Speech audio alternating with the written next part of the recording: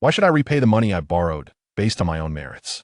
3 months prior, Li Haiyang borrowed 5,000 yuan from Qian Wenxing, claiming it was for his driving license, promising to repay within a month. However, 3 months have passed without a single repayment, and he has now fully embraced the role of a deadbeat. As Qian Wenxing seethed with rage, the repayment system was activated. Li Haiyang, when will you return the registration fee for the driving test?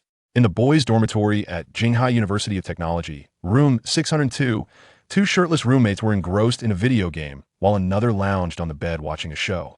Qian Wenxing glanced at his balance, then turned to the gamer, hesitating before finally speaking. I said I'd pay you back next month, didn't I? Damn, that idiot support. Li Haiyang dismissively replied, without even looking at Qian Wenxing, muttering, it's just 5,000 yuan, it's not like I'm refusing to pay you back.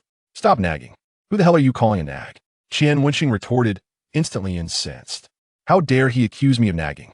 When he borrowed the money, he was all sweetness and light, practically begging for my help, fervently assuring me he would repay within a month.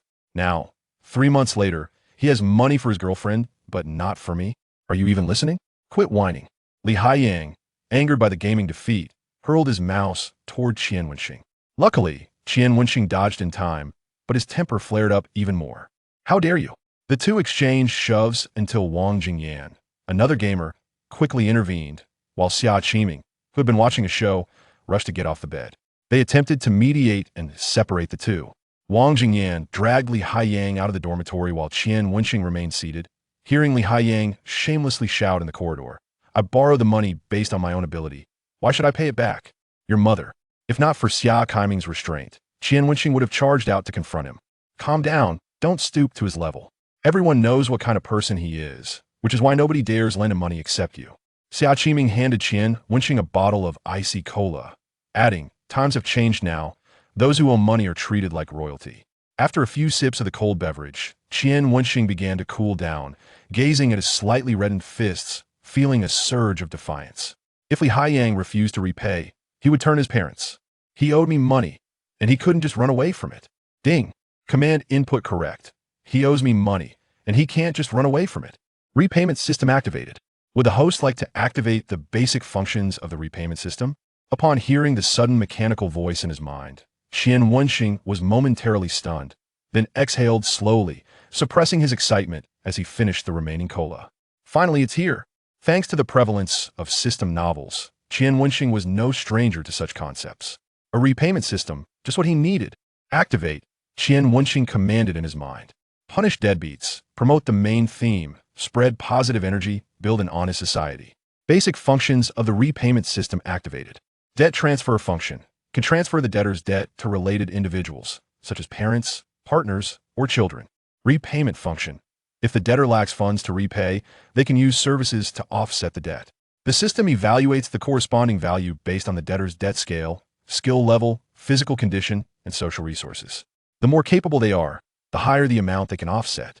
Service items, gaming companionship, dining, shopping, movie watching, game boosting, assignment writing, cleaning, massage, legal aid, medical assistance, dating, hand-holding, hugging, fighting on behalf of, taking the blame, and many more. Wait a moment. Qian Wenxing interrupted the system's introduction, contemplating, if I transfer the debt to someone else and they repay it, won't they report me? Rest assured, the targets of debt transfer are willing to assist the debtor, and our actions to punish deadbeats are aimed at promoting the main theme, spreading positive energy, and building an honest society. Qian Wenxing understood this meant that as long as he utilized the debt transfer function, the recipient would willingly help the debtor repay their debts. He instructed the system, proceed. Intimacy function.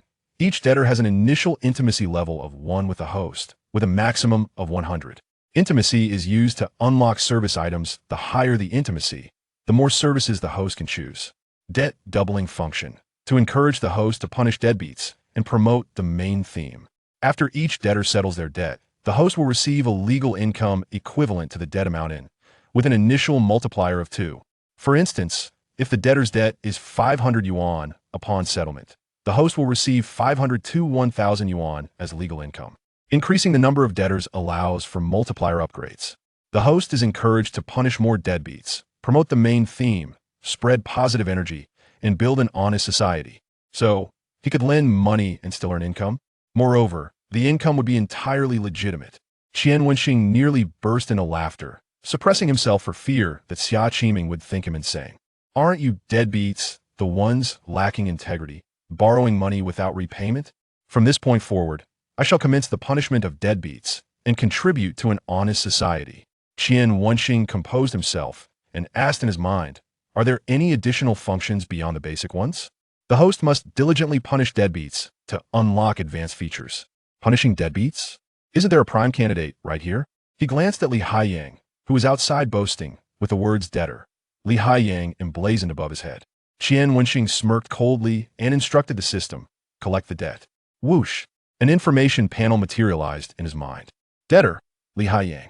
Debt amount, 5,580 yuan. Transferable debt targets, Li Mingxiang father, Huang Mei mother, Su Yeye girlfriend. Repayment projects, dining, gaming, movie watching, assignment writing, cleaning, laundry, taking the blame, massage, dating. Intimacy 1. Debt multiplier 2. Multiplier upgrade progress, 13 people. Upon seeing the last repayment project, Qian Wenxing decisively opted for debt transfer. As for the recipient, it would undoubtedly be Li Haiyang's girlfriend. Who in their right mind would want to go on a date with Li Haiyang's parents? Are you out of your mind? Though Li Haiyang may be a jerk, his girlfriend is stunning. She's the belle of the dance department, a striking beauty capable of turning heads wherever she goes. Countless male students at the university are infatuated with her. Had it not been for Li Haiyang being from the same hometown, he wouldn't have had the chance. Now, who knows who Su Ye's boyfriend might be? Moreover, Li Haiyang had complained that he hadn't even kissed her, let alone engage in any intimate activities. This situation is ripe for exploitation, extremely ripe. Su Ye, don't blame me, blame your poor choice in boyfriends. Qian Wenxing thought to himself before unhesitatingly transferring the debt to Su Ye. Debt transferred to Su Ye. Deter, Su Yue. Debt amount, 5,580.00 yuan debt repayment project. Meal, 50 yuan 1 intimacy, ghostwriting assignments. 80 yuan 2 intimacy unlock, gaming companion. 100 yuan 5 intimacy unlock, movie watching. 150 yuan 10 intimacy unlock, cleaning. 200 yuan 20 intimacy unlock, drawing curtains. 10,000 yuan 100 intimacy unlock. Intimacy level 1. Debt multiplier 2. Only a meal? Qian Wenxing nearly let out an expletive after eagerly anticipating. He found that aside from dining, all other options were grayed out. Isn't it merely intimacy? What could be so challenging? Qian Wenxing made a concerted effort to calm himself and address the system. I choose to have a meal. He needed to make the most of this dining experience, striving to elevate his intimacy level with Su Ye. If he could raise it to 100, he wouldn't mind donning a cap for that rascal Li Haiyang. Selection successful. Upon the system's declaration, Qian Wenxing suddenly realized that he had no means of contacting Su Ye. How could he invite her for a meal? What are you daydreaming about? Don't be upset, I'll treat you to dinner. Xia Qiming called out to him, mistakenly thinking Qian Wenxing was still angry. Ding! Qian Wenxing's phone chimed with a WeChat friend request notification, and he opened it to find Yu Mei Ren. Hi, Im Su Li Hangzuen. A surge of excitement coursed through Qian Wenxing, fearing he had made a mistake. He clicked on the profile picture, confirming it was indeed Su Ye's selfie. He quickly accepted the request. Su Ye, classmate Qian Wenxing, I apologize on behalf of Li Haiyang. I'm totally sorry. Are you free later? I would like to treat you to a meal and apologize in person. Qian Wenxing said to his roommate. A beautiful girl has invited me for dinner. You can go by yourself. He then replied to Su Ye on WeChat. Please send me the address. Hooray! He must perform well and strive to elevate the intimacy to a full 100. Su Yue, Yeti Kome. Chapter 2. Having dinner with the department beauty. Don't hold me back. Watch me beat the shit out of them. Wang Jingyan pulled Li Haiyang to the water room. But before even finishing a cigarette, Li Haiyang suddenly went crazy and roared back to the dormitory. Xia Qiming quickly stopped him at the door and persuaded, all right. We're all in the same dormitory. Don't make it too awkward. Just then, Xia Qiming saw Qian Wenxing changing clothes and about to go out. He was on high alert, fearing that the two would fight again. Before activating the system, Qian Wenxing would definitely have slapped Li Haiyang twice to teach him a lesson about who was the boss. But now, he regarded Li Haiyang like a leak, especially a green-haired leak who even sent his girlfriend out willingly. Qian Wenxing was not angry at all. Instead, he was happy. What are you looking at? Don't think you're great just because you have a little money. I'm telling you straight. Not a single cent of that 5,000 yuan will you get back. Li Haiyang spat on the ground disgustedly. He looked at Qian Wenxing arrogantly, as if to say, just see what you can do to me. How could anyone not be angry seeing a debtor being so arrogant? Wang Jingyan and Xia Qiming's fists itched. Qian Wenxing wasn't angry. He looked at Li Haiyang with the look of seeing a fool and said in the tone of a father talking to his son, Haiyang, if you're short of money in the future, you can borrow from me. As long as you're obedient, I'll lend it to you. After saying that, Qian Wenxing put his hands in his pockets, gave Li Haiyang a mysterious smile, and left gracefully. Li Haiyang was stunned. After a long time, he cursed. Is this guy stupid? Wang Jingyan murmured. Qiming, do you think Wenxing has been stimulated and gone crazy? Xia Qiming also felt that Qian Wenxing was acting strangely. It shouldn't be. He said that a beautiful woman had invited him to dinner. With his stingy look, could a beautiful woman take a fancy to him? If that woman was as beautiful as my Yaya, I'd eat the keyboard live. Li Haiyang scolded meanly. Near the front gate of Jinghai Institute of Technology, there was a university town with many restaurants. Many college students came here to eat, and it was also a holy land for lovers to date. As Qian Wenxing walked along, he saw many student couples hugging and kissing. Their sticky looks showed that they wouldn't be going back to the dormitory. Suddenly, Qian Wenxing saw a graceful figure standing in front of a barbecue restaurant. His eyes lit up. It was Su Yaya. Su Yaya was tall. Her tight-fitting camisole and hot pants perfectly showed off her devilish figure. Coupled with her stunning beauty, she easily outshone a group of internet celebrities. In just a short while, someone had already asked her for WeChat, but she refused. People around couldn't help being curious about who this beautiful woman was waiting for. Just then, they saw this beautiful woman showing a flattering smile and waving her hand towards the distance. One of the boys who witnessed this scene felt a heat in his nose, and 2 streams of hot liquid trickled down. Student Qian, choosing barbecue suddenly. Do you have any dietary taboos? Su Yaya asked with a flattering smile on her face, looking at Qian Wenxing carefully, fearing that he would be unhappy. With a perfect figure, a soft voice, and being a dance student, I have to quickly increase the intimacy. Under the gazes of those around him that seemed to stab him to death, Qian Wenxing smiled and said, no taboos. Then that's good. Let's sit here. Su Yaya's pretty face was filled with a warm smile as she led Qian Wenxing to a corner table in the barbecue restaurant. She put her hands behind her back and leaned forward slightly, asking Qian Wenxing's opinion playfully. Because of their height difference, Qian Wenxing happened to be able to see the scenery of Su Yaya. Qian Wenxing thought to himself with emotion. After sitting down, Su Yaya got Qian Wenxing a tissue and adjusted the condiments for him, treating him like a master. Student Qian, I didn't expect Haiyang to owe you so much money. I'm sorry. After Su Yaya finished, she quickly apologized, fearing that Qian Wenxing would be angry. This submissive look made Qian Wenxing, who had a strong sense of masculinity, extremely happy. Li Haiyang, aren't you refusing to pay back the money? Aren't you arrogant? If you saw the scene, could you still be so rampant? Order first. Ladies first. Qian Wenxing thought about taking revenge on Li Haiyang, but on the surface, he looked like a gentleman. He handed the menu to Su Yaya. Su Yaya was slightly stunned, then took the menu to order. The next moment, a mechanical voice of the system sounded in Qian Wenxing's mind. Ding. Intimacy with debtor Su Yaya 1. Qian Wenxing's eyes lit up. It was so easy to get 1 point of intimacy. He had an idea. He coughed lightly and said, I'm not in a hurry. You don't need to rush. Hearing this, Su Yaya showed a grateful expression on her face. Thank you, student Qian. Ding. Intimacy with debtor Su Yaya 1. As long as I act like a nice guy, I can increase the intimacy? TSK. It's a pity that I, a strong and upright man, actually have to act like an air conditioner for the sake of intimacy. However, it's worth it. Very worth it.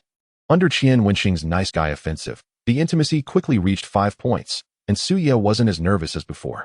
Seeing this, Qian Wenxing knew it was time to use the big move. Student Su, you just said that your living expenses are tight. Are you in trouble? If you have trouble, you can tell me. I still have some money here. Although not much, it should be enough to help you out in an emergency. When Qian Wenxing finished speaking, a system prompt sounded in his mind. Ding. Intimacy with debtor Su Yaya 5. Oh ho. The nice guy plan has worked. Now we can go to the movies together. Su Yaya's beautiful eyes turned slightly red, and her face was full of gratitude. Thank you. My money was borrowed by my best friend, and she hasn't returned it to me. I needed money urgently some time ago and had no choice but to borrow a loan online. Loan? Qian Wenxing was startled. He had a bold guess in his mind. Could it be that kind of loan? Su Yaya bit her lower lip gently, her pretty face turned pale, and tears welled up in her eyes, almost crying. She looked up at Qian Wenxing pleadingly. The debt collectors there are very excessive. Student Qian, I really don't know what to do. If you have a way to help me, I can. Qian Wenxing stared closely at Su Yaya's red lips, waiting expectantly for what she was going to say. I can promise you a request that doesn't violate my own will. Su Yaya's little face turned extremely red. She lowered her head and stammered for a long time before finishing the rest of the sentence. Doesn't violate my own will. Isn't this just an empty promise? Not getting the answer I wanted, Qian Wenxing was a bit disappointed, but he didn't show it. Instead, he nodded in agreement. After all, the benefits that came to him shouldn't be wasted. Anyway, with the system, as long as the intimacy is increased high enough, he wasn't afraid that she wouldn't comply. How much did you borrow? Qian Wenxing asked. He had to figure out the situation first. Su Yiya said in a low voice, 20,000. 20,000? Qian Wenxing was surprised. This wasn't a small amount. What did you use it for? Just for an emergency. Su Yiya's expression was unnatural. Seeing her like this, Qian Wenxing didn't bother asking further. I don't have that much money on hand right now, but don't worry. I can help you fill this hole. Qian Wenxing comforted her softly. What he had to do now was to give Su Yiya a sense of security. So during the following meal, Qian Wenxing was like a caring big brother, getting her meat and listening to her pour out her feelings. Sure enough, under Qian Wenxing's nice guy offensive, Su Yiya's intimacy increased by another 5 points. Just as the two were chatting happily, Su Yiya's phone rang. It was actually Li Haiyang calling. Su Yiya answered. Yiya, what are you doing? Do you want to go to the cafeteria for dinner? Li Haiyang's voice came from the phone. Qian Wenxing raised his eyebrows. Li Haiyang had been boasting in the dormitory every day about how much Su Yiya loved him and couldn't do without him. Unexpectedly, he was actually a licking dog. I'm having dinner with my roommate. You go by yourself. Su Yiya said. Oh ho, isn't this the typical I'm doing my hair? Qian Wenxing's sense of satisfaction was overwhelming. After Su Yiya hung up the phone, Qian Wenxing rolled his eyes and said to Su Yiya, Student Su, I see you don't have the money to pay me back for a while. How about this? You pay me back with your actions. For example, having this meal with me can offset 50 yuan. If you wish, you can repay the more than 5,000 yuan in this way. Of course, all the actions I propose will not go against your will. You can accept or reject them. At the same time, he added in his heart, the actions I propose are all unlocked, and you will definitely not refuse. Su Yiya stared blankly at him. Her beautiful eyes were slightly red, and tears seemed to fall. This frightened Qian Wenxing. He felt a little flustered in his heart. He thought that Su Yiya regarded him as a pervert.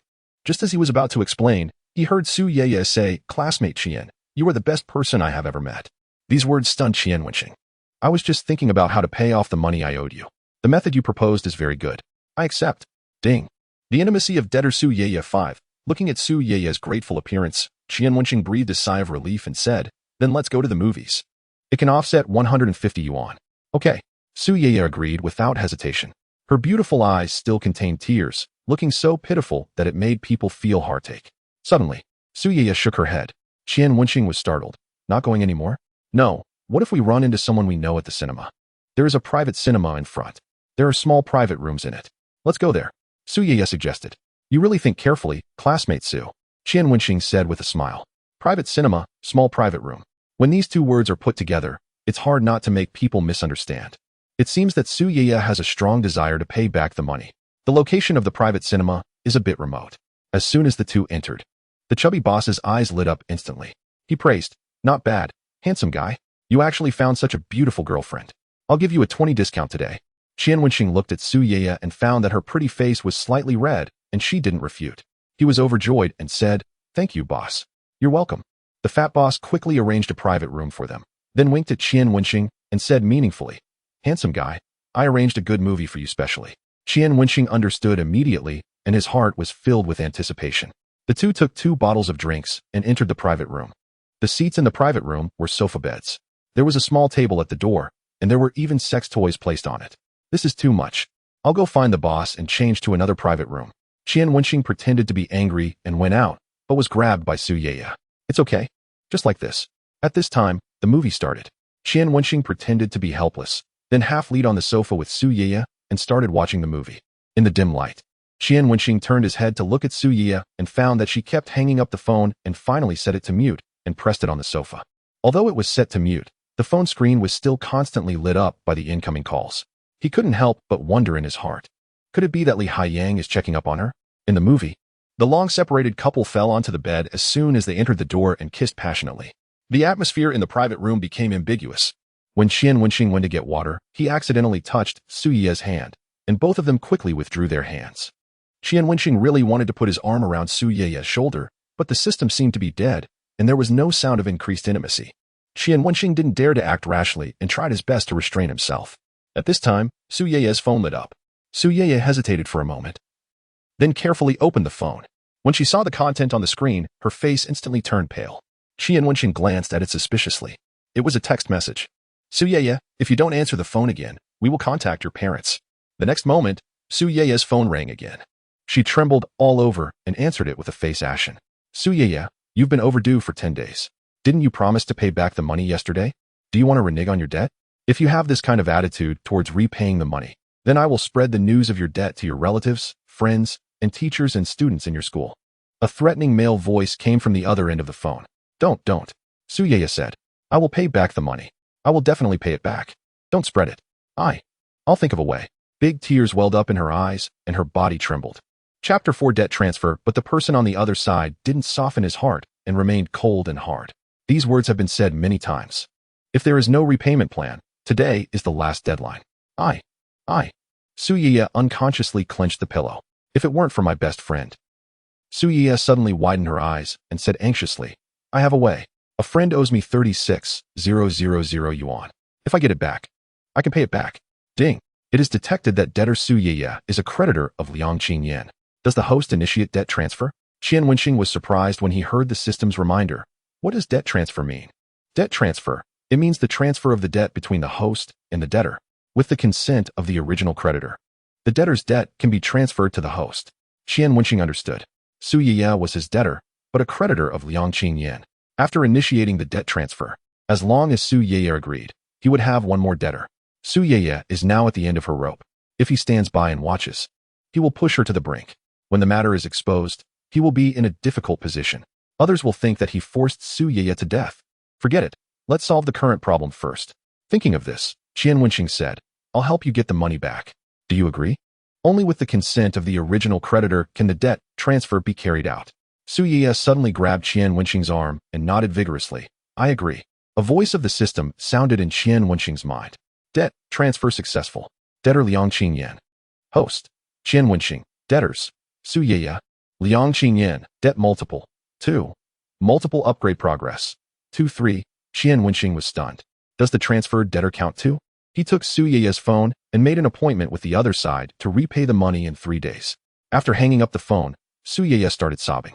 Qian Wenxing was about to speak when Su Yeye hugged him, buried her face in his arms, and cried even harder. The next second, ding. The intimacy of debtor Su Yeye 10. It's okay. Don't be afraid. I'm here. Qian Wenxing comforted her softly and patted her on the back. This waist can be held with one hand. Classmate Qian, your hand. Su Yeye's voice sounded in his ear. She stopped crying and her little face was flushed. Tell me about your best friend's situation. Qian Wenxing coughed lightly and changed the topic. Su Yeye didn't mind and started talking about her best friend. My best friend is called Liang Qingyan. I know. How do you know? Su Yeye asked suspiciously. Qian Wenxing had let it slip. He couldn't very well say that the system told him. He coughed dryly and said, What you said just now. It's not important. Go on. Xiaoyan said her mother was sick, so I lent her all my savings of 36,000 yuan. Later, I called her mother to find out the condition. That's when I found out that her mother wasn't sick. I confronted Xiaoyan, and she said she used the money to buy a bag and had no money to pay me back. Some time ago, I had appendicitis and was short of money. A classmate introduced me to Brother Long. I borrowed 20,000 yuan from Brother Long. Now with the interest, I have to pay back 30,000 yuan in total. Classmate Qian, as long as you can help me get the money back and after paying back Brother Long, the remaining 6,000 yuan will be yours. Su Yeye looked at Qian Wenxing very sincerely and said, After it's done, I can you a request. Qian Wenxing snorted and asked, Not going against my will kind? A trace of shyness flashed in Su Yeye's eyes. She bit her lower lip gently and said in a voice as soft as a mosquito, It can be a little more excessive. Ding. The intimacy of debtor Su Yeye 1. The intimacy of debtor Su Yeye 1. The intimacy of debtor Su Yeye 1. A dozen sounds rang out in a row. Qian Wenxing looked and saw that the intimacy had reached 40 points. He instantly became excited. Chapter 5 Unlocked new service. Although he was very curious about what Su Yeye could do, since the debt of Liang Qingyan hadn't been recovered, he couldn't very well ask. Student Qian, shall we continue watching the movie? We've already paid. Su Yeye seemed to be in a much better mood. Qian Wenxing naturally wouldn't refuse. The two reclined on the sofa again, and what had just happened was quickly forgotten. He didn't worry about the debt collection. With the system, he had plenty of ways. This was an art film. Although there were no revealing scenes, the overall atmosphere was rather ambiguous. Qian Wenxing glanced at Su Yeye and happened to meet her gaze. Su Ye's face instantly flushed red, and she quickly turned her head away. How could he miss such a great opportunity? Qian Wenxing boldly reached out his hand towards Su Ye's slender waist. If the 40 points of intimacy didn't even allow this, Qian Wenxing would have cursed. Just as Qian Wenxing's hand touched Su Ye, he heard the system's notification sound. Ding! Intimacy with debtor Su Ye too. Qian Wenxing was overjoyed. Not only did Su Ye not get angry, but the intimacy had increased. Qian Wenxing suppressed his excitement with difficulty and tentatively applied a bit more force. The smooth and slippery feeling made him couldn't help but shout. So refreshing. Ding! Intimacy with debtor Su Ye 3. Excellent. Although he had no feelings for Su Ye, which man would reject such a beautiful woman? Moreover, interacting with Su Ye was the fastest way to make money. He didn't love Su Ye, but he loved money. Qian Wenxing put his arm around Su Ye in a victorious and, seeing that the intimacy had reached 45 points, impatiently said to the system in his mind, "Are there any unlockable items?" Newly unlocked items. Homework. 8000 yuan. Unlocked with 2 intimacy points. Gaming accompaniment. 100. 00 yuan. Unlocked with 5 intimacy points. Movie watching. 150. 00 yuan. Unlocked with 10 intimacy points. Cleaning. 200. 00 yuan. Unlocked with 20 intimacy points. Hug. 250. 00 yuan. Unlocked with 30 intimacy points. Massage. 300. 00 yuan. Unlocked with 35 intimacy points. Date. 350. 00 yuan. Unlocked with 40 intimacy points. Massage? Is it what I'm imagining? Qian Wenxing said to Su Ye. Classmate Su, I've been having a sore back lately. Can you give me a massage? This is worth 300. He just wanted to test if the system's functions worked. It definitely wasn't, because he wanted to have an intimate contact with Su Ye. Su Ye's eyes lit up, and she immediately agreed. Okay, then you have to lie prone. I've learned massage before. It's more convenient for me to massage you when you're lying prone. Qian Wenxing happily lowered the sofa bed and then lay down. Su Ye suddenly realized that she had agreed too hastily. She was wearing hot pants and a cropped camisole. As long as she bent down, she would definitely expose herself. But since she had offered it herself, it would be hard to take it back now. She could only bite the bullet. Qian Wenxing enjoyed Su Ye's massage while admiring her beautiful feet, thinking that the 5,000 yuan he had lent was really worth it. Su Ye's massage technique was really good.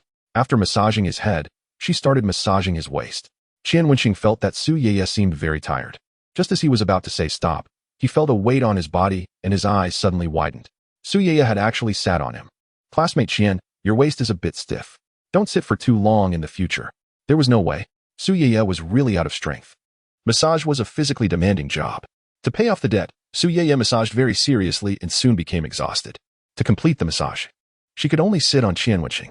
This was a normal massage position and could save the masseur a lot of energy. But after all, they were classmates. And such contact made her feel extremely embarrassed. She could only change the topic. There's a place on me that's even stiffer than my waist. Qian Wenxing thought in his heart. In the awkward atmosphere, Su Ye quickly finished massaging his waist. Qian Wenxing flipped over. Just as he let out a sigh of relief, he saw Su Ye's face full of shock. Dong dong dong. Just then, the voice of the boss came from outside. Handsome guy, time's up. Qian Wenxing quickly turned around to adjust his breathing and said, coming. On the side, Su Ye's pretty face had already turned as red as a tomato. The two left the cinema and found that it was already getting dark. Qian Wenxing looked at the time. It was already 7 o'clock. He remembered that it was only 4 o'clock in the afternoon when they came out. How time flew. Sure enough, happy times are always short. Qian Wenxing didn't forget the important matter. It's getting late. Go back and contact your best friend. At 8 o'clock tonight, we'll meet on the playground. Su Ye nodded. Okay. Ding. Intimacy with debtor Su Ye too. During the massage just now, the intimacy increased notification sound kept ringing.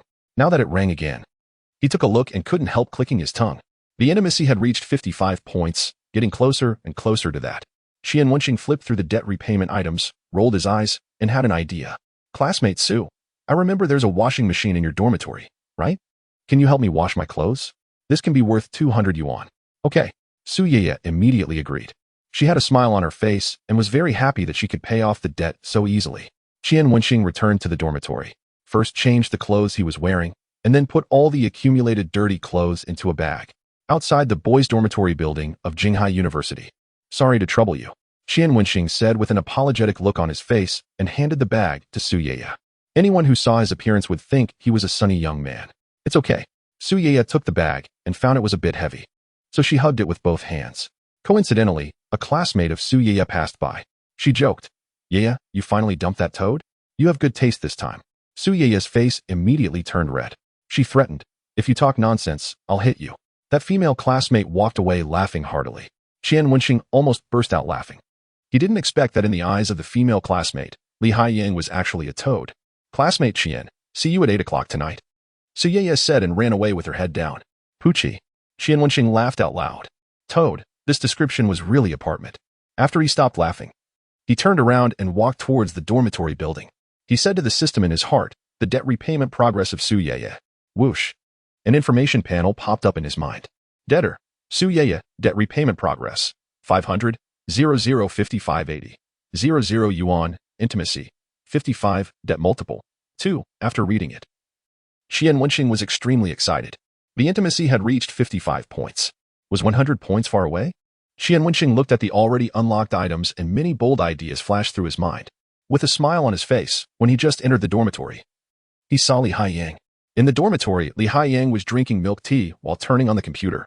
When he turned his head and saw Qian Wenxing come back, he rolled his eyes and loudly mocked. Yo? Still alive? You didn't even go to jump off a building. Hurry up and jump. I'm waiting to get recommended for postgraduate studies. Chapter 6. Can intimacy still decrease? Just 5,000 yuan.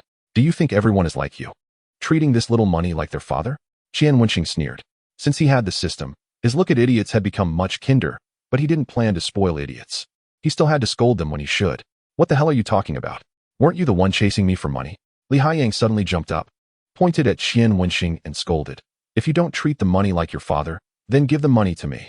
Qian Wenxing looked at Li Haiyang strangely. You not only treat the 5,000 yuan like your father, but also treat me like your father? Now you're asking me for money so confidently? I fuck your mother. Li Haiyang threw the mouse on the table and was about to start a fight. But then he suddenly remembered Wang Jingyan's warning. Fighting in the dormitory would be recorded in the file, so he held back the urge to fight. He rolled his eyes. Didn't you say a beautiful woman invited you to dinner? Why did you come back so soon? Could it be so ugly that you couldn't even look at it? This was something you brought up yourself. Qian Wenxing thought to himself with emotion, and then said with a smile. Li Haiyang was stunned for a moment, and then let out an earth-shattering laugh. Qian Wenxing, I don't know whether to praise you or pity you. Among all the students in the school, there are only a handful who can rival the beauty of my Yaya. Those few are notoriously aloof. Which one do you think you can get with? Qian Wenxing smiled shyly, and said, You'll find out then. But in his heart, he thought, Of course, it's your Yaya. Li Haiyang simply regarded him as boasting, and the sneer on his face grew even stronger. Haiyang, I see that your food and clothing are no different from before. What did you do with the money you borrowed? Qian Wenxing deliberately pricked at Li Haiyang's heart. Li Haiyang's face twitched. He couldn't say that he had spent all the money on Su Yaya, or else it would mean admitting that he was a licking dog. Of course, it was used for important things. You wouldn't understand even if I told you. Qian Wenxing scoffed in his heart. It was all used for what I'm going to do. Old Qian, do you still have any spare money? Li Haiyang asked tentatively. He was afraid that Qian Wenxing would mock him because he hadn't paid back the money he borrowed before. Borrow money? Qian Wenxing looked at Li Haiyang's eyes, and a fatherly kindness appeared on his face again. He said calmly, Isn't it my turn to clean the dorm this week? There's no reason to lend money out for nothing. Even if Su Yaya helped him pay off the debt, Li Haiyang still had to be a well-behaved cuckold. Li Haiyang immediately said, No, it's my turn. Seeing his obedient appearance, Qian Wenxing smiled even more kindly and said, I'll talk about it when I have money in a couple of days. A peerless beauty like Su Yaya definitely couldn't be comforted only once. Huh? Didn't I say I definitely wouldn't pay back the money before? How dare he still borrow from me? Li Haiyang's eyes lit up. He was sure that the girl Qian Wenxing met today was too ugly. So he wanted to curry favor with him and let him introduce beautiful women through Su Yaya's connections. Li Haiyang immediately became inflated and regarded Qian Wenxing as a big fool in his heart. In the dormitory, Qian Wenxing and Li Haiyang had their own ulterior motives and didn't continue to quarrel. Li Haiyang even hypocritically invited Qian Wenxing to play games together, but was refused by Qian Wenxing. On the one hand, because Li Haiyang was a lousy player, and on the other hand, he had important things to do at 8 o'clock and didn't want to waste time on this person.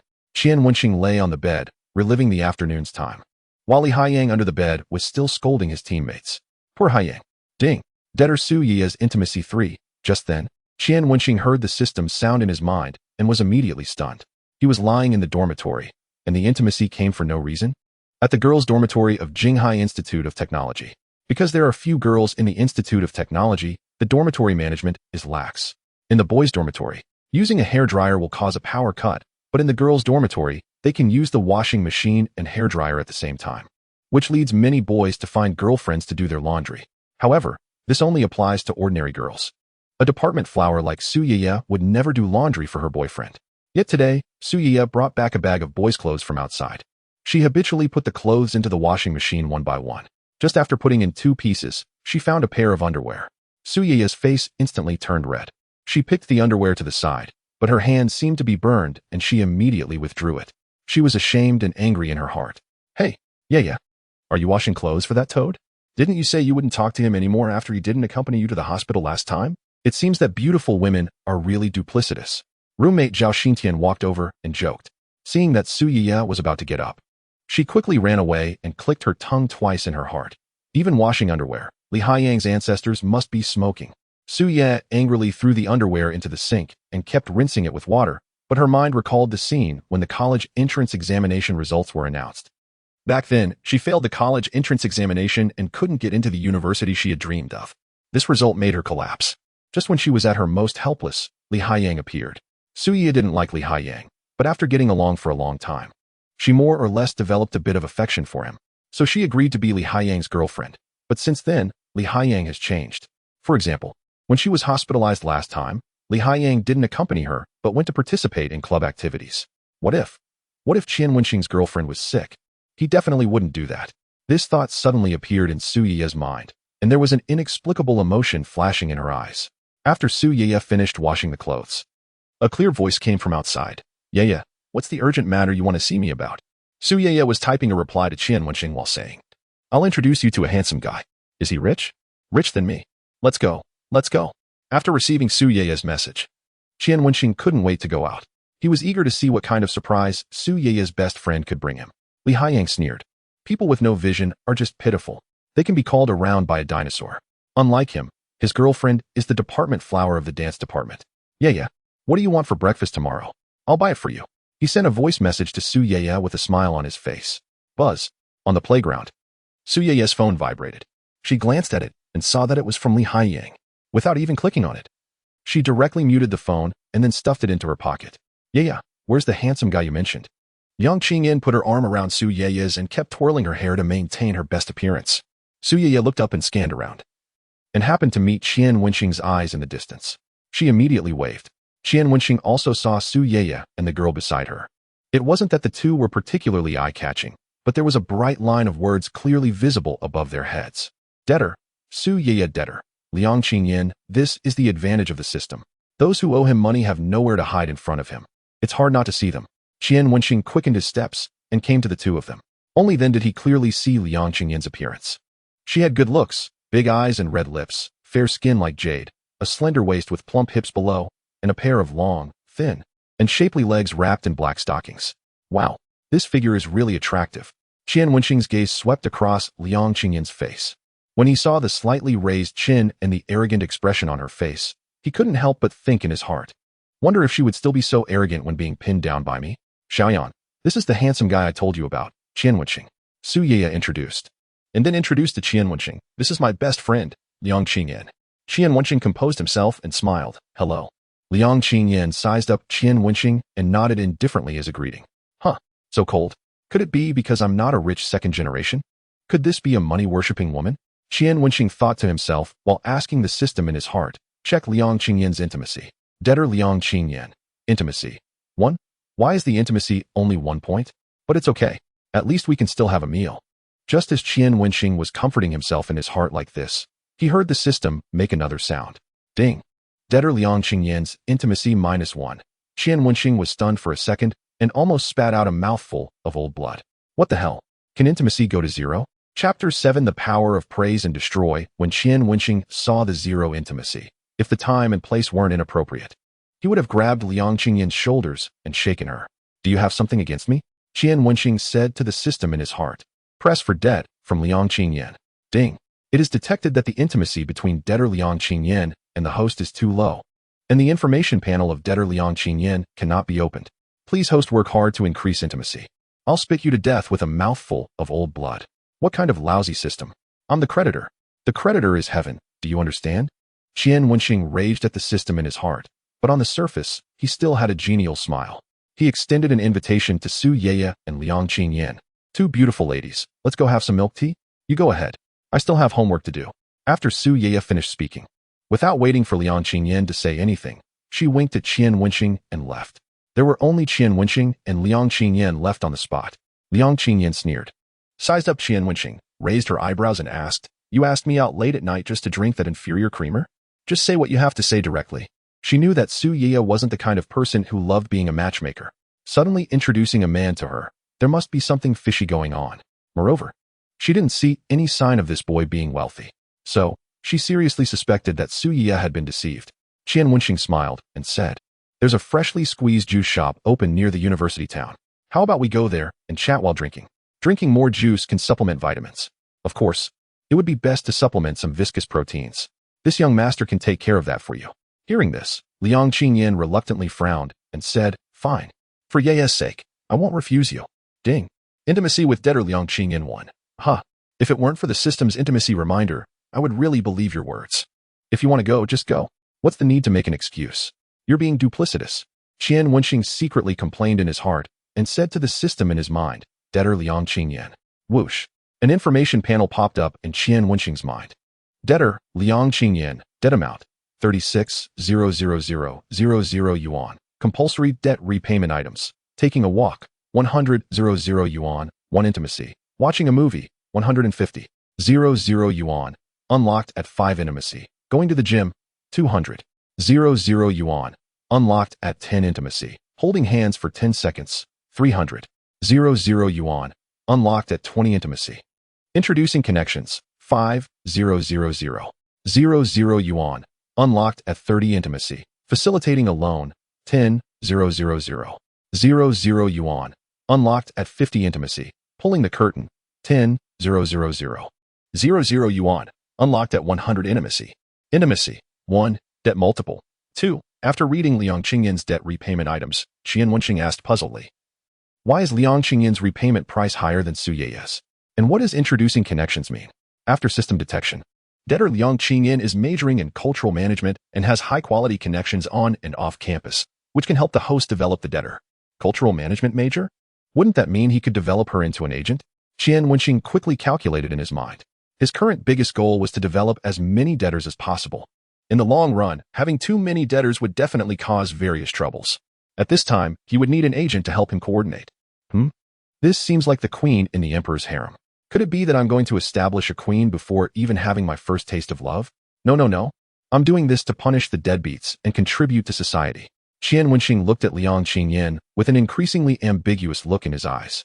When he was in his freshman year, his parents gave him 4 years' worth of living expenses all at once, a full 100,000 yuan. But Qian Wenxing was like a dog that couldn't keep a bone in its kennel. After just 2 years, only 20,000 yuan was left of the 100,000. He had to make money quickly now, otherwise he'd be eating next year. Qian Wenxing's eyes fell on the item of holding hands for 10 seconds and he asked puzzledly, "Why is there a time limit for holding hands? Does that mean there will also be a time limit for pulling the curtain in the future? Will you just yank it out when the time is up?" System, although you're not human, you can't be a dog either. Please don't question the system, host. Hiki. I'll subdue you with money sooner or later, Qian Wenxing said in his heart. I can hear you, Qian Wenxing. As long as he wasn't embarrassed. It would be the others, the system that was embarrassed. Qian Wenxing and Liang Qingyan arrived at the juice shop. When ordering, Qian Wenxing pointed at the most expensive one on the menu and said, "Let's have this, 2 cups. To be honest, when Qian Wenxing saw that 1 cup cost 38 yuan, he couldn't understand. Wouldn't it be better to just buy the fruit directly and eat it for 38 yuan? Just then, ding. Intimacy with debtor Liang Qingyan won him? Qian Wenxing was delighted. He didn't expect it to be so easy to increase intimacy. Qian Wenxing perked up, took a sip of the 38 yuan juice, and sighed in his heart, "Delicious, delicious, so delicious." He glanced at Liang Qingyan and noticed that although she still looked as arrogant as ever, the look in her eyes when looking at him was no longer one of contempt, but rather one of curiosity. "So, what do you want from me tonight?" Liang Qingyan twirled her hair and asked arrogantly. Qian Wenxing feigned anger and said righteously, "Liang Qingyan, you're also a decent person. To borrow money to buy a bag, you actually lied and said it was for your mother's illness. Others are sick and have no money and are forced to borrow high-interest loans. You're really a great friend." Liang Qingyan's expression froze. Her face instantly turned red, and she forced herself to remain calm and said, "I didn't. You're talking nonsense." What did Yaya tell you? Yo, still pretending? Qian Wenxing snorted. You're still the goddess of the Cultural Management College? If I expose this, let's see if those people who worship you will still consider you a goddess. After hearing these words, a panicked look finally appeared on Liang Qingyan's face. Her previous arrogance completely collapsed at this moment. She hurriedly said, Please, don't say it out. I didn't mean not to pay back the money. I don't have that much money on me. You can rest assured that I'll pay her back as soon as I have money. I don't mean to threaten you. I'm just stating a fact. I hope you can understand. Qian Wenxing secretly felt delighted, enjoying Liang Qingyan's panicked expression, and frowned on the surface. The creditor of Yaya can't wait that long.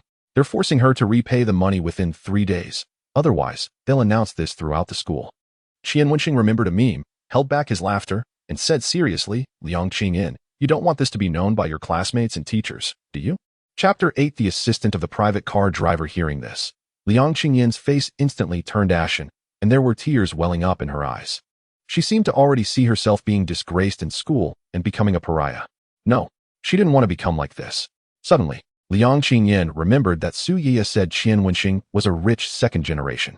She grabbed Qian Wenxing's arm like she'd grasped a lifeline and hurriedly said, Qian Wenxing, I heard from Yaya that you're a rich second generation. Can you lend me some? I'll pay you back as soon as my living expenses arrive. Seeing that she'd taken the bait, Qian Wenxing countered, Wait for your living expenses? 36,000 yuan. How long do I have to wait? I. Liang Qingyan bit her lower lip tightly. In desperation, a thought popped into her mind. Maybe she could use her body, but she didn't dare say it out. She was afraid that if she did, there would be no turning back. Seeing that the atmosphere was about right, Qian Wenxing gave a gentle push and said, It's not impossible for me to help you pay back the money, but... Liang Qingyan's eyes lit up, and she looked at Qian Wenxing hopefully. But what? Qian Wenxing frowned and said, Since you have no money, then use actions to offset the debt. For example, having a meal with me would count as paying back 100 yuan. Depending on the difficulty, the amount offsetting the debt will be different. If you agree, just nod. If you don't, then leave. Although he didn't say it explicitly, Liang Qingyan could guess that among those debt repayment actions, there must be. But she wasn't angry. She could understand that every boy would have such thoughts when seeing her. Debt repayment is a matter of course. It was all her own fault for being vain and materialistic before. Now that she owed so much money, she had no other choice. If there were other ways, she would never have agreed to this. If she could pay off the debt according to what Qian Wenxing said, then she could only agree to him. This was all forced on her by Qian Wenxing. She definitely didn't propose it herself. She wasn't that kind of shameless woman. As long as I pay with actions, I don't have to give money. Qian Wenxing nodded. Fine, I agree. A look of humiliation flashed across Liang Qingyan's face. Qian Wenxing sneered in his heart. Clearly, she was willing in her heart, but still had to act like a chaste and martyr-like woman. Just wait. Tonight, this young master will expose your true nature. Only. Qian Wenxing looked at the 2 points of intimacy with a very troubled expression. All he could do was take a walk. I've already transferred the money to Su Yaya. Let's go out for a walk. This can offset 100 yuan. Qian Wenxing planned to take it step by step. Although he was very anxious, he couldn't show it in front of Liang Qingyan. She is much more alert than that silly girl Su Yaya. If she takes a step too far, the intimacy will surely drop. Upon hearing that it was just a walk, Liang Qingyan heaved a sigh of relief and nodded without hesitation. She even felt a bit grateful for Qian Wenxing's suggestion, because she had just been prepared to get straight to the point. But unexpectedly, Qian Wenxing just asked her to accompany him for a walk. Ding. Intimacy of debtor Liang Qingyan 1. Qian Wenxing gave her a puzzled look, not quite understanding the woman's train of thought. There is a small park near the university town. The two walked side by side in the park. The cool evening breeze relaxed Liang Qingyan's previously tense nerves a little. She started a conversation. Did you just get to know Yaya? Why haven't I heard her mention you? Qian Wenxing responded and said, We are good friends. Good friends? Liang Qingyan tentatively probed. You can't be in love with Yaya, right? Trying to pursue her through me? She really couldn't figure out why Qian Wenxing would collect debts for Su Yaya. Well, although I do like beautiful women, I like money more. Qian Wenxing thought for a while and replied ambiguously with a smile. I like girls with opinions. Liang Qingyan's heart tightened. Could the person he liked be her? She considered herself to be a person with opinions. Thinking about Qian Wenxing's actions tonight, she felt that she had grasped something. Qian Wenxing wanted to create an intersection with her by lending her money and get closer. Ding. Intimacy of debtor Liang Qingyan 2. Qian Wenxing laughed in his heart. He knew that Liang Qingyan must be imagining that he liked her. It doesn't matter. Just let her misunderstand. Qian Wenxing, what does your family do? Do they support you in doing this? Liang Qingyan asked. She wanted to know if Qian Wenxing was a rich second generation and if it was worth her spending energy on him. Although Qian Wenxing spent 36,000 yuan to pursue her, what if he took a loan? After all, which rich second generation would be dressed in cheap clothes? Liang Qingyan's little thoughts couldn't be hidden from Qian Wenxing at all. He smiled faintly and said, "My family does some small business. My parents are busy with their own things and have no time to care about me. In fact, his family just runs a small grocery store. It's almost the Mid-Autumn Festival in August. Every year at this time, his parents are so busy that they don't even have time to eat." Hearing this, Liang Qingyan's eyes flickered slightly. His parents are both busy with their careers. It seems that most rich second generations grow up in this kind of environment. However, there is no way to verify this. Suddenly, Liang Qingyan had an idea. She suggested, "Student Qian, do you have anything else to do tonight? How about we go to the bar to have some fun?" Go to the bar? Qian Wenxing immediately looked for going to the bar in the project. He was instantly disappointed. He found it, but it requires 20 points of intimacy to unlock. That is to say, they're going to the bar tonight couldn't be used to pay off the debt. Okay. Qian Wenxing quickly adjusted his state and agreed.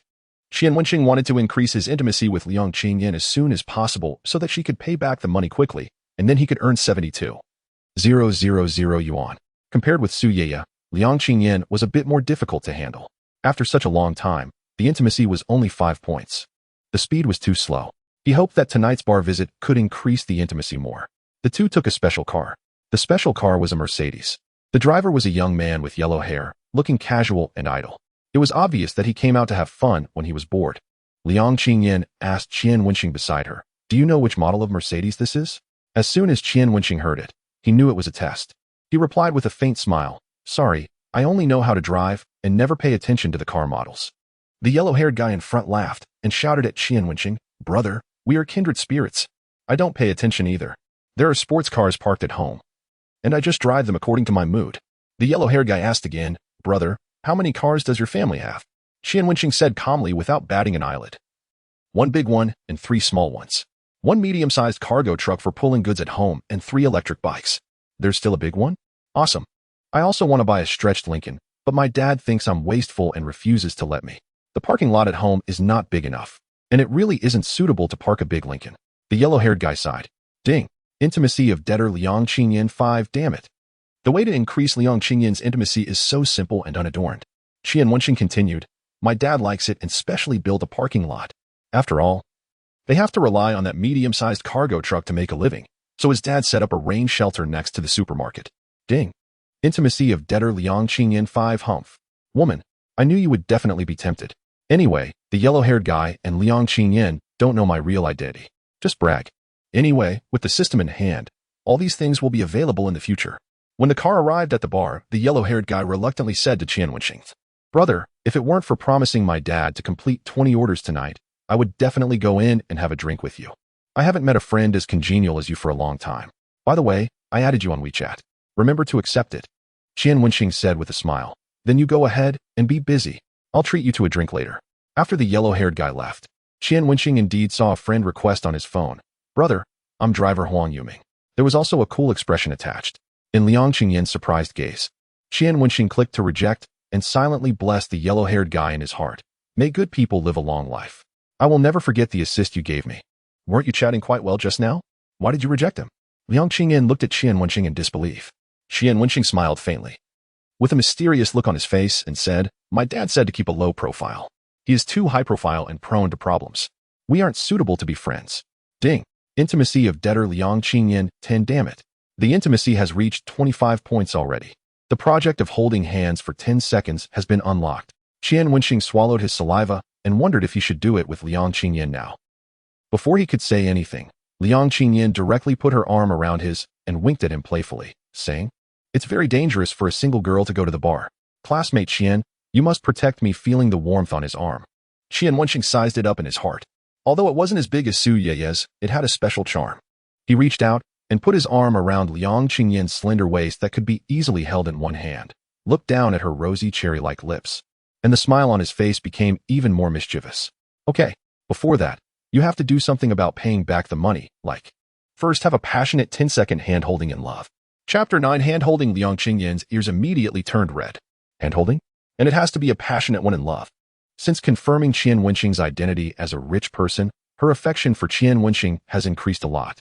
There have been rich second generations chasing her before, but without exception, those people only liked her appearance, which made Qian Wenxing seem particularly special.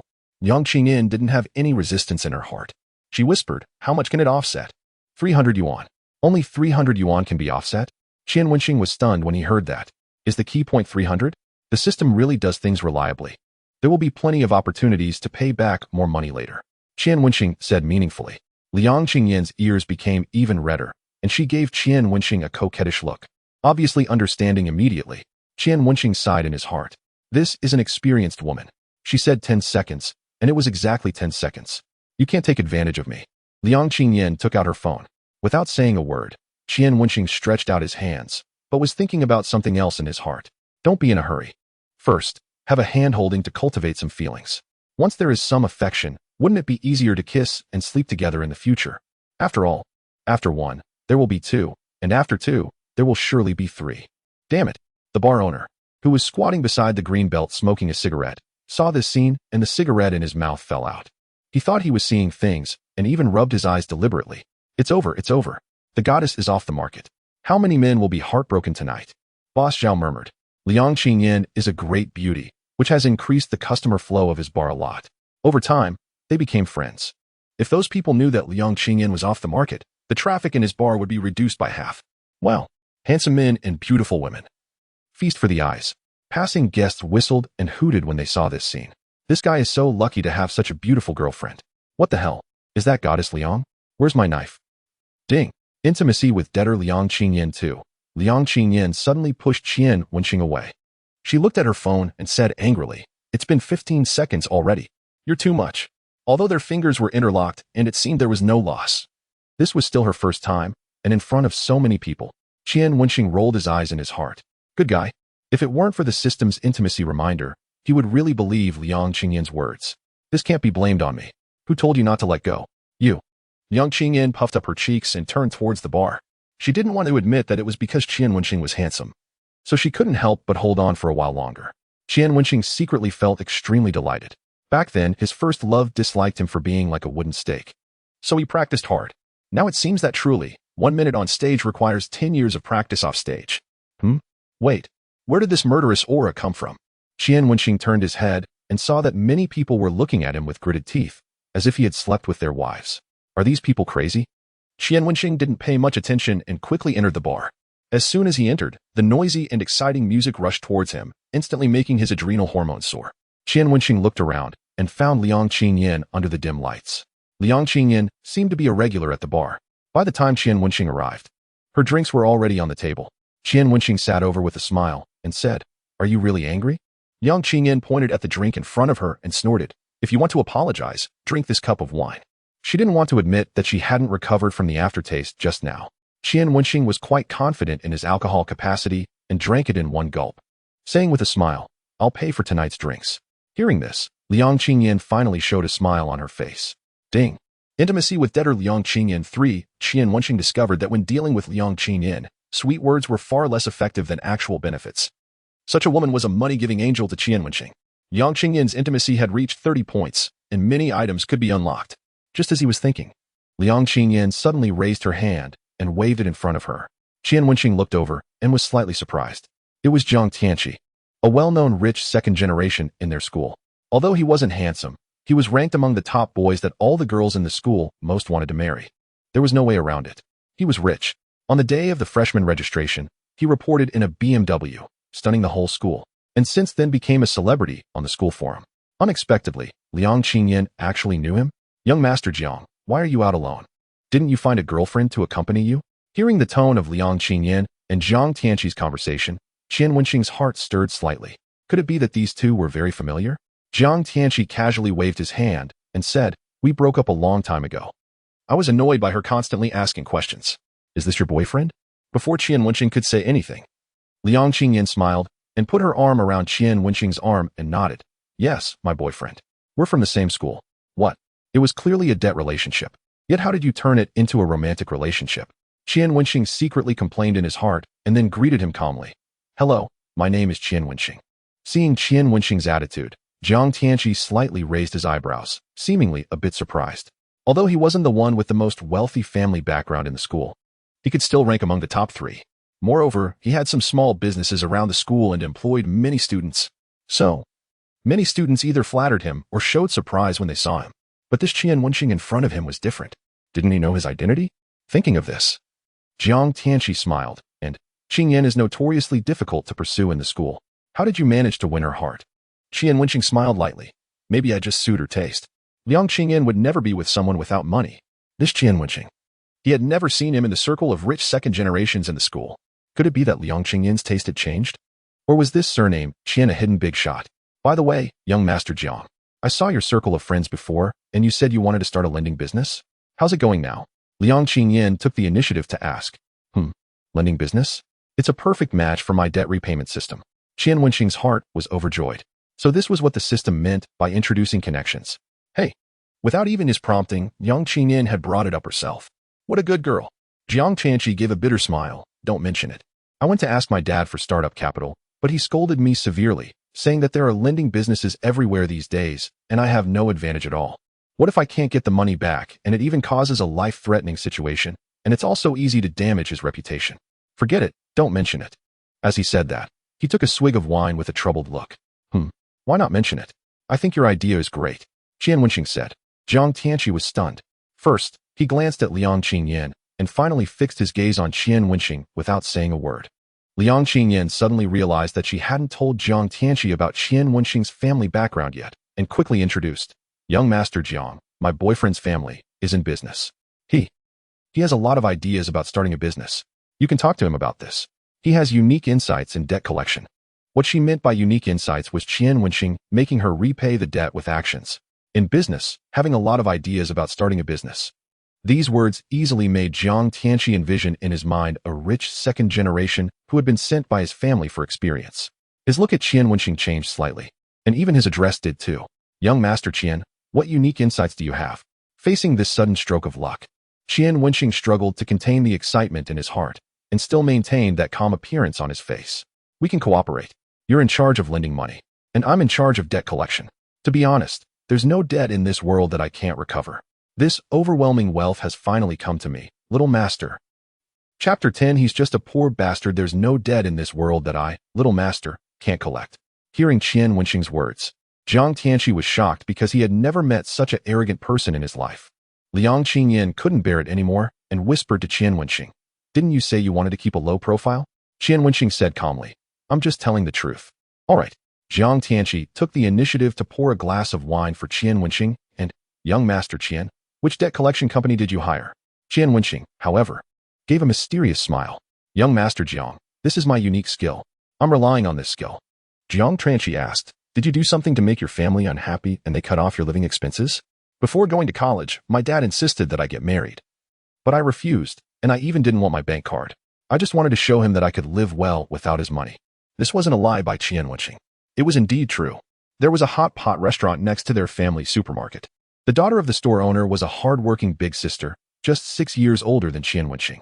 Dad envied the business of the hot pot restaurant and always wanted Qian Wenxing to marry into the family, but Qian Wenxing flatly refused, angering Dad so much that he threatened to cut off relations with him.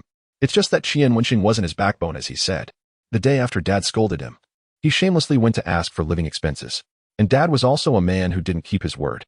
He said he would cut off relations one moment, and then gave him 4 years' worth of living expenses the next, and even asked him if it was enough. These words sounded different in the ears of the real rich, second-generation Jiang Tianqi. He slapped his thigh hard, as if he had found a bosom friend. He clinked glasses with Qian Wenxing and drained it in one gulp. Qian, we really share the same bitter fate. I also ran away from a forced marriage. It made my dad cut my monthly living expenses from 200,000 to 100,000. Do these old guys think the Qing dynasty isn't over? Why do they keep thinking about arranged marriages? They're really out of their minds. Qian Wenxing thought expressionlessly. I think you're the one out of your mind. I only had 100,000 for 4 years of living expenses, and you get 100,000 a month? And you're not satisfied? If my dad gave me 200,000 a month for living expenses, I'd marry whoever he told me to. Damn it, comparing people really makes one angry. But soon he calmed his mindset. Now with the debt repayment system in hand, as long as he wanted to, becoming a magnate would be an easy task. Why be a rich second generation without freedom? He wanted to be a rich first generation who created the future. Qian Wenxing lifted his wine glass towards Jiang Tianqi and said calmly, I'll surpass them sooner or later. The debt repayment system was his greatest confidence. Ding. Intimacy with debtor Liang Qingyan 5. After hearing this prompt from the system, Qian Wenxing subconsciously turned to look at Liang Qingyan, only to see the latter looking at him with an admiring expression. Qian Wenxing immediately understood in his heart.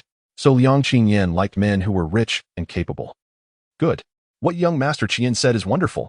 Jiang Tianqi waved boldly at the bartender in the distance. Bring a set of black a dragon set. As soon as these words were spoken, half of the people in the bar were shocked, and all looked over here. The other half weren't shocked because the music was too loud for them to hear. Qian Wenxing was also shocked. A set of black a dragon set cost at least 88,000.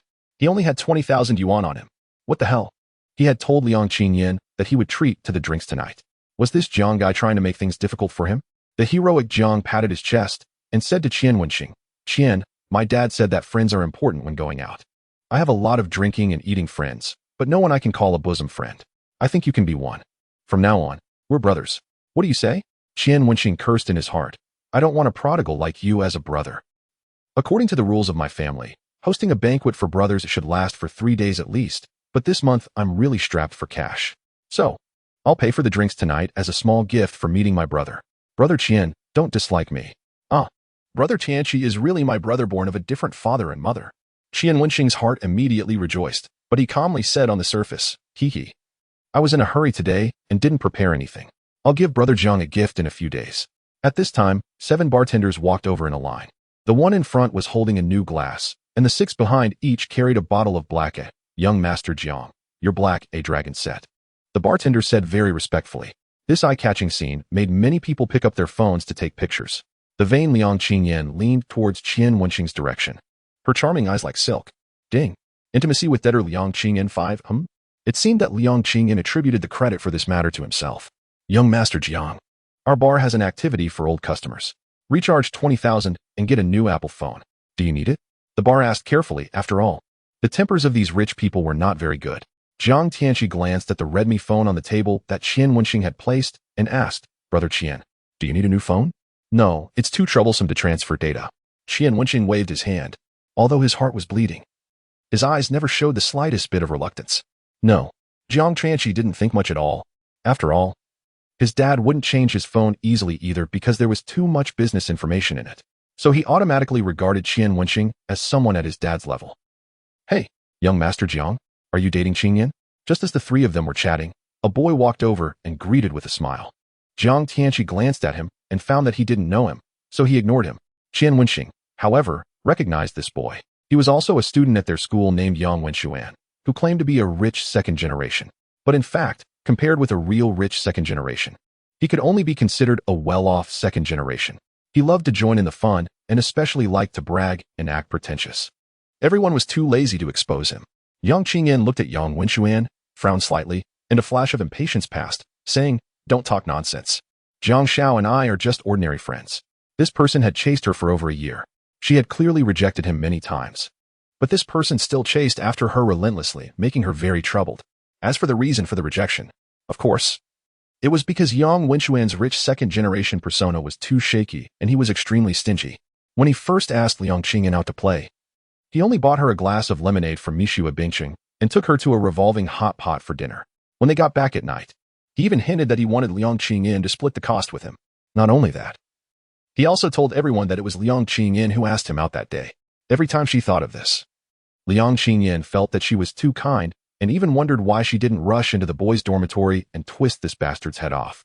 Hearing that Jiang Tianqi and Liang Qingyan were not in a romantic relationship, Yang Wenshuan heaved a sigh of relief.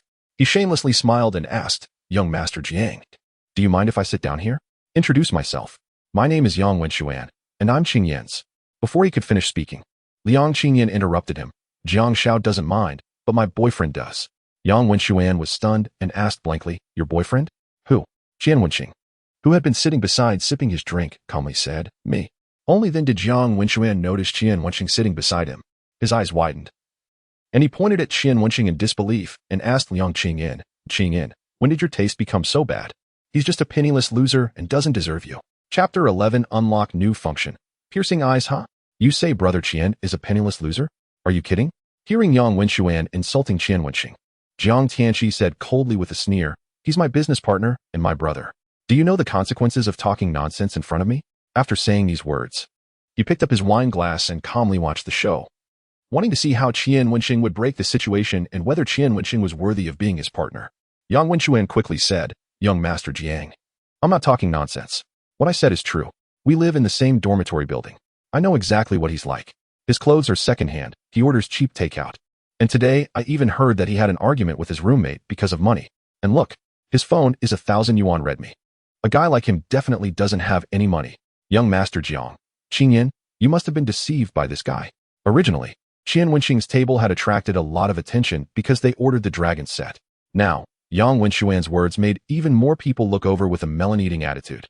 Of course, among them, some people wanted to see Yang Wenxuan strip Qian Wenxing bare and make Qian Wenxing look embarrassing, because the hatred of stealing one's wife was irreconcilable.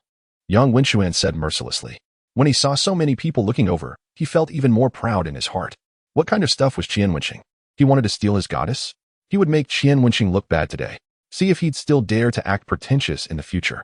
Yang Wenxuan smugly imagined Qian Wenxing running away in a hurry after being exposed and almost laughed out loud.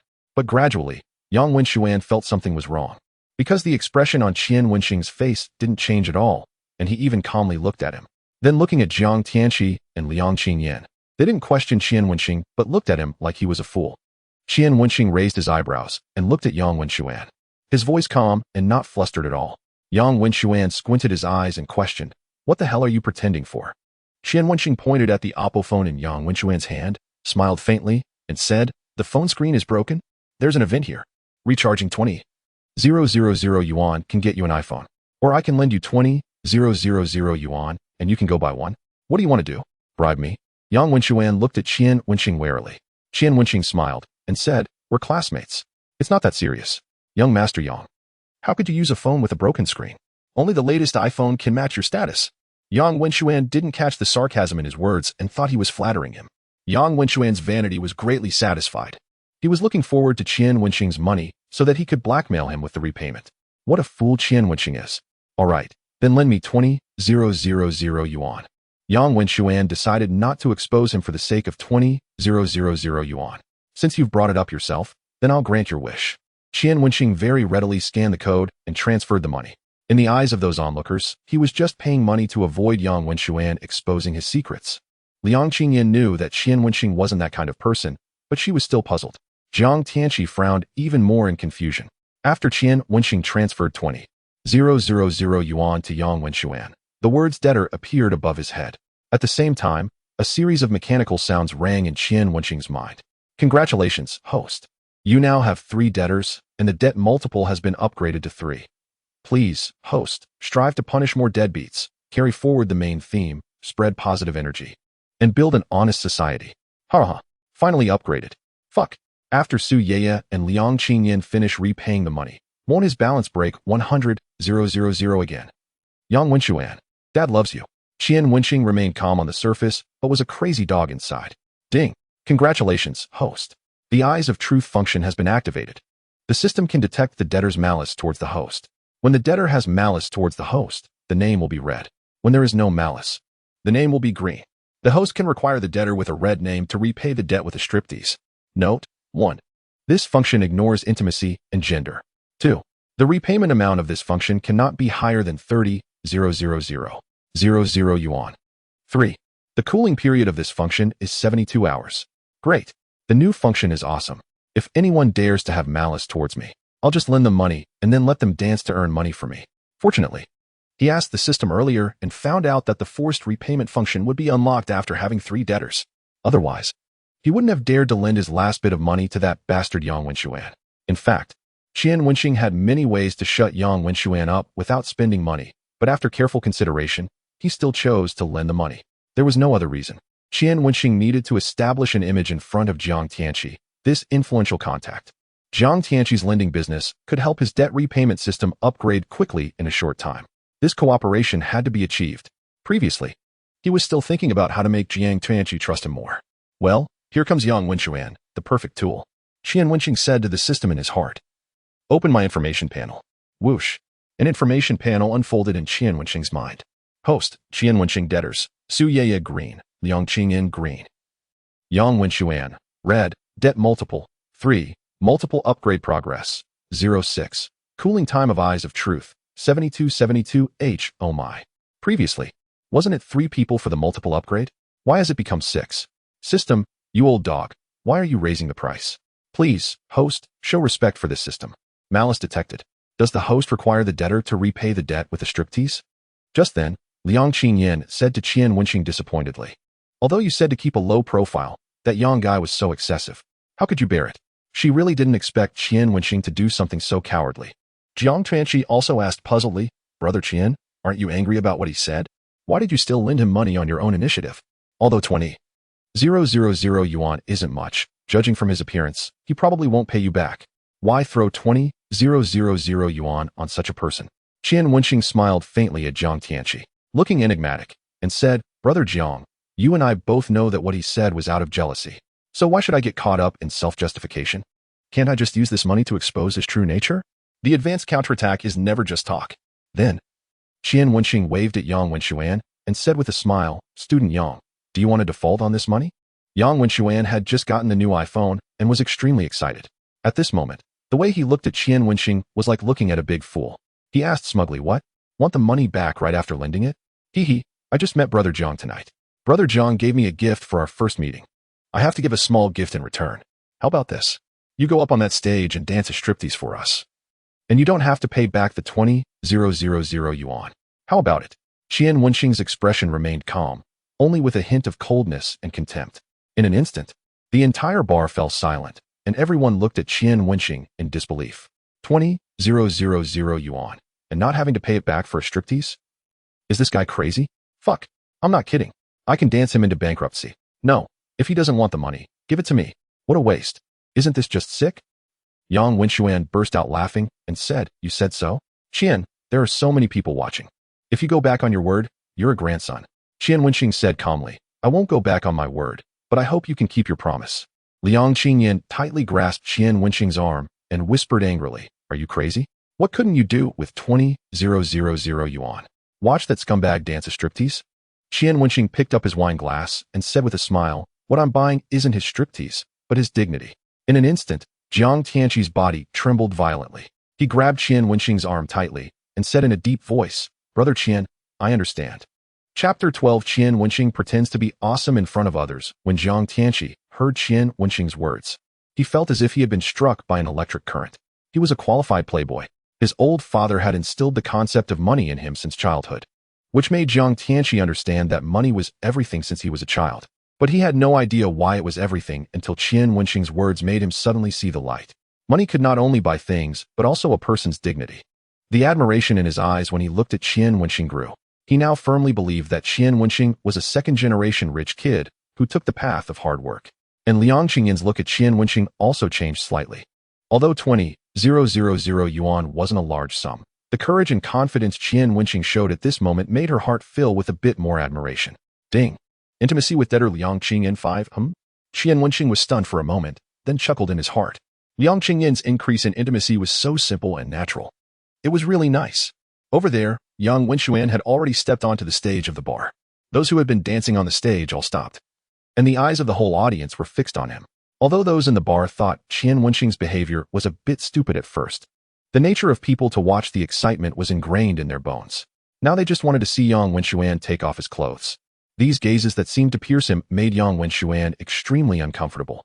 He had spoken so easily off the stage, but when he stood on the stage, he suddenly got cold feet. Take it off. What are you waiting for? That's right. Don't want to pay back the money and don't want to dance? Your face is really thick. Some pure onlookers shouted from below. When these words were uttered, everyone burst out laughing and looked at him with mocking gazes. Yang Wenxuan gritted his teeth, glared hatefully in the direction of Qian Wenxing, took a deep breath, then took off his coat, revealing a body as thin as a rack of ribs. Haha. Fuck. I've never seen such a weak body before. How did you even dare to take off your clothes? Friends, I take back what I said earlier about making the big shot go bankrupt. This really requires a certain amount of nerve and courage. If I had such a scrawny body, I wouldn't even have the face to take my clothes off. When Liang Qingyin saw Yang Wenxuan's scrawny body, she immediately frowned in disgust and turned her head away. Why dirty my eyes with this? On the dance floor, Yang Wenxuan already regretted it. He really wanted to rush off the stage, but when he thought about having to pay back 20,000 yuan, he felt as if there was a thorn in his back. Was that money? That was his life. Since he had already taken off one piece of clothing, for the sake of 20,000 yuan, he decided to go all out. Qian Wenxing gritted his teeth, closed his eyes, and started writhing on the stage. He had never learned any dance, so he could only wriggle instinctively while taking off his clothes. When his hand pulled off the belt, the hand that was about to unzip his pants paused, and a feeling of endless regret welled up in his heart. When he was off the stage, he had looked down upon striptease, thinking that taking off his clothes and dancing could get him 20,000 yuan for nothing. It seemed like a great deal. But when he actually stood on the stage and was about to take off his pants in front of so many people, he belatedly realized that he had sold his dignity for a price. Other people's dignity was priceless, while his was only worth 20,000. Shua. Amidst the urging of the crowd, Qian Wenxing's fingers trembled as he pulled down his pants, revealing the flowery underpants inside. Haha, he actually wears flowery underpants. This is a style that even my grandfather would dislike. How did he even put them on? No. Isn't the key point that he doesn't have a dick? I've been looking for ages and still can't see it. You'd need a magnifying glass to see it, right? Haha. Jiang Tianqi turned his head to look and almost spat out the wine in his mouth. He just loved watching this kind of spectacle. Immediately, he picked up a cheap bottle of champagne on the nearby table, shook it a couple of times, and sprayed it out while shouting loudly. Thank you, young Master Qian, for spending money to liven up our boring night. These words immediately ignited the enthusiasm of everyone in the bar.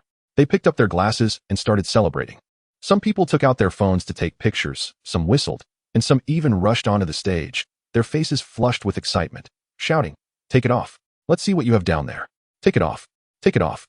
At first, only a few people were shouting, but later, it turned into a wave of sound, almost igniting the enthusiasm of everyone in the entire bar, who shouted in unison, "Take it off." Qian Wenxing looked at the sarcastic and mocking gazes below, feeling that he was just a joke in the eyes of these people. His gaze passed over the crowd and landed on Qian Wenxing, who was sitting in the booth, hugging his goddess and drinking wine very comfortably. Opposite him sat the rich second generation whom he could never curry favor with. Why? Why did all this turn out like this? Qian Wenxing's hand rested on the edge of his underwear and slowly started to pull it down. The flashlights below were already aimed at his lower body. Half of his underwear was pulled down, and under the spotlight, everyone could see clearly. All right, stop disgusting us with your tiny dick. Just as Qian Wenxing was about to take off his pants completely, Qian Wenxing's calm voice passed through the sea of people and the waves of sound and reached his ears. At that moment, Qian Wenxing rushed off the stage like a madman, clutching his clothes. Although he didn't have to take off his pants anymore, he felt no joy in his heart. He could see countless flashlights pointed at him, and his embarrassing behavior just now had been captured by others. The crowd didn't get to see the big show and were a bit dissatisfied. They turned to Qian Wenxing and asked in a hubbub, "Why didn't you let him continue taking it off?" Qian Wenxing stood up with a wine glass in his hand. Facing so many mouths, he felt a bit flustered, but then he remembered that before big shots on TV gave speeches, they would always make a downward pressing gesture. So, he gently pressed his hand down. Instantly, the lively bar fell silent, and everyone looked at Qian Wenxing. His dignity will remain on this dance floor for a long time. My purpose has been achieved, and that's enough. If he had really been allowed to finish taking off his clothes, the bar owner would have been invited to the police station for questioning. Qian Wenxing raised his glass towards Qian Wenxing in the distance, then took a sip of wine and said calmly, "Get lost, you long-tongued dog." Boom. At this moment, the cheers in the bar almost lifted the roof off. Everyone was shouting one name, "Young Master Qian, young Master Qian, young Master Qian." Qian Wenxing sat down, feeling secretly delighted. The feeling of showing off in public is really great. As soon as he looked up, he met Jiang Tianqi's enthusiastic gaze. At the same time, he saw a line of words appear above Jiang Tianqi's head. Potential partner Jiang Tianqi. Ding. Potential partner Jiang Tianqi's intimacy 20. What the hell? Whose intimacy has increased? Qian Wenxing was completely stunned. System, you old dog, did you send the wrong message?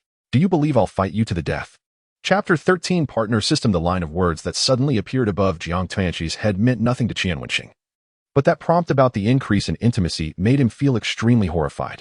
System, you old dog, come out and explain this to me right now. Don't tell me you want me to sell my ass.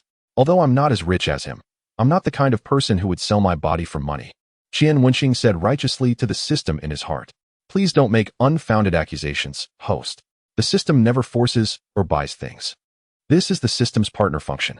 When the system detects that someone will become the host's potential partner, this function will be triggered.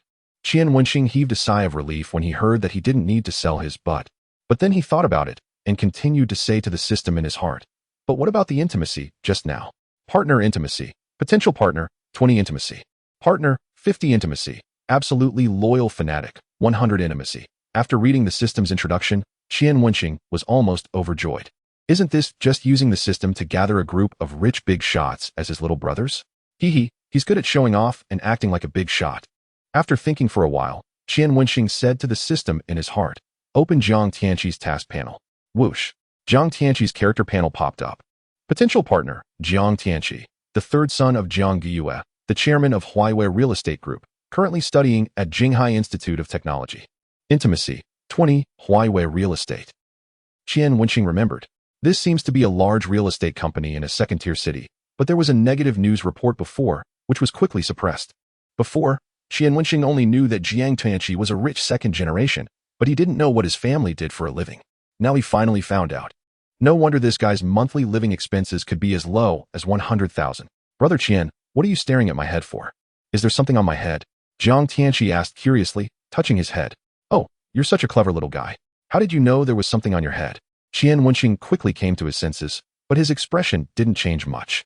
He just smiled faintly and said, nothing, just thinking about some random things.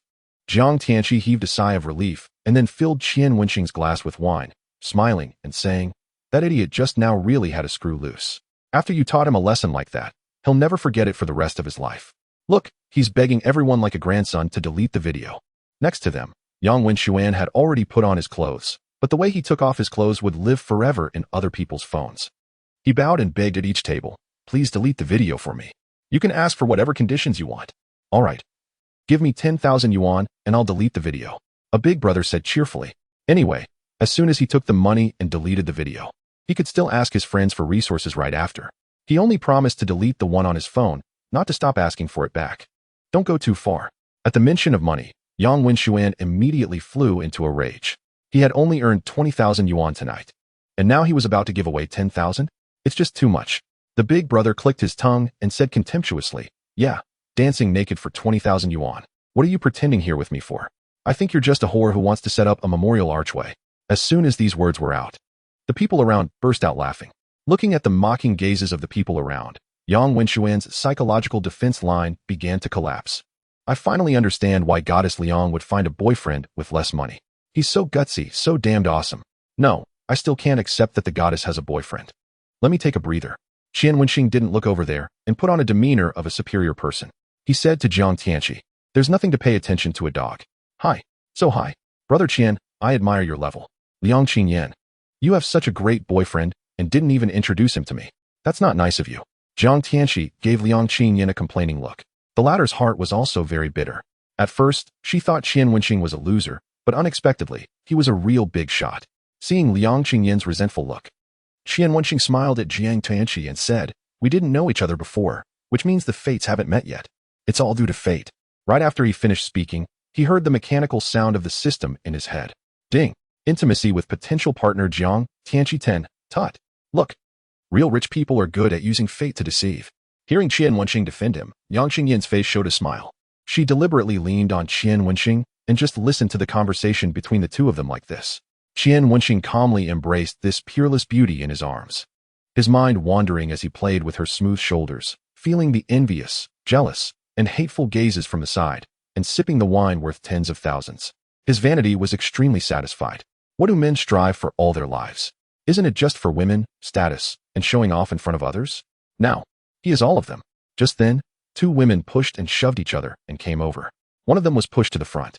She looked at Qian Wenxing tentatively and said, young Master Qian, can I add your WeChat? When the other girls who were farther away heard this, they immediately stood up and quickly rushed over, deliberately lowering their bodies to show their attractive cleavage, shouting, young Master Qian, I want to add it too. In an instant, many women left their male companions and surrounded Qian Wenxing asking for his WeChat. Qian Wenxing looked up and almost fainted happily. It has to be said that the wine in the bar really nourishes people. The waists of these women are one thinner than the other. Their chests are also very shapely, dazzling the eyes, and their looks are all above the average level. Jiang Tianqi looked at the angry Liang Qingyan on one side, and then at the situation around, and he laughed half mockingly and half enviously, teasing, Brother Qian, you're famous overnight. What are you going to do? Well, Just add them casually.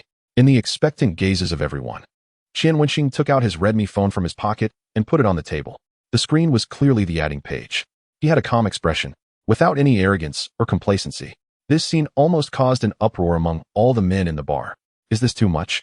Usually, when they had affairs outside, they didn't even dare to add women's WeChat casually. Qian Wenxing was good. With his girlfriend sitting beside him, he just openly gave out his contact information like this. But he has the capital. Who else but him is rich? Those envious men immediately envied even more. Wow, young Master Qian. You're already so rich and still using a Redmi phone. You're really low-key. Young Master Qian is being reserved. Nowadays, ostentatious rich second generations are not popular anymore. Only a man like young Master Qian has charm. Young Master Qian, I've added you already. My name is Xiang. Remember to approve me, young Master Qian. I've added you too. My name is. For a moment, the women around were afraid that Qian Wenxing would forget them and quickly shouted. In contrast, Qian Wenxing's phone kept vibrating and making a beeping sound. This made Qian Wenxing extremely emotional. If it weren't for Jiang Tianqi's amazing act tonight and Yang Wenxuan coming to ask for a beating by himself, would these women still have this expression when they saw him taking out his Redmi phone? I'm afraid they would have already regarded him as a pretentious poor loser and kicked him out. So people still have to be rich. It doesn't matter. With the help of the system, he will soon become the top wealthy person. Just then, the voice of the system sounded in Qian Wenxing's head. Ding. Intimacy with debtor Liang Qingyan -10. What the hell? Qian Wenxing almost exploded. He turned his head and saw Liang Qingyan's pretty face had turned as black as the bottom of a pot. Ding. Intimacy with debtor Liang Qingyan -5. Stop reducing it, or there won't be any left. Chapter 14. The first income arrives in the account. Qian Wenxing gave out his WeChat not because they were beautiful and had good figures, but because the system changed the number of people for doubling the level to 6. If he guessed correctly, the number of people for the next level would be 9. So Qian Wenxing had to expand his WeChat contacts. The more debtors he could develop, the sooner he could upgrade the multiple and become the top richest person as soon as possible and reach the peak of his life. But others didn't know what was on his mind. Liang Qingyan thought he was doing it to pick up girls, which made Liang Qingyan extremely angry. You know, she was also a school beauty pursued by many people in school. She had kissed Qian Wenxing and even admitted in front of Jiang Tianqi that Qian Wenxing was her boyfriend. But he did such a thing right in front of her. How could she not be angry? Seeing that Qian Wenxing finally noticed her, Liang Qingyan rolled her eyes at him, then stepped forward and pressed on Qian Wenxing's phone, taking on the posture of a legitimate girlfriend and snorted, "This is my boyfriend. Do you have any morals? Your boyfriend?" A girl who finally managed to squeeze in from the crowd laughed, looked back and forth between Qian Wenxing and Liang Qingyan, and asked a fatal question. "Have you slept together?" Uffed. Qian Wenxing, who was about to watch the show, spat out a mouthful of wine. Opposite, Jiang Tianqi tried his best to hold back his laughter. After all, Liang Qingyan was already considered his sister-in-law. If she took revenge later, he wouldn't be able to bear it. Liang Qingyan was stunned, obviously not expecting the other party to ask such a sharp question. She and Qian Wenxing had just met today. How could they have slept together? Seeing this, the girl proudly flipped her long hair and said very confidently, "Judging from this, you haven't slept together. According to the rules in the circle, as long as you haven't slept together, you're not a legitimate girlfriend. Besides, even if you have slept together, so what? As long as young Master Qian is willing, I can accompany him to bed at any time." The women who couldn't squeeze in behind didn't know what was going on in front, but when they heard the word bed, they thought young Master Qian was going to choose tonight's bed partner and immediately raised their hands and said, "Count me in. Let's go together." Liang Qingyan was completely dumbfounded. She thought she was already playing big, but unexpectedly, the women in this bar played even bigger. She turned to look at Qian Wenxing, and something in her heart was quietly changing. Before, she looked down on Qian Wenxing because she thought he was poor. Without the money filter, she found that Qian Wenxing was quite handsome. It wasn't the kind of handsome of a young fresh meat, but a simple and masculine handsomeness that was very. Most importantly, he was willing to spend 36,000 yuan to try to pursue her, which left other men far behind. Facing the aggressiveness of these girls, she wanted to say that she could also sleep with him, but the dignity of the school beauty stopped her from saying it. She could only give Qian Wenxing a fierce look. Qian Wenxing noticed Liang Qingyan's gaze.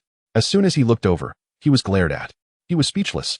"If you have the guts, sleep with me. Why are you reducing my intimacy?" However, just as he was about to speak, the familiar mechanical sound rang in his head. Ding! Debtor Liang Qingyan's intimacy 10 What's going on? Didn't it decrease quite vigorously just now? Why is it increasing now? Although Qian Wenxing doesn't understand women's minds, he is extremely shocked. However, he didn't miss this great opportunity and quickly waved his hand and said, "All right, All right, everyone go back. My relationship with my girlfriend is very good. Don't say such things anymore. Although those women were hostile towards Liang Qingyan, they obeyed Qian Wenxing's every word. Hearing this, they all reluctantly went back. Humph. Liang Qingyan angrily turned around and faced away from Qian Wenxing. Jiang Tianqi, who was watching the fun and not thinking it was a big deal, raised his eyebrows and gestured, saying, Brother Qian, sister-in-law, is angry. Aren't you going to coax her?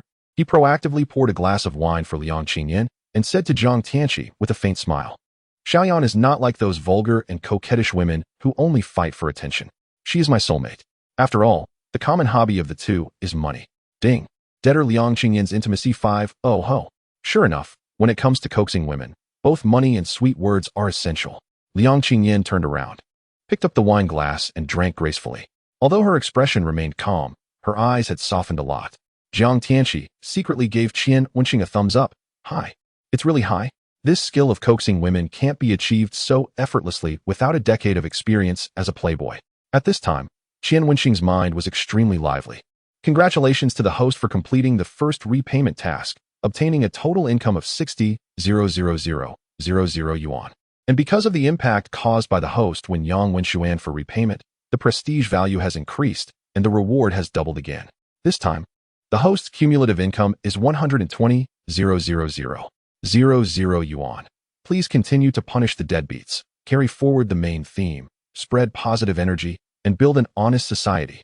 Subsequently, a settlement page popped up in Qian Wenxing's mind. Debtor, Yang Wenxuan, debt repayment progress, 20,000 yuan, completed, debt multiple, 3, host prestige value, 2. This cumulative income, 120,000 yuan. Please work hard to punish the deadbeats, carry forward the main theme, and spread positive energy. Ding. A text message came to Qian Wenxing's phone. He hadn't recovered from the shock given by the system and looked down at the phone. It was a text message. Your debit card with the tail number 7177 was deposited with 120,000 yuan at 2340 on June 16th. And the current balance is 120,357,000 yuan. Holy crap. This happiness came too suddenly. 12,000 yuan arrived so quickly? Although he had a hunch that he would make a fortune through the system. When Qian Wenxing saw the first sum of money earned by the system arrive in his account, he couldn't help being excited. Now that he had this money in hand, he didn't have to worry about lending problems in the short term. However, his primary goal now was to quickly urge Liang Qingyan to pay back the debt, so that the money in his hand would be more abundant. Qian Wenxing's excitement was indescribable. He asked puzzledly, what is the prestige value? Prestige value. After settling the debt, the system evaluates the host's performance during this punishment of the deadbeat. The more the main theme is carried forward and positive energy is spread, the higher the prestige value. Conversely, the less the prestige value. When the prestige value is negative, the host's income will be confiscated.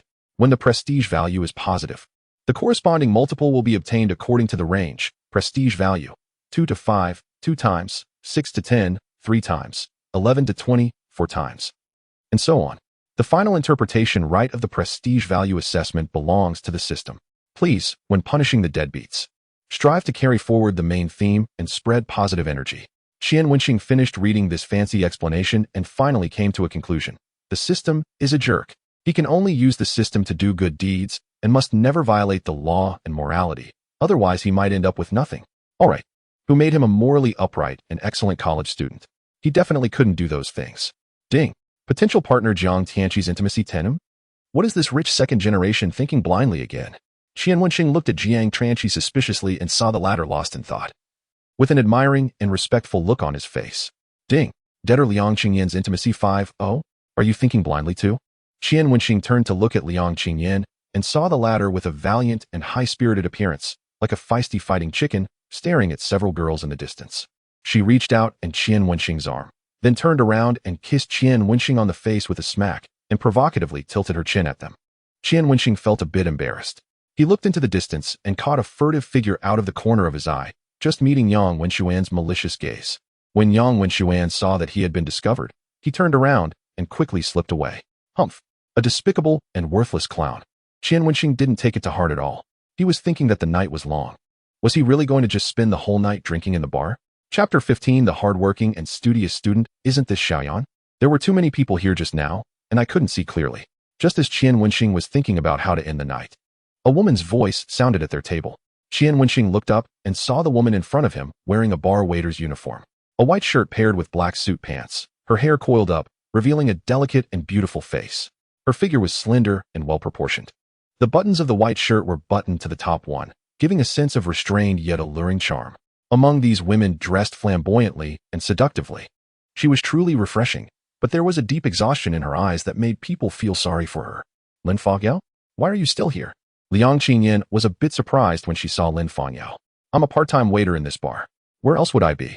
Lin Fangyao smiled and gestured to Qian Wenxing and Jiang Tianqi, saying, Aren't you going to introduce your friends to me? Qian Wenxing was a bit surprised. So this was a part-time and full-time student? He didn't look down on her at all in his heart. Instead, he thought this classmate Lin Fangyao was more charming than Liang Qingyan, at least when she needed money. She didn't deceive or swindle using her family members, but relied on her own efforts to solve the problem. Liang Qingyan coughed lightly and pointed to Qian Wenxing and said, This is my boyfriend, young Master Qian, and this is young Master Jiang. They are from other majors in our school. Hearing this, Lin Fangyao nodded very politely and said, Hello, young Master Qian. Hello, young Master Jiang. Liang Qingyan frowned, got up, and pulled Lin Fangyao, then said to Qian Wenxing, I'm going to the bathroom. You guys talk first. On the other side, Liang Qingyan pulled Lin Fangyao to a corner and asked, I just confirmed my relationship with young Master Qian. Don't spread it around when you get back. Lin Fangyao covered her mouth and laughed, saying, Okay, I won't. Later, I'll use my employee privileges to send you 2 fruit plates. Thank you. Liang Qingyan smiled. Looking at Lin Fangyao at this moment, she frowned and said carefully, Your matter hasn't been resolved yet? A look of pain flashed across Lin Fangyao's face.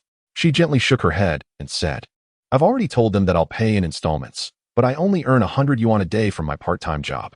I don't know how long it will take to pay it off. Liang Qingyan sighed softly and said, If I had known you had such great difficulties earlier, I wouldn't have bought the bag. Her words were like a thunderbolt piercing through Lin Fangyao's mind. Lin Fangyao trembled violently. She grabbed Liang Qingyan's arm tightly and said, Xiaoyan, your boyfriend is a rich second generation. Can you? Liang Qingyan instinctively wanted to refuse, but she thought that the sooner Lin Fangyao paid off her debt, the less tired she would be. She and Lin Fangyao were in the same class. During this period, Lin Fangyao's dark circles had become much darker due to lack of sleep. Forget it. I was just talking nonsense. It's really inappropriate for me to borrow money from him now that you and young Master Qian have just confirmed your relationship. Sorry, Xiaoyan. When Lin Fangyao said this, it was okay if she didn't say it, but once she said it, Liang Qingyan's strong self-esteem immediately came into play. She agreed without hesitation. Don't worry. This little thing is nothing to him in terms of money. As long as I ask, he will definitely help. Really? Thank you, Xiaoyan. Thank you so much. A delighted smile appeared on Lin Fangyao's face. After the two separated, Liang Qingyan belatedly felt that the matter was a bit tricky. She still owed 36,000 yuan. How was she going to ask Qian Wenxing for it? When she was going back, she happened to run into Jiang Tianqi going to the bathroom, which slightly relieved her nervous mood. Qian Wenxing looked at Liang Qingyan sitting beside him absent-mindedly and asked strangely, What did you say to your classmate just now? Why do you look like this as soon as you come back? Did you two quarrel? Liang Qingyan glanced at Qian Wenxing hesitantly. Suddenly, an idea popped into her mind. She was Qian Wenxing's girlfriend now. As a girlfriend, she had the right and qualification to mention this matter to Qian Wenxing, right? Thinking of this, Liang Qingyan poured Qian Wenxing a glass of wine proactively and asked in a low voice, Young Master Qian, our relationship is thus established? That's not okay. He didn't want to establish a relationship with a woman so soon. His goal was the stars and the sea. Liang Qingyan was at most a small shark in his sea. But now he still had to rely on Liang Qingyan's intimacy to pay off the second debt as soon as possible. An idea came to Qian Wenxing's mind. He clinked glasses with Liang Qingyan and nodded. Liang Qingyan didn't say what kind of relationship it was anyway. Anyway, he thought it was a debt relationship. As for what Liang Qingyan thought, that had nothing to do with him. Ding! Intimacy of debtor Liang Qingyan 5. Hearing the prompt sound, Qian Wenxing always felt guilty. Wenxing, I just like a straightforward man like you. Liang Qingyan kissed Qian Wenxing on the face with a smack and looked at him affectionately. Those vixens didn't look this way anymore. Why was she still being so affected? Just as a doubt arose in Qian Wenxing's mind. He heard Liang Qingyan say in a regretful tone, That Lin Fangyao just now is from the next dormitory and also my best friend. She is the only one in our major who works part-time to support herself. Because her father gambled away all the family fortune, the debt has reached 100. yuan now. Her father can't pay it back, and the debt collectors came to the school to ask her to pay. She has no choice but to work as a part-time waiter in the bar every night. Even so, she is still the first in our clinical medicine major.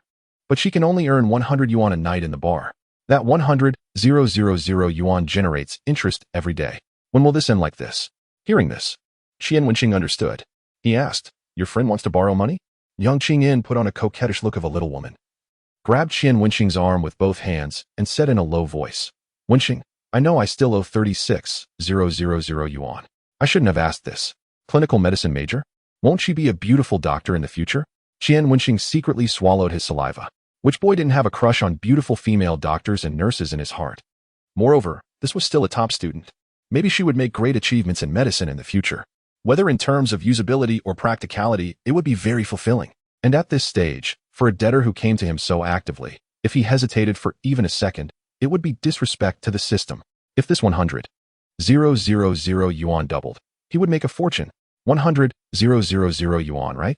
Transfer or cash? Qian Wenxing asked straightforwardly. Liang Qingyan's eyes lit up, and the way she looked at Qian Wenxing was like looking at a hero. Transfer is fine. As expected, Qian Wenxing heard the system's ding in his mind again. But he didn't have time to care about it now. Instead, he added the WeChat that Liang Qingyan pushed over and directly transferred 100,000 yuan. Lin Fangyao, Liang Qingyan's best friend young Master Qian, thank you so much. I will definitely pay you back this money as soon as possible. I'll go to the back kitchen to prepare 2 fruit plates. Please wait a moment, and I'll bring them to you. Qian Wenxing didn't think the fruit plate was anything special. After adding this charming and reserved beauty, he subconsciously opened Lin Fangyao's circle of friends, but found that the other party had set it to only visible for 3 days. That's right. A top student who works part-time like this probably isn't the kind of person who loves to post in the circle of friends. The next second, he refreshed his hand and saw that Lin Fangyao's circle of friends had updated a new post. Chapter 16, The Family Suddenly. There were 2 photos on the previously empty circle of friends. Qian Wenxing's nose felt hot. They were 2 semi-nude photos. Although there was no revealing of private parts, that charming body was faintly visible under the black silk wrapping, which was even more attractive than revealing private parts. Just as he was about to click on the big picture to see clearly, buzz. His phone vibrated. Lin Fangyao, Liang Qingyan's best friend, do you have any arrangements tonight? Young Master Qian? Can we have a drink later? Sigh. What a contrast. Qian Wenxing stood there stunned with the phone in his hand, really not knowing how to reply. He couldn't associate the woman who took semi-nude photos with the innocent top student just now, but what he had just seen made him have to believe. What's wrong? What are you looking at? Liang Qingyan saw Qian Wenxing staring blankly at the phone in confusion and curiously leaned over. As soon as her head poked over, Qian Wenxing immediately turned off the phone screen. Nothing. Qian Wenxing hadn't recovered from the shock yet. Who would have thought that such a top student, who looked so sacred and inviolable and proper in front of others, would actually take such semi-nude photos in private and even actively invite a man? He looked at Liang Qingyan with pity, wondering what her reaction would be when she found out that her best friend was such a person. Qian Wenxing's expression fell into Liang Qingyan's eyes, thinking that he was guilty. She felt uncomfortable and snorted, asking, "Did you add all those vixens as friends?" Qian Wenxing didn't answer her question. He thought there was no need to explain and just said directly, "By the way, let me tell you, just now you introduced young Master Jiang to me, which counts as you paying back 5,000 yuan. The anger on Liang Qingyan's face disappeared instantly. She asked in surprise, "Does this also count?" "Naturally. As long as you help me introduce similar connections, it counts as you repaying the money," Qian Wenxing said. At the same time, ding. Intimacy of debtor Liang Qingyan 5 Hehe. Woman, your heart is so easy to manipulate. Liang Qingyan picked up the wine glass to hide her smile, but the smile on her face couldn't be hidden no matter what. Qian Wenxing asked leisurely, "By the way, I just lent your friend 100,000 yuan. How are you going to thank me? I only lent it because of you." Liang Qingyan's little face turned red, and she said, "I'll listen to you. How about a 3-minute passionate kiss first?" Qian Wenxing asked jokingly. Liang Qingyan's face turned even redder. She was silent for a long time before whispering, "Then you can't put your hand in this time." Qian Wenxing got angry. "Clearly it was you who put your hand in first." Liang Qingyan gave a demonstrative look at the women in the distance. Then she straddled Qian Wenxing and kissed him on the face, holding his face. Qian Wenxing felt surrounded by a gentle fragrance. He subconsciously supported Liang Qingyan's slender waist. "Hey, you two, what are you doing? It's almost 5 minutes and you're still kissing. Is it really okay to bully a freshly lovelorn person like me like this?" Jiang Tianqi asked in a funny Tianjin accent. Almost 5 minutes? Qian Wenxing was startled and subconsciously pushed Liang Qingyan. The two immediately separated and looked extremely embarrassed. Consider it 4 minutes. Qian Wenxing whispered to Liang Qingyan. 4 minutes was equivalent to paying back 200 yuan. He didn't mind paying back a little more. Liang Qingyan blushed and drank to cover up her embarrassment. Ding. Intimacy of debtor Liang Qingyan 10. Qian Wenxing rubbed his face and asked the system in his heart. System, check Liang Qingyan's repayment progress. Whoosh. An information panel popped up in his mind.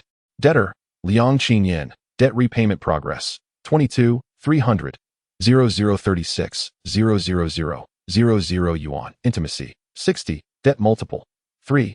Oh shit. That night, over 20,000 was repaid, and the intimacy level reached 60 points. Opposite, Jiang Tianqi was still looking at the two playfully. Qian Wenxing helplessly said, stop fooling around. Jiang Tianqi quickly sat up straight and said, Brother Qian, I just asked a few friends, and the more I think about it, the higher the feasibility of our borrowing business cooperation seems. So I was thinking, should we start working on it as soon as possible? As soon as Liang Qingyan heard they were about to talk business, she knew she wasn't suitable to be there, so she got up. Then she heard Jiang Tianqi say, sister-in-law doesn't need to leave. Anyway, you're Brother Qian's girlfriend, and you'll be family sooner or later. Wait, family? Such a misunderstanding mustn't happen. Otherwise, how can I still flirt with girls? Taking this opportunity, Qian Wenxing quickly said to Jiang Tianqi, don't tease her. We're just good friends. She was just kidding you. Liang Qingyan was stunned, her eyes drooping. Yes, she was just a Cinderella who needed to borrow money to buy luxury goods. How could she expect Qian Wenxing to fall in love with her? Moreover, today was just the first day they met. Just now he nodded and said their relationship was confirmed. Maybe he was lying to her. Also, which rich second generation didn't have many women? I'm afraid he said that to many people. But Liang Qingyan wasn't going to give up. She had finally latched onto a rich second generation. She couldn't let this big fish get away. She remembered what those women had said before. An idea popped into her mind. As long as she slept with Qian Wenxing, their relationship would surely progress further, and maybe she could even become his real partner. But how should she bring it up? Chapter 17, The Wavering Card. Just then, Lin Fengyao came up with 2 fruit plates, still wearing a smile without a single impurity. Just looking at this smile, it was impossible to imagine that she was a woman who would take and release large-scale private photos. Young Master Qian, thank you for lending me the money. I've sent you an IOU on my phone. Don't worry, I'll definitely pay you back as soon as possible. She emphasized the word phone. Pretend. Keep pretending. I'll see how long you can keep it up. Qian Wenxing sighed in his heart that people can't be judged by their appearance and said with a light smile, you're welcome. He decided to ignore this woman with such a big contrast for now. Yao Yao, accompany me to the bathroom, Liang Qingyan said. Just now Qian Wenxing had woken her up. She couldn't be too naive, so she needed to find a place to calm down now.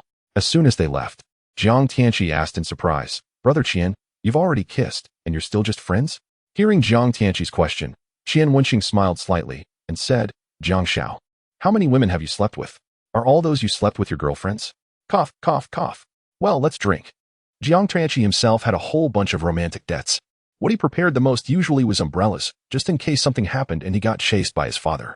After a few glasses of wine, Jiang Tianqi saw that all the women around were looking this way, and said enviously and jealously, but then again, Brother Qian, before you came, I was the most popular man in this bar. Now that you're here, these women don't even look at me anymore. Qian Wenxing said lightly, why do you sound like a complaining woman? A man should have a career in his heart. Women will only affect our speed of making money. Jiang Tianqi's expression froze. And then he immediately became serious. He picked up his wine glass and said to Qian Wenxing, Brother Qian, I've understood. Then he drank it all in one gulp. Qian Wenxing secretly laughed in his heart. Listen but don't believe, or you're a little fool. On the surface, he picked up his wine glass and said, to your great enlightenment. Ding. Potential partner Jiang Tianqi's intimacy 10. Congratulations, host. Potential partner Jiang Tianqi's intimacy has reached 50, and he has successfully been promoted to a partner. What a coincidence. We were just about to talk about cooperation. Qian Wenxing decided not to call the system an old dog for now. The two started talking about the borrowing business. After some communication, Qian Wenxing found that Jiang Tianqi had done quite a lot of research in this area, and some of his ideas were very mature. Let's try this business only on campus for now, and don't expand it outside the school for the time being. I'm afraid the school won't agree. Although the more money lent out, the better, Qian Wenxing still decided to play it safe. He and Jiang Tianqi had little experience in this area. If they took 2 big steps, they might get into trouble. The most crucial thing was that they were still students now. If the scale got too large, The school might ban it because of the bad impact. In these aspects, the two hit it off immediately and quickly settled the matter. Brother Qian. Then let's confirm this matter. I'll prepare the cooperation contract tomorrow. Jiang Tianqi was extremely excited. He had been thinking about the borrowing business for a long time. Now that he finally saw the dawn, he was overjoyed. He directly opened the remaining 2 bottles of champagne, took one for himself, and handed one to Qian Wenxing. Brother Qian, to our bright future. This was Qian Wenxing's first time starting a business, and his heart was also surging. He said solemnly, to the future. We'll both become the richest men. Cheers. The two were extremely heroic and directly drank the champagne mouth to mouth, astonishing the people around. They had seen the rich, but they had never seen such extravagance. Brother Jiang, did you come here specially to wait for me? After the two sat down, a cold voice sounded beside them. Qian Wenxing turned his head and saw a cold-looking girl in a JK uniform tilting her head at Jiang Tianqi. Wow, nice legs and waist. Qian Wenxing secretly admired in his heart. As soon as Jiang Tianqi saw the girl, his eyes immediately lit up. He grabbed her hand and kept rubbing it on her leg, smilingly said, Robao, shall Jiang Gid show you something good tonight? The girl named Robao glanced at his lower body and showed a cold smile. Okay, I also have something to show Jiang Gid. Jiang Tianqi's face turned red, and he couldn't wait to pull her up. Let's go. Their speed was too fast, like the wheels rolling over Qian Wenxing's face before he could react. He grabbed Jiang Tianqi's hand and questioned, Didn't you just understand? Jiang Tianqi said seriously with a full face, No man can resist the temptation of a JK, not even Buddha. Then he pushed Qian Wenxing's hand away and turned to leave. Just as he took 2 steps, he turned back. After all, Jiang Tianqi still had a conscience. He took out a room card from his pocket and then put it on the table and said, Brother Qian, this is my regular room in Holiday Ocean Hotel. There are a lot of interesting things in it. You take sister-in-law there and have a great time tonight. After saying that, he left. Qian Wenxing was amused. This friend was really worth making. He even thought of taking care of his brother when he was going to have fun. On the other side, Liang Qingyan had a cooling patch on her forehead. She sat on the bench next to the bathroom, with a complex expression. What are you thinking about? Lin Fangyao handed her a glass of ice orange juice and asked tentatively, Yao Yao, what do you think of young Master Qian? Liang Qingyan asked. Lin Fangyao said, Very good. We just met today, and he lent me 100,000 for your sake. Although this money is nothing to a rich second generation, this trust is extremely precious. These words woke up the person in the dream. Liang Qingyan's expression changed suddenly. Yes, even if Qian Wenxing didn't admit her as his official girlfriend for the time being. Just this trust was enough for her to cherish. Or rather, she liked that Qian Wenxing could see her inner qualities. And she liked even more his casualness and unruly attitude towards money as if it were dirt. I see. Yang Qingyan picked up the orange juice and drank it all in one gulp, then got up and left. Behind her, Lin Fangyao's expression was unclear in the shadow.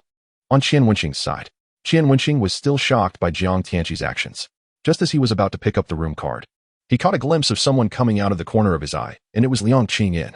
Yang Qingyan saw the room card, and a blush spread across her face. She took a deep breath and made up her mind. Chapter 18 The Good Girl Who Smokes Drinks and Worships Money If You Want. I can, Liang Qingyan said slowly. But after all, she is a girl, and there are some things that are always not easy to say too clearly. So she hoped that Qian Wenxing could understand her meaning and take the initiative to speak. No, you can, but your intimacy is only 60 just now? System. Did you make a mistake? Ding. Deader Liang Qingyan's intimacy 1. Deader Liang Qingyan's intimacy 1. Deader Liang Qingyan's intimacy 1. In just a short while, the system rang 10 times, buzzing his head. Qian Wenxing looked at Liang Qingyan's somewhat shy but firm expression and excitedly rubbed his hands in his heart. It's so good to have money. For this kind of thing, he doesn't even need to speak, and a high-quality girl will come to him automatically. This card was given to me by young Master Jiang.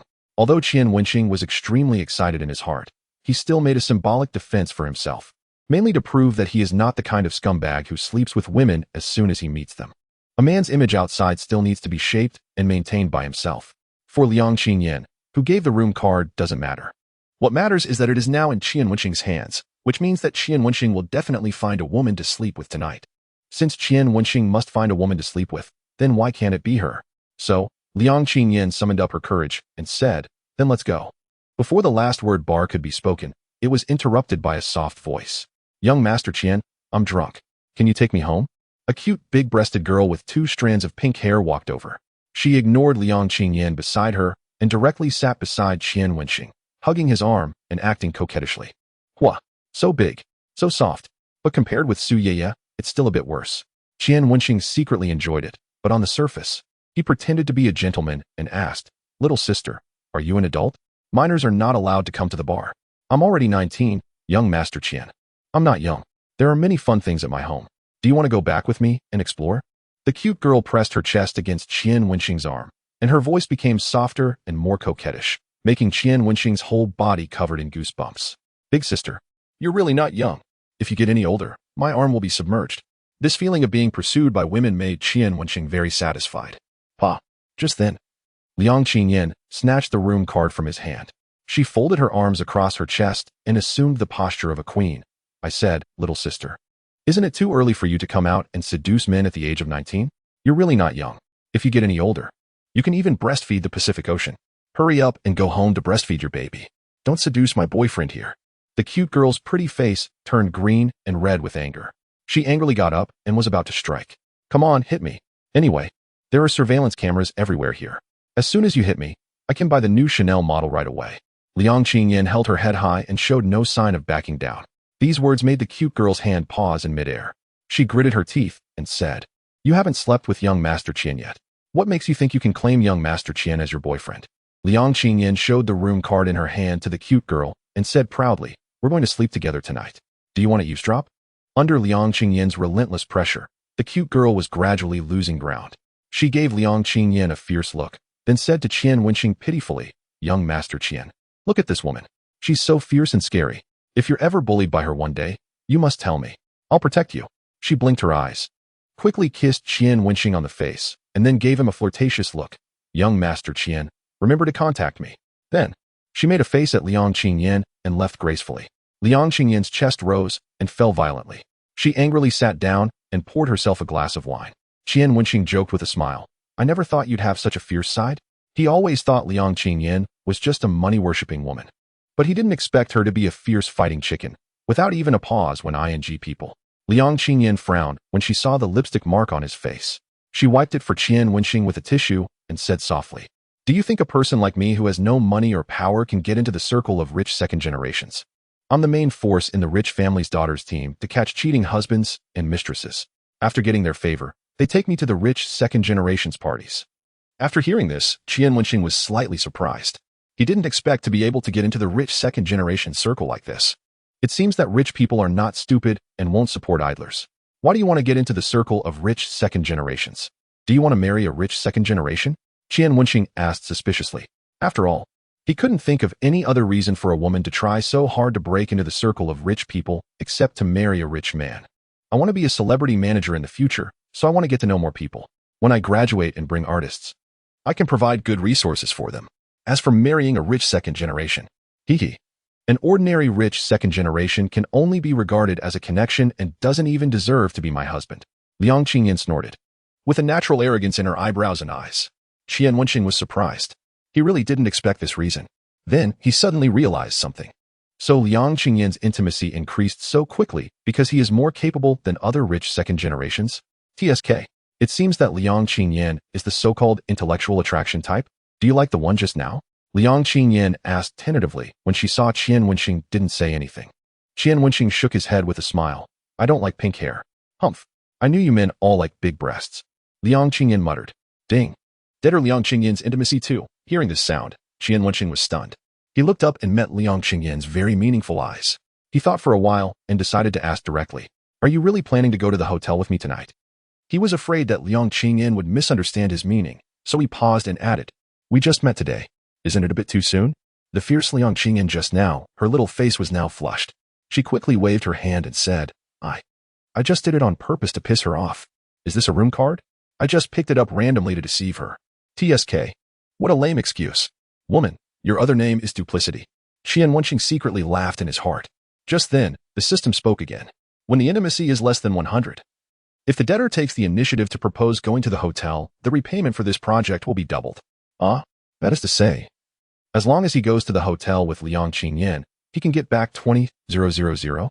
Qian Wenxing was just about to be happy. But when he saw Liang Qingyan's repayment progress, he said speechlessly to the system, "Old dog, her repayment amount is less than 20,000. What about the extra part?" The extra part of the debtor's project repayment will be automatically settled into the host's income this time, but it will not participate in the doubling. Forget it. Anyway, His purpose is to punish the deadbeat. The rest are just small things. Qian Wenxing was just about to speak when he noticed Lin Fangyao cleaning up the booth next to him, so he swallowed the words he was going to say. No. This contrasty girl also invited him to drink. If he just left like this, would Lin Fangyao's intimacy drop to zero? Qian Wenxing pondered for a while and said to Liang Qingyan, I'm hungry. How about going to have barbecue? I'll treat you. Then, during the barbecue, he could send Lin Fangyao a message to explain or directly invite her over. Okay. Liang Qingyan naturally obeyed Qian Wenxing in everything. She blinked her eyes and added, but the barbecue in Holiday Ocean is really delicious. There's also a buffet there, and it can be delivered to the room. Hearing this, Qian Wenxing's heart turned cold.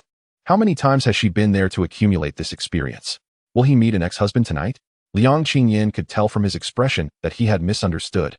So she quickly explained, previously, a rich young lady invited me to her birthday party. It was my first time. In the end, Liang Qingyan's expression became unnatural and her voice gradually faded. Qian Wenxing's dog ears perked up instantly. What the hell?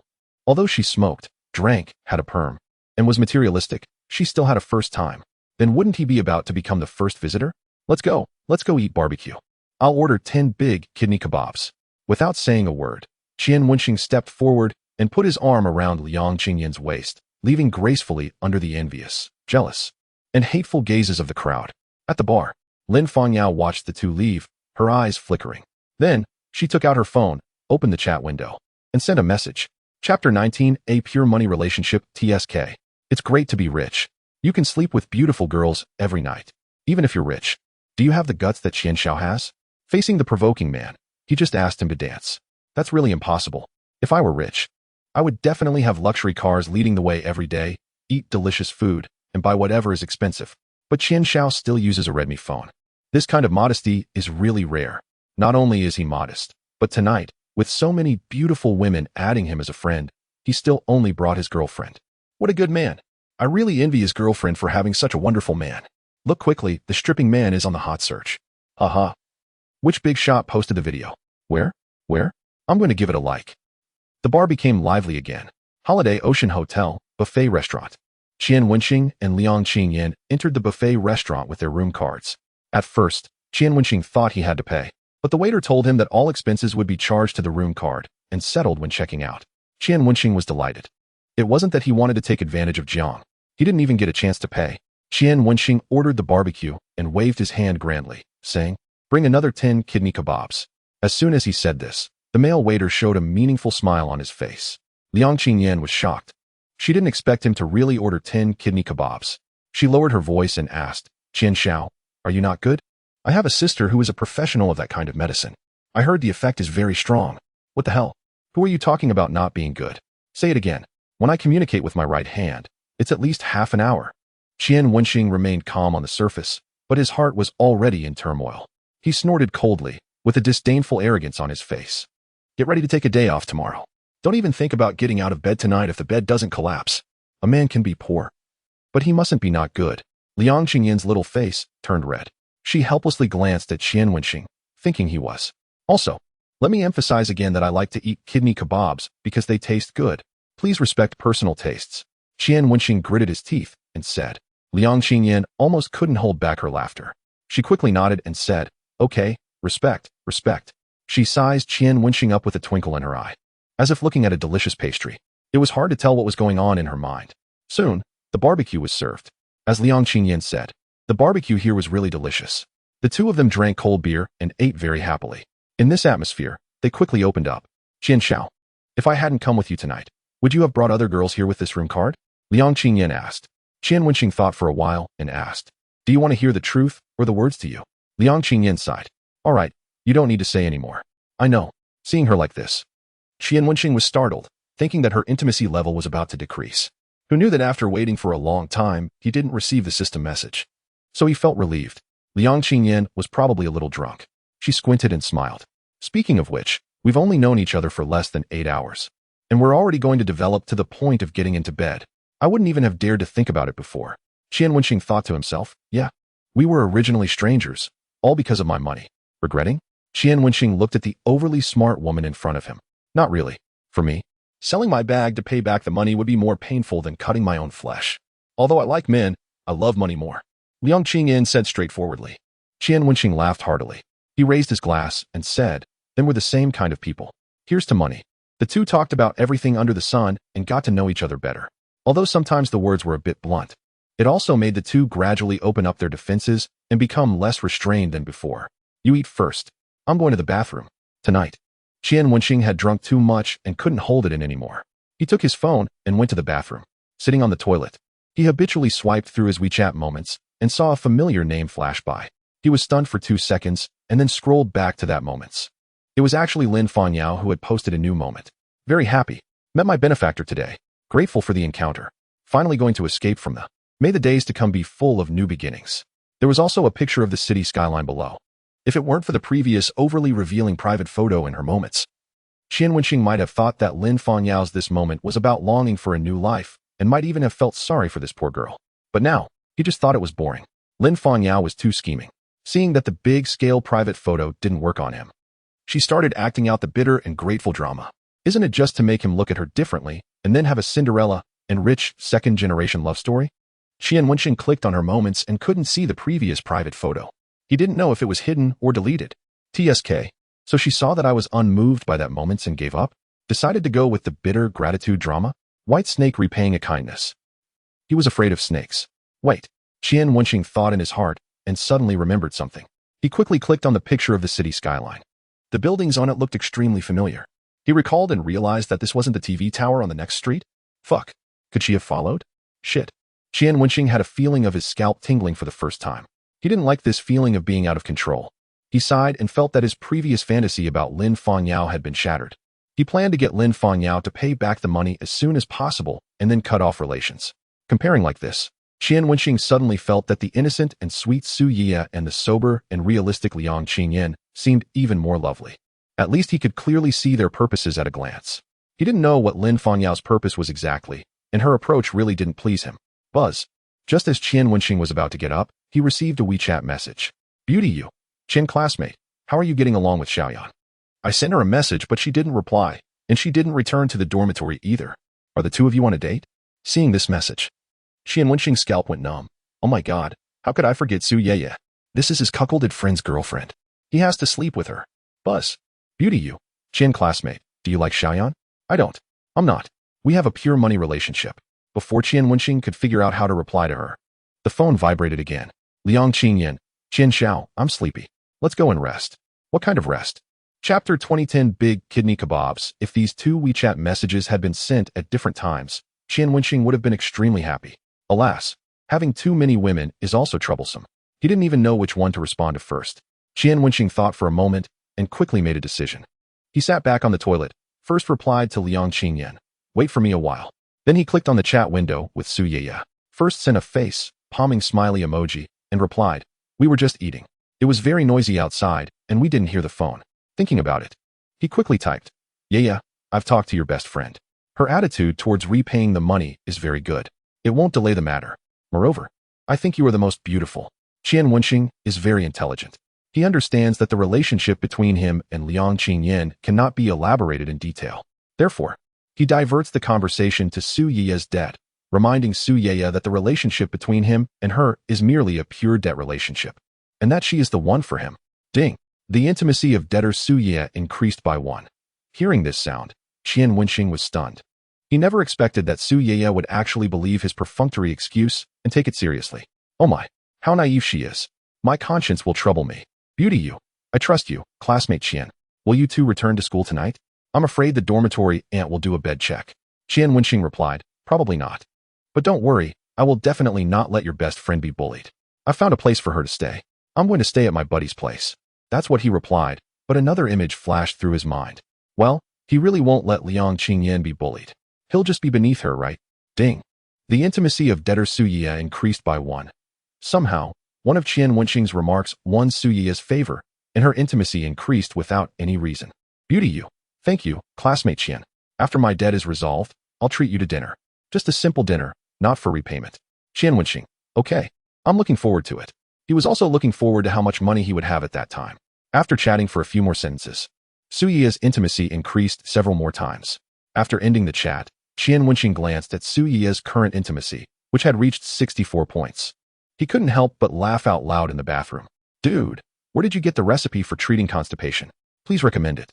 Someone knocked on the partition in the next cubicle, asking in a cadenced manner while exerting force.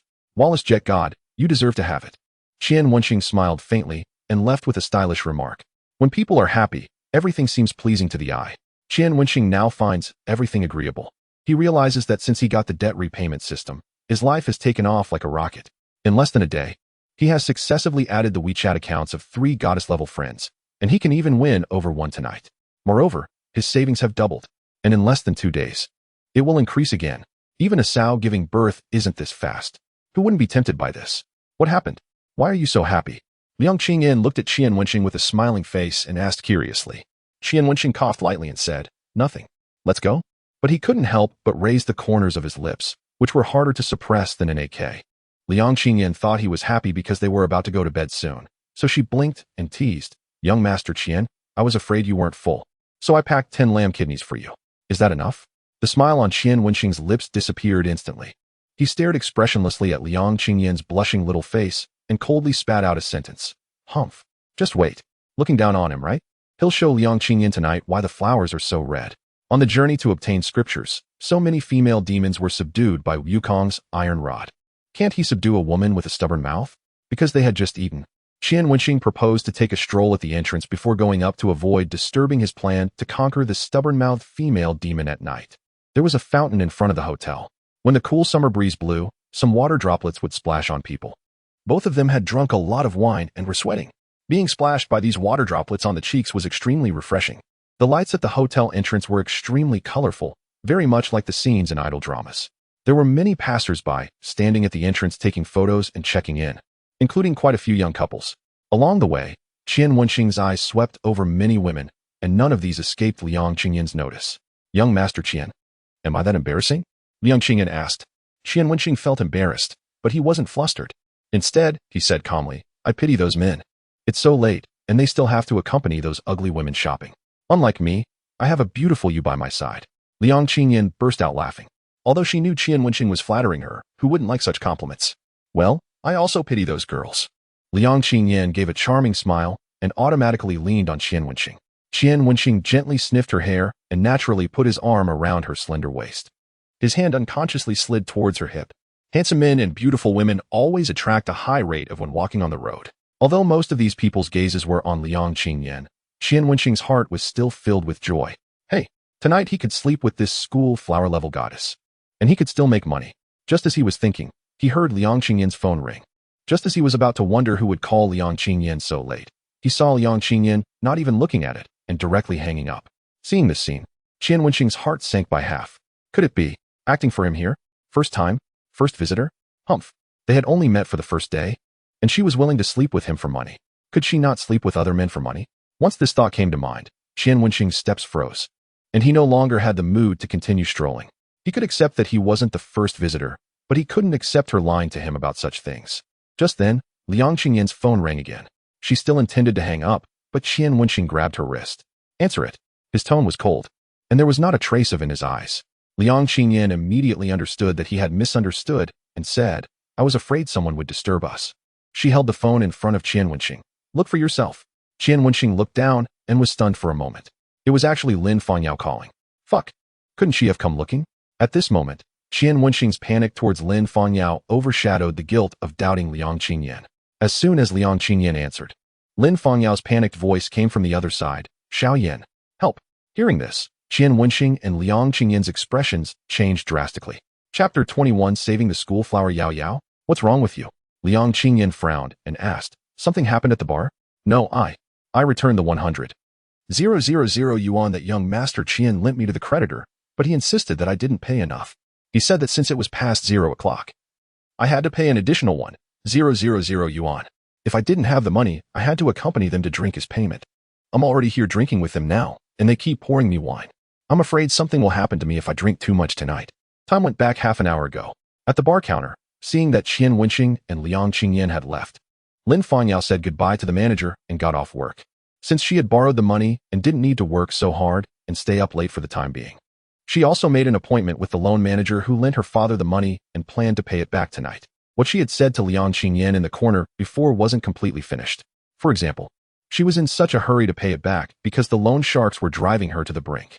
Those people logged into her WeChat account without permission, then downloaded a lot of large-scale private photos from the internet, and then pasted her face on them.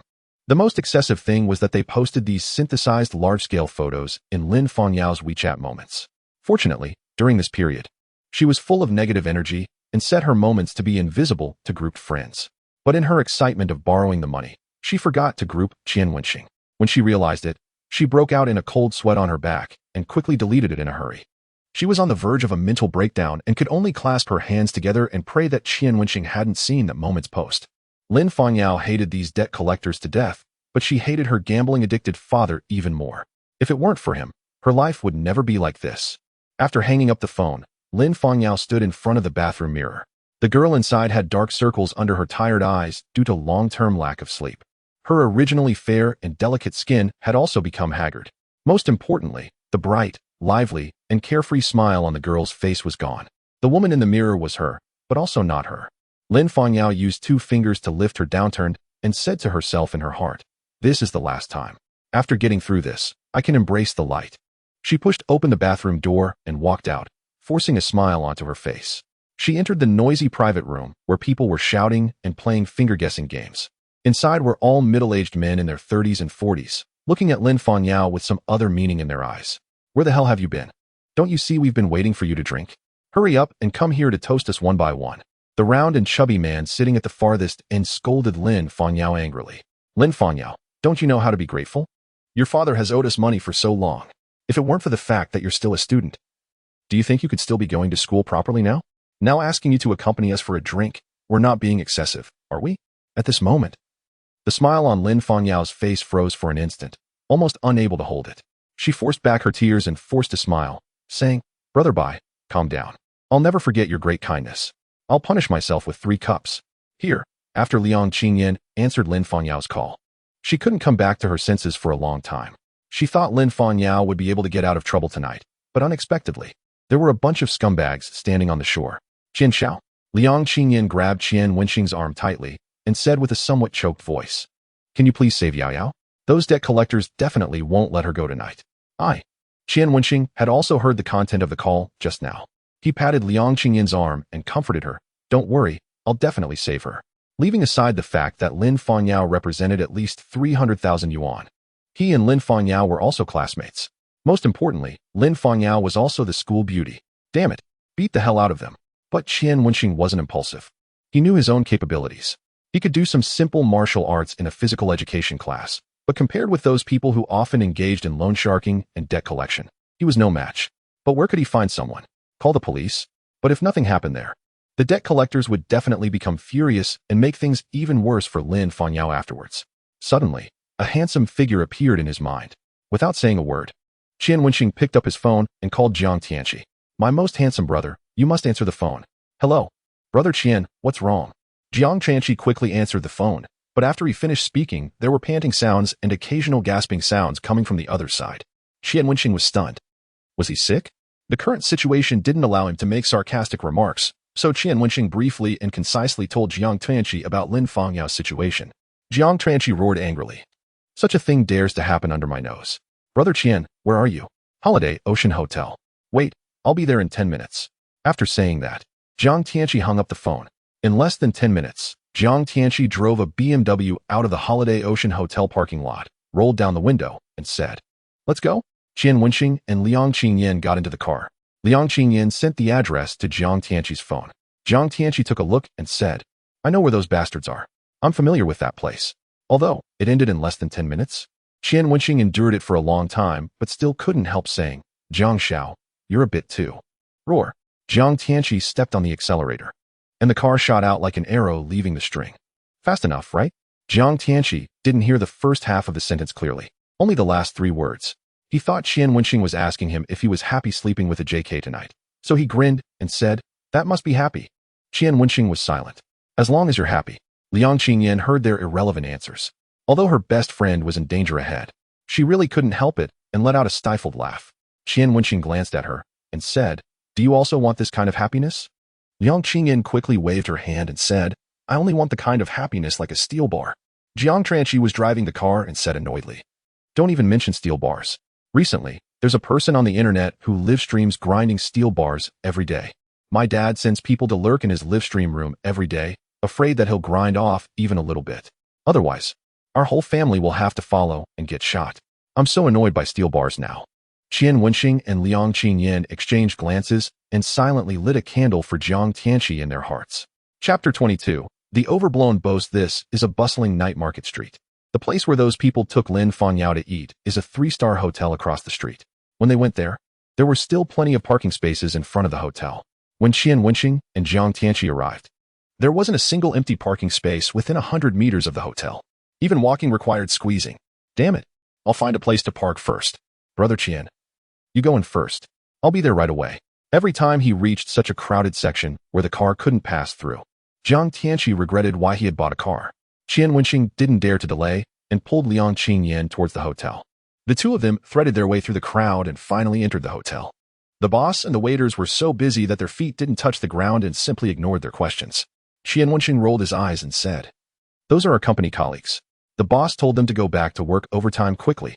Hearing this, the boss finally looked at Qian Wenxing seriously. He pointed upstairs and said, "It's in the second private room on the left. They've been eating in there for a long time. Hurry up," and urged them to leave. "Oh, look at how many people there are. There's no place to sit." Before he could finish speaking, Qian Wenxing had already stepped onto the second floor, and Liang Qingyan followed closely behind, asking, "How did you know the boss would definitely tell you like this?" Qian Wenxing said, "He definitely hopes that all the guests outside will come in, and those who come in will eat quickly and leave quickly. It's a common problem of human nature." Just as the two of them arrived in front of the second private room on the left, Qian Wenxing heard a sound of a cup being smashed inside, followed by an angry shout. "What did you say? Can't drink anymore. I've shown you so much kindness to your family, but you don't even give me the face of just one glass of wine? Lin Fangyao, are you forcing me to call your father?" "Brother, bye. Don't call my father. I'll drink." Lin Fangyao's voice was very slurred, obviously having drunk too much. Qian Wenxing frowned tightly.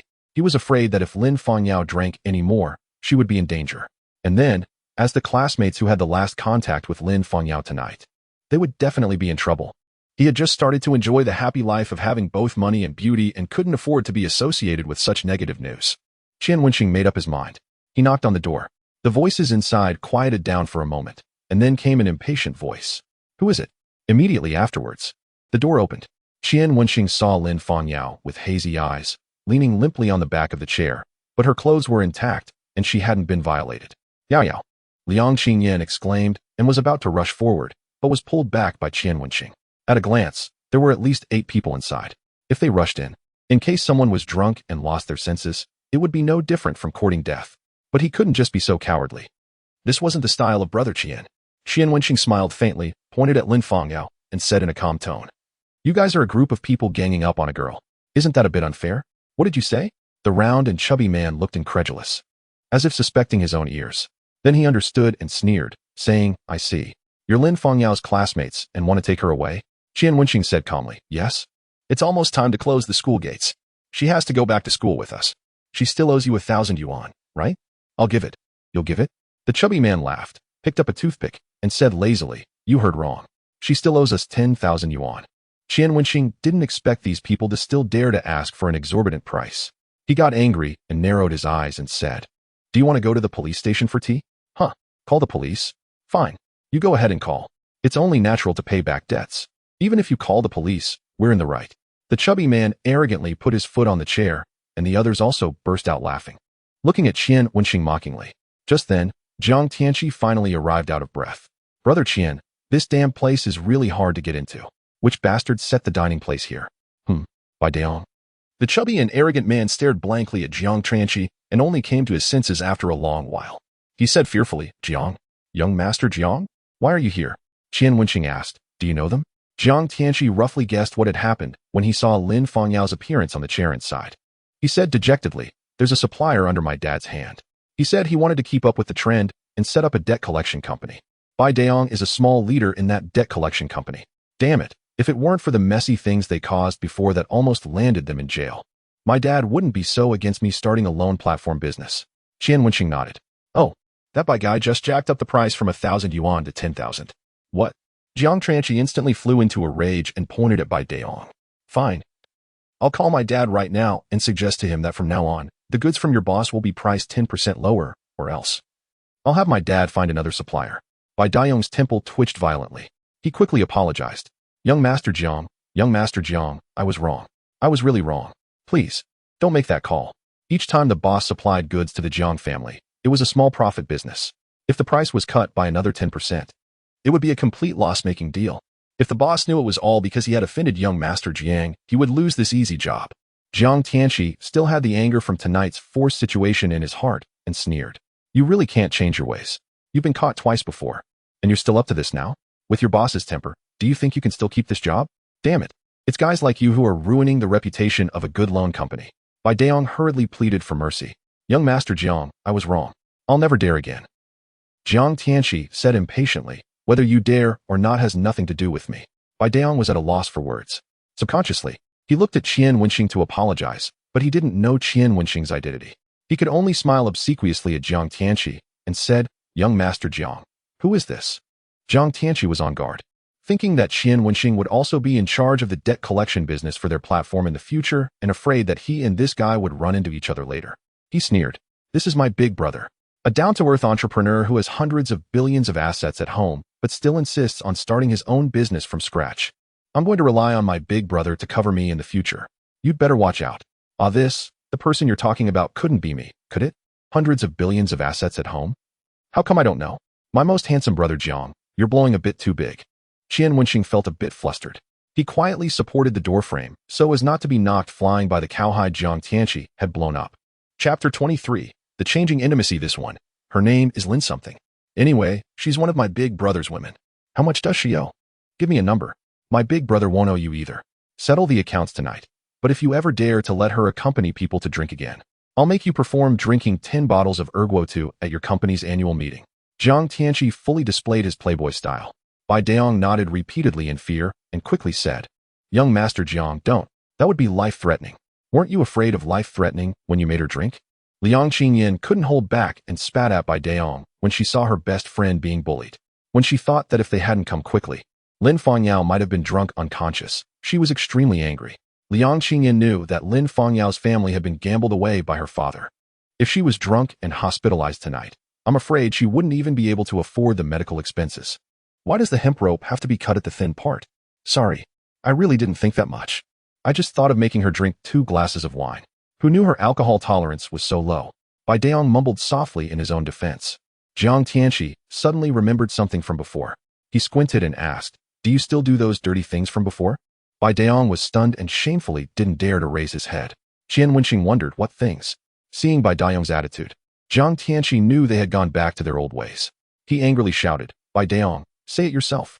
Bai Daiyong lowered his head and said in a low voice, Sorry, I shouldn't have had someone steal her WeChat account and post those computer-generated photos in her circle of friends.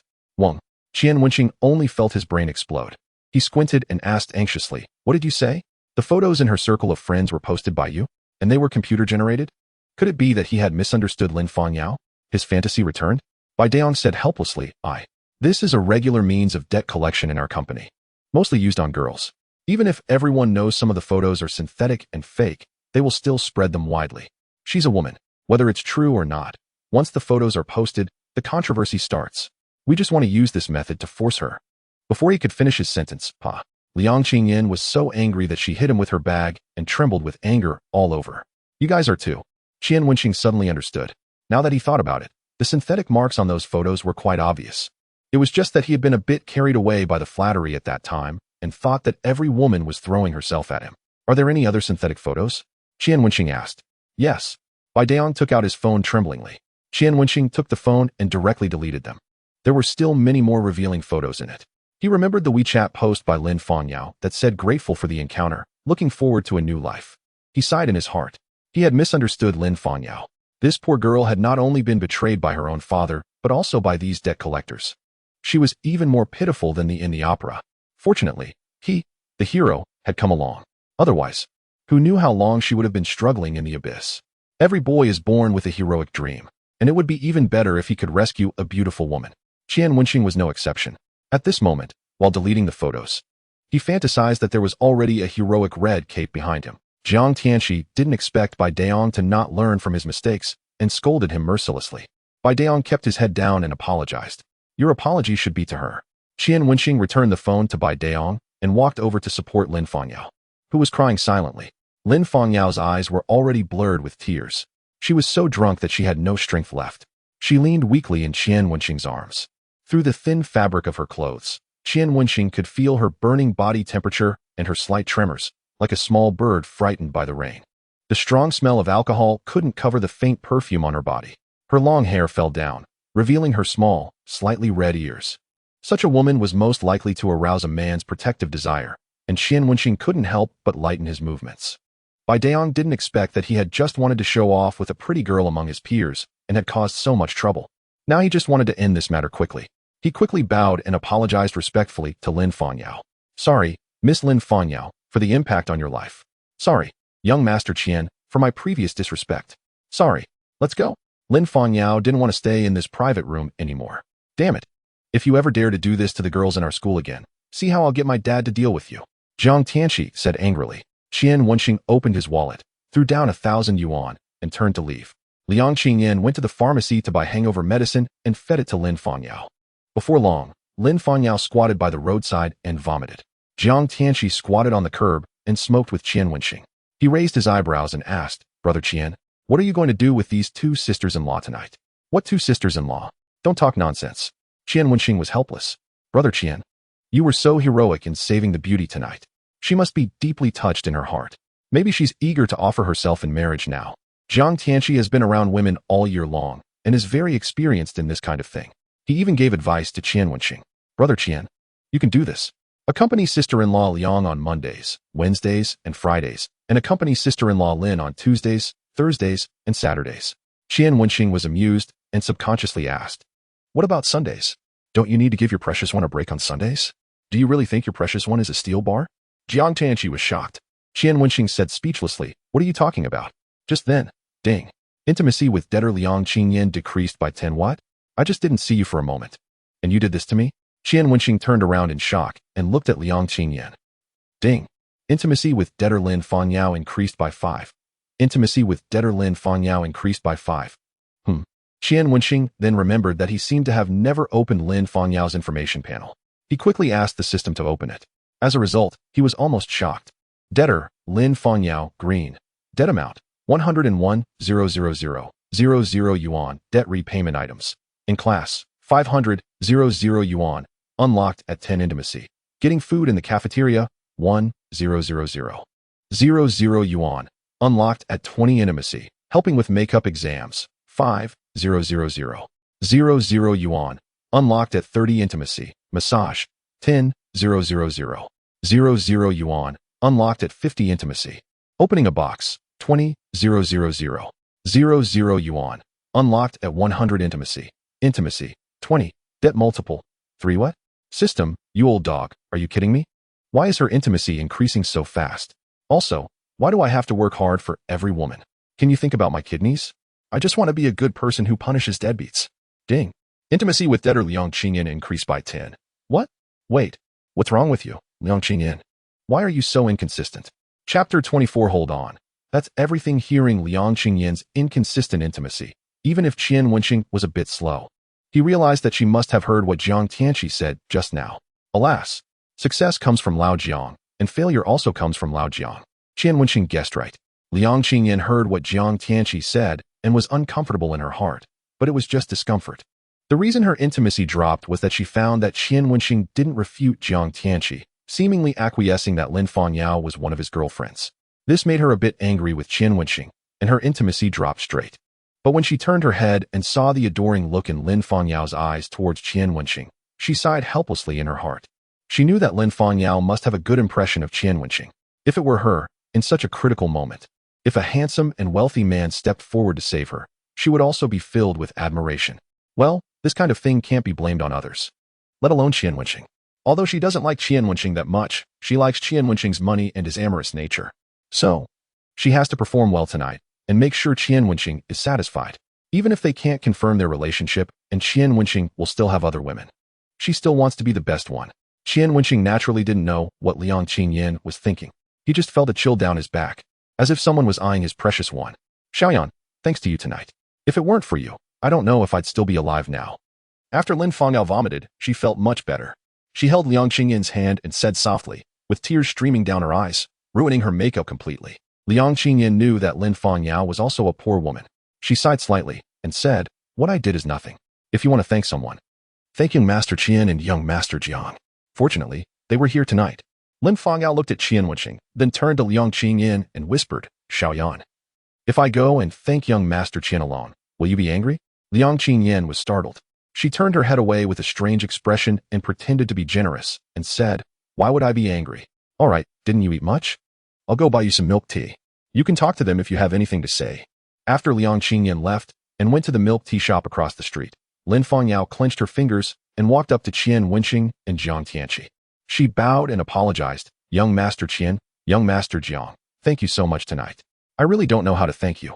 Jiang Tianqi, who loves to watch the fun and make trouble, held a cigarette in his mouth and said with a playful smile, "You're welcome. Just offer yourself in marriage." Lin Fangyao's face turned pale. A look of fear and retreat flashed in her eyes when she looked at Jiang Tianqi. Jiang Tianqi was helpless. He pushed Qian Wenxing next to him forward and said, "Offer yourself to my brother. If my brother doesn't want you, it's not impossible for me to reluctantly accept you." When he said this, Lin Fangyao's face became even paler. The look in her eyes when she looked at Qian Wenxing was a mix of hope and fear. She wanted to say something, but the tears fell first. She looked so pitiful with the tears streaming down her face. Qian Wenxing slapped Jiang Tianqi on the head with a headache and said, "Don't talk nonsense. You scared her into crying." He looked at Lin Fangyao helplessly and said, "Those people won't come to trouble you anymore. In the future, you should come to this kind of place less. There are many part-time job places near the university town across from our school. Now that you don't have any debts, you don't have to work so hard. Go back and study hard and make progress every day." When he said the last sentence, Qian Wenxing himself was speechless. This is the horror of Chinese education. He actually subconsciously encouraged a top student. "Qian Wenxing, you've really made it. Do you still remember that you're a school dropout? Do you still remember how many subjects you failed in the midterm exam? By the way, after going back to school, you can ask Lin Fangyao to help you pass the makeup exam. Well, it's getting late. You should take a taxi and go back quickly." Qian Wenxing felt a bit embarrassed. Then he thought that Lin Fangyao had just paid off her debt and probably didn't have any money on her. So Qian Wenxing took out his phone and transferred 5,000 yuan to Lin Fangyao and said, "Use this money first. Don't worry. Take your time to pay it back." When Lin Fangyao saw the 5,000 yuan, she couldn't hold back her surging emotions anymore. Since childhood, no man had ever been so considerate to her as Qian Wenxing. She choked back her sobs and asked, "Young Master Qian, why are you so good to me? Aren't you afraid that I won't be able to pay you back?" Of course, it's to increase the number of debtors and then upgrade the system functions. But Qian Wenxing couldn't say this out loud. He smiled and said indifferently, "There's always a way to pay it back. All right, go back quickly." Having slept with 2 people on his first time, he was afraid he couldn't hold up. Jiang Tianqi, seeing that Liang Qingyin was about to come back, rolled his eyes and rummaged through his. "What? You just boasted about me. And now you're ruining my reputation again? When did I have a fixed room there?" Lin Fangyao, show your imposing manner as a cold top student. Throw the card in his face and scold him for being a rascal. Hurry up. Qian Wenxing was waiting to watch the show, but he was destined to be disappointed. Lin Fangyao didn't refuse. She just silently took the card and tightly clutched it in her hand. "1 room, 2 cards. This one is yours." Jiang Tianqi stuffed the other card into Qian Wenxing's hand and, with a knowing look on his face, said meaningfully, "Have a great time tonight." "What? Are you sick? What does this have to do with me? Jiang, can you think about my kidneys?" Just as Qian Wenxing was about to scold Jiang Tianqi's behavior, he heard Jiang Tianqi greet someone behind him with a smile. "Sister-in-law is back? I was just discussing with Brother Qian that Lin Fangyao was quite frightened tonight. I'll take her back first. You two enjoy your dating time." Immediately, he made a lively expression at Liang Qingyin. "Sister-in-law, wish you and Brother Qian a wonderful night." "Wachow? So you're the kind of person who talks differently to different people, right?" Liang Qingyin seemed to be in a good mood. She handed over the milk tea and then directly put her arm around Qian Wenxing's arm in front of Lin Fangyao. Boom. The car sped away. What's that in your hand?" Liang Qingyin noticed something in Qian Wenxing's hand and asked suspiciously. Qian Wenxing quickly put the card into his pocket and said calmly, "Nothing. Let's go back." If Liang Qingyin knew about Jiang Tianqi's duplicity, would she be so angry that she would lower the intimacy by 30 points? Forget it, just like this. "Kidney, come on. Hold on, that's everything." Chapter 25. The hotel cabinet. The school dormitory is closed. "You can stay here tonight." Jiang Tianqi sent Lin Fangyao to the hotel room door and pointed to the next room. "This is Brother Qian's room. If you want to eat anything, call the front desk. Thank you, Lin Fanyao said. Jiang Tianqi waved his hand and quickly ran away after turning a corner. Lin Fanyao entered the room. She couldn't hold on any longer and collapsed on the ground, crying. She cried for more than 10 minutes and then walked towards the bathroom. She washed her face with cold water and looked at herself in the mirror. She owed Qian Wenxing 106,000 yuan. When would she be able to pay it off? Lin Fanyao turned to see the items on the table, and a trace of struggle flashed in her eyes. She didn't want to sell her body. But thinking about what Qian Wenxing had done, if he really wanted to do something, just consider it as repaying a favor. She owed too much and had no money on her. Her body was the only thing she could offer. Just after this time, everyone would go their own ways and owe nothing to each other. Soon, the sound of shower water came from the bathroom. Holiday Ocean Hotel. After tossing all night, both of them were tired, but thinking about what was going to happen tonight, they understood each other tacitly. Entering the room was very clean. Jiang Tianqi's things were placed in the corner. Whether it was intentional by Jiang Tianqi or the hotel was like this. There was a box of medicine and some strange props on the bedside table. Qian Wenxing and Liang Qingyan were both novices. At first glance, they were at a loss. What a mess Jiang Xiao made. He didn't even put things away properly. Qian Wenxing shifted the blame to Jiang Tianqi. He picked up the props and walked towards the cabinet. But when he opened the cabinet door, he was stunned by the scene inside. The cabinet wasn't empty. It was full of clothes, and there were also props hanging on the cabinet door. Because of Qian Wenxing's big movement, 2 pieces of clothes fell out. This was really embarrassing to the extreme. At this time, Liang Qingyan walked over. She picked up the 2 pieces of clothes, looked them over, and looked at Qian Wenxing meaningfully. Do you want me to wear this? Qian Wenxing forced a smile and said, I said it was accidentally knocked off. Do you believe it? Liang Qingyan burst out laughing. Is young Master Qian so shy? Could it be your first time? She was also shy, but seeing Qian Wenxing's appearance, she wasn't shy anymore. Qian Wenxing retorted, shyness is just my protective color. In fact, I'm an experienced person who manages many affairs every day. No wonder you want to eat kidneys. Liang Qingyan could tell that Qian Wenxing was boasting and deliberately teased him. Qian Wenxing's face turned as cold as frost, and he gritted his teeth and spat out 2 words. Wait. He took out 2 pieces of clothes from the cabinet, stuffed them into Liang Qingyan's arms, pointed to the bathroom, and said coldly, change into these. Liang Qingyan's face turned red, and she walked into the bathroom with the clothes in her arms. After a while, the sound of running water came from the bathroom. System, open Liang Qingyan's information panel. Qian Wenxing said, Debtor, Liang Qingyan, debt repayment progress, 22 for 100, 0036, 000, 00 yuan, intimacy, 82, debt multiple, 3. Something's not right. Old dog, the last repayment progress was 22, 300. Why is it 100 more? Did you do something? Qian Wenxing noticed the problem. Debtor Liang Qingyan took a walk with the host and repaid 100, 00 yuan. Qian Wenxing suddenly realized. It seems that he doesn't have to worry in the future. The system is more sensitive than himself.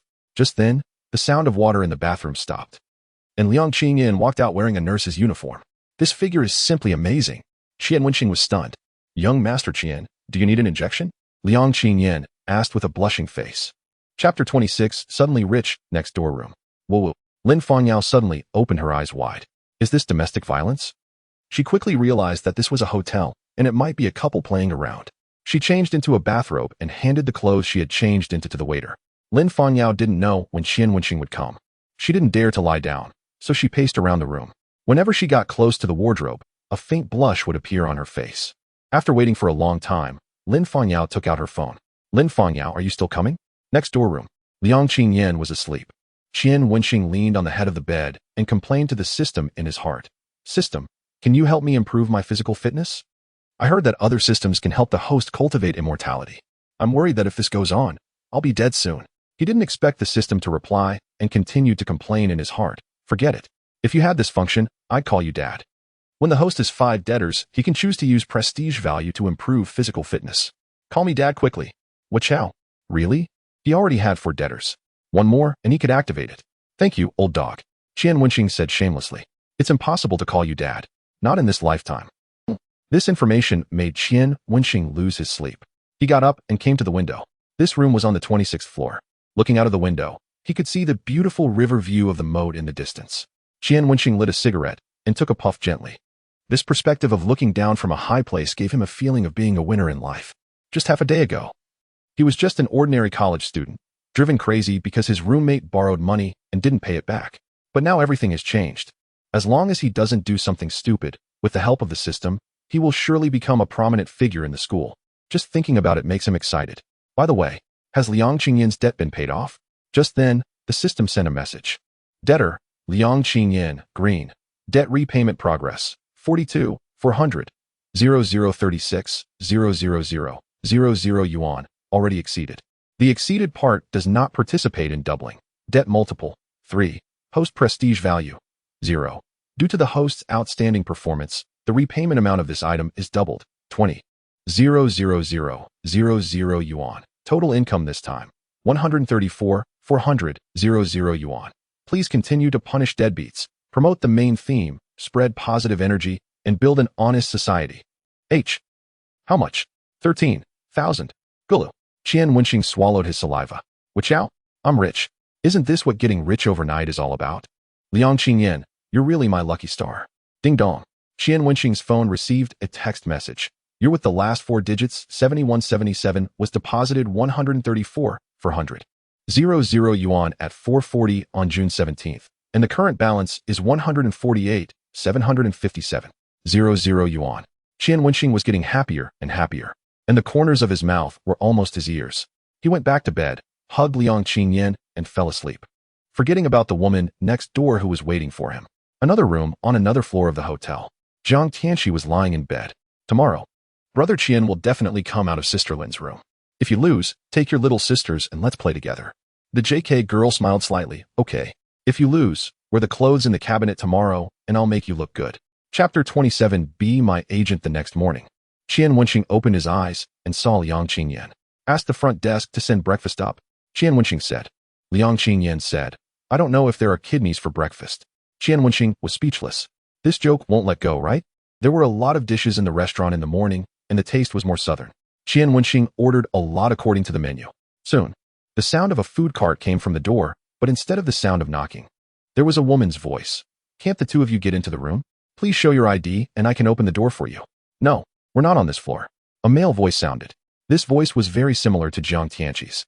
Qian Wenxing opened the door and saw Jiang Tianqi and the JK girl squatting at the door. There was also a hotel waiter pushing a food cart beside them. When Jiang Tianqi saw Qian Wenxing come out, the light in his eyes disappeared.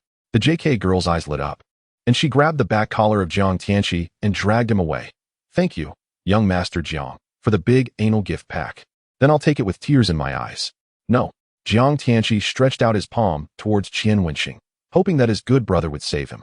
The waiter asked, Sir, is that your friend? Under Jiang Tianqi's expectant gaze, Qian Wenxing looked away. I don't know. Maybe he's a lunatic. He took the food cart and cruelly closed the door. I seem to hear young Master Jiang's voice. Liang Qingyan came out of the bathroom wrapped in a bathrobe and asked, How could young Master Jiang possibly be here early in the morning? Hurry up and eat. Qian Wenxing said. Liang Qingyan thought about it. That was true, so she didn't ask any more questions. After the two finished eating, they sat on the sofa chatting. Qian Wenxing remembered that Liang Qingyan didn't know that she had already paid off her debt, so he said, The 36,000 you owed Su Ye has been paid off. Liang Qingyan was stunned and asked, Why so soon? She calculated in her mind for a long time and frowned. Isn't there still 20,000 left? Yesterday you introduced Lin Fanyao to borrow money from me. Count it as you paying back 10,000. Last night we had sex, and you paid back another 10,000. These two items have paid off all the money. Qian Wenxing replied. The smile on Liang Qingyan's face just now gradually sank. She stared at Qian Wenxing with both eyes and asked, So, we have nothing to do now? After settling the debt, she should have been relieved. But after experiencing so many things, she found that she had developed feelings for Qian Wenxing. Qian Wenxing was surprised. Could it be that this woman really liked him?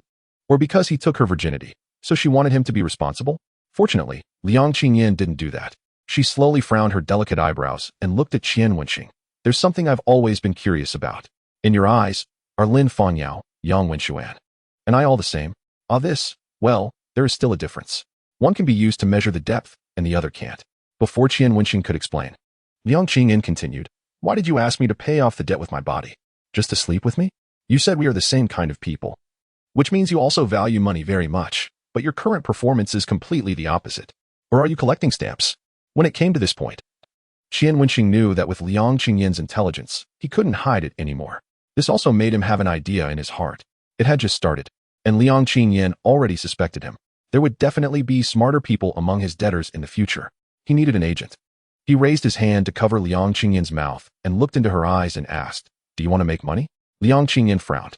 Qian Wenxing said, "Be my agent and use your connections to lend money to me. I'll give you a commission, not less than 5,000 for each order. The larger the amount, the higher the commission. As for why I want to do this, don't worry about it and don't ask. If others ask, you also help me block it. How about that?" Liang Qingyan stared at him in shock with wide eyes. She pulled Qian Wenxing's hand down and questioned, "Are you crazy? If you want to collect stamps for yourself, fine, but you still want me to pimp for you? We'll be arrested like this." Qian Wenxing smiled bitterly. He knew that Liang Qingyan had a big misunderstanding of him and quickly explained, not only girls, but boys can also be. For example, young Wenxuan. Did I sleep with him? Moreover, don't you want to accumulate connections and be an agent? Then do an internship with me first. Treat me as your artist. Introduce the resources you have now to me. In the future, I will be your biggest connection. You can definitely trust me on this point. Liang Qingyan's complexion looked a little better.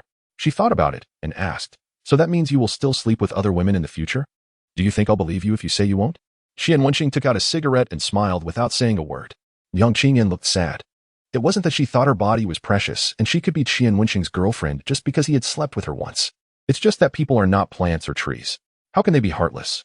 Moreover, he was her first man. After thinking for a while, Liang Qingyan made a decision. She said to Qian Wenxing, "I promise you, wish us a happy cooperation. As long as there's money to be made, I don't care about your personal affairs." She saw it very clearly. Instead of being a vase who could only fight for favor beside Qian Wenxing without a name or status, it would be better to be his right-hand assistant so that she could always follow him. Qian Wenxing let out a sigh of relief and squeezed Liang Qingyan's hand. Happy cooperation. In the next room, Lin Fangyao woke up, had breakfast, and waited for a while. Seeing that Qian Wenxing still didn't come, because she had class in the morning, she left. When passing by Qian Wenxing's door, she lowered her head and sent a WeChat moments. "Embrace the new life, be grateful, and hope to have you by my side on the journey." Chapter 28. A sensible woman. After the storm of passion subsided, Qian Wenxing didn't dare to stay in the room, so he hid in the bathroom to smoke.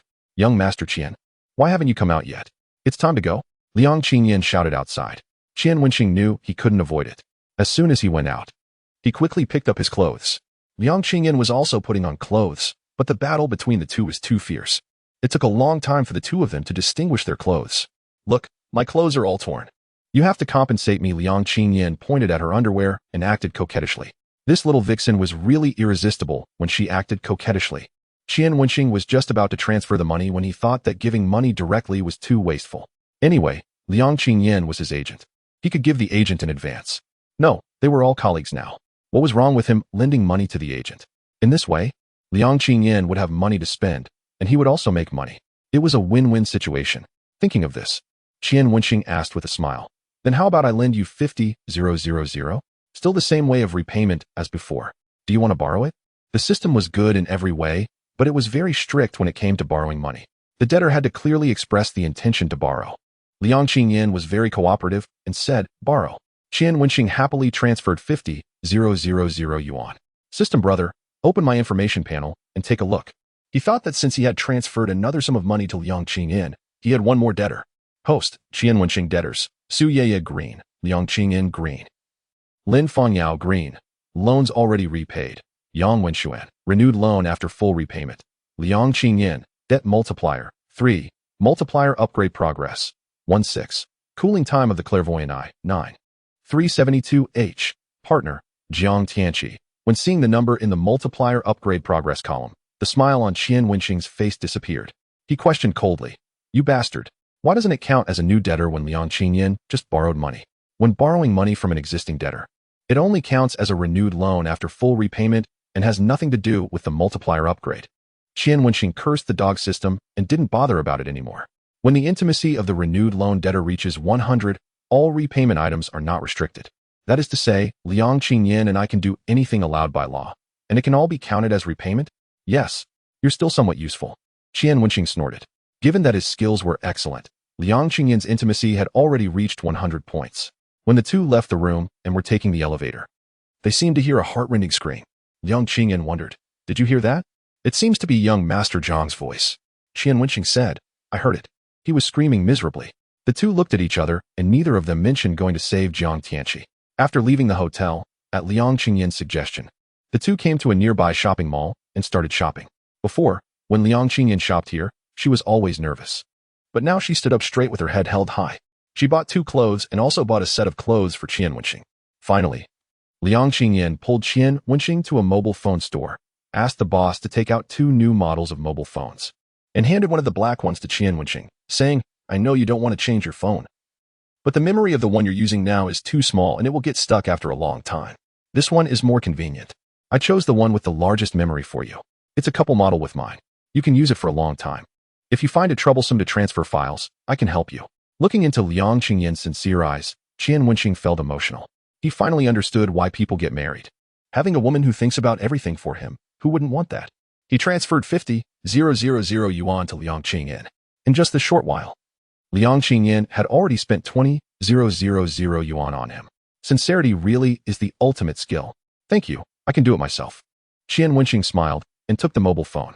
It wasn't that he didn't want Liang Qingyan to help him, but he had to properly arrange the little wife in his browser.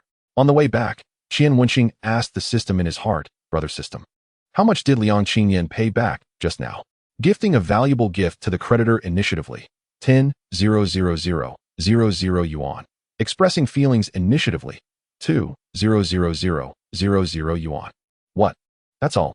Qian Wenxing questioned the system in disbelief. She spent over 20,000 yuan on buying things for me, but she can only pay back 10,000? Which country's capitalist are you? So good at bleeding people dry. Even mosquitoes would call you their ancestor. Please don't question the system, host. Qian Wenxing turned to look at Liang Qingyan, who was tying her hair up.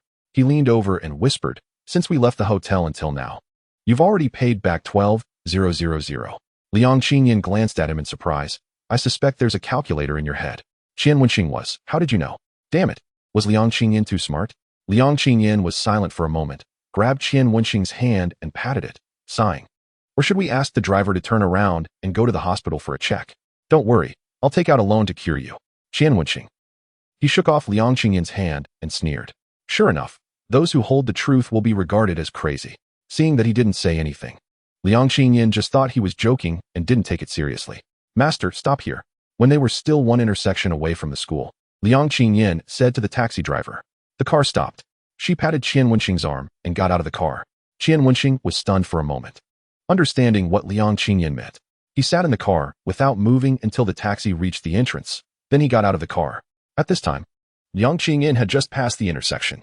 She was taking the initiative to keep a distance from him. With Liang Qingyan's influence in the school, if the two of them got out of the same car, it would definitely attract attention. By then, it would be inconvenient for him to maintain a debt relationship with other women.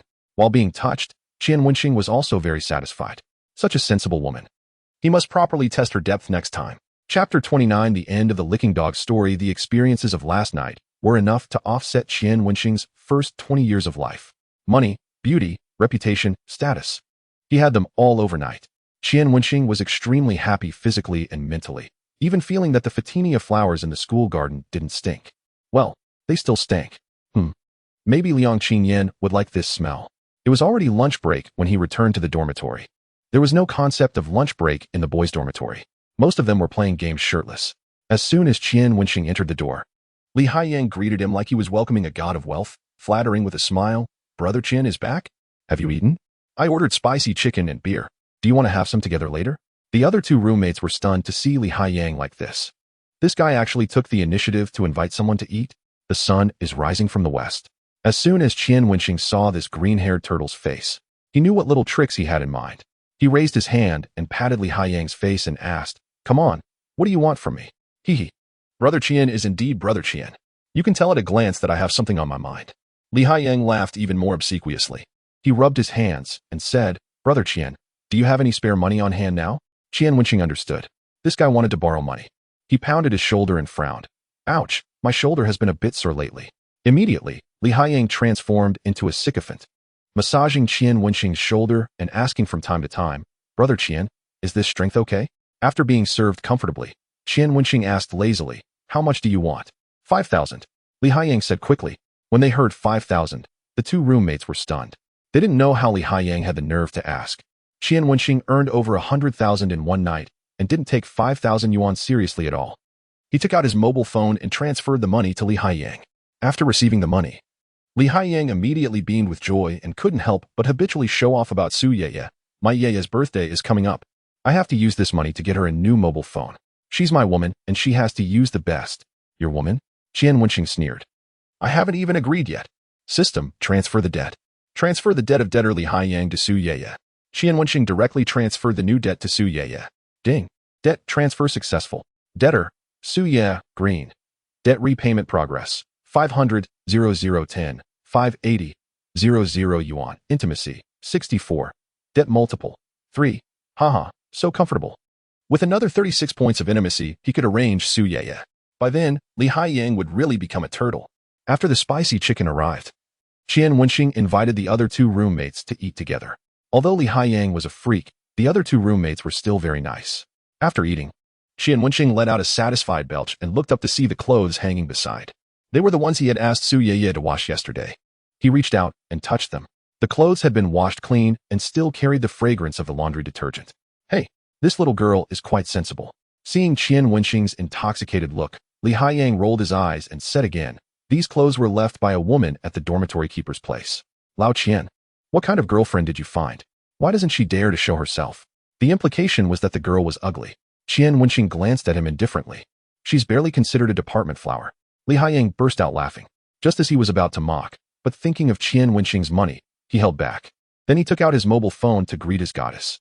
Wang Jingyan walked over and whispered, Lao Qian, isn't your living expenses almost gone? Don't borrow money randomly anymore.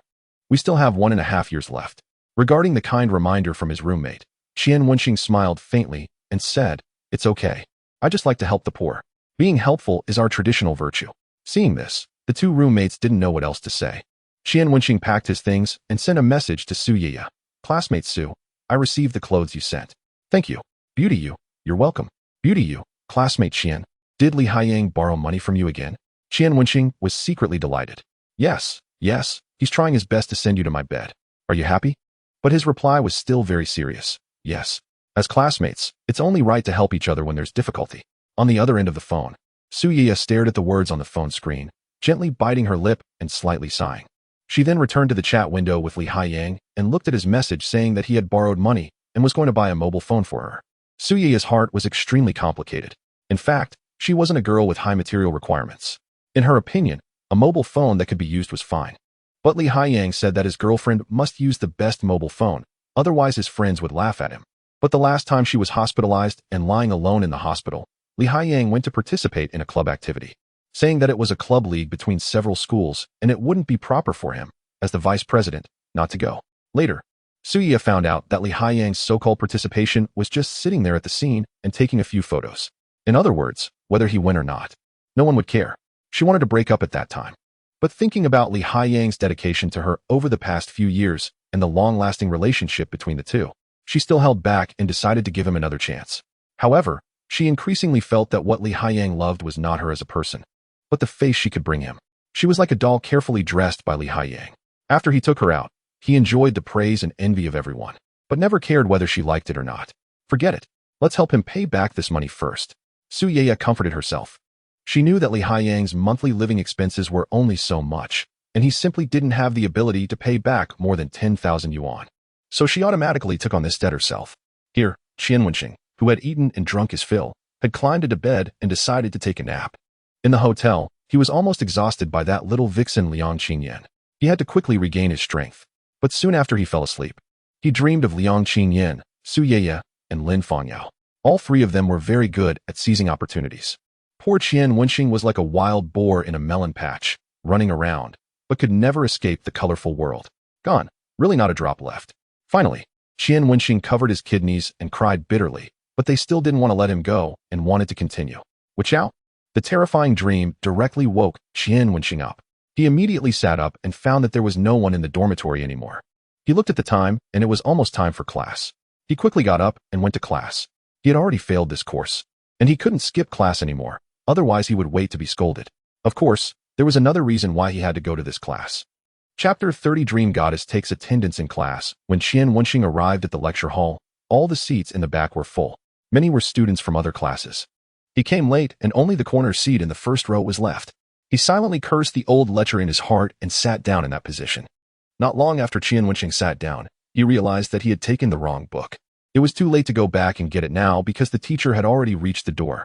Wan Lingyun, the youngest English teacher at Jinghai Institute of Technology, was recommended for postgraduate study at her own school. After graduating from graduate school, she stayed on as a teacher. She was both a senior and a teacher. In her class, there were always more boys than girls. Sometimes, boys from other classes would come to attend. There was no other reason, just lust. Wan Lingyun, as her name suggests, was extremely cold. She never smiled in class. Although she was young, she was very serious when teaching. But her class still had a lot of people coming to audit because she was extremely beautiful, and she had that kind of very high-class bone beauty. Every frown and smile was captivating.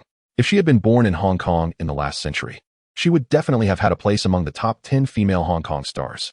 At this moment, the clear sound of high heels tapping on the ground could already be heard outside the classroom. The sound was neither too fast nor too slow, and the interval between each tap seemed to be measured. This sound struck the hearts of all the boys in the room. Everyone looked eagerly towards the classroom door. Qian Wenxing held his breath gently. That was his dream goddess. Wan Lingyun had already reached the classroom door.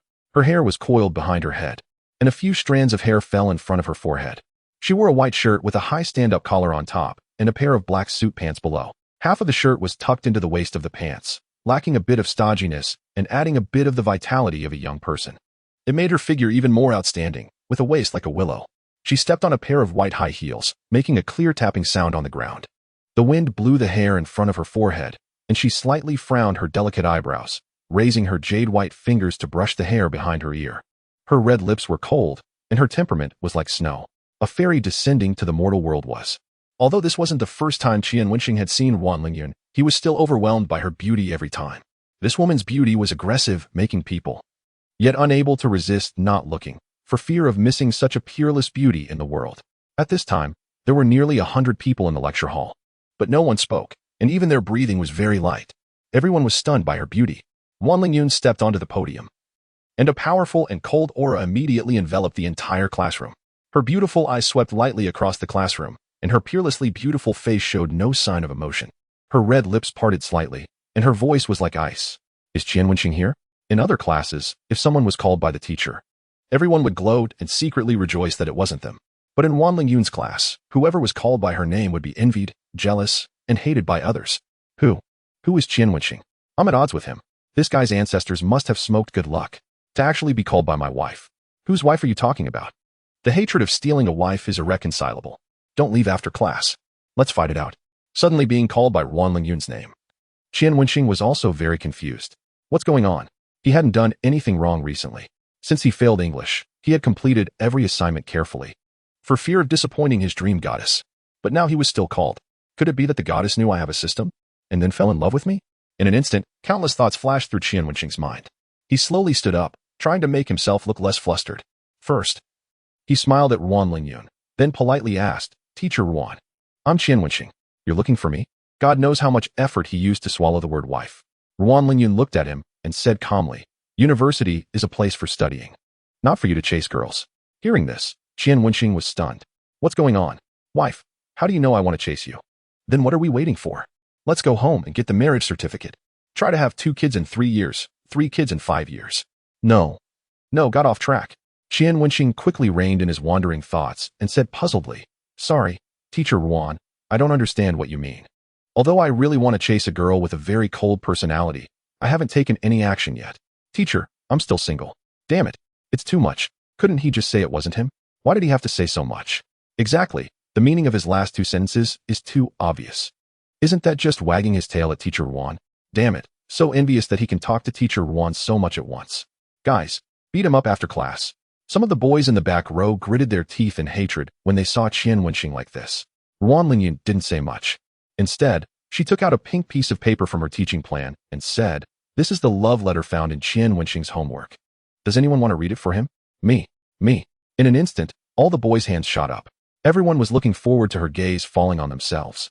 A person sitting in the front row immediately stood up and walked onto the podium, vividly demonstrating what it meant to be the first to get the moon when near the water. Teacher, I'll do it. The boy took the pink paper, first made a funny face, then opened it, and took a look, and burst out laughing. Qian Wenxing stared at that piece of paper and fell into deep thought. This thing wasn't his. Xia Qiming sitting in the middle looked at Li Haiyang lying on the table and asked, What's wrong with you? Stomachache? On the podium, The funny boy started reading. Dear you, I'm sorry for making you angry again yesterday. Please forgive me. Don't ignore me. My heart is about to break. You will always be. Poochie, haha. The moon god is hanging high in the sky for me, and I am. The boy thought about all the sad things in his life and still couldn't hold back his laughter. His lips twitched, and his tone changed because of trying to hold back his laughter. I am the sea on the ground that only belongs to you. No matter when you fall, I will catch you. Ha ha ha. Sorry, Teacher Ruan, I really can't hold it in anymore, ha. The students in the classroom laughed like crazy.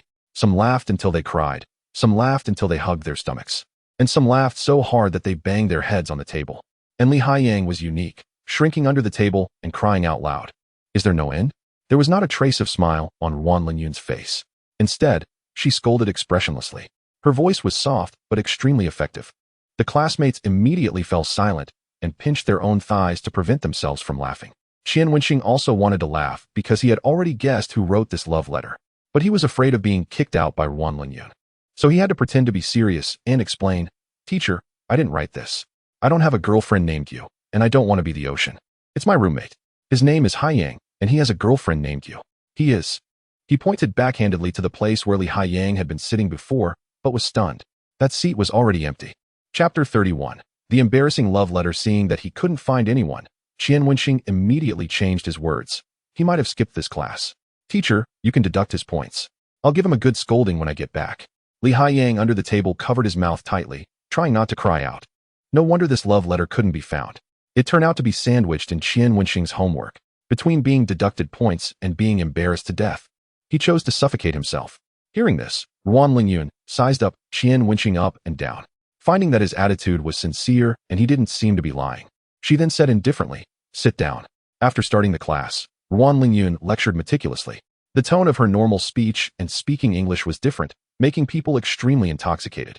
Qian Wenxing didn't bring his textbook either, so as he listened, he began to support his cheek and admire Ruan Lingyun's beauty. When he was thinking about what to name their third child, Ruan Lingyun walked over and knocked on his desk. Have you memorized the homework I left last class? Damn it. Why is it him again? Being questioned by my wife twice in one class. So envious. I'm not envious because I can't recite it. Someone whispered softly. Qian Wenxing came to his senses and recited the text fluently, then asked with a smile, Teacher Ruan, did I pass? Normally, Ruan Lingyun would definitely have Qian Wenxing go out and stand because he had delayed the progress of her lecture. But today, Ruan Lingyun didn't say much and just waved her hand casually. Sit down. Qian Wenxing sat down under the envious, jealous, and hateful gazes of everyone and continued to listen to the class. These large lectures in the lecture hall were 2 classes in a row. After the first class, Ruan Lingyun went out with her phone. As soon as she left the classroom, there was an uproar of laughter. Everyone wasn't stupid. After being reminded by Qian Wenxing, they all guessed that it was the love letter Li Haiyang wrote to his girlfriend. It wasn't that they cared much about Li Haiyang, but this guy was really annoying. Always showing off in front of them. So now he was getting what he deserved. They pulled Li Haiyang out from under the table and started reading the love letter again. Finally, Li Haiyang ran out of the classroom blushing, shedding little golden beans all the way. When the class bell rang, Ruan Lingyun came back from outside with her phone. Although her face was still as cold as before, Qian Wenxing keenly noticed that the corners of her eyes were a bit redder than before. What's going on? Who made my wife cry? Because of this small detail, Qian Wenxing's eyes were on Ruan Lingyun's face throughout the whole class, trying to find clues from her. Buzz. Just as Ruan Lingyun turned around to write on the blackboard, Qian Wenxing saw the phone on the podium light up. He straightened up and strained to look over there, because it was a bit far away. He couldn't see clearly what was on the phone, but vaguely saw the word 700,000 yuan. Qian Wenxing frowned. 700,000 yuan? Was it the price of something Ruan Lingyun bought, or did she need 700,000 yuan? Alas, it's so troublesome not to be able to see the specific content clearly. Qian Wenxing thought about asking her after class. If Ruan Lingyun needed to borrow 700,000 yuan, wouldn't this be a golden opportunity that had come to his door? Qian Wenxing had his textbook this class, so he studied much more seriously. Although he hated English, he also knew that even the richest people needed to study, not just for showing off, but also to enhance their knowledge and better serve making money. In this class, Qian Wenxing frequently raised his hand to answer questions, with a very correct attitude. This made Ruan Lingyun look at him differently and rarely praised Qian Wenxing in public. Well, not bad. Everyone should learn this attitude from classmate Qian Wenxing in the future. The other students were enviously separated by the plasma membrane. If it weren't a law-based society now, they would definitely make Qian Wenxing bleed on the spot. Qian Wenxing gave Wan Lingyun a shy smile. Thank you, teacher. The joy in his heart was more than when Jiang Tianqi boasted about his family's hundreds of billions last night. He liked Wan Lingyun. Not the kind of liking based on physical desire, but the kind of liking where he wanted to marry her as his wife, cherish her, and take care of her. Finally, class was over. Qian Wenxing quietly followed behind Wan Lingyun. As he walked, he became puzzled. This didn't seem to be the way back to the English office. Just as he was wondering, he saw Wan Lingyun walking towards the east gate of the school. Because this area outside the school gate was very remote, there were few students here. What was teacher Wan doing here? Qian Wenxing pretended to be nonchalant and followed. Even if he was discovered, he could claim to have something to do and not that he was deliberately following. Soon, Qian Wenxing knew why Wan Lingyun came here. There was a BMW parked at the east school gate, and a young man in business attire was standing beside the car. As soon as the man saw Wan Lingyun, he eagerly stepped forward. Damn it, my wife has a boyfriend. Qian Wenxing was extremely angry, afraid of being discovered eavesdropping by Wan Lingyun. He quickly hid behind a nearby security booth, pretending to tie his shoelaces while pricking up his ears. Lingyun, you're finally willing to see me. Fortunately, your mother sent me a message. You don't have class today, right? Let me take you to dinner. The young man said excitedly when he saw Wan Lingyun. No need. Qin Han, I should have told you that I don't like you. You don't have to waste your time on me. Wan Lingyun's voice was cold. Hearing this, Qian Wenxing breathed a sigh of relief in his heart. Fortunately, his wife was still single and he could still show his skills. Lingyun, your mother borrowed 700,000 yuan from me today and said that as her future son-in-law, I should be filial to her. She has already agreed to our wedding. Why don't you agree? As long as we get married, these debts will disappear, and I can also give your family 200,000 yuan in betrothal gifts. Qin Han said anxiously. Damn it, 700,000 yuan is enough to marry Wan Lingyun? Qian Wenxing's heart skipped a beat, and his ears perked up like antennas. As long as Wan Lingyun dared to agree, he would rush out and rob the bride. Damn it, his goddess could only be wooed by him with money. Everyone else, get out of the way. Hee hee. Wan Lingyun sneered. I never agreed to marry you, since it was my mother who borrowed money from you. Then you go to her to ask for it. Qin Han, I hope this is the last time I see you at school and the last time I answer your call. That's all. Goodbye. After saying that, Wan Lingyun turned around and left, not looking back no matter how much Qin Han called after her. Qian Wenxing, who was tying his shoelaces, felt a bit conflicted. His goddess was so unyielding. How should he make a move? Fortunately, she was still single now and he still had room to make a move. Qian Wenxing quietly followed Wan Lingyun again. Just as he was about to step forward and say something to Wan Lingyun, he suddenly saw Wan Lingyun wipe away a tear. He was stunned. Damn it, could she be crying? Chapter 32. You two just get engaged thinking of this. Qian Wenxing was at a loss. Although he was good at making girls cry, he didn't know how to comfort them. This is really making things difficult for me. Qian Wenxing got anxious. Just then, Wan Lingyun's phone rang. Qian Wenxing saw Wan Lingyun wipe her eyes twice before answering the call. Hello, Mom. I know Dad is seriously ill. The money I transferred before was all my salary. I just started working and don't have much money on me. Wan Lingyun's tone was very calm at first. I don't know what was said on the other side, but her voice became a bit colder as she said, Don't you still have 100,000 yuan saved there? Is it not possible to use that 100,000 yuan to save Dad's life first? Why do you have to take other people's money? Wan Lingyun, are you crazy? A roaring voice came from the mobile phone. That 100,000 yuan was the betrothal gift that I and your father saved for your younger brother with great difficulty. It was for him to marry a wife. Good for you. I said why you were dead set on not coming back after graduating from university. So you had your eye on this 100,000 yuan long ago? Wan Lingyun, you have too much scheming. Let me tell you. Don't even think about this 100,000 yuan. Your father is lying in the hospital bed and is about to die. If you don't come back to take care of him, that's fine, but you don't even want to transfer a single cent back. Young Master Qin was kind enough to lend 70,000 yuan, and you still want me to pay it back? I think you want your father's life. You unfilial daughter. I'll go to your school tomorrow. I want all the teachers and students in your school to know what kind of person you are. Wan Lingyun. Someone like you is also worthy of teaching and educating people. Wan Lingyun gritted her teeth and said coldly, I've transferred the 50,000 yuan I saved back. What else do you want? Return the money to Qin Han. I said I won't marry him. You use that 100,000 yuan to save my father's life first. And then I'll transfer it back to you when I have money. No, don't even think about it. If you don't get married, then go and sell yourself. The younger sister of your cousin's family is a mistress for someone and drives a Mercedes-Benz and a BMW every day. What about you? After spending so long on your education, you only brought back 50,000 yuan? Young Master Qin is so nice. He condescended to go to the school to find you himself. How did you treat him? Let me tell you. It's impossible to return the 70,000 yuan of young Master Qian. If you have the ability, you pay it back. The mother on the phone gave the final ultimatum. Anyway, I've already told young Master Qian that if our family can't pay back the 70,000 yuan before 7 o'clock tonight, we'll arrange for you two to get engaged. Damn it. Qian Wenxing was so angry that stars appeared in his eyes. Right now, he only thanked that old woman wasn't in front of him. Otherwise, he would definitely beat the shit out of her. Fuck. In these days, anyone can be a parent, right? No, this isn't a parent at all. This is simply a bloodsucker. The salary of a young university teacher tops out at around 100,000 yuan. Not to mention that Wan Lingyun, this new teacher, doesn't reach the top standard in terms of various allowances. So it's already very good that she could save 50,000 yuan in less than a year of work. But in the eyes of her bloodsucking mother, all her efforts were in vain. It would be better to be a mistress for someone and make money faster. Fuck. Since being a mistress makes money fast, why don't you go? Qian Wenxing now felt both heartache and anger towards Wan Lingyun. When hanging up the phone just now, what she said was actually that she would think of a way, instead of scolding that old woman severely. Is such a mother still worth talking to nicely? But there's nothing he can do. Right now he has no right to say such things. After hanging up the phone, Wan Lingyun didn't look very well. She thought that by staying in the school, staying in the big city, she could avoid being harassed by that family. But she forgot that blood relationship and family affection were like the umbilical cord of a baby around her neck. Whether she struggled or not, it would suffocate her. She walked towards the teacher's dormitory in a daze, but she forgot there were steps in front of her. She missed a step, and her whole body uncontrollably fell to the side, and there was a viewing stone beside her. If her head hit it like this, even if there was no danger to her life, she would bleed. Wan Lingyun closed her eyes, already prepared to endure the pain. But the next second, Teacher Wan, are you okay?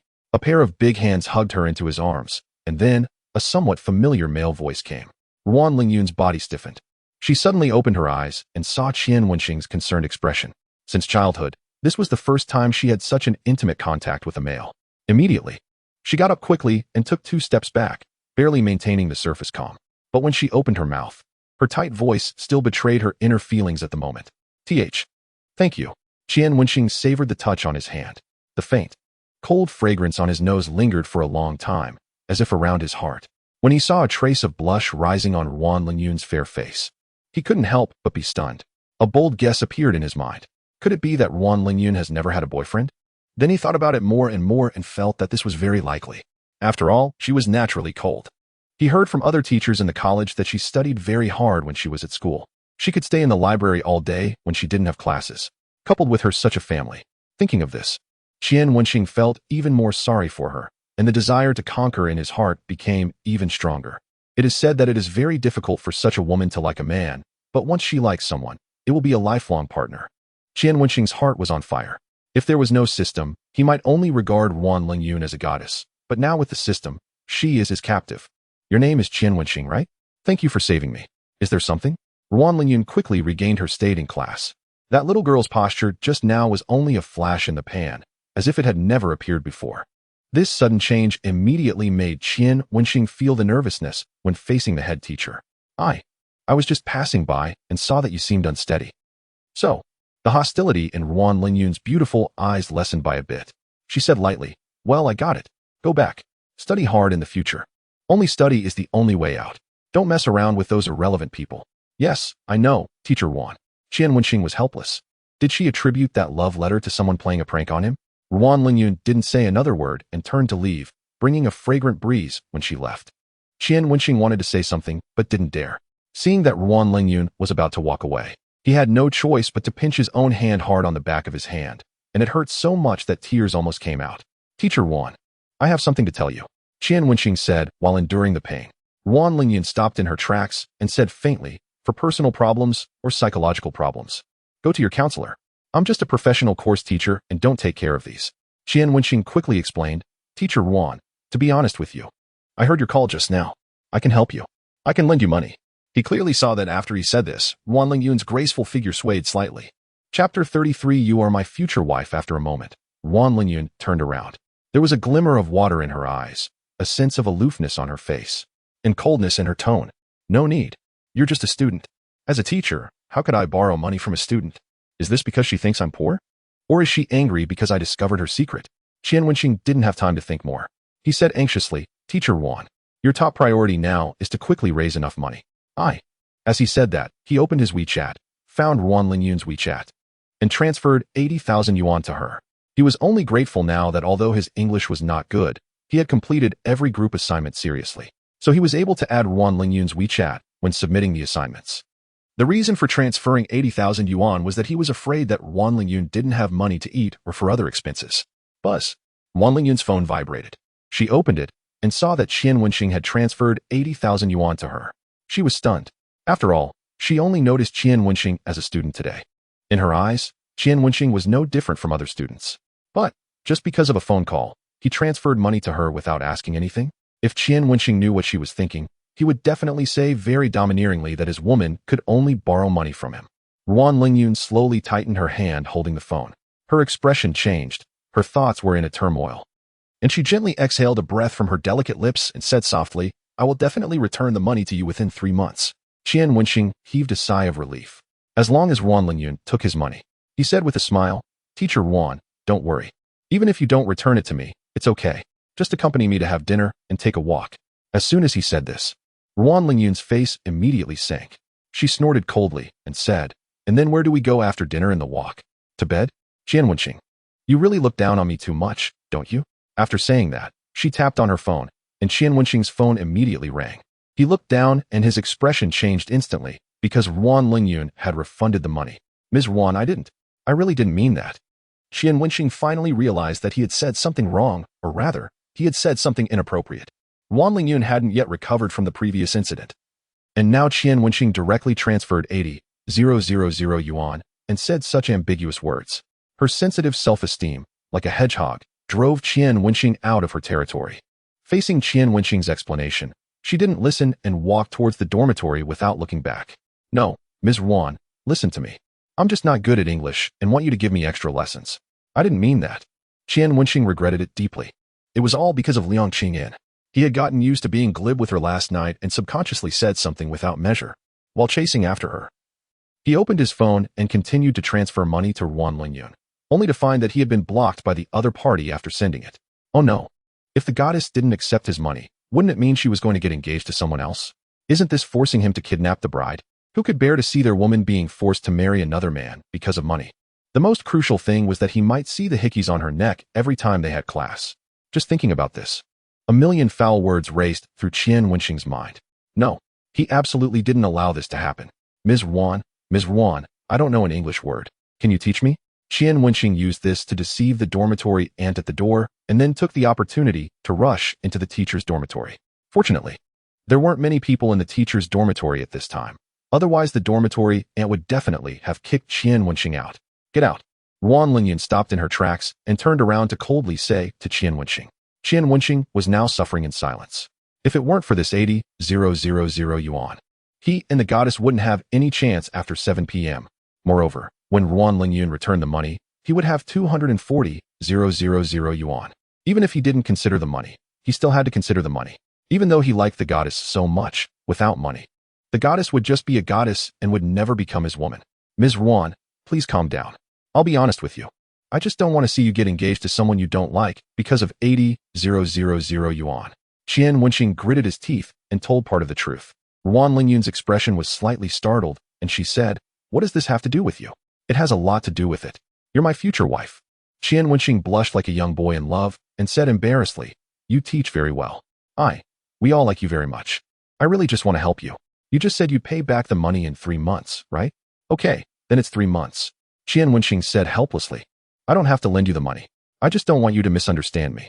Seeing his sincere appearance, Ruan Lingyun pursed her thin lips and said coldly, "I hope you understand that I have the ability to pay you back in 3 months. Don't do any messy things." Qian Wenxing immediately raised his hand and swore, "Definitely not." Seeing that Ruan Lingyun's expression had loosened a bit, he then tentatively said, "Ms. Ruan, can you add me back on WeChat?" Only then did Ruan Lingyun remove him from the blacklist. Qian Wenxing transferred the 80,000 yuan over again and said with a smile, "Ms. Ruan, can you ask me questions in class a few more times next time? I feel like I can improve my learning motivation every time you ask me. It's good that you have this awareness, but everyone is equal in terms of learning. I won't treat you differently just because you're my creditor." Ruan Lingyun said indifferently. Qian Wenxing laughed, but his opinion of Ruan Lingyun had also changed a bit. At least he felt that she had become more down to earth and was no longer that aloof and unworldly look.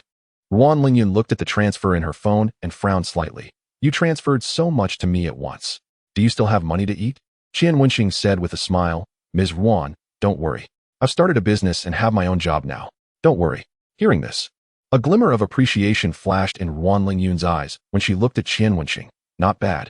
Hee. Then teacher, I'll leave first. You have a good rest. Qian Wenxing didn't dare to stay longer for fear that Ruan Lingyun would ask him what job he was doing. Could he say he was a debt collector?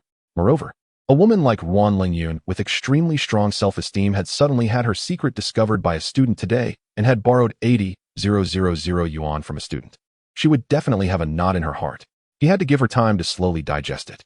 As soon as he left the teacher's dormitory, Qian Wenxing couldn't wait to say to the system, help me open Ruan Lingyun's information panel.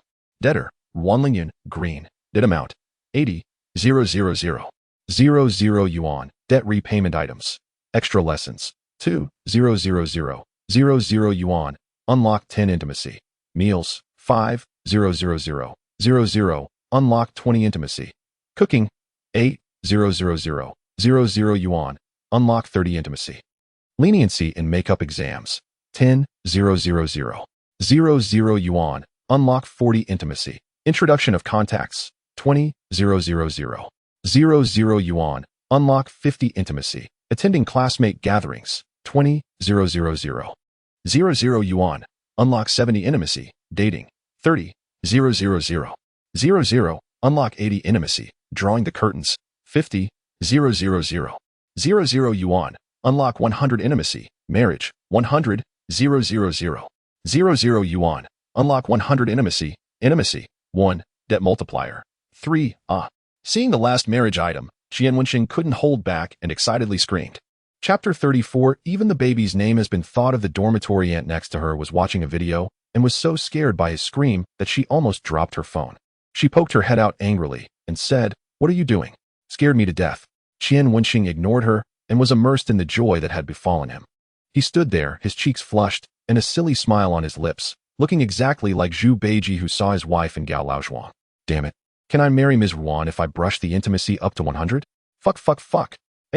Has this overwhelming happiness finally come to me? Will the goddess finally become my woman? Then at the class reunion, I'll put my arm around Ms. Ruan's slender waist and touch her bulging belly and happily announce, yes, we have a common child.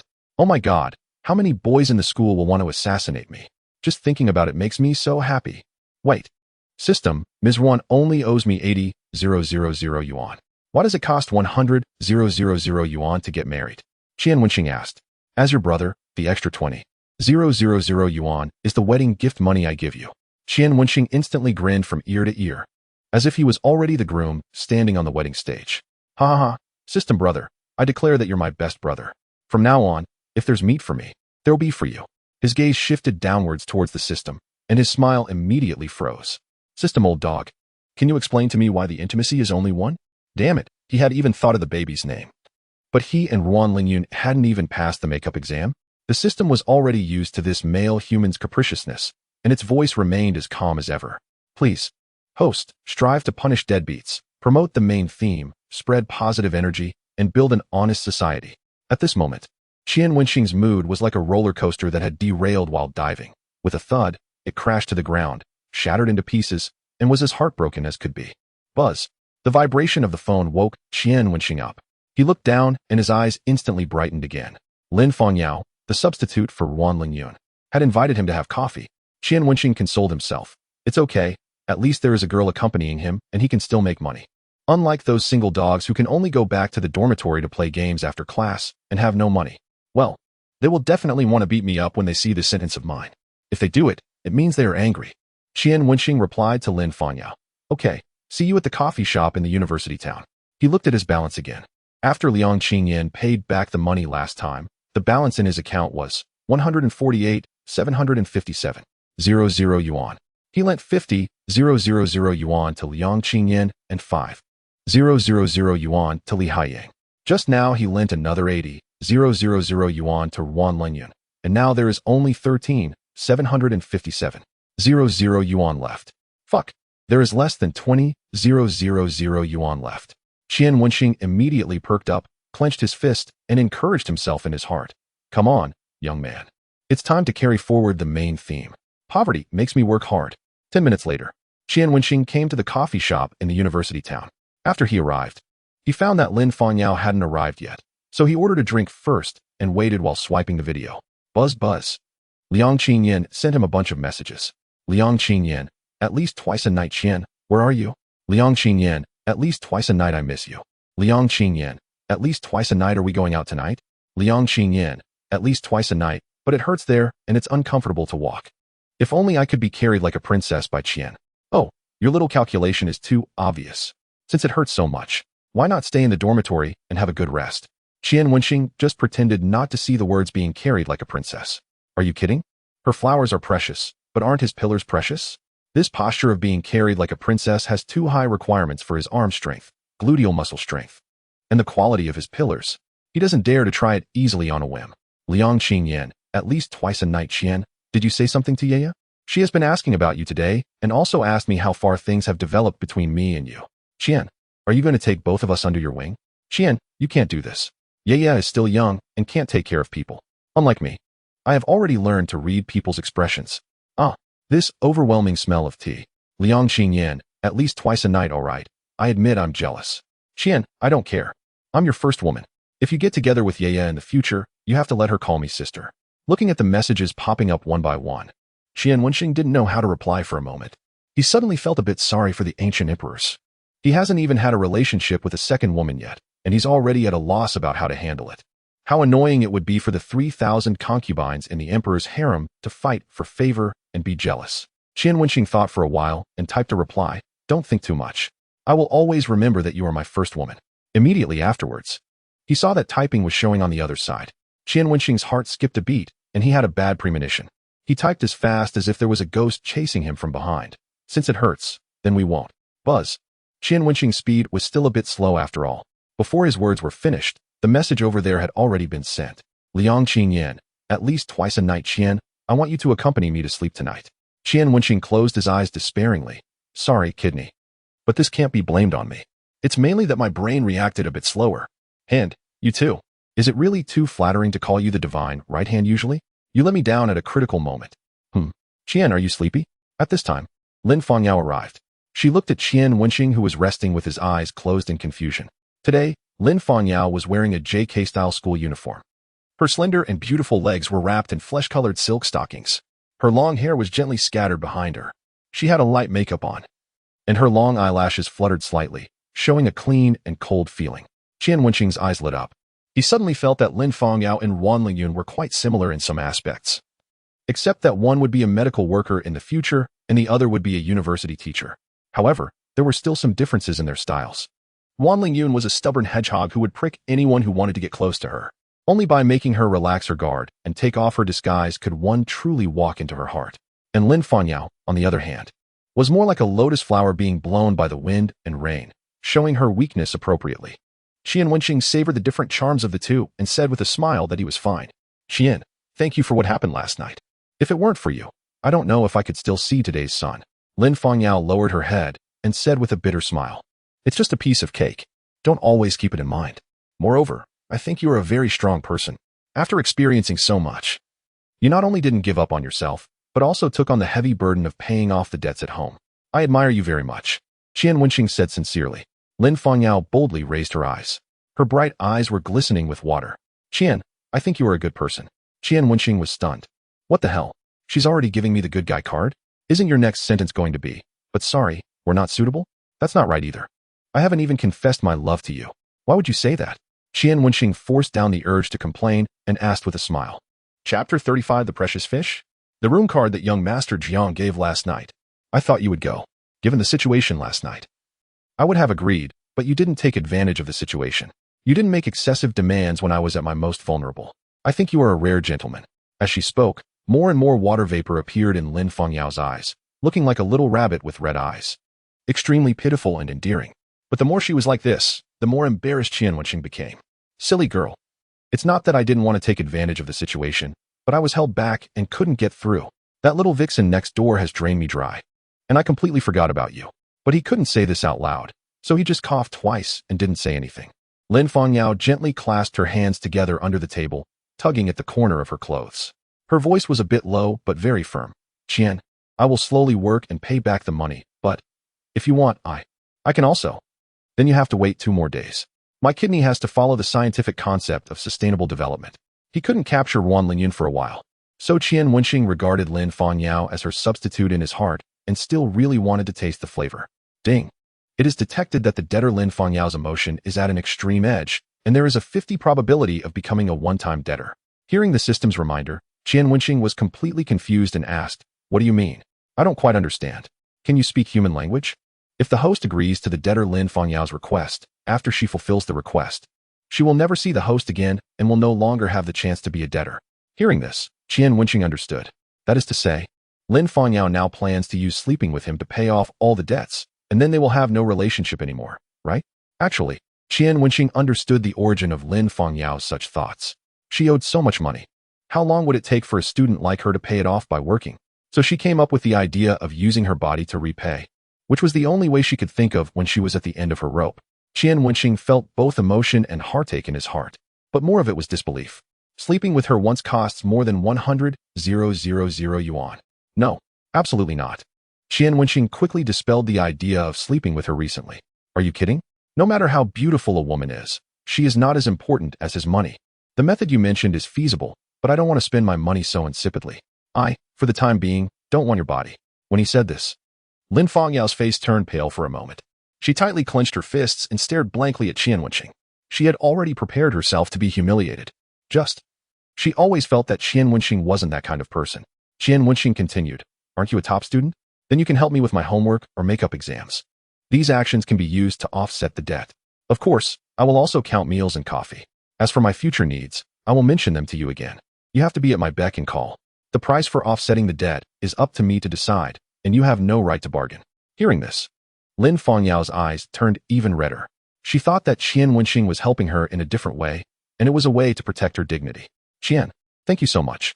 I really don't know how to repay you," Lin Fangyao said with red eyes. Ding. Intimacy of debtor Lin Fangyao 10. Qian Wenxing sighed in his heart that this girl was too innocent. On the surface, he said with a smile, "Don't be so polite. We are all classmates, and you are still Xiaoyan's best friend." Lin Fangyao nodded, picked up the coffee, and took a sip. She lowered her eyes and said softly, "Qian, you and Xiaoyan must stay happily married for 100 years. What? Wait, what's with this sudden blessing? Are all those intimacy points you have just for show?" To avoid misremembering Lin Fangyao's intimacy level, Qian Wenxing deliberately confirmed it with the system. Debtor, Lin Fangyao, green. Debt amount, 106,000 yuan. Repayment items. In class, 500,000 yuan. Unlocked by 10 intimacy. Getting food in the cafeteria, 1,000 yuan.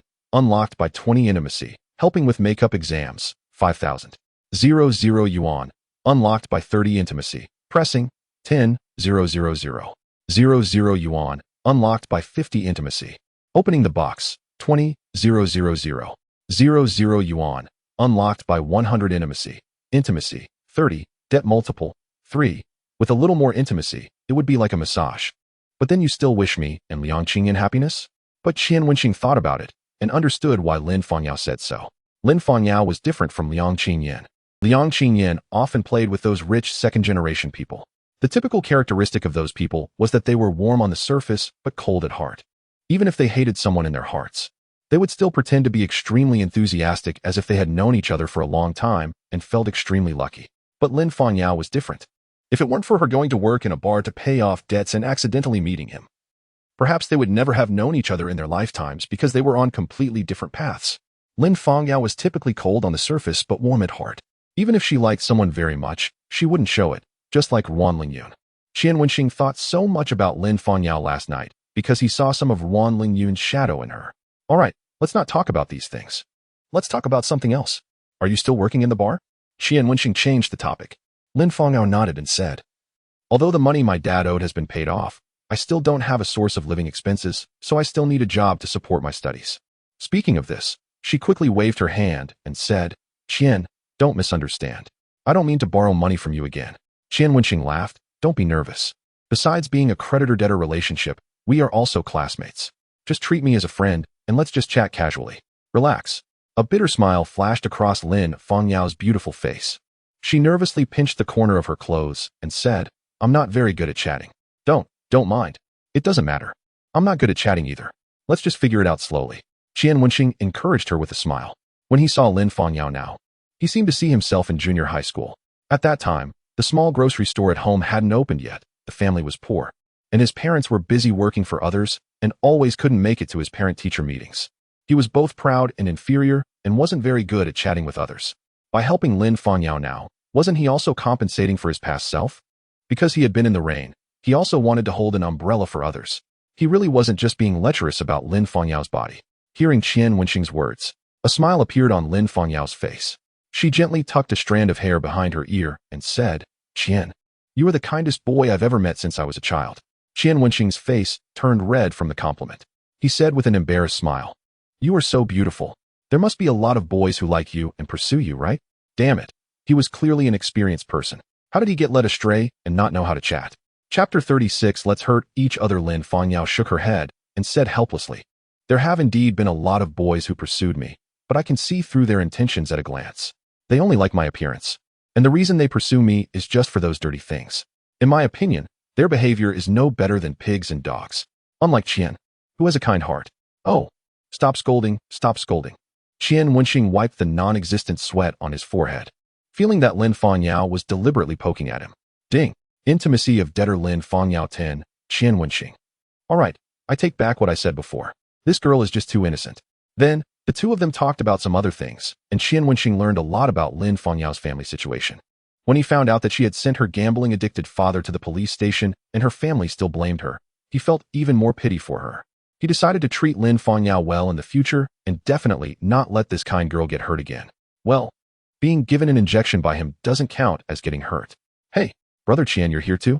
Just then, Qian Wenxing heard Jiang Tianqi's voice. He looked up and saw Jiang Tianqi walking over with a beautiful girl in his arms. Well, it wasn't the JK girl from last night. And she wasn't wearing JK either. "Jiang Xiao." Lin Fangyao immediately got up and sat next to Qian Wenxing, making room for Jiang Tianqi and his female companion. Jiang Tianqi sat down on half of his buttocks and introduced them to each other with a smile. "This is my brother Qian, this is my sister-in-law, and this is my friend Xiao Xiao. Xiao Xiao, I might as well be called Dada." Qian Wenxing silently complained in his heart. Lin Fangyao and Xiao Xiao greeted each other. Then Lin Fangyao asked Jiang Tianqi curiously, "Jiang Xiao, why were you limping when you came over just now? Were you injured?" Jiang Tianqi and Qian Wenxing went to save her last night. She was worried that Jiang Tianqi got injured during the conflict with those people. Xiao Xiao continued. "He said he strained his leg when rescuing a kitten this morning." Jiang Tianqi's eyes wandered around. "Haha, yes. Qian Wenxing said with a smile, "So fierce? It must be a wild kitten, right? Not easy to tame." Jiang Tianqi immediately said, "Yes, who says otherwise?" When it came to this, he both hated and loved Qian Wenxing, so he thought that he must get revenge tonight. He cleared his throat and said to Qian Wenxing, "Brother Qian, let's sign the contract tonight. Still at the old place. Let's settle this as soon as possible. Anyway, it's not the first time we've cooperated." The implication was, are we going to draw the curtains tonight? Still in the same room as yesterday. Qian Wenxing rolled his eyes in his heart. Even if it was made of threaded steel, if it was always rubbed against the edge of the river walkway, the edges and corners would be worn down sooner or later. A man should know how to take care of himself. Moreover, hadn't this guy learned his lesson? He was limping and didn't even dare to sit firmly on his butt. Did he really think he didn't know what was going on? "Jiang Xiao, I heard that you lost a bet this morning. What was the bet?" "Let me think. It seems to be something about a flower." Before Qian Wenxing could finish his words, Jiang Tianqi's face turned as white as a sheet opposite him. Who would have thought that the night before last, he was still high-spirited and majestic, asking, big or small? Then early in the morning, the girl took out an even bigger one from the cabinet and smiled more kindly than his great-grandmother, big or small. Then, Jiang Tianqi almost went to see his great-grandmother. He tried his best to avoid mentioning this matter, but Qian Wenxing still brought it up as a joke, saying that even one shouldn't joke about flowers. So, Jiang Tianqi, who had been in the rain, decided to tear Qian Wenxing's umbrella to shreds and even step on it twice. "Brother Qian, I trusted you so much as a brother and specifically sent classmate Lin to your next door, but you can only take care of one side.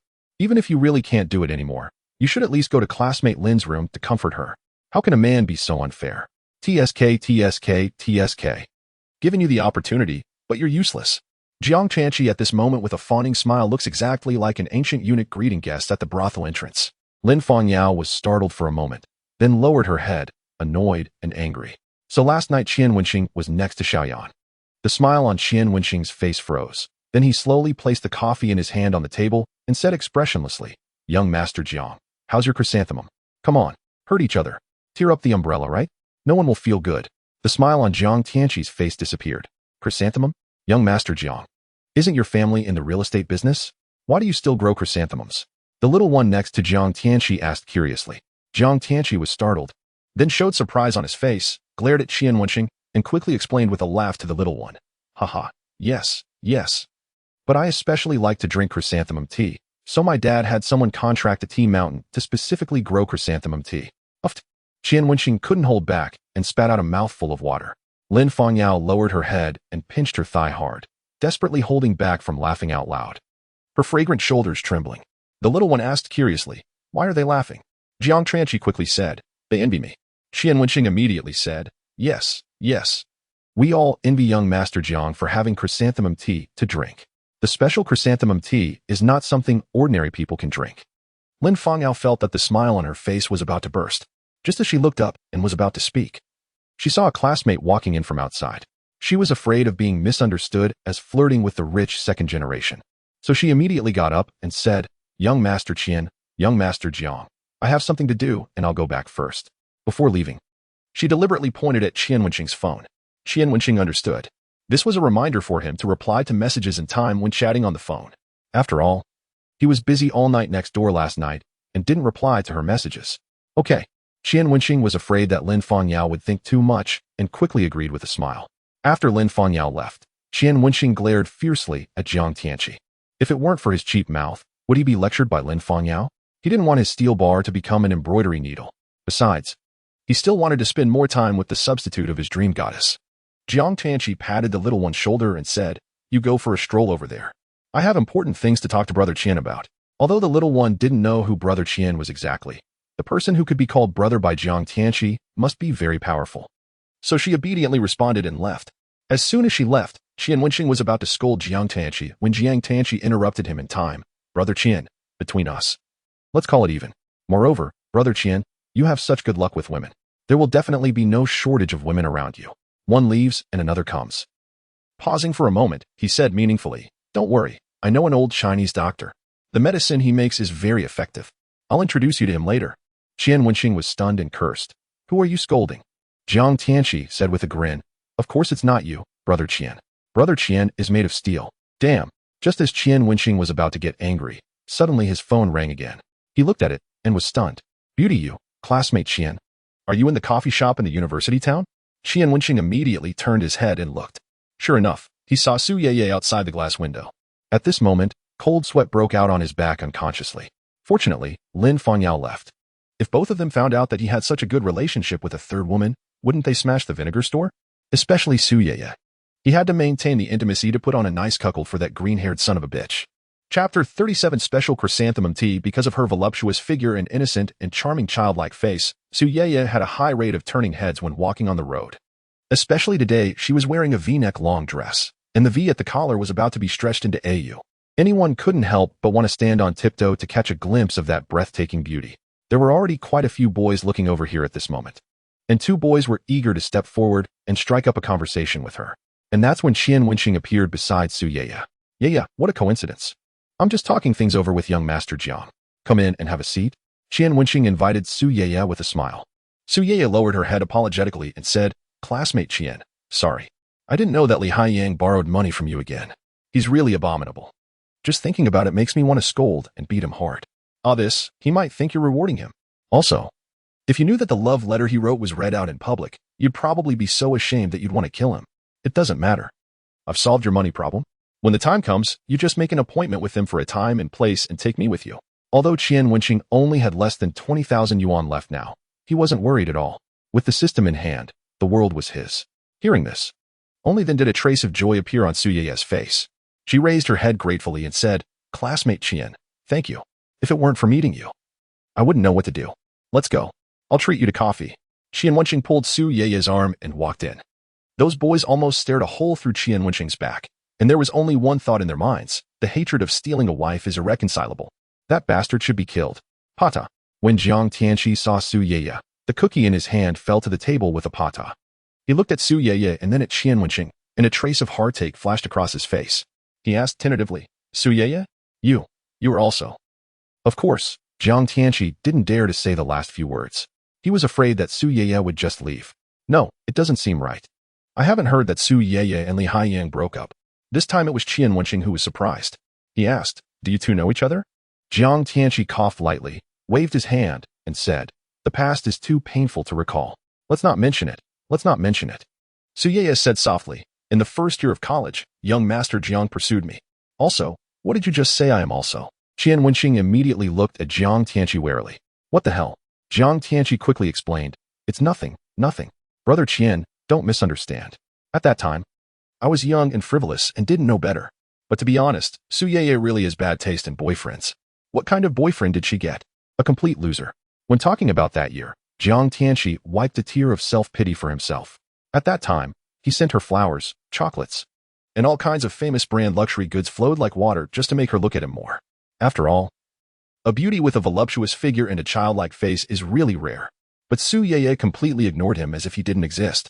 No matter how many things he sent, she just threw them away. Later, Jiang Tianqi found out that she was with a poor loser.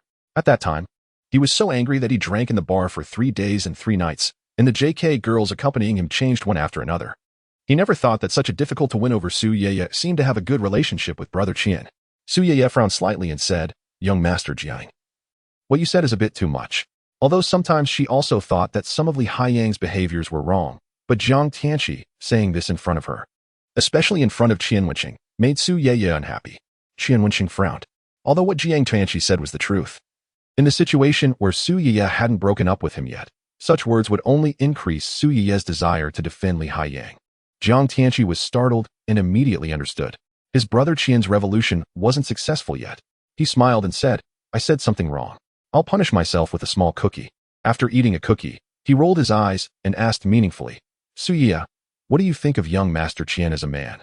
Su Yeye glanced at Qian Wenxing.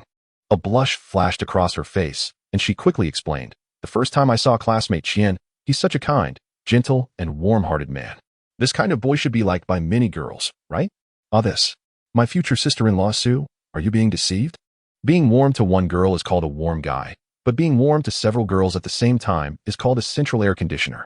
Jiang Tianqi looked at Su Yeye across from him with a bit of sadness in his eyes. She was looking at him affectionately. He secretly gave him a thumbs up and said, Qian, the central air conditioner, can't hold 2 bowls of water steady in one night. Wenxing, you're really something. Qian Wenxing smiled slightly and said, really? Then why haven't I met a girl who likes me yet? He needed to add a bit of fuel to the fire to make Su Yeye see clearly that this high-quality man like him was still beckoning to her, and she should abandon that loser Li Haiyang earlier. Su Yeye stared at him blankly for a moment, then quickly lowered her head and forced a smile unnaturally. There will be. Qian Wenxing's heart skipped a beat. There was hope. With just a bit more fuel, he could put a cuckold on Li Haiyang.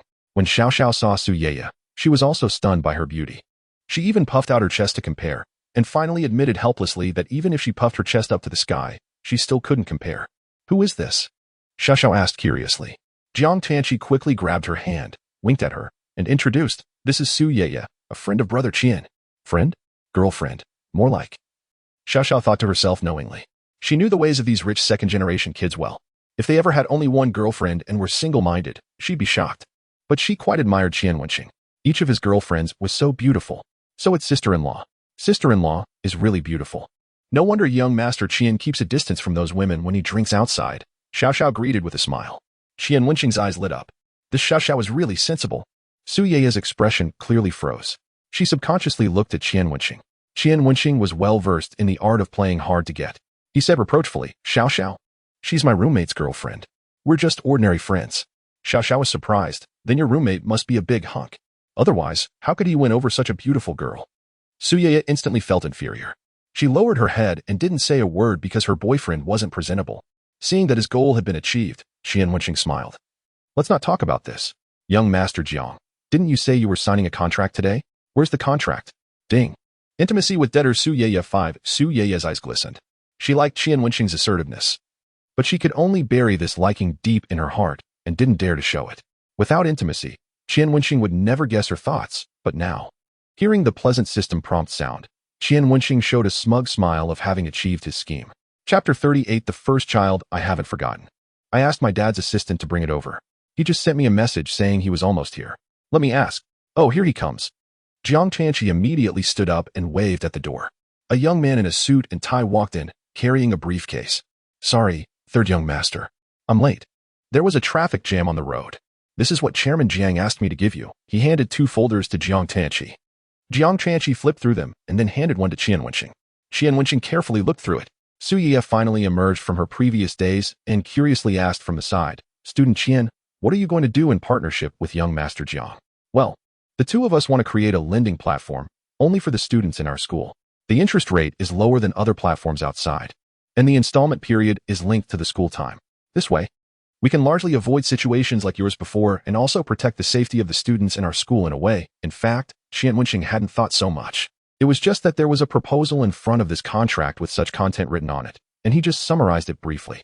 Student Qian, you've thought so comprehensively. Admiration was evident in Su Ye's eyes. Ding. Intimacy with debtor Su Ye won. Qian Wenxing was startled. Su Ye's intimacy had reached 85 points. With just 15 more points, big things would start happening to his kidneys. Assistantly, why isn't the shared distribution written here? Jiang Tianqi asked curiously. Qian Wenxing quickly regained his composure, pretended to be looking very seriously, nodded, and said, yes. Although Jiang Tianqi was very unrestrained when it came to having fun, when it came to serious matters, he still had to learn a lot from him. Well, he couldn't let him see that he was amateur. Assistant Li explained earnestly, this is the preliminary draft of the contract. The specific details still need the two of you to discuss. After explaining, he very presciently took 2 steps back. After all, when it came to interests, there was always a quarrel between partners, and he had to stay far away so as not to get splashed with blood. Let's split it evenly. Qian Wenxing directly proposed. No, 70-30. Jiang Tianqi directly vetoed. Qian Wenxing frowned. 70-30 is a bit too much, isn't it? Jiang Tianqi said seriously, it has to be 70-30. There's no room for negotiation. Assistant Li thought to himself, here it comes. They're going to fight. I wonder if the chairman's son can beat in a fight outside. If they both get hurt, can I console those 2 frightened little ladies? So exciting. Seeing that Qian Wenxing was still hesitating, Jiang Tianqi directly grabbed Qian Wenxing's wrist and said meaningfully, Brother Qian, you know that in terms of having fun, you're not as good as me. But in terms of starting a business, I'm not as good as you. My dad said that in a field you don't understand, you can give up a part of the profit. So, 70 for you and 30 for me. It's completely fine. Just consider it me paying tuition. Assistant Li, oh this. Is the third young master really this approachable? They didn't even fight? TSK. It's no fun not fighting. Qian Wenxing was just about to speak when Jiang Tianqi interrupted him again. Brother Qian, we've had drinks together and been through some things. I believe in your ability. Oh, no, clarify. Which things are you talking about? Qian Wenxing was a bit speechless. For a startup company to operate normally and healthily, everyone had to make a profit. He rubbed his temples and said, well then, for the debts I collect, I'll take 70, but for the rest, we'll split evenly. That's the deal, otherwise I'm out. Jiang Tianqi gave Qian Wenxing a thumbs up. Brother Qian, I knew I didn't misjudge you. Assistant Li, you heard it just now. Prepare the final contract. Assistant Li, who didn't see the two fight, suddenly felt bored. Okay. Xiao Xiao praised. I've seen a lot of friends who fought because of money before. This is the first time I've seen 2 people being so modest. Young Master Qian, someone like you is sure to achieve great things. Haha, thank you. I just want to build a strong backbone to do big things. Qian Wenxing smiled. Su Ye looked at Qian Wenxing with admiration. Student Qian, you're really a good person with great character. Qian Wenxing smiled. Thank you. Don't give me the good person label anymore. Come, let's raise our glasses to celebrate the birth of the first child of me and Brother Qian today. After signing the final contract, Jiang Tianqi excitedly ordered several cocktails, raised his glass and shouted. Suddenly, everyone in the coffee shop looked over curiously, their gazes shifting back and forth between Jiang Tianqi and Qian Wenxing. There were expressions of admiration for their boldness and pity for the fact that they had 2 beautiful girls by their sides like this. Su Ye and Xiao Xiao, who were about to raise their glasses, silently sat down and covered their faces. So embarrassing. Su Ye whispered. Xiao Xiao, get used to it. Qian Wenxing forced a smile and looked at Jiang Tianqi. If you don't know much, don't do these messy things, okay? After this commotion, he was completely too scared to stand up and raise his glass completely. After all, not everyone had the thick skin of Li Haiyang. So, the 4 of them sat at the table and gently clinked their glasses. In the future, our company will be called Xingqishan Lending Company. The business scope covers the entire Jinghai Institute of Technology. Before it's completely stable, we won't consider expanding outside the school. The biggest advantage of our company compared to those outside lending companies is that we don't require collateral. Qian Wenxing briefly introduced the business of Qian Lending Company. Little asked doubtfully, but what if some people don't pay back without a guarantee? This is why our business scope only covers the school. Even if he wants to renege, he still has to go to school. With classmates and teachers around, we're not afraid. Moreover, with me around, there's no debt that can't be collected in this world. Qian Wenxing said very confidently. Wait, I also have a question. Why is it called Qian? Su Yeye raised her hand and asked. Jiang Tianqi smiled slightly and said very handsomely, you guys didn't even notice my most ingenious design. Xing is taken from Brother Qian's name, and Tian is my name reversed. Put together, it means that under Brother Qian's leadership, I will reverse my life that has been a complete failure no matter what I did in the past 20 years and was scolded by my dad. This is a wonderful meaning. You guys taste it. You guys savor it carefully. Su Yeye and Little glanced at each other and silently sat a little farther away from Jiang Tianqi. It sounds so Taiwanese accented. So cheesy. It's like watching an old-fashioned idol drama. The two girls silently complained. Jiang Tianqi got excited talking about himself. I can't wait to announce this big news in my circle of friends. I, Jiang Tianqi, from today on, have my own business. Qian Wenxing suddenly had some doubts about whether it was really right for him to start a business with Jiang Tianqi. By the way, my dad gave me $1 million card to encourage me and told me to use it as startup capital as long as I can still have some money left by the end of the year. Jiang Tianqi said while posting on Moments. Qian Wenxing immediately shouted in his heart, Ah, Brother Tianqi, you're my dearest brother who isn't related by blood, but is just as dear. He immediately also posted on Moments. He already had 5 debtors now. As long as he could collect the money from one more debtor, he could exchange his prestige points for physical fitness. By then, with his powerful waist, he wouldn't fear anything, let alone that little vixen Liang Qingyan. 2 times a night. Humph. I'm not afraid, even 7 times. Just then, Qian Wenxing heard Su Yeye ask, how do you collect information about borrowers? Also, without a borrowing agreement, what if they don't recognize the debt? Chapter 39. The social butterfly who works like a desperate woman. Qian Wenxing and Jiang Tianqi's typing hands suddenly stopped, and they both looked up blankly, seeing the realization in each other's eyes. Yes, a borrowing agreement is more important than anything.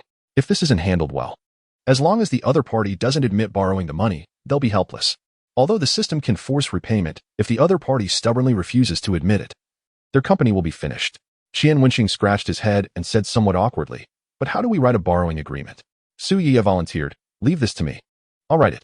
I'm minoring in law, so writing a borrowing agreement is no problem. Qian Wenxing was overjoyed.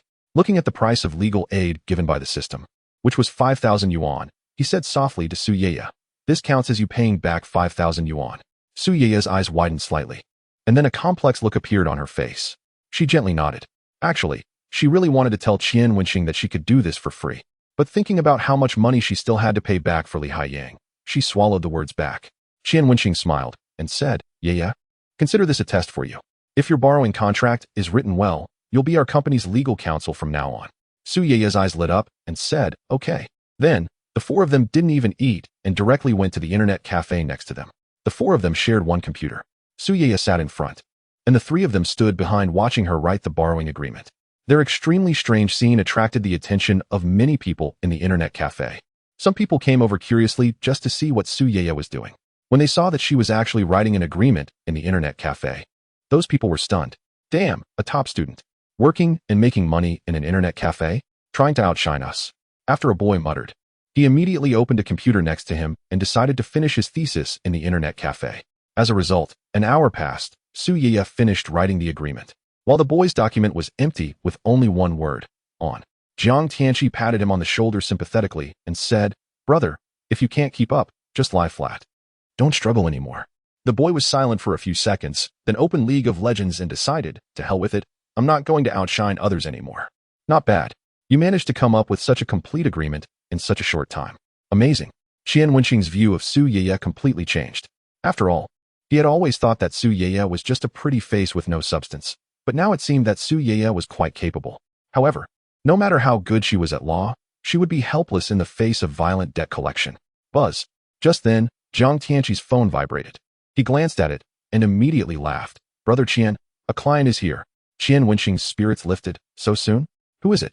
Jiang Tianqi's expression immediately became interesting. The well-known social butterfly in our school who flits among rich second-generation guys. Brother Qian, you go? I'm afraid that slut will push me onto the bed and then blackmail us into not getting the money back. Wouldn't we be at a huge loss? Qian Wenxing was stunned. What do you mean? Am I not a man? Aren't I afraid she'll push me down?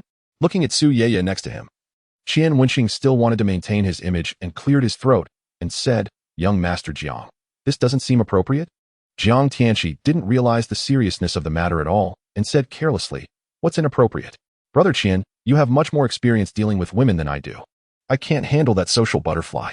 It still has to be you. I'm afraid she'll be lusting after me. Ding. Intimacy with debtor Su Yeye decreased by 20. Damn. Hold on. Miss Yeye, don't. Our friendly little boat. Friendship can't capsize so quickly. Qian Wenxing lifted his foot and stepped on Jiang Tianqi's foot, forcing a smile and saying, What nonsense are you talking about? Where do I have any experience dealing with women? Let's go together. After all, this is our first business. He had to establish a good image in front of Su Yeye first and then slowly bully her later. Jiang Tianqi said with a mournful face, Brother Qian, I strained my gluteus maximus when picking up a stray cat. I can't walk properly now. Qian Wenxing said expressionlessly, Do you know when JK is the scariest? What? Qian Wenxing, I'm not K. Only J is left. Jiang Tianqi was silent for a moment and then said seriously, Brother Qian, you're right. This is our company's first business. I think we really need to go together as brothers to show its importance. Su Yeye hesitated for a long time, not sure whether to go with them. But Qian Wenxing had his own thoughts. Su Yeye's intimacy was almost there. He needed to add a little fuel. So, he took the initiative to suggest, Yeye, you come with us too. Let's see if there will be any loopholes in my agreement when it's actually used. Su Yeye thought about it. Since she was already the company's legal counsel, she really should go and have a look, so she nodded. Exactly. She also wanted to see if Qian Wenxing, who had helped her unconditionally since yesterday, was truly kind or a bad person with evil hidden in his heart. Qian Wenxing was secretly delighted. He had to let Su Yeye see his extremely charming side as a man so that he could increase the intimacy. Little waved her hand and said, Then you guys go. I have to go back. There's a club activity tonight. The four of them went back to school and separated in front of a teaching building. Where is she? Qian Wenxing asked. Jiang Tianqi looked around and said, She said she's in Dance Studio 3. Where's that? The last two words. He said while looking at Su Yeye. Su Yeye frowned and asked, Is it Yin Mingzhen who borrowed money from you? Jiang Tianqi was stunned and then laughed, amazing. You guessed it so quickly. It's her, Yin Mingzhen. Qian Wenxing finally recalled who this person was, nicknamed Desperate Three Sisters. This moniker did not imply her diligence in studies or dance, but rather the chaos surrounding her romantic entanglements. As at least 3 boys claimed to be her boyfriends and were known to engage in physical altercations over her. Su Yeye appeared to harbor some disdain for Yin Mingzhen, casually stating, Then you may follow me. Subsequently, under Su Yeye's guidance, Qian Wenxing and Jiang Tianqi arrived at the dance studio. Before they even entered, the haunting melodies of a captivating song wafted out. Su Yeye pushed the door open, revealing a girl in a form-fitting dance outfit practicing. She possessed a quintessentially alluring figure, ample bosom, slender waist, and curvaceous hips, with long legs that were both slim and straight, devoid of any excess flesh.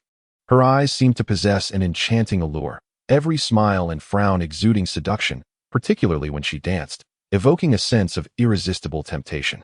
Goodness, who wouldn't want to indulge in such a figure? Qian Wenxing thought to himself, salivating internally. He declared that this woman had the finest physique he had ever encountered. While others were commendable, they lacked a certain mature charm. How enviable. I wonder who has nurtured such a figure.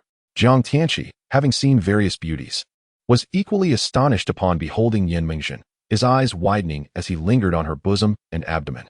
As Yin Mingzhen concluded her final pose, she intentionally faced Jiang Tianqi, exaggerating her chest movement. Gulp. Jiang Tianqi swallowed hard, unable to restrain himself as he stepped forward, exclaiming, Mingzhen, your dancing is simply breathtaking. It stirs my heart. Yet, with Su Yeye nearby, Qian Wenxing could not directly flirt and could only grind his teeth, internally cursing, I see you're smitten. Let us sever this, old Jiang. You are no different from a scoundrel. He regretted bringing Su Yeye along. Yin Mingzhen noticed them and pretended to twist her ankle as she leaned towards Jiang Tianqi.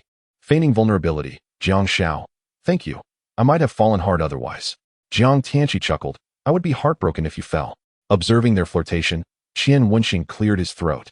Jiang Xiao, let us focus on business. Jiang Tianqi promptly steadied Yin Mingzhen and, adopting a serious tone, inquired, Yin Mingzhen, you wish to borrow 20,000, correct? Yin Mingzhen nodded, glancing at Su Yeye and then at Qian Wenxing, her brow furrowing as she asked, Jiang Xiao, who are they? Jiang Tianqi swiftly introduced. This is Brother Qian, the owner of Xingqi Tian. Upon hearing this, Yan Mingzhen's gaze towards Qian Wenxing turned suggestive as she pushed Jiang Tianqi aside. Moving closer to Qian Wenxing with a bashful smile, I apologize, Brother Qian, for not recognizing you sooner. Jiang Tianqi remarked, I've heard this woman is quite pragmatic. But I didn't expect her to be so overt. Qian Wenxing, maintaining a cool demeanor due to Su Yeye's presence, nodded curtly, hello. Yan Mingzhen extended her hand. Tilting her head with a smile, it's a pleasure to meet you. I hope you'll pay me more attention, Brother Qian. Qian Wenxing complied, shaking her hand. Which major are you in, Brother Qian? I don't recall seeing you before, Yan Mingzhen asked, casually linking her arm with his. As they stood close, Qian Wenxing's hand brushed against Yan Mingzhen's slender leg, and even through the layer of dance pants, he distinctly felt her body quiver. So sensitive? Notification. Su Ye's intimacy -10. Notification. Su Ye's intimacy -5. Notification. Su Ye's intimacy 10. Su Ye's feelings fluctuated as she observed Yan Mingzhen and Qian Wenxing together, stirring discomfort within her. Especially witnessing their animated conversation, her internal conflict peaked. Su Ye felt tormented, and Qian Wenxing was equally distressed, thinking, enough already. My mind is buzzing with chaos. To quell Su Ye's wandering thoughts, he withdrew his arm from Yan Mingzhen's embrace and nudged Su Ye forward, stating, Yan Mingzhen, I presume you are unaware of the contract details. This is our legal advisor, Su Ye. Allow her to explain. Damn it. After all that fuss in my head. Who cares about this company? I certainly don't. Regarding Qian Wenxing's arrangement, Su Ye was taken aback. She lifted her chin and approached Yan Mingzhen, classmate Mingzhen. Come over and review this agreement. I will explain it to you line by line. Notification. Su Ye's intimacy 20. The storm calmed, and Qian Wenxing felt a sense of relief. Did you understand? Although Su Ye disdained Yan Mingzhen, she dutifully explained the terms of the contract. Yan Mingzhen understood but requested a repetition. Just as she was about to speak, Su Ye anticipated her need and cheerfully remarked, I've been thorough. I trust your intelligence will allow you to grasp it. Even a kindergarten child would understand after this long. This statement left Yan Mingzhen speechless, and she forced a smile. Thank you for your explanation. I comprehend. Su Ye nodded, addressing Qian Wenxing and Jiang Tianqi. Classmate Qian, Jiang Xiao. I've finished. Please converse amongst yourselves. I'll take my leave. As Su Ye turned to leave, Qian Wenxing raised an eyebrow and hurried after her. Yeah? Wait a moment. Catching up, he noticed her eyes glistening, prompting him to ask, what's wrong? Nothing, just some sand got in my eyes, Su Ye replied, surprised that Qian Wenxing had followed. Do you have past grievances with Yan Mingzhen? Qian Wenxing inquired curiously. Su Ye was astonished, you noticed? Qian Wenxing remained silent, thinking, you two were on the verge of fighting. He refrained from voicing this thought, and smiled lightly, just a guess. Su Ye lowered her head. We once competed for the title of Campus Belle, and that's when it began. Ah, I see, Qian Wenxing understood. Su Ye hesitated before asking. Do you boys prefer extroverted girls like Yan Mingzhen? Qian Wenxing chuckled softly. I prefer those I connect with. Come, I'll escort you back to the dormitory. She had posed the same question to Li Haiyang, who had responded that men liked beauty. Lost in thought, Su Ye failed to notice the staircase ahead and nearly stumbled, only to be caught by a pair of strong hands. The scent of laundry detergent enveloped her, causing her mind to wander. What are you thinking? Are you going to lose your legs? Qian Wenxing admonished. Su Ye gazed up at him, her thoughts drifting. This clean scent was rare with Li Haiyang, who always sported an oily hairstyle and appeared as though he hadn't washed his hair in days, his clothes often carrying an odd odor. Whenever asked to shower, he would dismissively wave his hand. I'm sorry, I zoned out. Su Ye collected herself, stepping back. Qian Wenxing squinted, extending his hand. Let us do something to settle the debt. Holding hands down the stairs counts as 200. Su Ye hesitated internally but ultimately convinced herself to place her small hand in his larger one. Qian Wenxing felt elated, unable to resist squeezing her delicate hand. This is what it means to win at life. Just then, he spotted someone approaching, and his smile faltered. It was Liang Qingyan. Oh no, what should I do? Will they join forces to tear me apart?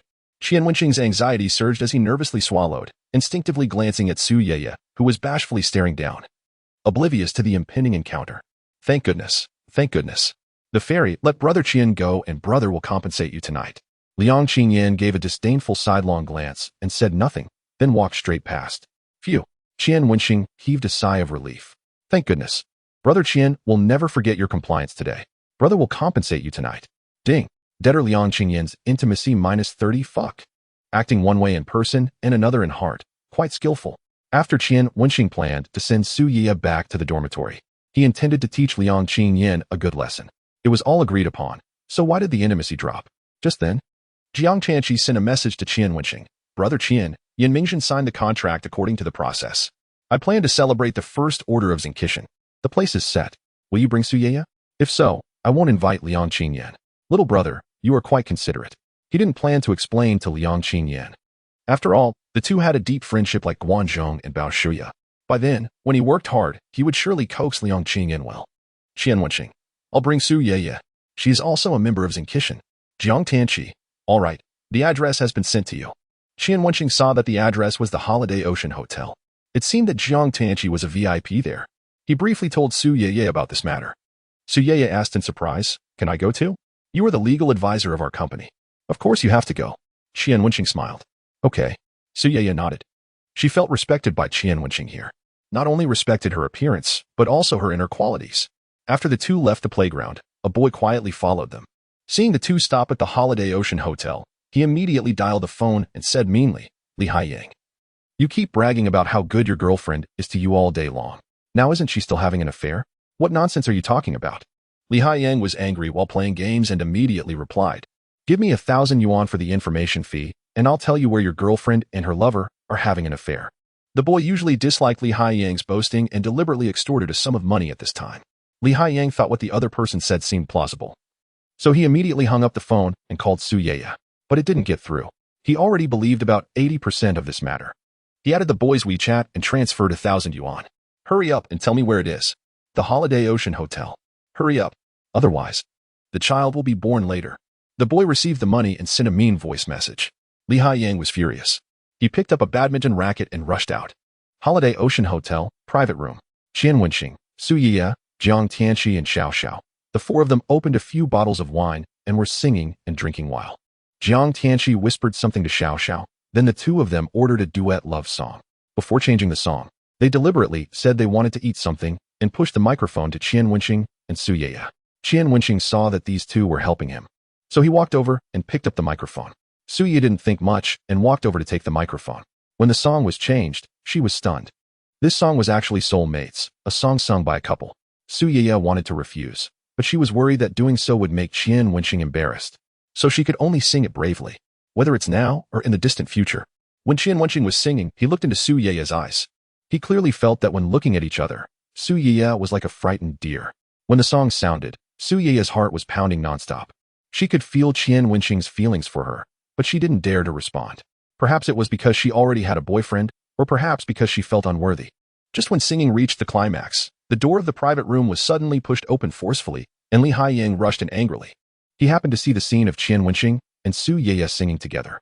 "What are you doing?" Bang! Su Yeye's microphone dropped. She turned around and saw Li Haiyang at the door. Just as she was about to explain, Li Haiyang rushed in and waved the badminton racket at Qian Wenxing. This frightened Su Yeye so much that she quickly blocked Qian Wenxing. "Li Haiyang, what are you doing?" Li Haiyang looked at Su Yeye in disbelief. "Yeye, you are my girlfriend. How can you help an outsider?" "Li Haiyang, are you crazy? Do you know what you're talking about? Don't be impulsive. Put down the racket first." Su Yeye protected Qian Wenxing and didn't want him to get hurt. After all, they still owed Qian Wenxing so much money. But Li Haiyang couldn't listen. His girlfriend was actually protecting another man. "Yeye, you must have been deceived by this bastard. Get out of the way. I want to talk to this grandson alone." Li Haiyang just wanted to beat Qian Wenxing severely and then settle accounts with Su Yeye, but Su Yeye didn't give in at all. Li Haiyang angrily shouted, "Qian Wenxing, you only dare to hide behind a woman, right?" Qian Wenxing laughed leisurely, provocatively saying, "Yes, just hiding behind your girlfriend. So what?" This sentence instantly enraged Li Haiyang. "Fuck you. You are just my money lender, and you still dare to touch my woman. Do you deserve it?" He pushed Su Yeye to one side and swung the racket at Qian Wenxing. Without saying a word, Qian Wenxing kicked Li Haiyang in the stomach, kicking him flying backwards. "Who gave you the guts to act arrogant in front of me? Without Su Yeye, do you think you could borrow a single cent from me? So poor that you seem to have gone through great hardships. Do you really think you're something?" Chapter 42 Resolute, Su Yeye boom. The force of Qian Wenxing's kick was very strong. Li Haiyang flew backwards and hit the chair, unable to get up for a long time. Jiang Tianqi calmly said to Xiao Xiao, "I told you not to worry. For a small fry like this, if we intervened, it would be an insult to Brother Qian. Just wait and watch the show." "Haiyang!" Su Yeye exclaimed, and quickly walked over to help Li Haiyang up. Anyway, Li Haiyang was her boyfriend. She couldn't just watch him being beaten. Li Haiyang didn't expect Qian Wenxing to have such great strength and was stunned by the pain. After being helped up by Su Yeye, he tightly grabbed Su Yeye's wrist and suddenly felt emboldened. I tell you, Qian, Yeye is my girlfriend. No matter how glib-tongued you are, she will never like you. I've been worshipping this goddess for so many years. Do you think you can just lure her away with a single gesture? No way. Just give up this idea. Yeye, let's go. Don't associate with this kind of person in the future. Li Haiyang pulled Su Yeye and wanted to leave, but he couldn't pull her away. Li Haiyang looked at Su Yeye in disbelief.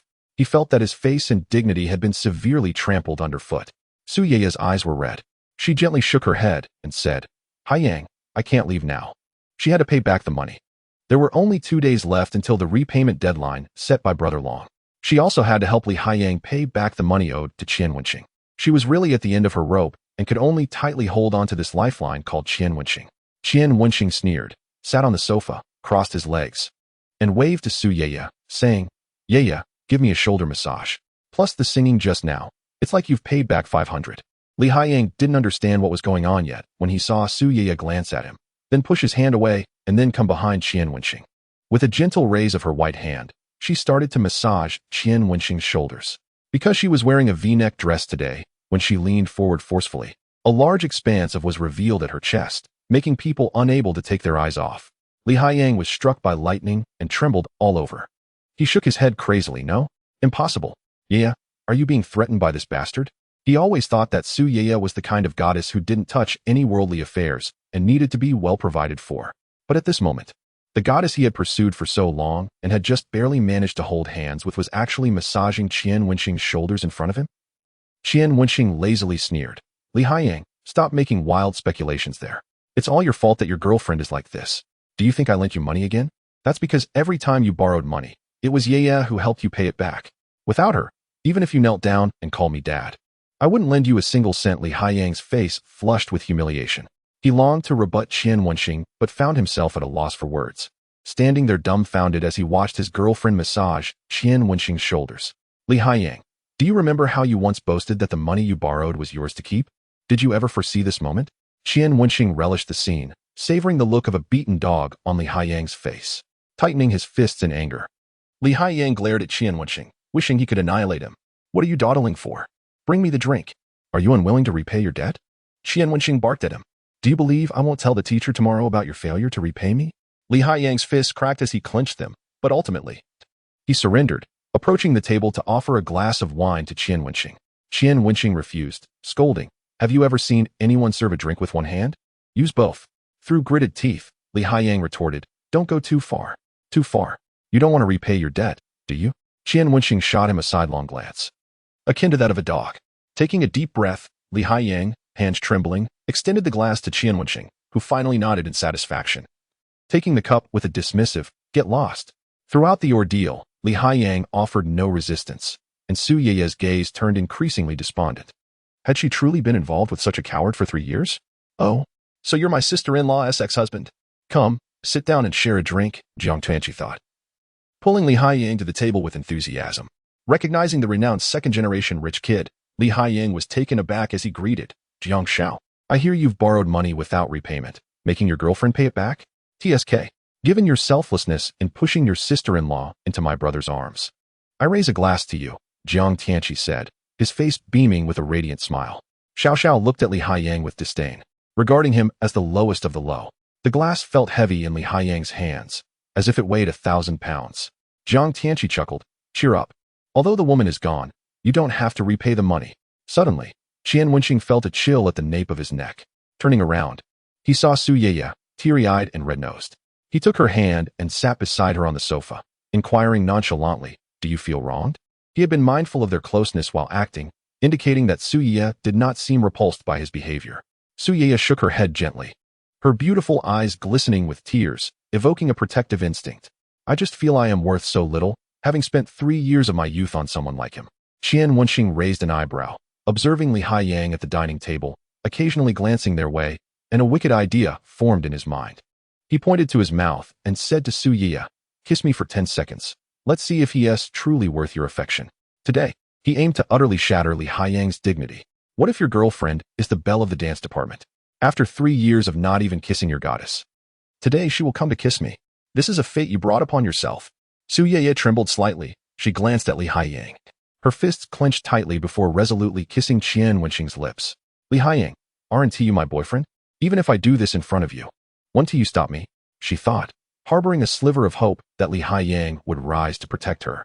Just as Qian Wenxing took a sip of his drink, the unexpected softness interrupted him, causing the unswallowed wine to spill into Su Ye's mouth. She coughed violently, while Qian Wenxing patted her back, regretting the abruptness. He hadn't even savored the taste yet. Su Ye's frail body quivered, tears streaming down her face as she looked at Li Haiyang, only to find he made no move to approach. Her hope dashed. She was left with only sorrow and bitterness, reflecting on their 3-year relationship. Even as she faced overwhelming debt, she had contemplated helping Li Haiyang repay it. But what about him? Had he ever considered their 3 years together in the face of financial struggles? While he often claimed the money was spent on her, she had spent a considerable amount on him over these 3 years, possibly more than he had on her. Grabbing Qian Wenxing's arm, her watery gaze locked onto him. Her voice trembling, she asked, "If I sleep with you tonight, will all his debts be cleared?" The room fell silent in shock. Crash! The glass in Li Haiyang's hand shattered, and he turned abruptly, eyes wide in disbelief at Su Ye's proposition. His girlfriend was going to sleep with someone else? Chapter 43. A heart-wrenching betrayal. Qian Wenxing smugly glanced at Li Haiyang, lifting his chin, "Of course. Let us go?" Su Ye grasped Qian Wenxing's hand and stood up. He could feel her trembling, perhaps out of fear or disappointment in Li Haiyang. As they passed Li Haiyang, he sprang to his feet, fists clenched, teeth gritted. His eyes bloodshot as he glared at Qian Wenxing and Su Ye. Seeing this, hope ignited in Su Ye's heart. Qian Wenxing addressed Li Haiyang. "Are you going to repay the money?" This tactic was one of emotional destruction. If Su Ye harbored any hope for Li Haiyang, he would douse it with cold water. Li Haiyang hesitated, his mouth opening slightly. "Speak up," Su Ye urged. If he merely voiced a protest, she would not go. Li Haiyang's lips quivered, but ultimately, he remained silent, lowering his gaze to avoid Su Ye's hopeful eyes. The thought that one night with her could absolve a $10,000 debt crept into his mind, overshadowing their 3 years of love. Returning to his chair, he attempted to light a cigarette, but his trembling hands made it impossible. Xiao Xiao scoffed. "I thought the guy who could win over the belle would be impressive, but he's just ordinary, with an ordinary background. And a coward who dares not stand up for himself. Waiter, bring me a turtle soup, dye the turtle's head green with chives." Despite the insult, he endured it, knowing Xiao Xiao was a friend of Jiang Tianqi. As Su Ye's last glimmer of hope extinguished, she looked at the man before her with disappointment, resolutely taking Qian Wenxing's hand to leave. In the instant she turned away, she severed the bond between them. Qian Wenxing accompanied Su Ye to the Holiday Ocean Hotel. As he opened the door, she dashed into the bathroom, sobbing uncontrollably. Qian Wenxing wished to comfort her, but the bathroom door was locked. He sat on the sofa, pondering which outfit would suit Su Ye best. Upon opening the bathroom door, Su Ye emerged, seemingly having washed her face. Water droplets glistened on her smooth skin, and her tear-streaked eyes, paired with a reddened visage, made her appear vulnerable. "Would you like something to eat?" Qian Wenxing offered her a tissue, inquiring. Su Ye appeared delicate, lacking the cunning of Liang Qinyan.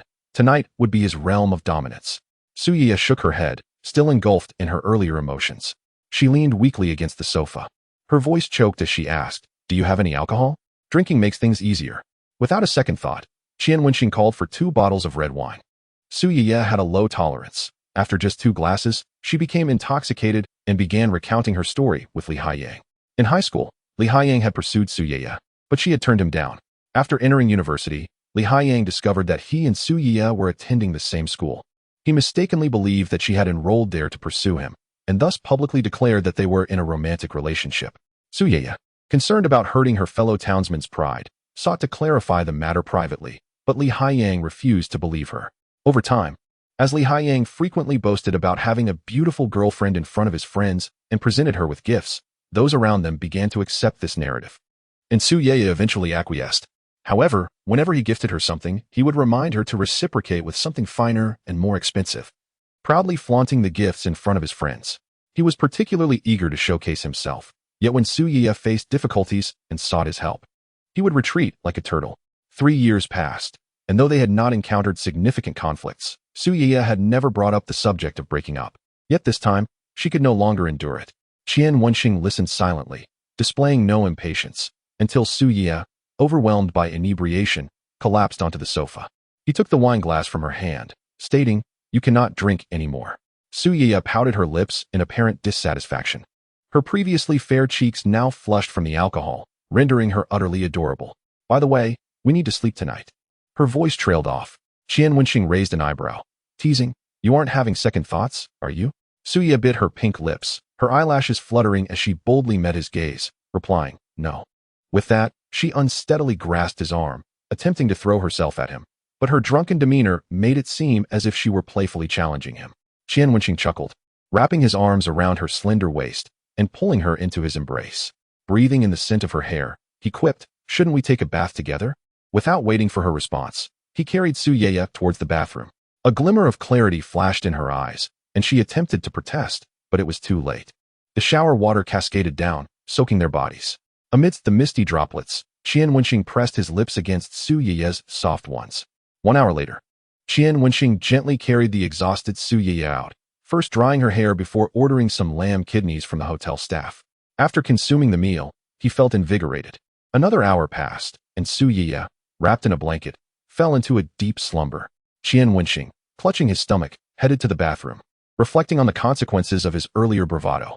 Despite feeling drained, he was elated. This sensation was exquisite. "Ah, Li Haiyang, continue flaunting before me," he thought, amused. Checking the time, he noted it was already 2 a.m. and messaged his dorm group, "Brothers, what should I do if I feel utterly drained? Urgent." On the stairs, Li Haiyang saw the notification pop up on his phone and froze for a moment before banging his head against the ground, tears streaming down his face. Qian Wenxing awaited a reply, knowing full well that Li Haiyang had seen it. By the way, Suya is repaying her debt without reaching a closeness of 100 points. Does that mean that 10,000 yuan should be doubled? Qian Wenxing pondered, quickly checking Suya's repayment status. Congratulations, host, on completing the 3rd repayment task. Debtor, Suya, green.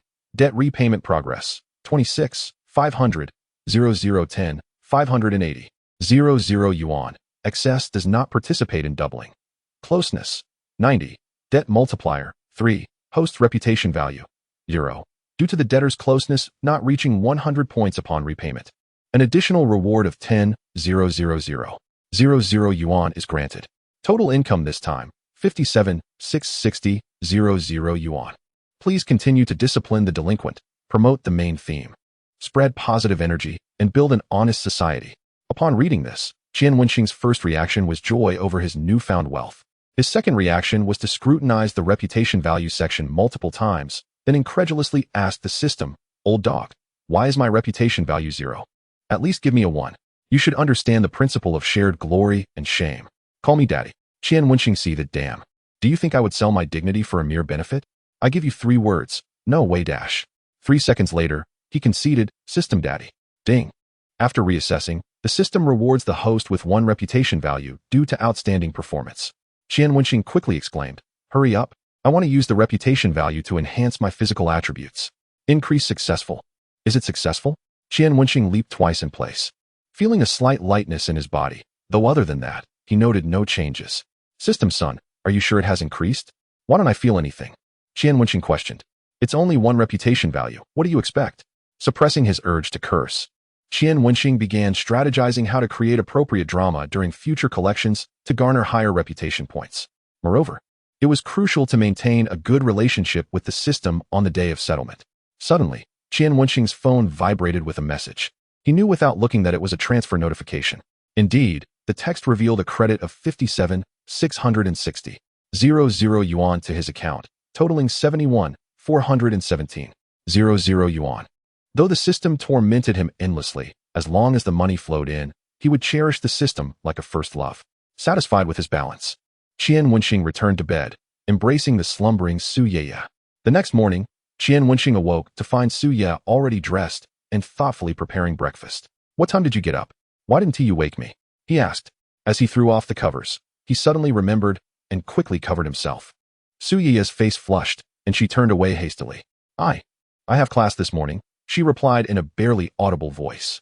Qian Wenxing swiftly donned his clothes, and upon turning, noticed her ears were red, which pleased him greatly. A girl was indeed better when she retained a touch of innocence. "Perfect, we can return together." While eating, Qian Wenxing carefully observed Suya, noticing that aside from her newfound shyness, she exhibited no other changes. This relieved him, confirming that Suya accepted him. After finishing breakfast, they descended the stairs, only to find someone sitting on the steps outside the hotel.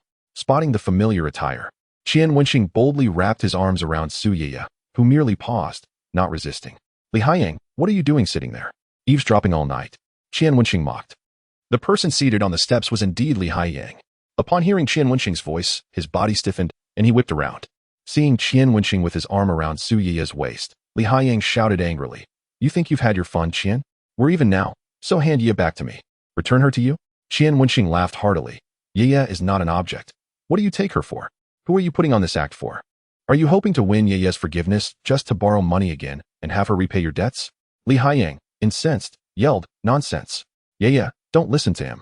I don't mean that. I was wrong yesterday. I'm not human. Please forgive me." He approached Su Yiya, suddenly kneeling before her. "Yiya, I know I was wrong, I swear. Even if you've been with Qian Wenxing, I won't hold it against you. From now on." Smack. His words were abruptly interrupted by a sharp slap. This slap was delivered by Su Yiya, who looked down at Li Haiyang with an expression devoid of emotion. Her demeanor icy. "Li Haiyang, I have already repaid the money you owed to Qian Wenxing. From this moment on, we have no further ties." Last night, she had shed all the tears she needed to cry, and from that moment on, she would never again shed a single tear for Li Haiyang. Li Haiyang was bewildered, murmuring, "What do you mean there's no more relationship? How can we possibly have no connection? We are boyfriend and girlfriend." Boyfriend and girlfriend? Huh. The most repugnant experience of my life has been dating you. Since you insist on clarity, let me make it plain. We have broken up. Leave now, and do not let me see you again. Su Yiya bypassed Li Haiyang and strode down the stairs. Anger propelled her steps, causing her to aggravate the pain from the previous night, altering her gait in an instant. Qian Wenxing chuckled and quickly followed, surprised by the power of Li Haiyang's outburst. Wondering how Su Yiya would manage her dance class today, Li Haiyang was struck as if by lightning, his mind spiraling with uncontrollable images of Su Yiya and Qian Wenxing together in bed last night. No. Suddenly, a heart-wrenching cry erupted from him. The unexpected noise startled Qian Wenxing, who turned to see Li Haiyang kneeling on the ground, face upturned to the sky. For reasons unknown, Qian Wenxing's mind was haunted by visions of a snowy landscape and a telephone booth, accompanied by the song, "Snowflakes Drifting Down." What on earth is this racket early in the morning? Hurry up and leave. Do not disturb the hotel guests. The security guard emerged immediately to shoo him away. In a taxi, Qian Wenxing glanced at Su Yiya, who was lost in thought gazing out the window, and raised an eyebrow, asking, "Still thinking about Li Haiyang?" Su Yiya shook her head. Her profile, illuminated by the morning sun, was strikingly beautiful. Yet, Qian Wenxing couldn't shake the memory of her pained expression from the previous night when she had said no. "I'm just daydreaming," Su Yiya replied softly. Buzz. Just then, Qian Wenxing's phone chimed. "True Dream Goddess has requested to add you as a friend through Jiang Tianqi's recommendation." Who is that? Qian Wenxing's first thought was that a classmate needed to borrow money, so he accepted the request without hesitation. "True Dream Goddess. Hello, Qian Xiao, I am Mingzhen." Wow, that's quite forward. True Dream Goddess. Man, want to sleep together? The accompanying emoji depicted a female star from an action movie lifting her shirt. Qian Wenxing imagined seeing such an image late at night in solitude, but never in broad daylight among the public. He instinctively held the phone away, wearing a look reminiscent of an old man on the subway. Initially, Su Yiya hadn't noticed what was on his screen, but his exaggerated reaction caught her attention, and she caught a glimpse of the looping emoji. Her expression momentarily blanked, the previous composure fading away. She cautiously glanced at Qian Wenxing and tentatively asked, You and Mingzhen." She disliked Mingzhen and hoped Qian Wenxing wouldn't become involved with her. Yet she was uncertain of her own standing to voice such concerns. After all, she had been with Qian Wenxing the previous night, but her intent was merely to settle a debt. Thus, she dared not speak too freely, fearing to provoke Qian Wenxing's ire, and instead proceeded with caution. Qian Wenxing saw through her apprehensions and smiled lightly, asking, "What is wrong with me and her? Do you think I'm the type to leap at every woman I see?" Su Yiya immediately waved her hands in a fluster, exclaiming, No, that is not what I meant. Qian Wenxing took her hand, feeling her tension. He caressed her smooth hand and chuckled, "Yeah, relax. We've already been intimate. Why be nervous about holding hands?" Feeling the potent masculine energy emanating from Qian Wenxing, Su Yiya's cheeks flushed. This time, she did not shy away from his touch and softly asked, "Wenxing, regardless of anything, thank you. Your company with Jiang Xiao has just been established, and I want to help you bring in more clients. You've done so much for me, and I want to repay you." Introducing clients? What a boon. Without hesitation, Qian Wenxing agreed, saying, "Sure, I'll give you 10% commission for each client. Su Ye waved her hands. No, I don't want a commission. I just want to show my gratitude. As her voice dwindled, her delicate chin nearly buried in her chest. Seeing her vulnerability stirred something within Qian Wenxing. All right, as you wish. He replied cheerfully. If you don't want payment, then you can work for free. Su Ye cracked open the car window, letting the breeze cool her flushed face, and after a moment's thought, said, I do have a friend who urgently needs money. Could you help him? Of course. If he needs money, I can lend it to him. Why do you ask? Because his need is somewhat urgent. How urgent? He needs money to cover someone's medical expenses. Qian Wenxing paused. Medical expenses? What happened? He got someone hospitalized and now has to pay them 10,000 yuan. Upon hearing Su Ye's words, Qian Wenxing finally connected the dots and asked, This friend you're talking about is a guy? Yes, you might have heard of him, Ma Xinghua. Su Ye replied. Qian Wenxing's expression changed to surprise. He certainly knew Ma Xinghua, a notorious figure around the school, known as Little Brother Ma. He had a reputation for being a bully, known to retaliate fiercely against anyone who dared to infringe upon his interests. Yet, why would Su Ye be associated with someone like him? Sensing Qian Wenxing's confusion, she explained softly, Earlier, outside of school, I was cornered by some students from other schools, and it was Ma Xinghua who came to my rescue. Later, they sought revenge and beat him up, but he managed to injure one of them. Now that person is hospitalized and has threatened that if Ma Xinghua doesn't pay up, they will report him to the school and have him expelled. Su Ye's eyes glistened with tears. This situation arose because of me, so I feel responsible and want to help him repay the debt. Help him repay the debt with your body? Qian Wenxing raised an eyebrow. Su Ye's face turned crimson instantly. She was caught in a dilemma, unable to nod or shake her head, regretting her choice of words. That is not what I meant. Ultimately, all she managed to say was that. Qian Wenxing smirked inwardly. If this girl wanted to boast about her prowess, she could just say so without beating around the bush. It seemed Ma Xinghua wasn't so bad after all. At least he defended female classmates, a true man compared to those who only bullied others from the shadows. Not forgetting the matter at hand, Qian Wenxing suggested, All right, after your class, set up a time for us to meet. Suddenly, he remembered that now that Xingqi Tian had been established, they were in need of some muscle, someone to hold down the fort when necessary. And there was no one more suitable than Ma Xinghua. Ecstatic, Su Ye hastily expressed her gratitude. Thank you, Wenxing. After their shared night, her way of addressing him had changed. Following school the next day, Su Ye arranged a meeting with Qian Wenxing and Ma Xinghua on the playground, where Qian Wenxing finally laid eyes on the infamous Little Brother Ma. He was a tall, slender boy with a perpetually sour expression, devoid of any hint of a smile. His gaze fierce, giving the impression that he wanted to annihilate everyone around him. Qian Wenxing had always considered himself relatively tall at 185. But upon Ma Xinghua's approach, he realized the latter was even taller. Ma Xinghua approached without a word, first turning to Su Ye. She introduced, Ma. This is Qian Wenxing. He can temporarily lend us 10,000 yuan so you won't have to face expulsion. Then Ma Xinghua looked at Qian Wenxing without saying a word, just staring at him expressionlessly. Qian Wenxing felt a bit creepy being stared at by him. Damn it. This guy would be perfect for debt collection. He doesn't need to do anything. Just sit there, and people will be scared into giving out money. This also proved that Qian Wenxing's decision to help him was a correct one. Qian Wenxing didn't speak. He wanted to see if Ma Xinghua would speak first. 1 minute passed. 2 minutes passed. 5 minutes passed, and the two were still staring at each other. Su Ye asked carefully, Are you on a blind date? That sentence almost made Qian Wenxing burst out laughing, but when he saw no slightest emotional fluctuation in Ma Xinghua's eyes, he managed to hold it back. In the end, Qian Wenxing conceded first in this silent confrontation. He asked somewhat brokenly, Brother, I don't think I owe you money, right? No, Ma Xinghua said. So damn cold. Qian Wenxing completely conceded. He wasn't the cold type and couldn't compare with this guy. Do you want to borrow money? Qian Wenxing asked. Although he really wanted to transfer the money directly to Ma Xinghua, since the other party didn't clearly express the intention to borrow money subjectively, the system wouldn't classify Ma Xinghua as a debtor. Yes, Ma Xinghua said. Qian Wenxing. Brother Ma, would you lose a piece of flesh if you said one more word? Ma Xinghua. No? Qian Wenxing gave him a thumbs up and said, Sure enough. With one more word. Thank you, Brother Ma, for giving me the honor. But I need you to say you want to borrow money so that I can lend it to you. Ma Xinghua stared at Qian Wenxing for a few seconds, then turned around and left. This left Qian Wenxing stunned. He turned to look at Su Ye, who was also stunned, and asked, What's wrong with him? Did he forget that the gas stove at home wasn't turned off and needs to be turned off? Su Ye didn't know either. She quickly chased after him and blocked Ma Xinghua. Student Ma, why are you leaving suddenly? Ma Xinghua said, He insulted me. Su Ye was startled and quickly said, "He didn't. Wenxing is a very nice person and definitely didn't mean that. You must have misunderstood." Then she pulled Ma Xingbo back and explained it to Qian Wenxing frankly. Qian Wenxing was really speechless. He finally understood that this kind of cold and tough guy had his own dignity, which was actually a bit fragile.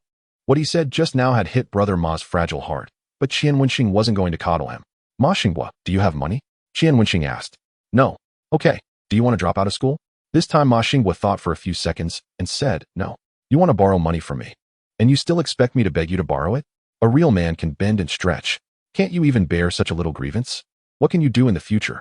Qian Wenxing looked up at him. Ma Xingbo's face still showed no expression. He stared at Qian Wenxing for a while. Su Ye beside them was so frightened that her heart was in her throat, afraid that the two would fight and the matter would get out of hand again. At this moment, Qian Wenxing was also a bit flustered. "Damn it, what if he hits me? It's okay. A real man can bend and stretch. If he hits me, I'll just lie down and extort a house in Beijing from him." Ma Xingbo gently let out a breath and finally said, "Well, I want to borrow money from you." Hearing this, Qian Wenxing finally let out a sigh of relief.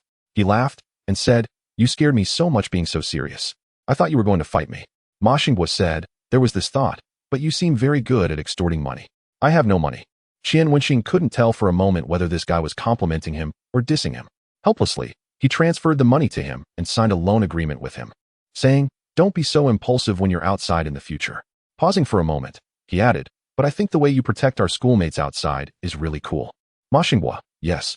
Then he nodded at Su Ye and left without saying a word. What a cool boy.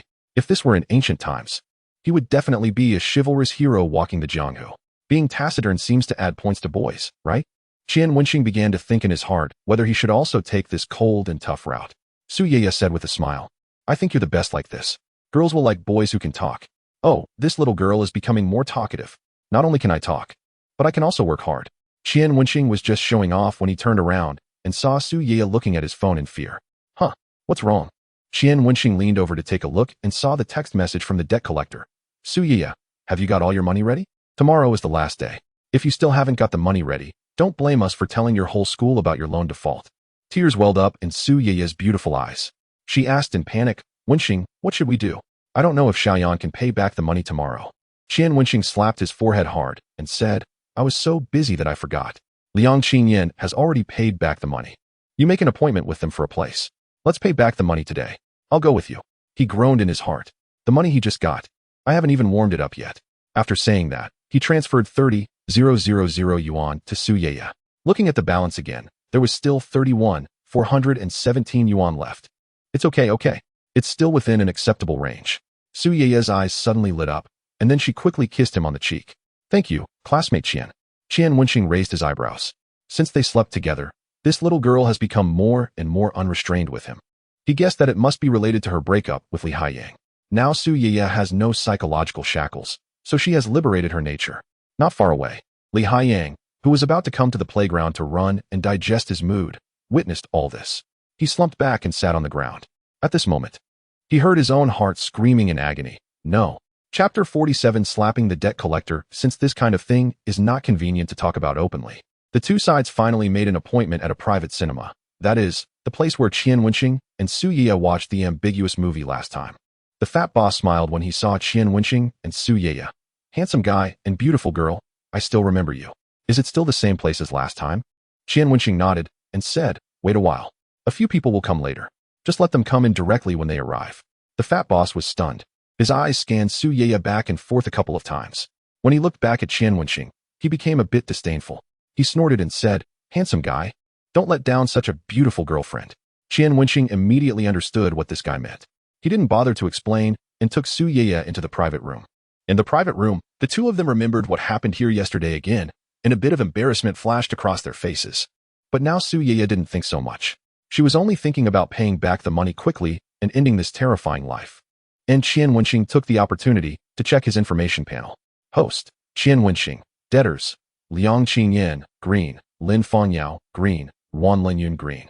Ma Xingbo, green. Loans already repaid. Yang Wenxuan, Su Ye, renewed loan.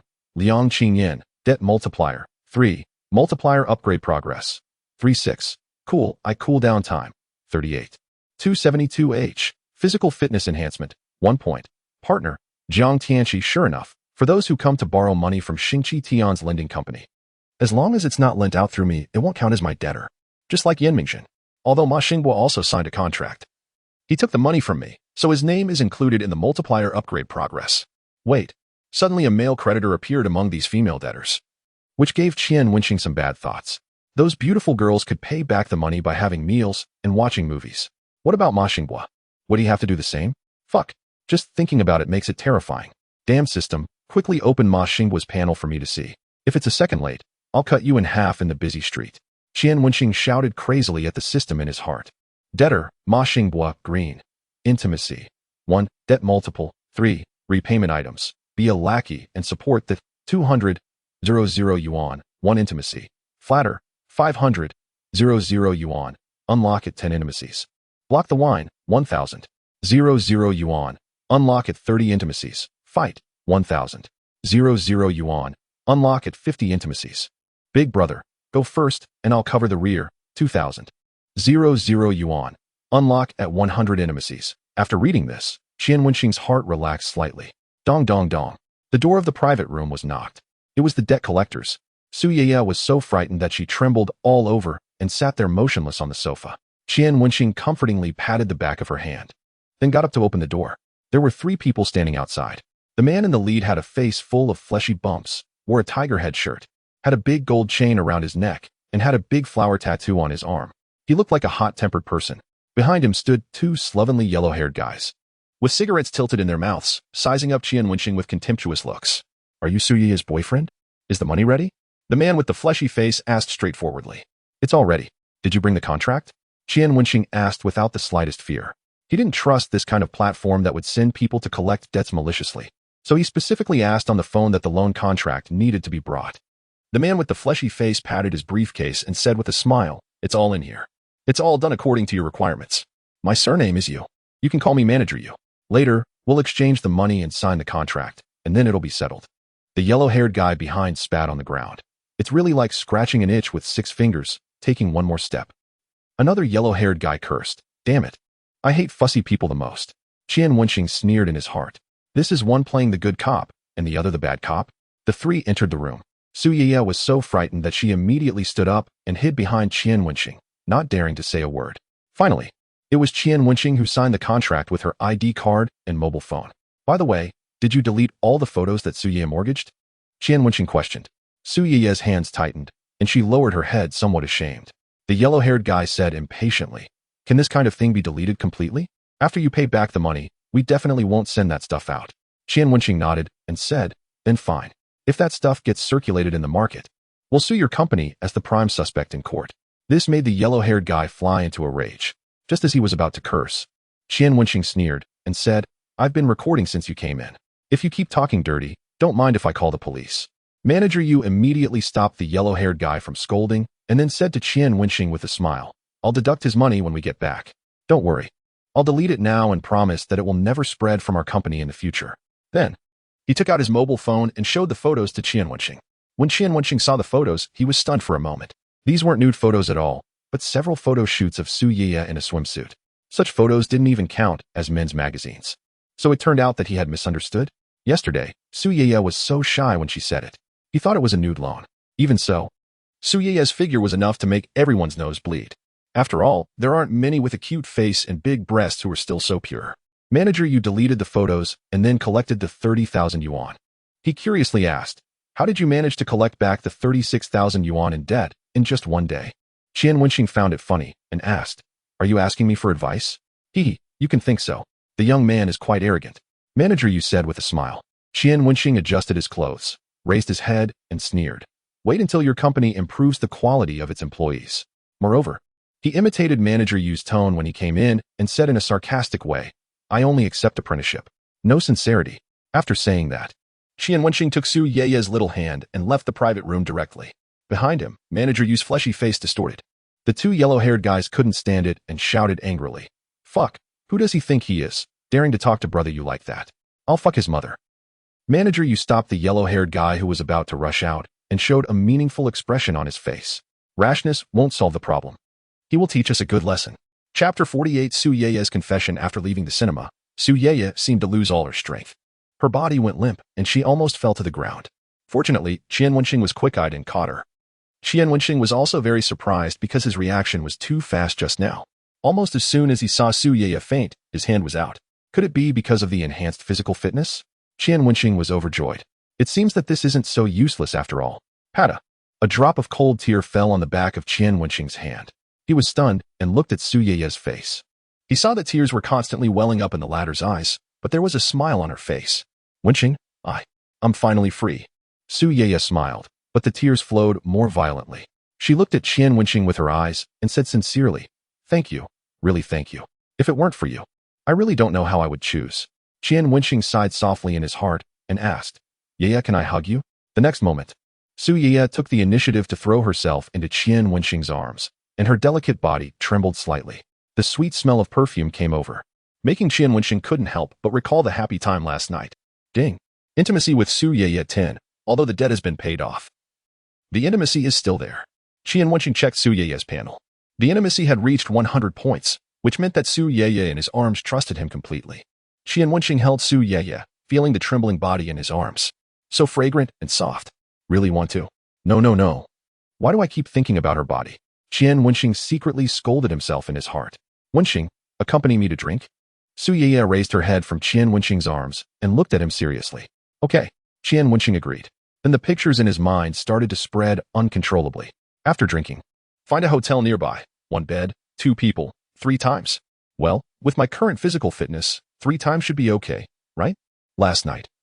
Twice made Su Yeye like this. Will she be limping after 3 times? The two came to a wine bar. Su Yeye waved her delicate hand and ordered a lot of wine. Ignoring Qian Wenxing's, she drank big mouthfuls. Wenxing, I won't forget this kindness. When I make money in the future, I'll treat you to the most expensive big meal. Su Yeye was drunk and put her hand on Qian Wenxing's shoulder with a smile.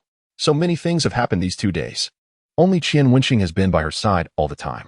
Su Yeye showing this side occasionally is still very charming. Qian Wenxing smiled and looked at her, nodding and saying, "Okay, I'll wait for you." Su Yeye's eyes sparkled with hope for the future. She kept pouring wine for herself cup after cup. Qian Wenxing didn't stop her. She had been suppressed for a long time and really needed to release herself well. Moments later, Su Yeye got drunk. She almost pressed her whole body against Qian Wenxing. She whispered in Qian Wenxing's ear, "Can I stop calling you Wenxing from now on? Is this about to be a confession?" Qian Wenxing was startled and asked, "Then what do you plan to call me?" "Call you." Qian Wenxing didn't hear the rest of Su Yeye's words because she stood up directly and rushed onto the singing stage, shouting at Qian Wenxing, "I'm going to sing you a song." Qian Wenxing was stunned. He didn't expect Su Yeye to be so bold after getting drunk. She wasn't like this last night. Could it be that she didn't drink enough last night? Fine. When the people in the bar saw such a beautiful girl going on stage to sing, they all excitedly applauded. Su Yeye staggered and bowed to the audience below, then grabbed the microphone and started singing. It was a popular love song of the moment. Her voice was somewhat ethereal, with a blurred drunkenness, making people intoxicated. Standing on the stage, Su Yeye was confident and beautiful. Her gaze was a bit erratic due to drunkenness, but it always firmly landed on Qian Wenxing. After singing a song, Su Yeye said shyly, "I'm afraid I've made a fool of myself." She stepped off the stage, wanting to hug Qian Wenxing. But before she could take a few steps, she was blocked by a young man who cut in from the side. "Are you a student from the nearby university?" "Miss, you're really beautiful. I want to make friends with you and have a drink together." The young man was dressed in casual clothes, holding a glass of champagne in his hand, with a self-righteous smile on his face. "No, thank you." Su Yeye waved her hand and planned to bypass him. She felt very dizzy after singing and wanted to quickly find Qian Wenxing to take her back to the dormitory. While Qian Wenxing was lowering his head to take a sip of wine, when he looked up again, he saw Su Yeye being blocked by a man. His eyes narrowed, and he immediately got up and walked over. As soon as he walked over, he heard the young man say in a dissatisfied tone, "If you don't agree, do you believe I can make you unable to stay in this city?" "Humph. Who ate garlic? Why is there such a big mouth?" Qian Wenxing pretended to be disgusted and waved his hand. Young Master Su was stunned and scolded. "Who the hell are you? How dare you point fingers at me here?" Qian Wenxing shrugged his shoulders and said, "It seems you're blind. I'm a living person. How could you mistake me for a scallion? You're really not a good thing." Young Master Su was furious. "You're the one who's not a good thing." "I am." His words stopped here abruptly because he realized he had fallen into the trap in Qian Wenxing's words. Qian Wenxing burst out laughing, patted young Master Su on the shoulder, and said, Got it. We all know you're a thing. All right, just sit back quickly. Don't scare us." Young Master Su was so ashamed and angry that he threw the wine glass on the ground and roared at Qian Wenxing. Are you looking for death? When it comes to playing with women, when has it ever been your turn, a useless brat with no hair on your body? Get lost. I don't care what other women you play with, but if you want to touch my woman, then you're asking for a beating. Qian Wenxing put the wine glass on the table, placed the drunk Su Ye in a nearby position, then loosened his clothes a bit, shook his fist, and raised his eyebrows with a smile, asking, "Want to fight? I'll accompany you, young master." He just happened to also want to try how much his body had changed after the improvement. Chapter 49. I'll just throw one punch at first. There was still a fierce look on young Master Su's face, but when Qian Wenxing showed his fist, he directly took a step back and a smile appeared on his face. Fortunately, I was smart when I went out today and brought a buddy. If you want to fight with me, come on, let's see what you can do to him. After saying that, young Master Su waved his hand at the person behind him and shouted, "Big guy, beat him up. I'll treat you to women tonight." Bang! Voila! A sound of a table being collided with, followed by the sound of a wine bottle falling to the ground. In Qian Wenxing's line of sight, he clearly saw a man nearly 2 meters tall stand up from behind young Master Su, then show a fierce look in his eyes and rush over menacingly. In an instant, the people in the bar all moved to the side, afraid of being involved in this fight. The security guards had rushed over, and the bartender over there had already grabbed the phone. Once a fight broke out here, they would immediately call the police. Some people even called the ambulance. None of them thought Qian Wenxing could beat this nearly 2-meter-tall big guy. If there was a death in the bar, it would cost a fortune. Young Master Su consciously gave way and stood aside proudly, saying, "Although the big guy eats a bit more and has more needs for women, but he really hurts when he fights, kid. If you..." Before he could finish his words, he heard Qian Wenxing shouting forward, "Wait, is he begging for mercy now? It's too late. Big guy beat him to death." Young Master Su's eyes were fierce. Qian Wenxing shouted again, small. Bang! Walala! The big guy rammed his head into the low chandelier in front. The chandelier directly fell down and hit his head, and suddenly blood was everywhere, falling all over the place. Heart. The thing happened so fast that until now, Qian Wenxing's last word was just shouted out. Bang! Immediately afterwards, the big guy's body swayed, and he fell headlong to the ground, knocking over 2 tables. Everyone who saw this scene stared wide-eyed in surprise. No one expected the reversal to come so quickly. In just an instant, the situation reversed, and the ambulance was actually useful, but not for Qian Wenxing. Young Master Su's eyes were as big as copper bells. He looked at the useless big guy, then at Qian Wenxing, and it took him a long time to choke out a sentence. You wait for me." No one expected that the tense atmosphere just now would end in such a farcical form. Looking at the hatred flashing in young Master Su's eyes, a thought suddenly popped into Qian Wenxing's mind. The system had strengthened his physical fitness a bit. Just how much was this bit? On the playground? His most direct feeling was that his body felt a bit lighter. But what about strength? He looked up at young Master Su, who was holding the phone and talking to someone. "Where are you guys? Hurry up and get over here. I've been bullied. If you don't come soon, just wait for me to collect." Bang! Before he could finish this sentence, he was suddenly punched and sent flying. Young Master Su's body fell backwards against the nearby table due to inertia, knocking the table over. A tooth flew out of his mouth and traced a parabola in the air, precisely landing in a person's wine glass. Qian Wenxing still maintained the posture of sinking his waist and swinging his fist. He shook his fist and then stared at his fist, lost in thought. The power of this punch had already exceeded his imagination. He originally thought that being able to add another bruise to young Master Su's face would be good enough. But unexpectedly, this punch could send him flying. Qian Wenxing was now looking forward more and more to his performance in bed. He even started to fantasize. If he could strengthen his physical fitness to 10 points, 100 points, could he be like those martial arts masters on TV and walk on walls and over rooftops? TSK. So looking forward to it. Someone's hitting someone. Help. Damn you, stupid bastard. You wait. My people will be here soon. Young Master Su wailed, then grabbed the things at hand and randomly threw them at Qian Wenxing. The scene instantly became chaotic. Some people were watching the show, while some timid people quickly left. Afraid of being affected, Qian Wenxing made a face at young Master Su and said, "Am I crazy to wait for your people to come and beat me?" After saying that, he helped up Su Ye and left directly. Young Master Su was stunned. Who could have thought there would be such a shameless person? By the time he came to his senses, Qian Wenxing and the other person were already out of sight. On the other side, Qian Wenxing hailed a taxi and planned to send Su Ye back to school. The girl leaned dizzily on his shoulder, mumbling, "Don't hit. Don't." Qian Wenxing couldn't help laughing, patted her head, and said helplessly, "Obviously you can't hold your liquor well, yet you insisted on drinking so much. You're not good at it, but love to play." The taxi driver smiled and asked, "Young man, is this your girlfriend?" Qian Wenxing responded and said, She insisted on treating me to drink, and then got herself this drunk. The driver asked, "Young man, is it possible that your girlfriend did it on purpose? Intentionally getting this drunk so that I'd send her back to the dormitory?" Qian Wenxing didn't react for a moment. The driver had never encountered such a slow student and asked, "Did she bring her ID? Did you bring yours?" These words were like a bolt of lightning striking into Qian Wenxing's mind, and he immediately exclaimed, "Because they had to repay the loan today. Suyaya must have brought her ID, and he always carried his ID with him because he had to sign borrowing agreements all the time. So Suyaya getting drunk like this tonight wasn't just because she was happy, but also because being drunk would make it natural for them to be intimate outside? Fuck." Then, in the driver's eyes, was his act of sending Suyaya back now being unromantic? Qian Wenxing tried to save face for himself and said to the driver, "Oh, I have to hurry and send her back for the next thing." Uffed.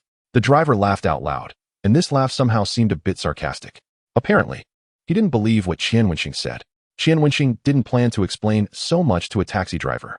When they arrived at the school gate and the car stopped, he helped Suyaya out of the car.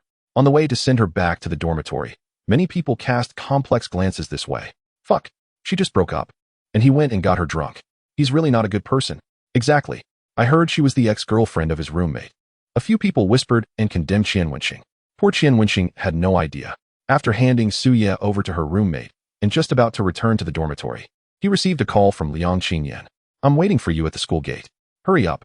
Qian Wenxing clenched his fist, and his eyes were filled with a blazing flame of confidence.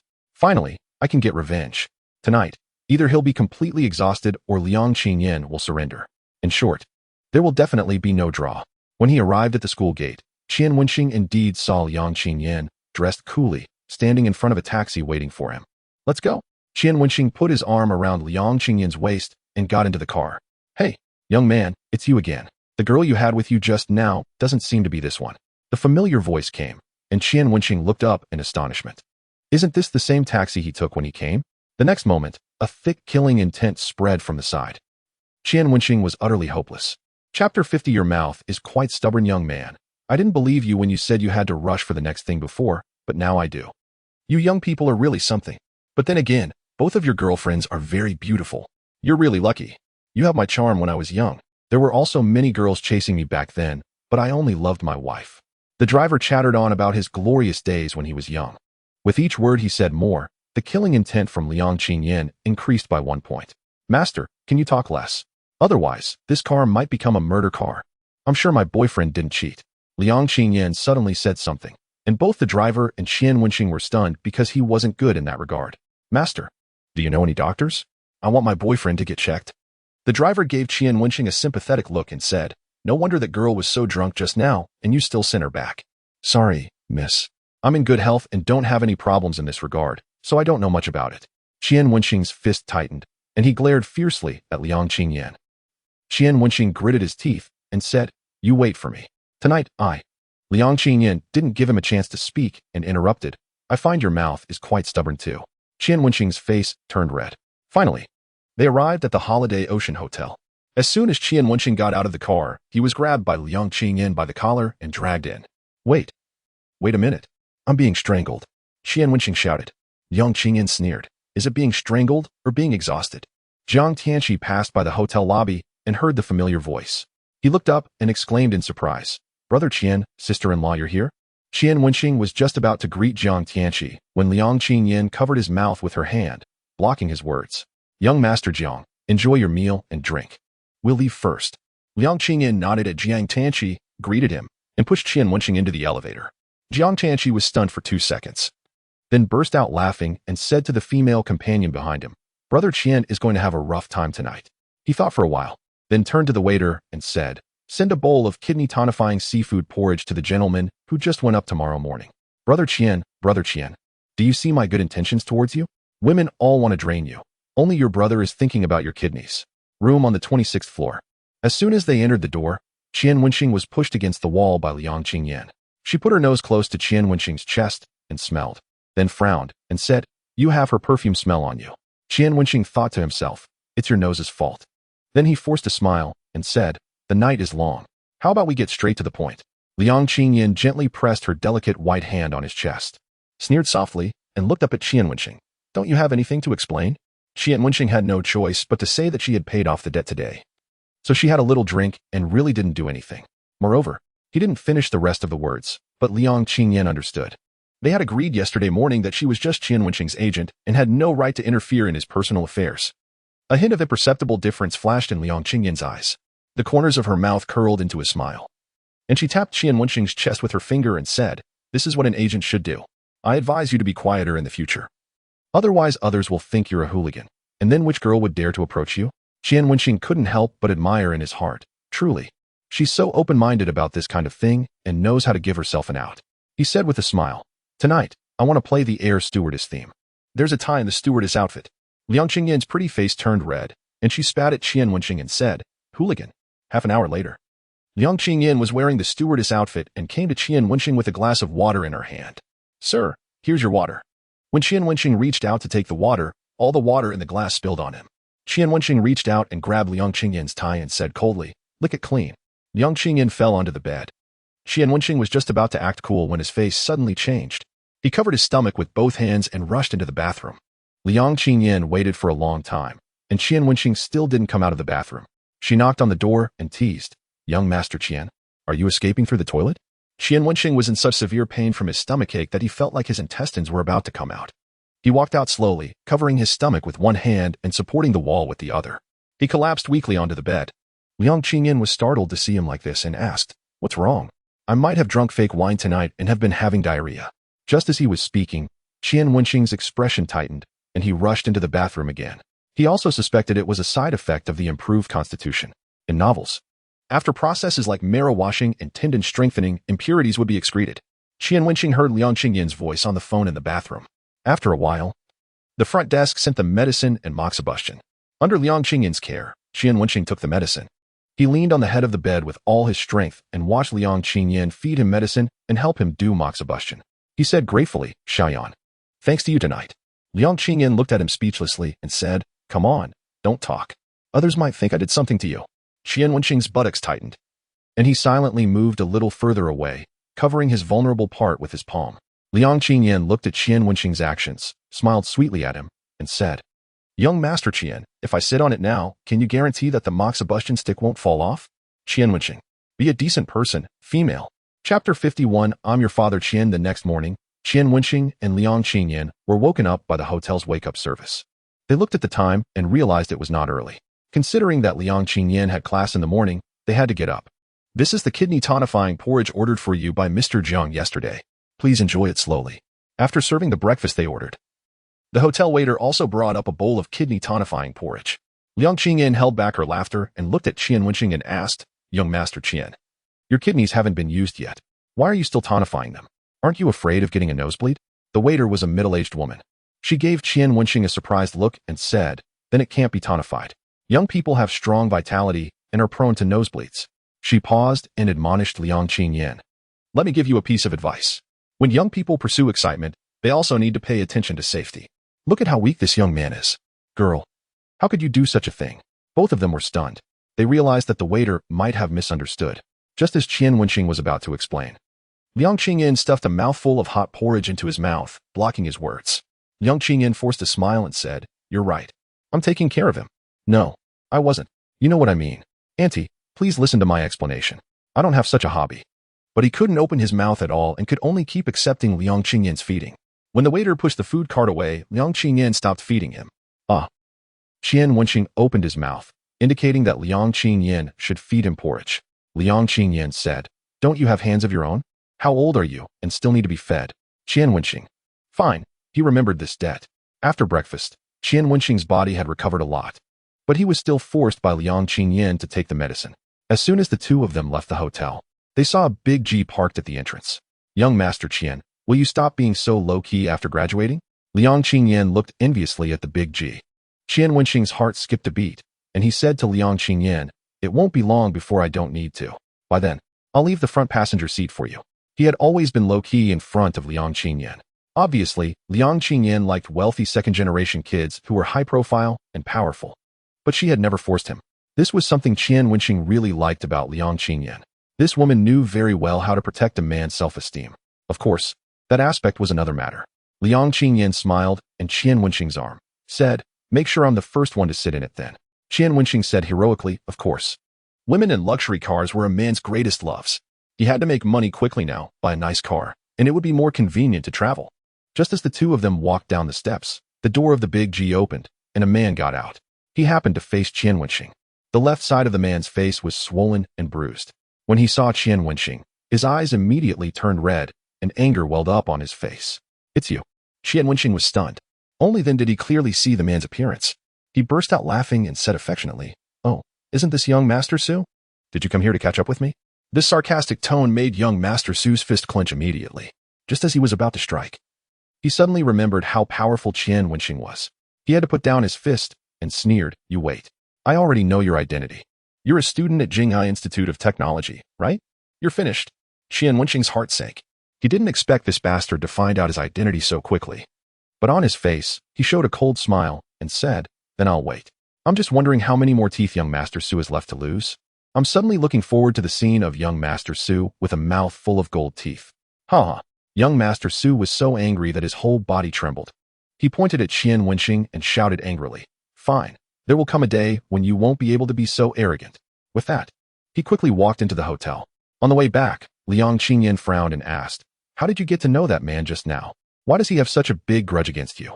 At first, Qian Wenxing didn't want to say, but couldn't resist Liang Qingyan's persistent questioning. He had to briefly tell her about what happened at the bar with Su Yeye last night. After listening, Liang Qingyan didn't say a word. Qian Wenxing said, "Who told you to keep asking? Now you regret it, right?" Although he thought so in his heart, Qian Wenxing didn't say it out loud. After sleeping last night, he had regained the 30 points of intimacy that had been lost. Now, just hearing that he fought for Su Yeye and didn't lose intimacy was already the best he could expect. Wait. He and Liang Qingyan slept last night when the intimacy wasn't full, right? Thinking of this, Qian Wenxing checked the system panel and saw that Liang Qingyan had repaid 20,000 yuan. He had lent her 50,000 yuan yesterday, and now she had repaid 32,000 yuan. As long as they slept together again, she could pay off the debt. But could his current body still do it? Considering his body, Qian Wenxing decided to put this off for now. "By the way, Xiaoyan, do you know anyone who can be introduced?" Qian Wenxing asked. Liang Qingyan gave him a somewhat resentful look, as if blaming him for not understanding women at all. "Yes, but I need to contact them first to confirm." "Fine, my dear agent. I'm counting on you for this kind of thing." Qian Wenxing put his arm around Liang Qingyan and kissed her on the temple. The two of them got off the car in the same way as last time. Liang Qingyan got off in front, and Qian Wenxing got off at the school gate. On the way back to the dormitory, Qian Wenxing was deep in thought. Since young Master Su knew his identity, he would definitely send someone to cause trouble for him. There would definitely be fights involved. His current physical fitness was okay against one person, but against a group, it would be tough. He still had to find a helper. His eyebrows twitched, and he took out a loan contract, found Ma Xingguo's contact information, and called him. The phone was quickly answered, and Ma Xingguo said impatiently, "Blackmailing bastard, get lost." Then he hung up the phone. Qian Wenxing was stunned for a moment. Angry, he called again. As soon as the call was connected this time, he roared into the phone, "I'm your father, Qian." After shouting, he also hung up the phone. Fuck, who can't curse? Soon, his phone rang. It was Ma Xingguo calling. Qian Wenxing sneered and answered it. He wanted to hear what Ma Xingguo had to say. "Wenxing?" The voice of Su Yeye came from the other end of the phone. Qian Wenxing's footsteps suddenly stopped.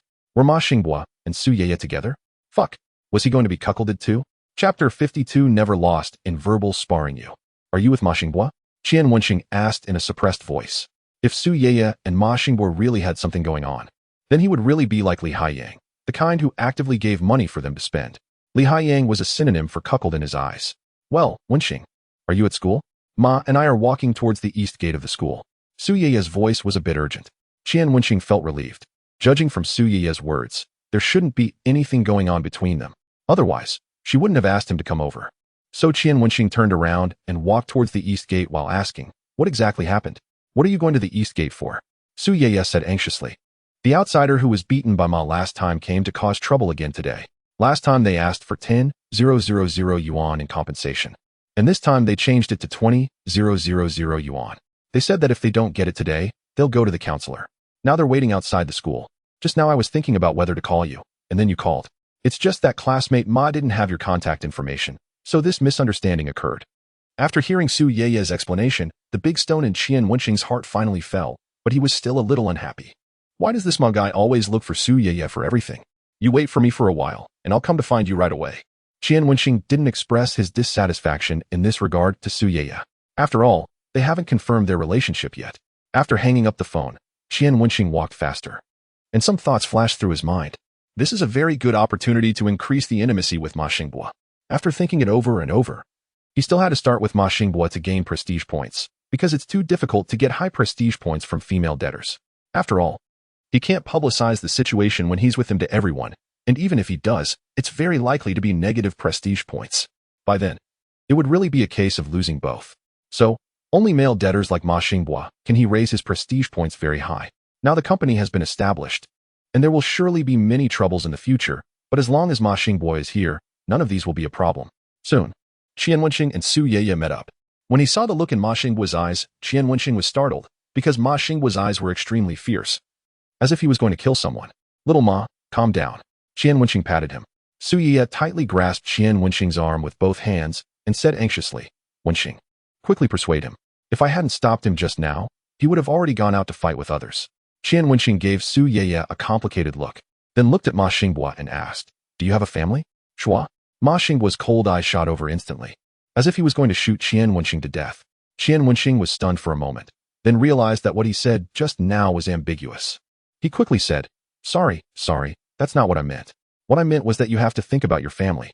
Think about it. If you beat them up, you will definitely be arrested and sent to the police station. What if these people are still not satisfied and go to your home? You're not afraid of them. But what about your family? Are they not afraid either? Ma Xingbo's face suddenly became extremely ugly, but at least his eyes were no longer so full of hostility. Qian Wenxing knew that his words had worked. He said softly, A man who acts bravely on impulse is indeed handsome, but a man who can endure is the real man. You should know what you should do and what you shouldn't do. Ding. Intimacy with debtor Ma Xingbo 10. The brotherhood between men is so straightforward. Why did you help me? Ma Xingbo asked. Yeah, why did I help you? Of course. It's because I have a place to use you. Qian Wenxing pondered for a moment and said, I have something for you to help with. What is it? I offended a person, and he might come to beat me to get revenge. How many people does the other party have? I'm not sure for the time being. However, the other party is a rich second generation, and he can call a lot of people in a minute. Of course, if you regret it now, it doesn't matter. I will still help you, Qian Wenxing said. Ma Xingbo said without thinking, I don't regret it. Qian Wenxing looked at his cold face and nodded with a smile, then turned around and pulled Su Yeye forward. Today, Su Yeye was wearing a sailor's suit, and her voluptuous figure stretched the round neckline. As she walked, she seemed to be dancing gracefully. Under the short skirt were a pair of long and slender legs, which made people daydream. This scene of him holding Su Yeye's little hand had already caused envy, jealousy, and hatred among many boys. When did you wake up from the wine today? Su Yeye's little face turned red, and she said awkwardly, I had a professional class this morning. I wasn't fully awake after being drunk and almost fell in class. So I was scolded by the teacher. Qian Wenxing asked anxiously, Where did you fall? Does it hurt? This is where Qian Wenxing is easy to please girls. When he talks to girls, what he cares about is always the most core issue. It hits the mark every time. Su Yeye shook her head. It doesn't hurt anymore. That's good. It's my fault this time. I'll never take you to drink so much again. Qian Wenxing continued to show his warm male characteristics. Su Yeye looked at him, hesitated for a moment, and said, Actually, I've already asked for leave for today's professional classes. After saying that, her face almost turned as red as an apple, and then she lowered her head and walked forward quickly. Qian Wenxing was stunned. He felt that he seemed to understand what Su Yeye meant. Could it really be what the taxi driver said? Damn it, I'm so much at a loss. It was too late for him to say anything else because they had already reached the east school gate. Qian Wenxing's eyelid twitched. He saw 4 people standing on the small square in front of the east school gate. One of them was still bandaged. Although he didn't know exactly where he was injured, he looked seriously injured. Yo, Ma Xingbo, you still dare to come out? We've been waiting for half an hour and thought you were going to be a coward in school. The leading troublemaker sneered at Ma Xingbo behind Qian Wenxing and then made a fake motion of throwing the water bottle in his hand towards this side. Ma Xingbo stared at them fiercely and wanted to rush up, but was stopped by Qian Wenxing raising his hand. Hee, you even found a helper? Or did you send this chick here to negotiate with us? Another boy wearing a cap sneered. Qian Wenxing stopped and said with a smile, So it's you 3 who came to look for trouble with my brother, right? Open your dog eyes and look clearly. We are 4 people. Can't even count properly. I think you should go back to primary school and repeat. Fuck. Where did this stupid jerk come from? He's got a problem in the head. Hearing their insults, Qian Wenxing wasn't angry. He pretended to be surprised and pointed at the bandaged guy and said, Could it be that this is a person? Bandaged guy, you bastard. What's wrong with a perfectly good person wrapping so much white cloth around? I thought you were a mummy. Bandage guy. I'll fuck you. And you guys? Why are you in such a hurry? I thought I was going to let you be in a hurry to send the mummy back to the coffin.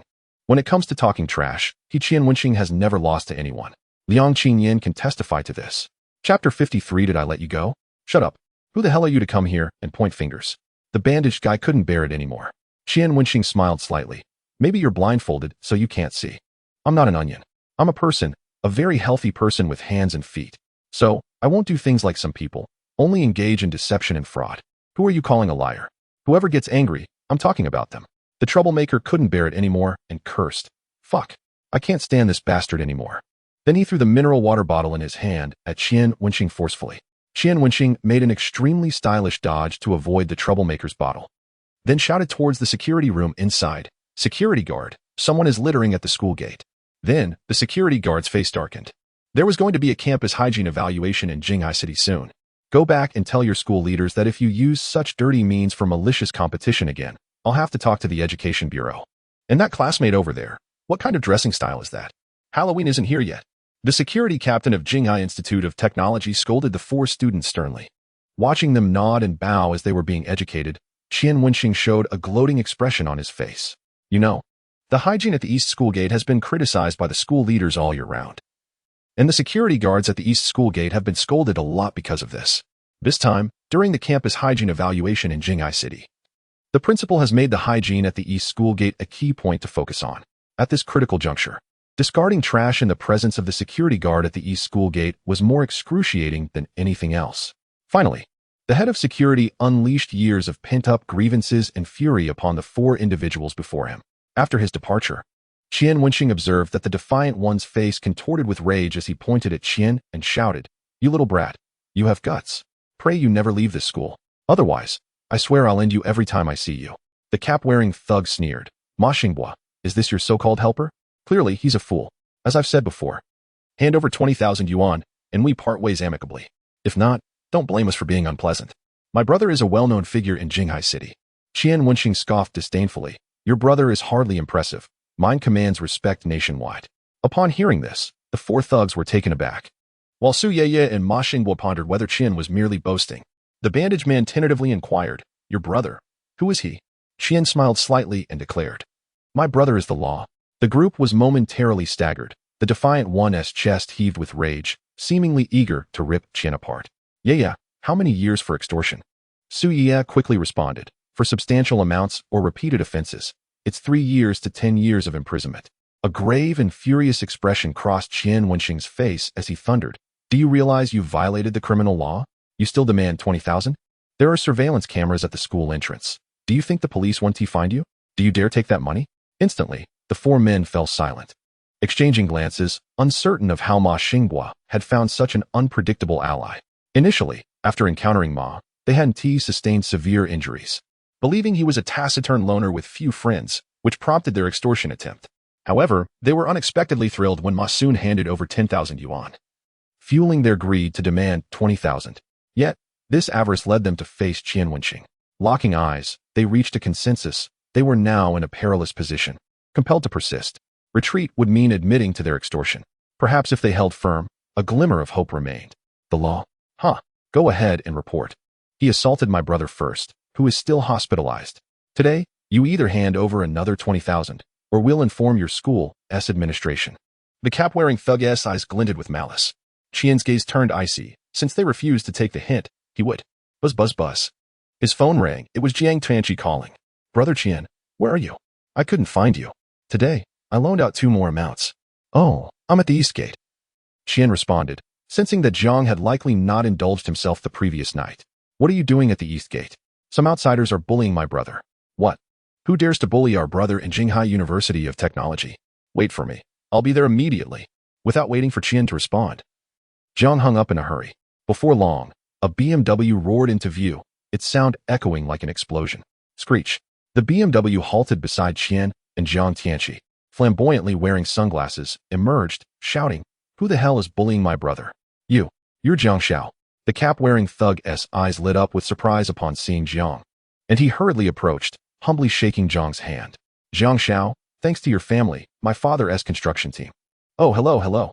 Jiang greeted while turning to Qian, asking, "Brother Qian, who is this?" Qian replied coolly, "Just someone who bullied my brother." "Get lost." Jiang immediately yanked his hand back, exclaiming, "Who dares to bully my brother?" And Brother Qian asks, "Trust me, I have no connection to this idiot. Don't let this affect our business." The cap-wearing thug was left bewildered, staring at Jiang and Qian, sensing that Jiang's demeanor toward the latter was one of profound respect. No, that must be a delusion. "This is Jiang Xiao from Huaiwei Real Estate." "Jiang Xiao, who is this?" the thug tentatively inquired. Jiang retorted, "You blind fool. This is Qian Xiao, my partner. My men are on this journey of life, the guiding light for my future." The thug gaped, astonished at the absurdity of it all. Qian, speechless, thought it unnecessary to clarify. The defiant one was the quickest to respond. Among the four, the cap-wearing thug had some influence. Seeing the situation, he quickly approached Jiang to apologize. "Apologies. We've caused a disturbance at the Dragon King Temple. We didn't mean to offend Qian Xiao and Jiang Xiao. We had no idea that Ma Ge was your brother. Truly, we are sorry and promise never to appear around here again. Please rest assured." After the cap-wearing thug apologized, he signaled to the others, and they turned to leave. "Wait." Qian's voice lazily lingered in the air. "Did I say you could leave?" Chapter 54. The true identity of Su Xiao. Upon hearing Qian's words, everyone was taken aback, none expecting the situation to escalate just as it seemed resolved. Only Jiang Tianqi took it lightly, dutifully acting as Qian's subordinate, admonishing, "Did Brother Qian say you could leave?" The four thugs froze in place, gradually turning back to suppress their tone, asking, "Qian Xiao, Jiang Xiao, we've already apologized. What more do you wish from us?" Qian sneered, "Have you forgotten someone? Let me remind you why you were beaten by Ma Ge." Instantly, the expressions of the four thugs changed drastically as they turned to Su Ye, who looked at Qian. Su Ye's lips parted slightly, her eyes sparkling. Truth be told, had it not been for Qian's insistence, she would have forgotten to demand an apology from these four. "We apologize, classmate Su Ye. It was our mistake. We shouldn't have harassed you. We hope you can forgive us, and we promise never to do such things again," the bandaged man hastily offered. Upon hearing this, Jiang Tianqi's eyes widened in disbelief. "What? You dared to bully my sister-in-law? How dare you?" He stormed forward and kicked the four thugs, shouting, "In the future, keep your eyes wide open. My brother Qian is not someone you can provoke. He's just low-key and doesn't want to use his family's connections. Otherwise, I would called my dad to have you expelled." The four men panicked, finally realizing the gravity of their mistake. "We're sorry. We're so sorry." They frantically apologized, vowing never to return to the University of Technology. This place is a den of hidden talents. If they provoke the wrong person again, they might find themselves expelled. "Get lost," Qian said coldly. Those two words were like heavenly music to the four thugs, who turned and fled, the bandaged man lagging behind due to his unsteady gait. "Wait for me. Wait for me." The bandaged man watched his friends who were moving further away from him and burst into tears out of anxiety. While unwrapping the bandage, he started running, looking extremely funny. "Ha ha. Brother Qian, look at them. Don't they look like dogs?" Jiang Tianqi laughed heartily, without any image. He patted Qian Wenxing on the shoulder and said, "Brother Qian, you're just too low-key. Unlike us, we're always used to relying on the prestige of our families. When you become high-profile one day, these guys will surely turn around and run away in fear." Qian Wenxing was speechless, although he liked being flattered by others. Jiang Tianqi sometimes went overboard, didn't he? He felt extremely embarrassed. Ma Xinghua asked, "When are we going to beat someone up?" Qian Wenxing shook his head and said, "I don't know. I'm in the open while the enemy is in the dark. They might come for me anytime." Ma Xinghua said, "Give me your phone number. As long as it's around the school, I'll be there within 5 minutes." After saying that, he nodded at Qian Wenxing and Su Ye, then turned around and left gracefully. Because of his stinky face, no student dared to approach within 2 meters of him. Jiang Tianqi was stunned and asked with a laugh, "Brother Qian, where did you find this master? He's so unique." Qian Wenxing shook his head with a smile and said, "I lent him money." Although Ma Xinghua is always arrogant, just based on what he said about arriving within 5 minutes just now, Qian Wenxing felt that the 10,000 yuan he spent was worth it. Where could he find a little brother with such high execution? So that's how it is. However, speaking of which, sister-in-law, if anyone bullies you in the future, just tell me and I'll beat the hell out of him. Such a small matter doesn't even require my brother to take action, Jiang Tianqi said. As soon as these words were spoken, Su Ye's face turned red again. Qian Wenxing nudged Jiang Tianqi with his elbow and said, "Come on, stop teasing Ye." Jiang Tianqi obviously also remembered what happened the night before last. He let out 2 sneaky laughs and suddenly remembered something and asked, "What did you say to that master just now? Is there someone who wants to cause trouble for you?" Qian Wenxing let out a soft sigh and briefly told him what happened the night before last. "Young Master Su?" When he heard this name, Jiang Tianqi frowned slightly, took out his mobile phone, opened WeChat, and started rummaging through it. After a long time, Jiang Tianqi clicked on someone's circle of friends and pointed to the selfie on the background picture and asked, "Is this the person?" Qian Wenxing took a look, and it was indeed young Master Su before he was beaten. He nodded and said, "Yes, it's this bastard. Do you know him?" Jiang Tianqi's face immediately became filled with a bit of gloom. He said softly, "Brother Qian, this matter might require your family to make a call." Qian Wenxing's heart skipped a beat, but he didn't show it on his face. He said calmly, "Before I graduate from university, no matter what I do, I won't ask my family for help. Then this is really difficult." Jiang Tianqi sighed and said, "This young master is quite something. His family is in the new energy industry. You should have heard of Fangzhou Group, right? It belongs to their family. Moreover, their family's business mostly cooperates with foreign enterprises. They're rich and powerful. Even the officials in Jinghai City have to give them a lot of face. Shit, this is really kicking against a real iron plate." Qian Wenxing's heart started to panic a little. If the other party used their connections to take action, he would surely be in big trouble. Damn it. If I end up in prison, what's the point of this system? Jiang Tianqi continued, "Although my family also has some connections with the higher-ups, our two families are not on the same level. I can't afford to provoke him. Even if I were to plead with him with my head held high, I would still be kicked out. This young master won't give me face unless..." Hearing what Jiang Tianqi said earlier, Su Yeye's face turned pale with fright. She looked at Qian Wenxing worriedly, then hurriedly asked, "Unless what?" "Unless I try to find my dad and talk to them on your behalf and act as a mediator. However, even so, Brother Qian might still need to apologize to young Master Su in person." Speaking of this, Jiang Tianqi looked at Qian Wenxing worriedly. Although he rationally thought that Qian Wenxing should apologize, he didn't want Qian Wenxing to do so in his heart. "Ask me to apologize?" Once this thought came up, Qian Wenxing's panicked heart calmed down instead. As long as he apologized, this matter would be resolved. He didn't have to worry about being troubled by young Master Su anymore. His and Jiang Tianqi's Xingqi Tian could continue to operate, as long as he kept lending money and getting it back, gradually accumulating wealth. One day, he would stand on an equal footing with the Su family. It wouldn't be too late to avenge today's humiliation then. But this wasn't Qian Wenxing's style. So he gently let out a breath and spoke in the expectant gazes of Jiang Tianqi and Su Yeye. Chapter 55, True High Spirits, I Won't Apologize. Qian Wenxing's voice was soft but firm. Yes, as long as he endured today's humiliation, he would definitely get revenge one day. But a young man's spirit is strong and unruly, like a tiger with wings flying in broad daylight. If it were before, he wouldn't have dared to talk big like this. But now, with the system by his side, why should he live so? Why should he cut off his own wings?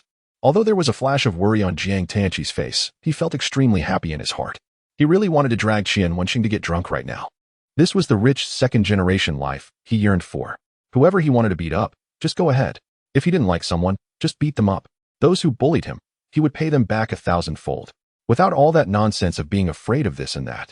Worried about this family having a background, and that family having more power than himself. People, don't we just live for a sense of spirit? There was a glint in Jiang Tianqi's eyes. Now that Qian Wenxing was such a person, as long as he followed Qian Wenxing, he would surely become such a person too. Qian Wenxing said calmly, "I'll solve this matter myself. Lao Jiang, there's no need for your father to get involved. He's quite busy." Ding. Intimacy with partner Jiang Tianqi increased by 20. Are you being charmed by my handsomeness? Qian Wenxing was a man, and he naturally understood the reason for the increase in Jiang Tianqi's intimacy now. Jiang Tianqi directly reached out and hooked Qian Wenxing's neck, showing an excited smile on his face and saying, "Brother Qian, the most correct thing I've done in my life is to be friends with you. Don't worry, I'll shoulder this matter with you. Good brother." Qian Wenxing patted Jiang Tianqi on the shoulder. A look of deep worry flashed across Su Yeye's pretty face. She said softly to Qian Wenxing, "Wenxing, I'm sorry. It's all because of me. Otherwise, you wouldn't." Qian Wenxing smiled and said, "It's nothing. Protecting girls is what us men should do." Jiang Tianqi winked and said, "Oh, sister-in-law, now that you and my brother are like this, you still call him Wenxing? Shouldn't you call him husband?" Su Yeye was stunned and her face immediately turned red. She lowered her head and didn't know what to say. She still felt a bit inferior in front of Jiang Tianqi and Qian Wenxing. After all, she was abandoned by Li Haiyang that night. Even though Qian Wenxing helped her get revenge later, she still felt inferior. So even though they had a relationship, she still didn't dare to regard herself as Qian Wenxing's girlfriend, nor did she dare to call such an intimate name. Qian Wenxing, on the other hand, was thinking that if Su Yeye called him husband, should he agree or not? If he agreed, wouldn't that mean he admitted her as his legitimate girlfriend? If he didn't admit it, wouldn't that clearly show that he was a scumbag? No. Just call him husband in bed. Otherwise, how could he sleep with more beautiful girls? All right, stop making trouble and go back to class quickly. Qian Wenxing pretended not to care and waved his hand. When he said this, the pink lips that Su Yiya was about to open finally closed. The group walked towards the school, and Su Yiya followed behind Qian Wenxing with a blushing face, looking exactly like a little wife. Because the three of them are not in the same major, they parted ways in front of the teaching building. Qian Wenxing went directly to the lecture hall. This class is Marxist philosophy. He asked his roommate to bring the book for him. Just as he went up one floor, suddenly a person rushed out from the side and directly put his arm around him affectionately. Young Master Qian, fuck. So big. This was Qian Wenxing's first reaction. Then he turned his head and his gaze moved up from bottom to top, and he saw Yan Mingjin looking at him with a flattering look. Yan Mingjin, what are you doing here? The person coming was their first customer at Zinkishan, Yan Mingjin. She was wearing a pair of denim shorts and a white t-shirt, with delicate makeup on her face, looking fair and pure. But those who knew her would involuntarily associate with her scandals and at the same time marvel at her contrast. Although Qian Wenxing liked Yan Mingjin's body and also liked the current feeling on his arm because of her reputation as a social butterfly, Qian Wenxing always kept a respectful distance from her and didn't dare to get too close to her. Yan Mingjin blinked her big innocent eyes, and a playful smile appeared on her oval face. Just so happens that I have no class this afternoon. I want to accompany you to class. Fuck. Accompany me to class. Lady, we're not in the same major, and don't you know what kind of person you are in the eyes of the whole school? Qian Wenxing waved his hand with a smile and said, No, our class discipline is very strict. If it's found that we bring other friends in privately, we'll be scolded by the teacher. It doesn't matter. I'm not afraid of the teacher. If the teacher scolds you, I'll speak up for you. Yan Mingjin just clung to Qian Wenxing's arm and wouldn't let go. They were standing right at the staircase entrance, and when other students passed by, they could just see the two of them tugging at each other. Isn't that the slut? And she's latched onto our classes, Lao Qian? A male classmate passed by with a lewd smile on his face. Good job, Lao Qian. You even managed to hook up with such a top-notch. Li Haiyang walked over and happened to see it. His eyes widened and he almost rolled down the stairs.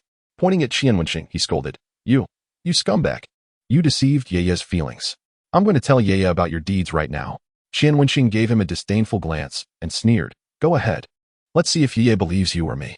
This sentence made Li Haiyang completely lose, because Su Yeye had blocked all his contact information. Seeing more and more students coming, Qian Wenxing felt that he couldn't just block here. He immediately pulled Yan Mingjin to a nearby classroom and whispered, What on earth do you want to do? Yan Mingjin looked at him innocently. Young Master Qian, don't misunderstand me. I just want to get closer to you because I think you're very handsome. Her soft palm gently pressed against Qian Wenxing's chest, and her body also leaned in. No man could resist the approach of such a devilish figure. Qian Wenxing's breathing instantly became a bit rapid. Fortunately, he had broken the virgin seal with Liang Qingyan. Otherwise, he would have made a fool of himself in front of this woman today. Ding! Yan Mingjin's intimacy 10. Congratulations, host, for successfully binding Yan Mingjin as a debtor. Debtor, Yan Mingjin, green. Debt amount, 20,000,000 yuan. Debt repayment items. Attend class together, 500. 00 yuan. Unlocked at 10 intimacy. Have a meal, 800. 00. Unlocked at 20 intimacy. Kiss, 2,000. 00 yuan. Unlocked at 30 intimacy. Date, 3,000. 00 yuan. Unlocked at 50 intimacy. Introduce connections, 5,000. 00 yuan. Unlocked at 70 intimacy. Draw the curtains, 7,000. 00. Unlocked at 80 intimacy. Outdoor battle, 10,000. 00 yuan. Unlocked at 100 intimacy. Intimacy, 10. Debt multiplier, 3. The mechanical voice of the system rang in Qian Wenxing's mind, leaving him completely stunned. What the hell? This can even be forced. No, can be forced to bind? Let's put aside the matter that drawing the curtains only requires 80 points of intimacy for now. How did an outdoor battle come about? System old dog. Do you want to ruin me? Chapter 56. The misunderstanding in the classroom. Young Master Qian, why are you ignoring me? Yan Mingjin looked at Qian Wenxing with innocent and aggrieved eyes, and her thin red lips were about to kiss Qian Wenxing's mouth. She had a unique and pleasant perfume smell on her body. This smell was a bit strong but not pungent, making people think of a spider slowly closing its web. First showing an innocent appearance and then giving a fatal blow. Wait. Qian Wenxing directly raised his hand and pushed Yan Mingjin away, frowning and saying, Don't do this. I'm not used to it. He really couldn't accept someone who would come up and want to kiss and hug like this. Moreover, this Yan Mingjin's reputation really wasn't that good. He didn't want to be laughed at by the schoolmates. Nor did he want to catch a disease because of a momentary fling. It's all that damned system's fault. actually transferring the debt forcefully. Does it think this is a shelter? Although having an additional debtor is a good thing, who would want this kind of good thing? A trace of loss flashed in Yan Mengzhen's eyes. She looked at Qian Wenxing and said, since young Master Qian doesn't like it, then I won't force it. Qian Wenxing was afraid that if he stayed any longer, rumors would spread among the classmates outside. He nodded and went out directly. After leaving the empty classroom, Qian Wenxing let out a slight sigh of relief. Just then, he saw Xia Qiming.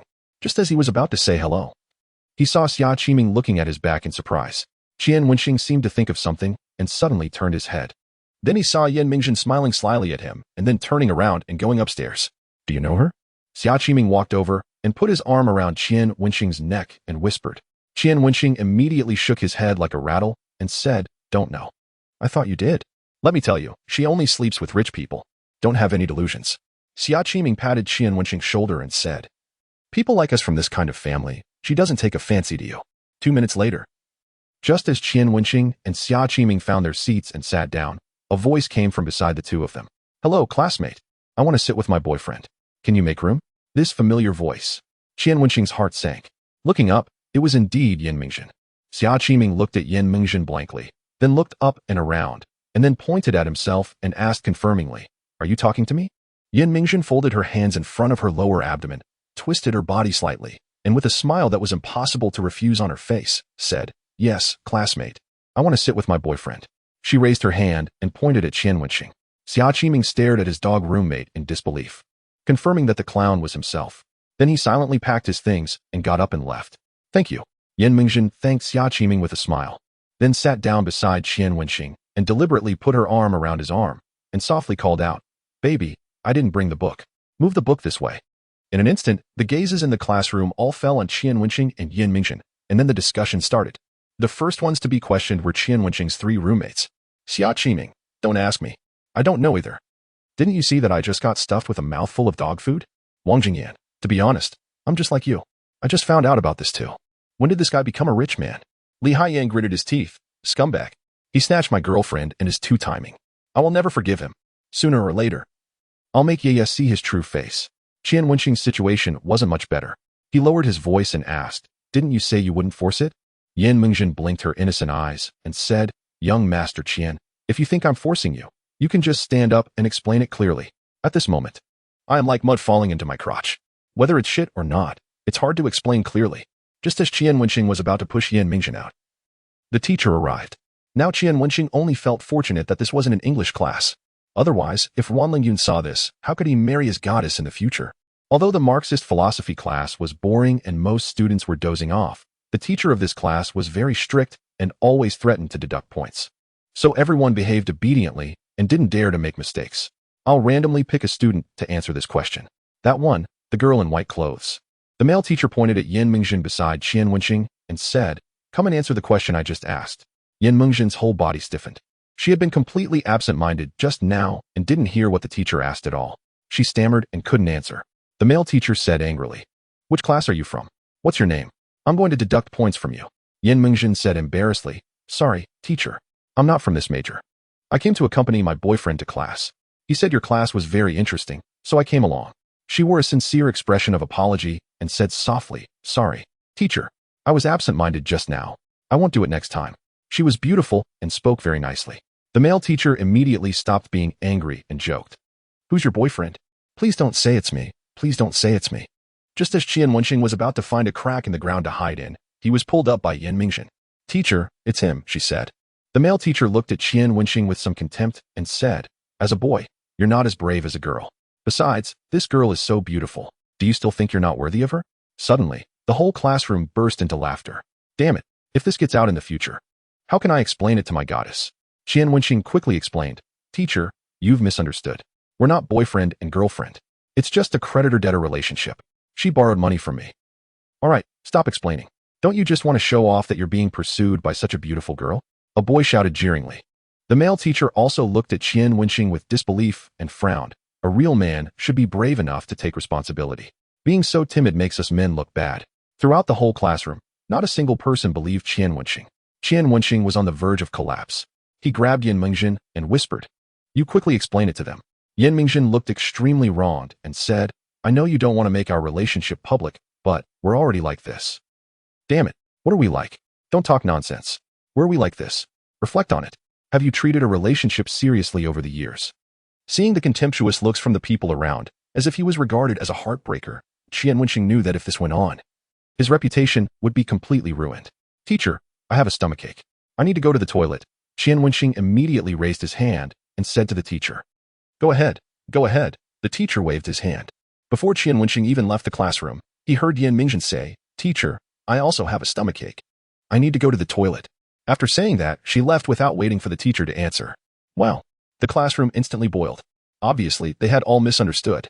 The male teacher sighed and said, Today's young people are really open and too naughty. And outside the classroom, Qian Wenxing was on the verge of collapse. Chapter 57. It would be healed even later. Damn it. This woman is really crazy. Now everyone will definitely think that Yan Mingjin is Qian Wenxing's boyfriend. Even if he jumps into the Yellow River, he won't be able to wash himself clean. Qian Wenxing rushed directly into the bathroom. He didn't believe that Yan Mingjin really dared to enter the men's toilet. She didn't enter the men's toilet. Instead, she just stood outside waiting for him. Ding. Intimacy with debtor Yan Mingjin 10. Damn it. Now, every time Qian Wenxing heard the system's prompt sound, he got extremely angry. How could anyone become his debtor? When Qian Wenxing looked at Yan Mingjin's repayment progress, the anger immediately flared from his chest to the top of his head. Debtor, Yan Mingjin, green. Debt repayment progress, 2,500. 20,000. 00 yuan. No, system old dog, explain it to me clearly. I can understand that she repays me 500 yuan for taking a class with me. But where did this 2,000 yuan come from? Qian Wenxing was almost driven crazy by the system. Debtor Yan Mingjin pretended to be the host's girlfriend. 2,000. 00 yuan. Damn it. Qian Wenxing gave the middle finger to the system and scolded. You're really my son of a bitch. Are you so eager to find yourself a mother? Please pay attention to your words, host. Otherwise, this system will deduct reputation points. Qian Wenxing immediately restrained his anger. But he was still very unhappy in his heart because Yan Mingjin pretending to be his girlfriend brought him no benefits at all but a lot of trouble. Qian. 10 men out of 9 have hemorrhoids. Can't you poop? Do you need me to go to the infirmary to get you some laxatives? Yan Mingjin waited outside for a long time, but Qian Wenxing still didn't come out. She called out tentatively. Qian Wenxing muttered and cursed in a low voice and was about to scold when his face changed and he stood still on the spot. After squatting for too long, his feet were numb. He stood there for a long time before walking out with a pale face. Yan Mingjin immediately hung on him like a koala. Qian Wenxing frowned at her and said righteously, Yan Mingjin, I think I've made it clear enough to you. Can you stop pestering me? Yan Mingjin's eyes turned red. She choked with sobs and asked, Do you dislike me? Because of those rumors in school, so you think I'm not clean? Qian Wenxing frowned and didn't say a word. He thought to himself, it's not necessarily just rumors. There are women in this world. Why does he have to get involved with such a girl with a bad reputation? Seeing that Qian Wenxing didn't say anything, Yan Mingjin's tears immediately fell. Her hand tightly grasped Qian Wenxing's arm and said, Those are not true. They're all rumors about me. Bai Zhengyao pursued me but failed. So he spread rumors about me. He even asked his friends to pretend to be my boyfriend and spread rumors about our relationship and said some very excessive things.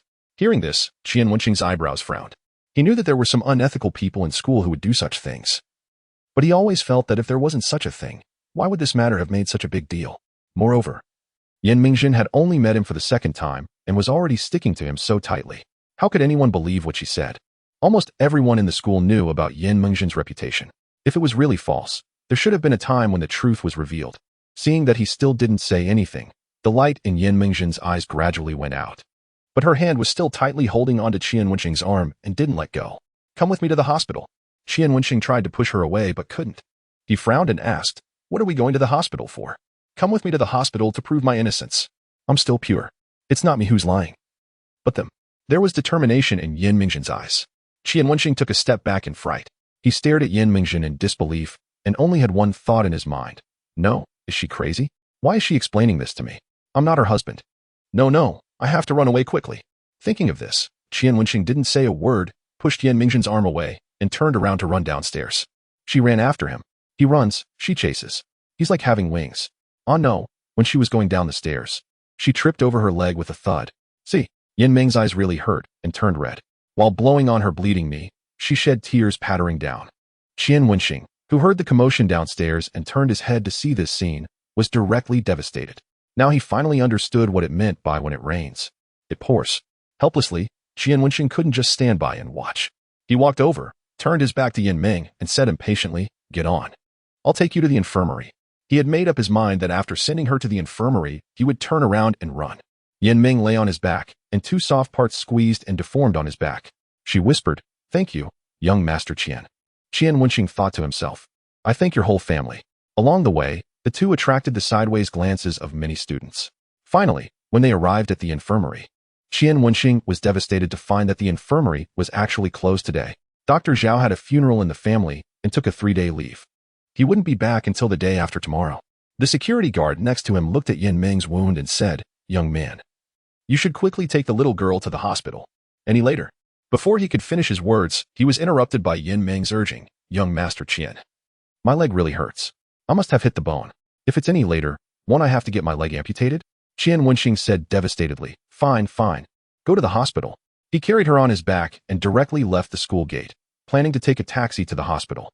Behind them, the security guard's words were just finished. Any later, the wound would have healed. TSK, these young people these days. They have to go to the hospital even for the slightest injury. It wasn't like our time when our arms were broken and we could still set them ourselves and go back to the battlefield. Here. Just as Qian Wenxing walked to the roadside, a taxi stopped in front of him. He quickly opened the car door and helped Yan Ming in first. Then he got in himself. "Master, go to the hospital," Qian Wenxing said. The driver master heard the voice and looked in the rearview mirror and immediately burst out laughing. "Oh, it's you, young man. Have you changed girlfriends again this time?" The driver master turned his head and looked at Yan Ming's knee twice, smiling meaningfully. TSK. Didn't that beauty last time say you were no good? Why are you so promiscuous? Is there a place in your school for this? Injured like this? Surely it was on the playground?" Every time he said a word, Qian Wenxing's head drooped a little lower. "Big brother, please, stop talking. If you say any more, I'll have no pants left." Yan Ming looked at Qian Wenxing in surprise with some other things in her. She said softly, "So? You didn't agree to me because you're no good?" Qian Wenxing said expressionlessly, "If you two say one more word, I'll open the car door and jump out." The driver master quickly locked the car door and comforted him. "Don't be self-abased, young man. Now that medical treatment is so advanced, they will definitely be able to cure you."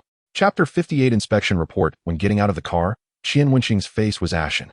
He threw a 100 yuan bill at the driver and said coldly, "Keep the change. I hope we never see each other again." "No, young man, wait." The driver master called out to Qian Wenxing. Qian Wenxing turned around expressionlessly. "What else do you want? I mean, 100 yuan isn't enough. It's a total of 120 yuan. Qian Wenxing. He threw another 20 yuan at him and then left without looking back. Yan Ming lay on his back and laughed softly. "Young Master Qian, I didn't expect you to be quite interesting." Qian Wenxing rolled his eyes speechlessly. "I still have a very fierce side. Do you want to see it?" "Young Master Qian, I'm still an injured person now. Isn't it a bit inappropriate for you to treat me like this?" Yan Ming showed weakness to Qian Wenxing appropriately. Qian Wenxing was helpless. What made this woman more sophisticated than other girls was that she knew how to show her weakness, which would arouse the compassion in a man's heart. This kind of showing weakness was different from Liang Qingyan's. Liang Qingyan was just finding a way out for each other, with a slightly more sophisticated method. But Yan Ming's method was very straightforward.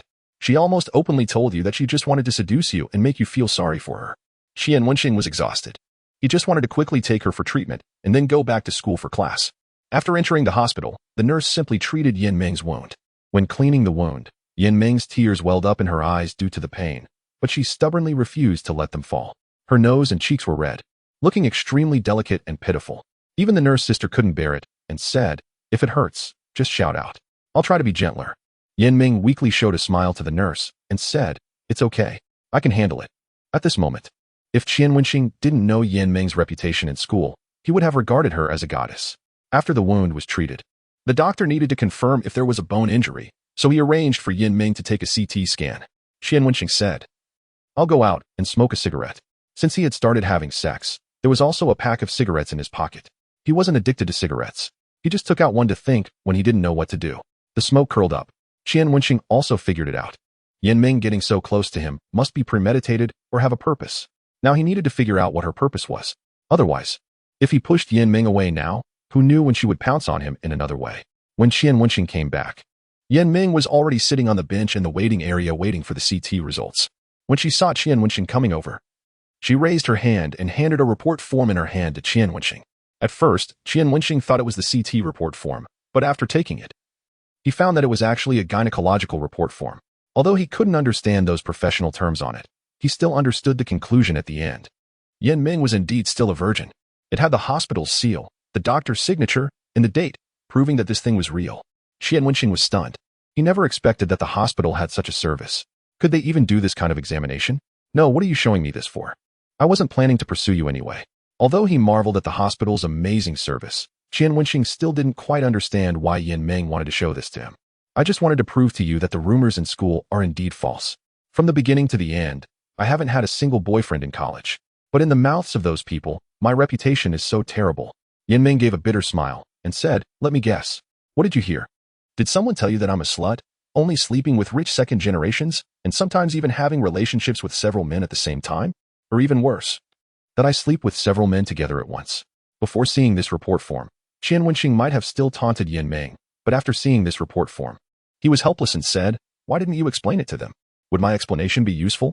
At first, I tried my best to explain, but the more I did, the more they found it interesting. They even called me a whore trying to act virtuous, saying that I was trying to cover it up, saying that a fly doesn't sting a seamless egg, and that one hand can't clap. If I really didn't do such things, how could there be such rumors? So, later I just stopped explaining because it was simply a waste of time. I just let them say whatever they wanted. What did it matter to me? Then why do you care now? Because I'm about to graduate. I don't want to carry these slurs and stigmas from my last year in school. Yin Meng said. Qian Wenxing sneered. Don't try to pull these tricks in front of me. I want to hear the truth. The truth is that I'm planning to sign with a live streaming company, but I have too many negative news. They don't dare to sign me. So I want to rely on a powerful backer. Yin Meng didn't hide it and told the truth straightforwardly. Qian Wenxing raised an eyebrow. You wish to become a streamer? Yin Mengzhen's gaze was fervent as she replied, indeed. I require a capable man to shield me from slander. Attempting to silence each naysayer one by one is futile. It would be far more effective to find a wealthy heir, the most formidable among them. Why me? Qian Wenxing inquired. Initially, my target was Jiang Xiao. For among the wealthy elite at school, he possesses some merit. However, Jiang Xiao remarked on your prowess, claiming that without you, his company would struggle to flourish. Thus, I have set my sights on you, Yin Mengzhen stated candidly. But what do I stand to gain? He pressed. If this is a transaction, your gain must entail some form of compensation, must it not? Having broached the subject, Qian Wenxing found himself less averse to her. Is it not merely seeking a sturdy tree to lean upon? Quite agreeable. Once you become a streamer, you could also aid in promoting me, and I, too, am contemplating my future. I cannot remain tethered to Xingqi Tian forever. I must explore new ventures to illuminate my path for future investments. What is the point of borrowing money only to repay it? One should seek out large corporations. A mere flip of the hand could yield hundreds of thousands or even millions. That is my envisioned future. Though I cannot achieve it now, I believe that day will inevitably arrive. Yin Mengzhen mused, I can bring you joy. Qian Wenxing, lost in grand aspirations, suddenly halted. Joy? Is it the kind of joy I envision? The mundane kind? Upon perceiving his expression, Yin Mengzhen realized the misinterpretation and quickly clarified. I can dance for you. I am quite adept at it, surpassing even Su Yeye. I can also accompany you for drinks, but I will not bed you. Do not entertain such thoughts. I am not that kind of woman. Wait, you won't accompany me to bed. Then with whom shall I practice the outdoor battles suggested by the system? He could not help but admire her flair for theatrics. Initially resistant to Yin Mengzhen, his interest was piqued upon learning of her innocence. Humph, such a devilish figure. Yet you wish to escape my grasp? Not a chance. Chapter 59. Unruly conduct. Noticing Qian Wenxing's prolonged silence and the intensity of his gaze, Yin Mengzhen's expression shifted. A flicker of wariness crossing her features as she crossed her arms defensively. What lewd thoughts are you harboring? Excuse me, I have yet to utter a word. He was taken aback by her vivid imagination. You leave me at a loss for words. Qian Wenxing looked at her helplessly. You claim to seek someone capable while also asserting you won't barter your body. Yin Mengzhen, do you believe true, platonic feelings exist between men and women? Yin Mengzhen blinked and replied. Do you not think such a stance would elevate your character? Moneyless, the world has few individuals of such high moral standing, he retorted, rolling his eyes. To hell with it. What use is nobility? Qian Wenxing thought, contemplating whether aiding Yin Mengzhen was truly worth it. He was not lacking in beautiful women around him and was reluctant to engage in a thankless endeavor. At that moment, a familiar mechanical voice echoed in his mind. Ding. Special mission issued. System detection indicates that Yin Mengzhen is a valuable asset capable of assisting the host in punishing deadbeats. Please agree to her requests and develop a close partnership. Mission reward. The host may designate a specific task to triple its reputation value, or add 10 to their reputation. Wow. Qian Wenxing felt a surge of realization. He understood the sensation of being overwhelmed by wealth. Reputation was far more precious than mere money. capable of doubling his income and enhancing his own qualities. The prospect of improving his attributes particularly captivated him, especially since he had already experienced the sweet taste of enhanced physicality. If just a small increase felt exhilarating, what if he could amplify it by 10 points? He could hardly fathom how vibrant and joyful he might become as a university student. With the system offering so much, he begrudgingly acquiesced. Very well, I agree. He feigned a look of reluctance. Qian Wenxing's expression brightened visibly. Qian Xiao, I knew you were a benevolent person. Thank you. Her excitement led her to impulsively cup his face and plant a kiss on his cheek. Qian Wenxing, momentarily taken aback, touched his cheek and said, somewhat irked, why not kiss me again? I'll consider it repayment. Having recognized Qian Wenxing's value, he pondered why he shouldn't seize the opportunity. Moreover, the system had declared her a potential partner. There was no specification regarding monetary matters. Qian Wenxing, with a playful huff, expressed her refusal yet entwined her arm around Qian Wenxing's. From this moment on, I shall be your girlfriend. One of them, I suppose. As she uttered the latter part, a hint of regret crossed her face. She wished she had discovered Qian Wenxing sooner. Had she acted more quickly, perhaps there would be fewer rivals. Sighing at the thought, she lamented her timing. The nurse who entered overheard Qian Wenxing's words, and her face darkened, her gaze towards Qian Wenxing turning decidedly unkind. With a cold huff, she shoved him aside, admonishing, young people these days do not care for their health. When they find themselves riddled with ailments, they will have no place to cry. Unruly conduct. Upon hearing those last 4 words, Qian Wenxing was momentarily stunned, staring wide-eyed at the nurse. Who are you insinuating? Qian Wenxing stifled a laugh, not offering an explanation. Her head tilted adorably as she gazed at him. All right, little girl, return to your duties. Stay away from scoundrels. Do not let them lead you astray, as it is not worth it. The nurse's words, though never directly mentioning Qian Wenxing, were evidently aimed at him. He seethed with indignation, but could only endure, remaining silent until they exited the hospital. Could you not have clarified things with the nurse? He finally voiced, exasperated. Qian Wenxing chuckled. The best approach in such matters is to say nothing at all. If I were to explain, she would only berate you more fiercely, accusing you of brainwashing me or pung me, so it is better left unsaid. Qian Wenxing felt wronged. I am the one being manipulated. What have I done to deserve this? Qian Wenxing blinked innocently and questioned, but I believe her words hold some truth. There are so many women around you. Am I not merely one among them? Qian Wenxing, weary of further explanations, raised 3 fingers. If you wish to lean on a sturdy tree to thrive at school, I will not refuse. However, let us establish 3 rules. I may act as your rumored boyfriend, but I will neither confirm nor deny our relationship publicly. Having been chastened by the nurse's remarks, Qian Wenxing found clarity. This was no longer ancient times. In the past, a man surrounded by beautiful women would be admired, even hailed as a charming rogue. In modern times, however, a man with more than 3 women would be labeled a scoundrel. There is a stark difference between being a true scoundrel and merely having that reputation. Should people discover that he and Qian Wenxing were genuinely involved, his situation with Su Yiya would surely be jeopardized, and any pursuit of the goddess Wan Linyun would be utterly futile. Thus, he resolved to maintain an ambiguous stance. Qian Wenxing tilted her head, grinning mischievously. So, do we qualify as SC Char Dinger's boyfriend and girlfriend? It seems we are, yet we are not. Qian Wenxing chuckled. If that is how you wish to perceive it, so be it. How about this? I shall treat you to a meal, and from this day forth, let it be our anniversary. Qian Wenxing's eyes sparkled with excitement. Qian Wenxing pondered for a moment before asking, are we celebrating your untouched virtue? Qian Wenxing's face flushed crimson in an instant as she playfully glared at Qian Wenxing. Qian Wenxing chuckled, suggesting that they should indeed celebrate, asking her to choose a place while he prepared a cake. How old are you this year? I'll stick some bright red candles in it for you, he teased. The veins on Qian Wenxing's forehead twitched. Unable to contain herself, she kicked Qian Wenxing with her still relatively intact leg. With that mouth of yours, how have you survived until now? After some playful banter, they arrived at the dining venue. Just as Qian Wenxing pondered whether to remove the candles before cutting the cake or to cut it with them still on, an unpleasant voice interrupted them. Oh, isn't this our university's public bus? Brother, are you planning to misuse it? Aren't you afraid of not being able to afford the fuel? Chapter 60, Misunderstood Moments on Social Media Public Bus Misuse. Qian Wenxing scoffed internally. Holding a cake-cutting fork, he tilted his head to glance at the newcomers. They were a rather fair-skinned male university student clad in designer sportswear, sporting a watch worth 50 to 60,000 yuan, standing arrogantly beside their table with one hand in his pocket. Qian Wenxing recognized him as Bai Zhengmao, another wealthy second-generation student that Qian Wenxing had mentioned. If you want a piece of cake, I can spare you one. But if you're merely here to be obnoxious, I suggest you keep your distance, Qian Wenxing retorted sharply. Bai Zhengmao burst into laughter, placing one foot on a chair as he disdainfully remarked, Qian Wenxing, you're just a pauper pretending to be affluent. Do you know what kind of woman this is? She only sleeps with the rich. Let me guess how you caught her eye. You didn't use the money from selling flowers to keep her, did you? As Bai Zhengmao spoke, he erupted into mocking laughter. Qian Wenxing paused in his cake cutting, lifting his gaze to meet Bai Zhengmao's with a cold smirk. What's this? If you can't have her, you want to ruin her, is that it? It's scoundrels like you that tarnish a man's reputation.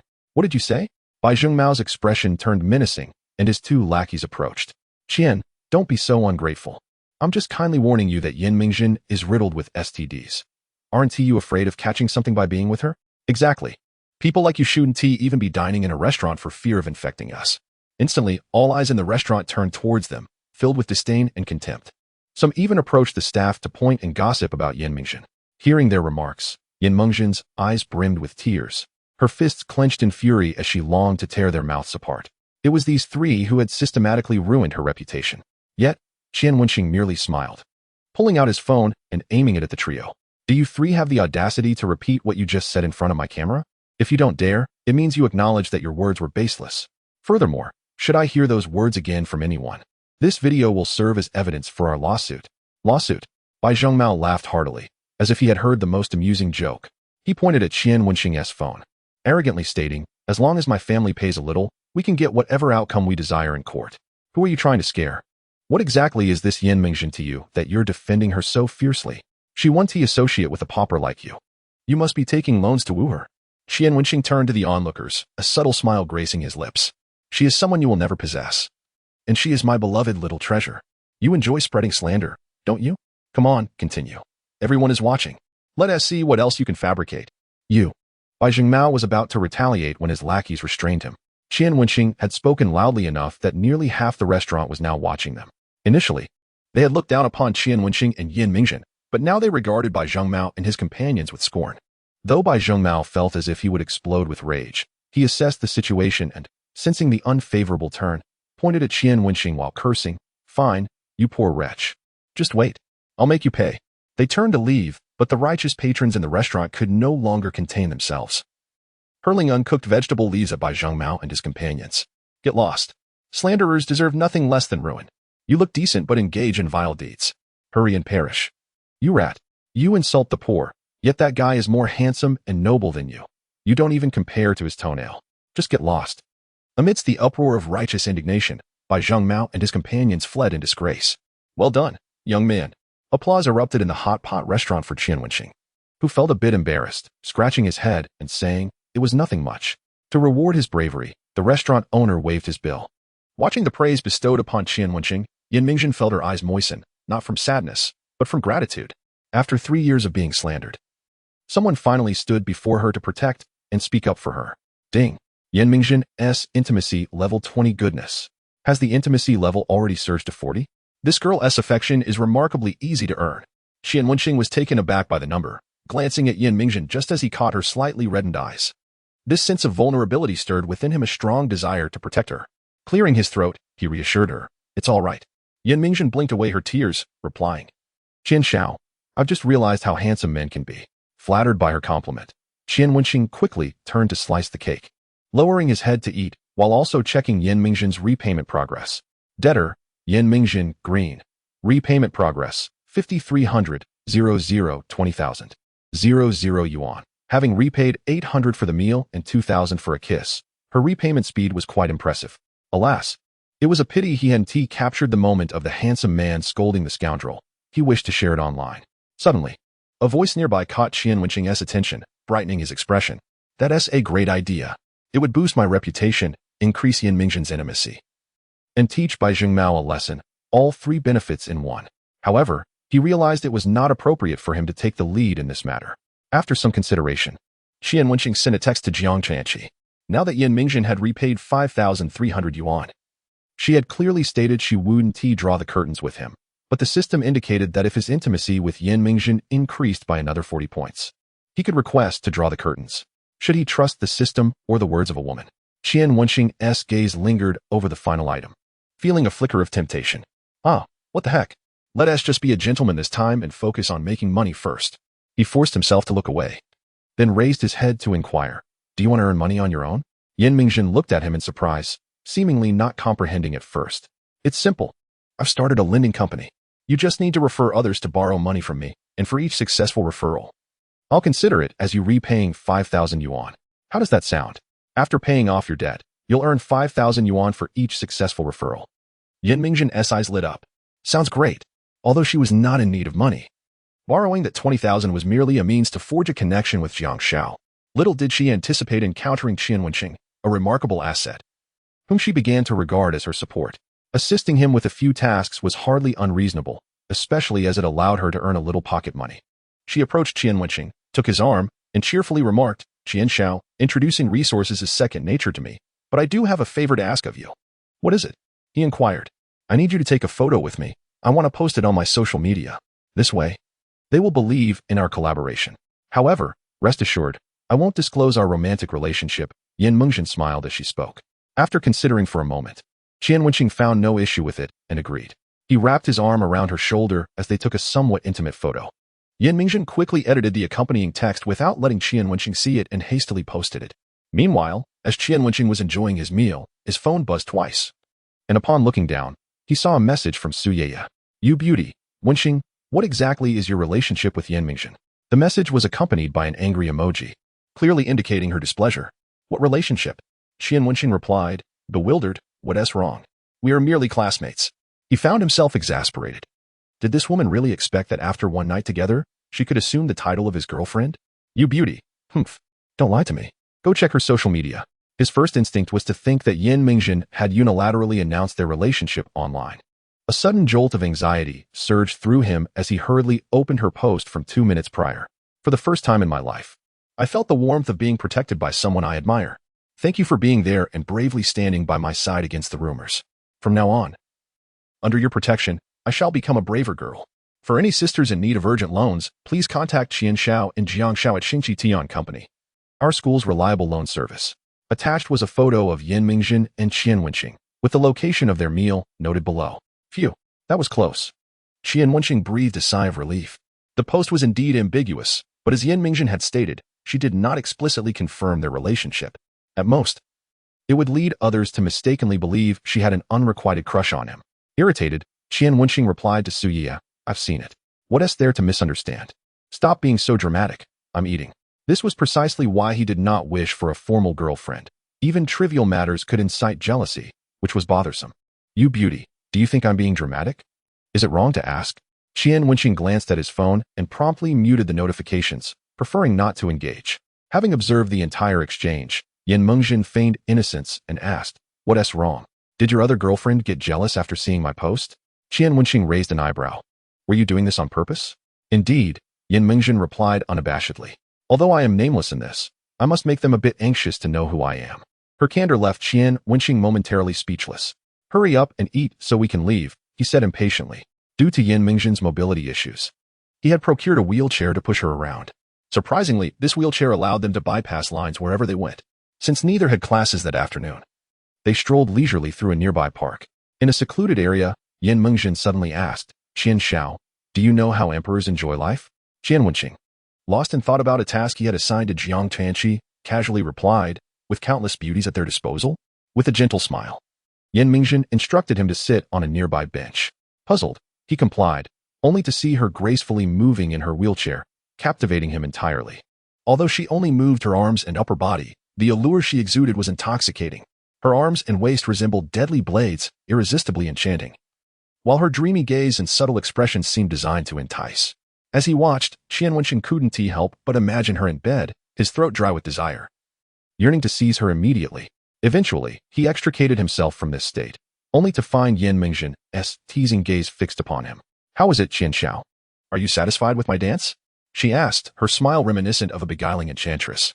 Like awakening from a dream, Qian Wenxing exhaled deeply. It was exhilarating. "What kind of dance was that?" "It's a lost, seductive dance that I learned by chance. This is the first time I've performed it for anyone," Yan Mingjin replied, pleased by the desire she saw in his eyes. Qian Wenxing said nothing further. Instead, he playfully massaged her shoulder, yearning to touch more intimate places. But the time and setting were not appropriate. If earlier he had contemplated avoiding intimacy while settling debts, he had now changed his mind. Yin Mingjin was someone he would definitely pursue. Upon returning to school, half an hour had passed. As he dropped her off at the girls' dormitory, he unexpectedly encountered Liang Qingyan, who was returning from class. She scrutinized Yin Mingjin for a few seconds before casting a meaningful glance at Qian Wenxing. He sighed inwardly, anticipating another round of inquiries. Qian Xiao, may I have a word with you? I'd like to consult about your Xingqi Tian company, Liang Qingyan asked loudly. Sure, Qian Wenxing replied, exasperated by the complications that arose from having multiple women in his life. They moved to a corner where Liang Qingyan gazed up at him and asked, Qian Xiao, are you planning to pursue Yin Mingjin? I share a creditor-debtor relationship with her, Qian Wenxing stated nonchalantly.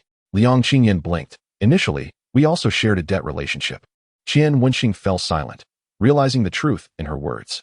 Noticing his silence, Liang Qingyan assumed his acquiescence and innocently remarked, Qian Xiao, I possess skills similar to hers, and my prowess in bed is not inferior. I have many positions you could explore. Qian Wenxing felt a flush of embarrassment, muttering, let us discuss such matters behind closed doors. He was concerned about his dignity. Liang Qingyan took a step back, laughing lightly. Then thank you, Qian Xiao. Later, bring the contract, and we shall sign it directly. Sign it. Qian Wenxing was taken aback. Liang Qingyan continued to smile. Make sure to bring plenty of pens. I have much to write. Qian Wenxing felt his legs weaken, silently commending Liang Qingyan's high-level teasing. With such a companion, how could he worry about his vitality? Upon returning to the dormitory, still entranced by Liang Qingyan's sophisticated flirtation, he raised his gaze only to be met by the bare-chested Li Haiyang, instantly losing interest and rolling his eyes. How dare you come back? Scoundrel! Male floozy. Li Haiyang insulted him without restraint. Qian Wenxing retorted with an eye roll. What is your problem, green-haired turtle? You sent your girlfriend to another man's bed and still have the audacity to complain? Li Haiyang, filled with rage, leaped from his seat, launching a sonic attack towards Qian Wenxing. The events of that night constituted an everlasting humiliation for him, a topic that should never be broached by anyone, especially not by Qian Wenxing. Chapter 62. You cannot touch me, all right. All right, cease your attacks, Wang Jingyan and Xia Qiming, possessing some knowledge of the underlying circumstances, quickly intervened, positioning themselves between the two to separate them. Li Haiyang, akin to a cat whose tail had been stepped on, was beside himself with fury, pointing an accusing finger at Qian Wenxing. Do you believe that if those two weren't holding me back, I could easily incapacitate you? Qian Wenxing lazily rolled his eyes and retorted, yes, you're the most formidable in the world. Perhaps you should contemplate who returned your 1,000 yuan? Should I announce this over the school loudspeaker? Li Haiyang, the green-haired turtle, borrowing money recklessly, gifting his girlfriend only to have her taken by someone else? Tell me, how will you face others after this? In an instant, Li Haiyang's expression shifted dramatically, leaving him speechless. The thought of that night's events being publicized would render him utterly humiliated at the Institute of Technology. Seeing Li Haiyang quiet down, Qian Wenxing let out a derisive laugh, raising his hand to poke at him. Understand your position as my son. Do not require your father to remind you of your identity daily. Li Haiyang's face turned a deep shade of crimson, his fists clenched tightly. He dared not utter a word, silently vowing that if given the chance, he would see Qian Wenxing wallowing in mud, never to rise again. Xia Qiming and Wang Jingyan exchanged glances. Although both were roommates with Qian Wenxing and Li Haiyang, one was generous and often treated them to meals, while the other was miserly and fond of borrowing without repaying. They harbored a certain disdain for Li Haiyang, yet refrained from escalating matters, fearing he might resort to underhanded tactics. Xia Qiming turned to Qian Wenxing and inquired, Old Qian, you must tell us, when did you meet Yin Mingjin? You've even pursued her to our classroom? Impressive. Why didn't we notice your charm before? Indeed, you are unaware. But today's hot topic on the school forum revolves around you and Yin Mingjin. Many have come to ask us, where would we know? Hence, we came to inquire about the situation. Are you truly together? Wang Jingyan asked, brimming with curiosity. Qian Wenxing felt a wave of embarrassment wash over him. Waving his hands dismissively while chuckling awkwardly, we're merely ordinary classmates, not what you imagine. Despite his words, a flush crept onto his face, diminishing the credibility of his statement. Xia Qiming and Wang Jingyan exchanged knowing smiles. Oh, ordinary classmates, understood. As for what they understood, it was self-evident. Precisely the effect Qian Wenxing and Yin Mingjin aimed to achieve. At that moment, a knock sounded at their dormitory door. A student peered in, asking quietly, Is there a Qian Wenxing here? Qian Wenxing turned, unsure of the newcomer, and asked, That's me, what's the matter? Senior Qian, someone outside is looking for you. They want to know if you dare to go? The student replied, appearing somewhat anxious. They offered me 100 yuan for the errand, and I don't know them. implying that this was a personal matter between them. Qian Wenxing hesitated for a moment, then quickly realized the mystery surrounding it was undoubtedly related to Su Xiao, who must have feared he would flee, hence orchestrating this scenario. Xia Qiming stood up, frowning. Who is it? Old Qian, we'll go with you to take a look. Wang Jingyan also rose, ready to accompany Qian Wenxing. Amused, Qian Wenxing felt a surge of gratitude for his roommate's loyalty, but also wished to spare them from involvement. It's just a friend, you needn't come along. I'll be back shortly. After changing his clothes, he instructed the student, please lead the way for me. Upon hearing this, the two roommates relaxed, but Li Haiyang sensed something amiss. If it were truly Qian Wenxing's friend, why not contact him directly? Why pay someone to run an errand? Suddenly, a thought crossed his mind. Qian Wenxing must have offended someone, and the reason for the secrecy was his own embarrassment. Determined, Li Haiyang discreetly followed, intent on recording Qian Wenxing's humiliation to send to Su Yeye, proving that Qian Wenxing was nothing but a worthless individual, unworthy of her, unlike himself, Li Haiyang, a man of stature. Meanwhile, Qian Wenxing quickly messaged Ma Xinghua, then looked up to see a Mercedes-Benz van parked at the school gate, alongside a G-Class vehicle, with two men in black suits standing by. The ostentatious display indicated that Su Xiao was indeed involved. With a scoff, he said to the student, all right, you can head back now. The student, visibly relieved, thanked him profusely before hastily departing. Approaching the G-Class, Qian Wenxing knocked on the door and called out, is Su Xiao inside? I am Qian Xiao, whom you are seeking. With a clatter, the doors of both vehicles swung open, revealing Su Xiao, his face bruised, along with several thuggish men in black.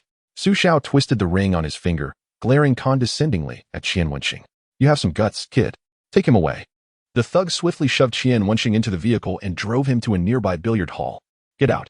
One of the thugs roughly shoved him to the ground. Standing tall, Qian Wenxing glanced at the thug, a smile flickering across his face. Brother, you've got quite the strength. Su Xiao entered first, taking a seat at the far end of the billiard table, looking down on Qian Wenxing with disdain. Qian, are you still pretending? Last time, I couldn't defeat you due to having fewer men. This time, I've brought 7. Even if we have to grind you down, I will see it through. This place has already been cleared. No one will come to your aid. Qian Wenxing's heart sank. If there were only 2 or 3 opponents, he might attempt to break free, but 7 was a different story. With a smile, he replied, Su Xiao, let us resolve this amicably. Remembering the humiliation of that night, Su Xiao's expression twisted into a snarl. Qian, you will pay for this. Do you think just anyone can be challenged? If you hadn't thwarted my plans, I would not have. Today, you are finally in my grasp. I can eliminate you without anyone knowing. Attack, Su Xiao commanded, and the 7 men in black swiftly encircled Qian Wenxing. Could it be that the illustrious legacy of this young master would be tarnished by a mere wastrel? As the thugs advanced, Qian Wenxing shouted, Su Xiao, you cannot harm me. If you do, you will truly have no way out. Su Xiao raised a hand, signaling his men to halt, demanding loudly, what do you mean? What do you know? Chapter 63, a bold move against Blades 1 minute earlier, Qian Wenxing, facing the advancing 7 in black and the enraged Su Xiao, urgently roused his dormant spirit, or rather, his dormant system. System, please help me. They intend to kill me. If I perish, you will be the system that has failed its host, becoming a discarded relic. Within his mind, Qian Wenxing cried out, please. I need you to retrieve information on Su Xiao. Su Xiao, Su Jianian, the only son of Su Guiyuan, the chairman of Fangzhou Group, and his legitimate wife. He is known as the only heir of Fangzhou Group. A year ago, Su Junfeng, the illegitimate son of Su Guiyuan, returned to the Su family. Because of his outstanding business talent, he made remarkable achievements in Fangzhou Group. With the vote of the directors, he replaced Su Jianian and became the next heir of Fangzhou Group. After being excluded from the core interests of the family, Su Jianian suffered a huge blow physically and mentally and became a dissolute young master who drank all day long. Thank you, system old dog. Qian Wenxing was overjoyed and bowed to the system gratefully for his flexibility. On this side, seeing that Qian Wenxing didn't answer him for a long time, Su Jianian thought he was playing tricks on him.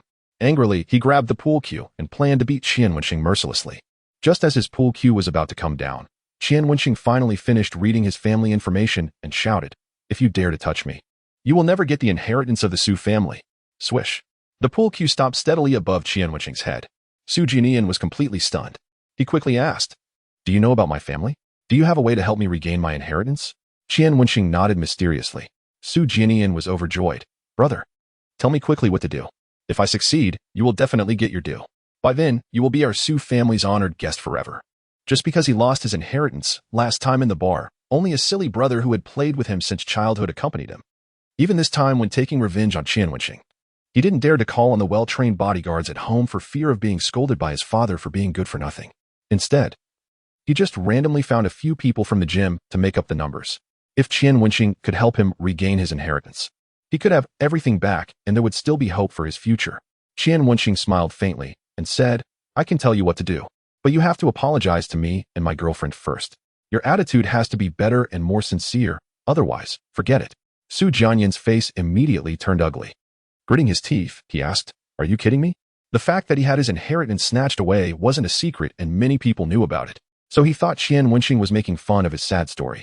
In an instant, his anger flared up to the sky. Without even listening to Qian Wenxing's explanation, he roared angrily, Beat him to death. What? Why did it turn into a fight? I'm here to help you. Is it too much for you to apologize to me? Qian Wenxing was speechless and decided that this Su guy really wasn't a good person and he had to teach him a good lesson. Su Jianian then swung the pool cue at Qian Wenxing's head. Qian Wenxing quickly raised both hands above his head and unexpectedly caught the pool cue. He himself was stunned. Whoa, caught a weapon out of thin air? Thanks. Qian Wenxing used a clever move to grab this weapon that was offered to him and then face the 7 people. Not daring to slack off at all, just as Su Jianian said, these 7 people could wear him down even if nothing else. So his only option was to finish it quickly. But they all had thick and sinewy muscles and looked like they could fight well. Boom. Just as he was thinking, a man rushed over from the side and punched him. Once one person moved, the others immediately followed suit. Qian Wenxing didn't dare to meet them head-on. Immediately, he propped himself up with the pool cue and dodged them, running around in the pool hall. 2 of them were very fast and caught up with Qian Wenxing, punching him twice on the shoulder. Li Haiyang in the corner was like a rat in a gutter who finally smelled the stench and excitedly took pictures of the 2 punches Qian Wenxing received and sent them to Su Ye using a new account. Gloating, he typed, Yeah, look at his sorry state. He looks like a good-for-nothing. Here, Qian Wenxing wasn't affected by those 2 punches. After strengthening his body, his ability to withstand blows had increased a lot. He quickly adjusted his posture, dodging while observing, and actually found that these people's attacks had no pattern at all and were even a bit hasty. It was as if there was a martial arts computer in his mind that quickly analyzed a way to deal with them for him. Without thinking too much, Qian Wenxing immediately did as it suggested. Using the pool cue, he twisted and dodged left and right and from time to time lashed out. His pool cue was like it had a locator on it. Wherever he wanted to hit, the cue would accurately strike there. Whoosh, whoosh, whoosh. In an instant, the situation reversed. Just now, Qian Wenxing, who had been chased around, was now single-handedly turning the tables and beating the 7 suit-clad men in the hall with just one pool cue. Think you have great strength, huh? Qian Wenxing targeted the suit-clad man who had pushed him before and viciously kicked at his calf. He felt extremely satisfied in his heart. That little bit of physical strengthening was really amazing. Not only did his strength increase, but his reaction ability and learning ability also improved a lot. Even in his mind, he could simulate all the possible reactions of the other party and come up with corresponding solutions. He was now extremely looking forward to how he would perform after strengthening his body by another 10 points, 100 points. By then, compared to Special Forces soldiers, who would be stronger and who would be weaker? The 7 suit-clad men were beaten until they collapsed on the ground, moaning in pain. Li Haiyang in the corner was stunned. Now he was only glad that he had taken the pictures in time and hadn't captured Qian Wenxing's cool moments. Otherwise, he would have really lost big on this trip. Finally, only Su Jianian was left standing there on the spot. Qian Wenxing suddenly turned his head and stared at Su Jianian fiercely. The latter trembled violently. Su Jianian still wanted to act tough. But all 7 of his subordinates were beaten until they couldn't get up, and Qian Wenxing was walking towards him like a god of death. He couldn't help but beg for mercy. Qin Xiao, I was wrong. I was really wrong. I'll apologize to you and your girlfriend. As long as you can help me fight for the inheritance, I'll agree to any condition. Please. Su Jianian pleaded frantically. Qian Wenxing stopped in front of him and smiled slightly, saying, I haven't thanked you for giving me a handy weapon. Su Jianian felt a bit relieved in his heart, thinking that this matter was over. Just as the corners of his mouth were about to turn up into a smile and say it was okay, Qian Wenxing slapped him hard. I fucking told you to apologize. I told you to apologize. Is it that easy for you to apologize? You're so fucking cheap. Every time Qian Wenxing said a word, he slapped Su Jianian across the face. He wasn't a soft-hearted person. If he hadn't strengthened his body, now the one being slapped on the ground would be him. And the situation would probably be even more dangerous. Su Jianian's face quickly became a mess like a pig's head. He drooled involuntarily, and his nose bled profusely. He regretted it deeply. Why on earth did he have to be so stupid and provoke this god of death? Bang. Just then, The door of the pool hall was kicked open and Ma Xingbo rushed in aggressively with a pair of nunchucks in his hand, roaring, "I'd like to see who dares to touch Qian Xiao." One of the people on the ground was trembling in pain, saying, "None of us can touch him." After seeing the situation at the scene, Ma Xingbo fell silent. Chapter 64, probably going to have his leg amputated. Ma Xingbo boasted that his fighting skills were unrivaled near Jinghai Institute of Technology. If there was someone in the school who could beat him, why would he have been so arrogant for so long? But now his mindset was shaken. On the ground lay 7 brawny men, each with thick and sinewy muscles, very intimidating. Honestly speaking, if it were him, he might be able to handle 2, but dealing with 7, it was simply impossible. Ma Xingbo stared at Qian Wenxing in shock and asked in a trembling voice, "Qian Xiao, did you beat all these people?" Qian Wenxing shook his stinging hand from slapping and said casually, "Oh, I accidentally beat them like this. Quick, check if there are any broken bones and call an ambulance." Ding. Intimacy with debtor Ma Xingbo 20. What's going on? Qian Wenxing gazed blankly at Ma Xingbo, who was looking at him with admiration, his eyes shimmering with excitement. "Qian Xiao, let us have a spar," Ma Xingbo exclaimed enthusiastically. Qian Wenxing took a step back, perplexed, and asked, "Are you out of your mind? Why would we fight?" No, I meant I want to exchange some moves with you. I've never encountered someone as formidable as you." Ma Xingbo replied, his enthusiasm palpable. It had been a long time since he felt such fervor. Without a second thought, Qian Wenxing declined. He was acutely aware of his own limitations. Among the 7 individuals present, if even one was skilled in combat, he would be utterly defeated. These 7 were all brash, lacking technique, which allowed Qian Wenxing to exploit their weaknesses. "My hand got injured when I struck him. See, it's still bleeding. I can't fight anymore," Qian Wenxing said, showing Ma Xingbo a small cut that had barely bled. He made a show of pulling at it until a few drops of blood emerged. Feeling satisfied as he presented it to Ma Xingbo was left speechless. Had he looked a second later, the injury would have been invisible. Just when he thought he had found a chance to repay Qian Wenxing, it was thwarted. He glanced around and noticed Su Jinian had the least severe injuries, rushing over to deliver a few kicks before turning back to Qian Wenxing, saying, "Qian Xiao, let me take you to the pharmacy for some disinfectant." Qian Wenxing was taken aback. "You really think such a small injury needs disinfecting? What if it was caused by his teeth? I might need a rabies shot," Ma Xingbo insisted. Qian Wenxing stared at him in surprise. He hadn't expected such a meticulous heart beneath Ma Xingbo's seemingly tough exterior. "Fine, let us go to the pharmacy for disinfectant, but no need for the rabies shot. I just got one earlier this year," he conceded. As they headed to the pharmacy, Li Haiyang emerged from a corner, looking somewhat disheartened. He hadn't anticipated that Qian Wenxing knew the infamous Ma Xingbo. He would need to tread carefully in the future when dealing with him. However, the individuals Qian Wenxing had just fought seemed to belong to a powerful faction. Otherwise, they wouldn't be able to afford luxury vehicles. Perhaps he could ally with them, thereby increasing his odds of success. It didn't matter who defeated Qian Wenxing. He only wished to witness the despair on that brat's face when he was cornered. While contemplating this, Li Haiyang spotted Su Yeye rushing out of the school in a panic. His eyes lit up, and he hurriedly approached her, blocking her path like a lovesick fool. "Yeye, were you worried about me? Did you come to find me?" Su Yeye quickly inquired. "What happened to Wenxing? Is he hurt? Where is he?" Hearing her refer to Qian Wenxing as Wenxing, Li Haiyang's nose nearly crinkled in anger. "Yeye, why do you still care about that useless person? He is good for nothing, only causing trouble. Moreover, he is associating with someone like Ma Xingbo, a societal failure. Yeye, birds of a feather flock together. If you stick with him, you'll surely be led astray." Su Yeye was on the verge of tears. "Please, just tell me how he is." Suddenly, a thought struck Li Haiyang. He recalled seeing Ma Xingbo accompany Qian Wenxing to the pharmacy. From a distance, he had glimpsed Qian Wenxing's hand appearing injured and faintly heard something about blood. He sneered derisively, saying he insisted on showing off by fighting 8 people and ended up breaking his hand. He must have bled quite a bit. I wouldn't be surprised if he needed an amputation. He'll be a cripple now, and you, Yeye, have already repaid your debt. There's no need to stick with him.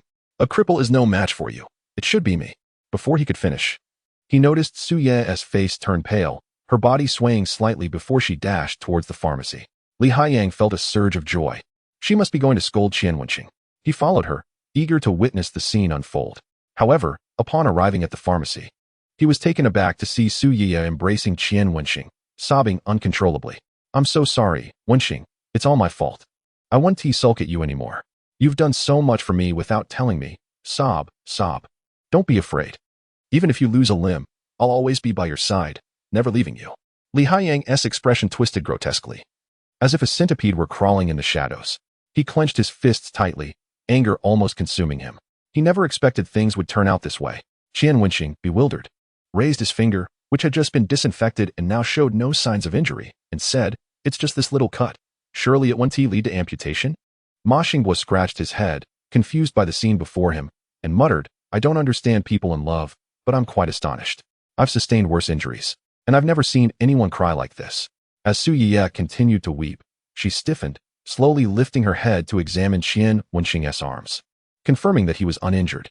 She even attempted to remove his shirt to check for wounds. Wait. Qian Wenxing blushed, mumbling, "We're still outside. Don't take off my clothes here. Save it for later."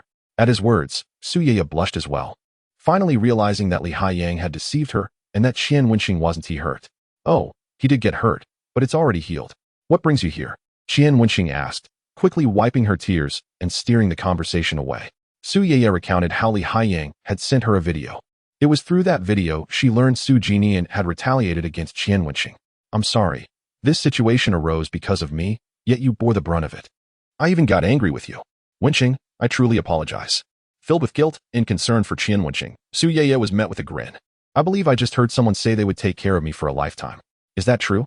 Su Yiye's cheeks flushed crimson like a ripe tomato, and she lowered her head in embarrassment, unable to respond. Qian Wenxing chuckled, wrapping an arm around her shoulders and audaciously kissing her cheek. Suddenly, the pharmacy doors swung open violently, and Li Haiyang stormed in, seething with rage. "Qian Wenxing, have you no shame? Flirting with Yin Mingjun while stealing my girlfriend? You're nothing but a scoundrel. Yeah, a man like this is unworthy of you. Can't you see through him?" Chapter 65. An unexpected confession, that's enough. Unable to endure Li Haiyang's insults toward Qian Wenxing any longer, Su Yiye straightened up and glared at him. "Li Haiyang, will you ever stop? Do you truly believe you, a gossiping scoundrel, deserve me? Let me tell you, I am unworthy of Qian Wenxing. He has helped me immensely. And no matter how I repay him, it is never enough. As for you, do I need to remind you of all the disgraceful things you've done? How dare you show your face in front of me? You genuinely disgust me. Don't ever come to find me again. Just leave." Li Haiyang took 2 steps back. Disbelief etched on his face as he shook his head. No. Yeah, this can't be your true feelings, can it? Yeah, I'll change. I'll do better. Please, let us get back together." Su Yiye couldn't believe how dense Li Haiyang was. She glanced at Qian Wenxing beside her, then leaned in, lifting Qian Wenxing's face and giving him a passionate kiss. The scorching breath enveloped them as Su Yiye's soft lips clumsily kissed Qian Wenxing, her slippery tongue awkwardly licking at his lips. Qian Wenxing felt a tingling sensation coursing through his spine. Had the circumstances been different, he would have firmly pressed Su Yiye's delicate head down and allowed his other companion to partake in this chaotic experience. Li Haiyang, unable to believe his eyes, gaped in disbelief. Hadn't the debts been settled? Why was Su Yiye still so openly affectionate towards Qian Wenxing? Could it be that she had genuinely developed feelings for him? Li Haiyang felt as though he had turned to stone, muttering incessantly to himself, "No, this cannot be real." Out of the corner of his eye, Qian Wenxing caught sight of the dazed Li Haiyang, and a smug smile crept onto his face. He raised an eyebrow at Li Haiyang in a show of triumph and then mockingly flashed him the middle finger. "So what if the debts were paid? Your beloved ex-girlfriend still yearns for me. You worthless fool." A seething rage consumed Li Haiyang's heart. For a fleeting moment, he longed to confront Qian Wenxing with a punch. However, recalling Qian Wenxing's earlier display of skill, he forced himself to halt. There was no way he could defeat Qian Wenxing. Not only was he outmatched in strength, but he also lacked his wealth, and his girlfriend had chosen to leave him. Li Haiyang felt as if he were a pitiful creature cast aside by the world.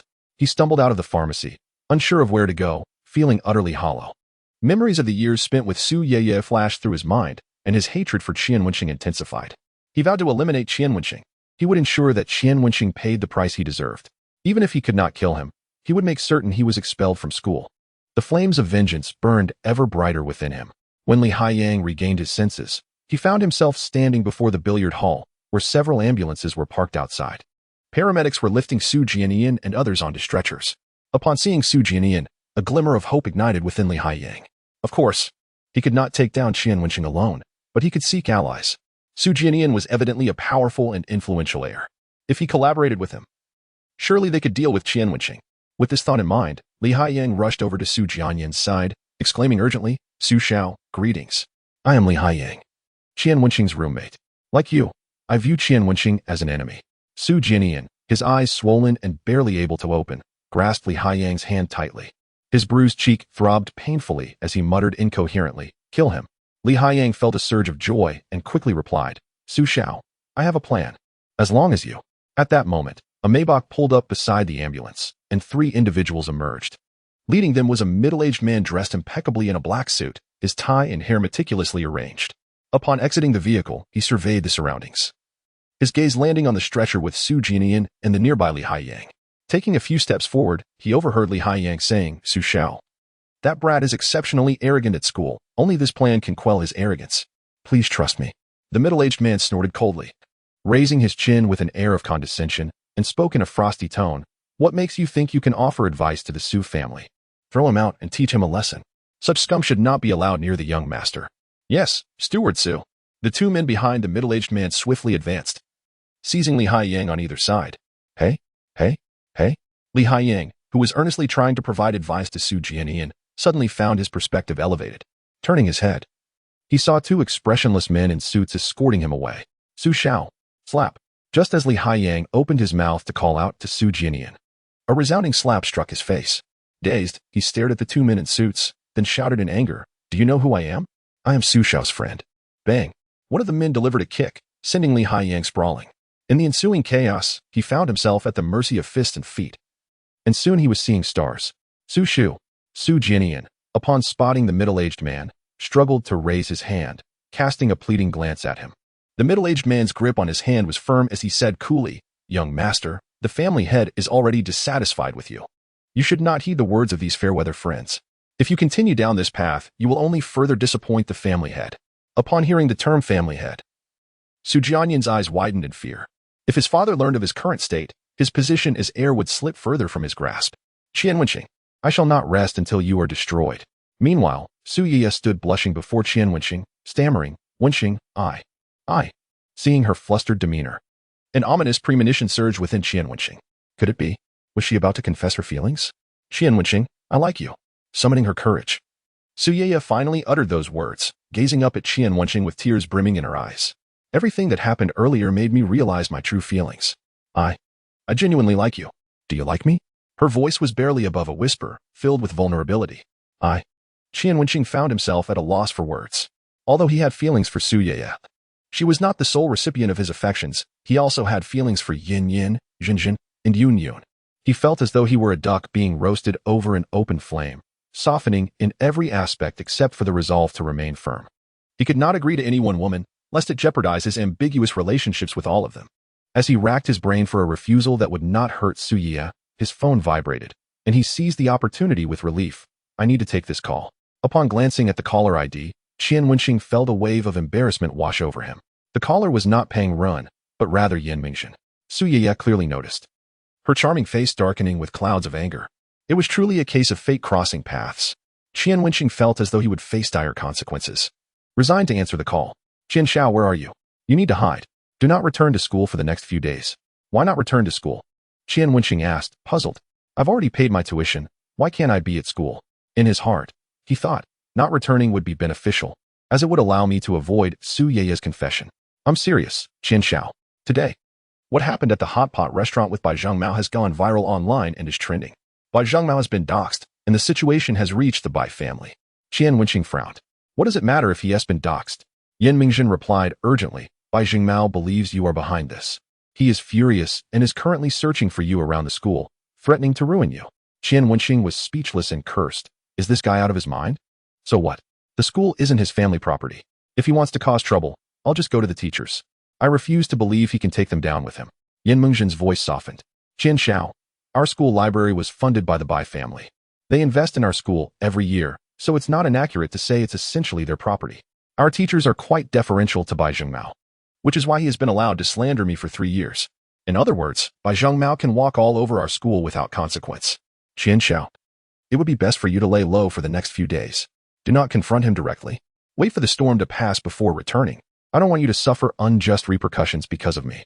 Listening to the pleading voice of Yan Mingxin on the other end of the phone, Qian Wenxing smiled faintly and said, rest assured, I will be fine. By the way, did he trouble you? Yan Mingxin replied softly. He only came to ask if I knew where you were. When I said I didn't, he left. He didn't make things difficult for you, did he? Qian Wenxing detected an unusual tone in her voice. Yan Mingxin's voice grew even softer. He threatened me to keep my distance from you, or else he would make me suffer. Qian Wenxing narrowed his eyes and said, "Don't worry, this matter will be resolved soon." After comforting Yin Mingjin with a few more words, he hung up the phone and immediately went online, where he indeed found a trending topic. A male student at Jinghai University spreads rumors about a female student's chaotic private life. However, it had dropped from 1st to 16th place, indicating that the Bai family was secretly paying to suppress the trending topic. Ma Xinghua quickly asked Qian Xiao, "Is the Bai family looking for trouble with you? I'll take care of him." They were close enough to hear every word exchanged during Qian Wenxing's call. Su Yiya also put aside her earlier confession and urgently asked, "How did you offend Bai Jingmao? Students at our school avoid him like the plague." Just then, she looked down and saw the trending page Qian Wenxing was viewing. She quickly opened her own phone and her expression grew increasingly grim as she exclaimed in anger, "This is outrageous. Bai Jingmao is simply a beast. How dare he spread such lies?" Ma Xinghua, also looking at the trending topic, coldly remarked, "I have never liked that Bai character, but unfortunately, our school leaders protect him, so we can't act against him easily." Qian Xiao, you're right. This kind of trash deserves to be taught a lesson. I don't know which brother had the audacity to post that video online. I've always admired such brave heroes who stand up for justice. Su Yiya scoffed. He hides his identity while letting Wenxing face the repercussions. What kind of hero is that? At that moment, Qian Wenxing's phone rang again. He glanced at it and answered, instantly hearing Jiang Tianqi's excited voice. "Brother Qian, did you see it? How did I do according to your instructions?" Qian Wenxing chuckled. "Yes, it achieved the desired effect. Well done." Bai is getting anxious, but he still has one more step before he faces ruin. "Have you taken care of the aftermath?" "Don't worry, I've bribed the hot pot restaurant staff. They want to speak out of turn. Besides, even if the Bai family finds out I posted the video, so what? They cause such a scandal and expect to act as if nothing happened? Just leave the rest to me," Jiang Tianqi said, almost laughing out loud. The Bai family and their family, the Su family, were sworn enemies. With such a scandal on the Bai family, he needed to call his father immediately to take action. Even if they couldn't destroy the Bai family, they could at least skin them alive, and then have his father tell them he was a waste who only knew how to squander money. He felt incredibly triumphant. After hanging up, Qian Wenxing was met with the eager gazes of Su Yiya and Ma Xinghua. "Qian Xiao, did you plan this secretly?" Ma Xinghua asked urgently.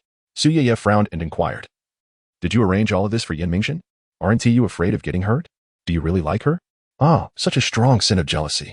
Qian Wenxing, fearing that Su Yiya would overthink, quickly clarified, "Yeah, I believe you, and Yin must understand the feeling of being slandered, so I acted for her. But not entirely for her." His gaze was deep yet tender as he looked at Su Yiya and softly said, "My help for her is not connected to my feelings for her. It's also to assist the former you." Yet, secretly, he thought, actually, I just crave that doubled reputation from the system. Under his unwavering gaze, Su Yiya's face flushed crimson, and she whispered, "But I worry about you getting hurt. Bai Zhengmao runs rampant in school. Hardly anyone dares to provoke him. You're going against him." Seeing her in such a vulnerable state, Qian Wenxing knew his heartfelt approach was working.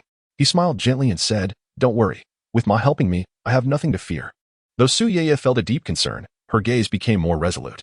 She looked at Qian Wenxing and softly said, "Wenxing, thank you on behalf of those girls who have been slandered." "Ah." Qian Wenxing felt his cheeks heat up, slightly embarrassed. He hadn't thought so deeply during his actions. He merely wanted to escalate the matter to enhance his reputation, not with the noble intentions Su Yiya imagined. Ahem. Well, let us head back to school. He hurriedly changed the subject to avoid feeling awkward under Su Yiya's gratitude. As the three of them entered the school, a boy at the entrance eating ice cream suddenly widened his eyes, quickly making a phone call and whispering, "Bai Xiao, the target has appeared at the main entrance. Come quickly." "Wenxing, did you notice that many people are watching us since we entered the school?" Su Yiya murmured to Qian Wenxing. He had noticed it too and was about to respond when a group of students approached, led by none other than Bai Jingmao. Bai Zhengmao spat on the ground and sneered at Qian Wenxing. "Waste. Only daring to play tricks behind my back, huh? I'll give you two choices. Either apologize now and claim that the trending topic was your scheme to harm me, or I'll have the principal expel you." With a wave of his hand, his followers quickly surrounded Qian Wenxing and his companions. Students began to gather around as well. Wow. Is Bai Xiao planning to take revenge for the trending topic? What a show. Isn't Bai Xiao indirectly admitting that the rumors are true? Why do you care? He.S. a rich second generation. Can you afford to provoke him? Chapter 67. As a teacher, do you even deserve it? It was a choice between responding online to admit his plot or standing firm and facing expulsion. All eyes were on Qian Wenxing as they awaited his decision, eager to see whether a poor student would be cowed by the arrogance of a wealthy second generation. A profound silence enveloped the crowd, everyone quietly waiting for Qian Wenxing's response. with a slight smile, a hint of disdain flickering across his face, and an air of unyielding pride emanating from him. Qian Wenxing calmly stated, "I choose for you to apologize." Boom. His words fell like thunder in the hearts of those around him, and disbelief widened their eyes. It took a while for someone to gasp in shock. What did he say? For Bai Xiao to apologize? Is this kid still asleep? Dreaming? Today, I've seen what delusion looks like. How could he be so drunk? Even a couple of peanuts would lead to such arrogance. Just wait and see how Bai Xiao deals with this loudmouth. He clearly doesn't know his place, and will be crushed sooner or later. Yan Mengzhen is too ungrateful. Bai Xiao's interest in her is a blessing. Many would leap at the chance to be with him, yet she chooses to associate with this pretentious guy. Now, she has provoked Bai Xiao's anger. Let us see how he deals with this couple. Hiss. Suddenly, I find Qian Wenxing incredibly handsome. So domineering, so fearless of power. A man like that is worth pursuing. Take me with you. Take me with you. I feel that he and Bai Zhengmao are simply worlds apart. Bai Zhengmao. That kind of man who resorts to scheming against women like Huang Yao when he cannot get what he wants is hardly worthy of being called a man. It's a pity that men like Qian Wenxing are so rare. I wonder if he has a girlfriend. What is the matter with you all? Who allowed you to steal my man? Surrounding voices erupted with various discussions. Bai Zhengmao's face flashed with wild anger as he sneered, "All right, Qian Wenxing. You think you're tough? Today, I shall see just how tough you really are. Take him to the equipment room." With Bai Zhengmao's command, his subordinates instantly charged towards Qian Wenxing. The equipment room was a place where Bai Zhengmao often punished those who defied him. No. Su Ye dashed out from beside Qian Wenxing, spreading her arms to shield him, her face pleading as she looked at Bai Zhengmao. "Bai Xiao, this has nothing to do with Wenxing. Could you please let him go for the sake of our shared experience as classmates? I beg you." Her plea ignited the flames of rage within Bai Zhengmao, who lifted his head and snorted at Qian Wenxing. "Is this your toughness, Qian? Hiding behind a woman and barking?" Qian Wenxing gently patted Su Ye's shoulder, murmuring, "Ye, step back. I'm fine. Wenxing, there are so many of them. There's no shame in backing down. Don't confront them directly. You mustn't get hurt." Tears glistened in Su Ye's eyes as she implored Qian Wenxing. She had finally found a man she liked, and the thought of something happening to him terrified her. She did not comprehend the grand principles. She simply did not want the man she cherished to be harmed. Haha. Qian Wenxing, perhaps you should change your name to Pretty Boy, since you can only hide behind a woman like a worthless coward. Bai Zhengmao laughed arrogantly. Ma Xingbo stepped forward, angrily declaring, "Are you looking for a fight? Oh, Ma Xingbo? Weren't you supposed to be the courageous one? When did you become this way slacky?" Bai Zhengmao shot a sideways glance at Ma Xingbo. Unable to endure the insult, Ma Xingbo considered using his fists to resolve the issue. But just as he was about to charge, Qian Wenxing raised his hand to stop him. Qian Wenxing looked down at Su Ye, sighing internally. No wonder people say that women only slowed down the speed of drawing a sword. He had finally grasped the meaning. "What are you all doing here? Disperse at once." At that moment, a commanding voice echoed from outside the crowd. Seeing a man in formal attire with a serious demeanor approaching, the students assumed he was a teacher and hastily made way for him. It was a portly middle-aged man, hands clasped behind his back, exuding an air of authority. Upon seeing Bai Zhengmao, his serious expression vanished, and he hurriedly jogged over, urgently asking, "Bai Xiao, why are you still here? The family head has asked you to take a leave and avoid the limelight. I will handle the matters with the school." Bai Zhengmao gritted his teeth. Pointing at Qian Wenxing, "Uncle Qian, you set a trap for me." Uncle Qian turned to regard Qian Wenxing, naturally adopting an air of superiority. The Bai family's investments at Jinghai Polytechnic were under his management, and he was particularly familiar with Director Liu of the finance department, which gave him a sense of arrogance while on campus. "So, you are the one who set a trap for Bai Xiao? Hurry up and apologize to him. Then publicly admit your misunderstanding on social media. Otherwise, I will inform Director Liu and have him note your punishment. If you refuse to change your ways, I will see to it that the school expels you." This kid appeared to be an insignificant and powerless waste, entirely at the mercy of the Bai family. Qian Wenxing scoffed, looking down at Uncle Qian. "You think that because your family has donated some money to the school, you can act superior? Not only do you try to intimidate us ordinary students, but you also want to distort right and wrong?" Uncle Qian was taken aback by the audacity of this impoverished youth speaking to him so defiantly, immediately erupting in anger, pointing at Qian Wenxing and shouting, "Do you hear what you're saying? I am much older than you. Is this how you treat your elders? Is the quality of university students so low? All right, Qian Wenxing, is it? Just wait, you have offended the Bai family. In the future, we will work with all our partner companies to blacklist you from employment. Let us see how you find a job then." The surrounding students were engulfed in a wave of anger. Uncle Qian's insult directed at Qian Wenxing was one thing, but he had insulted all university students as well. What had they done to deserve such contempt? Why should anyone be allowed to criticize their quality? Qian Wenxing sneered, retorting, "Turtles live longer. Why don't you go worship one as your father? Moreover, who are you to judge the quality of university students? You should take a good look at your own character before lecturing us." "Huh, lapdog." The room fell silent for a moment, and then thunderous applause erupted. "Well said. Why insult our university students? Do they not realize that their mental state is already in disarray?" In Chapter 68, the students retaliated. The situation had developed beyond Uncle Chen's expectations. As a capable aide to the head of the Bai family, he was accustomed to being arrogant and dismissive. However, he had forgotten that he was not facing company employees who would endure his tantrums without resistance, but rather a group of vibrant, spirited, and defiant university students. Thus, when Uncle Chen insulted all university students, the crowd that had merely gathered to watch suddenly erupted in fury. "What? I can't take it anymore. Is this person out of their mind? Have we done anything to provoke him? Exactly. Just because you're a rich second generation, you think you're superior? With that kind of arrogant attitude, I wouldn't be surprised if your ancestors were traitors." Some, however, expressed confusion, saying, "But I think Qian Wenxing is somewhat overstepping. If the Bai family puts him on their blacklist, his life will be ruined. I also think he is being a bit irrational. There were certainly more prudent solutions available. Why risk everything? I don't understand. I wouldn't be foolish enough to act like him." These voices were soon met with disdain from nearby students. "I see you've been kneeling for so long that you can't get up anymore. Every day you lick the boots of the rich second generation, the powerful, and capital. Yet they don't even regard you as human. Being in the same school as you makes me feel sick. Knowing it's impossible yet daring to try, that's the spirit we should embody. Your tendency to kneel at the slightest disagreement is truly shameful." Bai Jingmao. "Get out of Jinghai Polytechnic. We cannot allow justice to be buried." Amidst the chaos, someone shouted loudly. In an instant, a trickle became a torrent, and all the onlooking students began to shout in unison, their voices resonating powerfully. Qian Wenxing and Su Yeye were left speechless.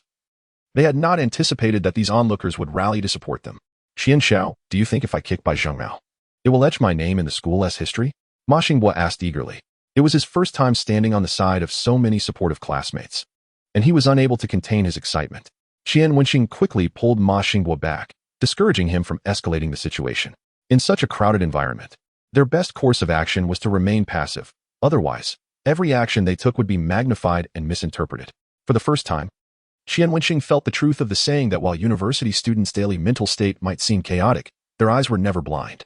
He marveled internally, anticipating that with such a grand display, his reputation would surely soar this time. He felt a sudden thrill of excitement. In the crowd, a student was live-streaming with a selfie stick, raising their phone high. It is disheartening that such incidents would cause our Jinghai University of Technology to trend on social media. This is truly embarrassing. The man with the protruding belly is an employee hired by Bai Zhengmao, who displays an audacious demeanor on our campus. However, we refuse to indulge them any longer. My fellow students, let us flood the screens with messages urging Bai Zhengmao to leave our university. Uncle Chen finally realized the gravity of the situation and hurriedly shouted to Bai Zhengmao's students nearby, "Confiscate their phones. Don't let them record." The students surrounding Bai Zhengmao, though initially swayed by his influence, now found themselves the targets of scorn and ridicule. Any person with a semblance of dignity would no longer bow to the Bai family's whims. Consequently, they merely stood there, unmoving. Seeing that he could not suppress the students, Uncle Chen grew increasingly anxious. Upon his arrival, the Bai family head had instructed him to downplay the incident while maintaining the family's reputation. Yet now, it seemed he had exacerbated the situation. "Hello? Director Liu? I am at your university. You must come quickly," Uncle Chen called out in a panic. In the finance office, Director Liu hung up the phone, his face etched with worry. "This is just adding to my troubles."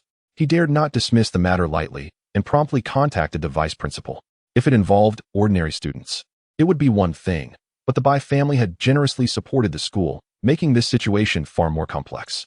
He refreshed his social media feed and discovered numerous videos of the unfolding chaos on campus, causing his hair to feel even grayer. Within the campus, the security chief summoned all guards to maintain order. Please refrain from large gatherings to avoid disrupting classes.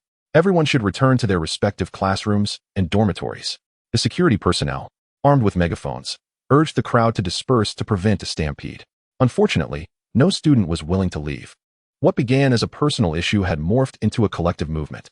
The first to depart would surely be labeled a coward by their peers. Su Ye anxiously grasped Qian Wenxing's arm and whispered, "Do you think the school will punish us?"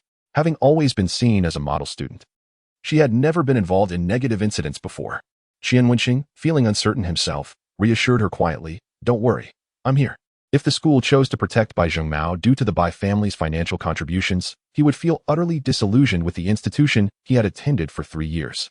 "Make way, the director is coming," someone shouted, igniting an uproar among the students, who seemed intent on etching their demands into the director's memory. "Bai Zhengmao, get out of Jinghai University of Technology. Justice must not be suppressed." The director approached the throng, raising his hands to quell the noise. The students, respecting his authority, fell silent, their eager gazes fixed on him, anticipating a resolution to the crisis. "Students, please return to your activities. Those with classes should attend, and those without can go to the library or dormitories. It is imperative that we avoid large gatherings to prevent any tragic incidents. Rest assured, we have established an investigative team addressing this matter and will provide a satisfactory resolution promptly. As we navigate this challenging situation, we urge everyone to refrain from posting biased opinions or videos online, as it could tarnish our school's reputation. Thank you for your cooperation." The director then instructed each class advisor to disperse their students. Throughout this time, Bai Zhengmao and Uncle Chun remained closely beside the director, fearful of being targeted by any aggrieved student. With the presence of faculty, Uncle Chun felt a renewed sense of confidence, standing tall with his hands clasped behind his back. Scoffing, "Director Qiao, your students are indeed difficult to manage." Director Qiao shot him a glance, responding sternly, "Mr. Chun and Bai, please proceed to the conference room. Director Liu is waiting for you there." Upon hearing Director Liu's name, Uncle Chun felt a sense of belonging return, chuckling as he remarked, "It's a pleasure to continue our partnership with your esteemed institution." Upon overhearing their conversation, Qian Wenxing's heart sank, disappointment washing over him. He turned to Su Yeye and said, "Let us leave. I have a plan." Just then, Director Qiao's voice echoed, "Qian Wenxing, Su Yeye, Ma Xinghua, you three should also head to the conference room. Classmate Yin Mingzhen has already arrived." Qian Wenxing hesitated. "Wait, what? Su Yeye meeting Yin Mingzhen? Isn't this a recipe for disaster? Moreover, why must they conduct such discussions behind closed doors?" Chapter 69. Who do you think you are to criticize our school? Knock. Knock, knock. Qian Wenxing, feeling anxious, rapped on the door of the conference room. Beside him stood the equally tense Su Yeye, while Ma Xinghua maintained his usual stoic demeanor, likely having attended similar meetings before. "Come in," a voice laced with authority beckoned from within. Taking a deep breath, Qian Wenxing pushed the door open, his mind racing with apprehension about what awaited him on the other side. Inside the room, he spotted his advisor seated on a sofa along the southern wall alongside Yin Mingzhen's advisor and Yin Mingzhen herself. The remaining sofas were occupied by the director, Director Liu, the vice principal, Bai Zhengmao, and Uncle Chun. The lack of additional seating indicated that the last 3 arrivals would have to stand. Yin Mingzhen's eyes were red from crying, and upon noticing Qian Wenxing, they grew even more teary. She opened her mouth as if to speak but ultimately refrained, silenced by the presence of the teachers. Uncle Chun reclined in his chair, a cup of tea in hand, adopting a languid tone as he uttered disdainful remarks. "Oh, which class does this student belong to? Not only is their character questionable, but their manners are also lacking. Don't they know to greet the teachers upon entering?" As soon as Uncle Chun and Bai Zhengmao entered, the vice principal and Director Liu politely invited them to sit, which only inflated Uncle Chun's sense of superiority. Qian Wenxing furrowed his brow, casting a cold glare at him. "You dare to accuse me of lacking integrity? My advisor and the school's director and vice principal are present. If you spread slander, they will bear witness." Director Liu attempted to mediate, smiling as he said, "I believe there has been a misunderstanding. Let us address the matter calmly today, Qian Wenxing. There is no need for such aggression. Let us communicate with composure." Uncle Chun scoffed, dismissing Qian Wenxing's warning entirely. In fact, he felt some pity for Qian Wenxing, as he believed the leaders he relied on for support had already sided with the Bai family in their hearts. "Qian Wenxing, do you truly think you have a say in this situation before the school leadership? Is this the quality you have gleaned from your university experience? It seems you are willing to forego your dignity in pursuit of a romantic interest. If you like her, pursue her openly rather than resorting to underhanded tactics to undermine Bai Xiao. And you're nothing but a gold digger. Bai Xiao is such a pure-hearted young man. Has he ever wronged you during your relationship? Why must you toy with his affections? Why are you deliberately setting a trap with your sycophant to provoke our Bai Xiao? Our Bai Xiao possesses a pure heart and is oblivious to your sordid tactics. It was only after being incited by you that he uttered those words, which you subsequently disseminated online. I perceive your intentions are solely to extort money from Bai Xiao. If you desire financial compensation, why not simply express it directly? Instead of employing such despicable methods, our Bai Xiao is innocent and kind-hearted. considering the numerous times he has been with you. He might even grant you a modest severance payment. Uncle Qian's words cast Qian Wenxing as Yin Mengzhen's devoted admirer, categorically defining this incident as an act of extortion against Bai Zhengmao. Yin Mengzhen trembled with rage, tears streaming down her face as she shouted at Uncle Qian. You are spouting nonsense. Bai Zhengmao and I have never been together. I have never liked him. Uncle Qian exchanged a knowing glance with Bai Zhengmao, who cleared his throat and feigned deep affection, sighing, Zhenzhen, I understand you are upset with me, but can't we discuss this matter? Why resort to such tactics against me? Must I be ruined for you to find peace? Zhenzhen, a mistake is a mistake. For the sake of our 3 years of affection, just admit it. Yin Mengzhen had never encountered such shamelessness. She trembled in anger, feeling as though a heavy stone lodged in her chest rendered her speechless. Naturally, her counselor believed in her, glaring fiercely at Uncle Qian, yet with the school's higher-ups silent. She dared not speak further, only holding Yin Mengzhen gently in her arms. Qian Wenxing clenched his fists, determined to find an opportunity to confront Bai Zhengmao and Uncle Qian. Not for any other reason, but his disdain for those who distort the truth. Uncle Qian took a sip of tea, smiling as he said, Director Liu, Principal Su. You see, the issue has been resolved. It is these two who are framing our Bai Xiao, and we hope your esteemed institution can assist in clearing his name. No sooner had he uttered these words than an unknown student outside the conference room shouted, Bai Zhengmao, get out of Jinghai University of Technology. Justice must not be buried. Uncle Qian scoffed, retorting, are those students outside so idle? Isn't school meant for attending classes? Now they neglect their studies to gather and shout, creating a deplorable learning environment. What kind of wayward students will they become in society? Our Bai family enterprise would never employ such individuals. In that moment, Uncle Qian's arrogance reached a peak.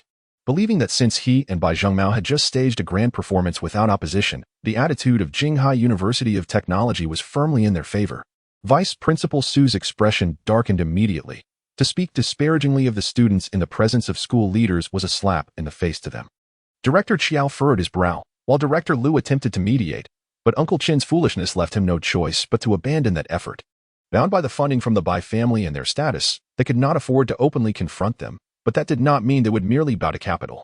Originally, Qian Wenxing intended to temper his demeanor in front of the school leaders to avoid offending them, but after hearing Uncle Qian's words, he could no longer contain himself.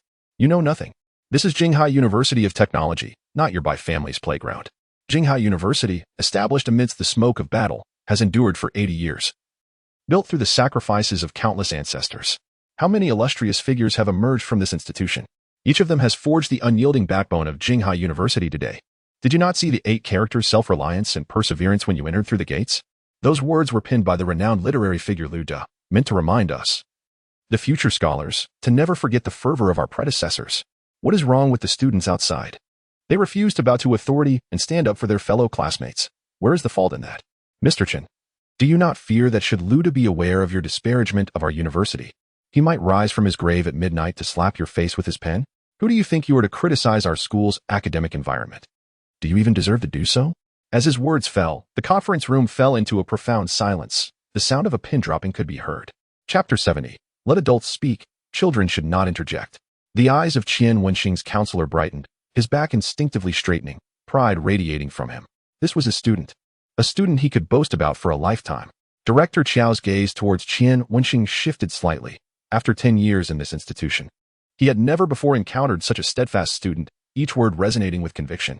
Vice Principal Su, lifting his head to glance at Uncle Qian, let out a cold snort through his nostrils, thinking, do I need to intervene to strike your face?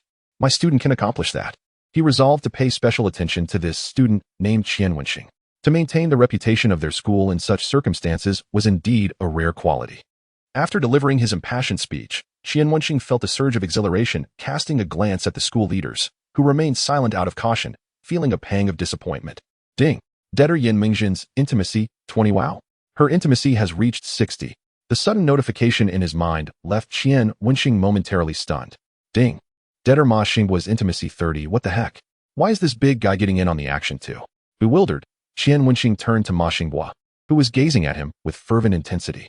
Had this been a woman, he would have been elated, but coming from a towering figure over 6 feet tall, it was hard not to ponder. Thus, he subtly shifted closer to Su Yeye, only to pause as he felt her secretly grasp his hand, tracing patterns in his palm. Qian Wenxing's heart fluttered. Instinctively, he glanced around at the nearby teachers, relieved to find he had not been discovered, and exhaled softly, feeling a thrill akin to a high school romance under the watchful eyes of teachers. Meanwhile, Uncle Qian, who had just been rendered speechless, finally regained his composure. Rather than apologize, he escalated his aggression, slamming a disposable cup onto the table and rising to point an accusatory finger at Qian Wenxing, shouting, "So what? How much has our Bai family contributed to Jinghai University? Without us, who knows when the library would have been constructed? Now you speak of righteousness? When compared to our financial contributions, righteousness is insignificant. We have but one young master, now that a problem has arisen at the school. Can a few million even buy the school support for our Bai Shao? And you, why should you speak when the teachers of your school have yet to say anything? Let adults speak. Children should not interject. I am here representing the Bai family to negotiate with Jinghai University, not to listen to your childish ramblings." Upon hearing Uncle Qian's words, Qian Wenxing recognized his desperation, yet his tone remained calm and resolute. The reputation of this 80-year-old institution far outweighed the value of money.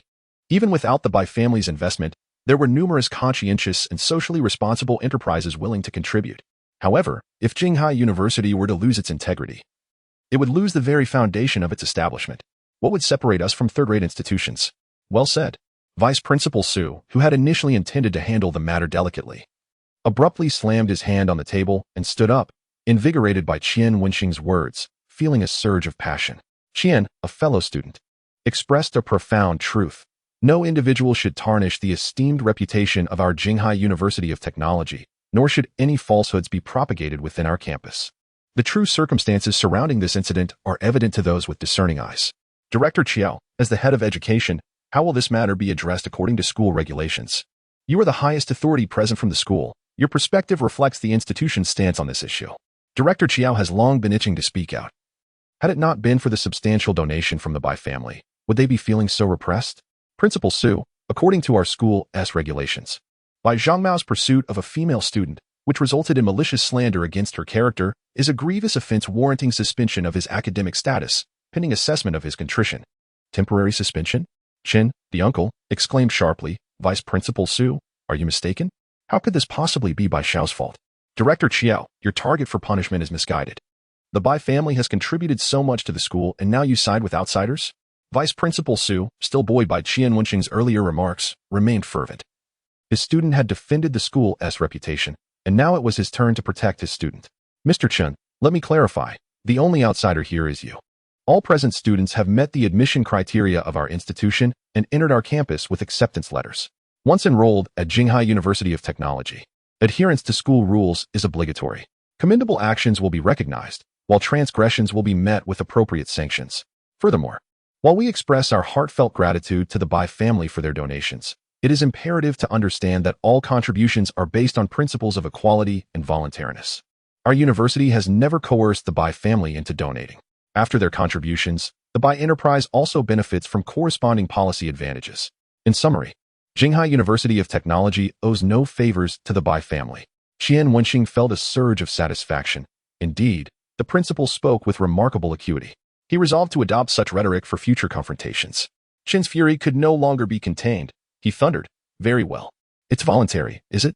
You owe us no favors. Do you? Isn't your university planning to construct a new cafeteria? Let us see who funds that. You pride yourselves on moral superiority? In this society, money is omnipotent. Without funds, I wonder how you will manage." Director Liu from the Ministry of Finance helplessly covered his eyes. He had intended to resolve this matter amicably.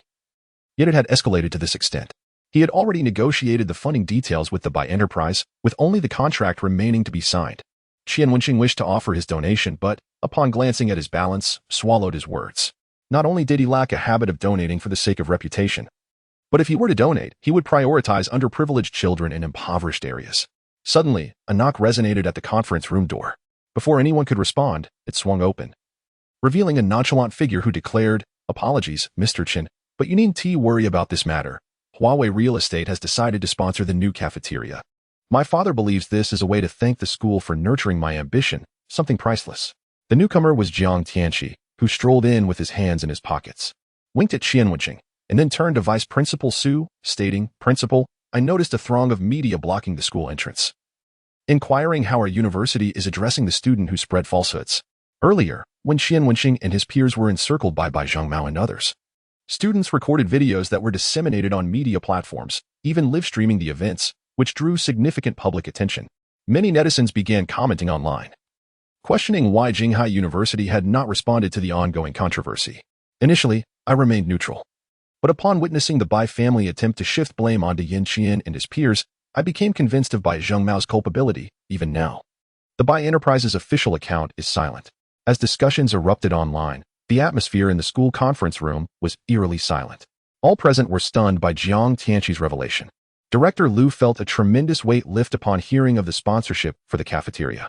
Meanwhile, Vice Principal Su's brow furrowed at the news of media presence at the school entrance, prompting him to message the publicity department for immediate assistance. Bai Zhengmao's eyes widened in disbelief upon seeing Jiang Tianqi, who coldly inquired, "What are you doing here? Are you deliberately trying to take advantage of this situation?" Both Bai and Huawei Real Estate are in the real estate sector, constantly competing, yet Huawei holds a slight edge over Bai. Which explains why Bai Zhengmao dares not offend Jiang Tianqi. Their paths rarely cross, and Bai Zhengmao never anticipated encountering Jiang Tianqi here. Jiang Tianqi crossed his arms and smirked. "You're overestimating yourself. Had you not involved my brother Qian in this matter, I wouldn't have acknowledged you at all." Brother Qian? The moniker caused a stir among the onlookers. The faculty were aware of Jiang Tianqi's affluent background and his reckless demeanor. Yet they tolerated him as long as he adhered to school rules. They were astonished to learn that someone could command Jiang Tianqi's respect. All eyes turned to Qian Wenxing, filled with curiosity. In the past, he might have shrunk under such scrutiny, but now, bolstered by newfound confidence, he stood tall, unafraid.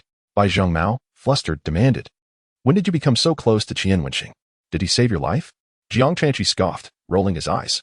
"My brother Qian doesn't rely on his family's status to intimidate others, but I do. You aim to absolve yourself by using him as a stepping stone. Yet did you ever consult him?" He then patted Qian Wenxing's shoulder, exclaiming, "See, brother Qian, your humility has led this fool to underestimate you. Unfortunately, some lack the foresight to recognize that true power resides in humility."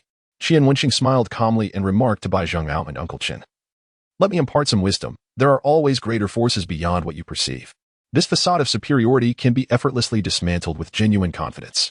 Bai Zhengmao was taken aback, pondering the information he had gathered about Qian Wenxing, while Uncle Chun racked his brain to recall any entities more powerful than the Bai family and Huawei Real Estate.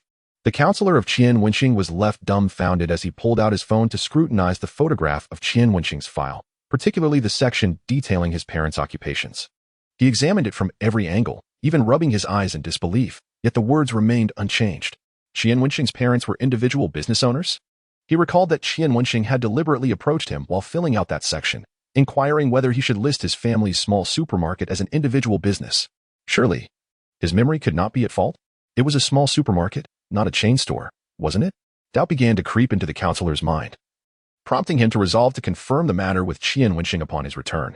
At that moment, a knock at the meeting room door heralded the arrival of a teacher from the school's publicity department.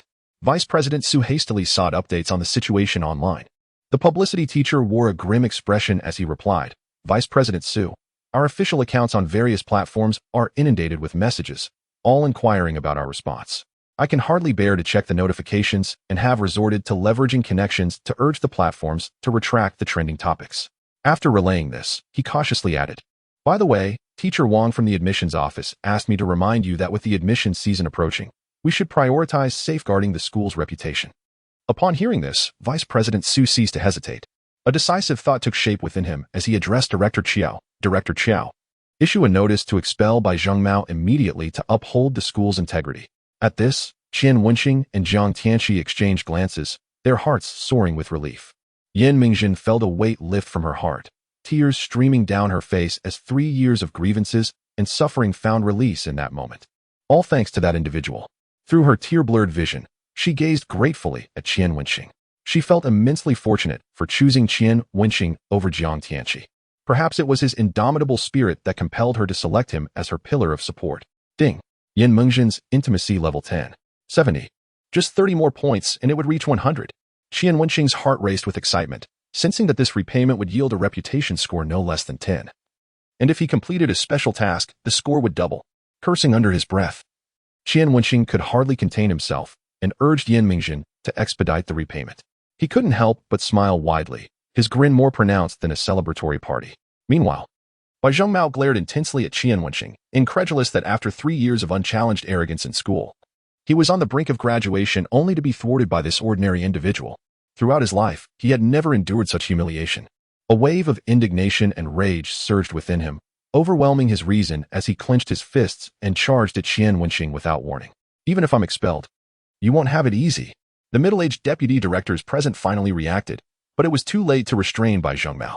In a matter of steps, he lunged at Qian Wenxing, a fierce expression on his face, and swung a punch aimed at Qian Wenxing's face. The counselor's face flushed with anger as he shouted and rushed to protect his student. Bang! Qian Wenxing kicked Bai Zhengmao squarely in the stomach, sending him flying backward, landing in an embarrassing heap. Stop! The counselor's shout echoed just as he reached Qian Wenxing. He glanced at the crumpled figure of Bai Zhengmao on the ground, and then at Qian Wenxing, whose hair remained perfectly in place, baffled. What was he doing here again? Teacher, this should count as self-defense, right? Qian Wenxing looked down at Bai Zhengmao, his tone devoid of emotion. Chapter 72. Who is your girlfriend? It was not merely Qian Wenxing's quick reflexes that saved him, but rather Bai Zhengmao's relentless provocation that had tested his limits, just as he had improved his physical abilities. Bai Zhengmao had come to gauge his reaction speed, receiving a well-deserved kick in return. Although not particularly forceful, the blow struck Bai Zhengmao's pride as if it were a nuclear attack, leaving him sprawled on the ground for an extended period. Uncle Qian erupted in fury, rushing forward to help Bai Zhengmao up, scolding, "Is this the kind of student produced by your engineering university? Do you really think Bai Xiao cares about your diploma? We've already arranged for him to study abroad. Your university means nothing to us. Just wait, this matter is far from over. Your engineering university harbors violent students, leading to Bai Xiao's injury. Expect a lawsuit." Seeing the confrontation escalate, Vice President Su dismissed any notion of maintaining decorum, sneering. "As long as our students are at this school, we at the engineering university will always stand as their unwavering support." He then instructed the publicity teacher, "Draft a public announcement detailing the earlier incident, stating that Bai Zhengmao showed no remorse and even attempted to inflict harm, leaving the school with no choice but to expel him. Director Qiao, expedite Bai Zhengmao's expulsion and reinstatement process to prevent any delays in their lawsuit against us. Additionally, contact the legal department. Bai Zhengmao's and Uncle Qian's actions have severely tarnished our university's reputation. Prepare for a potential lawsuit." After executing this series of commands, he shot a cold glance at Uncle Qian. "Aren't you leaving yet?" Uncle Qian and Bai Zhengmao, stripped of their dignity, stormed out in fury. Qian Wenxing felt a twinge of regret as he rubbed his fingers together. He had wanted to say a few more words, but Vice President Su had denied him the opportunity. He suddenly realized that having a powerful backing truly instilled a sense of invulnerability and exhilaration. Once the two had departed, Qian Wenxing felt apprehensive about the leaders scrutinizing him, hastily remarking, "Principal, Director, I shall take my leave now. Come back." Vice President Su called out. After taking a sip of tea and preparing to speak, he noticed Qian Wenxing still holding hands with Su Ye, an expression of seriousness crossing his face as he admonished, "What sort of behavior is this, holding hands in front of teachers?" The two quickly released each other's hands, and Qian Wenxing inwardly cursed the old man's strictness, only to be taken aback when Vice President Su added, "Just don't flaunt your relationship outside." Qian Wenxing was left speechless, hastily explaining, "We are not." "Enough, sit down. Let's discuss your matters." Vice President Su and the teaching director exchanged hushed words before addressing Qian Wenxing. "In light of your courageous intervention to protect a female student and uphold the school's image, we have decided to award you a bravery certificate, along with a monetary reward." Qian Wenxing was astonished. He had not anticipated that his endeavor to enhance his reputation would yield such a reward. He immediately expressed his gratitude. "Thank you, esteemed teachers, for your recognition and encouragement." Vice President Su glanced at Yan Mingxin, who was still softly sobbing, and sighed. "As for Yan Mingxin, we will arrange for a psychological counselor to support her. During this period, please spend some time with her, taking her out to divert her mind. Will you be able to do that?" Qian Wenxing and Jiang Tianxi nodded earnestly, while Su Ye, faced with Vice President Su's expectant gaze, could only muster a reluctant acknowledgement. "Very well, you may go now. Once you return, be mindful of what should and should not be said. You know the score." Vice President Su emphasized Ma Xinghua, particularly. "You, Ma Xinghua, should engage in fewer fights and learn from Qian Wenxing."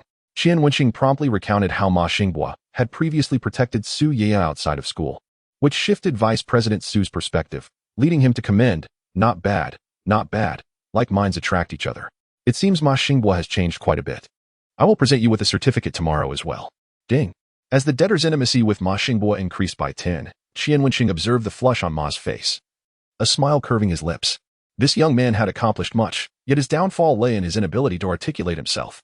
The small circle around him comprised individuals who could aid him in borrowing and collecting debts. He needed to cultivate their rapport to enhance their favor in front of the teachers and leaders, thereby facilitating future endeavors. Just as Qian was about to depart, Vice Principal Su suddenly recalled something and called out, Qian Wenxing, prepare a speech for tomorrow. You'll be presenting at the school assembly, and it should last no less than 5 minutes. I'll have your counselor discuss the specifics with you later. Qian's body stiffened at the mention of a speech. Writing 1,000-word self-critique would require him to copy 999 words from the internet, adding his name to reach 1,002 words. Now, he was expected to craft a speech lasting at least 5 minutes? This was utterly daunting.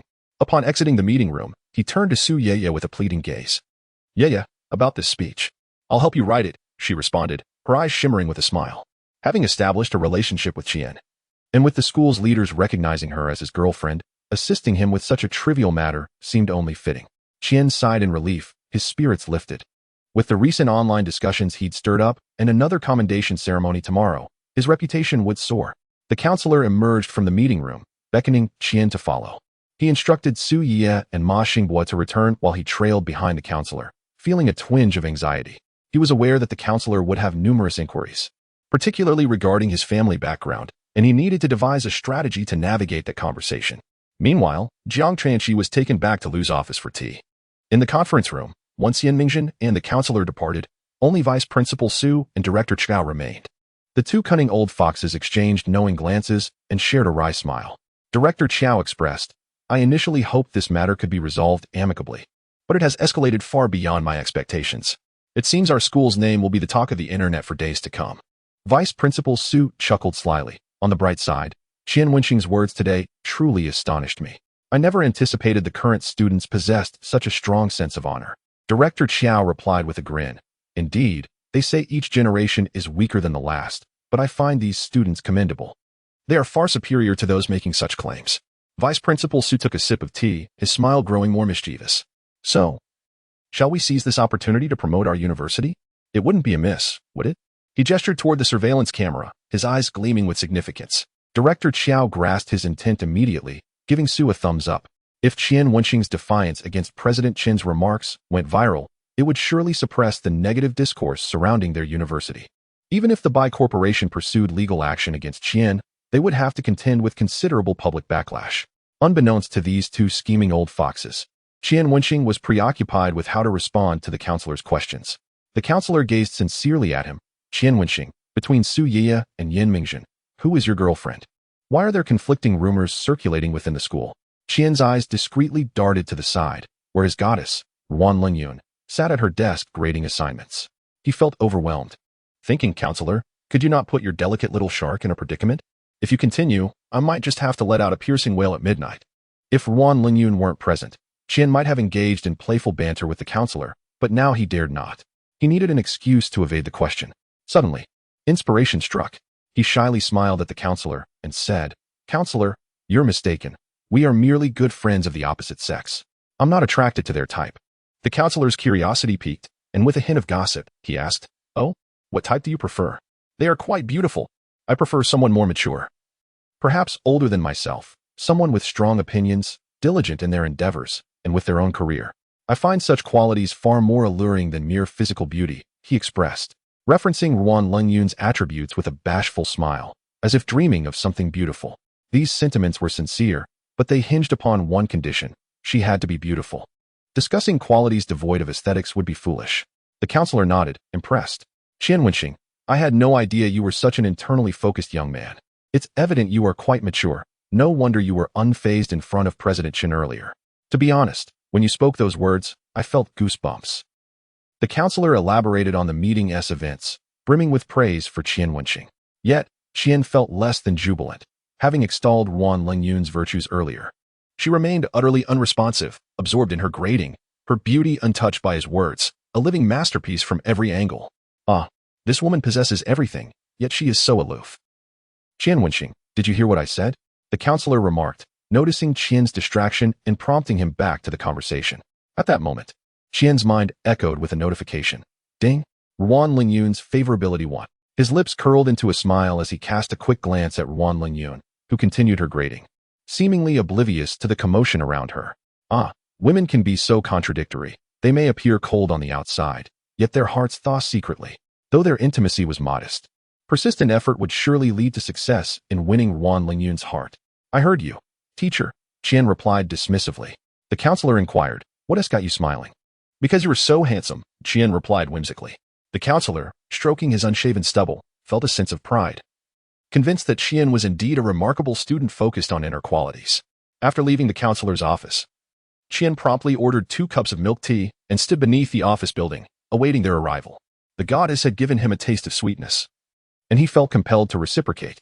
Soon, the milk tea arrived, and he carried it to the office, placing the lemon water on the counselor's desk with a cheerful, "Thank you for your hard work." Then, he approached Wan Lingyun's desk, inhaling her crisp, cool fragrance. He felt as if he were surrounded by a grove of peach blossoms, petals cascading around him as he and Wan Lingyun lay together atop a bed of blossoms, feeling at peace. He placed the milk tea on her desk, his smile growing brighter. "Thank you for your hard work, Teacher Wan." Wan Lingyun lifted her beautiful eyes, her voice indifferent. "Thank you." Qian dared not linger, quickly departing after delivering the drinks. The counselor punctured the lid of his lemon drink with a straw, savoring the refreshing taste, and turned to Wan Lingyun, eager to boast about his student. "Teacher Wan, this student of ours."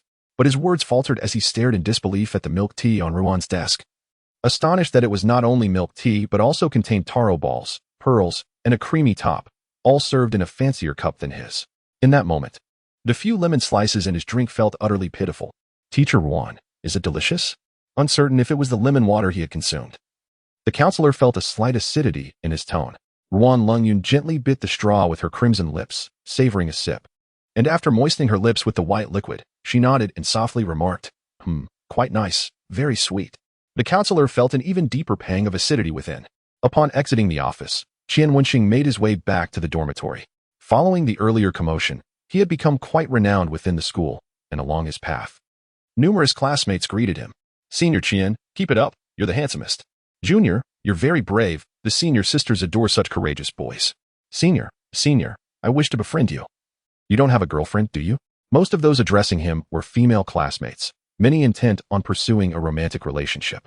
While Qian Wenxing appreciated the attention, he found it somewhat amusing. He was too apprehensive to pause and exchange contact details, fearing he would be overwhelmed by admirers the moment he did. His newfound fame naturally attracted envious glances from several male students, yet Qian Wenxing remained indifferent. As soon as he returned to the dormitory, Wang Jingyan and Xia Qiming rushed to embrace him, excitedly exclaiming, "Wow, brother, you've made a name for yourself. You can't imagine how many people online are praising you. Some even call you a hero. Brother, you've become famous. Don't forget us. You've got to take us along." "Haha, old Qian, you wouldn't believe it. There were people supporting Bai Zhengmao, but when our school's punishment notice was posted, you should have seen their faces. It was hilarious. I heard Bai Zhengmao was carried out clutching his stomach. No one knows what happened." Qian Wenxing chuckled softly. "I kicked him." His 2 roommates stared at him, dumbfounded. "Wow, old Qian, you really have changed. You now dare to boast about such feats. Is there anything you fear?" Qian Wenxing chose not to explain further. Noticing that Li Haiyang was absent, he grinned and said, "Let us go out for drinks tonight. It's on me. And we won't return until we're thoroughly inebriated." "All right, old Qian. Have you struck it rich? If we don't drink, it's like looking down on you." "Don't worry, I'm definitely in. We won't return until we're drunk." Wang Jingyan wrapped his arm around Qian Wenxing's neck and playfully punched his chest. Xia Qiming then mischievously squinted at Qian Wenxing. "Old Qian, I heard you've captured Su Ye's heart. Can we bring her along tonight? It's rather dull with just the 3 of us men drinking." Due to Li Haiyang's frequent boasting in the dormitory, the thought of having a night with Su Ye had been planted in the minds of his roommates. Knowing Qian Wenxing's success, the other 2 roommates were naturally eager to join in. Wang Jingyan also looked at Qian Wenxing with excitement, while Qian Wenxing waved his hand, saying that it's not possible. "She has to write my speech tonight and won't have time to drink with us." Su Ye was his woman. Others could admire her, but no one could touch her, not even his closest friends. Both Xia Qiming and Wang Jingyan felt a twinge of disappointment. "So we're just having a sober night. That's no fun." Qian Wenxing smiled slightly. "How about I find some lovely ladies to keep you company while you drink?" "What? One-on-one drinking? Are you hiring escorts?" Wang Jingyan exclaimed, eyes wide in disbelief. "Old Qian, how much money have you made to start acting so high and mighty? We're university students. How can we spend our own money? It's always when friends treat us." Qian Wenxing chuckled. "If you wait another second, I want to take you with me tonight." "Wait, old Qian, are you really going to take us to find escorts?" Wang Jingyan asked. Qian Wenxing smiled mysteriously. "Why spend unnecessary money? Free is much more delightful." Upon hearing this, both Wang Jingyan and Xia Qiming exchanged knowing glances. Old Xia, do you know why there are so many cows in the sky? Ah, it's because our old Qian himself blew them up there. What a bold claim. The two bantered back and forth like a comedic duo. Qian Wenxing offered no rebuttal. Instead, opening his phone to reveal a series of friend requests, grinning as he said, "These are all beauties. You each pick one to accompany us for drinks tonight." Initially skeptical, Xia Qiming and Wang Jingyan hesitated, but as they clicked on one of the profiles and saw a stunning selfie, their doubts began to wane.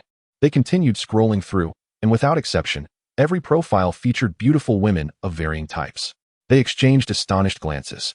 Father, Wang Jingyan suddenly grasped Qian Wenxing's wrist, tears welling in his eyes. Son, I finally found you. Xia Qiming, seeing Wang Jingyan seize his position as the favored son, decided to assert himself. Dad. Qian Wenxing was left speechless by the antics of his roommates. He smiled slightly. And those cows in the sky? Xia Qiming replied. They're the result of my inept younger brother's disgraceful deeds with the cows.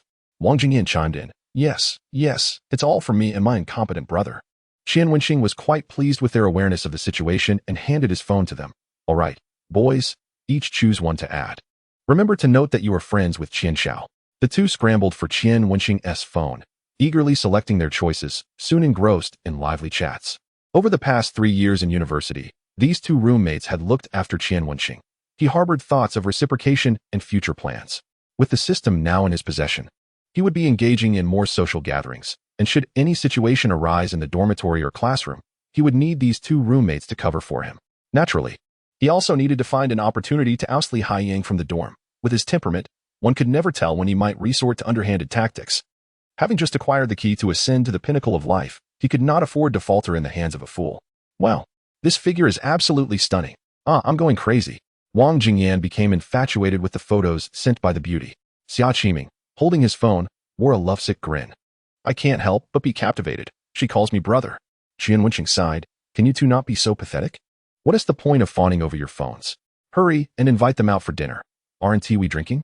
The two roommates finally came to their senses, sending out invitations, all of which received positive responses. Buzz. Just as they were about to leave, Qian Wenxing's phone vibrated. It was a WeChat message from Liang Qingyan. Liang Qingyan. Qian Xiao, you're quite the sight today, saving beauties and playing the hero. Yan Mengjing must be ready to offer herself in gratitude. Upon reading the message, Qian Wenxing realized she was about to become jealous once more and helplessly typed back, please spare my kidneys. Liang Qingyan, as your manager, I must remind you to be cautious in your words and actions at school these next few days. Avoid making any reckless moves, and try to wear a mask when going out. If someone captures video or photos of your inappropriate behavior and posts them online, you'll be vilified. Liang Qingyan, they may praise you as a hero today, but they can just as easily drag you through the mud tomorrow. The internet can elevate you as a deity or bring you to ruin. The final statement sent a shiver down Qian Wenxing's spine, making him reflect on the advantages of having a manager. Otherwise, he might not have considered such crucial details. Qian Wenxing, thank you. Once the storm passes, shall we meet at our usual place? Liang Qingyan, it seems I can only witness the most formidable Qian Xiao during our chats. Qian Wenxing's smile froze on his face. He ground his molars and changed Liang Qingyan's remarks on the last page to durable at least twice before sending it out with a terse weight. The place where Qian Wenxing invited his roommates for dinner was a hot pot restaurant in the mall. Along the way, he deliberately observed and indeed saw numerous individuals stealthily filming him with their phones, and even some with professional equipment attempting to interview him, all of which he resolutely declined. The young man with the equipment gritted his teeth and said to his companion, just wait, he will definitely make a mistake, and then he will beg me. Damn it. I have never encountered anyone who dared to refuse me. He was a prominent streamer on Douyin, known for timely interviews, and many would pay to have him cover their stories. Yet Qian Wenxing had the audacity to turn him down? Just wait for your downfall. When he saw two beautiful women warmly greet Qian Wenxing, his eyes lit up. He raised his equipment to capture the moment, knowing he could twist it later to incite online outrage against Qian Wenxing. However, as soon as he raised his device, he witnessed Qian Wenxing and his group sitting in the lobby, with the two women chatting animatedly beside two other boys, while Qian Wenxing happily sipped juice, appearing just like a bright, cheerful young man. The young man had no choice but to lower his equipment. Capturing this scene would inadvertently serve as positive publicity for Qian Wenxing. While Qian Wenxing and his roommates enjoyed their meal in the hot pot restaurant, the young man and his companion waited outside, too anxious to lose focus or leave, fearful of missing any exciting developments. After their meal, As Qian Wenxing and his roommates were contentedly finished, the duo outside was left dizzy with hunger. When they went to grab some rice balls to stave off their hunger, they happened to see Qian Wenxing embracing the two beauties in farewell. They quickly grabbed their equipment to film, but ultimately arrived a moment too late. The two had already parted ways. Ugh, this is infuriating, the young man seethed. His companion, too weak from hunger, suggested, Master, I think it's best we stop filming. P.S. Just a VE university student, a fleeting trend. Let us instead secure details on Fu Tongxin's itinerary. She is a top star in the entertainment industry. Isn't she due to perform in Shanghai soon? Damn, I can't swallow this frustration. The young man followed Qian Wenxing back to the University of Science and Technology, still without any incriminating evidence, nearly rolling his eyes in anger. After much persuasion from his companion, he finally left in dejection. After a satisfying meal and the company of beautiful women, Qian Wenxing felt quite pleased. Summer Chiming, having indulged, resumed referring to himself as Your Majesty, completely forgetting his earlier admission of regarding Qian Wenxing as a father figure. Qian Wenxing chuckled and asked, which was more delightful, the hot pot or the lovely ladies? Both. They all laughed heartily, intoxicated and exchanging harmless jests as they returned to their dormitory. Upon entering, they were greeted by the sight of Li Haiyang, battered and bruised. Qian Wenxing instantly burst into laughter. Ex-boyfriend, did you get kicked by a donkey? What the hell did you just say? Li Haiyang erupted like a rabid dog, pointing angrily at Qian Wenxing. What are you so proud of? You're on the brink of death yet still trying to show off in front of us? Qian Wenxing made a gesture as if cleaning his ears, dripping with irony. Am I on the brink of death? I feel like I'm living longer than you. Oh right, you're the green-haired turtle. Your name will linger forever, right? Damn you. The mention of green sent Li Haiyang into a rage. He grabbed a book from the table and hurled it at Qian Wenxing, who effortlessly dodged, sending the book flying out the door. What's wrong? Did I hit a nerve? You're so ashamed that you can't even dare to strike back? What kind of man are you? No wonder Yaya chose to leave you. You waste. Qian Wenxing intentionally taunted Li Haiyang, knowing that if he dared to strike first, he could easily have him expelled from the dormitory. Li Haiyang clenched his fists, suppressing the urge to retaliate. He didn't want a blemish on his record. Humph. You've offended Su Xiao. How long do you think you can remain arrogant?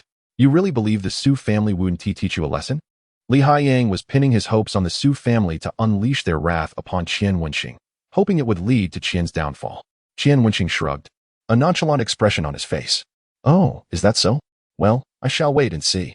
Just then, a shrill scream from Wang Jingyan startled Li Haiyang, who was about to deliver a harsh retort, while Qian Wenxing and Summer Chiming were also momentarily jolted back to reality. What's wrong with you? Qian Wenxing glared, while Summer Chiming kicked at him. Wang Jingyan, clutching his phone, jumped up in excitement, exclaiming, Old Qian, this girl spoke to me first tonight. Haha, I think I'm about to find love. Old Qian, I'm about to find love. Really?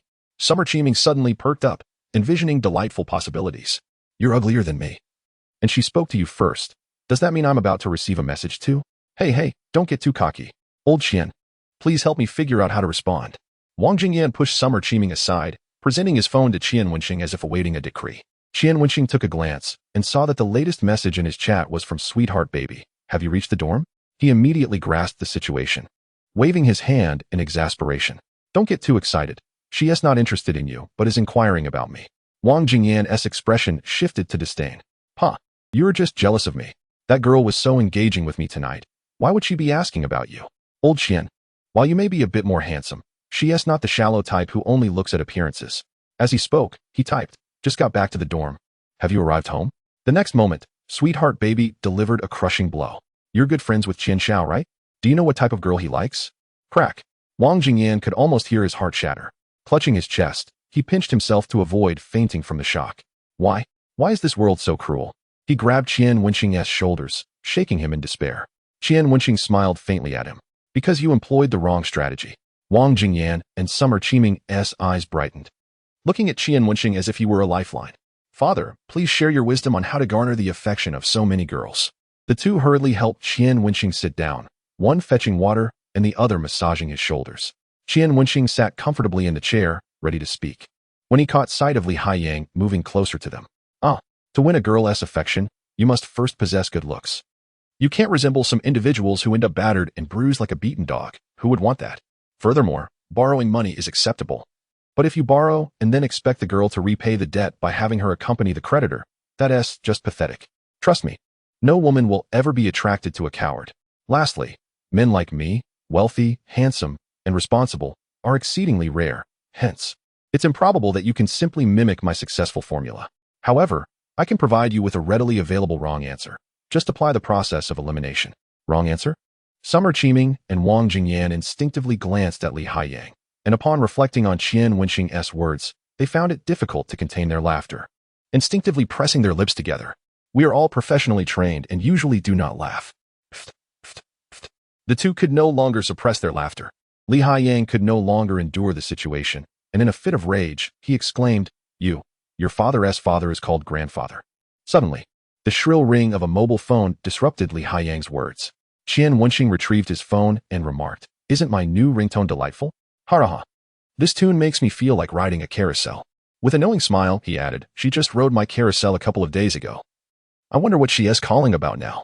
He answered the call, intentionally putting it on speaker, and the sweet voice of Su Yeye resonated through the receiver. Wenxing, I finished the speech draft and sent it to you. Have you seen it? Upon hearing his ex-girlfriend's voice from another's phone, Li Haiyang felt an overwhelming surge of jealousy. He clenched his fists, wishing to disregard the conversation. Yet he couldn't help but yearn to know the content of their discussion, his mind a tempest of conflict. Qian Wenxing, in a languid manner, replied, I trust your writing, no need to check. He cast a glance at Li Haiyang and provocatively inquired, Still hurting? Su Ye's voice turned shy, retorting, Why do you ask? I've been applying medicine these past 2 days. Her voice trailed off, growing softer with each word. In an instant, the entire dormitory fell silent. Even if they were initially oblivious to the situation, they now comprehended the implications. Men, it seemed, were instinctively adept at such matters. Wang Jingyan murmured, So, this is the kind of carousel. Xia Qiming felt as though Qian Wenxing was radiating a celestial glow.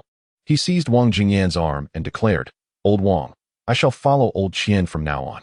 I have a premonition that I will soon find a girlfriend. You can be the second disciple while I take the lead. As long as we diligently learn, we shall eventually find someone willing to ride the carousel with us.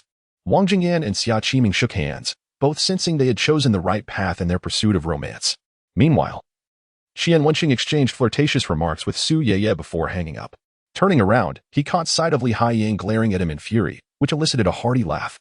Green-haired turtle, are you still thinking about your ex? Chapter 76. The teacher-student conference. Upon hearing this, Li Haiyang's eyes blazed with indignation, and he gritted his teeth. Just wait. Yeye will soon see through your disgusting facade. Oh, you'd better hurry, or I fear she might give birth before that, Qian Wenxing taunted, successfully infuriating Li Haiyang once again, before climbing into bed to rest. The following afternoon, Qian Wenxing deliberately retrieved his suit from the bottom of the wardrobe and changed into it. Since there was no mandatory dress code at the university, most students wore their uniforms only once at the beginning of the semester, relegating them to the back of the closet thereafter. Qian Wenxing, tall and slender, looked even more dapper in the deep blue suit, his hairstyle to reveal his strikingly handsome features. If he were to grace the entertainment industry, he would surely outshine many young idols. Li Haiyang glanced up and was immediately struck by Qian Wenxing's presence, his attractive face glaringly evident. He was reluctant to admit his jealousy, yet the more he resisted, the stronger it grew. Are you dressing like a peacock to audition for a job at a nightclub? After his injury, he had visited the hospital and was unaware of the previous day's events at school. While he had seen some posts on social media, he hadn't bothered to click on them, thus he had no idea that the protagonist of the incident was Qian Wenxing. Qian Wenxing didn't even spare him a glance, stating, Don't forget to applaud for your father today. Li Haiyang scoffed. What? Are you planning to speak at the student conference this afternoon? Qian Wenxing, your self-absorption knows no bounds. Just because the dorm members have praised you a bit, you think you're destined for greatness? If by greatness you mean Su Yeye, then I have indeed been there. The experience was rather pleasant, Qian Wenxing retorted, hitting the nail on the head. Are you done? Qian Wenxing, just you wait. One day, I will personally tear you apart. Li Haiyang bellowed. What is all this commotion in the middle of the day? A voice, laced with authority, resonated from outside the dormitory. Moments later, a student clad in a uniform with a badge entered, his brow furrowed and expression serious. He rapped his pen against his palm and reprimanded, who just uttered words detrimental to student unity. Upon seeing the newcomer, Li Haiyang quickly rose from his seat, apologizing profusely. President Tian, what brings you here? Please, have a seat. Tian Wuyang, the student council president, was a year ahead of them and had been assured a position at the school. Thus, he exuded an air of superiority over ordinary students. He had a reputation for being unsympathetic towards those who misbehaved, often reprimanding them without hesitation. Although exceptions were made for privileged students or school favorites. Fearful of being scolded by Tian Wuyang, Li Haiyang swiftly threw Qian Wenxing under the bus. President Tian. It's like this. This guy insists he is giving a speech today, which is why he has been preening for hours. Isn't that a bit deranged? For a student conference like today's, only key members of the student council should be presenting, not someone like him. Tian Wuyang. His square jaw and prominent features exuding authority, glanced at Li Haiyang and smirked. It seems you might have a serious issue. Li Haiyang was taken aback, ready to curry favor, when he noticed Tian Wuyang addressing Qian Wenxing with respect. Wenxing, Director Qiao asked me to fetch you and discuss the subsequent procedures. Come with me. Li Haiyang stood frozen, eyes wide in disbelief. What? This can't be. How could he? Is there a problem?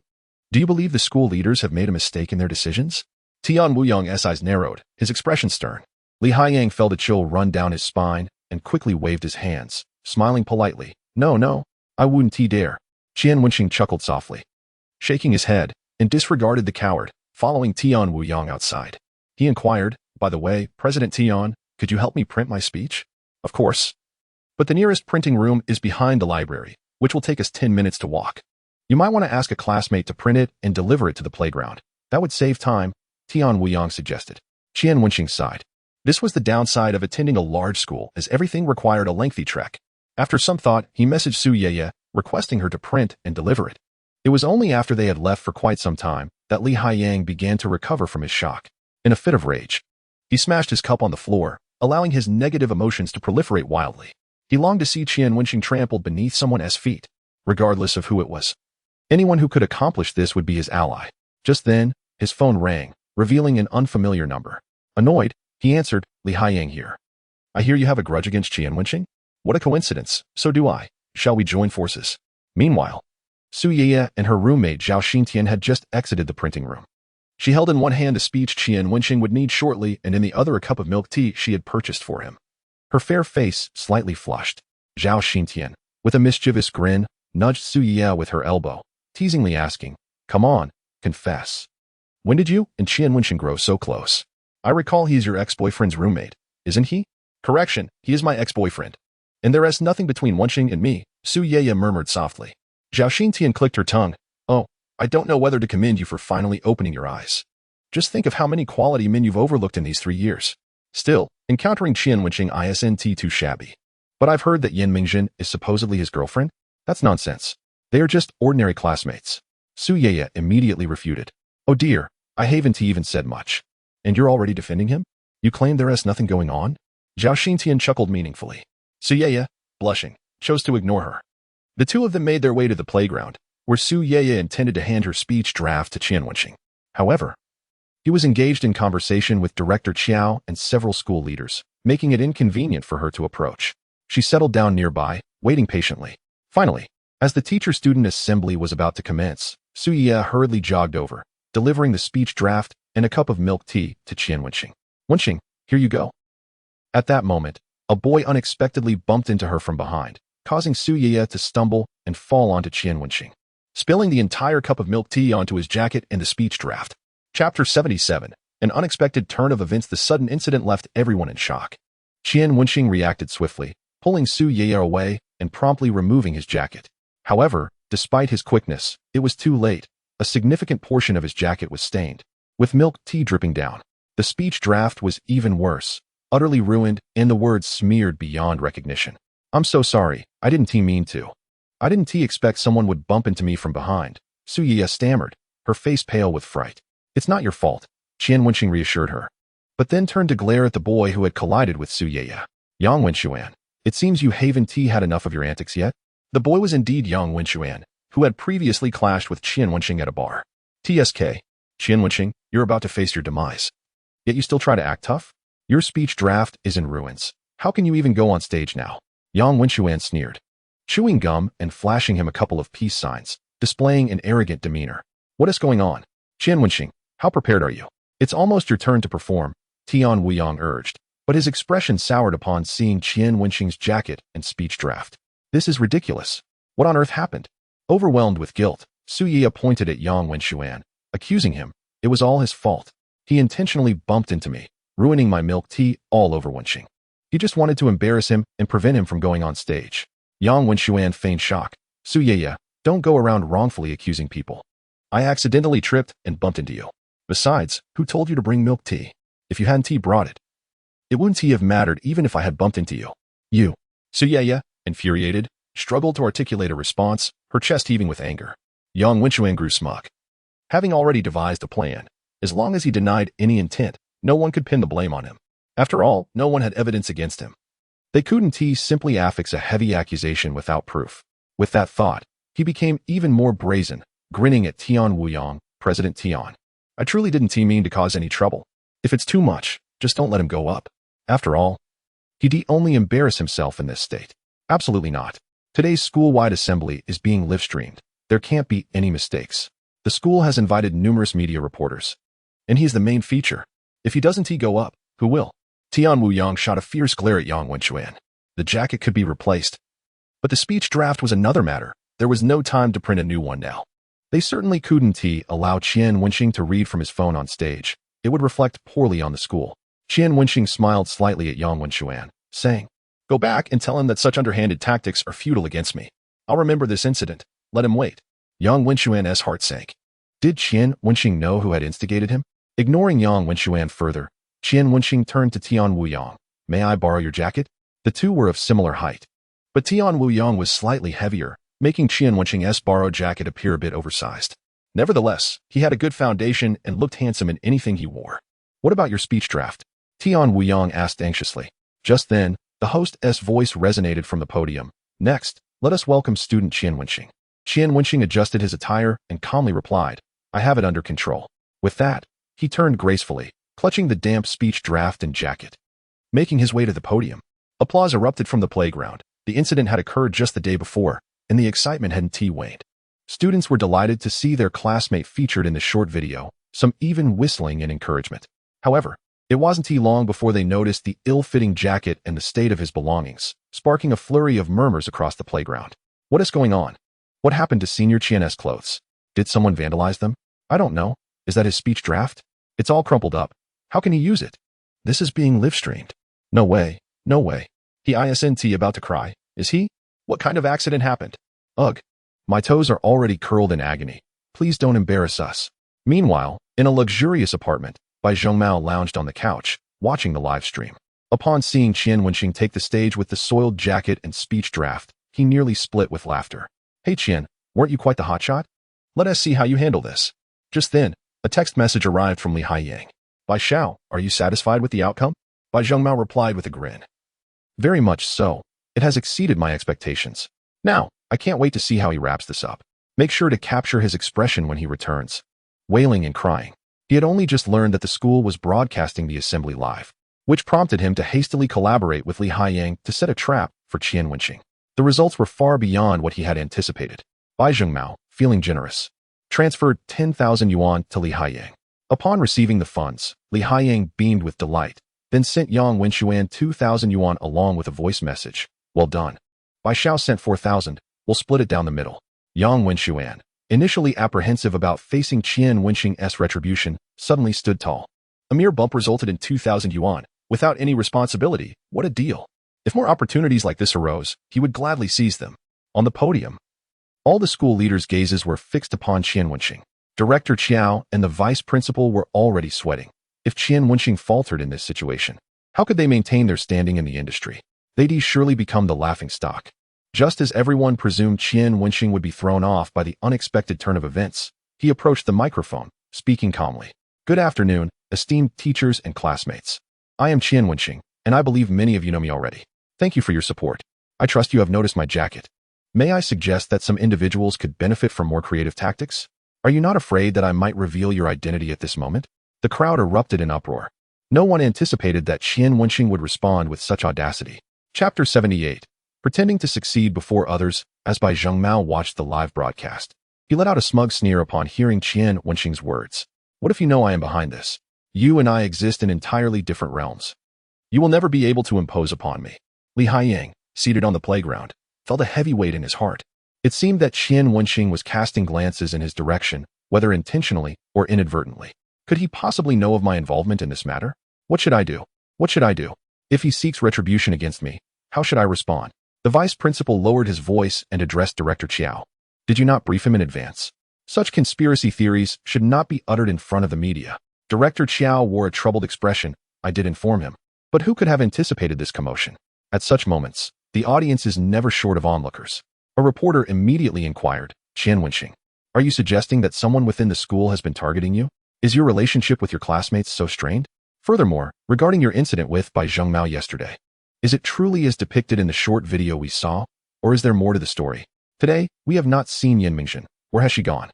Could you arrange for her to come out and accept our interview? We wish to know the specifics of what transpired. As his words fell, the expressions of the leaders on stage shifted dramatically. Director Qiao quickly addressed the microphone. Esteemed media friend, you do not possess the credentials issued by our school. May I ask which media outlet you represent? The reporter replied, it is our duty as journalists to seek the truth. A spark ignited in Qian Wenxing's heart. Was this not the perfect opportunity to continue his charade? He nodded at Director Qiao and calmly addressed the reporter. I believe you might be mistaken. Firstly, this is not a press conference. It is merely a gathering of our school's faculty and students. Do you not find your inquiries rather abrupt and presumptuous? Furthermore, some facts are clearly laid out before us. Must you resort to sensationalism to attract attention? I do not oppose your actions. But even a beggar must ask for permission before entering a host's home to request sustenance. Do you not agree? Your unwarranted presence here at our university is quite disrespectful. Hence, why should I feel compelled to answer your questions? A smile crept upon Qian Wenxing's face as he continued, teachers and classmates, I wish to convey that such filthy things should simply be discarded. Must we delve into the reasons behind it? With a flourish, he tossed aside his milk tea-stained jacket and speech, performing the act with great elegance. Instantly, thunderous applause erupted throughout the venue. Bravo. Well said, trash is merely trash. Does it require justification to be thrown into the bin? Well, he is so impressive. How could we have such a dashing senior? Oh no. I think I am falling for him. Ha, he is quite arrogant. Truly a student of our university. The students in the audience showered him with praise, directing hostile glances at the reporter. Director Qiao and the vice principal exchanged relieved looks, particularly Director Qiao, who felt his position was secured. He quickly signaled to the security personnel to escort the reporter out. On the playground, among the faculty team behind the students, Qian Wenxing's counselor, He Yuzhong, flushed with excitement, proudly pointed to his familiar colleagues. My student.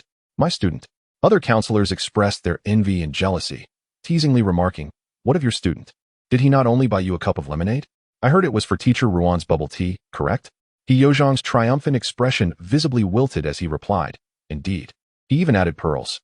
Ha, your performance as a counselor seems somewhat lacking. You could not even secure a pearl. One teacher chuckled. Ruan Lingyun, overhearing the laughter of her colleagues, unconsciously curved her lips into a faint smile, her cool demeanor melting away as she captivated those around her. Subsequently, Qian Wenxing delivered an impromptu speech, first extolling the virtues of the school, attributing all accomplishments to it. When a reporter wearing a school ID asked him why he chose to assist Yin Mingxin, Qian Wenxing countered with a question that elevated the event to its peak. Isn't it something everyone would do? With this one remark, the gathering was elevated to new heights. To the female students present, Qian Wenxing seemed to radiate light from the stage, eliciting fervent cheers. Upon hearing this, Lin Fangya recalled the moment Qian Wenxing had helped her. Her heart stirred as she murmured, indeed, it seems only you could accomplish such a feat. As the applause gradually subsided, Qian Wenxing continued with the microphone, teachers. I have one more thing to add. Earlier, I stated that garbage belongs in the trash can, but if someone insists on repeatedly seeking trouble, I am not averse to returning the favor. That concludes my speech. Thank you, teachers and classmates. He bowed and stepped down, yet the applause persisted. In the audience, Liang Qingyan narrowed her fox-like eyes, observing the curious gazes of the girls directed at Qian Wenxing, and could not help but let out a sigh, a bitter smile gracing her lips. It seemed her role as a manager would become increasingly arduous.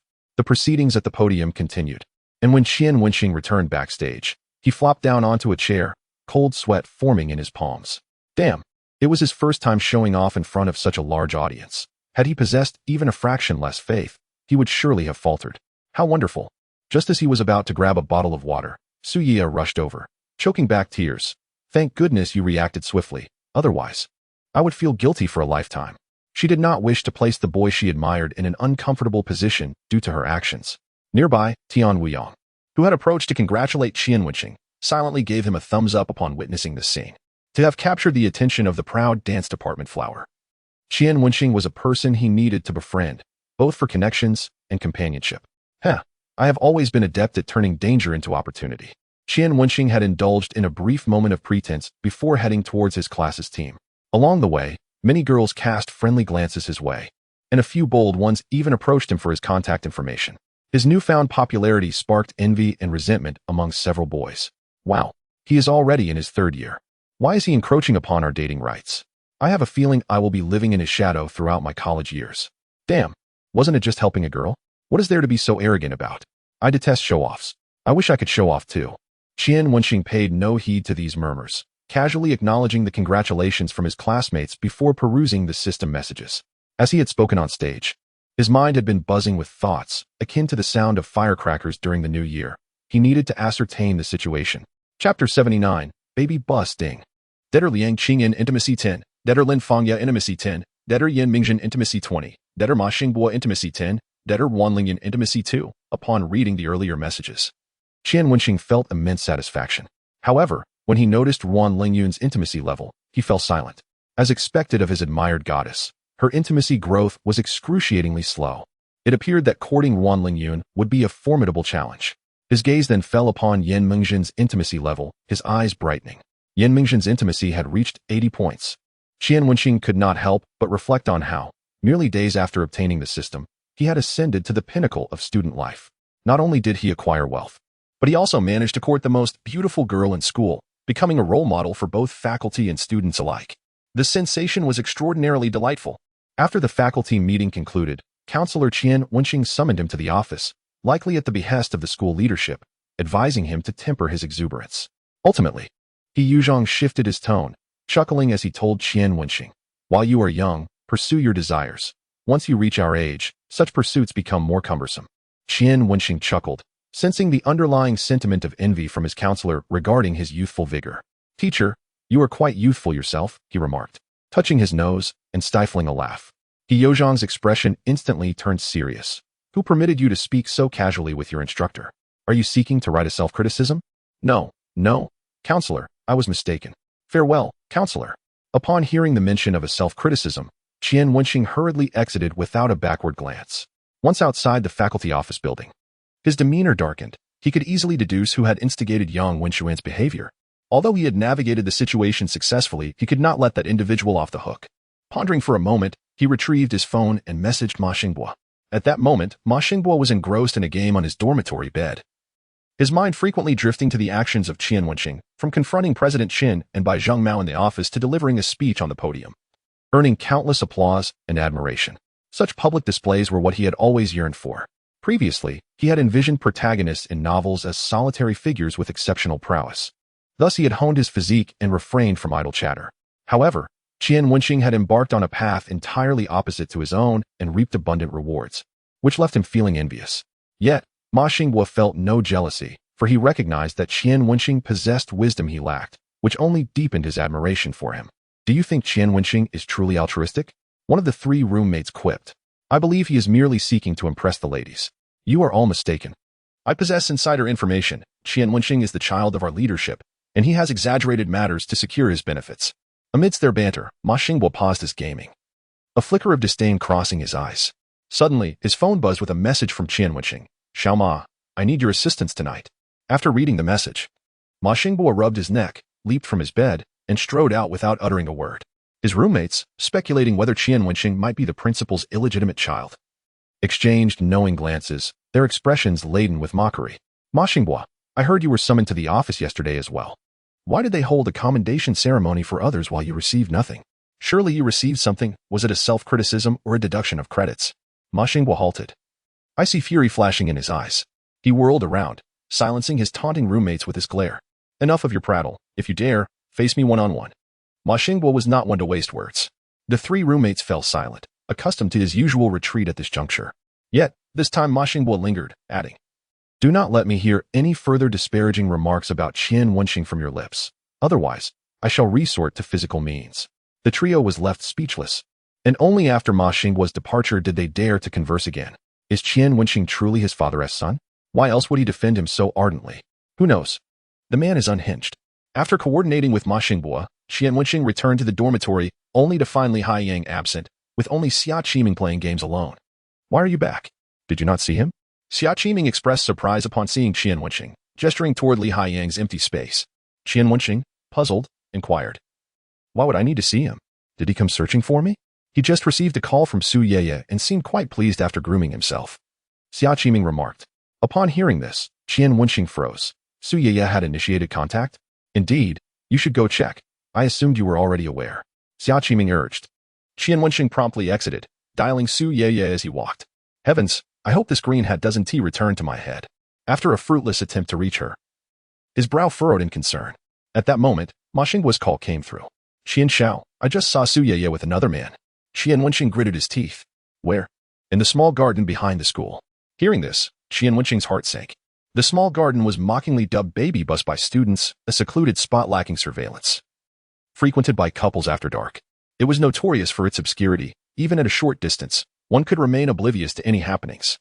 Each morning, the cleaning lady would scold the littered umbrellas scattered about. Su Yeye inviting Li Haiyang there could imply. Chapter 80. The bribe let go of me. Li Haiyang. Don't do this.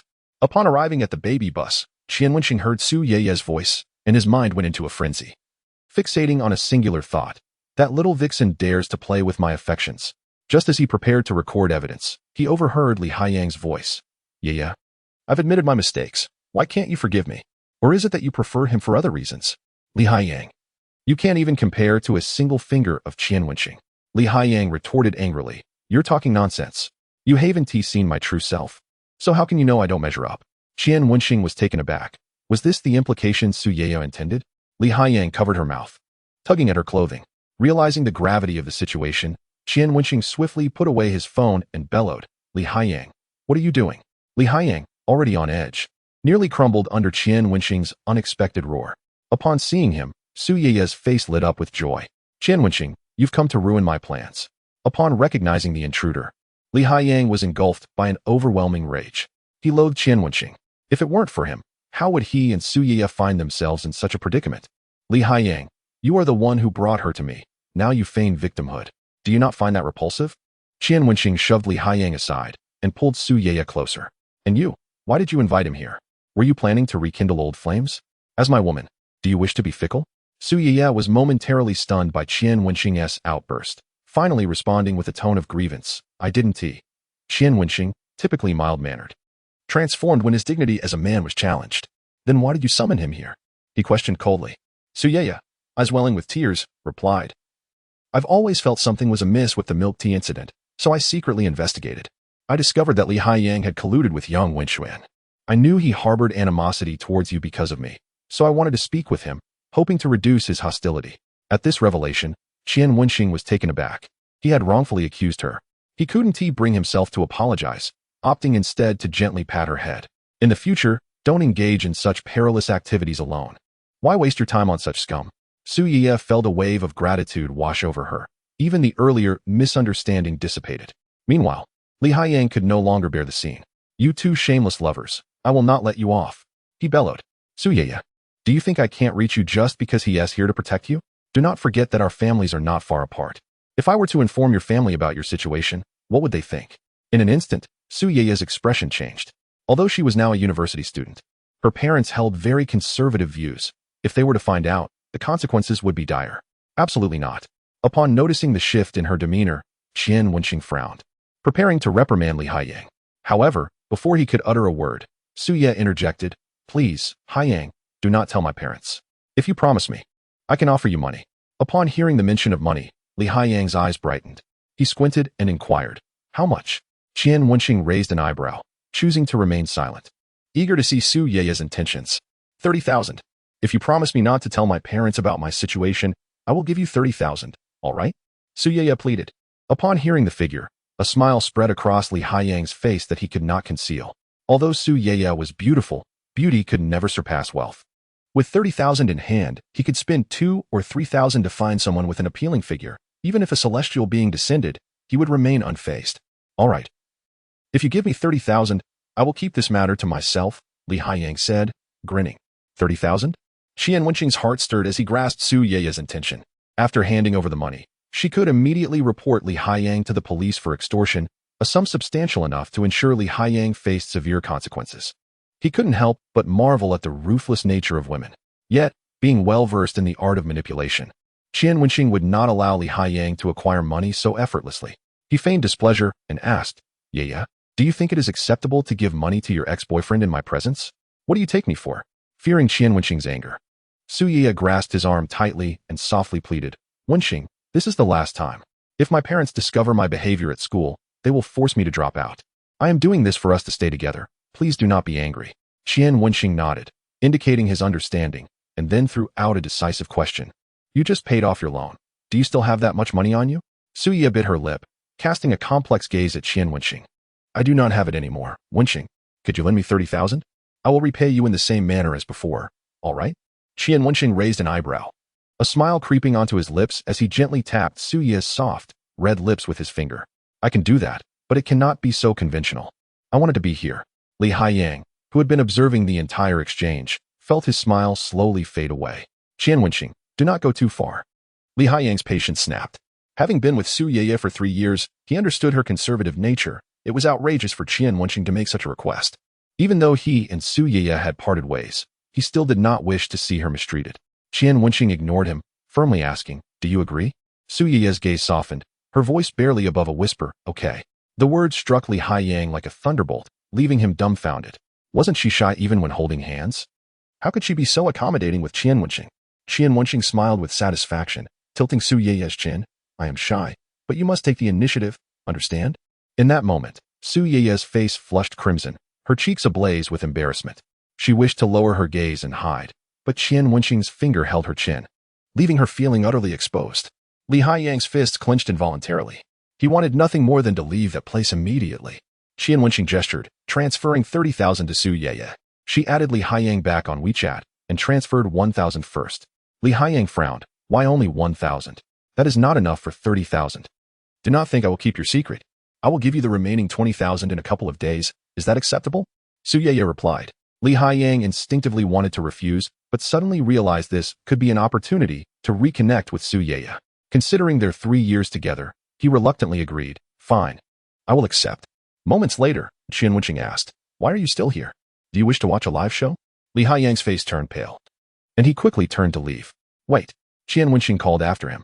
Li Haiyang turned back, awaiting his words. Qian Wenxing pulled Su Ye close and smiled. "Haiyang, did you bring an umbrella? It would be a shame not to enjoy such a lovely place." Li Haiyang's heart ached, and he shouted angrily, "Get lost," before hastily fleeing. The provocation was too much to bear. Qian Wenxing chuckled, shaking his head. "I am sorry," Su Ye said. "I should not have met him without informing you." Her admission made it difficult for Qian Wenxing to reprimand her, so he could only respond coolly. "I gave him money to ensure he breaks the law, so I can hold leverage over him."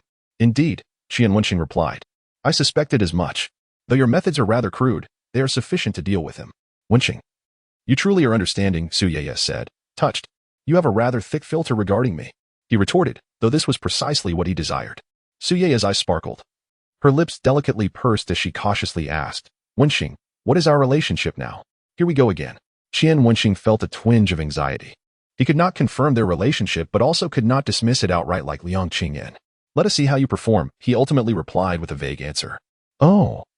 Su Ye's expression dimmed, yet she forced a smile. Originally, Qian Wenxing had intended to become intimate with her at that moment, but his enthusiasm waned. Buzz. Just then, his phone received a message from Ma Xingbua. "Young Master Qian, everything is in order." A smile grazed Qian Wenxing's lips. The show was about to commence. "I will return and call you tonight." The two exited the woods and parted ways in front of the dormitory, each heading back to their respective rooms. The closing time for the student dormitories at Jinghai University of Technology is 10 o'clock in the evening. The dormitory supervisor rarely conducts checks, but if caught, students would face grade deductions. After showering, Qian Wenxing enlisted the help of Xia Qiming and Wang Jingyan to select a stylish outfit. Once dressed, he even borrowed a bottle of men's cologne from the neighboring dormitory. "Oh, you are looking quite dapper. Are you off to a date?" Xia Qiming teased. Qian Wenxing chuckled. "Indeed, just boasting. Aren't you fearful of the supervisor checking the dorms? If the supervisor comes, I will resort to my usual method. Put your phone in the bathroom and then call me, saying I am busy. I will simply respond to her on the phone." Qian Wenxing replied nonchalantly. "You are truly infuriating. Off you go, and remember to bring me breakfast tomorrow," Xia Qiming said enviously. Qian Wenxing tidied his hair and waved goodbye. On the upper bunk, Li Haiyang wore a sinister smile. "Qian Wenxing, your demise is imminent." Chapter 82. Teacher, he is lying at 10 o'clock in the evening. In the boys' dormitory at the university, the dormitory supervisor, Teacher Wang, was lying on his bed watching a television drama when he heard a knock at the door. Startled, he quickly sat up and said irritably, "Come in." He dreaded nighttime knocks, as they usually indicated some mischief within the dormitory, making his job even more difficult. Li Haiyang slipped through the door, lowering his voice as he asked, "Teacher Wang, are you not checking the dorms tonight?" Teacher Wang glanced at the troublesome student and impatiently replied, "What does it matter to you whether I check the dorms? What do you want?" No, teacher. You must check tonight. A classmate from our dormitory went out to draw the curtains, and I fear he might get into trouble, so I came to inform you." Li Haiyang hurriedly explained. Teacher Wang's expression changed as he quickly turned off the television, asking, "Drawing the curtains? Which dormitory are you from? Is he your counselor? Please write down his name and class. He may be negligent and assume all students have returned to the dormitory without checking. But he cannot remain indifferent after someone reports him. In the former scenario, he might face mere reprimands, but in the latter, if an issue arises, the school would expel him. At 30 years old, he hopes to work for a few more years before retiring due to illness, and he cannot afford to make mistakes at this critical juncture." Li Haiyang was wary of escalating the report, quietly mentioning his dormitory number, then added, "Teacher Wang, I must leave now. You must keep this matter confidential." After his departure, Teacher Wang expressed his displeasure with a scolding, slipped on his slippers, and messaged the student council members in the building, urging them to accompany him for a dorm check. Meanwhile, Li Haiyang pretended to buy a bottle of water from the convenience store downstairs and returned to his dormitory to watch television. Shortly thereafter, Teacher Wang, accompanied by several student council members, knocked on their door. "Is everyone in your dorm present for the check?" Teacher Wang asked while surveying the room. Yes. One is in the bathroom," came the reply. Xia Qiming had already anticipated the dorm check and had placed his phone in the bathroom beforehand. Teacher Wang smirked and inquired, "Are you sure everyone is here?" A sudden unease gripped Xia Qiming. Did Teacher Wang know something? "Teacher, I'll call him for you," Xia Qiming volunteered, moving to knock on the bathroom door, calling out, "Old Qian, Teacher Wang is checking. Respond quickly." "I'm here, teacher," Qian Wenxing's voice came, slightly distorted through the door. Teacher Wang, still skeptical, glanced at Li Haiyang, who subtly shook his head, before striding inside. Xia Qiming panicked, quickly blocking the bathroom door, feigning urgency. "Old Qian, hurry up. Teacher Wang is getting anxious." "Teacher, please wait a moment," came Qian Wenxing's voice again. However, Teacher Wang, already alerted by the report, was not swayed. He sternly ordered Xia Qiming, "Step aside."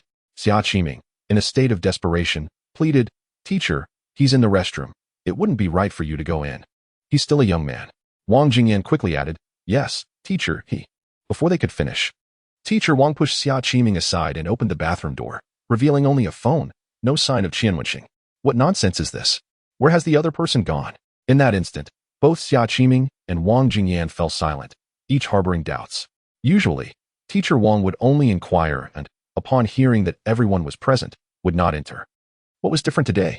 Teacher Wang glanced at the phone on the ground, displaying a WeChat call interface, and scoffed, raising the phone to address the other end. "You truly have some audacity, don't you? This student named Qian, I will give you 10 minutes to return to campus. Tomorrow morning, you will accompany me to your counselor's office. If you have a valid reason, you may request leave, but to deceive a teacher in such a manner is utterly reprehensible." Qian Wenxing's voice sounded anxious. "Teacher Wang, I might not make it back in 10 minutes. Finally, Li Haiyang seized the moment, tauntingly remarking, "Qian Wenxing, don't be so arrogant. Even for your girlfriend's sake, you ought to show some respect to the teacher." With a raised voice, Teacher Wang exclaimed, "If you cannot return within 10 minutes, I will have your counselor call me. I'm quite curious about the situation that allows you to stay out all night." Li Haiyang scoffed. "Could it be that you were pulling the curtains?" "Haiyang," Wang Jingyan admonished. "It's true though.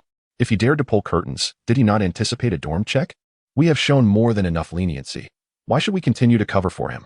Li Haiyang maintained a rational demeanor, asserting that he was at school to study, not to indulge in frivolities. A resigned sigh escaped Qian Wenxing's lips from the phone. "Very well, Teacher Wang, since you are so upset, I will return now. Please wait for me." The call then ended. Teacher Wang, visibly furious, began berating Xia Qiming and Wang Jingyan, while the student council members at the door echoed their criticism. Many students from other dormitories gathered at the doorway to watch the spectacle. "Are you aiding him? You are harming him. I will remember both of your names and report you to your counselor for penalties." Li Haiyang sat nearby, reveling in the moment, finally tasting the sweetness of revenge.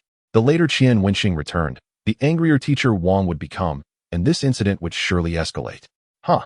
A commendation meeting? A speech on stage? Stealing my girlfriend? Qian Wenxing, I have vowed to drag you down. Teacher Wang, could you perhaps temper your anger? I find it quite intimidating. Suddenly, a voice at the dormitory entrance called out. Qian Wenxing. Instantly, all sounds ceased. Li Haiyang, Xia Qiming, and Wang Jingyan stared at him in disbelief. You are Qian Wenxing? Teacher Wang furrowed his brow. Yes, it is I, teacher. Furious, Teacher Wang retorted. I locked the main door of the dormitory. How did you get in? Did you have someone sneak you a key? Qian Wenxing replied, astonished. No, teacher, I haven't gone out at all tonight. Why would I need to open the door? Not gone out. Then where have you been? And what about the phone earlier? Teacher Wang's anger remained unresolved. Oh, I was in the study room on the second floor reading. I hadn't finished and wanted to stay a bit longer, so I resorted to this approach. I apologize, teacher. Qian Wenxing acknowledged his error with a commendable attitude. Li Haiyang shouted in disbelief, impossible. Teacher, he is lying. We should check the surveillance. He couldn't have been in the study room. At this, Qian Wenxing's expression darkened. He looked at Li Haiyang and smiled coldly. Haiyang, we are roommates. There is no need to escalate this matter. Teacher, I have returned. There is no need to check the surveillance now, is there? Li Haiyang sprang to his feet, his emotions heightened. Teacher, we must check. He is lying. He is deceiving you. Teacher Wang scrutinized both of them, pondering for a moment before responding, let us go check. Chapter 83. A living hell. For the first time, you all continue checking other dormitories. You two come with me to the surveillance room. Teacher Wang quickly organized the group, escorting Qian Wenxing and Li Haiyang to the monitoring room, accompanied by a student council member who needed to retrieve something. Inside the monitoring room, the footage from the second-floor study room indeed showed Qian Wenxing seated, engrossed in his reading, occasionally responding to messages on his phone, without stepping out at all. Thus, Qian Wenxing's innocence was vindicated. You see, teacher, I did not lie, Qian Wenxing stated. Li Haiyang stared at the surveillance footage in disbelief, muttering to himself, How is this possible? You took a shower, changed clothes, even styled your hair and sprayed perfume, all just to read here? Qian Wenxing, who are you trying to impress?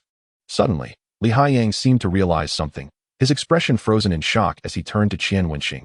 Was all of this just for my sake? Qian Wenxing smiled slightly. Haiyang, you are quite self-absorbed, aren't you? I dress well because I care about my image. Not everyone is like you, going a week without washing their hair. You are misleading me. You made me think you went out to pull the curtains, and then, at this point, Li Haiyang realized he had let slip too much and quickly fell silent. And then what? Qian Wenxing scoffed, taking the mouse and clicking a few times on the computer, revealing footage from the hall entrance not long ago. It showed Li Haiyang sneaking into Teacher Wang's duty room. Haiyang, while it's commendable that you reminded Teacher Wang to check the dorms, you must not wrong a good student. Or are you simply envious of my recognition from the school? As Qian Wenxing spoke, he cast a meaningful glance at Teacher Wang. Upon hearing this, Teacher Wang finally recognized Qian Wenxing as the student who had given a speech earlier that day. He also realized that Qian Wenxing was providing him an escape from the awkward situation. The incident that night was not particularly serious. It was merely a misunderstanding during a dorm inspection. Clarifying the misunderstanding would resolve everything. However, it was still significant, as many students had witnessed it, and his words at that moment had been quite harsh. Moreover, considering that Qian Wenxing had just been praised by the school, his actions could be seen as undermining the school's leadership. If Qian Wenxing mentioned anything to the school authorities, how could he face the consequences? With such thoughts, Teacher Wang, a seasoned veteran, quickly made a decision.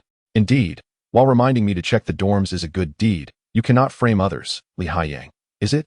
Such behavior is utterly despicable. If you dare to do this again, I will not be lenient.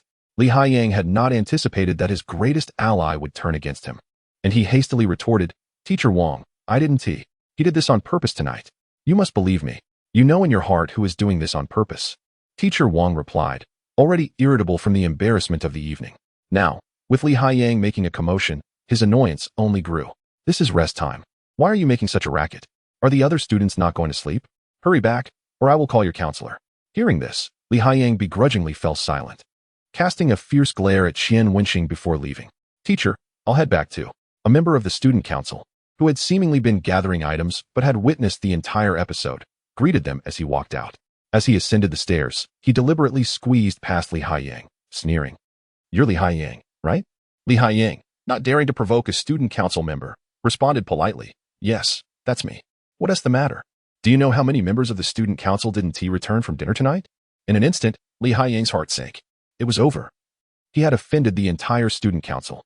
The student let out a cold laugh and walked away. Wait.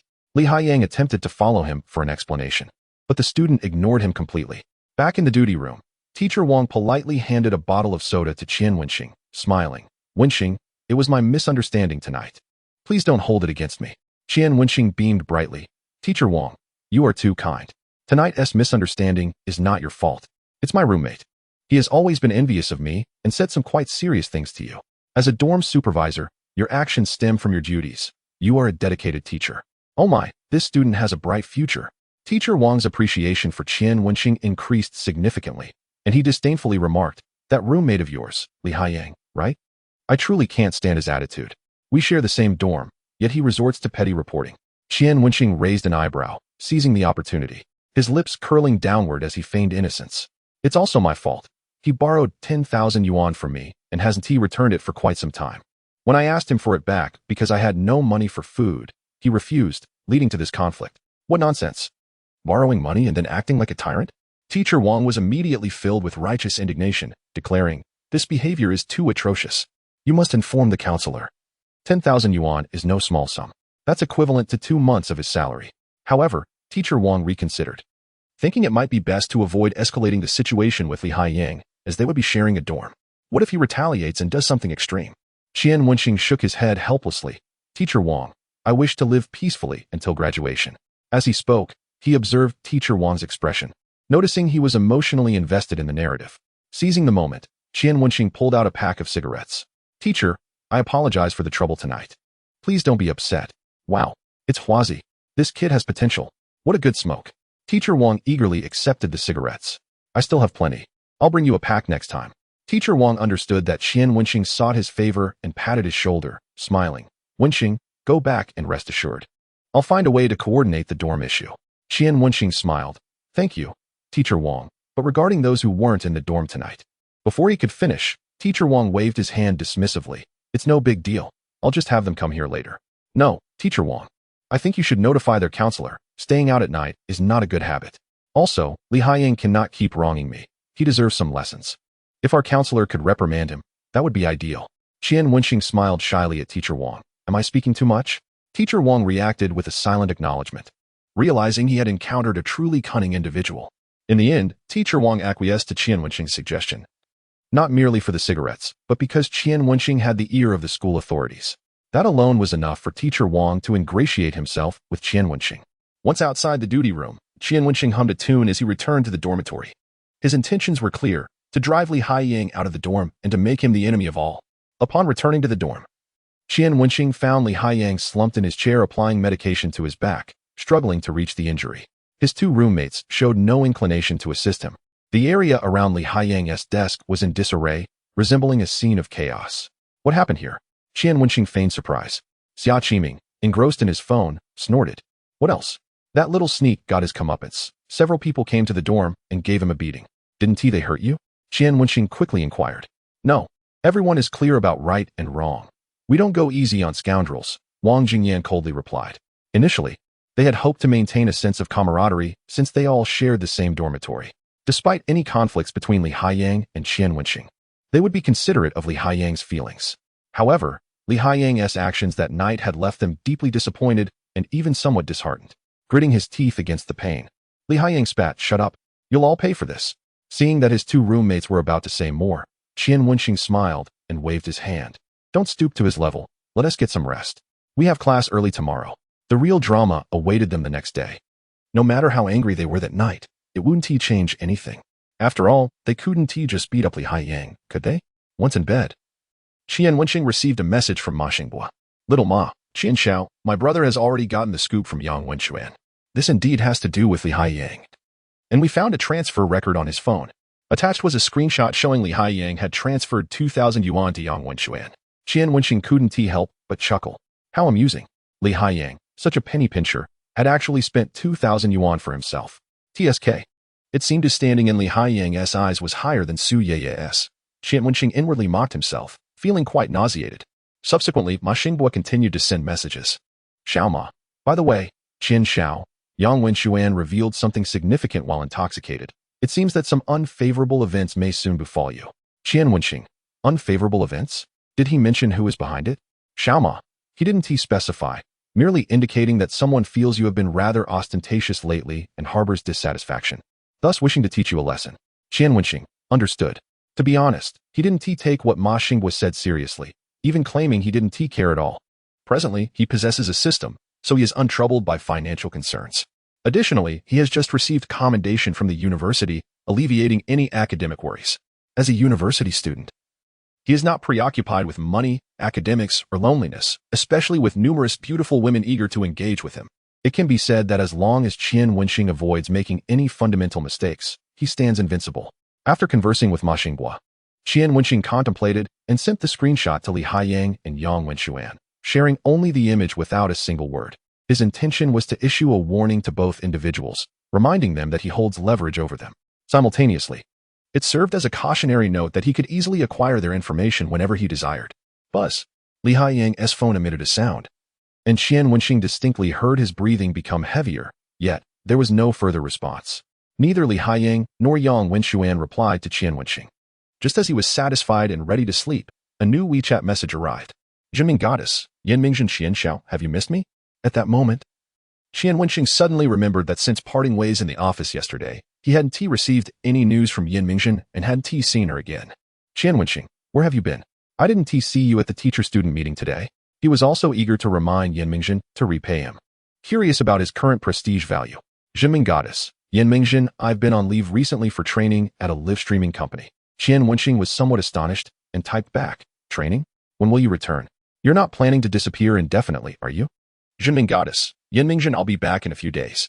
I want to wait until the hype dies down a bit to avoid being accused of riding the coattails of popularity to debut. Qian Wenxing sighed with relief. All right. Just remember me when you become a big internet celebrity. Jinming Goddess, Yanmingzhen, I won't forget you. You are the most important man in my life. And I will always remember you and everything you've done for me. Upon reading her message, Qian Wenxing raised an eyebrow and continued typing. Are you confessing to me?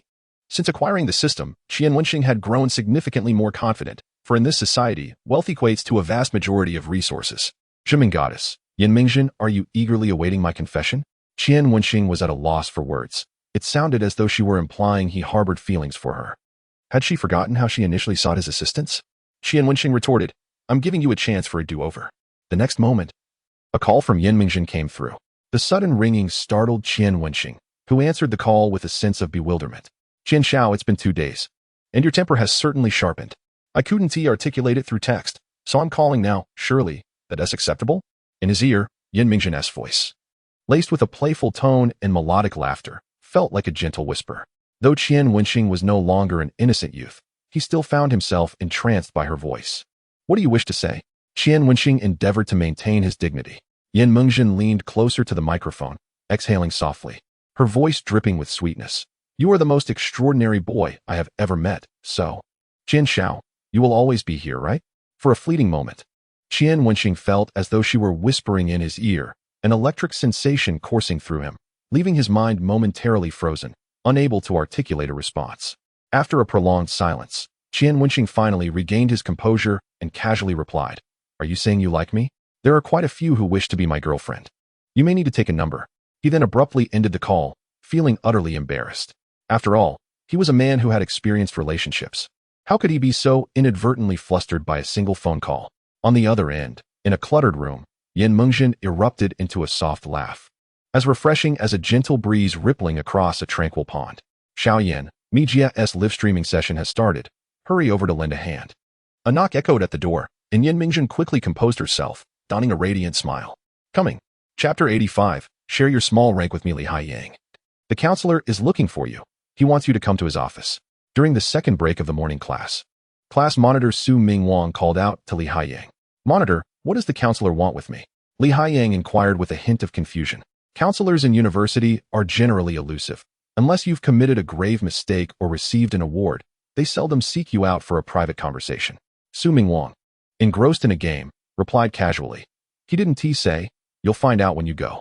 Li Haiyang, feeling helpless, made his way to the office. Meanwhile, Xia Qiming nudged Qian Wenxing with his elbow. What do you think the counselor wants with him? Qian Wenxing, having snatched a youtiao from Wang Jingyan, mumbled indistinctly. Who knows?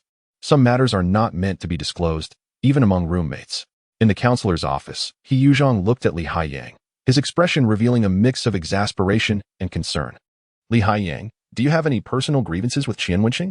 Wan Lingyun, who had returned briefly to refill water, caught the familiar name and raised an eyebrow. Shifting her gaze, Li Haiyang's demeanor faltered, revealing a hint of panic as he hurriedly responded, "No, counselor." "Then why did you secretly report him? If it weren't for teacher Wang mentioning it to me this morning, I wouldn't have known about your little escapade last night." Li Haiyang's heart sank. He hadn't anticipated that the dormitory supervisor would disclose this to the counselor. He Yuzhong had been relying on Qian Wenxing's commendable deeds for his stipend this semester. Thus his gaze on Li Haiyang grew increasingly stern. "I don't care what personal issues you have. I hope this is the last incident of this nature. If such detrimental actions against student unity occur again, I will not go easy on you. Remember, rewards and punishments in university are documented. This record will follow you for a lifetime. Tread carefully, understood?" Li Haiyang felt a profound sense of humiliation, but dared not reveal any emotion. "I understand, counselor. All right. You may leave." He Yuzhong turned away, dismissing the matter from his mind. As Li Haiyang turned to leave, his expression shifted dramatically, his eyes darkening with anger. "Qian Wenxing, just wait." As he passed the adjacent office, he overheard the reprimanding voice within. "You are still a student council officer, yet you choose to lead the way in misconduct? The dormitory supervisor has reported this to me. Are you even going to continue your studies this semester? If not, then leave." Li Haiyang could not bear to listen further and quickly slipped out, sensing that for the foreseeable future, he would be targeted by these individuals. After the 2 morning classes, Qian Wenxing and his 2 roommates headed to the lecture hall, as this philosophy class was attended by 2 classes together. Given that it was not mandatory, the back rows were the preferred choice for all students. Upon entering the classroom, they found only half a row of seats remaining. Just enough for 4. Wang Jingyan was about to rush forward to sit down when he noticed someone had already claimed the seat with greater speed. "Yang Wenxuan, are you out of your mind?" Wang Jingyan frowned and scolded, for he had previously caught Yang Wenxuan stealing his takeout, which had fostered his annoyance towards him. Yang Wenxuan rolled his eyes, responding defiantly, "I sat here first, it's mine now. Who told you to have short legs and run slowly? Are you looking for a fight, you takeout thief? Who are you calling a thief for the takeaway? I said I took the wrong order," Yang Wenxuan exclaimed, his face flushing with embarrassment. "I ordered fried rice, but ended up with someone else's eel rice. So, should I just take whoever's meal is more expensive? I've already admitted it was a mistake." Wang Jingyan scoffed. "So what do you want? Are you going to cling to that 45 yuan forever? Do you expect me to pay with my life?" Yang Wenxuan, confident that Wang Jingyan wouldn't dare retaliate, brazenly continued. At that moment, Qian Wenxing returned from the restroom, only to witness the scene. Upon seeing him, Yang Wenxuan's demeanor instantly shifted, and he lowered his head, opting to change his seat in silence. Despite Wang Jingyan's provocations, he refrained from responding. Wang Jingyan, puzzled, asked, "Old Qian, why is he so afraid of you?" Qian Wenxing smirked, replying coolly, "Perhaps it's because he has wronged me." Their eyes met, and Qian Wenxing raised his fingers to his lips, mimicking a gesture of blowing a whistle. His gaze sharp with mischief. Yang Wenxuan shuddered and immediately turned away, no longer daring to glance in that direction. Meanwhile, Li Haiyang glared at Qian Wenxing with a predatory intensity, but Qian Wenxing shrugged nonchalantly, even sticking his tongue out in a playful taunt, infuriating Li Haiyang further.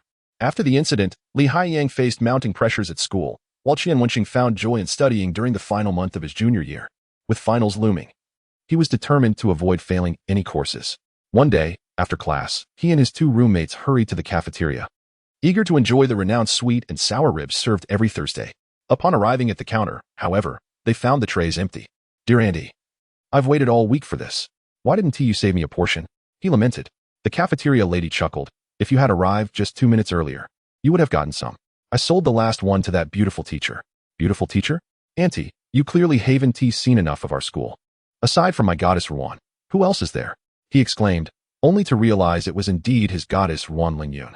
Her plate held a serving of perfectly glazed sweet and sour ribs, and she casually took a seat, her hair pulled into a ponytail, revealing a breathtaking visage. The boys around her dropped their chopsticks in awe, yet none dared approach her. Ruan's icy demeanor had a way of freezing those who dared to look her way. Teacher Ruan, could you share half of your ribs with me?" A voice broke through the air, a clean-cut male student boldly asking the esteemed teacher. As lunchtime reached its peak, the cafeteria fell silent at his request. Students gawked at Qian Wenxing, questioning his sanity for flirting with the coldest woman on campus, who also happened to be a teacher. Did he just ask that? Is he out of his mind? They whispered, while Ruan's expression stiffened in surprise. "What did you say?" she inquired, her tone frosty. The onlookers couldn't help but ridicule Qian Wenxing. You need to know your limits. Do you really think Ruan is interested in you? Ignoring the jeers, Qian Wenxing pointed to her plate.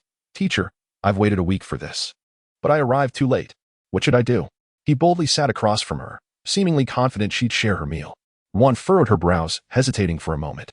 With a quiet sigh, she pushed her plate slightly towards him. Go ahead.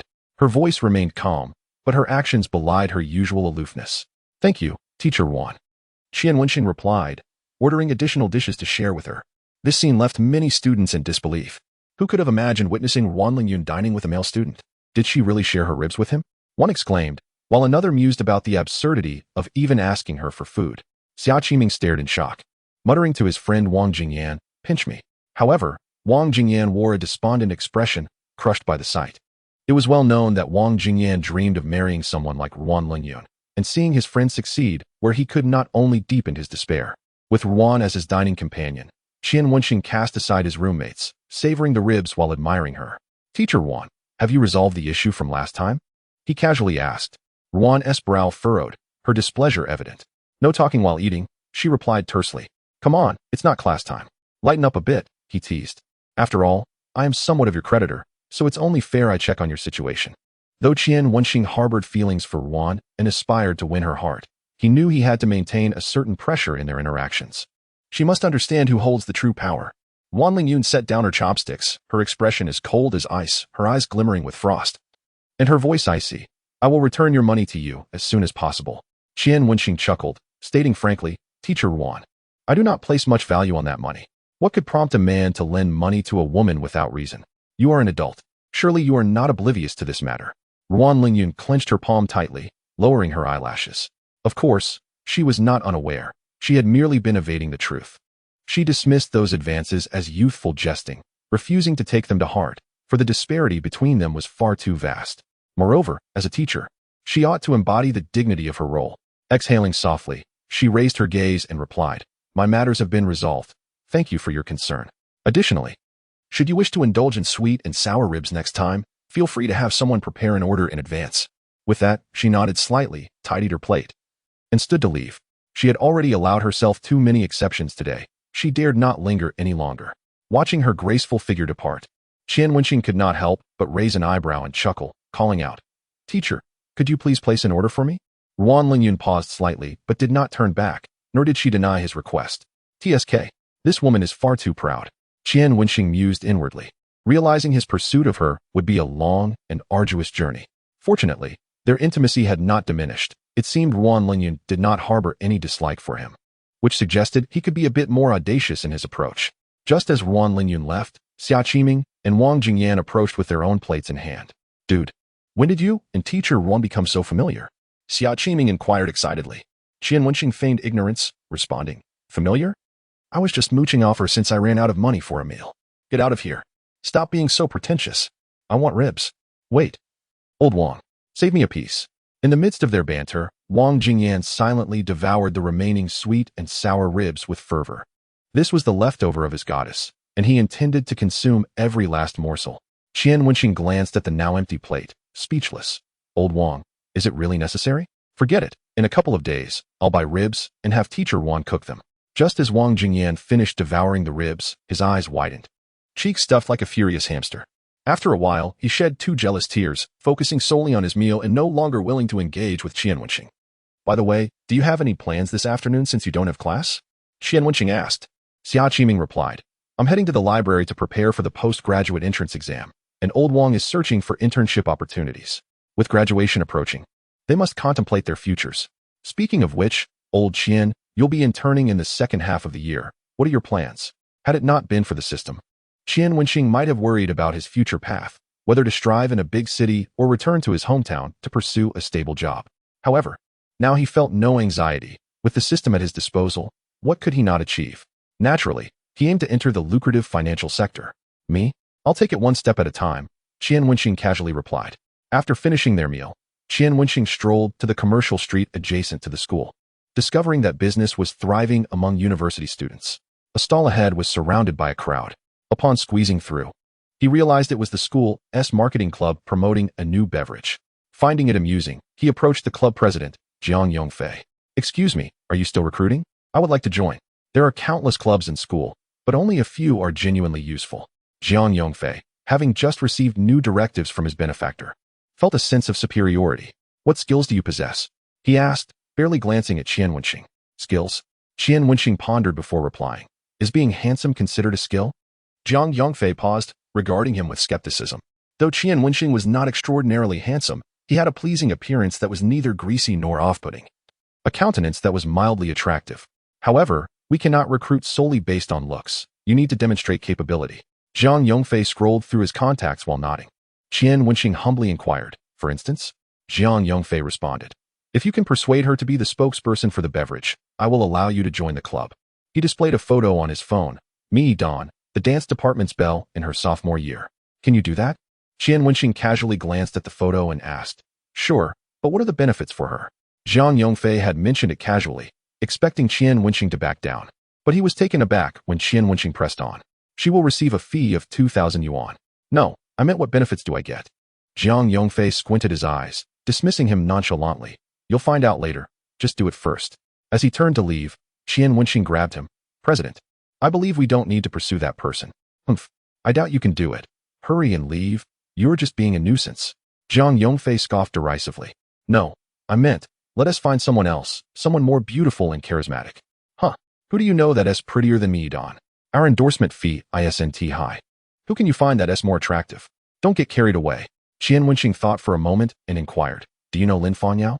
Jiang Yongfei's expression froze, disbelief evident on his face. 2,000 yuan. You think you can invite Lin Fanyao? Who? Senior Lin Fanyao? Are you joking? At that moment, a nearby male student interjected, skeptical. Senior Lin is a top student. She wouldn't do something like this. That's hilarious. If you said 10,000, I might believe it, but 2,000? Who do you think you're fooling? A girl with a low ponytail rolled her eyes, exasperated. Lin Fanyao is so aloof. Why would she even pay attention to you? Upon hearing their remarks, Jiang Yongfei became increasingly convinced that Qian Wenxing was speaking nonsense. He frowned and said, Classmate, there's no need for grandstanding. You haven't even entered the club yet. How can we trust you? Qian Wenxing knew that trying to explain would be pointless. So he simply pulled out his phone and made a call. Beep. The call was quickly connected. Come to the commercial street next to the school. The marketing club is holding an event and needs a spokesperson. I think you're perfect for it. After stating this, Qian Wenxing hung up the phone. The surrounding crowd fell silent. The girl with the low ponytail still unconvinced, scoffing. That's definitely fake. I told you guys not to be so naive. Lin Fanyao could be summoned by you with just one phone call. The male student scrutinized Qian Wenxing anew, pondering. I feel like I've seen you somewhere, but I just can't place it. Jiang Yongfei experienced a similar feeling but attributed it to Qian Wenxing having interviewed previously, so he dismissed it. Checking the time, he said, I'll give you half an hour. If Lin Fanyao arrives within half an hour, I'll let you join the marketing club. If she doesn't show up, I'll act as if I've never met you. Forget it, President. I have a decent relationship with Xiaomi. I'll just go find her instead of wasting time on someone who's just talking big. The girl with the low ponytail had no faith in Qian Wenxing. It won't take half an hour. Qian Wenxing glanced at the message from Lin Fanyao on his phone and replied calmly, She'll arrive in 10 minutes. The low ponytail attempted to say something further, but was interrupted by Jiang Yongfei. It's just 10 minutes, he thought, eager to see how Qian Wenxing would navigate this deception. 10 minutes later, Qian Wenxing received a call from Lin Fanyao. I've arrived, but there are too many people here. Where are you? He heard her voice. I'm behind the large sunshade. Just walk straight ahead, and you'll see me, he replied. Soon, Qian Wenxing spotted Lin Fanyao, dressed in a flowing white gown. Her long hair cascading down her chest, her skin was as pale as snow, and her beauty was breathtaking. In the sunlight, she radiated a mesmerizing glow, her presence utterly captivating. Yet her expression bore no smile, cold as ice. All who beheld her mused that if she were to bestow even a single smile, the world's charm would surely pale in comparison. In that moment, Lin Fanyao noticed Qian Wenxing waving to her from the steps. Her brows arched delicately, and a smile graced her lips, melting the chill in the air as if spring had arrived. Wow, it truly is Lin Fanyao, Jiang Yongfei murmured, struck to his core by her enchanting smile. The low ponytail was left speechless, hastily erasing the messages intended for me Dawn and cursing under her breath, my goddess. Brother. You are truly my dear brother. The male staff member, in a frenzy, seized Qian Wenxing's hand, shaking it with fervor, displaying an almost maniacal enthusiasm. Qian Wenxing, feeling disdain, pushed him away and waved to Lin Fangyao, saying, "They are looking for a spokesperson, but the endorsement fee is only 2,000. I think you're stunning. So I recommended you." "Thank you," Lin Fangyao replied, twirling a strand of hair with a smile. The male staff member pushed past Jiang Yongfei, excitedly introducing himself. "Hello. Senior Lin, my name is..." Before he could finish, Lin Fangyao interrupted. "Are you the one looking for a spokesperson?" Her tone was unenthusiastic. The male staff member was left bewildered. "Why does my smile vanish when I talk to you?" Yes, I am the president of the marketing club."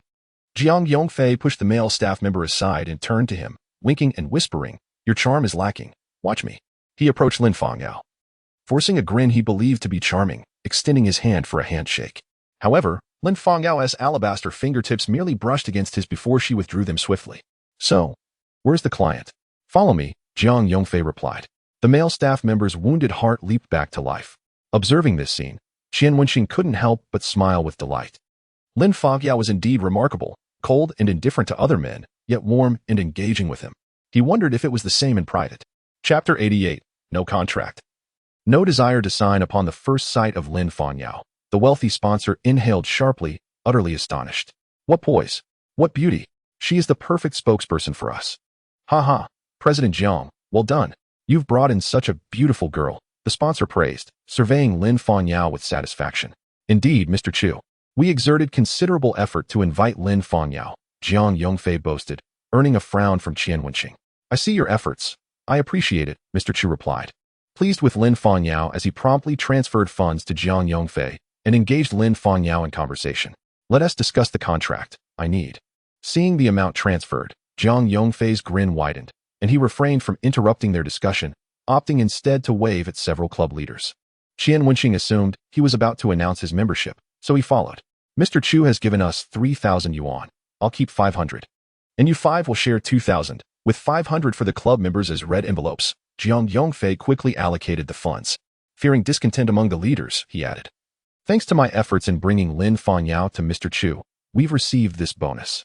In university, there existed two strictly hierarchical realms, the classroom and the student government. Seemingly inconspicuous, yet capable of wielding authority over ordinary students, those with titles felt invincible. No worries, the president is busy, and it's only right for him to take a little extra. "Thank you, President, for thinking of us," a sycophantic planning officer chimed in, with others echoing similar praises. Just then, a discordant voice pierced through the camaraderie. "I have a question." Instantly, all heads turned toward the source of the voice, revealing a handsome, yet unfamiliar face. "Why am I not receiving my share?" Though Qian Wenxing was indifferent to the money, he felt it was his due for his efforts. "Every bit counts. Who are you?" "This is our marketing club's event. What does it have to do with you?" "Exactly. Are you mad for money? Do you think you can just demand a share?" "Leave now, brother. Don't embarrass yourself here," a few leaders mocked. The low ponytail and the male staff member, who had previously encountered Qian Wenxing, remained silent, merely observing. Jiang Yongfei, unfazed by his companions, turned to Qian Wenxing with a frown. "We are conducting serious business here. Your matters can wait. Don't you want to join our club? Just pay 80 yuan for the membership fee," he added. Qian Wenxing scoffed. "Is your club so prestigious that you flaunt such airs?" "What did you say?" Jiang Yongfei's expression darkened as he coldly retorted, "If you want to join, keep your temper in check. Do you think this is your home? Are we obliged to pamper you?" Qian Wenxing smirked. "Tell me, do you have any shame? Do you even realize who brought Lin Fangyao here? It was my call that summoned her. As for you, I initially considered joining your club to learn something. But now I see you are merely a den of snakes and rats." Jiang Yongfei's face turned livid. "What nonsense are you spouting?" "Yes, Lin Fangyao came because of your call, but even without you, she would certainly come.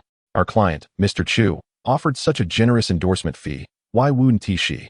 Nearby, Lin Fangyao, who had been signing the contract, heard this and placed her pen down, rising from her seat. "I'm sorry, Mr. Chu, I will not sign." Mr. Chu, eagerly awaiting her signature, was left dumbfounded. "Why not?" Lin Fangyao's expression remained indifferent as her beautiful eyes fixed on the familiar figure. "Because you do not respect people. Moreover, I am not motivated by money to become a spokesperson." With that, she slightly bowed to Mr. Chu and strode toward Qian Wenxing. Meanwhile, Qian Wenxing, amused, scoffed. "What did you say? 2,000 yuan is considered a high endorsement fee? President Jiang, have you never seen money before? Or do you think everyone else is a fool?"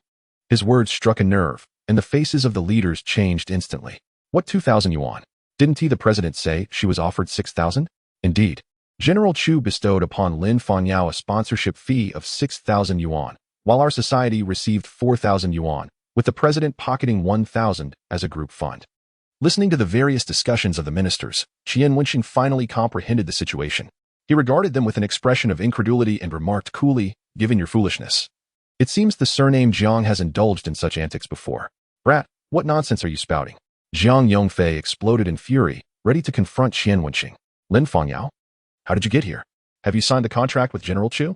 One of the onlookers, upon seeing Lin Fangyao's arrival, promptly alerted the group.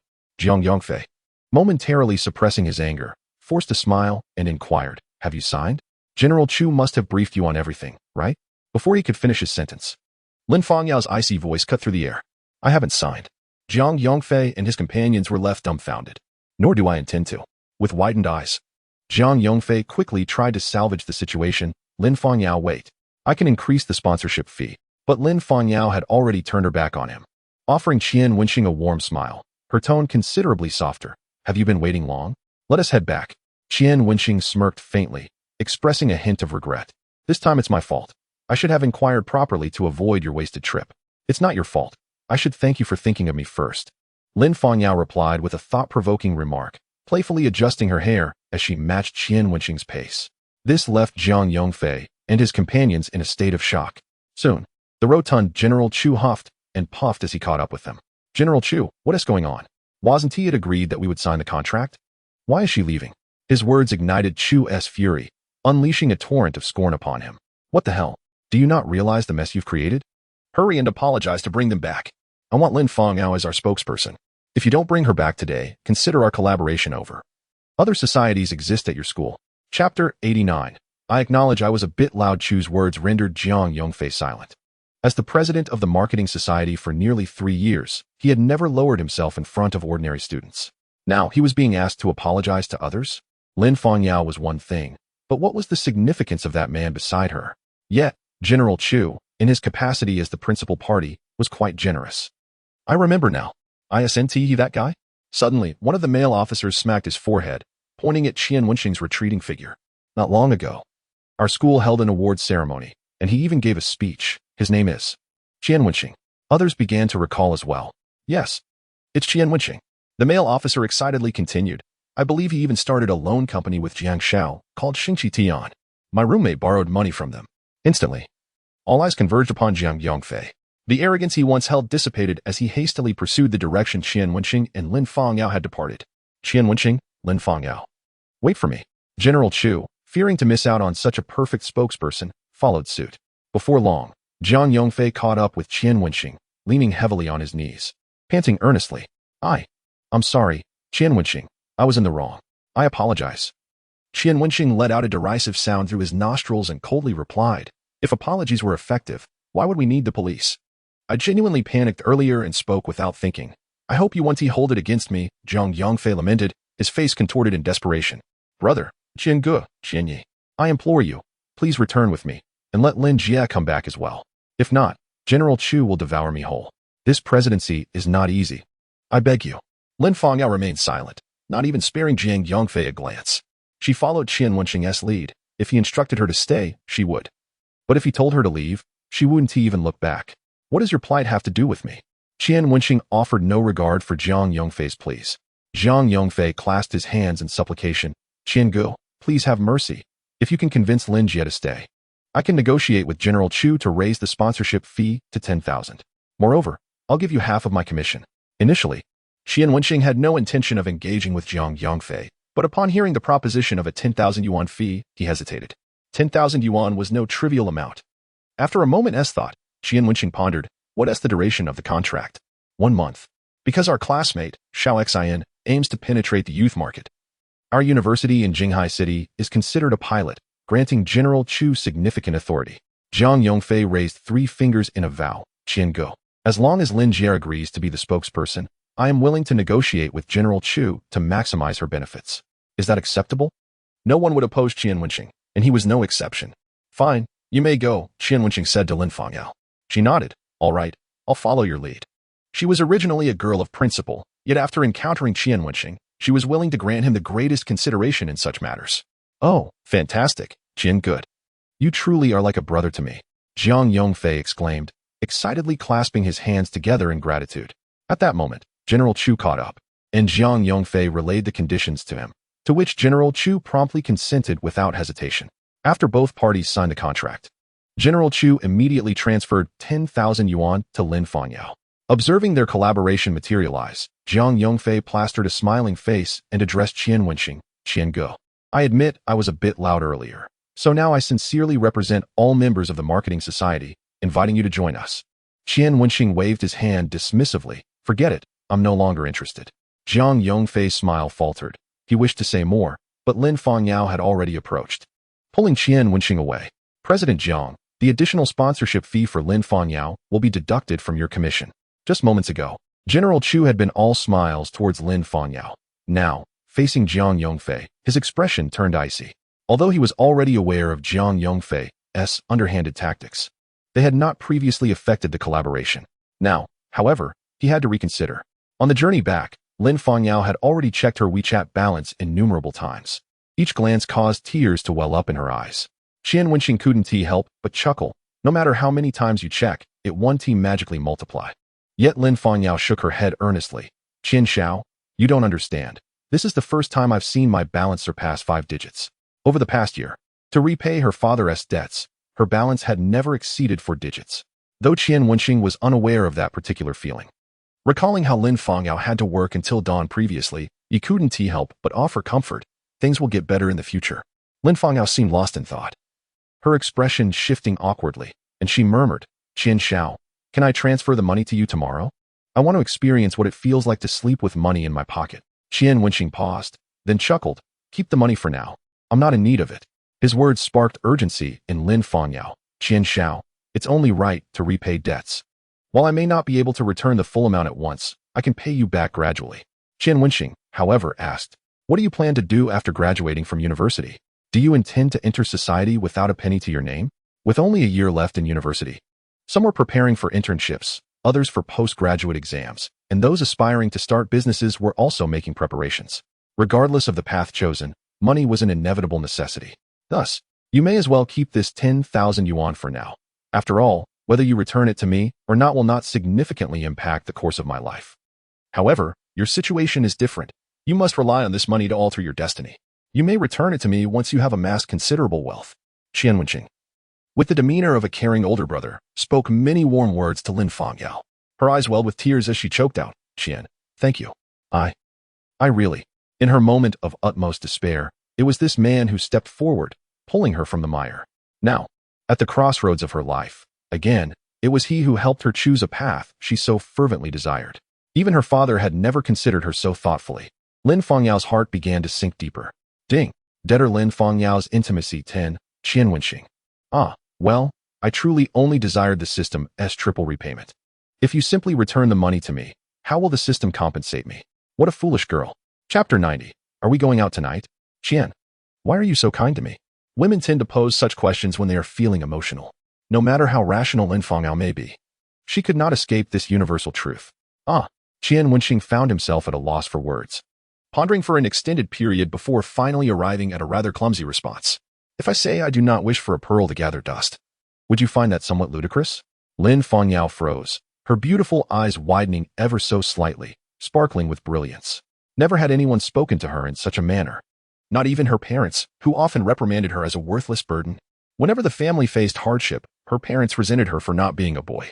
This is precisely why Lin Fangyao worked tirelessly in her studies. She yearned to rise above and seize control of her own destiny. Throughout her life, no one had ever praised her. Tears began to fill Lin Fangyao's eyes as she grasped Qian Wenxing's wrist, bending down and sobbing softly. Thank you. Thank you. Ding. Debtor Lin Fangyao's intimacy 10. Initially, Qian Wenxing had merely sought an excuse, but upon witnessing Lin Fangyao in such a state, he felt somewhat flustered, especially as other students looked at him with reproach, assuming he had caused her tears. He helplessly urged, don't be like this. Others might think I am bullying you. Lin Fangyao, who was not accustomed to expressing her emotions, found herself overwhelmed for the first time. Upon hearing Qian Wenxing's words, she desperately wished to regain her composure, but it proved futile. Ultimately, she bit her wrist to calm herself. Qian Wenxing noticed the deep imprints of her teeth and gasped inwardly. Good heavens, she truly is intense. How could she be so harsh on herself? Lin Fangyao dabbed her eyes with a tissue and lowered her head apologetically. Sorry, you had to see me like this. No, no worries. Qian Wenxing quickly waved his hand, fearing she might bite him. Thank you for today, Qian. If it weren't for you, I would have lost all hope for the future. Let me take you out for dinner. You must not refuse me. With that last sentence, Lin Fangyao rarely displayed a hint of feminine charm in front of Qian Wenxing. Naturally, he could not refuse, smiling as he replied, sure. The two made their way to a nearby mall, ultimately deciding to enjoy hot pot. As he observed Lin Fangyao returning to her usual self, Qian Wenxing could not help but think of Wan Lingyun. At least Lin Fangyao had an emotional outlet, allowing him to glimpse a fragment of her inner world. Yet, he could not decipher Wan Lingyun's thoughts, nor find an emotional breach to approach this frosty woman. Lost in contemplation, he failed to notice a familiar figure standing outside the hot pot restaurant's glass window. Su Yiye held a cup of milk tea, biting her red lip, her gaze fixated on the familiar silhouette inside. That was her first man. Yet, at this moment, he was dining with another woman. Su Yiye's heart swelled with anger. But the predominant emotion was jealousy. She did not confront Qian Wenxing directly. Instead, she bitterly wondered why the woman dining with him was not herself. Recalling that night, Su Yiye's cheeks flushed. After a moment of hesitation, she pulled out her phone and sent Qian Wenxing a WeChat message. Buzz. Qian Wenxing's phone vibrated. He glanced at the screen. Moon Beauty, where are you? Qian Wenxing, dining with classmates. He had no intention of hiding anything from Su Yiye. Ever since they had spent the night together, particularly after her breakup with Li Haiyang, his interest in her had waned. Although Su Yiye had developed genuine feelings for him, she was merely a fish in Qian Wenxing's vast ocean, not worth his paws. Upon receiving Qian Wenxing's message, Su Yiye's heart ached as she observed him laughing with Lin Fangyao. Yeah, let's go. Zhao Xintian approached after purchasing her milk tea, patting Su Yiye's shoulder. What are you looking at? Following Su Yiye's gaze, Zhao Xintian noticed Qian Wenxing and Lin Fangyao dining together. Nothing. I was just daydreaming. Su Yiye dared not let her roommate perceive her emotional turmoil and hastily pulled her away. Zhao Xintian rolled her eyes and critiqued. I once thought Qian Wenxing was a decent guy, but after observing him lately, I find he is nothing but a scoundrel. Yan Mingzhen has only been gone a few days, and he is already out with another girl. Truly, he cannot endure solitude. All men are alike. Su Yiye felt a pang of discomfort and quickly retorted, he is not that kind of person. He and Yan Mingzhen are not in a relationship. Zhao Xintian dismissed her words. Yeah, I know you two are good friends. I once thought you'd make a lovely couple. But now I believe it's best you do not end up together. He is unworthy of you. Su Yiye longed to refute and confess that she was already with Qian Wenxing, but her shyness held her back. She sighed, forget it. I won't discuss this with you any longer. I shall ignore you. Su Yiye lowered her head, sipping her milk tea, trudging ahead without wanting to engage with Zhao Xintian. Wait, Yiye, didn't you say we would go watch a movie later? Zhao Xintian hurried after her, confused as to why she was so upset. In the hot pot restaurant, Qian Wenxing recalled his recent struggles with studies and asked, Lin Fangyao, are you familiar with our major's courses? Lin Fangyao pondered for a moment before responding, I've attended some of your classes before. Our majors are quite similar. So it should be fine. Wonderful. Would you help me with my studies? I've fallen behind too much, and I can't seem to grasp any of the material. Qian Wenxing lamented, for if there was one thing in this world that could confound him, it was learning. Not an issue. Just let me know when you're free, and we can head to the library together. Lin Fangyao readily agreed, secretly thrilled at the prospect of spending more time alone with Qian Wenxing. After finishing their meal, they returned to their respective dormitories. Around 7 o'clock that evening, as Qian Wenxing was playing on his phone, he received a WeChat message. Moon Beauty, Wenxing. Are we going out tonight? Qian Wenxing paused. Is she inviting him to draw the curtains? Chapter 91. We're out of money from his perspective. Qian Wenxing was indeed inclined to go out, for although Su Yiye was somewhat naive, her figure was undeniably soft, fair, and ample. Holding her felt as if he were grasping the entire world. However, these days were crucial for expelling Li Haiyang from the dormitory, and he could not leave any incriminating evidence. Thus, he replied directly, not tonight. I have plans with someone else. He merely sought a casual excuse, but to Su Yiye, that message took on an entirely different meaning. Su Yiye recalled the scene she had witnessed at the hot pot restaurant today, compounded by the fact that she had laid bare her intentions and extended an invitation to him to draw the curtains. Yet, Qian Wenxing still turned her down. What kind of boy at this age could resist a girl's invitation to draw the curtains? The only possibility left would be another woman's invitation. At this thought, Su Yiye's heart sank completely. Memories of her time spent with Qian Wenxing flooded her mind, and her negative emotions began to swell. Buzz. At that moment, her phone pinged with a new message. Su Yiye initially thought it was from Qian Wenxing, and opened it with excitement, only for her expression to darken immediately. Your ocean is unrestrained. Yeah, isn't it time for you to transfer those 20,000 yuan to me? Once you send the money, I'll take you out for a lavish feast. Su Yaya let out a cold laugh. If you are courting your own demise, then do not blame me. You Marin, transfer 20,000 yuan. Li Haiyang, grinning from ear to ear, accepted the money, watching his balance swell with an ever-broadening smile that he could not suppress. This unexpected windfall felt akin to winning the lottery for him. Li Haiyang began to feel a sense of entitlement, preoccupied with thoughts of how to spend this newfound wealth. Perhaps he should order a service from a local motel and indulge in a sumptuous meal. Then, Li Haiyang's mind drifted back to the scene in the grove, Qian Wenxing teasing Su Yaya before him. A tingle of mischief stirred within him. Since Su Yaya was so obedient in front of Qian Wenxing, might he employ some tactics to enjoy her company as well? After all, he had invested nearly 3 years into her, and it hardly seemed unreasonable to spend one night with her. The more he contemplated, the more convinced he became that this plan was feasible. He glanced at Qian Wenxing, who sat on the bed, and a cold smirk crept across his face. Qian Wenxing, didn't you enjoy putting the hat on me? Just wait. One day I shall place that very hat upon your head. As Qian Wenxing was engrossed in his game, he suddenly felt a chill on his back. He turned sharply to find Xia Qiming standing behind him, holding 2 cups of milk tea. Oh, I wanted to surprise you with iced tea. Why did you turn around so suddenly? You gave me quite a scare. Xia Qiming quipped as he placed the iced drink on Qian Wenxing's desk. Qian Wenxing chuckled. Why didn't you say you were trying to scare me? Thanks. He inserted a straw and began to sip. By the way, I just saw Jiang Shao downstairs. I wonder what he is doing here. Xia Qiming opened a drama series and casually mentioned it to Qian Wenxing. Beside them, Wang Jingyan immediately chimed in. Have you guys heard the rumors about our school lately? What rumors? Qian Wenxing asked, suddenly feeling a sense of foreboding. The rumor is that Jiang Shao isn't the richest second-generation heir in our school. There is someone wealthier than him. Upon hearing Wang Jingyan's mysterious tone, Xia Qiming's curiosity piqued. Who is it? Wang Jingyan shook his head. I don't know that. I only heard Jiang Shao started a company with that person, something like Xingqi Tian. Old Qian, you have extensive connections. Do you know who it might be? Faced with this question and the innocent gazes of his 2 roommates, Qian Wenxing fell silent. How could he possibly explain? Just then, a voice echoed through the hallway, resonating loudly. Qian Shao. Which dormitory are you in, Qian Shao? What the hell? Qian Wenxing spat out a bubble tea pearl in shock, staring incredulously at the door. Is Jiang Tianqi out of his mind? If he can't find me, can't he just call? Why must he make such a scene? Jiang Shao's voice. Who is he calling? Qian Shao? Wang Jingyan asked, puzzled. Xia Qiming moved toward the door to investigate, expressing his confusion. I don't know. I've never heard of anyone called Qian Shao in our school. Before he could reach the door, a figure dashed out of the dormitory at breakneck speed, nearly knocking Xia Qiming off balance. It was Qian Wenxing.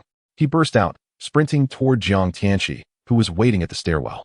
Curiosity had drawn a crowd, with numerous heads peeking out. As soon as Jiang Tianqi spotted Qian Wenxing, a look of grievance spread across his face. Qian Shao, I finally found you. Before he could finish, Qian Wenxing clamped a hand over his mouth and dragged him back to the dormitory. Shut up. Come with me. Wang Jingyan and Xia Qiming exchanged bewildered glances. What the hell? Is this Qian Shao, the one I think it is? Qian Wenxing pulled Jiang Tianqi into his room and slammed the door shut. What is so urgent that you can't just call me? Qian Wenxing maintained a serious demeanor, wiping the saliva off his palms on Jiang Tianqi's clothes. The situation is dire. I couldn't express my feelings over the phone, so I came directly to find you. Qinggu, I need to tell you. As Jiang Tianqi began to speak, he caught sight of others in the dormitory. Hello, Qianji's roommates. I truly envy you for being able to live with him. Unlike me, who has to stay alone in a single room, although it's well equipped, it hardly compensates for my inner emptiness. Xia Qiming and Wang Jingyan were momentarily at a loss, unsure if he was genuinely lamenting or merely boasting. Oh, Hat Brother is here too. You don't seem to be in good spirits. Is it because you're not accustomed to wearing the hat? Jiang Tianqi was familiar with Li Haiyang and immediately greeted him enthusiastically.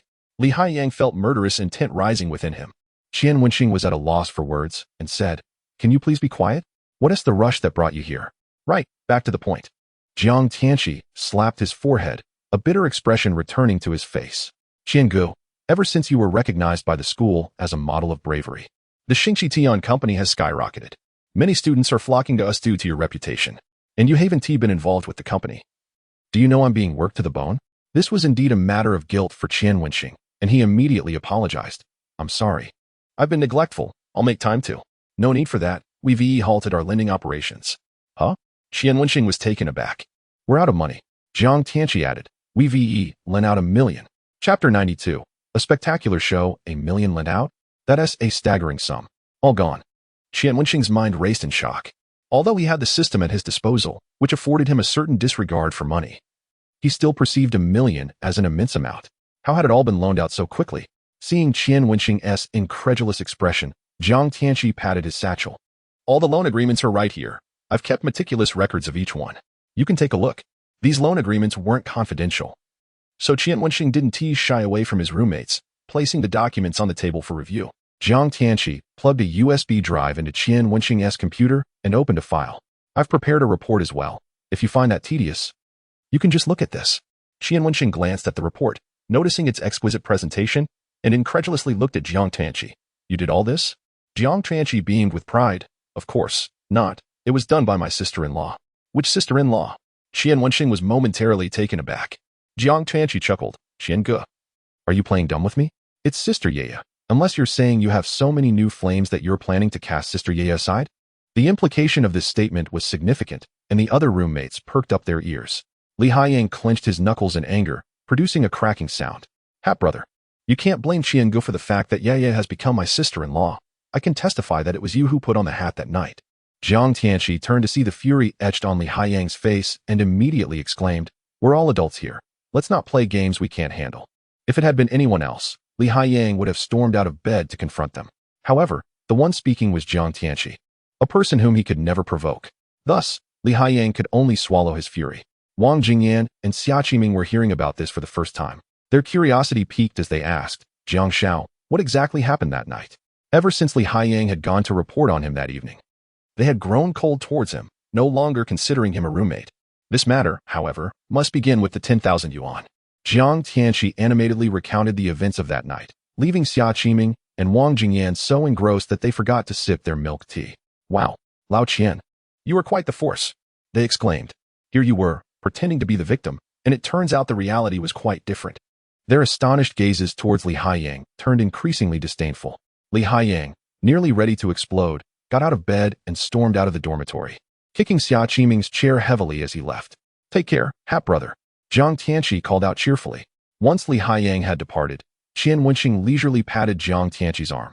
All right, it's time to get down to business. Jiang Tianqi paused, quickly realizing why Qian Wenxing had only now interrupted him. It was to drive Li Haiyang away. A flicker of shame crossed his face. Qian Wenxing shot him a glance, nonchalantly stating, You should have called me earlier. Often, significant matters are derailed by minor details. Although our discussion does not involve company secrets, who knows how Li Haiyang might interpret things? I can trust the two of you, but not him. If he seizes upon any trivial flaw, he will stop at nothing to ruin me. Jiang Tianqi finally understood, indeed. He had been too complacent lately and had let his guard down. Meanwhile, Xia Qiming and Wang Jingyan exchanged glances, both seeking an excuse to leave. Qian Wenxing trusted them, and they felt obliged to uphold that trust. I'll be more careful next time, Brother Qian, Jiang Tianqi said earnestly. Qian Wenxing nodded and began to delve into the tasks at hand. He skimmed through a report and examined the loan agreements, noting with surprise that they had been categorized according to the repayment duration. Observing his astonishment, Jiang Tianqi chuckled. These are all thanks to Sister Yaya. She said it makes things more convenient. Brother Qian, I think Sister Yaya is really good for you, and her capabilities are impressive, truly a model partner. Qian Wenxing smiled, but did not engage, redirecting the conversation back to business. Our loan disbursement speed is indeed too rapid. I believe we should hold off for now and focus on collecting repayments. Jiang Tianqi nodded, stating, My father said the same. He fears complications. Qian Wenxing confidently assured him. Don't worry. With me around, nothing will go awry. We're merely taking small iterative steps for now. Please gather the agreements for those who will repay shortly. I'll have Xiaoma collect. With Ma Xingbua's rapport reaching 80 points, most debt recovery functions had been unlocked. It would be a pity to not utilize such a capable subordinate. Sending him to collect debts would yield returns while allowing him to repay, truly a double benefit. Jiang Tianqi selected a dozen contracts. Though the amounts were modest individually, they totaled several $100,000. Wait, why are they all women? Qian Wenxing scanned the documents and looked at Jiang Tianqi in disbelief. While he had an affinity for women, this was becoming excessive. Don't worry, there are male borrowers too. Jiang Tianqi produced 2 loan agreements from his bag, a flash of anger crossing his face. It's these two. Their repayment dates are about to lapse. And ever since borrowing money, I can't reach that scoundrel yet. And the rest that G-time A fellow, I heard he is planning to drop out. Likely aiming to become a deadbeat. A deadbeat? Qian Wenxing's eyes brightened, his expression one of delight. He had a particular fondness for such individuals. The system's discerning eye had cooled, and he was eager to see which fortunate soul was about to face a reckoning. Su Wendong, owing 30,000 yuan. Kai Shujin, owing 25,000 yuan. Both were overdue within 3 days. Qian Wenxing took the agreements with a smile. Leave these two to me. All right, brother Qian. I'll leave it in your hands. Jiang Tianqi noted the time and gathered the remaining agreements before departing. Meanwhile, Qian Wenxing sought out Su Wendong and Kai Shujin's dormitories based on the agreements, only to receive disappointing news. Both had taken leave. Kai Shujin's return date was unknown. But Su Wendong would be back tomorrow. You're here to collect from Su Wendong, right? Su Wendong's roommate wore a nonchalant expression. You might be in for a disappointment. He has borrowed a lot of money and rarely repays. I don't understand why anyone would lend him money. Qian Wenxing raised an eyebrow, mysteriously replying. I'll return tomorrow night. You'll get to witness quite the spectacle. What kind of spectacle? An electrifying one. Chapter 93. How are you different from Chow the thief? The system's maximum repayment limit was 30,000 yuan, precisely matching Su Wendong's debt. A striptease would yield a perfect repayment of 90,000 yuan. As for Kai Shujin, he was planning to drop out, so he would return to campus eventually. Once he did, he would be in the palm of his hand. Upon returning to the dormitory, Qian Wenxing found all 3 roommates had already returned. Xia Qiming and Wang Jingyan greeted him with surprise.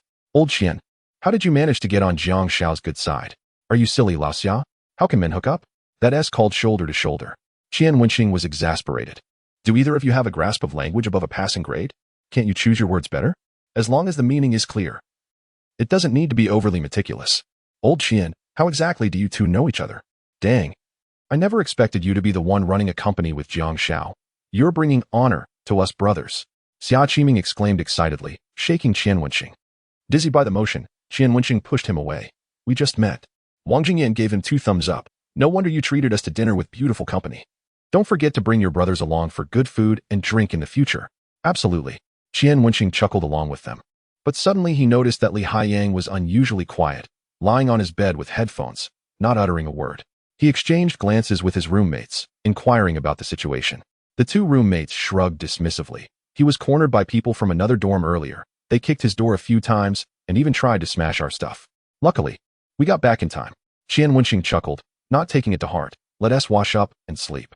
Meanwhile, Li Haiyang, facing the wall and mistakenly thought to be asleep, opened his eyes wide, his face alight with joy. The sound in his headphones was not an audiobook or music. It was an audio recording. Though the voices were somewhat distant, the dialogue between Jiang Tianqi and Qian Wenxing came through clearly. Li Haiyang felt that pretending to be angry and setting the recording on his bed had been his wisest choice. Because of that, he had captured such crucial secrets. Qian Wenxing, how dare you engage in illegal lending at school? Haha, this is fantastic. This time, I will surely trample you underfoot, even if you partner with Jiang Tianqi. It won't save you. An exquisite plan took shape in Li Haiyang's mind. The following morning, Qian Wenxing was awakened by the incessant ringing of his alarm clock. Groggily, he checked his phone and noted it was only 7:30. While this hour might not seem early for a working individual, it certainly felt premature for a university student with no classes scheduled for the morning. What are you two up to so early? He yawned. Addressing Xia Qiming and Wang Jingyan, who were already engaged in their morning routines. We're heading to the library. Otherwise, we won't secure good seats, Xia Qiming urged. Come on, old Wang. Hurry up or we'll end up sitting on the floor again. Coming. Old Qian, aren't you supposed to be catching up on your studies? If you arrive late, there won't be any seats left, Wang Jingyan chimed in, taking advantage of a brief moment to nudge Qian Wenxing along. Observing their frantic pace, Qian Wenxing opened his mouth to remind them that he already had a seat reserved, but he couldn't bring himself to do it. A message from Lin Fangyao had arrived just 10 minutes earlier, informing him, I've secured a seat for you on the east side. Just come over. With that in mind, he dismissed their urgency, muttering, no worries, I definitely have a spot. He turned over in bed, set an alarm for half an hour later, and drifted back to sleep. Half an hour later, Qian Wenxing lazily arose, washed up, and made his way to the dining hall. Although the university cafeteria's meals didn't rival the exquisite offerings of upscale hotels, they were more than sufficient to outshine many restaurants. Most importantly, they were economical and generous in portion. Additionally, each semester, a satisfaction survey was conducted regarding the cafeteria, with the results directly influencing the manager's appointments. Thus, at Jinghai Institute of Technology, there were never any complaints about subpar service. Buzz. As he was eating, his phone vibrated insistently. In their small dormitory group chat, Xia Qiming had flooded the screen with a meme of a groundhog squealing. Old Xia, how many groundhogs have you eaten? Qian Wenxing replied, puzzled. Ah, old Qian. I've spotted my goddess. I'm finally in the same space as her. Xia Qiming exclaimed. Sorry to interrupt, but who is your goddess? Qian Wenxing inquired. Lin Fangyao. Who wouldn't adore such a brilliant beauty? Qian Wenxing couldn't hide his astonishment. Lin Fangyao was Xia Qiming's goddess? Why was he unaware of this? Isn't your goddess Wan Lingyun? A goddess isn't a wife. Who says one can only have one? Impressive, you've got it all figured out. Should I just rush over and ask her for her contact information? I really like her. You don't need to bother. She is unlikely to give it to you. Nonsense. With my charm and charisma, how could she possibly refuse me? If you succeed, I'll call you Dad, no joke. Afterwards, silence fell on the other end of the conversation. Finishing his dumplings, Qian Wenxing stood up and headed towards the library. Buzz. Xia Qiming sent another message. Crying. My goddess didn't even glance at me. She said I'm ugly. My heart is shattered. Qian Wenxing refrained from responding, knowing that Xia Qiming's heartache was about to deepen. Moments later, Xia Qiming sent another message. I think the reason my goddess acted that way is that she has a boyfriend. She even reserved a seat for someone else. I swear, I will not rest until I confront that scoundrel. Qian Wenxing sighed, realizing yet another of his roommates had succumbed to madness. Before long, he arrived at the library, heading towards the east side, while simultaneously messaging Lin Fangyao to let her know he had arrived. Meanwhile, Xia Qiming slumped over his desk, staring at the note Lin Fangyao had sent him. The elegant but cold handwriting made him clutch his heart, feeling as if it were breaking. Yet, from another perspective, he had received a personal reply from his goddess, which could be considered a small solace. However, the thought of it only caused him more emotional turmoil. Suddenly, Xia Qiming noticed Qian Wenxing scanning the room for something. Assuming he was searching for a seat, he waved his hand in that direction. But Qian Wenxing ignored him completely. Then, unexpectedly, Qian Wenxing briskly walked towards a particular spot. Xia Qiming looked on in confusion. And then, he froze in disbelief, his expression crumbling. Qian Wenxing had taken a seat right next to Lin Fangyao and had the audacity to sip from the yogurt in front of her. Instead of reprimanding Qian Wenxing, his goddess smiled gently at him, even offering him her notes. Boom. This scene struck Xia Qiming like a thunderbolt. A storm raged within him as he silently screamed, Qian Wenxing, how are you any different from a thief? Chapter 94. The configuration of an idol drama. Old Qian. Are you even human? You're stealing my goddess. Seeing Qian Wenxing and Lin Fangyao together made Xia Qiming feel as though his heart was being gripped by an iron fist.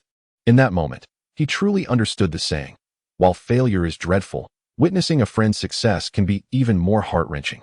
Lin Fangyao is currently helping Qian Wenxing highlight important points, and as she noticed the screen of his phone flashing incessantly, her beautiful eyes filled with curiosity.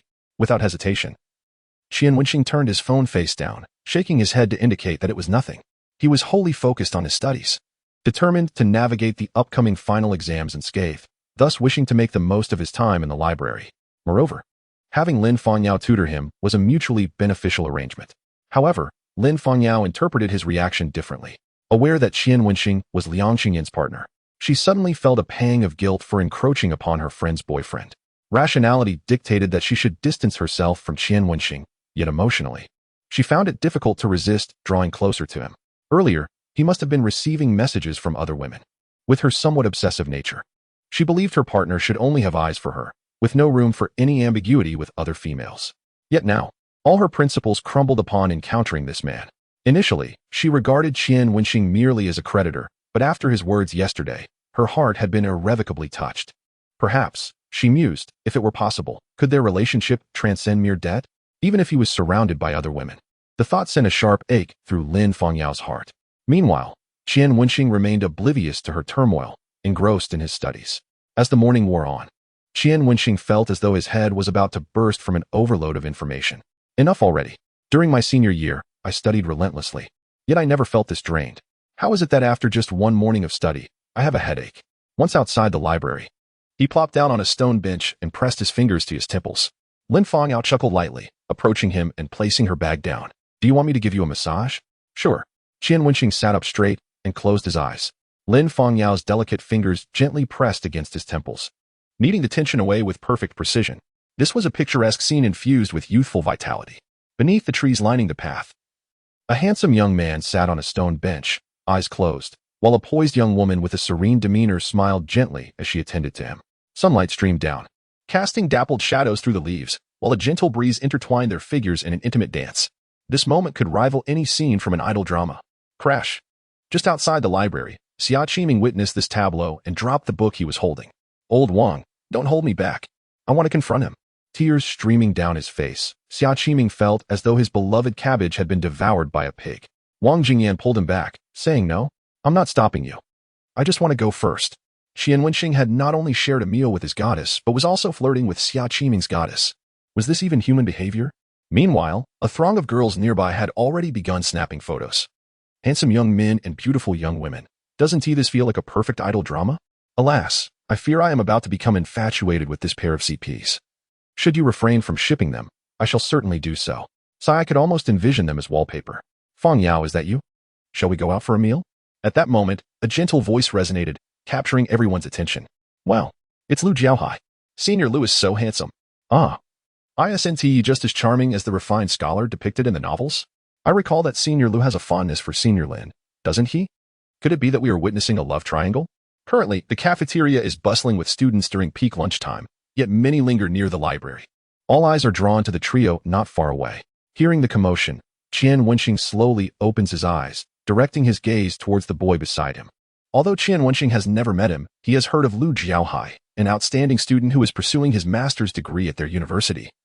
Mentored by the dean of the clinical medicine school, and now preparing for his doctorate. He is indeed a true academic prodigy. However, his notoriety does not stem solely from his intelligence. It is also due to his striking appearance. Tall and slender, he possesses an ethereal beauty, with rosy lips, white teeth, and gentle features that could easily be mistaken for a delicate flower. At that moment, he holds a stack of books, enhancing his scholarly charm.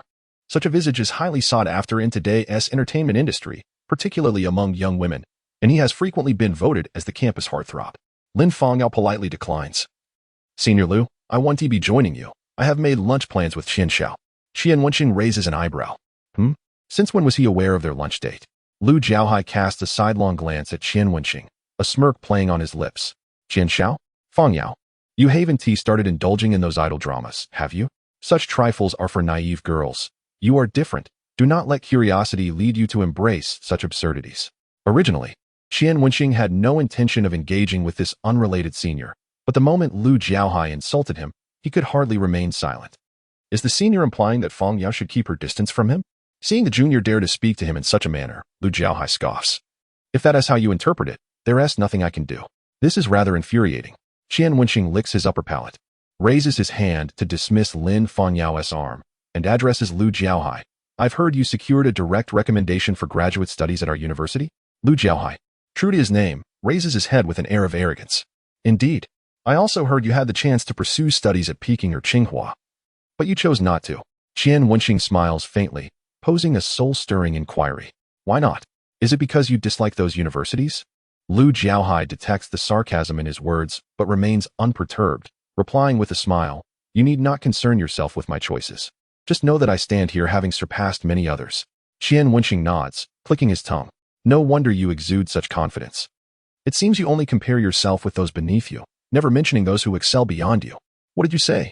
Lu Jiaohai's smile freezes in an instant, his gentle visage morphing into one of indignation. I said you were merely a paper tiger, hiding in a greenhouse, pretending to be superior. The more Qian Wenxing spoke, the more amused he became. Look at that. A mere poke, and your true nature is revealed. Lu Jiaohai, we are all men, who cannot see through your thin facade. You can deceive those naive girls and other unsuspecting boys, but do not fool yourself. What are you truly concealing behind your scholarly facade? At this, Lu Jiaohai's expression abruptly stiffens. Chapter 95. I find this place quite agreeable. Lin Fangyao listened intently to their exchange, initially believing it was merely Lu Jiaohai's words that had upset Qian Wenxing. However, upon witnessing the shift in Lu Jiaohai's demeanor, her brow furrowed involuntarily. Qian Xiao, what does this mean? Could it be that Senior Lu? Before she could finish her thought, Lu Jiaohai interrupted. Junior, I just remembered my mentor needs me for something, so I shall not intrude any longer. With finals approaching, ensure you maintain your focus on your studies and do not let trivial matters distract you. Lu Jiaohai quickly regained his composure, restoring his warm smile. Qian. Xiao. Is it? Huh. How interesting. With that, he puffed out his chest, maintaining his proud posture, and departed. Qian Xiao, do you know him well? Lin Fangyao inquired, her intelligence allowing her to piece together the conversation's implications. Qian Wenxing recalled previous encounters, responding with slight irritation. Are you familiar with him? Lin Fangyao explained. My course instructor is his graduate advisor. Sometimes he assists with our classes.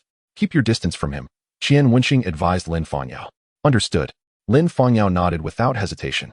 Could this be interpreted as concern for her well-being? Such a notion invigorated her spirit. Throughout her life, she had been accompanied by scorn and derision, masking herself with indifference. Yet Qian Wenxing offered her a different hue. Let us go. It is time for lunch. Qian Wenxing stood up, feeling rather exasperated. Academic life was arduous enough without encountering insufferable individuals. I'll fetch your meal. You remain here. Upon arriving at the cafeteria, Lin Fangyao dutifully retrieved their meals while Qian Wenxing selected a vacant table, scrolling through his phone.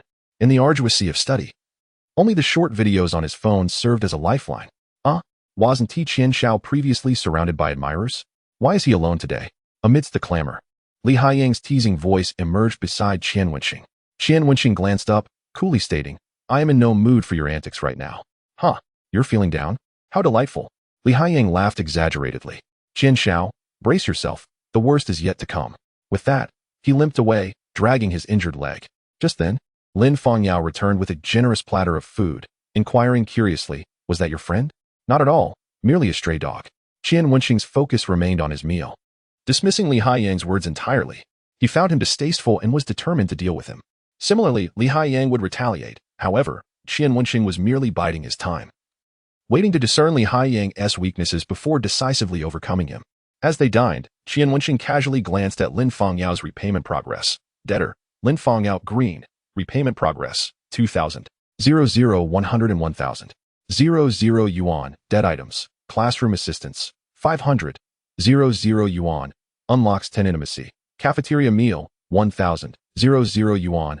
Unlocks 20 intimacy. Exam assistance, 5,000. 00 yuan. Unlocks 30 intimacy. Massage, 10,000. 00 yuan. Unlocks 50 intimacy. Draw curtains, 20,000. 00 yuan. Unlocks 100 intimacy after assisting her with lessons all morning and fetching her meal. He had repaid 2,000 yuan. The journey to repay over 100,000 yuan is indeed a long and arduous one. Qian Wenxing's gaze fell upon the project that involved renting a room. Well, a mere 20,000 for a night wasn't entirely unreasonable. However, Lin Fangyao, that little girl, was far too extreme in her thoughts. If she were to disappear right after spending the night, he would suffer a considerable loss. It was impossible to be a one-time debtor. Once indebted, one would remain in debt for a lifetime. Buzz. At that moment, Qian Wenxing's phone rang. It was a message from Ma Xinghua. Little Ma, young Master Qian, I completed 2 debt collection assignments this morning. So far, everything is going smoothly. By the way, I heard Su Wendong has returned this morning. Su Wendong is back? Qian Wenxing's eyes lit up. This fellow owed 30,000 and thought to evade his debts? It was time for him to taste the bitterness of being a debtor. Where is he? Qian Wenxing inquired. He's currently dining at the second cafeteria. Oh ho. That was just a stone's throw away from where he was. Qian Wenxing immediately stood up and began scanning the area, soon spotting Ma Xinghua. As Ma Xinghua approached the table, Qian Wenxing followed his gaze and saw Su Wendong indulging in his meal. Go ahead and eat. I have something to attend to. Qian Wenxing tossed out, moving closer. Lin Fangyao glanced at the leftover food, sighing helplessly. She realized her greed had been growing, secretly wishing for Qian Wenxing to spend more time with her. Upon returning home, her father had informed her that their family had received 2 million from the demolition compensation. Her father planned to use that money to buy her a house and find her a husband. What more could she aspire to in life? Hiki. All she needed from university was a diploma. She had once thought she was among the lower class, just like the rest. Su Wendong, puffed up with arrogance, boasted about his family's wealth, clearly embodying the demeanor of a newly affluent individual. 2 million? Quite a sum. But how about you repay the 30,000 you owe our company first? Just then, a large hand landed on Su Wendong's shoulder, and Qian Wenxing's voice, almost ghostly, emerged from behind him. SHT. Su Wendong jumped in surprise, nearly leaping from his seat. He turned around to find Qian Wenxing's face, a peculiar smirk plastered across it, and immediately began to curse. Are you out of your mind? Trying to scare me? Qian Wenxing plopped down beside him, scoffing. Su Wendong. Do you wish to become a deadbeat? Su Wendong's eyes darted around, and he shouted, who said I want to be a deadbeat. I will definitely repay the money. It's just that I'm short on cash at the moment. Young Master Qian, please give me a couple more days, and I'll surely pay you back. Qian Wenxing shrugged. I'm afraid that won't do. Today is your repayment deadline. Su Wendong's expression soured. Ever since he learned about the demolition compensation, he had dismissed any intention of repaying the debt. Worst case scenario, he could simply drop out and marry. Could the school really send Jiang Tianqi to chase him down at home? He had been avoiding Jiang Tianqi, yet here was Qian Wenxing, who had come directly to him. Damn it, he had miscalculated. Surrounding students began to cast curious glances their way, especially Su Wendong's roommates who had heard him boast moments earlier. Su Wendong felt a wave of embarrassment wash over him. Anger surged within him as he exclaimed, "To hell with it. What can you do if I don't repay?" As his words fell, the crisp voice of the system echoed in Qian Wenxing's mind. Ding! Debtor Su Wendong, binding successful. Qian Wenxing smiled faintly and spoke softly. You don't want to repay? Fine, perform a striptease for me, and you won't have to repay at all. As for the location, I think here will suffice. Chapter 96, The Chaotic Cafeteria Whoosh. As Qian Wenxing's words settled, the atmosphere around them fell into a stunned silence. All eyes were fixed on Qian Wenxing in disbelief. A striptease? 30,000 could be waived? Particularly Su Wendong, who stared at Qian Wenxing with wide, incredulous eyes. After a lengthy pause, he finally muttered, Are you out of your mind? What? I'm giving you a golden opportunity, and you still refuse? Qian Wenxing's brow furrowed in displeasure. Su Wendong stuttered for what felt like an eternity, finally gritting his teeth. I'm a young master worth 2 million. You dare ask me to strip? Mind you, I am informing you, not negotiating. Qian Wenxing replied calmly, his hand firmly resting on Su Wendong's shoulder. Either you strip, or you repay the debt. Otherwise, I will sue you. Su Wendong's face turned pale. Without a doubt, repaying the debt was the simplest option among these three. However, the issue remained. He simply didn't have the funds. His family had received 2 million from the demolition, but had used it to purchase him a house, leaving only 20,000 for his future wedding. His father had warned him that if he touched that money, he would face dire consequences. Regret washed over Su Wendong. He lamented why he had boasted in the live stream, showering the host with gifts. Each extravagant gift had left him reeling in pain. Yet the fans had hailed him as their big brother. That voluptuous host had sweetly called him big brother. Who could resist such flattery? In a daze, Su Wendong had borrowed 30,000 from Jiang Tianqi and splurged on 10 extravagant gifts, instantly becoming the big shot in the live stream. He had soared high, even adding the voluptuous host on WeChat. That day, she had sent him numerous private photos and sweet words, allowing him a taste of a king's lifestyle. However, the next day, when Su Wendong sought to chat with her again, he received a reply that she was busy competing with someone else and pitifully informed him that she was about to lose. The underlying message was clear. He needed to shower her with gifts again. But this time, Su Wendong had no money left for even a meal, let alone gifts. Thus, he concocted an excuse to end the conversation. From that point on, every attempt to chat with the voluptuous host led to her insisting he shower her with gifts. Eventually, she had deleted him with the parting remark, "Losers shouldn't pretend to be wealthy." This had infuriated Su Wendong for days. Upon receiving the demolition compensation, he had thought to shower gifts on her to reclaim his status as big brother. Yet, his father, well aware of his tendencies, had purchased a house with the money, leaving none for him, but just enough for living expenses. This left him unable to repay Jiang Tianqi. Su Wendong gazed at Qian Wenxing, fear creeping into his heart. He dreaded the thought of Qian Wenxing suing him. If his father found out, he would undoubtedly face dire consequences. Qian Wenxing's hand on his shoulder tightened slightly. I'll do it. Su Wendong's inner turmoil finally settled after much deliberation. This was the only option available to him. Good, go ahead and perform. Qian Wenxing's face broke into a benevolent smile as he gestured towards the small performance stage by the cafeteria's piano. Su Wendong's lips trembled, his vision blurring. Although he couldn't discern the expressions of those around him, he was acutely aware that they were all gazing at him with mocking eyes. What the hell? One of Su Wendong's roommates gazed at Qian Wenxing in shock, whispering, 3,000 for a dance. Is he insane, or is he? Qian Wenxing raised an eyebrow. Would you like to give it a try? 3,000 for a striptease, would you do it? The roommate fell silent for a moment before responding. If it were just the two of us, I'd do it, but not in front of so many people. Qian Wenxing. He scrutinized the roommate with a peculiar look before quietly stepping away from him. Wait, what is he going to do? Is he heading to the performance stage to play the piano? Suddenly, a student called out in confusion. His shout drew the attention of students who had previously overlooked Su Wendong. Su Wendong's mind was in complete disarray as he gazed down at the eager faces below, trembling all over. It appeared that a piano performance was imminent. revealing the hidden talents within our school. A whistle pierced the air, followed by a wave of applause from the crowd. The sudden clamor drew the attention of the cafeteria staff, who emerged from the kitchen to see what spectacle was unfolding. "Be brave, young man. No matter how you play, we will applaud you," cheered an older man, mistaking Su Wendong's trepidation for shyness. His eyes reddened as he faced the sea of expectant gazes, tears threatening to spill. Why had he acted so impulsively, showering gifts in the heat of the moment? Was that single shout of brother truly so significant? Could he not have wished for a sibling to constantly call him instead? His eyes scanned the crowd and landed on his long-admired goddess, Lin Fangyao, who regarded him with an icy stare. Nearby stood Qian Wenxing, making his way toward her. Why had he become this way? Regret and bitterness flooded Su Wendong's heart, yet it was too late to turn back. He unbuttoned the first button of his shirt, leaving the students below in stunned silence. Did playing the piano necessitate unbuttoning? Perhaps it was merely the heat? Oh, come on. They cheered on. Su Wendong unfastened the second button, the third, until all buttons were undone, revealing his scrawny belly. The crowd fell silent. Was he performing a piano piece or engaging in some bizarre ritual? Uncertain, but seeing his physique instilled a newfound confidence in some. With a determined grit, Su Wendong stripped off his shirt, exposing his upper body to the cool air of the central air conditioning, causing him to shiver uncontrollably. "Wait, is he really going to do this?" murmured the crowd in disbelief. As his pants began to come off, the atmosphere thickened with shock. "This kid has lost his mind," they exclaimed. "Is he actually planning to defecate in the cafeteria?" Unable to bear the mocking gazes any longer, Su Wendong closed his eyes and yanked down his trousers. Tears streaming down his cheeks. The cafeteria erupted into chaos. What a cruel fiend. Has he no shame? My eyes are burning. Voices clamored for someone to intervene, to put an end to the grotesque display. The scene devolved into utter pandemonium, with shrieks from girls and whistles from boys. Yet, many rushed forward to salvage the school's reputation, urging Su Wendong to descend from the stage. "Hurry down. Don't disgrace yourself." "No," he sobbed, eyes still shut. "What do you mean, come down? I haven't even taken off my underwear yet," Su Wendong uttered in humiliation. All his past 3 years of university life evaporated in that moment.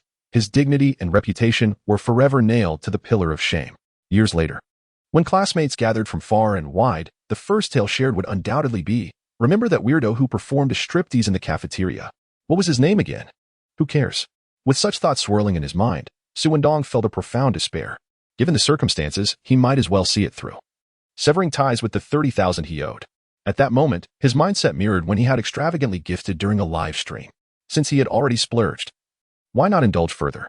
The act of gifting had lost all numerical significance to him. "Let me go?" Su Wendong suddenly shrieked, breaking free from those trying to restrain him, and bolted back to the stage. Eyes still closed, he discarded his underwear and began to writhe frantically. What began as a forced humiliation had transformed into an act of self-imposed artistic expression. The cafeteria workers dropped their utensils in shock, wide-eyed at Su Wendong's exposure. He's not even as impressive as my husband," one of the ladies shouted, igniting a wave of laughter among her peers. The men in the kitchen exchanged glances before silently returning to their duties. Girls shrieked and fled the cafeteria, leaving their meals behind. As for the boys, it was a different story. Many whipped out their phones to capture the moment, laughing and reveling in the absurdity. Meanwhile, Qian Wenxing had taken Lin Fangyao by the arm and exited the scene, believing that his woman should only gaze upon him, not others. Lin Fangyao's cheeks flushed as memories of Qian Wenxing's previous antics surfaced. After a long pause, she inquired with a playful tone, "Do you enjoy watching others perform stripteases?" After a brief pause, she added, "Especially men?" Qian Wenxing felt as if a heavy pot had been dropped on his head, hastily defending himself. "Don't say such things. How could I possibly enjoy watching men strip? I only like women." First young Wenxuan, now Su Wendong. How do you explain that? Lin Fangyao teased, leaving Qian Wenxing speechless. Just then, the familiar sound of the system echoed in his mind. Ding!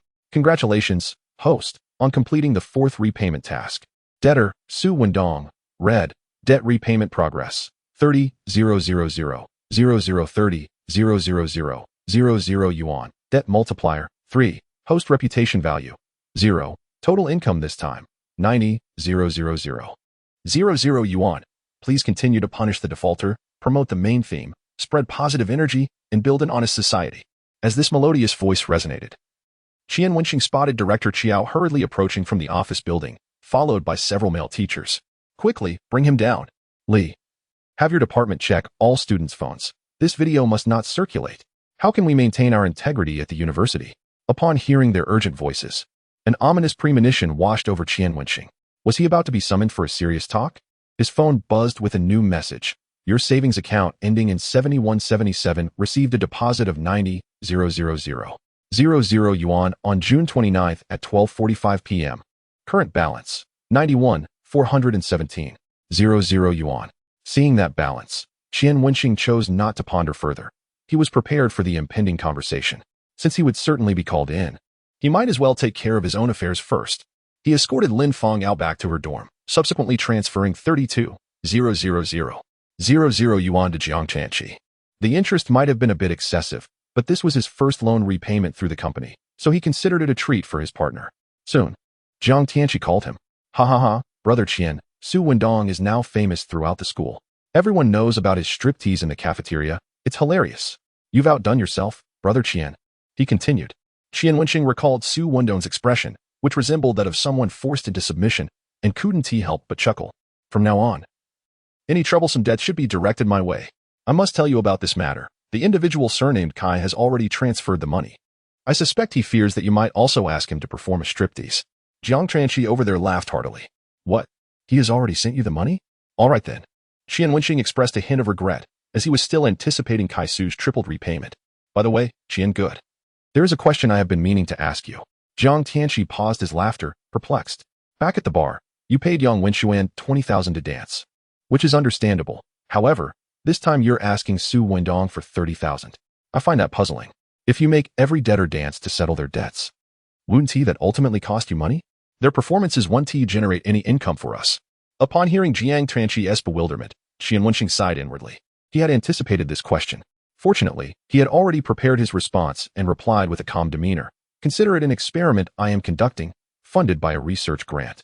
Jiang Tianqi fell silent for a moment before asking, Qian Gu, are you sure you will profit from this? Yes, I will be more profitable this way. Qian Wenxing wished to keep the system's matters private, even from his close friends. Jiang Tianqi, with a carefree attitude, said, All right, I understand. If you prefer not to share, I want to pry. Such is the bond among brothers. After hanging up, before Qian Wenxing could catch his breath, he received a call from Director Qiao. Come to my office immediately. Chapter 98. You see, this is a person. After ending the call with Director Qiao, Qian Wenxing helplessly rubbed his forehead. He contemplated for a moment and sent a message to Ma Xingbua. Xiao Ma, be discreet when collecting debts this afternoon, and wait for my signal. The gravity of the situation depended entirely on how the school leaders interpreted the events. With a deep breath, Qian Wenxing headed toward the administrative building. On the internet, rumors had already begun circulating about a striptease in the cafeteria of Jinghai University of Technology, with a few scattered photographs, though no videos had surfaced. The news had been swiftly suppressed, and anyone who clicked on the title could no longer find the information. On his way, Qian Wenxing encountered Ma Xingbua, who, upon learning Qian Wenxing was heading to Director Qiao's office, paused momentarily before saying, I'll go with you. What for? Qian Wenxing looked at him incredulously. Ma Xingbua muttered, You don't need to worry, I'm just following you. Qian Wenxing deduced that he feared reprimand from Director Qiao and couldn't help but laugh. What are you doing? Planning to shield me from scolding?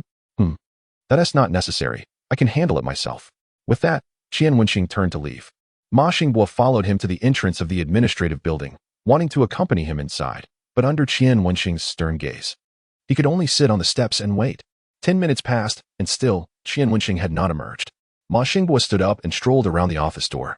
Hearing no sounds within, after 20 minutes, his expression turned anxious and grave. Few individuals in this school earned his respect, but Qian Wenxing undoubtedly did. Whether it was lending him that 1,000 yuan, helping him regain his dignity, or his character, all of this aligned with Ma Xingbua's image of a leader. After 25 minutes, Ma Xingbua took a deep breath, preparing to knock on the door. Just then, a figure appeared in the corridor, approaching him. It was Li Haiyang. Upon seeing Li Haiyang, Ma Xingbua's eyes brightened slightly. However, Li Haiyang, upon spotting Ma Xingbua, felt a jolt of apprehension. What is he doing here? Is he trying to obstruct me? Having learned that Qian Wenxing had been summoned by Director Qiao, Li Haiyang realized this was an opportune moment to exacerbate the situation. So he had come to stir the pot. Yet, encountering Qian Wenxing's loyal follower, Ma Xingbua, unsettled him. As Li Haiyang walked closer, his pace slowed. Unsure why Ma Xingbua was glaring at him with such intensity. This was the administrative building. Surely, he wouldn't dare to strike him here? Seeing Li Haiyang hesitate, Ma Xingbua stepped forward, blocking his path. Li Haiyang looked at him in fear, hands instinctively raised in defense. Ma Xingbo regarded him with an expression akin to that of a family member. What do you want? Are you here to see Director Qiao? Both spoke simultaneously. Li Haiyang paused, then nervously nodded. Great. I'll help you knock on the door. A cold smile crept onto Ma Xingbo's lips as he strode back and knocked on the door. Who is it? Came Director Qiao's voice from within. Director Qiao. I'm Ma Xingbo. Someone is looking for you. Could you step outside for a moment? Ma Xingbo replied in a deep tone. This left Li Haiyang utterly confused. What is going on? He.s. really helping me knock on the door? His fear dissipated, for surely this fellow wouldn't dare act violently in front of Director Qiao. With a click, the door opened, and Director Qiao stepped out, frowning. Ma Xingbo, what are you doing? Ma Xingbo took a step back, standing shoulder to shoulder with Li Haiyang, pointing at him. Director Qiao, look, this is a person. Director Qiao, perplexed, replied, I know that, so what? Ma Xingbo inhaled deeply, gathering his strength, and clenched his fists. Bang! He delivered a powerful punch to Li Haiyang's abdomen. Li Haiyang doubled over, clutching his stomach and howling in pain. Director Qiao stood in shock for 3 seconds before erupting in fury. Ma Xingbo, what do you think you're doing? Assaulting a fellow student in front of a teacher? Do you still want to remain in this school? Ma Xingbo remained expressionless, still cold as ice. Director Qiao, I've made a mistake. Feel free to reprimand me. I certainly will. Not only will I scold you, but I'll also call your parents. You're far too arrogant. Director Qiao felt as though a few more gray hairs had sprouted atop his head, shoving open the office door.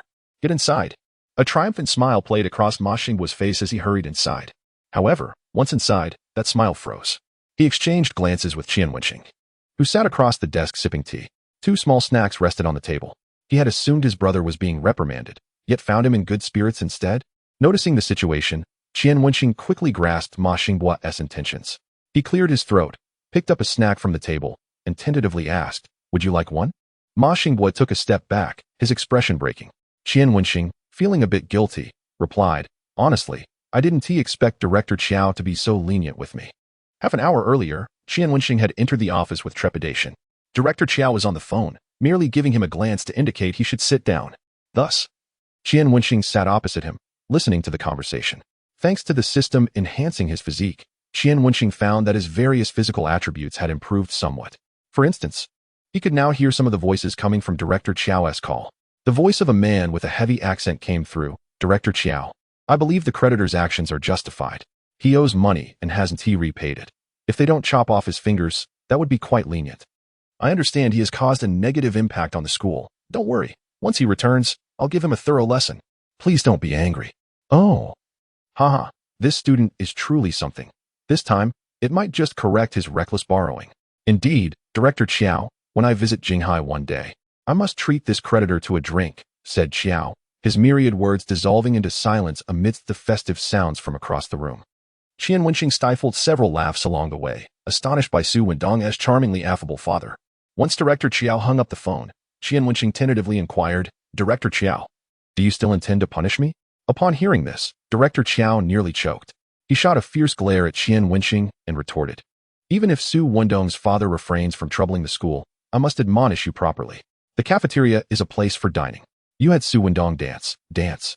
Whatever it is, such behavior is detrimental to one's appetite. Furthermore, there were female classmates present. What if it leaves them with psychological scars? How would they find boyfriends in the future? Realizing Director Qiao's approach to discipline, lenient yet firm, Qian Wenxing understood that he needed to adopt a contrite demeanor. You are absolutely correct. Director Qiao, I shall thoroughly reflect on this matter. Director Qiao continued his reprimand, stating, the lending company you and Zhang Tianqi established is known to the school leaders. We have refrained from intervening as your company is relatively secure and provides assistance to students in urgent need of funds. I hope this incident is the last of its kind. Should it recur, you must be aware of the consequences. Qian Wenxing responded with a calm smile, I understand. Director Qiao. His decision to have Su Wendong dance in the cafeteria stemmed from 2 motives, a desire to temper Su Wendong's arrogance and to gauge the school's leaders' boundaries regarding such actions. To his surprise, Director Qiao's reaction was far milder than he had anticipated. What he thought would provoke outrage merely resulted in a verbal admonition. This incident seemed to be more complicated than he had initially believed. Qian Wenxing, casting a sidelong glance, cautiously asked, Director Qiao, given the circumstances, you won't punish me? Director Qiao scoffed, instructing Qian Wenxing to brew tea. Don't think I am unaware of your thoughts. The reason this matter was downplayed is not for your sake, but because the school leaders wish to avoid embarrassment. After preparing the tea, Qian Wenxing dutifully presented it to Director Qiao, saying, "Director Qiao, please enjoy your tea." He then poured himself a cup and cheerfully seated himself across from Director Qiao. Director Qiao, feeling exasperated, wondered how he and the vice principal had ever perceived this youth as harmless. The prior incident with Bai Zhengmao had severely impacted the Bai family company, which had been harboring resentment and seeking to trouble the school. The moment the school had praised Qian Wenxing, he had stumbled into error, effectively slapping the institution in the face. Director Qiao glared at Qian Wenxing. His intended warnings meant to remain undisclosed. However, he feared that a more significant mistake might follow, one that could spiral out of control. Grasping the implications, Qian Wenxing quickly expressed his gratitude. Following the reprimand, Director Qiao grew curious about their venture, engaging in conversation.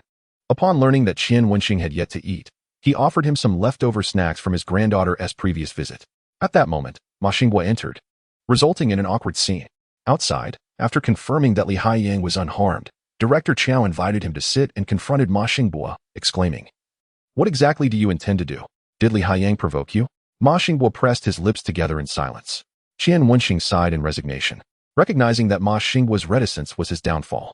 He hastily explained, "Director Qiao, Ma Xinghua and Li Haiyang are good friends. They are likely just playing around, engaging in a game of truth or dare."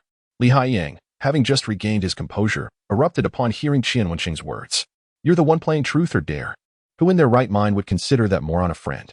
After venting his frustration, he suddenly remembered Director Qiao's presence and quickly shouted, "Director Qiao, I wish to report." Director Qiao, exasperated by their antics, pinched the bridge of his nose in annoyance. "What do you wish to report?" "I want to report that Qian Wenxing is engaging in illegal lending practices at school and resorting to violent debt collection against classmates." Li Haiyang's declaration stunned the other three individuals present. Qian Wenxing raised an eyebrow, incredulous. "Illegal lending practices? Li Haiyang, you cannot make such baseless claims. Zinkishan operates within legal parameters." "Humph, legal parameters? That is simply a farce." Li Haiyang scoffed, then turned to Director Qiao. "Director, I wish to file a formal complaint against Qian Wenxing. This matter must be addressed by the school." Director Qiao felt the urge to curse. Having just shielded Qian Wenxing from trouble, only to find himself facing Li Haiyang's accusations again, he carefully chose his words, saying, "Haiyang, the school is already aware of this situation, and there are no issues with this company. Director, I have recordings of him and Jiang Tianxi plotting debt collection in their dormitory. Moreover, he intends to develop inappropriate relations with female classmates as a means of settling debts." Li Haiyang knew this was a prime opportunity to nail Qian Wenxing to the wall of shame, embellishing the details to ensure a decisive strike that would leave Qian Wenxing with no chance of recovery. Director Qiao's expression darkened as he fixed a penetrating stare on Qian Wenxing. "Such matters must not be fabricated. You should think carefully before speaking." Li Haiyang insisted, "Director, I assure you, every word I speak is the truth." "Qian Wenxing, how do you plan to explain these allegations?" Director Qiao inquired. Ma Xinghua ground his teeth, glaring blankly at Li Haiyang, regretting that he hadn't landed a punch on him earlier. Qian Wenxing maintained his composure, replying, "Director Qiao, this is sheer nonsense. Since Li Haiyang is so adamant, I am eager to see what evidence he can present. Should he produce none, it would merely reveal his intent to retaliate against me out of personal grievances." Director Qiao, intrigued, sipped his tea leisurely. "What personal grievances exist between you two?" At this, Li Haiyang's expression shifted, fearing that his personal woes would once again be brought to light. Qian Wenxing regarded him with disdain, explaining, "Li Haiyang borrowed 10,000 yuan from me and refuses to repay it. Coincidentally, we are both pursuing the same girl, and he agreed to withdraw. However, feeling humiliated, he now seeks to tarnish my reputation." Director Qiao sputtered, spewing tea. Incredulity etched on his face as he stared at Li Haiyang. "Is this truly the case?" Li Haiyang wished to deny it, but found himself too humiliated to speak. Nodding in reluctant affirmation, his anger towards Qian Wenxing intensifying. "You will pay for this, Qian Wenxing." Director Qiao, searching for tissues, was handed some by Ma Xinghua, who, despite his peculiar temperament, demonstrated keen insight. "Ahem. This falls under personal grievances. We shall not intervene. You must resolve this matter privately. If you cannot, consult your instructor." As long as Zinkishan did not result in any fatalities, Director Qiao was disinclined to become the villain. With Jiang Tianxi as a partner in Zinkishan and the school's relationship with the Bai family company unraveling, he relied on Jiang's Huaiwei real estate to construct a cafeteria. He had no desire to offend Jiang Tianxi. If confrontation was necessary, it would be left to the vice principal. Li Haiyang gazed at Director Qiao in disbelief. Director, aren't you going to intervene in this matter? Student Qian Wenxing has neither committed a crime nor violated any regulations.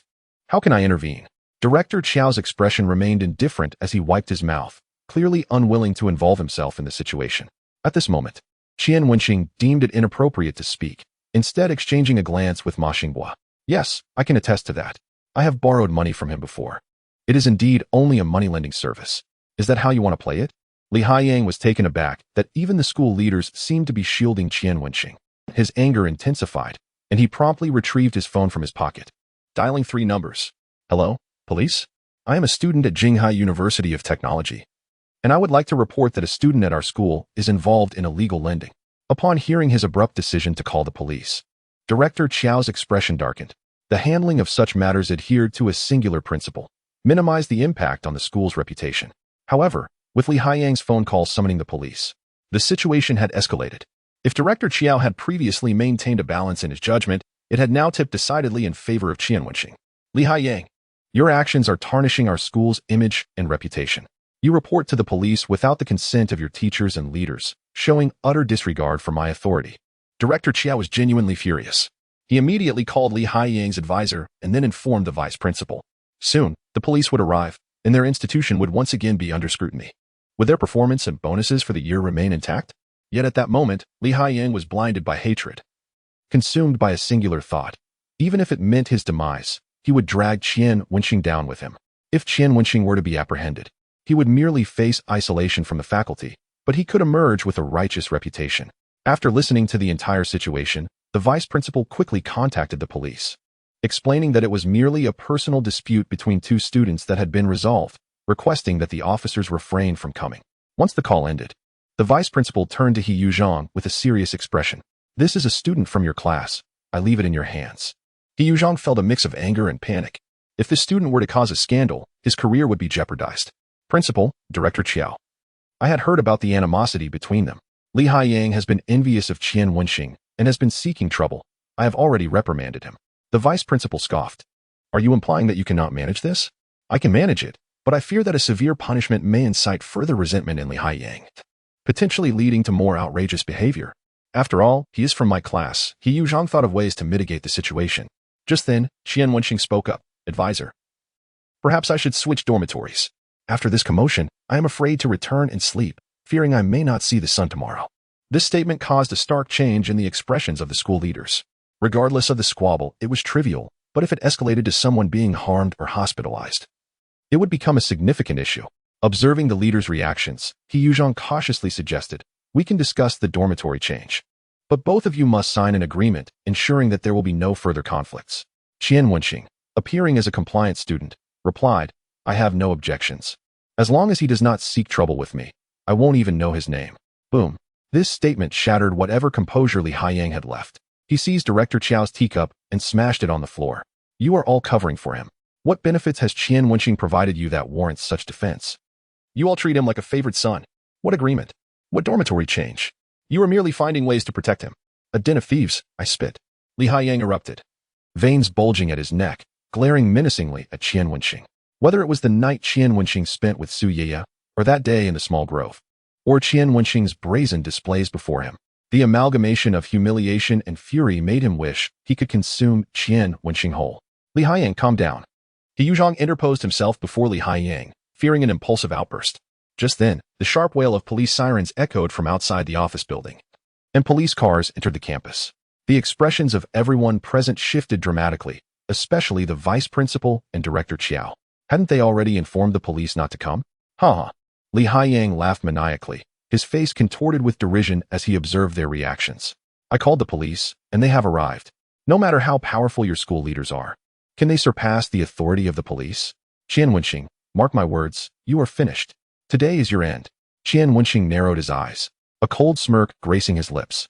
Who truly faces the end remains to be seen. The vice principal hastily opened the door, inviting the police in. As 2 uniformed officers entered, Li Haiyang rushed forward. Hello, I am Li Haiyang, the one who reported the incident. Police officers, this is Qian Wenxing. He is the one involved in illegal lending. Arrest him. You are Li Haiyang? One of the officers asked sternly. Li Haiyang beamed with joy. Yes, that's me. Slap. The two officers seized him on either side. Please accompany us for an investigation. Li Haiyang. Chapter 101. Extortion. This sudden twist left both the vice principal and director Qiao bewildered. He Yuzhong took a step back, utterly confused by the unfolding events. Wait, you must be mistaken. Li Haiyang thought the police had apprehended the wrong person and quickly corrected them. I am Li Haiyang, not Qian Wenxing. The leading officer replied, No. We are here to arrest Li Haiyang. Li Haiyang was taken aback, bewildered. Why am I being arrested? We received a report stating that you are suspected of extortion. With the amount involved exceeding 30,000, and the circumstances are quite severe, the officer stated gravely. The vice principal and director Chao's expressions shifted dramatically as they turned to He Yuzhong. Mr. He, were you aware of this situation? Principal, Director Qiao, if I had known, I would never have allowed such a thing to happen. He Yuzhong felt his career hanging by a thread. Initially, he had hoped to defend Li Haiyang, but that resolve crumbled. Upon hearing this, Li Haiyang finally grasped the situation. It became clear why Su Yiya had so readily agreed to give him 30,000 yuan, and why she had done so in installments. She had been waiting for him here. Yet, Li Haiyang still clung to some hope. As she had been his girlfriend for nearly 3 years, surely she would not dig a pit for him. Who is the complainant? He inquired. We have already notified the complainant, and she will arrive shortly, the police replied. Subsequently, the officer addressed the vice principal, as all involved are students. We believe it would be best to resolve this matter privately. The vice principal quickly welcomed them to take a seat, repeatedly affirming, Yes, settling this privately is ideal. Our school also bears some responsibility for not adequately educating students about the law. We appreciate your understanding. Director Qiao also smiled, assuring that they would ensure the students received proper guidance. In truth, both men were seething internally. They had thought Li Haiyang was bold, but little did they know that Su Yiya was even bolder. It was only when the police arrived at the school to arrest someone that they realized the gravity of the situation. Qian Wenxing raised an eyebrow. Having initially thought Su Yiya was ruthless, he now recognized that her actions had inadvertently aided him. Ma Xingguo's eyes lit up with excitement. How could he have overlooked it? Subduing someone does not necessarily require physical confrontation. A judicious application of the law can yield remarkable results. Meanwhile, Su Yiya's counselor, Mr. Miao, received a phone call that sent a sharp, piercing sound echoing through her office. Abandoning her half-finished milk tea, she hurriedly rushed towards the administrative building, disregarding her appearance. A police car had already attracted a crowd of curious students below the building, and the security guards, fearing an incident, stood by to maintain order. Yet, the students' inquisitive minds couldn't help but speculate wildly. Oh no. Mr. Miao lamented internally, as if he could already see this year's bonus slipping away. Su Yiya. As Mr. Miao climbed the stairs, he encountered Su Yiya and urgently inquired, What on earth has happened? Why did you call the police? With her eyes red and streaked with tears, Su Yiya choked out, Teacher, I was wrong. I was simply too scared. Given the circumstances, Mr. Miao refrained from reprimanding her, quickly enveloping her in a comforting embrace, saying, If you face any difficulties, just let Mr. Miao know. I will do my utmost to assist you. The police were already in the director's office, and once you go in, just tell the truth. If possible, it would be best to settle this privately, as a police record could haunt you for life. I'm not forcing you into anything. After all, you and Li Haiyang are classmates, and I have heard that you two are in a relationship, correct? Su Yiya sobbed even more, Mr. Miao. As long as Li Haiyang promises not to spread rumors around my parents and disrupt my life. I never wanted it to escalate to this point. All right. I understand you are a kind-hearted child. Mr. Miao patted Su Yiya, who was 3 years his junior, took a deep breath, and knocked on the director's office door. Inside the office, when Li Haiyang laid eyes on Su Yiya, his heart sank into a void of despair, as if he had been sentenced to death. So Su Yiya, you are the one who filed the complaint? One officer began to question, while another took notes. Su Yiya cast a fearful glance towards Li Haiyang, then shrank back slightly behind Mr. Miao, cautiously nodding. The officer, noticing her subtle gesture, reassured her, Don't worry, with us here, he won't harm you. Now, we need you to recount everything that transpired in detail. With her eyes reddened, Su Yiya succinctly recounted the events, deliberately glossing over her dealings with Qian Wenxing. Furthermore, she artfully downplayed certain critical aspects, using a tactful approach to highlight Li Haiyang's misconduct. As a minor in law, she naturally understood how to frame the narrative to emphasize the severity of the situation. Upon hearing her account, the expressions of the school leaders and teachers turned grim. None had anticipated such a malevolent incident occurring right under their noses. So, he threatened to inform your parents about your relationship with Qian Wenxing because you broke up with him? You were afraid? Yes, my parents are very conservative, and I feared they would force me to drop out. What was the reason for your breakup with him?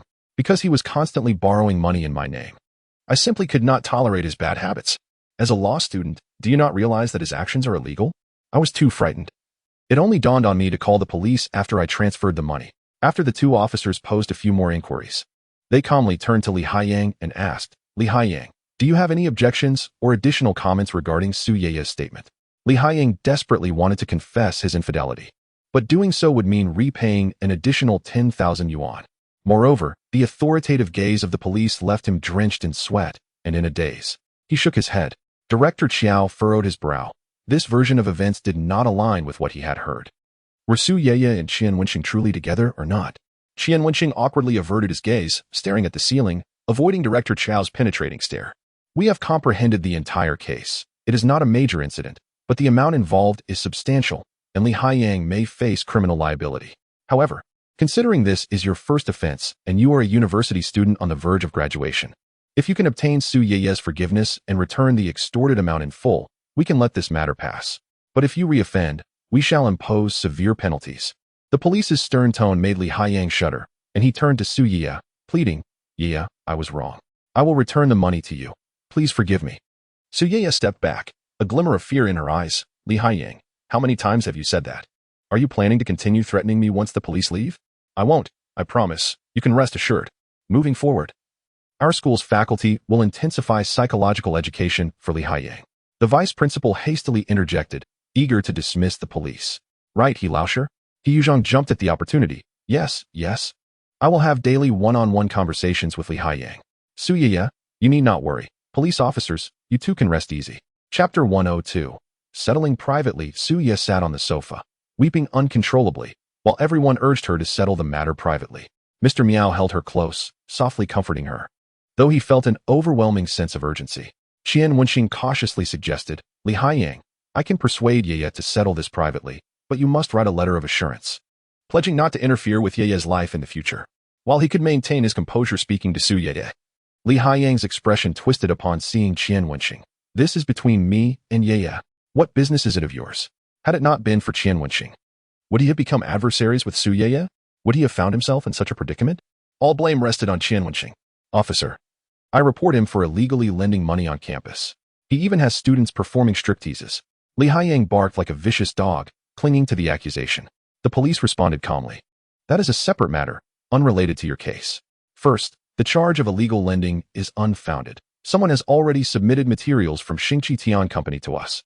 As long as the school does not oppose, it is legal and compliant. Secondly, we have not received any related reports regarding students performing stripteases. Lastly, you would do well to adjust your attitude. If you cannot secure Ms. Su Ye's forgiveness, we will have no choice but to treat you as a criminal case. The police hoped to resolve the matter amicably, as these were young individuals living in an ivory tower. A single incident leaving a lifelong record was not warranted. Li Haiyang was on the brink of madness. He wanted to lash out at Qian Wenxing, but realized he had no leverage. Unlike Su Ye, who adeptly wielded the law to transform a minor issue into a formidable weapon, he was at a loss.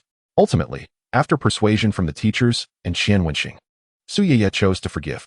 Li Haiyang pinned the letter of assurance, signed it, and pressed his fingerprint, only to be reprimanded by the two police officers for an entire afternoon. Once the police departed, the vice principal swiftly retrieved a bottle of quick-acting heart medicine from his pocket and swallowed it, before unleashing a barrage of curses at Li Haiyang. Meanwhile, Qian Wenxing was beckoned aside by Director Qiao, who lowered his voice to inquire, what is the true nature of your relationship with these two? Which version aligns with what you told me, and which with what Su Ye conveyed to the police? Qian Wenxing hesitated, but before he could speak, Director Qiao pressed down on his shoulder, solemnly stating, Qian Wenxing, heed my words, such incidents must not occur again. I will address the dormitory issues, but keep your distance from Li Haiyang.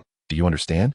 A shiver ran down Qian Wenxing's spine as he grasped the subtext in Director Qiao's words. Director Qiao, I understand.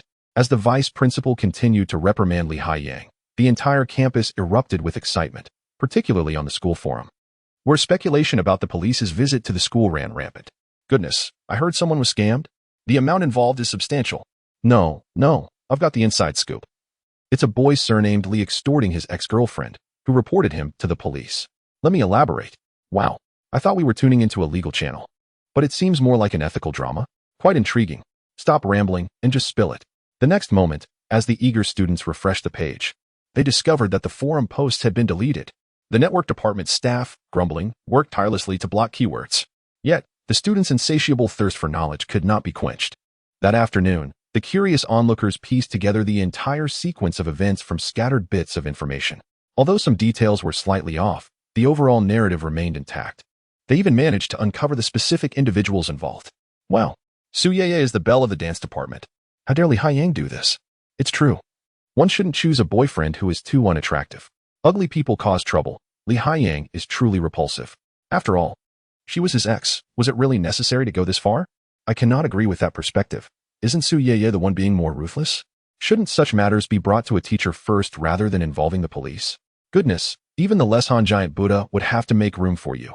Pure saintly behavior. Hold on, did no one notice that Senior Qian is involved in this too? I think he must have assisted Su Yeye, giving her the courage to report it. Right. I noticed that too. Who is this Senior Qian, anyway? Can someone point me in his direction? Shortly thereafter, students realized that the news was being suppressed again, and the posts had been removed once more. Qian Wenxing was initially unaware of the incident.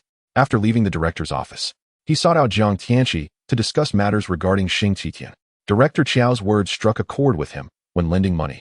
It is imperative to thoroughly investigate the client's situation to avoid a repeat of Su Wendong's mishap.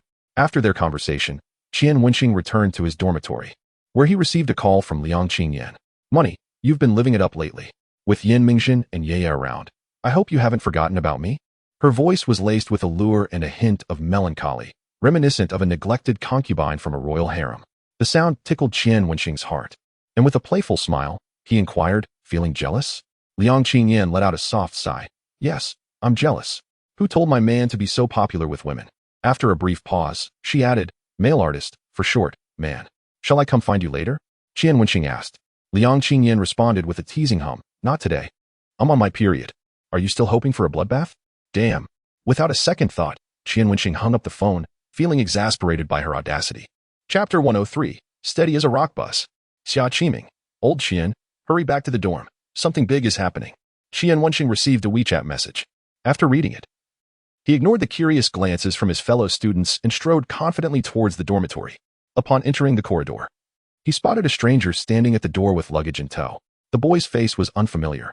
Upon seeing Qian Wenxing, the boy's eyes lit up, and he approached him. Extending a hand, hello, young Master Qian.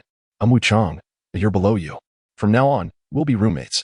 Qian Wenxing shook his hand somewhat reluctantly and glanced into the dorm, where Li Haiyang was silently packing his belongings, while Xia Qiming and Wang Jingyan stood by the door chatting with Wu Chang. Old Qian is back. We were just discussing your exploits with Wu Chang here. He is a good lad, and even brought us a welcome gift. Wang Jingyan grinned. What gift? Qian Wenxing had no intention of helping Li Haiyang. Director Qiao had advised him to keep his distance from Li Haiyang. Heh, my sister made some braised beef by hand, along with beer and peanuts. We're having a little gathering, and hope you'll take care of us in the future, Wu Chang replied, though not particularly handsome. With a somewhat pointy face and a buzz cut, his sweet tongue and ability to get things done made him appear more likable despite his slight slickness. Well, your sister is quite skilled, huh? Wait, how old is she? Wang Jingyan immediately perked up. Heh, she's a year younger than me. Is she pretty? Very. Many people pursue her. That's wonderful. When can you introduce her to me? Wang Jingyan eagerly asked. Xia Qiming kicked him aside. Come on, is there no shame? You're already thinking about other people's sisters on the first day you meet? Can you act a bit like a gentleman? Then, he shifted his gaze to Wu Chang. By the way, what kind of boys does your sister like? TCH. As if you're so noble. While they were laughing heartily, Li Haiyang finished packing and emerged with a dark expression, dragging his luggage behind him. Seniorly, do you need help? Wu Chang offered, putting on the demeanor of a junior, but he made no move to assist. Li Haiyang ignored him, dragging his belongings straight out the door. Xia Qiming and Wang Jingyan promptly helped Wu Chang carry his things inside, completely disregarding Li Haiyang. Just as Qian Wenxing was about to enter, Li Haiyang suddenly spoke up. Qian Wenxing, don't think you've won. I will settle this score with you one day. Qian Wenxing turned back, feigning fear. Are you threatening me? He pulled out his phone, a smug smile adorning his handsome face. I've recorded this. If anything happens to me, you'll be the prime suspect. Li Haiyang's expression froze, and he left with a dark scowl. Wu Chang quickly finished unpacking, then pulled out a large bag of braised beef, beer, and a pack of peanuts. Come, let us each have a can. Wow, your sister's cooking is this good? It smells amazing. This braised beef is incredible. Little Wu, Are you interested in becoming my brother-in-law? Cheers. Let us celebrate our dorm's new addition. After finishing a can of beer, they officially became brothers in the dormitory, chatting away. While Qian Wenxing listened to Wu Chang share gossip about their year, his phone vibrated twice, revealing a message from Su Yeye. You beauty. Wenxing, I want a drink tonight. This message was akin to an invitation to a hotel. Qian Wenxing, feeling the lingering fire from Liang Qingyan's teasing, replied without hesitation, no problem. See you tonight. Brothers. I'll be stepping out tonight. If anyone checks the dorm, just do as usual. With Li Haiyang gone, Qian Wenxing felt much more relaxed. After announcing, he cheerfully added, Tomorrow, Dad will bring you all some snacks. Thank you, Dad. Thank you, foster father, Xia Qiming, and Wang Jingyan chimed in jovially. Meanwhile, Wu Chang's eyes darted around, grinning. Young Master Qian, don't worry. At 8 o'clock that evening, at the school gate, Qian Wenxing spotted Su Yeye waiting for him. And he couldn't help but feel a rush of excitement, followed by a tightening sensation. Tonight, Su Yeye donned a JK uniform, yet unlike the previous occasion. Her blouse seemed on the verge of bursting, her assets undeniably ample. She wore a deep blue skirt, paired with white thigh-high socks that hugged her slender legs, prompting an irresistible urge to explore further. You don't have any peculiar hobbies, do you? Qian Wenxing tentatively inquired of Su Yeye. For he was to be the writer tonight, not the subject of writing. Su Yeye tilted her head, a look of confusion flitting across her beautiful face. What does that mean? Ahem, it's nothing. Let's go? Qian Wenxing inwardly scolded himself. It was all Jiang Tianxi's fault for instilling such a shadow over his perception of JK. As he reached out to hail a taxi, he was cautious, afraid of inadvertently boarding that brother's vehicle again. But fortunately, luck was on his side this time. Upon arriving at the bar, he found Boss Zhao crouched at the entrance. A frown etched on his face as he smoked. Ever since that night when Liang Qingyan was taken away by Qian Xiao, she had not returned to the bar, resulting in a significant decline in patronage. When would the bar see another stunning beauty to draw in crowds? Lin Fangyao was indeed beautiful. But the young lady was utterly inept at socializing. After pouring drinks, she hardly spoke a pleasant word. As he pondered, Boss Zhao noticed Qian Xiao stepping out of a taxi, and his spirits lifted. Could it be that the stunning Liang was returning tonight? He gazed hopefully at the taxi. First, a pair of beautiful legs emerged, and he widened his eyes in anticipation. However, when he saw a stranger's face, his smile momentarily froze before it broadened even further. Bad news. The newcomer was not Liang Qingyan. Good news. She was equally as breathtaking. Ah, Qian Xiao. Long time no see. Boss Zhao greeted eagerly, his gaze appraising Su Yeye, with a grin spreading across his face. Business was still booming for Boss Zhao. Initially startled, Qian Wenxing quickly shifted gears, greeting Boss Zhao amiably. He was no longer just an ordinary male college student, but rather a hidden wealthy heir, Qian Xiao. What good fortune he possessed, surrounded by beauties, and he inquired, May I ask how to address you? It was Su Yeye's first visit to a bar, and she felt a bit flustered. She instinctively looped her arm through Qian Wenxing's, exhaling deeply before mustering a smile to greet Boss Zhao. Hello, you can call me Yeye. From your words, it seems Qian Xiao has brought many female companions here. Women are like that. Even when flustered, they become steady as a rock upon sensing a rival, transforming into detectives. What is going on? Could it be the main partner is here to check? Boss Zhao, perceptive as ever, quickly discerned the underlying tension. He changed his tone, to be honest. This is Qian Xiao's third visit to our bar. Previously, many girls sought to obtain Qian Wenxing's contact information. But Qian Xiao was rather aloof and didn't give it to anyone. He feared Su Yeye would continue to pry, hastily adding, You two should head inside. Otherwise, there won't be good seats left. Qian Wenxing was not worried about Su Yeye's inquiries. He found the situation somewhat amusing. Su Yeye was merely a debtor repaying with her body. Even if she discovered he had been with other women, what could she possibly do? Hadn't someone said before? If you're being kept, don't speak of independence. Debtors are no different. Upon entering the bar, as they turned a corner, the pulsating music hit them like a wave, causing Su Yeye to instinctively retreat and lean into Qian Wenxing's embrace.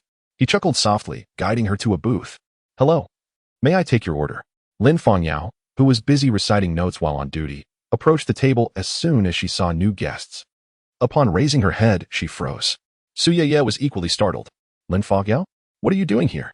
Casting a glance at Qian Wenxing across from her, Lin Fangyao felt a pang of bitterness. She pinched her palm hard, forcing a bitter smile onto her usually indifferent face. I'm working part-time here. Su Yeye understood. But just as she was about to respond, she heard Qian Wenxing tapping the table, saying, Look up. Yeye wants to drink. Okay. Lin Fangyao's palm throbbed painfully, and her heart ached even more. She had thought Qian Wenxing was only involved with Liang Qingyan, But to her surprise, he was familiar with Su Yeye too. He had divided his affections among many women. What about her? Why did he treat her with such kindness, yet never utter a word beyond friendship? Various thoughts surged in her mind, gripping her heart like a vice and constraining her breath. Lin Fengyao felt as though she was on the brink of madness, unable to absorb any more study material on her phone. As she stood at the bar preparing drinks, her gaze drifted over the crowd towards Qian Wenxing. Observing him laughing with Su Yeye, and even noticing Su Yeye leaning her head on Qian Wenxing's shoulder, jealousy clawed its way from the depths of her heart, threatening to overwhelm her emotions. Ding. Deader Lin Fengyao intimacy -20. Deader Lin Fengyao intimacy -10. Qian Wenxing was taken aback. What was going on? Why did his intimacy suddenly drop so drastically?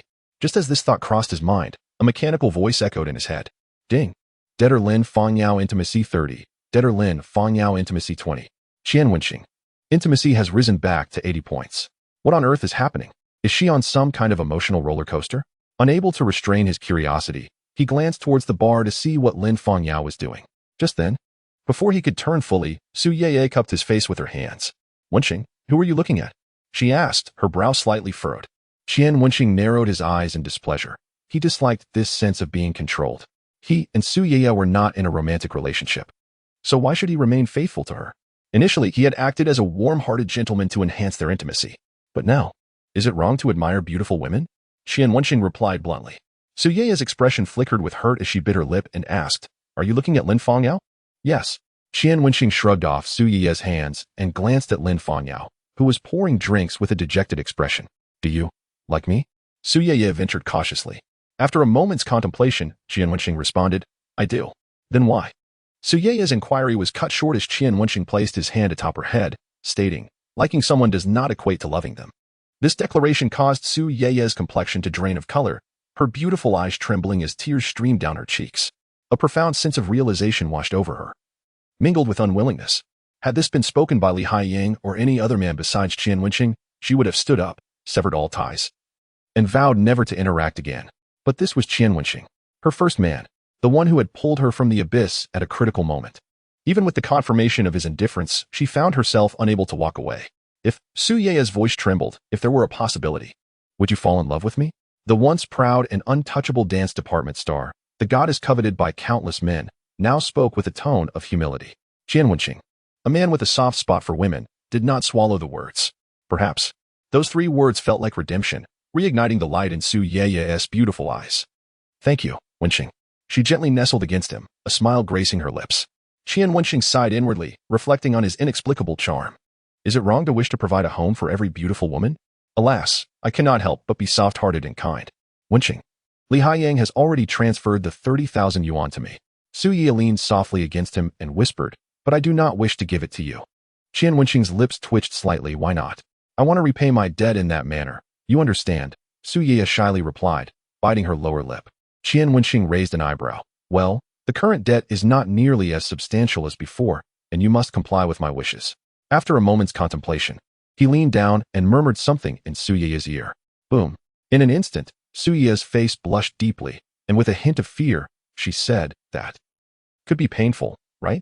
You are a dancer. You certainly won't get hurt, Qian Wenxing said, licking his lips, his eyes gleaming with a wolfish hunger. Eagerly anticipating Su Yeye's reaction. Young Master Qian, your drink, Lin Fengyao announced as she brought over the drink, her gaze lingering on Su Yeye's small hand gripping Qian Wenxing's arm. Su Yeye recalled the scene of Qian Wenxing dining with Lin Fengyao and, intentionally provoking, said sweetly, Wenxing, I'm still a bit scared. Could you be gentle with me? I fear pain. Just as Qian Wenxing was about to respond, he heard a notification in his mind. Ding. Deader Lin Fengyao's intimacy 10. Goodness. The intimacy level soared to 90 points. Lin Fengyao, turning to leave, harshly cracked her knuckles, producing a crisp sound. Young Master Qian, you have been with so many women. Why is it that you have never crossed a line with me? Chapter 105, at the door. Isn't this young Master Qian? Finally found time to come? As Qian Wenxing and Su Yeye were enjoying their drinks, 2 women clad in bear costumes approached, swaying their slender waists as they took a seat across from them. Qian Wenxing furrowed his brow in confusion. Who are you? Young Master Qian, you truly forget easily. The last time you came, we even exchanged WeChat. The blonde woman shot Qian Wenxing a flirtatious glance, pouting, you were quite aloof. I sent you a message, yet you did not reply. The other voluptuous woman chuckled. What are you doing? Can't you see young Master Qian as company? She seemed too naive, asking if they should join him. The blonde girl, with sultry eyes, extended an invitation to Qian Wenxing. Truth be told, Qian Wenxing felt tempted. No man could resist such a tantalizing offer, especially one that promised fun. Yet, he recalled Jiang Tianqi's warning: avoid women with strong intentions in bars. They are either seeking a financial backer or plotting a scheme. Qian Wenxing maintained an impassive smile. I have high standards for beauty. You do not meet the criteria. The expressions of the two women shifted dramatically. They were furious but dared not express it openly to Qian Wenxing. They merely huffed and departed.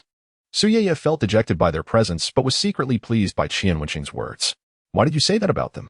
She desired to hear Qian Wenxing praise her. Qian Wenxing saw through her intentions and replied coolly, you are already the bare minimum. Su Yeye's expression froze, and she lowered her gaze, silently observing her hands on her legs. Once they left, Qian Wenxing downed his drink in one go. Su Yeye's cheeks flushed, and she shyly responded. Rising to follow Qian Wenxing, her heart a mix of anticipation and trepidation. At the bar, Lin Fangyao watched the two depart, a glint of malice flickering in her eyes. What are you daydreaming about? You have an hour left before your shift ends. Don't let the boss catch you slacking, a colleague reminded her. Lin Fangyao replied. A bold thought beginning to form in her mind. At the Holiday Ocean Hotel, Qian Wenxing used the card given by Jiang Tianqi to unlock the door. This room now belonged to him. He pushed Su Yeye inside and, tilting his chin, commanded, go take a shower. Qian Wenxing headed straight for the wardrobe, his eyes lighting up upon seeing the new clothes inside. After a considerable time away, fresh stock had arrived. He pondered briefly, retrieved a pair of black straps, and stepped into the bathroom. As Su Yeye was showering, she gasped, covering her chest in alarm at the sight of Qian Wenxing. He smiled slightly and pushed open the shower door. Su Yeye, exhausted, lay asleep upon the bedding. Qian Wenxing surveyed the chaotic scene and the scattered clothing on the floor, lost in thought. How could one possibly sleep here? Perhaps he should call for fresh bedding from the hotel staff. Just as he picked up the phone, a knock echoed from the door. Could it be that Su Yeye's cries had disturbed the neighbors? Qian Wenxing wrapped a towel around his waist and approached the door. As it swung open, a wave of strong alcohol and a familiar fragrance rushed in, followed by a soft body colliding into his arms. Lin Fangyao? Qian Wenxing exclaimed in astonishment, staring at the woman in his embrace. What are you doing here? Lin Fangyao, inebriated, clung tightly to Qian Wenxing, burying her face against his chest. Upon noticing the strawberry marks on his skin, tears welled in her eyes. Why can't I? She asked, glancing up at him. Is it because I am not attractive? With tears streaming down her face, Lin Fangyao began to unbutton her shirt, which made Qian Wenxing draw a sharp breath. I learned quickly. Could you teach me? She wrapped her arms around his neck, standing on tiptoe to kiss him. This unexpected move caused Qian Wenxing to instinctively retreat, his back colliding with the cabinet at the door with a thud. The dull sound snapped him back to reality. What if Su Yeye woke up? Chapter 106. Show me your determination. Su Yeye let out a soft whimper, causing Qian Wenxing's body to tense up. He was not afraid of Su Yeye discovering his double dealings. Rather, he feared a confrontation between the two women. Fortunately, Su Yeye soon settled back into a deep sleep. Lin Fangyao, sensing Qian Wenxing's anxiety, grew even bolder. She tilted her chin up, smirking. Are you afraid to touch me?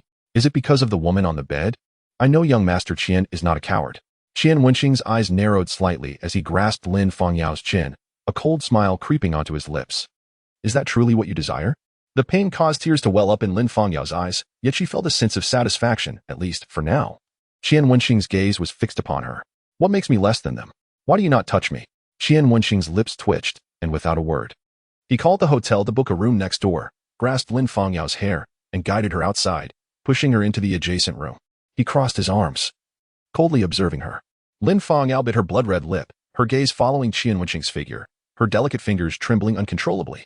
Although intoxicated, she still felt a profound sense of shame coursing through her, causing her body to quiver. Noticing Lin Fangyao's physique, Qian Wenxing was momentarily taken aback. She possessed a slender, model-like figure. Lin Fangyao keenly sensed Qian Wenxing's reaction, biting her lip fiercely before stumbling into his embrace. 2 hours later, Qian Wenxing lit a cigarette, watching as Lin Fangyao silently offered him an ashtray. You have truly surpassed my expectations tonight. Lin Fangyao paused for a moment before softly replying. Because I can no longer endure it. Seeing you with someone else causes me pain. Her eyes cast downward, her beautiful face clouded with desolation, she confessed. I know it sounds ridiculous, but I have genuinely developed feelings for you. Qian Wenxing's lips twitched. Liking me is one thing, but it cannot hinder my pursuit of others. I understand. Lin Fangyao pulled the blanket up to her chest, obscuring the lower half of her face. Her eyes reddened, her voice choked. Do you find me repulsive? Why do you say that? Qian Wenxing was taken aback. I heard about Su Yeye. Why not me? I keep feeling that you look down on me. So I drank tonight to muster my courage. Lin Fangyao's voice dwindled, tears brimming in her eyes. Young Master Qian, have I put you in a difficult position? Qian Wenxing brushed off the ash from his cigarette, helplessly stating, do not hold me in such high regard. The reason I have not touched you is that you are too extreme. Why did you agree tonight? Lin Fangyao inquired. Qian Wenxing paused for a moment before responding slowly. You study medicine. What if you give me a series of 360 incisions, each non-fatal? Wouldn't that render me incapacitated? Upon hearing Qian Wenxing's words, Lin Fangyao chuckled softly, her gaze softening as she looked at him. I didn't expect you to be so humorous. After a brief pause, she continued, rest assured. I will repay the 100,000 yuan quickly, once I begin working. Just give me a year since we have shared a bed. I shall be straightforward. Your company in bed can offset the debt at 2,000 yuan per session. Qian Wenxing finished his cigarette in a couple of puffs and extinguished the butt in the ashtray Lin Fangyao held. So much. Lin Fangyao was taken aback. Why didn't you tell me earlier? Qian Wenxing was at a loss for words. Sister, weren't you aware of your own state that night? If I had told you, would you not have pushed me away and left? Her face flushed slightly at his words, and she awkwardly admitted, all right, I acknowledge my mistake. However, she hesitated, gathering her courage to gaze at Qian Wenxing, asking, if I repay the money, does that mean we can no longer have relations? Qian Wenxing raised an eyebrow, about to respond, but Lin Fangyao interrupted. Qian, may I ask something? Can we just sleep together without counting the cost? Qian Wenxing was puzzled. What do you mean? You want to have fun without paying? Fine, if you are willing, I have no objections. He shrugged, considering that the system would keep track of everything for him. But I must ask, why? You wouldn't say you like me, would you? Qian Wenxing regarded Lin Fangyao oddly. During my experiments, I've seen numerous male physiques. And yours ranks first. I wish to study it further. After a long contemplation, Lin Fangyao provided what seemed a reasonable explanation. A faint smile appeared on Qian Wenxing's lips. He was quite pleased with her answer. Seeing Qian Wenxing accept her excuse, Lin Fangyao sighed in relief and struggled to rise from the bed to dress. Why are you leaving again? Where are you going? Qian Wenxing was wary that she might repeat the act of leaving without a word. However, Lin Fangyao silently pointed to the damp sheets beneath them, stating, these need to be changed, otherwise I might develop a rash. I must get dressed and ask the front desk to replace them. Could you not ask for 2 sets? The room next door also needs changing, Qian Wenxing suggested. Lin Fangyao cast him a resentful glance, prompting Qian Wenxing to clear his throat. He realized he was still quite far from becoming a true scoundrel. Soon, the front desk sent staff to change the sheets in both rooms, and as they were leaving, the female attendant cast Qian Wenxing a disdainful look, as if she were about to label him a scoundrel outright. Will you sleep with me tonight? Can we go to the other room in the morning? Lin Fangyao asked in a tone that sought his approval. Qian Wenxing hesitated. I am quite familiar with the human body, especially that part. I know how to help you recover quickly after a pleasurable encounter. He gestured toward his lower half. Without further ado, Qian Wenxing lay back on the bed, patting the space beside him. I had no intention of going anywhere else. I will not be leaving tomorrow. A radiant smile broke through Lin Fangyao's previously frosty demeanor, akin to a gentle spring breeze, and she quietly nestled into the covers. Qian Wenxing inhaled sharply, clenching his fists. Throughout the latter part of the night, he slept soundly, his dreams tinged with a warm hue. The following morning, Qian Wenxing rose rejuvenated, only to find Lin Fangyao had already departed, leaving him a text stating she had class in the morning. There was also a message from Su Yeye, indicating she too had class. Qian Wenxing paid little mind, ordering a bowl of seafood porridge and sipping leisurely. He had to admit, Lin Fangyao's method was indeed effective, albeit somewhat tiresome. He wondered how her morning had gone. Meanwhile, in a taxi heading to Jinghai Polytechnic University, the atmosphere was notably tense. The driver repeatedly glanced in the rearview mirror, speculating about the relationship between the 2 stunning women seated in the back. Seated there were Lin Fangyao and Su Yeye, both displaying signs of fatigue. They had encountered one another while exiting the elevator. Su Yeye had initially been curious about Qian Wenxing's whereabouts, but upon seeing Lin Fangyao emerge from the adjacent room, the truth dawned upon her. Last night, this little vixen had taken her man. Lin Fangyao's lips felt sour. She rubbed her cheek and lifted her chin slightly, maintaining her characteristic aloofness. Neither spoke, yet it felt as if they had exchanged unspoken words. The conflict between women often unfolds without the need for overt hostility. You entered the cab I hailed first. Don't you have anything to say? Su Yeye initiated, her tone laced with hostility. Lin Fangyao offered a faint smile, her voice icy. Your cab? Who says it can't be mine? The double entendre hung in the air as Su Yeye clenched her fists in frustration. Shameless. Likewise. To Lin Fongyao, Qian Wenxing's girlfriend was Liang Qingyin, and Su Yeye was merely a third party. She considered herself a fourth, with no fundamental distinction between them. Upon arriving at the university, they alighted from the cab, exchanging glares before parting ways without a backward glance. Few are girls nowadays really this intimidating?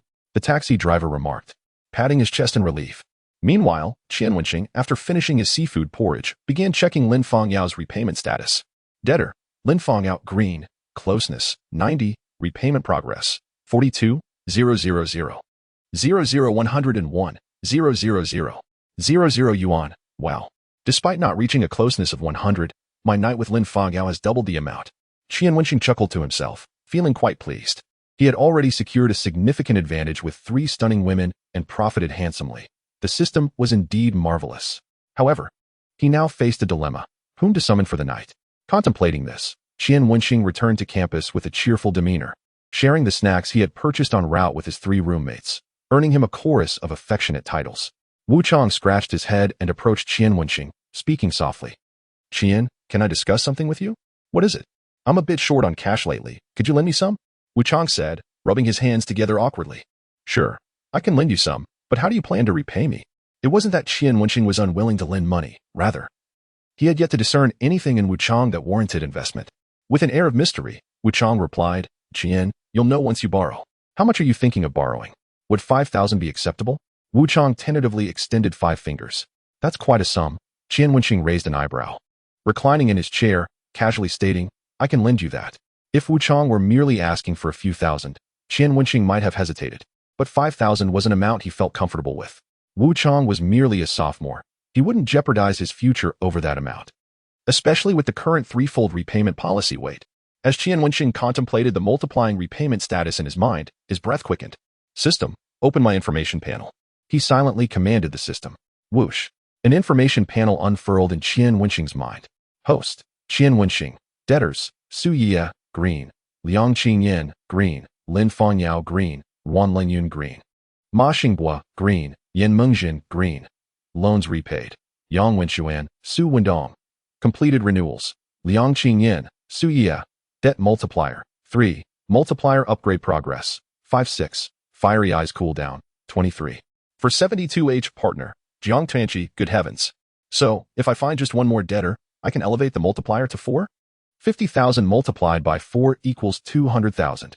A bicycle transforms into a motorcycle. Wu Chang, upon hearing Qian Wenxing's willingness to lend him money, blushed with excitement. Thank you, Qian Xiao. Qian Wenxing presented the loan agreement for Wu Chang to sign and then transferred him 50,000. Just as he intended to check on the repayment progress of each debtor, he heard the system's notification. Ding. Debtor Wu Chang's affection 100, Qian Wenxing? An immediate affection increase of 100 points? Suddenly, a dreadful thought crossed his mind. Could Wu Chang have some peculiar inclinations? No wonder he had been so overly enthusiastic when moving in yesterday. Haha, Qian Xiao, thank you. Wu Chang's large face drew closer to Qian Wenxing, his smile radiating warmth. Do you have time this afternoon? I would like to take you somewhere. Qian Wenxing? Is this scoundrel inviting me to spar? What is he up to? Qian Wenxing regarded him with suspicion. My sister is coming this afternoon, and I would like to introduce her to you. Wu Chang winked at Qian Wenxing. My sister is quite beautiful. Qian Wenxing glanced at the glaring debtor title above Wu Chang's head and then accessed his information panel. Debtor, Wu Chang, debt amount, 50, 000, 00 yuan, transferable debtors, Wei Mingji, grandmother, Wu Yetong, sister, repayment tasks, cooking, chatting, drawing curtains, more children, more blessings. Affection, 100. Debt multiplier, 4. Seeing the repayment tasks and the transferable debtors, Qian Wenxing fell silent. He finally understood why Wu Chang was so eager to meet his sister. It was due to such intentions. After a moment, he transferred the debt to Wu Yetong. Debtor, Wu Yetong, debt amount, 50, 000, 00 yuan, repayment tasks, cooking, 50, 000 yuan, 1 affection. Drawing curtains 10, 000, 00 yuan, 80 affection. More children, more blessings 20, 000, 00 yuan, 100 affection, 100, debt multiplier, 4, good heavens. Did Wu Yetong inherit Wu Chang's affection? Could he directly have her draw the curtains tonight? Qian Wenxing's gaze fell upon the more children, more blessings task, and he decisively chose to forego it. He was still in college. Having a child now would surely result in a severe beating from his father. Unable to restrain himself, Qian Wenxing inquired, "May I ask how old your grandmother is?" "She just celebrated her 78th birthday," Wu Chang replied with a beaming smile. "My grandmother is in great health." Qian Wenxing twitched his lips, giving him a thumbs up. "You truly are something." Haha. Although I look down on Li Haiyang, I believe a change in strategy could work. Even though I don't have a girlfriend, I can have my sister help me repay the debt. It's the same principle. What do you think? Wu Chang grinned. Qian Wenxing was speechless. That depends on your sister's looks. If she's too unattractive, you'll have to return that 50,000 today. Qian Xiao, don't be fooled by my appearance. My sister is quite charming. Do you remember the little swallows we watched as kids? My sister looks just like the young swallow back then. Wu Chang confidently assured, patting his chest. Seeing is believing. Qian Wenxing arranged a time with him and continued to check on the repayment progress of other debtors. Debtor, Su Yeye, repayment progress, 10, 000, 0030, 000, 00, affection, 100, what a pity, the affection is already maxed, no double rewards. Debtor, Liang Qingyan, repayment progress, 22, 000, 0050, 000 yuan, affection, 100. Now Qian Wenxing felt a tinge of regret for not having taken advantage of Liang Qingyan's reduced affection earlier, resulting in such a slow repayment progress. Debtor, Lin Fanyao, green. Repayment progress, 42, 000, 101, 000 yuan. Affection, 90, not bad, not bad. Debtor, Ruan Lingyan, repayment progress, 5, 000, 0080, 000 yuan. Affection, 3, he needed to step up the pace. Debtor, Yin Mingzhen, repayment progress, 6, 100, 0020, 000 yuan. Affection, 100. He was eagerly anticipating Yin Mingzhen's return, as he was quite looking forward to the prestige points.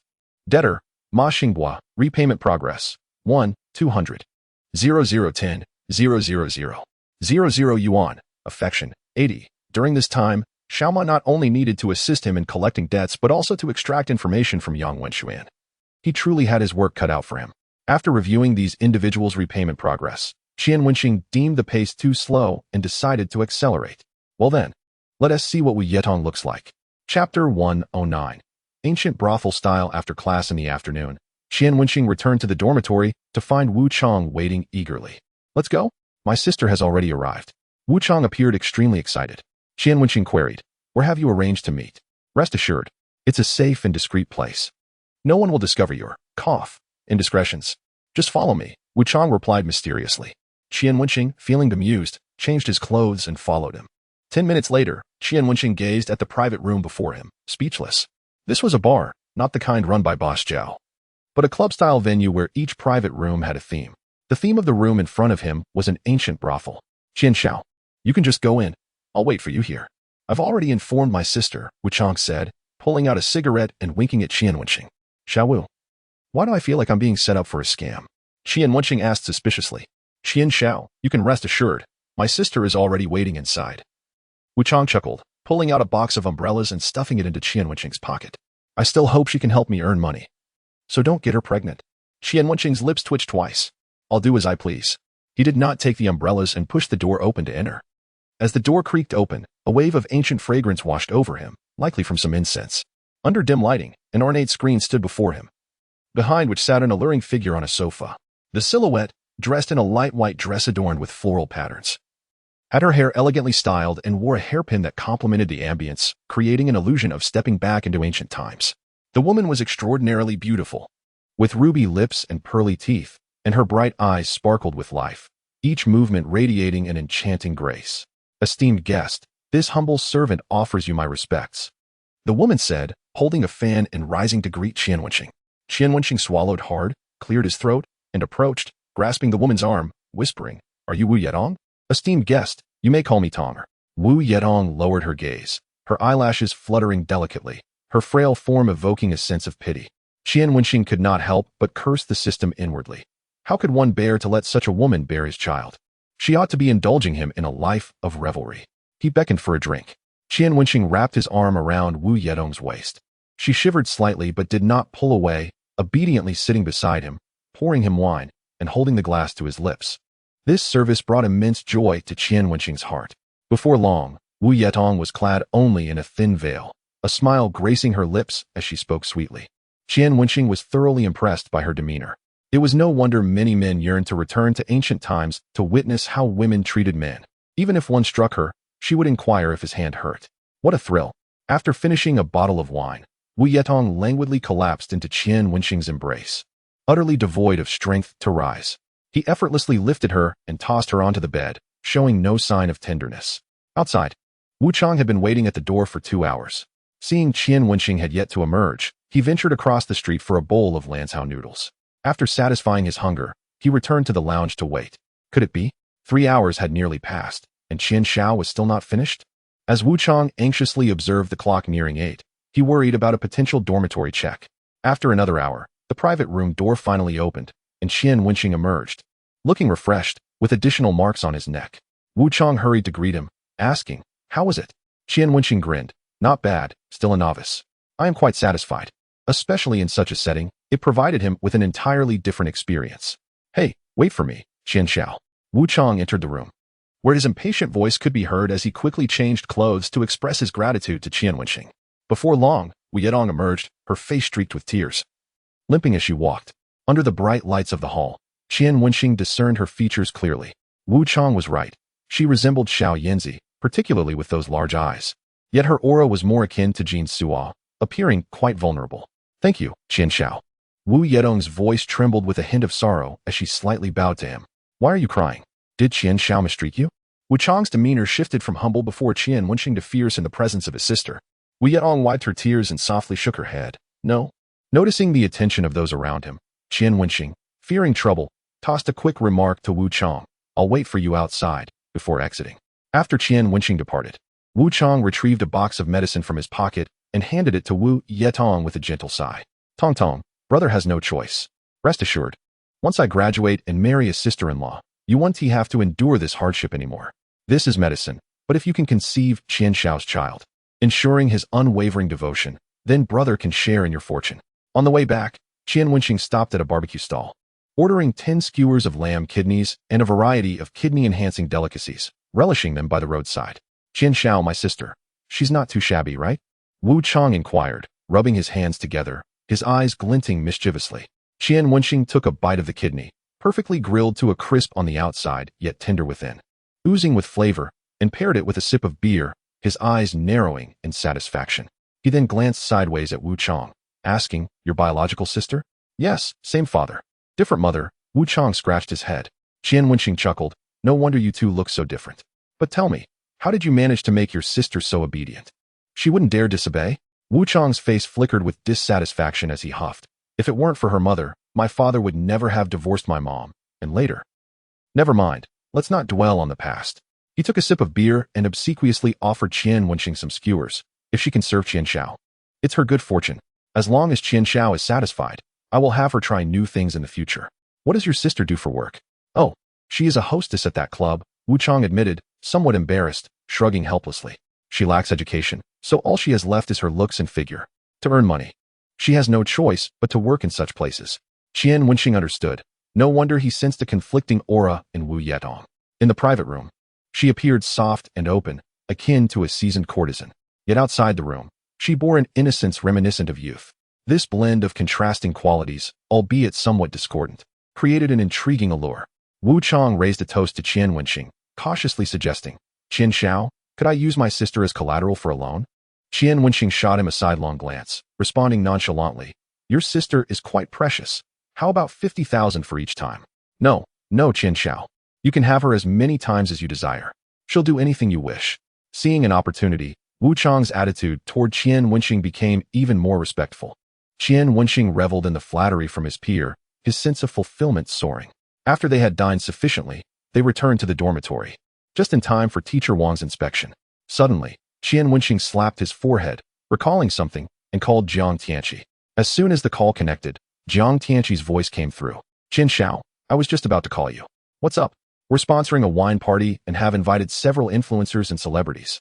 My dad insists I attend, so I was hoping you could join me." Jiang Tianqi's tone was filled with excitement. "How about we each charm a celebrity and enjoy the experience?" Upon hearing the first part, Qian Wenxing hesitated, but the latter part dispelled his doubts entirely. I wasn't planning to go. But I fear you might feel lonely in such a place, so I'll accompany you after all. By the way, when do we depart? Jiang Tianqi chuckled. Qian Gu. I understand, I really do. A week from now, I'll let you know in advance. All right. Did you call me for anything specific? Oh, could you bring me a pack of cigarettes tomorrow? I need them. No problem. The following day, Qian Wenxing knocked on Teacher Wang's duty room door. Carrying a black plastic bag. Qian Wenxing, is there something you need? Teacher Wang, having played cards until late into the night, looked utterly exhausted, his speech lacking energy. Heh. Teacher Wang, you seem worn out. I brought you something to perk you up. With a cheerful demeanor, Qian Wenxing placed the black plastic bag on the table. Teacher Wang glanced at the humble packaging without much thought, casually waving his hand. Your thoughtfulness is enough for me. Thank you. You may leave now. As he spoke, he absent-mindedly reached for the bag, and upon lifting it, he noticed something amiss. He opened it to find 2 packs of cigarettes lying side by side. His gaze shot up to meet Qian Wenxing's cheerful eyes. Teacher Wang's expression softened, becoming more affectionate as he broke into a wide smile. Oh, little Qian. You really shouldn't have brought gifts when visiting me. Come, sit down. I'll pour you a glass of orange juice. Qian Wenxing's lips twitched as he obediently sat down, accepting the orange juice from Teacher Wang. Teacher Wang's grin widened, showering Qian Wenxing with praise. Among all the students I've encountered, you are undoubtedly the most promising. Qian Wenxing played along, offering a shy smile before timidly saying, Well, Teacher Wang, there's something I'm uncertain about whether I should mention. Teacher Wang waved his hand grandly. Speak. Sometimes, I may not return to the dormitory at night. If you check the dorms. Before he could finish his sentence, Teacher Wang immediately responded, pondering for a moment. Then just send me a message in advance, and I will avoid checking the dorm that day. Thank you, Teacher Wang. Qian Wenxing promptly expressed his gratitude. Establishing a good rapport with the dorm supervisor would save him from unnecessary troubles. After Qian Wenxing exited the duty room, Teacher Wang sighed with a wry smile. This lad has truly grasped my weak spot. Alas, what can I say? I do have a penchant for this. In the following days, Lin Fangyao consistently went to the library to reserve seats for Qian Wenxing while he caught up on his studies. One day, overwhelmed by fatigue, Qian Wenxing succumbed to sleep, resting his head on the table. Concerned that he might be uncomfortable, Lin Fangyao gently leaned his head against her shoulder. The surrounding classmates gasped in astonishment. It seems they truly are in a romantic relationship. One, the ever-aloof academic prodigy. The other, the recent campus sensation. In no time, rumors about the couple spread throughout the campus. Some even captured a photograph of Qian Wenxing sleeping against Lin Fangyao's shoulder and posted it on the school forum. In the dance department, after completing a dance class, a girl suddenly exclaimed during the break, Qian Xiao is dating. Upon hearing this, Su Yeye, drenched in sweat and sipping water, jolted in shock and retorted, Nonsense. Why would I lie? They even have an official announcement. The girl swiftly presented her phone to Su Yeye. In the photo, Qian Wenxing was sound asleep against Lin Fangyao's shoulder, while Lin Fangyao wore a faint, nearly imperceptible smile of happiness. Yet, to Su Yeye, that smile felt particularly ironic. The bottle in her hand creaked as she squeezed it tightly, her chest heaving with agitation. Lin Fangyao, you shameless vixen. So, it's a declaration of war, is it? Just wait. Chapter 111. The War Among Women, Could You Please Be Gentler? A fragmented conversation drifted from the equipment room. It was nearing dusk, and slanted rays of sunlight filtered through the curtain seams into the dimly lit space. In the corner of the room, a man and a woman, none other than Qian Wenxing and Su Yeye, found themselves in a precarious situation. Qian Wenxing felt a mix of excitement and regret. He should not have believed Su Yeye's deceptive words. She had lured him here under the pretense of showing him something intriguing, only for it to be a ploy to entice him. Outside the equipment room, the sounds of laughter echoed, but he remained silent. Tomorrow, he would attend class with the dance department, and at least he could sit in the same class as the goddess. Just then, a boy's voice filtered through the door. Qian Wenxing sensed Su Yeye's movements freeze instantly. In the dimness, he gently patted her head, urging her to stay focused. Su Yeye cast him a resentful glance. He smirked slightly, knowing she had willingly entered this situation. It was not as if he had coerced her. Have a little ambition. If you like her, go after her. Just be careful not to let someone else take her first. Another boy chimed in. The first speaker, now a bit embarrassed, replied, She's too proud. I can't. What if I'm rejected? That would be so humiliating. Even if she rejects you, it would be a rejection from the campus beauty. That alone carries weight. Forget it. She's the goddess of the dance department. I can admire her from afar. Besides, she just broke up. So it's probably not the right time to pursue her. Who knew you were such a pure-hearted romantic? All right, enough of this. I'm off to take out the trash. The boys' voices gradually faded away, leaving a few still discussing. Do you think Su Ye's assets are real? They seem rather generous. Definitely real. I saw her dance the other day. They were quite bouncy. I wonder who will benefit from her. Perhaps she is no longer a virgin, pretending to be aloof in front of us. All right, enough chatter. Let us finish this quickly. I need to boost my grades. Soon. The sounds of sweeping echoed as a few boys completed their chores and left, leaving an air of silence. Qian Wenxing could not help but chuckle, patting Su Ye's cheek from his elevated position. They had indeed guessed correctly. All right, turn around. At that moment, the door to the equipment room creaked open, and a figure slipped inside. Instantly, their movements froze, remaining utterly still. Qian Wenxing peered through the equipment rack and noticed it was a boy who had not yet seen them. The boy stood facing the wall, cleared his throat, and cautiously began, Su Ye I. The moment those 3 words left his lips, Qian Wenxing felt Su Ye tense up, and he quickly covered her mouth. I like you. From the moment I first saw you, No, that's too kitsch. The goddess would never like that. Listening to the boy's voice. It was none other than the one who had earlier expressed his desire to pursue Su Ye. He fumbled with his phone for a moment and continued, Yeah. I've had a crush on you for 3 years. I will cherish you as the most precious treasure, forever protecting you. The boy seemed quite pleased with his version, practicing repeatedly with great earnestness. Qian Wenxing, eavesdropping on this heartfelt confession, would have laughed aloud had the situation been less awkward. What kind of person was Su Ye? Who would she entertain with such sentimental nonsense? Without wealth or status? How could a woman labeled as a goddess even spare a glance? He was the perfect example, before acquiring his system. Did any of the lofty girls in school acknowledge him? Since he gained the system, Lin Fangyao, Liang Qingyin, Su Ye, how many of them did not fawn over him? Yes. The latter 2 words are literal, not metaphorical. Just like now, the pure-hearted romantic was still rehearsing his confession, blissfully unaware that the goddess he adored had already been thoroughly acquainted with him. That was the stark reality. Qian Wenxing leaned close to her ear and whispered, He is confessing to you. How do you intend to respond? Su Ye shook her head, unable to make a sound due to Qian Wenxing's hand over her mouth. The ardent romantic was far too engrossed to notice the pair behind the equipment rack. Finally, he completed his practice and made a gesture of encouragement before turning to leave. After the storm, Can I borrow your phone? Su Ye's breathing gradually returned to normal as she winked at Qian Wenxing. He, perplexed, handed over his phone. What do you need it for? Su Ye opened WeChat, navigated to Lin Fangyao's chat, squatted down in front of Qian Wenxing, stuck out her tongue for a selfie, and promptly hit send. So it's a declaration of war, is it? Everyone has their tricks up their sleeves. Soon, Lin Fangyao replied, shameless. Su Ye, satisfied, tapped the screen. Likewise, she perfectly returned the barb directed at her by Lin Fangyao earlier. In the self-study room, Lin Fangyao's face darkened as she forcefully stabbed her pen into the desk, ink spilling across the pages without her notice. An icy aura radiated from her, causing a boy who had approached to deliver a love letter to halt abruptly, then cautiously retreat. Chapter 112. The Tool of Su Ye. Do you two not find this childish? Qian Wenxing remarked, scrolling through the chat history on his phone with a bemused expression. Su Ye haughtily snorted. Don't you know that what is taken by force is often the most delightful? So, am I merely an object in your eyes? Qian Wenxing narrowed his eyes in displeasure. Su Ye quickly backtracked. No, that's not what I meant. My apologies. Qian Wenxing merely hummed in response, donning his clothes as he stepped out of the equipment room. The sun had already set, and Su Ye followed him outside, her lovely legs appearing somewhat unsteady as they walked. Qian Wenxing glanced at her, the corners of his mouth twitching as he remarked, a discerning person can easily tell what you have just experienced. Su Ye's cheeks flushed slightly as she shot a glance at Qian Wenxing's lower body, retorting, Who told you to be so formidable? Are you blaming me now? Today, you were the one who took the initiative. I am the victim here.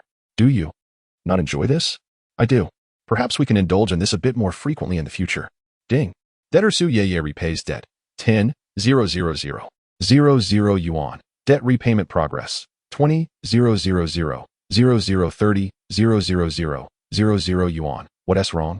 Lost in thought, after speaking several sentences to Qian Wenxing without receiving a reply, Su Ye turned her head in confusion to look at him. Qian Wenxing cleared his throat. Nothing. What were you saying just now? Oh, I was talking about Teacher Wan. Upon hearing this, Qian Wenxing paused. What about Teacher Wan? Our course instructor mentioned that Teacher Ruan's mother seems to have arrived and is taking her out for a blind date tonight. Su Ye sighed. I always thought such a beautiful woman like Teacher Ruan would have a boyfriend by now. I never expected she still needed to go on blind dates. Qian Wenxing's gaze darkened abruptly. Wan Lingyun was going on a blind date? He immediately took out his phone and dialed Wan Lingyun's WeChat number. After a few rings, she hung up. He called again, and this time, Ruan Lingyun answered promptly. Where are you? Qian Wenxing asked in a stern voice. Qian Wenxing. I've taken a leave today. If you have questions about the course. The cold, businesslike tone from the other end of the line made Qian Wenxing's voice turn frosty. I will ask you once more, where are you? Beside him. Su Yiye observed the sudden change in Qian Wenxing's demeanor, her face reflecting astonishment as disbelief crept into her mind. Who called you? Hang up quickly. We are on our way. Don't keep Qin Han waiting. A sharp, unpleasant voice from a middle-aged woman came through the phone. Qin Han? Qian Wenxing instantly recalled the man in a suit he had seen at the school gate, his expression darkening as he spoke each word with deliberate intensity. Ruan Lingyun. I will give you one more chance. Tell me where. He was furious. Among all the women, his feelings for Ruan Lingyun were the most profound. When he lent her money, it was like weaving an intricate net, one that Ruan Lingyun could never escape. He had initially planned to gradually tighten the net, allowing her to submit to him slowly, but now someone wished to snatch away what was rightfully his. A matter of dignity for a man. His possessions. The woman he acknowledged, no one could lay a finger on. This was the first time Qian Wenxing called Ruan Lingyun by her full name. But it certainly would not be the last. Ruan Lingyun seemed momentarily taken aback by his roar, falling silent for a long while before finally revealing an address. Wait. After saying this, Qian Wenxing hung up the phone. Just as he was about to leave, he suddenly remembered something and glanced at his balance, his expression shifting. After recovering Su Wendong's debt, his balance was 91,417.00 yuan. He had transferred 32,000.00 yuan to Jiang Tianxi, lent 50,000.00 yuan to Wu Chang. And considering his daily expenditures, he was left with merely 6,024.00 yuan. After a brief contemplation, Qian Wenxing grasped Su Yiye's wrist, pulling her back into the equipment room. This time, he did not bother with the equipment rack, directly pressing Su Yiye against the wall beside the door. For the first time, Su Yiye felt like a mere tool. She wanted to ask Qian Wenxing why he was acting this way, but the force he exerted made her too frightened to speak. Though he was anxious, the matter concluded in half an hour. Ding! Congratulations, host. For completing the 5th repayment task, debtor, Su Yiye Green. Debt repayment progress, 30,000,0030,000 yuan. Debt multiplier, 4. Host reputation value, 0. This time S accumulated income, 120,000,00 yuan. Please continue to punish the deadbeat, promote the main theme, spread positive energy, and build an honest society. Buzz. A notification of an incoming payment appeared on Qian Wenxing's phone. He glanced at it and scoffed. Without money, how can I recruit the most beautiful teacher from the Institute of Technology? Regardless, I will reclaim this money from her with interest. I have something to attend to. You can tidy up by yourself. Qian Wenxing tossed out this remark before turning to leave. Su Yiye, still in disarray, let out a couple of choked sobs as tears streamed down her cheeks. Initially, she believed Lin Fanyao was her strongest rival, only to discover that her true adversary was someone she had never anticipated. This was the first time she saw such concern for a woman on Qian Wenxing's face. Ultimately, she had lost. No, it was she and Lin Fanyao who had both lost. Meanwhile, Qian Wenxing descended the stairs and called Ma Xinghua. Xiaoma, I need you to do something. You should head to. Upon receiving the instructions, Ma Xinghua sprang from his bed without hesitation, donning a baseball cap before heading out. In a private room at the Boya Hotel in the city center of Jinghai, Qin Han politely addressed Ruan's mother. Rest assured, if I marry Lingyun, the betrothal gifts will certainly be generous. Ruan's mother, 56 years of age, though dressed like a wealthy matron, could not conceal the aura of a rural shrew within, especially as her sharp eyes scrutinized those around her. Xiaoqin, I think the betrothal gifts we discussed previously might be a bit insufficient. After expressing her grievances, Ruan's mother shot a fierce glare at Ruan Lingyun, lamenting, my daughter is simply too disappointing. She has never contributed a penny to the family, unlike my son. Look. My son has set his sights on a house in the city. Though it is slightly pricey, he has excellent taste, and that house is bound to appreciate. Ruan Lingyun's chest heaved violently as sorrow engulfed her. She had never taken a single cent from her family since middle school, working tirelessly to reach this point. Yet, in her parents' eyes, she was the most unfilial child, her very existence a mistake. She had thought that working would free her, only to find herself once again being bartered and traded by her own mother, sold to another man for a price, the proceeds intended for her brother's house. Qin Han was taken aback by the idea of an increased betrothal gift, furrowing his brows as he inquired, how much do you intend to add? That house costs 1.8 million. A betrothal gift of 600,000 is not excessive, is it? Chapter 113. The stepmother's fatal strike 600,000? Upon hearing that figure, Qian Han's expression soured slightly. Though he was a minor affluent heir, he was not a fool. What kind of family would dare to demand a betrothal gift of 600,000? Was this not selling off their daughter? Seeing Qian Han's reluctance, Ruan's mother adjusted her demeanor, adopting an air of superiority.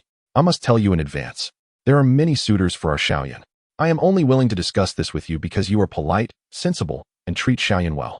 Just the other day, a millionaire was eager to marry our Xiaoyan, but I refused because he was too old for her.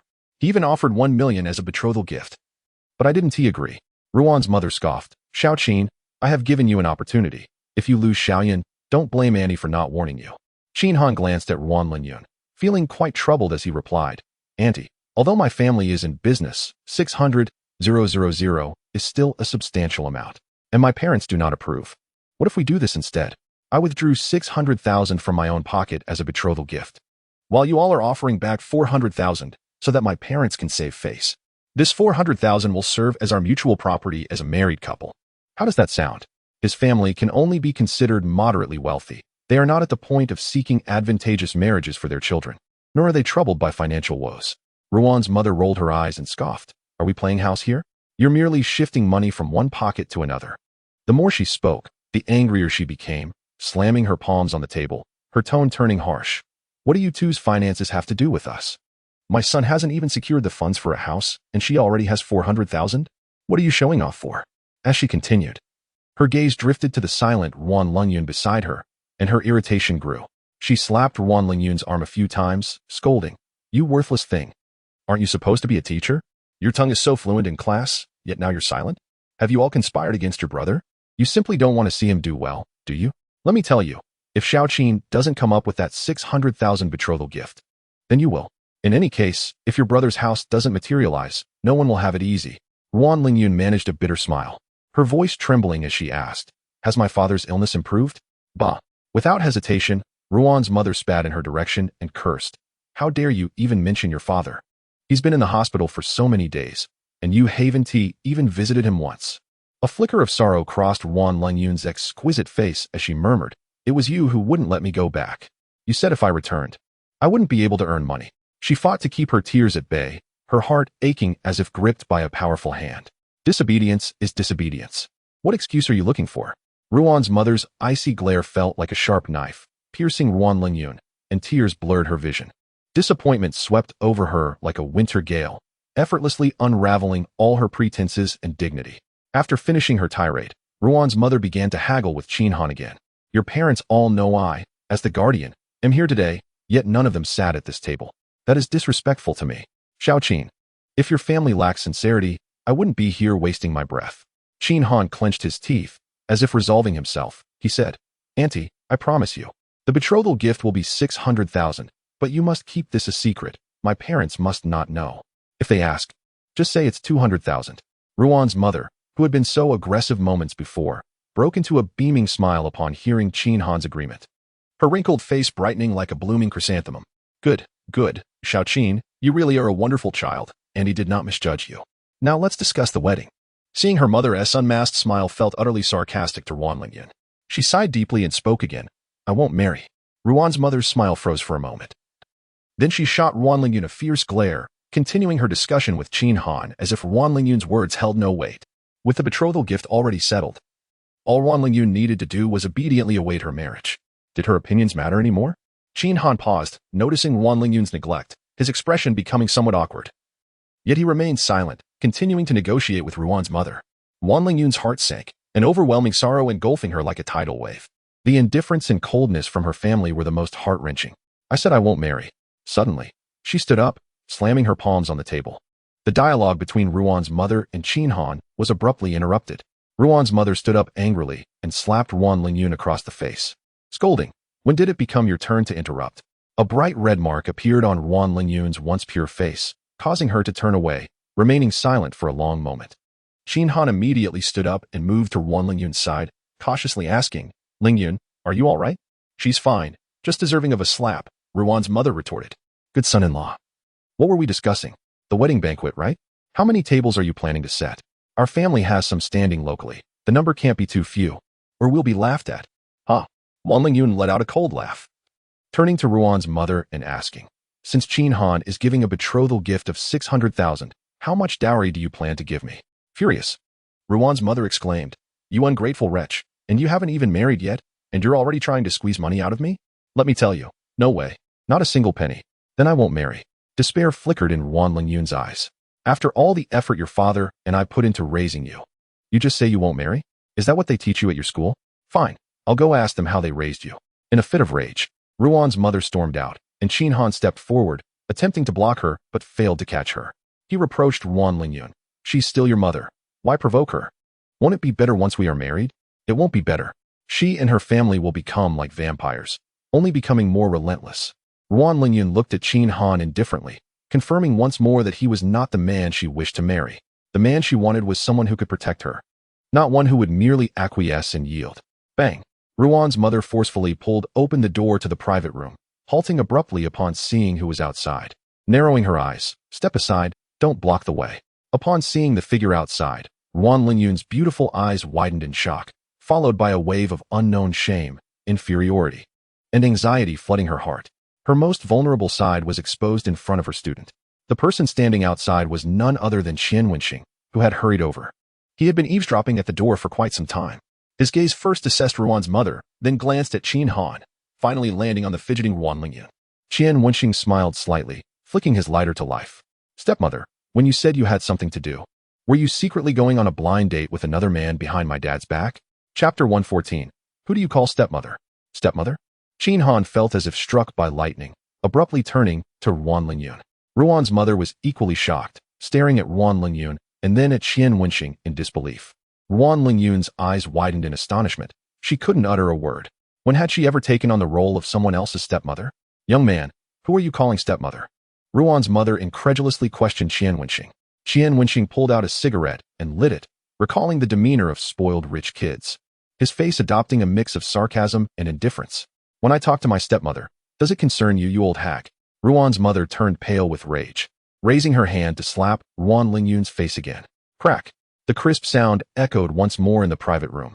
But this time, it was not the sound of a slap landing on a face. Rather, it was Qian Wenxing catching Ruan's mother's wrist, with a cigarette dangling from his lips. He coldly remarked, my stepmother is also pregnant with my brother. If you cause her to lose the baby, can you bear that responsibility? Had it not been for the fact that this old hag was Wan Lingyun's mother, Qian Wenxing would have loved to slap her himself. Another thunderous statement left the other three in the room speechless. Wan Lingyun stared in disbelief before she could gather her wits, stammering, You're talking nonsense. Before she could finish, Qian Wenxing released Ruan's mother's wrist, stepping forward to grasp Wan Lingyun's arm, his eyes narrowing slightly as he exhaled a puff of smoke. You're just one step away from getting married to my dad, yet you refuse to acknowledge it? Grasping Wan Lingyun's hand, Qian Wenxing applied slight pressure, signaling her discreetly. Wan Lingyun furrowed her delicate brows, her beautiful eyes shimmering slightly. Her red lips moved, yet no words escaped them. To Qin Han and Ruan's mother, her demeanor implied an acquiescence to Qian Wenxing's words. The previously composed Qin Han, who had maintained a gentlemanly facade before Wan Lingyun, now wore a ghastly expression. No wonder you have persistently rejected my marriage proposal. It turns out you are to be a stepmother. Wan Lingyun, you truly have a knack for this. Here I am, foolishly willing to marry you, even risking discontent from my mother and offering a dowry of 600,000. I am indeed a fool, wasting my time on someone like you. Though Qin Han harbored feelings for Wan Lingyun, upon learning of her clandestine affair with an older man, all his prior affection transformed into fury. Son-in-law, I genuinely had no idea about her situation. Ruan's mother hastily reassured him, do not worry. I will ensure she terminates this pregnancy. I will bind her if necessary, but she will marry you. Son-in-law, regarding the 600,000 dowry. 600,000 for a woman who has been soiled by another? And who has had an abortion? Qin Han's face contorted with anger, his eyes reddening as he glared at Ruan's mother, incredulously pointing at himself. Do you truly think so little of me? Ruan's mother was rendered speechless. Wan Lingyun's pretty face revealed her discomfort, her long nails digging into her palm. Oh, you calamity bringer, you disgrace. Who urged you to engage in such shameless acts? Quickly, explain yourself to Qin. Ruan's mother incessantly urged Wan Lingyun. Your brother is counting on that 600,000 for a house. Qian Wenxing observed Qin Han's fury. Yet he remained rooted in place, and with a casual tone remarked, "Only 600,000? How quaint." At this, Ruan's mother abruptly halted, her eyes glinting with greed as she fixated on Qian Wenxing, cautiously inquiring, "How much can your family offer as a dowry for Xiao Yun?" Qian Wenxing scoffed, "We never quantify dowries with mere numbers. If she can bear a child for my family, we would at least reward her with a plot of land." As for the size of the land, he left unspoken. Ruan's mother's eyes widened in astonishment, her gaze toward Qian Wenxing growing increasingly warm, her wrinkled face breaking into a jubilant smile as she gently caressed Ruan Lingyun's flat abdomen. "Huh, my grandson truly is a blessing, bringing such joy to his grandmother." Qian Wenxing's lips twitched slightly before he nonchalantly glanced at Qin Han and asked, "Which family do you hail from? Did your elders never teach you not to pursue another man's wife?" Qin Han's expression twisted in rage, his fists clenched tightly, seemingly on the verge of confronting Qian Wenxing. Yet he hesitated, fearing the potential repercussions from the latter's formidable connections. After a prolonged inner turmoil, Qin Han ultimately cursed and stormed out, slamming the door behind him. What a temper! What was the need to slam the door? Ruan's mother grumbled, then cheerfully helped Ruan Lingyun into a seat. "You are now with child, so you must not overexert yourself. If possible, resign from your school job and rest at home. Is there anyone to care for you? Shall I stay with you? Of course, I know you are more promising than your sister." She then turned to Qian Wenxing, inquiring, "By the way, young man, what business does your family engage in? When Xiao Yun gives birth, will you also provide a plot of land for our family?" Witnessing her mother's sudden shift in demeanor, Ruan Lingyun felt a deep sorrow within her. She refrained from answering, instead glancing at Qian Wenxing for an explanation. Ever since the earlier conversation, she had cooperated with him without elaborating much. Although she was unsure of Qian Wenxing's true intentions, she remained patient, considering he had lent her 80,000. Of course, Qian Wenxing did not intend to lower his status. He simply sought to drive Qin Han away. Ruan Lingyun was ensnared in his web. It was merely a matter of time before she was entirely his. With the unexpected emergence of Qin Han, who sought to inflate the price, Qian Wenxing felt discontent. He had two choices: either engage in a bidding war, where both would emerge battered, leaving Ruan's mother gleeful, or leave in anger. But Qian Wenxing opted for a third alternative, to lower the price. Ruan Lingyun was a goddess, yet she was also a woman. If she faltered in her perfection, no matter how deep Qin Han's feelings ran, he would ultimately succumb to repeated provocations and withdraw from the competition, even if others wished to bid. Upon hearing of his claims regarding Ruan Lingyun, they would retreat. Thus, Qian Wenxing found himself the sole contender in the market. A smirk of triumph crept across his lips as he asked, "What child? Who is to have a child?" "The child in Xiao Yun's belly. You mentioned she was pregnant." Ruan's mother's voice trailed off as she gaped at Qian Wenxing. "You little rascal, are you deceiving me?"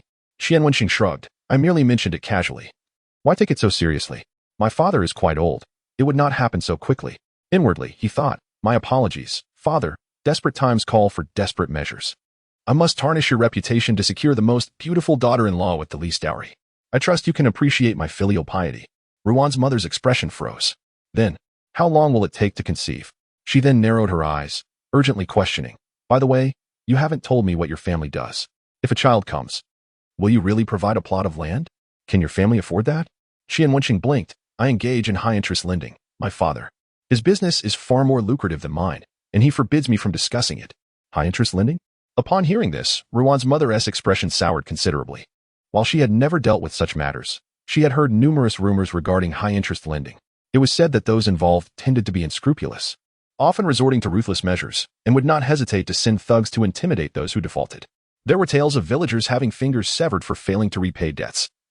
People avoided any mention of high-interest lending as if it were a venomous snake. Suddenly, Ruan's mother seemed to recall something, gripping Ruan Lingyun's wrist tightly. She asked in a hushed tone, "That's 70,000 you borrowed from the Qin family earlier, is it?" "Yes, she borrowed it from me at high interest."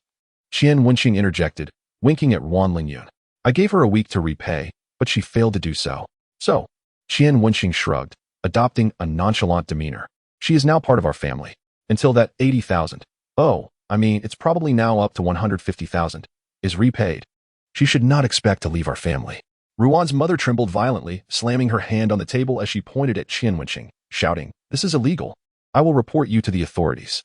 Just then, the door of the private room swung open, and a tall, menacing man entered, exuding an aura of intimidation and authority. He cast a cold glance at Ruan's mother, yanked a chair beside her backward, sat down, poured himself a drink, and downed it in one gulp. His expression seemed to stiffen for a fleeting moment, yet he quickly swallowed his emotions, suppressing any visible change. He poured another glass and placed it before Ruan's mother. Then, he drew a spring-loaded knife from his waist and slammed it onto the table, dark stains of blood still lingering on the blade and his cuffs. He tilted his chin towards Ruan's mother. From that moment on, he remained silent, but the aura of menace and pressure emanating from him made Ruan's mother's legs tremble slightly. She glanced at the glass of liquor, hastily grasped Ruan Lingyun's arm, and began to shake uncontrollably. Lingyun, who is he? Ruan Lingyun fell momentarily silent, for she had already recognized the man, Ma Xinghua, the notorious bully of their school. Of course, this reputation was not a commendable one. She began to comprehend the exaggerated antics of Qian Wenxing. Qian Wenxing, too, felt a sense of reflection. Ma Xinghua truly had the demeanor of a born ruffian. With such imposing presence and energy, coupled with his cold, dead fish-like eyes, who would believe he had few cases on his hands? Yet, reflections aside, the show must go on. Brother Ma, are all the arrangements in place? Yes, I severed one of his fingers. If he doesn't, he return the money within 3 days. I'll take another. Ma Xinghua mechanically recited the lines Qian Wenxing had given him. Qian Wenxing pointed at Ruan's mother and chuckled. She says she wants to report us to the authorities. Ma Xinghua stared at Ruan's mother silently, as if scrutinizing a corpse, and replied indifferently, no worries. As soon as you step in, I'll ensure her son pays with his life. Thud. Ruan's mother collapsed onto the ground, her eyes wide with terror as she gazed at Ma Xinghua, as if confronting a specter. Qian Wenxing stifled a laugh and said, either you leave your daughter at my place, or you pay back the 150,000. By the way, let me remind you, for every day overdue, there's an additional 5,000 in interest. You can figure it out. Concerned about damaging Ruan's mother, considering she was a teacher's parent, Ma Xinghua extended his hand towards her, saying, Auntie, are you all right? His sleeve brushed against a patch of chicken blood stained from the kitchen. The strong metallic scent invading Ruan's mother's nostrils. Panic mixed with the stench, compounded by his cold, indifferent gaze akin to that of the king of hell, caused Ruan's mother to scream, scrambling to her feet in a frenzy. Her legs trembled as she addressed Qian Wenxing with newfound politeness. The debt is mine. Let me handle it alone. It has nothing to do with you. We have severed all ties. If you seek retribution, go after her, please. Do not involve my son. He's still so young. Ruan's mother was so frightened she began to choke on her words, striking Ruan Lingyun's shoulder in anger. You calamity star. Why must you borrow from loan sharks? Mark my words. This is your problem. Do not expect any help from your father or me. From now on, you are no longer part of this family. Do not drag your misfortune onto your brother. Spitting in disdain, she declared, how unfortunate. I should never have sought you out. With that, Ruan's mother grabbed her bag and fled in a frenzy. The private room fell into a heavy silence. With Ruan's mother gone, Qian Wenxing's plan succeeded, and he exhaled in relief, about to speak when he noticed Ruan Lingyun's exquisite face was awash with tears. He opened his mouth but found himself at a loss for words, knowing that anything he said would be superfluous. This emotion was one she must process alone. Once she had digested her feelings, it would be time for him to gradually reel her in. However, Ruan's mother had left, and Ma Xinghua should also take his leave, right? Did he intend to linger like a third wheel? Qian Wenxing exchanged several glances with Ma Xinghua, but the latter merely leaned back in his chair, fixated on the table, motionless. Suddenly, Ma Xinghua moved. His body tilted slowly before he collapsed to the ground. Thud. Ma Xinghua lay there, utterly still, snoring loudly. In truth, he could not hold his liquor at all. Chapter 116. A date with your goddess. In the taxi heading back to school, Ma Xinghua was strapped in the passenger seat, unconscious. In the back seat, Qian Wenxing glanced at the still-crying Ruan Lingyun and offered her a packet of tissues. Thank you, she whispered softly. It must be said that Ruan Lingyun was truly a masterpiece of creation. Her usual demeanor was that of a noble, elegant goddess from the heavens, evoking awe and reverence. Yet, when she wept silently, the coldness faded, replaced by a relatable warmth that ignited a desire to protect her.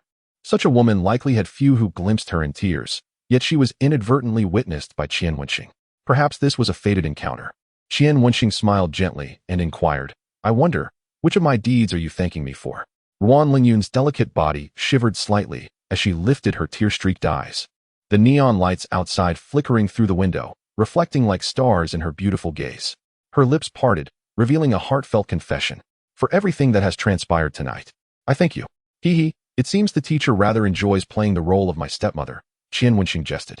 When this thought first crossed his mind, he had braced himself for Ruan Lingyun to argue fiercely or even explode in anger. To his surprise, her emotional resilience was remarkable. Wan Lingyun bit her lip slightly and cast him a reproachful glance. Does your father know of your filial piety? Clear his throat. Qian Wenxing awkwardly touched his nose. His father would likely scold him if he found out, but if his mother learned, she might break his legs. Observing the student's embarrassment, Wan Lingyun felt a flicker of solace in her heart. Every time she thought she had reached a dead end, he seemed to appear. Whether it was lending her 80,000 last time or rescuing her this time. Though tonight's events were somewhat theatrical, they had proven remarkably effective, especially against her mother, who was easily intimidated. After her mother returned home, the gossip in the village would be harsh, particularly the shameful taunts.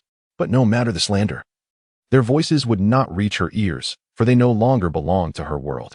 Perhaps this, too, was a form of liberation. Ding! Deader Wan Lingyun's intimacy 5, a cold, mechanical voice echoed in Qian Wenxing's mind, causing him to feel a flicker of joy, quickly followed by exasperation. Was this woman's heart made of iron? It took so long to gain just 5 points of intimacy. No, he must recover some losses tonight. With this thought, Qian Wenxing cleared his throat and asked, Teacher Wan, do you think a mere thank you is enough to settle this? Wan Lingyun pondered for a moment before proposing. Shall I treat you to a meal? Sounds good. Qian Wenxing nodded in agreement, knowing that a woman of Wan Lingyun's temperament would not quickly develop feelings. He needed to take it slow, akin to boiling a frog in warm water, until she realized something was amiss and found herself unable to escape. As they approached the school gate, Qian Wenxing called Wang Jingyan and Xia Qiming, asking them to come to the entrance to fetch someone. Ma Xingbo was fine in every regard, except for his inability to handle alcohol. Qian Wenxing looked at the repayment item that involved drinking, helplessly massaging his temples. Damn system. Couldn't you have done a background check before presenting these tasks? Upon reaching the school gate, Qian Wenxing helped Ma Xingbo out of the passenger seat, and Xia Qiming and Wang Jingyan quickly rushed over to assist. How did Xiaoma drink so much? Xia Qiming asked in confusion. Qian Wenxing's lips twitched. Do you believe he could go down with just one drink? Not a chance. He was tall and robust, clearly someone who could drink heavily. Likely the type who remained sober after 1,000 cups. Wang Jingyan countered, holding up Ma Xingbo, who towered over him. You can ask him when he wakes up. By the way, I have something to attend to tonight, so I probably won't be coming back, Qian Wenxing stated as he walked toward the car. Wang Jingyan, puzzled, inquired. Where are you going? Qian Wenxing blinked and turned with a smile. I'm going on a date with your goddess. Do you believe me? Not a chance. Wang Jingyan scoffed, suspecting Qian Wenxing was teasing him about the time he had fought for ribs in the cafeteria. Why don't you believe me? I've heard she's going on a blind date tonight. Oh, what if I say I intercepted her? Qian Wenxing opened the back door of the taxi, revealing a graceful figure seated inside. Wang Jingyan was struck dumb. How could he not recognize his goddess? Goodbye, Qian Wenxing said, rolling down the window to deliberately showcase Wan Lingyun's face, cheerfully waving to Wang Jingyan and Xia Qiming. Don't miss me too much tonight. With that, the taxi sped away. Wang Jingyan stood frozen for a moment, then kicked furiously in the direction the taxi had gone, cursing, I will never forgive that scoundrel. Xia Qiming empathized with his feelings, nodding, I feel the same. Did you do that on purpose? Wan Lingyun had observed Qian Wenxing's little antics and found it difficult to comprehend her student. Qian Wenxing chuckled lightly. Yes. Why? Just to show off? A thought crossed Wan Lingyun's mind. Despite her relatively short tenure, she had never had a meal alone with any student. Well, the cafeteria incident didn't count. What is the point of showing off? Qian Wenxing raised an eyebrow, tilting his head. You don't think I like you, do you? Wan Lingyun's expression stiffened, and she exhaled softly. I am your teacher. Such remarks should not be made lightly. But Teacher Wan, student-teacher relationships are not forbidden in college, Qian Wenxing continued. Wan Lingyun's beautiful eyes narrowed slightly as she calmly replied, I have my professional ethics. I will never engage in a romantic relationship with my students. Qian Wenxing burst into laughter, teasing, Teacher Wan, have you heard of a certain law? What law? The delicious law.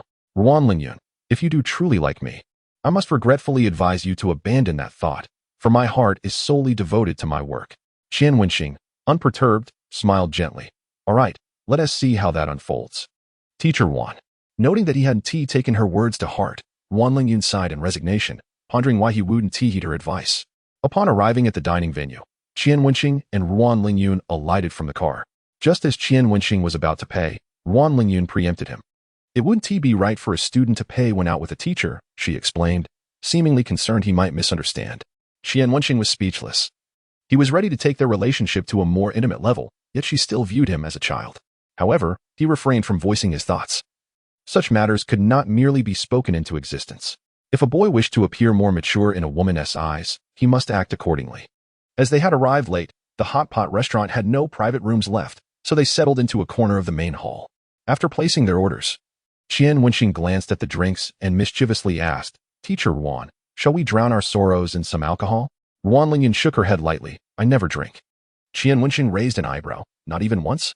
"I'm allergic to alcohol. In the past, I couldn't even bear the smell. It's much better now." "Ah, I see." Qian Wenxing felt a twinge of disappointment. It seemed his plan to get Wan Lingyan tipsy and perhaps take a step forward that night was foiled. Observing his expression, Wan Lingyun mistakenly thought he wanted to drink but was holding back because of her. "If you want to drink, go ahead. We're outside school." "I want to interfere," she said. Qian Wenxing remained still, smiling. "Does that mean outside school? You're no longer my teacher?" "Huh. Have you treated me as a teacher from the beginning?" Wan Lingyun sipped her tea, casting an elusive glance at Qian Wenxing, who had yet to meet a student with such audacity. "Teacher Wan, you can't blame me. The circumstances earlier were too urgent, and I had no choice," he replied. "Why did you help me?" Wan Lingyun gazed at him intently. Qian Wenxing sighed. "Teacher Wan, if you pretend to be oblivious, it loses its charm. I just told you, I like you." After a pause, he added, "Or is your way of showing affection still stuck in the stage of sending flowers and love letters?" A blush crept across Wan Lingyun's cheeks, yet her demeanor remained composed. "I'm not referring to all men, just the boys in your stage." Qian Wenxing nearly choked on a peanut, exclaiming in disbelief, "Teacher Wan, can we not be discriminatory? Men remain youthful at heart. So all stages of men are essentially the same." Wan Lingyun chuckled lightly, her lips curving into a smile, her eyes sparkling, a fleeting yet enchanting sight. Like a blooming flower with a subtle fragrance that captivates the soul. "Such nonsense," she remarked, her voice like a gentle breeze stirring the surface of a pond. Qian Wenxing found himself momentarily entranced. Though he had seen Wan Lingyun's beauty countless times, he was continually drawn to her allure. Such a stunning figure could charm even the most stoic of sages. "What's wrong?" Wan Lingyun, noticing his silence, turned to find him gazing at her in a daze. Qian Wenxing exhaled softly, regaining his composure. "Teacher Wan, I feel a bit sorry for you." "Why?" "Because you only realize how beautiful you are when you look in the mirror." "Wan Lingyun, your flattery is somewhat outdated, don't you think?" Qian Wenxing sincerely replied, No, I'm not flirting. I'm simply speaking the truth." "Then I thank you." As the hot pot ingredients began to arrive, the spicy broth bubbled vigorously. The tender lamb rolls paired with sesame sauce and a hint of chai blossoms sent Qian Wenxing's taste buds into ecstasy. Their conversation dwindled as they savored the aromatic feast. After satisfying their hunger, Qian Wenxing slowed his pace, leisurely sipping tea while observing Wan Lingyun, who was savoring her meal with grace. A light sheen of sweat glistened on her elegant nose, perhaps from the spiciness. She slightly stuck out her tongue, inhaling sharply. The sight of her petite, rosy tongue was utterly alluring. Gulp. Qian Wenxing swallowed hard. A sudden impulse surged within him. He wanted to kiss Wan Lingyun. Why are you staring at me?" Wan Lingyun noticed his gaze and looked up in confusion. The steam from the hot pot had reddened the corners of her eyes, rendering her even more vibrant and lively. In that moment, she appeared more captivating than the authoritative figure she embodied in the classroom. I'm just drinking tea." Qian Wenxing stammered for the first time, lifting his cup to take a few sips, only to realize it was empty. Embarrassed, he cleared his throat and hurriedly poured himself some water. Noticing his unusual behavior, Wan Lingyun subtly raised an eyebrow, beginning to suspect something about Qian Wenxing. In every era, individuals often find themselves comparing their status with those who occupy positions of higher authority or possess greater capabilities, such as teachers during one's student years, drill instructors during military training, or superiors in the workplace. This tendency arises from the perceived aura surrounding these figures. However, once one has traversed those phases, the illusions often dissipate. The splendid image of those once admired can, upon reflection, appear rather ordinary. "Can you comprehend my sentiment, Qian Wenxing?" Qian Wenxing nodded in understanding. "I grasp your meaning. Yet, Wan Lingyun, I wish for you to acknowledge a particular truth." Upon hearing her name, Wan Lingyun narrowed her eyes and regarded this audacious student.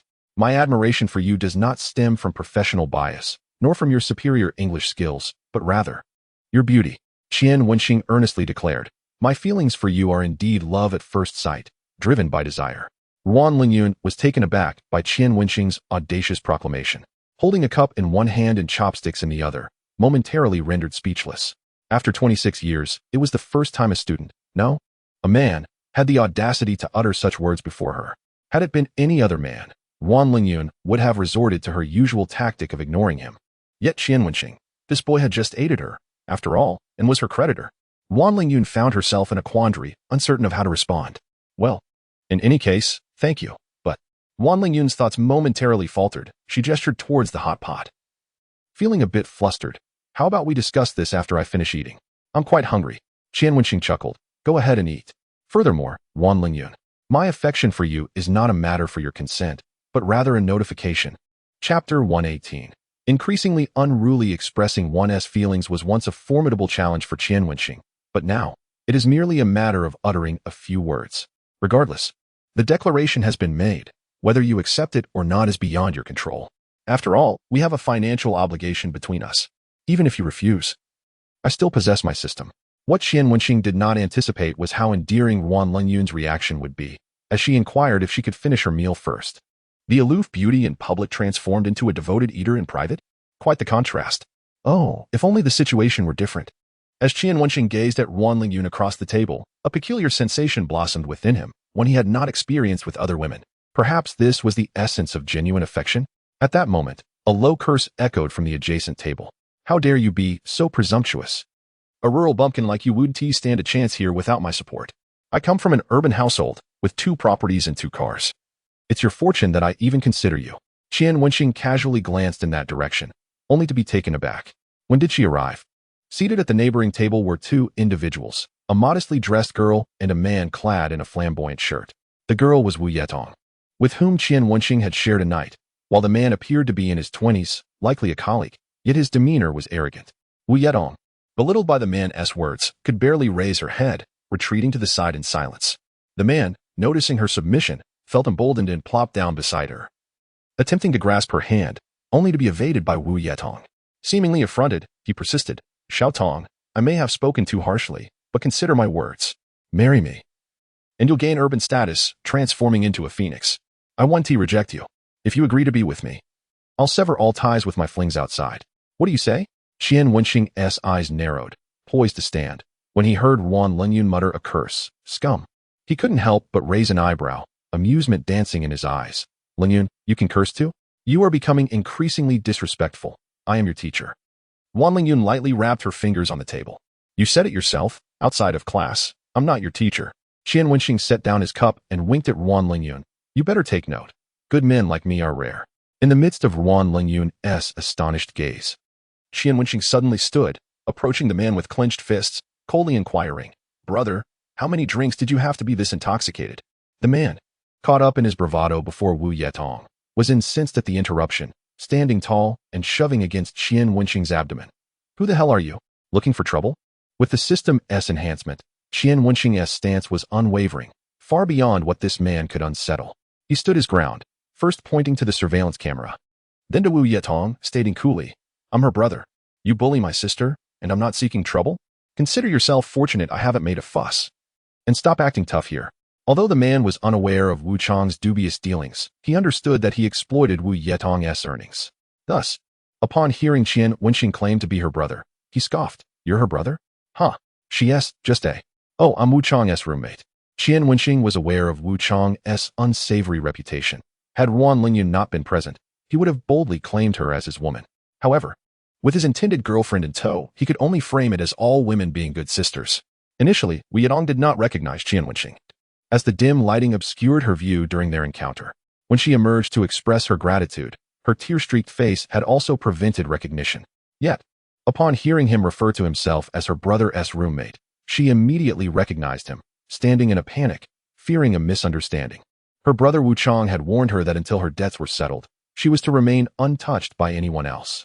The man, taken aback, retorted, What does that have to do with you? It matters. Wu Yetong's voice, barely a whisper, drifted from behind the man as she timidly glanced between him and Qian Wenxing. She began to point at Qian Wenxing. He is my. Before she could finish, Qian Wenxing interjected, mindful of Wan Lingyun's presence. He swiftly pulled Wu Yetong behind him, confronting the man. My roommate's sister is my sister.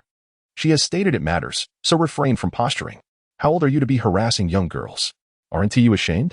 I warn you. If you dare lay a finger on her, I'll immediately feign injury and file a complaint. After all, our law professor is right here. Qian Wenxing spoke boldly, knowing he must maintain his assertiveness, were it a situation devoid of surveillance. He would have taught this scoundrel a lesson for daring to harass a woman he had once been with. Other diners turned their attention, voicing their disapproval of the man clad in the flamboyant shirt, while a server approached to intervene, warning that the police would be called if the disturbance continued. Realizing he was being recorded, the man slunk away, humiliated. "Thank you, Qian Xiao," Wu Yetong said timidly, expressing her gratitude. Qian Wenxing reassured her with a pat on the shoulder. "There is no need for thanks." The act done casually, indeed. His voice was lowered to a whisper. And after a while, he cautioned, "Do not speak of our matters." Wu Yetong blinked and glanced at Wan Lingyun, who was approaching, and softly inquired, "Is she the girl that Qian Xiao likes?" Qian Wenxing smiled slightly and replied, "Yes, she is the woman I intend to marry." Wu Yetong nodded enviously. "Is everything all right?" Wan Lingyun asked with concern as she neared Qian Wenxing. "Oh dear, still injured. Lingyun, do you see if my hand is bruised?" Hearing the first part of Qian Wenxing's statement startled Wan Lingyun, but upon hearing the latter half, she fell silent. So childish. With that, she took Wu Yetong by the hand and turned towards the dining table. Ding. Deader Wan Lingyun's intimacy too. TSK. Such a woman who speaks with a forked tongue. In chapter 119, I have a friend who wants to listen. During her conversation with Wu Yetong, Wan Lingyun learned that she was a poor girl who had dropped out of school to work, helping her brother earn tuition. "Eat more, you are too thin," Wan Lingyun said with concern as she placed meat into Wu Yetong's bowl and ordered 2 more meat dishes. Watching Wan Lingyun take care of Wu Yetong, Qian Wenxing couldn't help but envision a beautiful scene in his mind. The image was so exquisite that he dared not articulate it. Would a woman like Wan Lingyun accept another woman? It was better that she remained unaware. "Thank you, Sister Wan," Wu Yetong said, her eyes welling with tears from the long-lost care she had received. Wan Lingyun asked, "Where do you work?" The nature of her job was difficult to articulate, and Wu Yetong lowered her head, feeling embarrassed. Wan Lingyun, possessing keen intelligence, had already formed a vague understanding and turned to Qian Wenxing, giving him a look for confirmation. Qian Wenxing nodded. "That simply will not do. It's far too dangerous for a girl like you to be there." Upon learning that the man from earlier was Wu Yetong's colleague, Wan Lingyun's concern deepened. After a moment's contemplation, she said, "How about this? Leave me your contact information, and I'll see if the school has any external positions available, but the pay at school isn't as high as what you earn outside." Qian Wenxing was taken aback, not expecting Wan Lingyun to care so much about Wu Yetong's situation. Wu Yetong's eyes sparkled with surprise, yet she lowered her head shyly and murmured, I only have a middle school education. I don't dare to hope for university. Rest assured, I will ensure the work isn't overly taxing or difficult, and it will allow you time to study. Do you wish to remain in that kind of place for the rest of your life?" Wan Lingyun's final words were delivered with slightly heightened volume. Wu Yetong stared at her in astonishment, shaking her head vigorously. "I do not wish that." "Then let us follow my suggestion."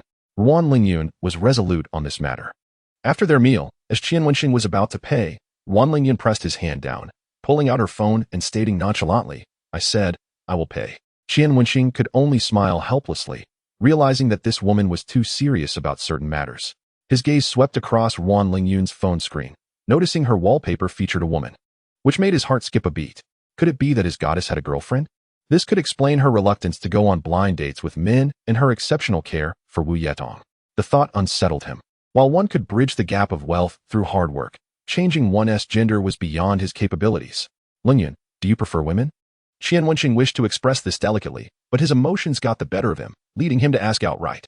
Wan Lingyun shot him a glance and displayed her phone wallpaper. "Is this what you mean?" The wallpaper depicted a celebrity magazine cover featuring a woman who appeared vaguely familiar. Yet Qian Wenxing, not being a fan of celebrities, couldn't place her. "Your idol?" Qian Wenxing inquired, his heart easing significantly upon recognizing her as a star. "She is my high school classmate," Wan Lingyun replied coolly. Qian Wenxing's heart raced again. "A high school classmate? Why do you use her photo as your wallpaper?" He sensed something was amiss. Wan Lingyun's face showed a flicker of helplessness. "She is coming to visit me the day after tomorrow and insisted that I change my phone wallpaper to her picture. I worried I'd forget, so I changed it in advance. She has a lively personality, and I feared she'd cause a stir." This explanation seemed rather forced, and Qian Wenxing was still uneasy. He pressed further, "Lingyun, you too. 1TB. Wan Lingyun rarely bestowed Qian Wenxing with a disgruntled look. "What nonsense fills your mind? She is my best friend from high school. In your eyes, is there only brotherly love and no sisterly affection?" Qian Wenxing awkwardly laughed. "Of course, just a casual inquiry. Is your good friend a star now? She looks familiar, but I can't recall her name." Qian Wenxing feigned interest. "Her name is Fu Xintong. Without her, I might have dropped out of school." Wan Lingyun drifted into reminiscence, a soft smile gracing her lips. Why do you say that? Qian Wenxing asked curiously. Wu Yetong blinked, sensing that the forthcoming words were not meant for her ears, and excused herself to the restroom. My parents forbade me from attending school and cut off my living expenses. I could earn my tuition during the summer and winter breaks. But I couldn't manage living expenses. I had to stretch a single yuan. With 50 cents, I could buy 5 pancakes, enough to last me 3 days. Over time, I developed hypoglycemia and fainted during physical exercises. Upon learning this, Tong began buying 2 meals, sharing one with me. She never spoke flowery words, yet always performed heartwarming acts. I will remember her meals for a lifetime. Warmth flickered in Wan Lingyun's eyes, her lips curving into a gentle smile. Qian Wenxing couldn't help but remark, indeed. True friends can last a lifetime. After she became a big star, our contact diminished, but our bond remains. So, when she has the chance to work nearby, she comes to visit. I must treat her well. Work? Qian Wenxing suddenly recalled Jiang Tianqi mentioning a gala, asking, did she say where she would be working? I believe it's a gala in Linjiang tomorrow evening. Wan Lingyun's smile vanished, a hint of bitterness appearing at the corners of her mouth. As if she were once again engaged in something she did not enjoy. Qian Wenxing was taken aback. Something you dislike? What could it be? She is a big star. Can she really be forced? Tomorrow night, she has to walk the red carpet with her stepmother and feign happiness. How could she possibly enjoy that? A cold glint flashed in Wan Lingyun's beautiful eyes. How shameless can a woman be to play the role of the mistress at such a young age? Qian Wenxing was stunned. Goodness, this is quite the scandal. Lingyun, are you certain that sharing this with me is appropriate? Isn't it said that a star's private life is a secret? It's all right. Those matters in her family have long ceased to be secrets. I see. Then would you elaborate further? I have a friend who wishes to hear. In Chapter 120, to a scholar, a score of 596 in the college entrance examination is just passable. These thoughts had weighed heavily on Wan Lingyun's heart for quite some time, and she felt compelled to share. Upon hearing that Qian Wenxing was willing to listen, she sighed softly. During high school, she was quite lively, always at the forefront of school activities. However, her academic performance was merely passable, especially in mathematics, which led her to pursue the arts and enroll in Beijing Media University. Beijing Media University is akin to the pinnacle for arts students. Its prestige undeniable. Qian Wenxing's cousin aspired to attend this institution, but was dismissed due to poor academic performance. He suddenly recalled something and asked, what was her college entrance examination score? 596, just on the cusp of the admission threshold for Beijing Media University, Wan Lingyun responded, puzzled. What is the matter? 596? Qian Wenxing's eyes widened. Is that merely passable? What was her mathematics score? I believe it was around 90, Wan Lingyun replied. Qian Wenxing silently clasped his fists, realizing that this was the definition of passable in the eyes of an academic achiever. With a score of 596, one could gain admission to a prestigious university. However, in the eyes of high achievers, it is merely satisfactory. Teacher Wan, your grades must have been commendable back then. Why did you not pursue studies in the capital, but instead choose to come here? Qian Wenxing inquired, perplexed. My achievements were insufficient to secure a tuition waiver from a reputable school in the capital. Yet Jinghai University of Technology offered me a full 4-year scholarship, along with priority consideration for any awards, which is why I accepted. Wan Lingyun recounted with a faint smile as she reminisced about that time. Qian Wenxing chuckled lightly. That's quite an impressive recruitment tactic. I owe my thanks to the admissions officer of that year. Without him, I would have missed out on such a remarkable teacher. Wan Lingyun shot him a sideways glance, her expression conveying a mix of amusement and reproach. You are becoming increasingly irreverent. Qian Wenxing took a sip of his herbal tea. Please, continue, Teacher Wan. I am eager to listen. For him, this was not merely a conversation but a means to delve deeper into Wan Lingyun's life. During university, we often kept in touch. There was a time she called me, distressed, revealing that her father had been unfaithful. He met a young actress while visiting a film set and even established a company for her. For the first time, Qian Wenxing noticed a grimace on Wan Lingyun's face, and he wisely refrained from interrupting. Eventually, the actress transitioned into business, and the company became Tongtong's management agency. Their interests were intertwined. Thus, even amidst resentment, maintaining decorum in public was imperative. Goodness, this is more thrilling than a novel. Your friend is quite unfortunate, he remarked, although inwardly, he calculated their ages. Tongtong was likely around Wan Lingyun's age, both being in their mid-20s, while the actress was just over 30. Old Fu is quite remarkable. A true role model for our generation. Yet, one thing piqued Qian Wenxing's curiosity, prompting him to ask, Lingyun, who is that actress, the mistress? Wan Lingyun mentioned a name with a nonchalant tone. Qian Wenxing was taken aback. Is it her? You still follow her? Wan Lingyun's gaze turned icy. Still reeling from the shock, he waved his hand dismissively. When she was at her peak, which boys' room didn't have her poster? Just the other day, I saw a video where numerous admirers were calling her wife or husband. To be honest, Qian Wenxing was genuinely astonished. This actress had once been the muse of the nation's fifth-generation directors, possessing both elegance and youthful innocence. Her captivating fox-like eyes could enchant both men and women, and she had created numerous iconic characters in films and dramas. Despite her continuous scandals, there was never any concrete evidence, and now she had become a stepmother. During his adolescence, Qian Wenxing had often dreamed of her. Wan Lingyun defended her friend. Qian Wenxing quickly offered words of consolation, all the while thinking he needed to investigate further tomorrow. Although he was not a fan, who could resist the allure of gossip? Nevertheless, he was curious. Even if this is not a secret in the industry, it has not been made public. Why share it with me? Aren't you afraid I might leak it? Qian Wenxing smiled playfully at Wan Lingyun. She hesitated, her long eyelashes fluttering as she sighed. I seem to have lost control of my emotions. I apologize. So much has transpired tonight that I couldn't help but confide in you. And you are the only one here. Wan Lingyun's brow furrowed slightly. Qian Wenxing, consider it a drunken ramble. Do not take it to heart. After all, she was a teacher. How could she reveal her innermost thoughts to a student? Conflicted, Wan Lingyun pinched her brow and exhaled softly. All right, let us return to school. You go ahead. I must ensure she gets home safely. I cannot leave her alone. Moreover, tonight's events will remain confidential. Qian Wenxing blinked and flashed a cheeky smile at Wan Lingyun. To draw closer to a woman, one must first share a secret with her. Wan Lingyun's lips curved into a relieved smile. Thank you.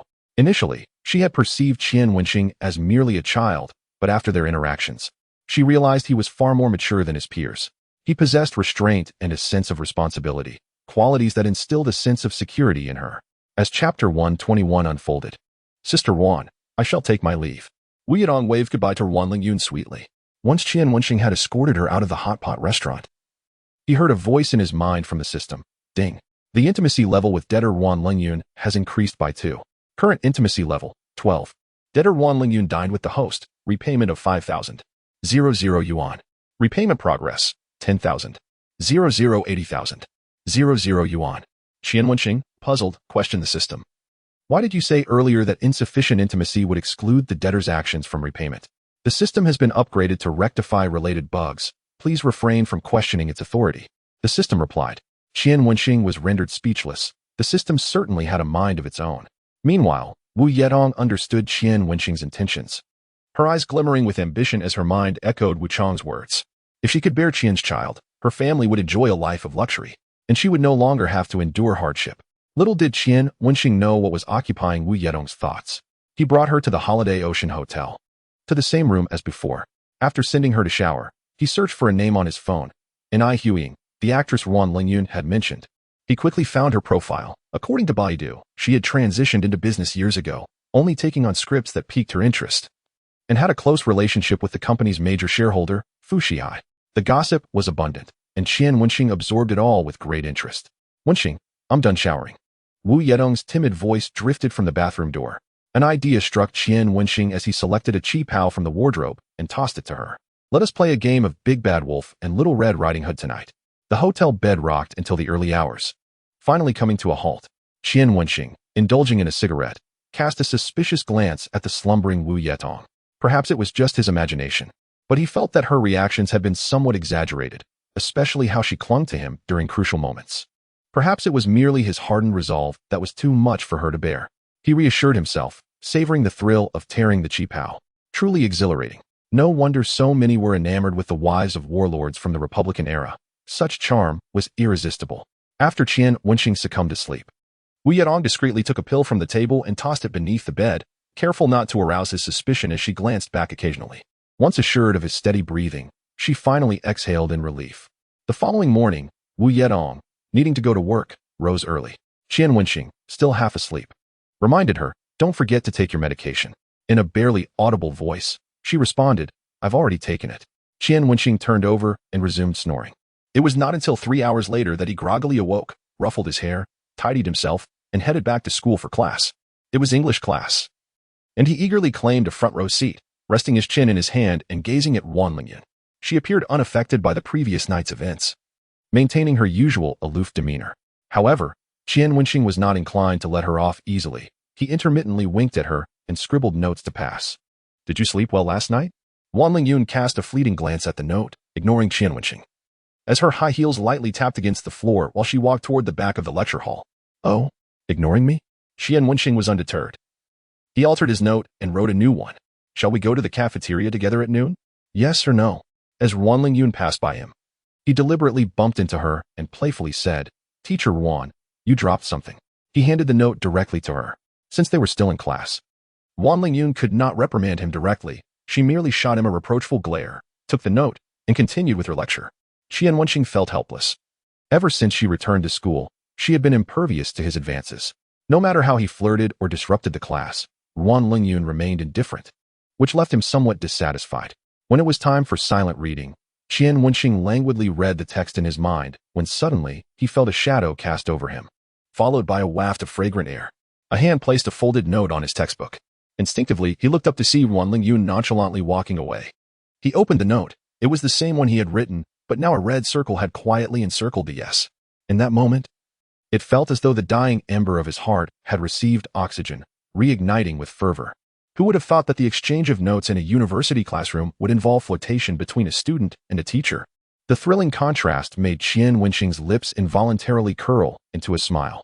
He slipped the note between the pages of his textbook, propping his head on his hand as he turned to look at Wan Lingyun, only to catch her gaze as she turned back. Wan Lingyun seemed momentarily taken aback before she averted her eyes. However, Qian Wenxing noticed a faint blush on her ears. Meanwhile, dang, deader Wan Lingyun intimacy one. Women do enjoy this kind of subtle flirtation. Qian Wenxing's smile grew ever brighter, but as he withdrew his gaze, he accidentally locked eyes with a male classmate sitting beside him. Upon seeing Qian Wenxing's love-struck smile, the classmate recoiled in shock, as if he had encountered something unsightly. Hastily shifting away and daring not to meet Qian Wenxing's gaze again, Qian Wenxing thought to himself, Come on, buddy, that's a bit much, isn't it?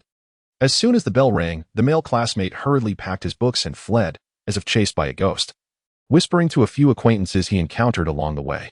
Although Qian Wenxing could not hear their conversation, he felt that his reputation was in jeopardy from the peculiar looks they cast in his direction. Never mind that. It was more important to have lunch with his wife. Old Qian, shall we go have chicken leg rice noodles? Wang Jingyan called out as he approached, throwing an arm around Qian Wenxing's shoulders.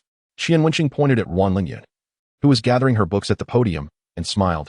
No, I'm having lunch with your sister-in-law. He then walked over and tilted his head to Wan Lingyun, saying, Let us go, Lingyun. Call me teacher at school. Wan Lingyun shot him a sidelong glance and replied coolly. Wang Jingyan stood dumbfounded. Chapter 122. Why let you go in the cafeteria? Qian Wenxing and Wan Lingyun sat across from each other, with 3 small dishes and a bowl of soup between them, along with 2 servings of rice. Teacher Wan, are you planning to support me from now on? Qian Wenxing asked with a grin. Since yesterday, Wan Lingyun had not allowed him to spend a single cent. Wan Lingyun took a small sip of soup and replied coolly. Didn't he you say you have no living expenses lately? Qian Wenxing blinked and inquired.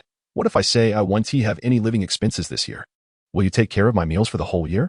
Wan Lingyun shot him a glance, saying, I'll keep track of your expenses until I pay off the 80,000. All right, from now on, every time I have a meal with you, you keep a record until the debt is cleared. Qian Wenxing chuckled. According to Wan Lingyun's calculations, he would never finish that 80,000 before graduation.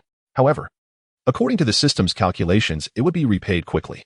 Given the current rate of intimacy growth with Wan Lingyun, he figured it would take about 2 years of close contact to win her heart. Speaking of which, regarding your roommate's sister, I've already inquired with the school. She can work in the cafeteria as a helper. Given her special circumstances, her monthly salary will be 3,000, and she won't have to worry about meals. As for accommodation, the school can arrange for her to stay in the girls' dormitory. Wan Lingyun's brows furrowed slightly with concern. While 3,000 was somewhat low compared to outside wages, her safety would be relatively assured, and she would have evenings to study and live. I haven't told her yet. I wanted to discuss it with you first. What do you think? Qian Wenxing looked at Wan Lingyun in surprise. He hadn't expected her to care so much about this matter, truly helping Wu Yeyong. After a moment of contemplation, he replied, I have no objections. As long as she is willing, it's the best arrangement. Wu Yeyong was practically his woman. He naturally felt happy about her having a better life.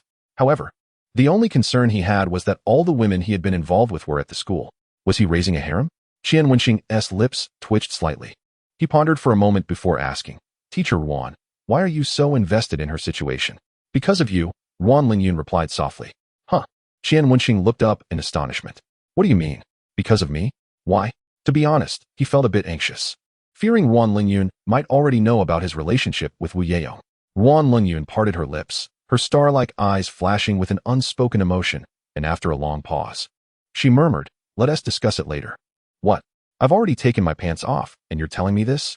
Despite his helplessness, Qian Wenxing could only acquiesce with a sigh.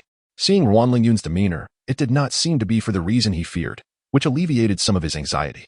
Meanwhile, within the crowd not far away, a tall and proud girl, Suye, stood with an unfavorable expression, glaring at the table ahead, her hand gripping her tray tightly.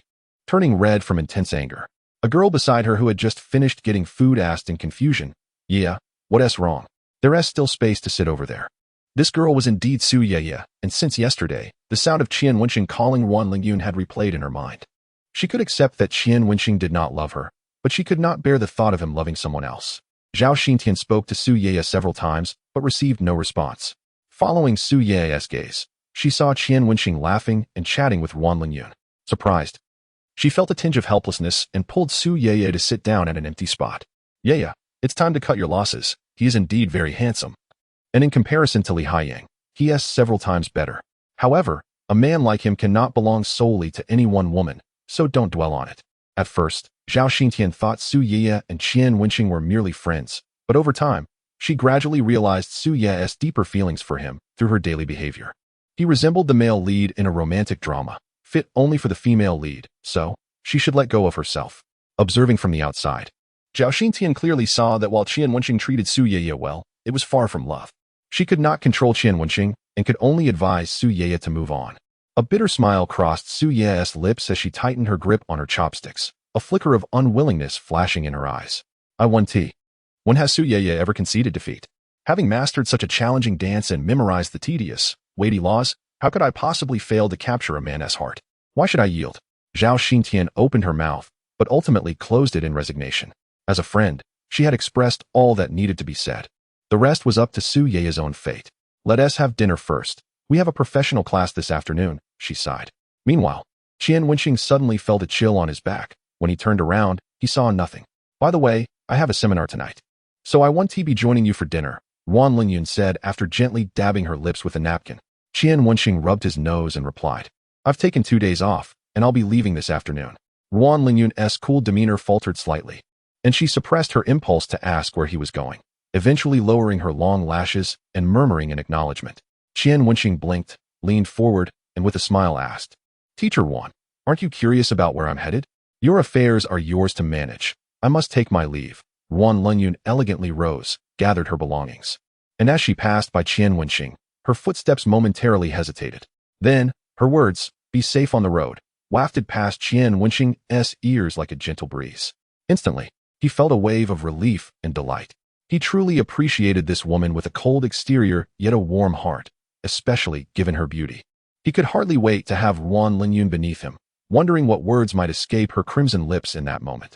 After finishing dinner, Qian Wenxing returned to the dormitory, brimming with joy, only to find Xia Qiming furiously rummaging through his packages. What's wrong? Qian Wenxing initially thought someone had violently damaged his delivery. I ordered a box of noodles, and the vendor didn't send any sauce. How am I supposed to eat them? Just plain noodles? I'm currently debating this with the seller, Xia Qiming fumed, using voice-to-text on his phone. Before long, the vendor capitulated. Vendor, dear, can we compensate you with 2 yuan? 2 yuan? Xia Qiming exploded with rage. You expect me to accept a mere 2 yuan for noodles that cost over 30? Are you trying to insult me? Do you believe I want to report you to the platform? The vendor, flustered, replied. Dear, please don't be anxious. Perhaps you could share your needs? My needs? Xia Qiming shot a disdainful glance at Qian Wenxing and declared, I must show him that us science students are not easily deceived. Saying this, he picked up a pen and paper and began to jot down calculations. Qian Wenxing was taken aback and asked, What are you doing? I'm calculating how much you should compensate based on weight and price. Xia Qiming continued his calculations without lifting his head, inserting formula after formula. 5 minutes later, Xia Qiming sat in stunned silence, while Qian Wenxing looked on sympathetically and gently patted his shoulder, suggesting, why not just let it go? Xia Qiming's calculated compensation amount was 0.9 yuan. After such fervent effort, the result was just 0.9. Xia Qiming quietly picked up his phone and messaged the vendor. 2 yuan is fine. Uffed. Wu Chang, who had been sitting silently beside them, burst into laughter. Xiaogu, next time let us put the pin down and not calculate anymore. Okay? The ink we used in this half-day must be worth more than 9 mao. After being mocked by Wu Chang, Xia Qiming could no longer contain himself and jumped up to punch him. As Qian Wenxing packed his belongings, he laughed so hard he could barely stand. What is going on? Is our dormitory the only one making such a ruckus? Wang Jingyan banged the door open with a lewd grin on his face, only to be met with disappointment. Seriously? You are making this much noise without anything good to share? Ha ha ha. Brother Wang, guess what Xia Ge did just now? Wu Chang began to laugh out loud. But Xia Qiming quickly covered his mouth. Wang Jingyan, displeased, dropped his drink and rushed over. Old Wang, there are only 4 of us in this dormitory. What secrets are you planning without me? Qian Wenxing grabbed a couple of clothes and joined in the commotion.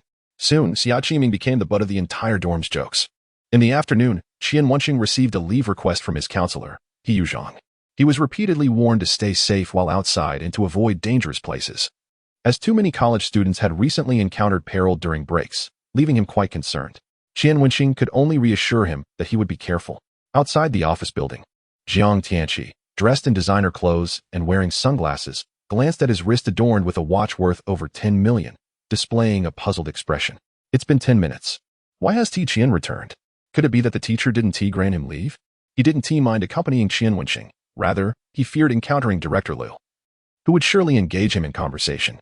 Just as he was about to call Qian Wenxing, the latter emerged from the hallway, carrying a large bag of items.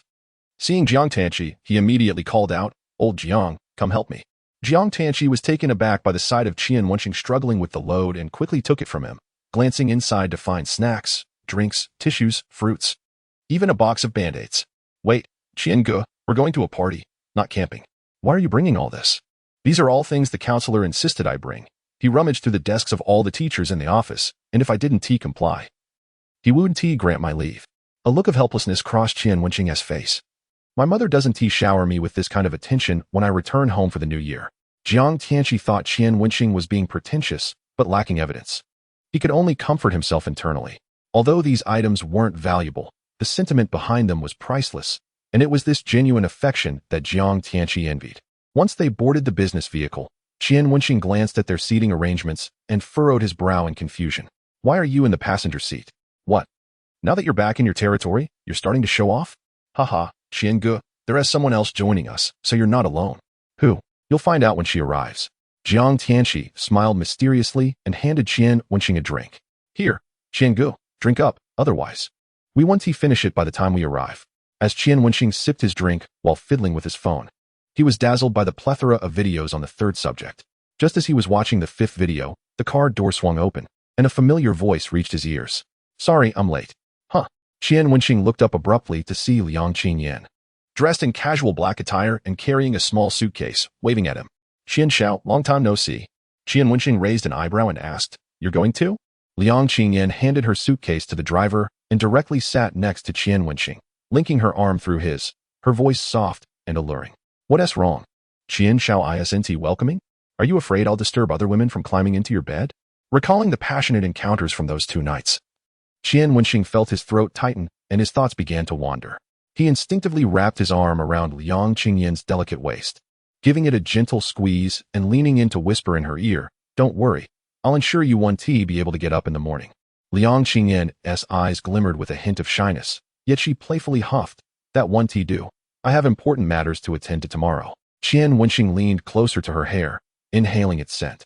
Despite having other women in his life now, he could not forget that his first night was spent with Liang Qingyan. For a man, the emotions tied to his first woman are invariably more profound than those for subsequent partners, particularly since Liang Qingyan was the only one who understood his actions yet chose to remain silent. How could Qian Wenxing not regard such a capable woman, who did not impede his progress, as extraordinary? Moreover, her skills and creativity in bed were such that Qian Wenxing couldn't help but refer to her as an exemplary student. Sensing the change in his breathing, Liang Qingyan's cheeks flushed, and she gently bit her lip, pushing him slightly while whispering, Not here in the car, please. Qian Wenxing's mouth twitched in response. What kind of talk was that? He was not a dog, prone to arousal at any moment. Clearing his throat, he straightened up and asked seriously, What significant event do you have planned for tomorrow? In the front seat, Jiang Tianqi who had been watching with keen interest through the rearview mirror, let out a disappointed sigh. What a pity. He had hoped to witness a live spectacle. Of course, I will be networking. So many internet celebrities and stars will be present tomorrow. Liang Qingyan pointed to the dark circles under her eyes and lamented. I haven't slept well for the past 2 nights preparing their information. Additionally, I will be your manager tomorrow. Although you will attend the gala as a friend of young Master Jiang. Some minor internet celebrities and lesser-known stars will certainly try to create rumors about you or even throw themselves at you. Regardless of whether you accept or reject them, they will have succeeded. Thus, my role becomes particularly crucial. Initially, Qian Wenxing nodded in agreement, but upon hearing her last statement, he paused, hesitating for 2 seconds before asking. So, who will I be with tomorrow night? You won't meddle, will you? Liang Qingyan rolled her eyes and huffed. As long as you maintain your positive image, I won't interfere. Jiang Tianqi, sitting in the front, joked, Sister-in-law, you must keep an eye on him. With Qian Ji's reputation, he will undoubtedly be in high demand tomorrow. You can never change a cat that loves to stray, Liang Qingyan replied, donning a sleep mask and resting her head on Qian Wenxing's shoulder, languidly adding, besides, I only see him as a financial supporter, not a husband. Why should I concern myself with so much? I'm going to catch up on sleep. Don't wake me when we reach the service area. Qian Wenxing opened his mouth to retort, but found himself unable to counter Liang Qingyan's reasoning, ultimately conceding defeat. Jiang Tianqi quietly chuckled from the front seat. For hours later, the business vehicle arrived at the luxurious 5-star hotel in Linjiang City. This was the closest hotel to the sports arena where the gala would be held the next day.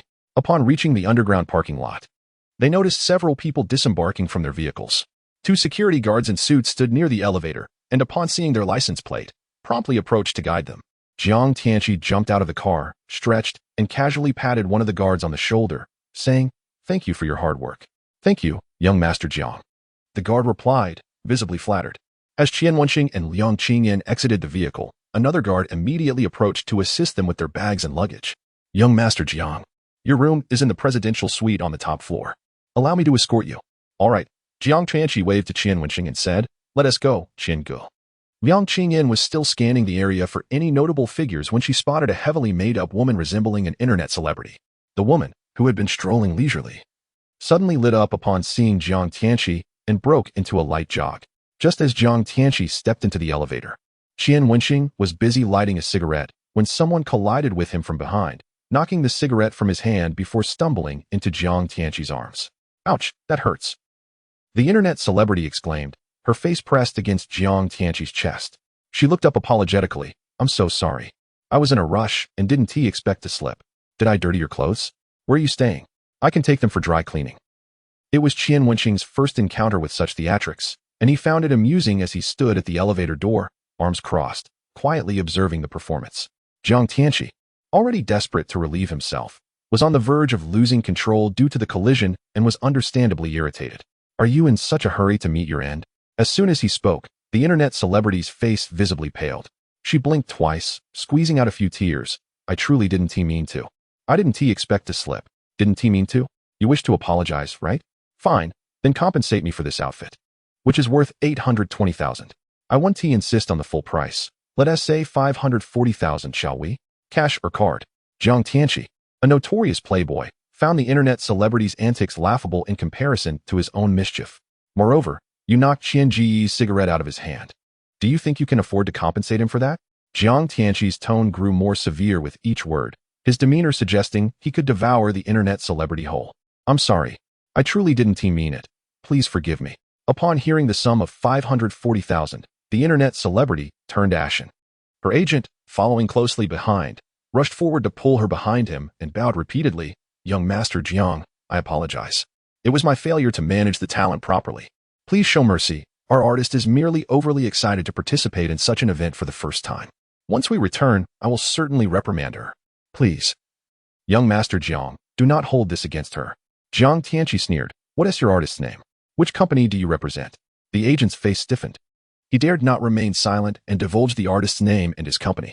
Oh, your eligibility to participate in this gala has been revoked. If you disagree, take it up with my father. Apologize to Qian Gu and then leave. Without another glance at the internet celebrity, Jiang Tianqi dismissed them. The agent's face turned pale as he realized he had no choice but to comply. He dragged the internet celebrity over to Qian Wenxing, bowing deeply. I'm sorry, Mr. Qian.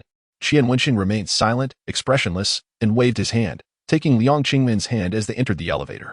As the doors slowly closed and the numbers ascended, the agent slapped the internet celebrity across the face. What were you thinking? I told you young Master Jiang is not someone any woman can attract with such lowly tactics. The internet celebrity, clutching her face, began to cry. Why? I just wanted to climb the ladder through my own efforts. Why does Yan Mingjin, that shameless woman, get to be beside Sister Me while I have to stand behind? I joined the company before her. You wish to follow in Yan Mingjin's footsteps? Fine. Start from the bottom like she did. You want the benefits without the effort, don't you? I must have been blind to choose you over Yan Mingjin. The agent shouted angrily before storming off. Panic-stricken, the internet celebrity hurried after him. Brother, wait for me. What am I supposed to do now? At that moment, a Mercedes-Benz business vehicle slowly pulled into a nearby parking space, the window rolling down to reveal a stunning face adorned with sunglasses, her lips curving slightly in a frown. What is that commotion over there? Just an inconsequential little fish, came the response. All right, go negotiate with the hotel to see if there are any presidential suites available. After speaking, the beautiful face rolled the window back up. Chapter 125. The longest duration inside the elevator. Qian Wenxing scrutinized Jiang Tianqi's seemingly unremarkable t-shirt and frowned. Did you pay 820,000 for that shirt? Jiang Tianqi chuckled. Brother Qian, I'm just teasing her. I picked this shirt randomly at a brand store. It cost about 1,000 yuan. To be honest, Brother Qian, I wish I could be low-key like you. But after my photos were published in a magazine alongside my father, I've been followed by admirers like flies. It's simply relentless. With a pitiful blink, Jiang Tianqi added, I truly envy your discretion, Brother Qian. Qian Wenxing's lips twitched slightly. Is this your version of subtle bragging? Not at all. I'm just being honest. Ding. As they conversed, the elevator door slid open. Here we are. Hand me a room card for the adjacent room so that their rooms are connected. Jiang Tianqi, unable to contain himself, snatched a room card from the security guard. Qian Wenxing, puzzled, inquired, Am I sharing a room with her?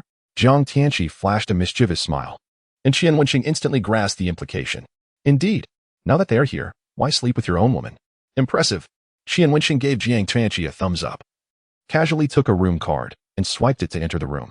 Just as he was about to close the door, a suitcase blocked his way. Then, Liang Qingyan squeezed in, tossing her hair back to reveal a sultry visage. With a lazy smile on her lips and a piercing gaze, she spoke, I say. Young Master Qian, considering we are acquaintances, isn't it rather inappropriate to assign the commission to someone else? Qian Wenxing licked his lips, feigning innocence. What do you propose? I would like to split the commission from your companion tonight. Liang Qingyan's delicate tongue glided over her lips as she stepped closer to Qian Wenxing, her fingers lightly tracing her elegant collarbone as she slowly unbuttoned her blouse. At the front desk on the first floor, a young girl in a baseball cap cautiously informed a woman exuding an air of authority while wearing sunglasses, Sister Ni. They say the last 3 presidential suites were booked by young Master Jiang. Young Master Jiang? He is occupying all 3 by himself?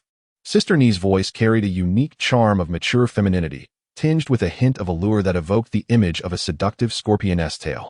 There are 2 others who are friends of young Master Jiang, but their identities are unclear to the front desk. As the young girl spoke, her voice dwindled. It was only her 2nd month working alongside Sister Ni, and she had yet to acclimate to her formidable presence. However, Sister Ni had one redeeming quality. She never made things difficult for the staff and paid generously. After a brief pause, she added softly, I apologize, Sister Ni. This was my oversight. If only I had been more familiar with the job, I wouldn't have ended up booking a standard king room for you. Make sure it doesn't happen again. Work diligently, Sister Ni replied coolly. Have you noted the room details? I'll head up and negotiate with them. Sister Ni rose, adjusted her glasses, and strode purposefully upstairs. In the bathroom, just as Qian Wenxing was getting into the groove, an untimely knock echoed from outside. Knock, knock, knock. His eyes reddened. At such a critical moment, he wouldn't open the door even if it were the king of heaven himself. Knock, knock. Yet the knocking persisted, relentless. Outside, the assistant knocked in vain, then glanced back at Sister Ni. Sister Ni, how about you rest with Tongjia tonight? Sister Ni's expression remained indifferent. Are you suggesting that a bloodless event would be less entertaining? The assistant stiffened, recalling the usual tension between the 2 women, and knocked even harder. Let us open the door. Perhaps the clothes young Master Jiang ordered have arrived.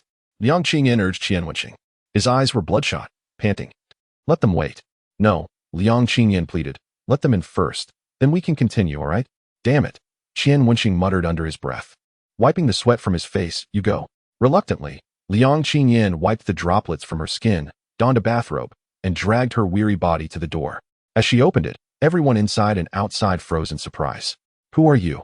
Liang Qingyan's gaze flitted from the assistant to the woman behind her. Feeling an odd familiarity with the lower half of her face, the assistant quickly apologized. Sorry to disturb you. Are you the occupant of this suite? Liang Qingyan, somewhat perplexed, responded, I might be. Well, sister and I wishes to discuss the possibility of swapping rooms with you. We booked rather late, and only a standard king room remains. Rest assured, we will cover any price difference. Before the assistant could finish, a detached voice from behind interrupted, double the compensation. Recognizing the voice instantly, Liang Qingyan's eyes lit up, and she asked tentatively, Are you and I Huiying? Before sister and I could react, the sound of a phone ringing emanated from the suite's sofa. Grandfather calls you grandpa. Upon hearing the ring, the three women at the door shared an awkward glance. Click. The bathroom door swung open, revealing Qian Wenxing emerging. Heading straight for his phone. He was clad only in a towel, showcasing his youthful physique, water still dripping from his hair, cascading down his broad, muscular chest and back. Trickling beneath the towel. His handsome features were nonchalant, a cigarette perched between his lips as he complained to Liang Qingyan, Still not ready? My treasure is already impatient. As his peripheral vision caught sight of the other two women at the door, Qian Wenxing's body froze in an instant. At that moment, he answered the call. Hearing Lin Fangyao's soft voice. Young Master Qian, shall we continue our discussion on the longest duration of male stamina tonight? Chapter 126. Handle it yourself. The atmosphere felt as if it had solidified in that instant. If awkwardness had levels. What Qian Wenxing was experiencing could only be described as hellish. Here he stood, one woman with whom he was currently entwined, another on the phone wanting to join him. And two unfamiliar women, clearly intrigued by the unfolding drama. What the hell? He was merely an ordinary university student. What had he done to deserve this? Bang. Liang Qingyan reacted swiftly, stepping out and closing the door behind her, offering a faint smile to the assistant. Apologies for the disturbance. Sister and I, hidden behind sunglasses, displayed no discernible emotion, her calm voice cutting through the air. Aren't you going to check? Liang Qingyan smiled faintly. No need. Let us discuss the matter you mentioned earlier. Does this mean you've agreed to my terms? Sister and I inquired. I can agree, but there is no need for double compensation. How about we negotiate something else? Though standing before the once celebrated star in the film industry, Liang Qingyan showed no signs of trepidation, boldly initiating negotiations. In the suite, Qian Wenxing slumped onto the sofa. Utterly speechless, I took leave. I'm out of town for a few days. Lin Fangyao's voice floated through. Young Master Qian, do you have other women with you? Indeed. Would you like to come see who they are? Qian Wenxing never considered the feelings of the women around him.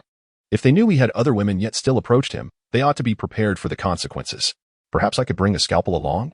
Lin Fangyao mused. Qian Wenxing's lips twitched slightly as he spoke. There's no need for that. You didn't call me just for this, did you? There's a lecture tomorrow, and I had hoped you would accompany me. Since you're unavailable, it seems that's that. Lin Fangyao paused for a moment before inquiring. When will you return? I'll be back in a couple of days. Perhaps you should find someone else to accompany you, Qian Wenxing replied. Not expecting such a trivial reason could have nearly led to his social demise. Oh. Lin Fangyao elongated her tone, implying something deeper. Could someone else be Su Yeye? Qian Wenxing was taken aback, thinking, when did those two get together? That's fine. If she is willing to accompany you, feel free to arrange it. With that, he hung up the phone, casting a puzzled glance at the door. Who were those two women earlier? They wore sunglasses, making them resemble major celebrities. What do you want? Outside, N.I. Huiying's tone slightly elevated. I seek your business card and an opportunity to converse with you. N.I. Huiying arched an eyebrow and motioned to her assistant to hand it over. Liang Qingyan was momentarily stunned, not anticipating such ease. After a brief contemplation, she realized why. N.I. Huiying didn't regard her as significant. The dialogue appeared equal, yet in truth, N.I. Huiying likely hadn't even glanced at her once. Those in higher positions do not look down upon those beneath them. Instead, they overlook them entirely. This is Sister Ni's business card for you. The assistant retrieved a card from her bag, presenting it to Liang Qingyan with both hands. After accepting the card, Liang Qingyan stated, please hold on. She turned and knocked on the door. When Qian Wenxing opened it, he queried, what were you up to just now? I'll explain later, Liang Qingyan replied, bypassing him as she rummaged through her bag, swiftly locating a card and room key. She returned and handed them to the assistant with both hands. This is my business card. I kindly ask that you do not hang up on me in the future. A faint smile graced her lips. Beneath her sunglasses, N.I. Huiying's eyes scrutinized Liang Qingyan, and she subtly nodded in agreement. The assistant hurriedly handed Liang Qingyan the room key for their standard double room, exclaiming, "Thank you." Liang Qingyan smiled and turned back to her room. Qian Wenxing, left in a haze from their exchange, asked, "What were you all doing? And who were those two?" "Oh, just a secret among women," Liang Qingyan said, tilting her head with a charming smile, her hand resting on his chest. "Qian Xiao, aren't you going to continue?" Qian Wenxing, feeling exasperated, replied, "I'm not in the mood right now. Go figure it out yourself. Jiang Xiao invited me to an event." He began changing clothes. Liang Qingyan, pulling off her bathrobe, incredulously exclaimed, "With me looking like this, you're still not in the mood?" Qian Wenxing gazed at her expressionlessly. "That's the price of forcing a situation. Handle it yourself. I'm leaving." With that, he donned a black short-sleeved shirt, cheekily waved goodbye to Liang Qingyan, and exited. "Hey, Qian." Liang Qingyan stomped her foot in frustration within the room, shouting towards the door, "You still haven't told me when you started seeing Lin Fanyao." Unfortunately, the presidential suite's door was soundproof, and Qian Wenxing did not hear her. With her teeth gently biting her lower lip, Liang Qingyan eventually resigned herself and entered the bathroom. Shortly after, faint sounds emerged from within. Outside the hotel, a Maserati parked at the entrance, capturing the attention of many. Those who frequented this hotel were not individuals of simple status. Luxury cars were merely a necessity for their social facade. However, upon seeing the face within, gasps of admiration filled the air. "How enviable. I wonder if I could possess such fortune in my next life." Forget about the next life. Even in the life after that, such good fortune may not be ours. Some are born into luxury, while we are here to toil like beasts of burden. Inside the car, Jiang Tianqi was on a call, his expression one of disdain. "I say, brother, could you refrain from adopting our father's old-fashioned demeanor? Can't you keep it low-key? Why must we broadcast our family's documentary in the hotel lobby? I have no objection to the broadcast. But could you please cut out my segments? It's quite embarrassing, especially since my classmates are here with me. It makes it hard for me to hold my head high." Just then, Qian Wenxing emerged, spotting Jiang Tianqi waiting at the entrance. He strolled over, hands in pockets, relishing the envious gazes from those around him. Though slightly flustered, he felt a surge of exhilaration. "All right, big brother, I won't keep you. Qian Gu is here. I plan to enjoy the night with him. You can learn from our father and remain silent." Jiang Tianqi hung up in a huff, turning to Qian Wenxing with a grin that could split his face. "Qian Gu, let us go. I've gathered a few internet celebrities for a gathering. Let us revel.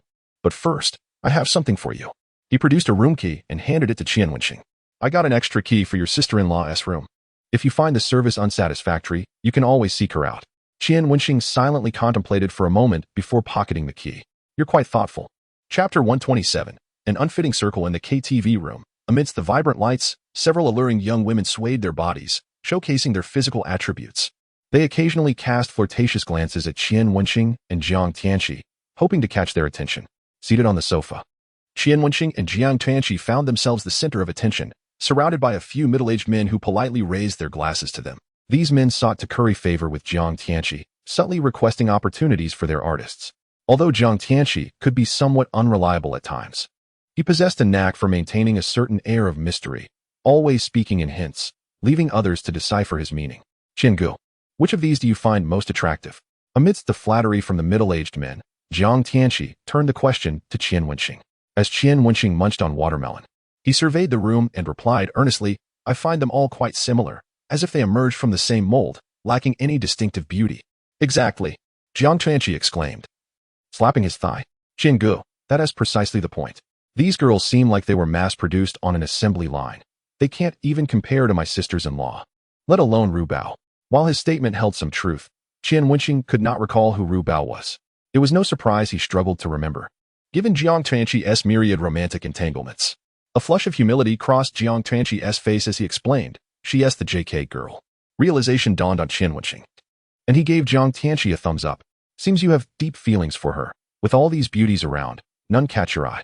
Jiang Tianqi's expression stiffened, and he cleared his throat awkwardly before addressing the singing girls. "Tonight, the one who pours the most drinks for Qian Gu will earn an extra minute on the red carpet tomorrow." A loud buzz emanated from a microphone carelessly tossed on the table, prompting the singing girls to rush over, pushing aside the middle-aged men. Each girl held a glass, employing all their charms to entice. "Qian Xiao, have a drink. Let me feed you." "Qian Xiao, drink from my cup. I'll feed you mouth to mouth." With limited funds, I could see Qian Wenxing surrounded by a group of women, inundated with drinks. A satisfied smile graced Jiang Tianqi's face. This was the joy that men often dreamt of. Initially, Qian Wenxing exhibited some caution, but eventually he surrendered to the moment. After all, it was a rare outing, and to continually restrain oneself seemed rather pretentious. In no time, Qian Wenxing became quite inebriated. Turning to glance at Jiang Tianqi, he found him embracing two women, his hands wandering inappropriately beneath their clothing. It was this rascal who had led him astray, Qian Wenxing mused, and he resumed drinking without a second thought.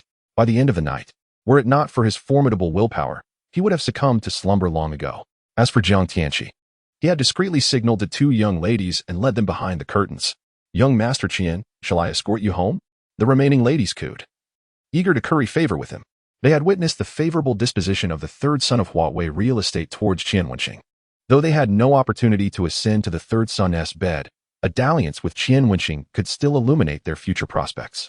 Maintaining a semblance of clarity, Qian Wenxing feared being ensnared by these women. For him, these online celebrities were merely fleeting amusements. Entanglement with them would lead to complications. "No, thank you," he said, pushing them away and stumbling towards the exit. This KTV was a first for him, and its winding corridors resembled a labyrinth, while he could navigate it sober.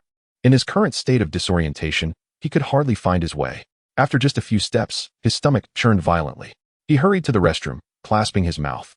The young women, realizing there was no prospect of ascending the social ladder through Qian Wenxing, departed in disappointment, eager for their next rendezvous. After all, the world was not limited to just one wealthy patron. Meanwhile, their manager had taken the opportunity to scout for other potential benefactors after Jiang Tianqi's departure. Once the room was empty, a male manager clad in a pink suit entered, summoning the staff via intercom to tidy up. After expelling the contents of his stomach, Qian Wenxing felt a modicum of relief. Splashing cold water on his face, he finally felt somewhat rejuvenated. "Alas, I still cannot integrate into this lifestyle," he reflected, gazing into the mirror at his disheveled appearance, a wry smile creeping onto his lips. Sometimes, one needed courage to indulge in a life of excess. At that moment, his phone rang. Initially, he presumed it was Jiang Tianqi or Liang Qingyan and paid it no mind until the call ended naturally and rang again. Glancing at the screen, he saw it was Ma Xingbo calling. "What's the matter?" Qian Wenxing's voice was muffled, sounding as if he had just been beaten. Ma Xingbo's tone shifted to one of concern. "Young Master Qian, is someone blocking you? Where are you? I'll come right away." The loyalty of this subordinate warmed Qian Wenxing's heart, and he regretted not bringing Ma Xingbo along. "I'm fine, just overindulged in drink." "Is there something urgent you need to tell me?" he replied, pinching the bridge of his nose, still struggling to maintain his balance. "Oh, young Master Qian. Something happened tonight that I believe warrants your attention." An hour prior, in the male dormitory of Jinghai Polytechnic, a student asked, "Why has Li Haiyang returned yet?" The other two roommates, engrossed in their activities, replied dismissively, "Who knows? He never tells us where he's going. Always acting like a senior. Everyone knows his little escapades. Whatever, let him do as he pleases. Just as long as we don't get points deducted during the room checks. By the way, I ran into Su Yeye today. Wow, her figure is astonishing. I was left speechless. Who knows if Li Haiyang had a hand in that? Come on." With his pathetic demeanor, even if she stood before him naked, he wouldn't know where to place his hands. He is simply a lovesick fool. Don't let Li Haiyang hear that. Or he might sneak into your bed at night. Still, I think Li Haiyang is a fool, nearly ruining his entire university life for a woman. I agree. He is quite foolish. Outside the door, Li Haiyang listened to his roommate's mockery, his expression contorted in rage. An uncontainable fury ignited within him, turning his eyes a fiery red. He then spun around and stormed out the door. At 11 o'clock that evening, most of the female dormitories had extinguished their lights for sleep. The remaining occupants were either engrossed in dramas or chatting with their partners. No one noticed a shadow stealthily ascending the drainpipe to the second floor. Due to the overcast weather and to conserve energy, many had turned off their air conditioning and left their windows open, merely securing them with screens. This provided the shadow with an opportunity. It quietly opened the screen and climbed into the girls' dormitory balcony, needing to unlock another door to enter the actual dormitory.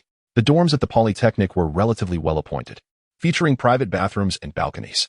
Just as the shadow was about to open the balcony door, the sound of a flush echoed from the restroom, sending a chill down its spine. A girl, wielding her phone's flashlight, emerged from the bathroom. Upon spotting the figure on the balcony, she let out a blood-curdling scream that reverberated throughout the dormitory. There's a ghost. The shadow was none other than Li Haiyang. He had intended to sneak into the girls' dormitory to find Su Yeye, but had encountered an unexpected obstacle. The piercing scream startled him to the core, and in a panic, he attempted to leap from the second floor, only to misstep into a basin of soaking clothes, crashing to the ground. Subsequently, The other 3 girls in the dormitory descended upon him with mops and brooms, and shortly after, the dorm supervisor and school authorities arrived. After hearing the entire absurd tale, Qian Wenxing could only think of one word: absurdity. Was Li Haiyang's mind filled with nonsense? Given his reckless actions, there was no need to offer him any leniency. Go tell those 3 roommates to embellish the story a bit, he instructed. Oh, be careful. Too much embellishment could lead to a loss of teeth, he joked. Despite Qian Wenxing's humor, Ma Xinghua remained somber. Understood. I won't let you run into him at school again.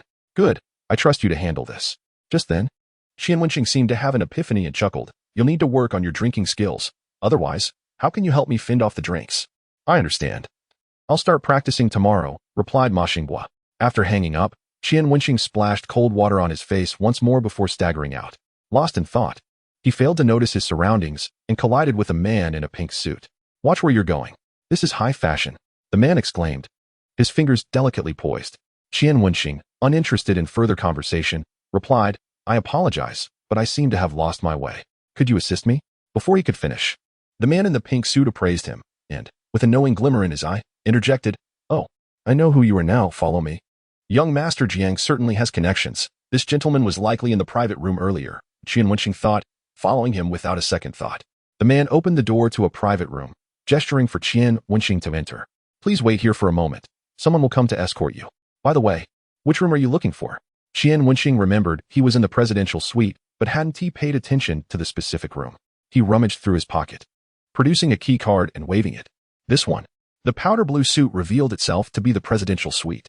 Surprised, he once again scrutinized Qian Wenxing, thinking to himself that he must possess some remarkable connections to have access to such resources. He decided to notify someone and promptly returned the room card to Qian Wenxing's pocket before stepping out to send a text message. Meanwhile, in another private room, 7 or 8 young men clad in various styles of suits stood before a table, introducing themselves one by one to a stunning woman on the sofa, who wore sunglasses. Producer and I, greetings. I am a trainee with 2.5 years of experience, fond of singing, dancing, rapping, and playing basketball, they exclaimed.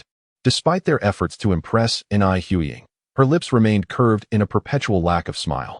Sitting beside her, her agent, Xiahua, furrowed her brow and cautiously inquired, Sister N.I., do any of these boys appeal to you? N.I. Huiying raised her hand to cover her mouth as she stifled a yawn, her tone indifferent. Old Xia, your judgment seems to be deteriorating.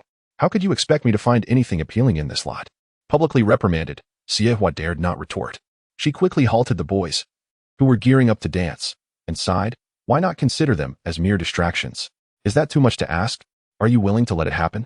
A slight smile finally graced N.I. Huiying's lips. While she had no expectations of profiting from these boys, they could serve as a source of amusement. Understanding her preferences, Xiahua said, choose one that suits your fancy. There's no need for them. They've seen my face and know who they'll be spending the night with. Pick someone else for me, good physique, and not too unattractive. After our encounter, he can leave. The usual rules apply. My identity must remain concealed. Upon hearing this, Xiahua felt a wave of exasperation wash over her. She knew N.I. Huiying's methods. When indulging with young men, the lights were always off to prevent any potential entanglements. All right. Wait at the hotel. I'll send someone to you shortly. Understood, N.I. Huiying replied, rising to leave without a hint of pleasantry. The reason was simple. She had the confidence to be aloof. As soon as N.I. Huiying departed, the man in the powder blue suit knocked on the door. Sister Hua, the dish for that lady has arrived. Shall we send it over now? He whispered. Xiahua raised an eyebrow, puzzled. When did she order a dish? I assumed you placed the order. It's been specially arranged in the private room. The man appeared stunned. Are you certain it's for her? Xiahua asked, her curiosity piqued. Absolutely. There are only a few presidential suites, and the rest are occupied by couples or men. The only solitary occupant is that lady. It must be her. The man felt his reasoning was impeccable. However, the dish had been consumed too hastily, likely because it was his first time handling such matters, leaving him slightly nervous. He even found himself mocking Qian Wenxing. Xiahua smirked slightly and pointed at the trainee who had been performing for 2.5 years. Xiao Kai, after tonight, it will be your time to shine under a grand tree. Hand the room card for that dish to Xiao Kai. Let him serve tonight. If he performs well, our company may rely on him for a revival. Xiao Kai adjusted his suspenders, bowing respectfully to Xiahua. Thank you, Sister Hua. The man in the powder blue suit inquired. Sister Hua, what about the dish? Oh, just return it to the hotel lobby. Those who engage in this line of work serve anyone. Xiahua waved her hand dismissively, adding that perhaps a celebrity might even take notice. Understood, Sister Hua. Chapter 129. Not as simple as it seems, sir. Please wake up. Wake up. Which room are you in? If you do not respond, we may have to search your pockets. Who the hell is shouting at me? Qian Wenxing felt as though he was sleeping on a cloud, oblivious to the irritating figure attempting to rouse him, shaking him violently, as if to bring him back to reality. Enraged, he swatted his hand. Slap. The world fell silent. The security guard, bewildered by the sudden strike, felt a surge of anger but had no recourse. He rummaged through Qian Wenxing's pockets and retrieved a room card. Upon seeing the room number, the guard felt a wave of resignation. If it had been an ordinary room guest, he could have noted it down for compensation later. But offending a presidential suite occupant was out of the question. Though he had a right to be angry, he realized that while he might gain compensation now, he could easily find himself fired afterward. Therefore, the guard chose to avoid further conflict and summoned 2 attendants to assist Qian Wenxing back to his room. Once inside, the attendants guided him to the bedroom, helped him lie down, and covered him with a blanket before leaving. Fortunately, Qian Wenxing had already purged his stomach and consumed a significant amount of detox tea prepared by the man in the powder blue suit, so he lay still and undisturbed. An hour later, inside the hotel elevator, N.I. Huiying strode in, her high heels exuding an air of authority. Just as the elevator doors were about to close, a man in a suit rushed over. Upon seeing N.I. Huiying inside, his face paled momentarily, and he immediately bowed, greeting her. Producer N.I., please go ahead. I'll wait for the next elevator. N.I. Huiying cast a fleeting glance at him, recognizing him as Xiao Kai, whom she had seen earlier with Xie Hua. She said nothing further, merely signaling for her assistant to close the elevator doors. Once the doors shut and the elevator began its ascent, Xiao Kai exhaled slowly, feeling a sense of relief. Tonight, he was to serve N.I. Huiying, yet the mere sight of her left him trembling with fear. Should he wait a while longer? Perhaps until she had settled in before he approached? This way, in the darkness, they could avoid facing one another. But what if he was late? A cascade of questions flooded his mind, leaving his thoughts in disarray. Ultimately, he resolved to wait a little longer before heading up. Meanwhile, as N.I. Huiying and her assistant entered their suite, they were greeted by a faint scent of alcohol lingering in the air. The assistant curiously asked, Sister N.I., did they fail to clean properly? Should I call someone to tidy up? No need. Please get me a glass of red wine. After listening to so many voices tonight, my head feels about to explode. N.I. Huiying removed her high heels, letting her bare feet touch the carpet as she leaned against the sofa, her deep gaze sweeping across the bedroom, a knowing smile curling her lips. She wondered what the evening's indulgence would taste like. After placing a call to the front desk for wine, the assistant understandingly approached N.I. Huiying to massage her temples. I will shower first. You can return after fetching the wine. Perhaps due to exhaustion or the long absence of male company, N.I. Huiying appeared somewhat eager this evening. All right, Sister N.I. N.I. Huiying disrobed outside the bathroom, leaving her clothes scattered on the floor before stepping inside. Moments later, the sound of the shower filled the air. The assistant tidied up the discarded clothing, preparing to send it for dry cleaning later. Before long, a hotel staff member arrived at the door with the wine. Thank you. Please take these clothes for dry cleaning. The assistant placed the red wine on the table and handed over the clothes. Certainly. After the staff member departed, the assistant quickly tidied up and exited the suite to return to her own room for the night. As she walked down the corridor, she spotted the newly debuted trainee, Xiao Kai, sneaking past her, then opening the door to the adjacent suite. The assistant was taken aback. If her memory served her correctly, was there not a man residing in that room? Goodness, that man is quite the charmer. Not only is he with a beautiful woman, but he also has a young man of such caliber. With her heart racing and hands trembling, the assistant pulled out her phone and messaged N.I. Huiying. Your adorable assistant, Sister N.I. I just saw Xiao Kai enter the room next to ours. My goodness, I have finally witnessed the situation you described. N.I. Huiying emerged from the bathroom, wrapped in a bathrobe, and her eyes sparkled upon seeing a message from her assistant on her phone. A myriad of charm bowed before her. She typed, keep this to yourself. Her adorable assistant replied, got it, sis. N.I. Huiying propped her legs up on the sofa, poured herself a glass of red wine, and sent a WeChat message to Xie Hua. You're quite generous. When Xie Hua received the message, his heart skipped a beat. Could she have found out?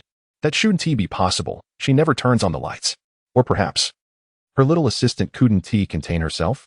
Haha, you can't catch a wolf without letting go of the kids. After tentatively replying, he awaited a response from N.I. Huiying, but none came. After savoring a couple of sips of wine, she proceeded to dry her hair. Her long hair required meticulous attention, making it a considerable task. During this time, Qian Wenxing, lying on the bed, groped his way to the suite's bathroom and gulped down water from the bedside. He heard the sound of the hairdryer but paid it no mind, assuming it was Liang Qingyan outside. Once Ai Huiying finished drying her hair, she didn't rush back in.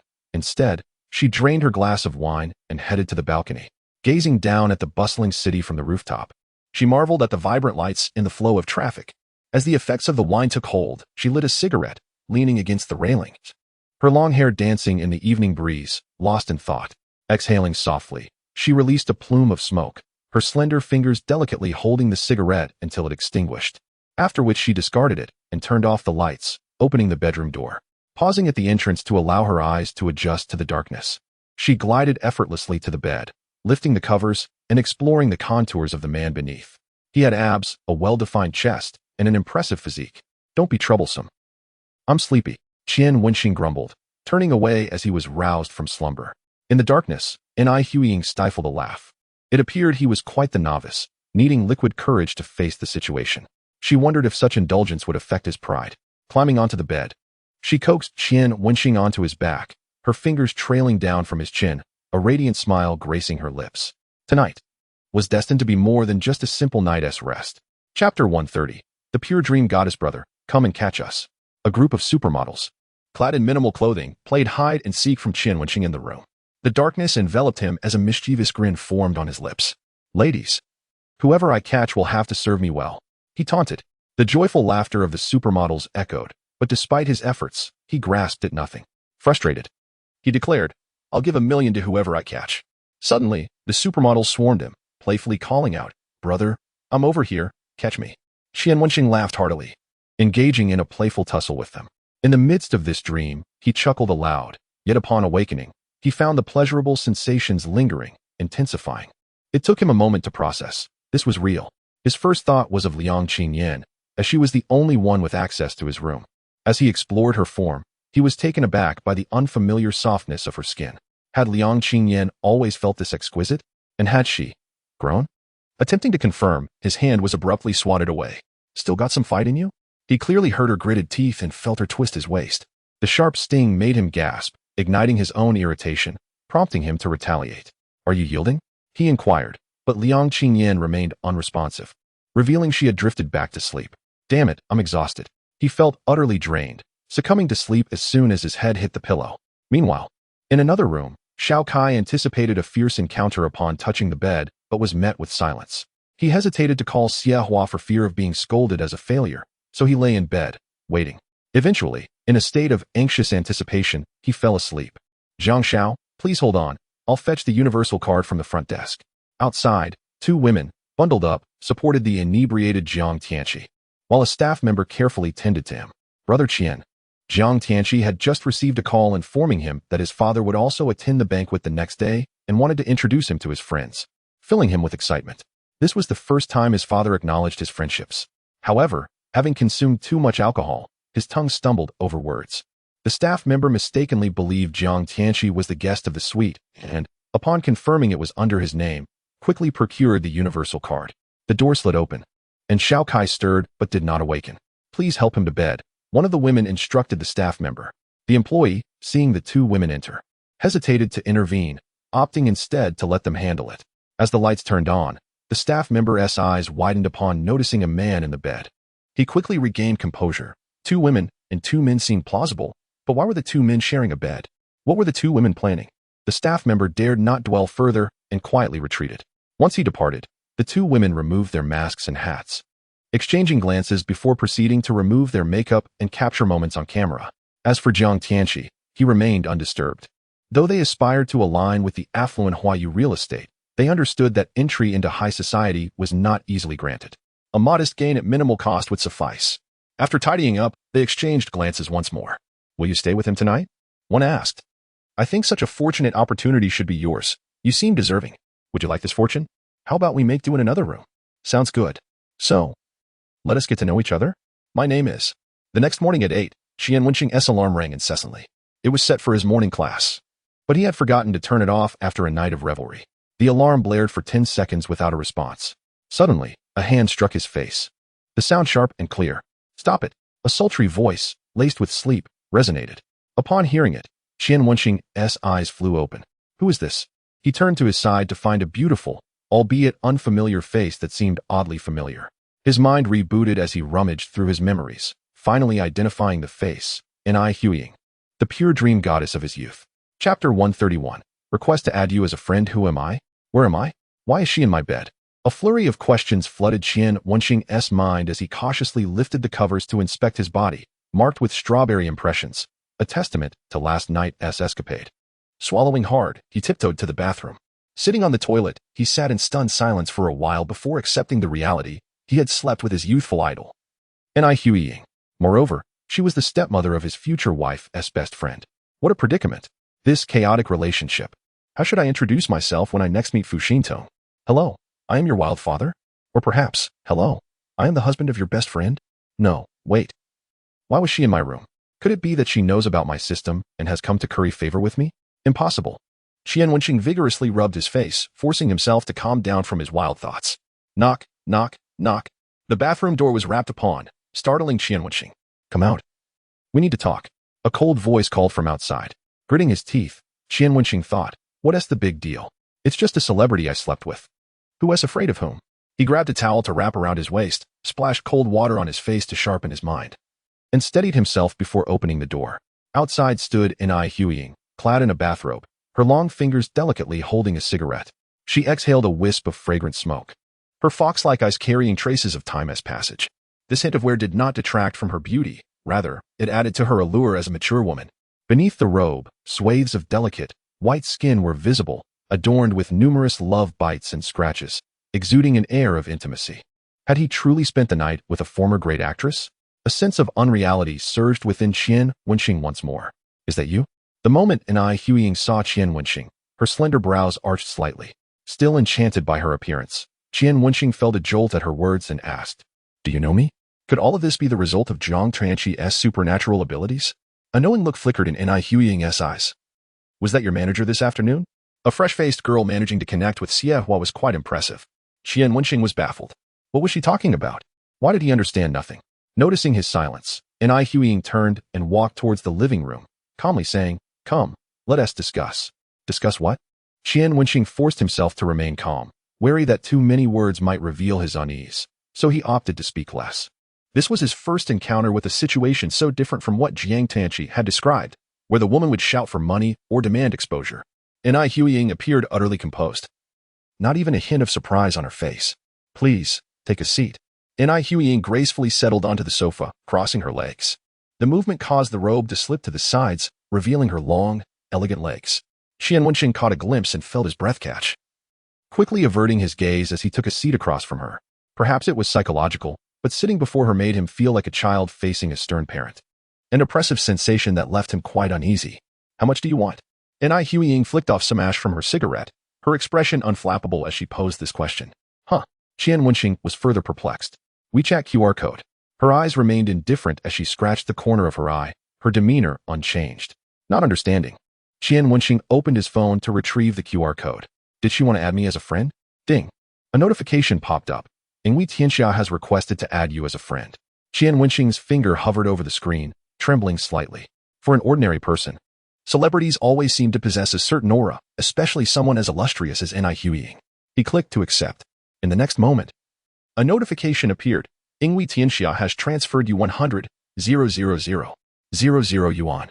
At this point, Qian Wenxing was utterly bewildered, staring up at her in confusion. What does this mean? That is a hush payment and the fee for your company last night. Once you leave this door, you are not to speak a word about me. Ai Huiying stated coolly, in a moment, my assistant will bring a contract. You take the money, sign the contract, and thereafter, keep your mouth tightly shut. Upon hearing this, Qian Wenxing finally understood. She perceived him as a mere commodity. I am not for sale. Qian Wenxing protested, frowning. Well, sale does sound rather harsh. It's merely a transaction, nothing personal. Ai Huiying dismissed his anger entirely. How quickly the illusion of the goddess shatters. Qian Wenxing found himself laughing in disbelief. Do you think you've misunderstood something? And this is my room. You entered my room to negotiate? Ai Huiying narrowed her fox-like eyes. You seem to have misjudged a detail. This is not your room. Yesterday afternoon, I switched rooms with your manager. Did she not inform you? Qian Wenxing was taken aback. You switched rooms? Then how did I end up here? Suddenly, he recalled how Zhang Tianqi had given him a key card to Liang Qingyin's room. He had been escorted by a man in a pink suit to a private room and then. The subsequent events were a blur. The only memory he retained was waking in the middle of the night, mistaking the person beside him for Liang Qingyan, leading to a series of rather forceful advances. Wait. Qian Wenxing's eyes widened as he regarded Ni Huiying with an intense gaze. When I returned last night, this room was empty. So, even if you switched rooms, this is your space. Why was it you moving on top of me in the middle of the night? In the dark, I thought you were my girlfriend. Moreover, your first reaction this morning was to seek silence rather than accountability. Something feels amiss, very amiss. Recalling the entertainment gossip he had read, Qian Wenxing narrowed his eyes and remarked, that 100,000 yuan is not a hush payment. It's a ticket fee. I assent it? Upon hearing the term ticket fee, Ni Huiying's hand, holding the cigarette, paused slightly. Young man, do not speak so harshly. You have two choices. Either take the money and leave, bury this matter deep within, or you will find yourself blacklisted in this industry, with no opportunity to rise again. Choose wisely, young man. Qian Wenxing observed the lofty demeanor of Ni Huiying before him, a hint of disappointment creeping into his heart. One of the actresses he had admired in middle school was Ni Huiying, and he had lamented her absence from the screen. Now, the star he once adored was right before him, and they had shared an intimate moment, yet the beautiful illusion had crumbled. Shaking his head, he chuckled, a trace of resignation in his eyes. What is so funny? I'm laughing at how I once admired you. Thank you, but you still haven't answered my question. Ni Huiying extinguished her cigarette, her expression unchanged. Qian Wenxing nodded. All right, I will answer you. But first, you must answer one question of mine. Go ahead. Where do you intend to ensure I cannot survive in this circle? I had no idea that the university circle had such things as blacklisting. Ni Huiying paused, her brows furrowing slightly. What did you say? Qian Wenxing relaxed completely, sneering. I have never claimed to belong to your circle. From the start, you were speaking for yourself. I'm just an ordinary university student, here on vacation with friends, who unexpectedly found himself involved with an older woman. You must realize, if this were to come to light. He raised an eyebrow, a mischievous grin spreading. Who would be more affected? Who are you calling an older woman? Upon hearing those words, Ni Huiying's eyes narrowed, her tone laced with irritation. In this industry, the term old was most feared. Witnessing her finally lose her composure, Qian Wenxing's smile deepened as he opened the transfer on his phone, clicking to refund. Since the last time Su Yeye resolved matters with Li Haiyang using 30,000 yuan, Qian Wenxing has grown wary of such unmarked transfers. What if he received the payment only to find himself accused of extortion by this woman? Having navigated the entertainment industry for so many years, she possesses resources and connections that he cannot contend with. The only solution is to maintain control over the situation. Before I decide whether to sue you, consider how you might compensate this innocent and charming university student for the dual emotional and physical trauma I have endured. Qian Wenxing raised his phone and stood to leave. Behind him, Ni Huiying's expression darkened progressively. Hello? You switched rooms with Ni Huiying? As soon as he stepped out, Qian Wenxing called Liang Qingyan. Yes, what is the matter? Liang Qingyan's voice sounded as though she had just awakened. Why didn't you inform me? Qian Wenxing gritted his teeth. Liang Qingyan rubbed her eyes and sat up. What's wrong? Did you go to my room? Before Qian Wenxing could respond, she continued, if it were just a simple visit to my room, you wouldn't be this angry, because you'd have noticed something was off upon knocking. So you must have used a spare card. Did you request one from the front desk? Calling me at this hour, you didn't sleep in my room last night, did you? Wrong person? Upon hearing the last sentence, Qian Wenxing stood at the door, stunned. Did Liang Qingyan already know everything? Why is she silent? Did I hit the mark? Liang Qingyan had long accepted that her partner was a philanderer. With a resigned smile, she placed the phone on speaker, casually asking while she washed up, who did you sleep with? Your assistant? That's fine as long as they don't pursue any responsibility. A little money could settle it. Qian Wenxing paused for a moment before replying. It wasn't the assistant, it was her. What? Liang Qingyan's toothbrush paused mid-action. And it wasn't me sleeping with her, it was she who slept with me. Ah? Liang Qingyan swallowed her toothpaste. You returned to your own room, right? I'll be there shortly. Remember, until I arrive, don't discuss this with anyone. After hanging up, Liang Qingyan rushed downstairs. Qian Wenxing chuckled, feeling an unexpected sense of security with such a manager. He took out the room card and unlocked the door.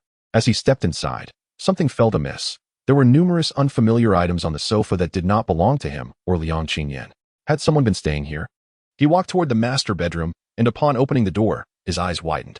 On the large bed lay Jiang Tuanqi, soundly asleep, while an unfamiliar man held him from behind, his leg draped over Jiang's waist, creating a rather shocking scene. What the hell? Qian Wenxing gaped, having never heard of Jiang Tuanqi harboring such inclinations. He recalled Jiang Tuanqi's peculiar taste with JK girls. Could it be that the tools provided by the JK girl were no longer sufficient? and he had begun seeking the real thing? Qian, what are you doing here? Jiang Tianqi, sensing someone watching him, groggily opened his eyes. Qian, why are you looking at me like that? Oh my god, what is on top of me? I thought I was having a nightmare. What is scratching so much? Oh my god. Jiang Tianqi, feeling nothing but confusion, turned around only to meet the face of a man. He bolted upright in shock, his expression contorted. Xiao Kai, startled awake, screamed even louder, especially when he saw two men in the room. He quickly pulled the blanket up to cover his chest. What do you want? He appeared as a virtuous woman forced into compromising circumstances. To clarify, it's not us, it's him. This is your affair. I'm merely a passerby. Qian Wenxing quickly clarified, aware that he had yet to sort out his own situation with Ni Huiying, and didn't he want to be embroiled in this mess. Jiang Tianqi, panicking, explained, Qian, you have to listen, it's not what you think. At that moment, the door to another room swung open, and a woman in pajamas emerged. Jiang Xiao, you were particularly vigorous last night. We didn't want to disturb your rest, so we. Teacher Kai, you and Jiang Xiao. Behind her, another woman peeked in, astonished. No one told me Jiang Xiao is bisexual. Qian Wenxing quietly retreated. He suddenly felt that, compared to what was happening with Jiang Tianqi, his own issues with Ni Huiying were trivial. Half an hour later, the situation unfolded as they described. Qian, sister-in-law, you both understand now. I have nothing to do with this Kai guy. On the sofa, Jiang Tianqi had the three recount last night's events to clarify why he inexplicably found himself sharing a bed with a man. Qian Wenxing extracted the crucial details, looking at Xiao Kai thoughtfully. So, you were supposed to accompany Ni Huiying last night, but mistakenly took my room card, resulting in this predicament? Xiao Kai hurriedly clarified. It wasn't stolen, it was given to me. Whether stolen or taken, it's irrelevant to me. I only know my room card went missing and ended up in your possession, causing me harm. I have the right to hold you accountable. How about you accompany me to file a report tonight? Having interacted more with Su Yeye, Qian Wenxing learned to instinctively seek legal protection in such matters. Hearing this, Xiao Kai panicked. Setting aside that he was due on the red carpet tonight, his career was on the rise. If paparazzi caught wind of him filing a report, rumors would spiral out of control. I can't go to the police. Can we discuss this slowly? Xiao Kai pleaded. These matters were all directed by my manager. I'm just following orders. This situation is negotiable, but we need to see your sincerity. Liang Qingyin shot a knowing glance at Qian Wenxing, signaling him to let her handle it. Qian Wenxing raised an eyebrow, willingly silent, pleased to avoid the hassle. What kind of sincerity do you want? Xiao Kai asked cautiously. Call your manager and have her come handle this. Liang Qingyin crossed her arms, leaning back with an air of authority. In that moment, she exuded a subtle resemblance to Ni Huiying's commanding presence. Jiang Tianqi was momentarily taken aback by Liang Qingyin's demeanor. Clearing his throat, he tentatively suggested, Qian. Sister-in-law, we'll take our leave now. All right. Qian Wenxing nodded. This matter must remain confidential. It must not be revealed. Xiao Kai shouted after them. Once outside, Jiang Tianqi suddenly regained his senses, muttering to himself, what kind of harm did Qian say I caused him? At that moment, the door to Liang Qingyin's room opened, and a long-haired woman wearing sunglasses and a baseball cap stepped out, bringing with her an invigorating scent. Hello, teacher and I. The two women beside Jiang Tianqi immediately recognized the long-haired woman and bowed respectfully. Ni Huiying casually acknowledged them, about to walk past when she paused, realizing something. Did you just come from that room? Yes. Are there still a few people inside? 3 more. Upon hearing this, Ni Huiying halted, her brows slightly furrowed beneath the cap. What do you all know? Teacher and I, what do you mean by that? Her words left the two individuals utterly bewildered. Jiang Tianqi was even more perplexed. And I who? What teacher? Hello, beautiful. Do you know my brother Qian? Wait, how are you in my sister-in-law's room? Are you another sister-in-law of mine? Ni Huiying ignored him entirely and turned back into the room. Jiang Xiao, that's Ni Huiying, one of the girls stated. Once she entered the room, the two girls began to enlighten Jiang Tianqi about Ni Huiying. Upon learning that she maintained a hidden marriage persona within the industry, Jiang Tianqi promptly lost interest in her. While her demeanor was indeed remarkable, Brother Qian would likely have no interest in a married woman. Never mind, I should just head back. Inside the room, Xiao Kai sat restlessly on the sofa, continuously drinking water. Without his makeup, his originally delicate and handsome face paled in comparison to Qian Wenxing's. Liang Qingyin pulled Qian Wenxing into the bedroom, confirming that he had indeed slept with Ni Huiying. With a sigh of resignation, she sat down beside him. Should I commend you on your romantic luck? Qian Wenxing replied, I am still your man. Don't you feel jealous that someone else has slept with me? Hold on. You are merely my benefactor, my creditor, a male friend with whom I have had relations, but not my man. As she uttered the last sentence, Yang Qingyan's voice softened, a hint of reproach flashing across her face. Isn't that a bit excessive? You didn't say that when you were clinging to me. Qian Wenxing noticed that this woman became unrecognizable as soon as she donned her clothes. She was even more unfaithful than he was. You. Liang Qingyan ground her teeth, glaring at him with a mix of affection and resentment. If I'm not mistaken, the agent outside will contact N.I. Huiying shortly. It will be a three-party discussion to resolve this matter. So now, I would like to hear what your demands are. Qian Wenxing wanted to say money. But in Liang Qingyan's eyes, he was a wealthy heir. Asking for money would not align with his persona. Suddenly, an idea struck him, and he inquired, when will your major start internships? We start internships in our senior year. Why do you ask? Liang Qingyan was puzzled. My condition is to secure you an internship opportunity, regardless of which party it comes from. Qian Wenxing suddenly realized something significant. Liang Qingyan was already bound to him. She was his lifelong debtor. If she became an agent for those stars, wouldn't he have a new avenue for borrowing money? The allure of those female celebrities. He was eager to taste it. Just the thought of it made his mouth water. Realizing that Qian Wenxing's demand was self-serving, Liang Qingyan paused, her expression slightly touched. This man always managed to move her unexpectedly. Thank you, Qin Xiao, she said earnestly. Still lost in his fantasies about female celebrities, Qian Wenxing blinked. What are you thanking me for? No need for thanks. Liang Qingyan narrowed her eyes, lightly biting her lower lip, deep in thought. Suddenly, she stepped forward, straddling Qian Wenxing's lap, wrapping her arms around his neck, and teasingly said, now, confess, was it enjoyable sleeping with her?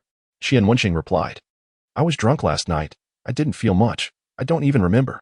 You're lying. Liang Qingyan tugged at his collar. Why don't you take a look in the mirror and tell me again after seeing those hickeys? Qian Wenxing coughed. Well, she was a bit stubborn. The more I tried to discipline her, the more she resisted. Ultimately, it was a battle of strength, and it was surprisingly exhilarating. Upon saying this, he felt a surge of desire again. Liang Qingyan thought about N.I. Huiying's commanding presence. She hadn't expected her to want to dominate in bed as well. Just then, a knock sounded at the door. Liang Qingyan got off Qian Wenxing, calmly stating, all right, let us go. The three-party discussion is about to begin. Chapter 134. What is your name? Is it you? Liang Qingyan opened the door, surprised to see just one person standing outside. It's me. Are you surprised? Outside. N.I. Huiying removed her sunglasses, her demeanor cool and aloof, chin slightly raised, signaling to Xiao Kai inside. I've already spoken with his agent. Let him go. But Before Liang Qingyan could finish, N.I. Huiying interjected. I said, today you will only negotiate with me. If you have any requests, present them solely to me. N.I. Huiying's tone was exceptionally assertive. Although last night's incident was caused by Seethed stepping over the line, Seethed was one of her few suppliers in the industry, and he knew too much about her affairs. Thus, N.I. Huiying had to lend him a hand. Furthermore, this situation could escalate or diminish. It merely required adept handling. She trusted no one but herself. Liang Qingyan nodded, stepping aside. Then please come in, teacher and I. Upon receiving the cue, Xiao Kai quickly stood up, bowed, and apologized. I'm sorry, teacher and I. Thank you for coming to assist me. After that, he hurried out and closed the door behind him. N.I. Huiying glanced at Qian Wenxing lounging on the sofa, a glimmer of light in her eyes, and calmly said, now, tell me how you plan to sweep this matter under the rug. Perhaps due to the need to conceal her hickeys, she wore a white-collared shirt today. Paired with black trousers and white high heels, her long hair cascading over her shoulders. The simple yet elegant outfit, combined with her cold and assertive nature, exuded an overwhelming sense of authority. Qian Wenxing quietly lamented. She was nowhere near as intriguing as she had been late last night. While she was still formidable, she had been warm and her breathy voice had been pleasant, unlike now, where she resembled a block of ice. Liang Qingyan raised an eyebrow. So, you have no intention of apologizing? N.I. Huiying replied coolly, both parties have made mistakes in this matter, but arguing is pointless. Let us skip that phase and reach a resolution directly. My schedule is tight, and I don't have much time.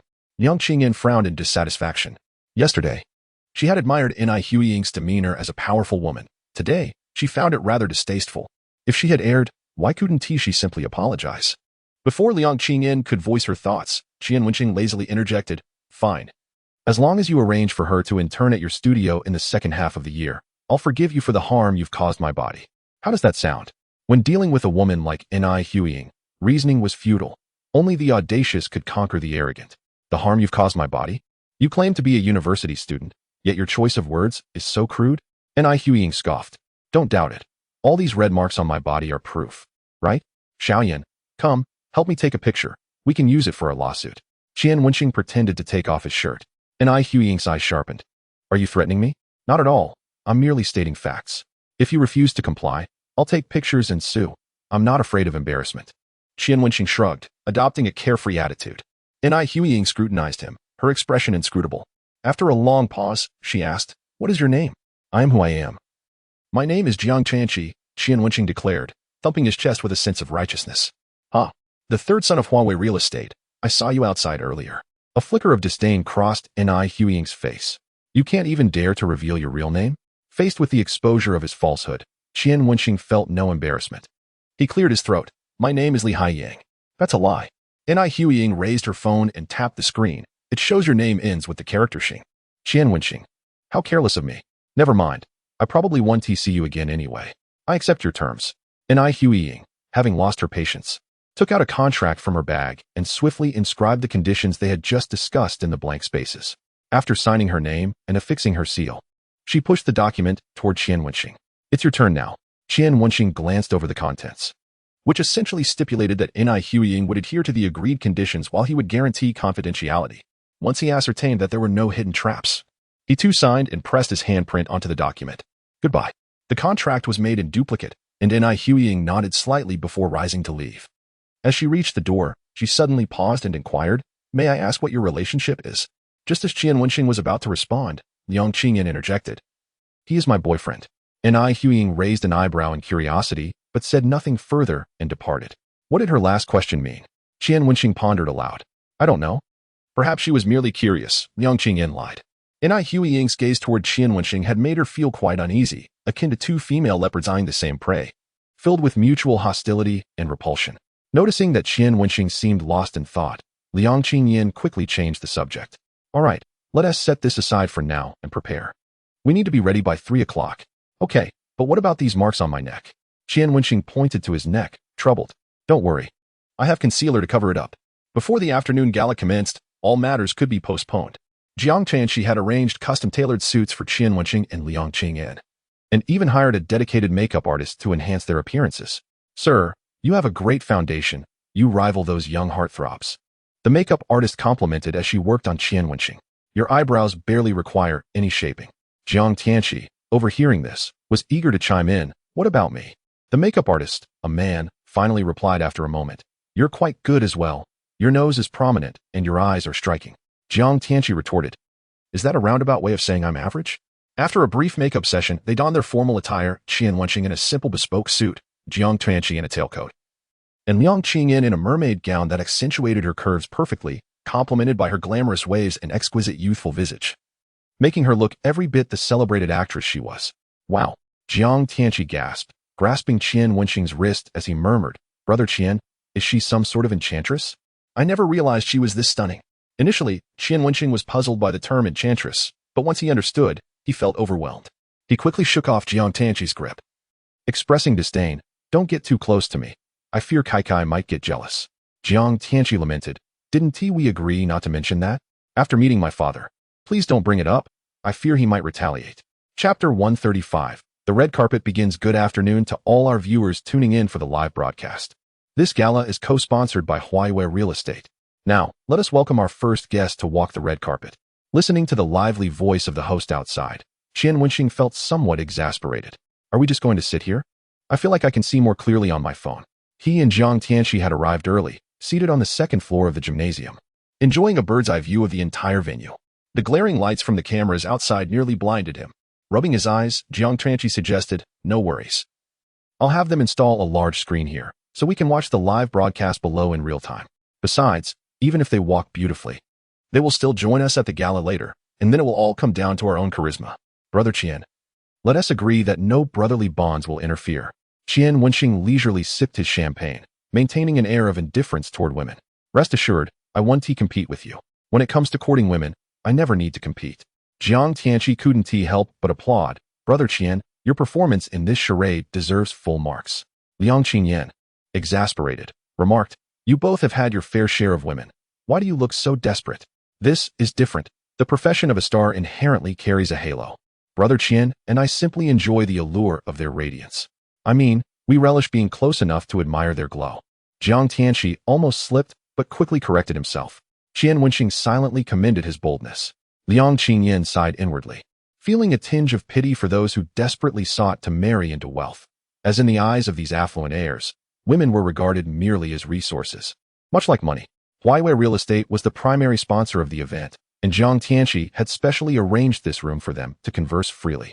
Of course, the gala would only commence formally after the red carpet event concluded, when the business magnates would arrive. Once the live feed was displayed on the large screen, Qian Wenxing and Zhang Tianxi began to comment on the stars gracing the red carpet. That face looks so artificial. I wouldn't be surprised if she's the so-called beauty who charges 2,000 for a glance. Definitely plastic surgery. This one doesn't seem right either. She's probably worn out from all the late-night escapades. Goodness, why isn't she just walking naked?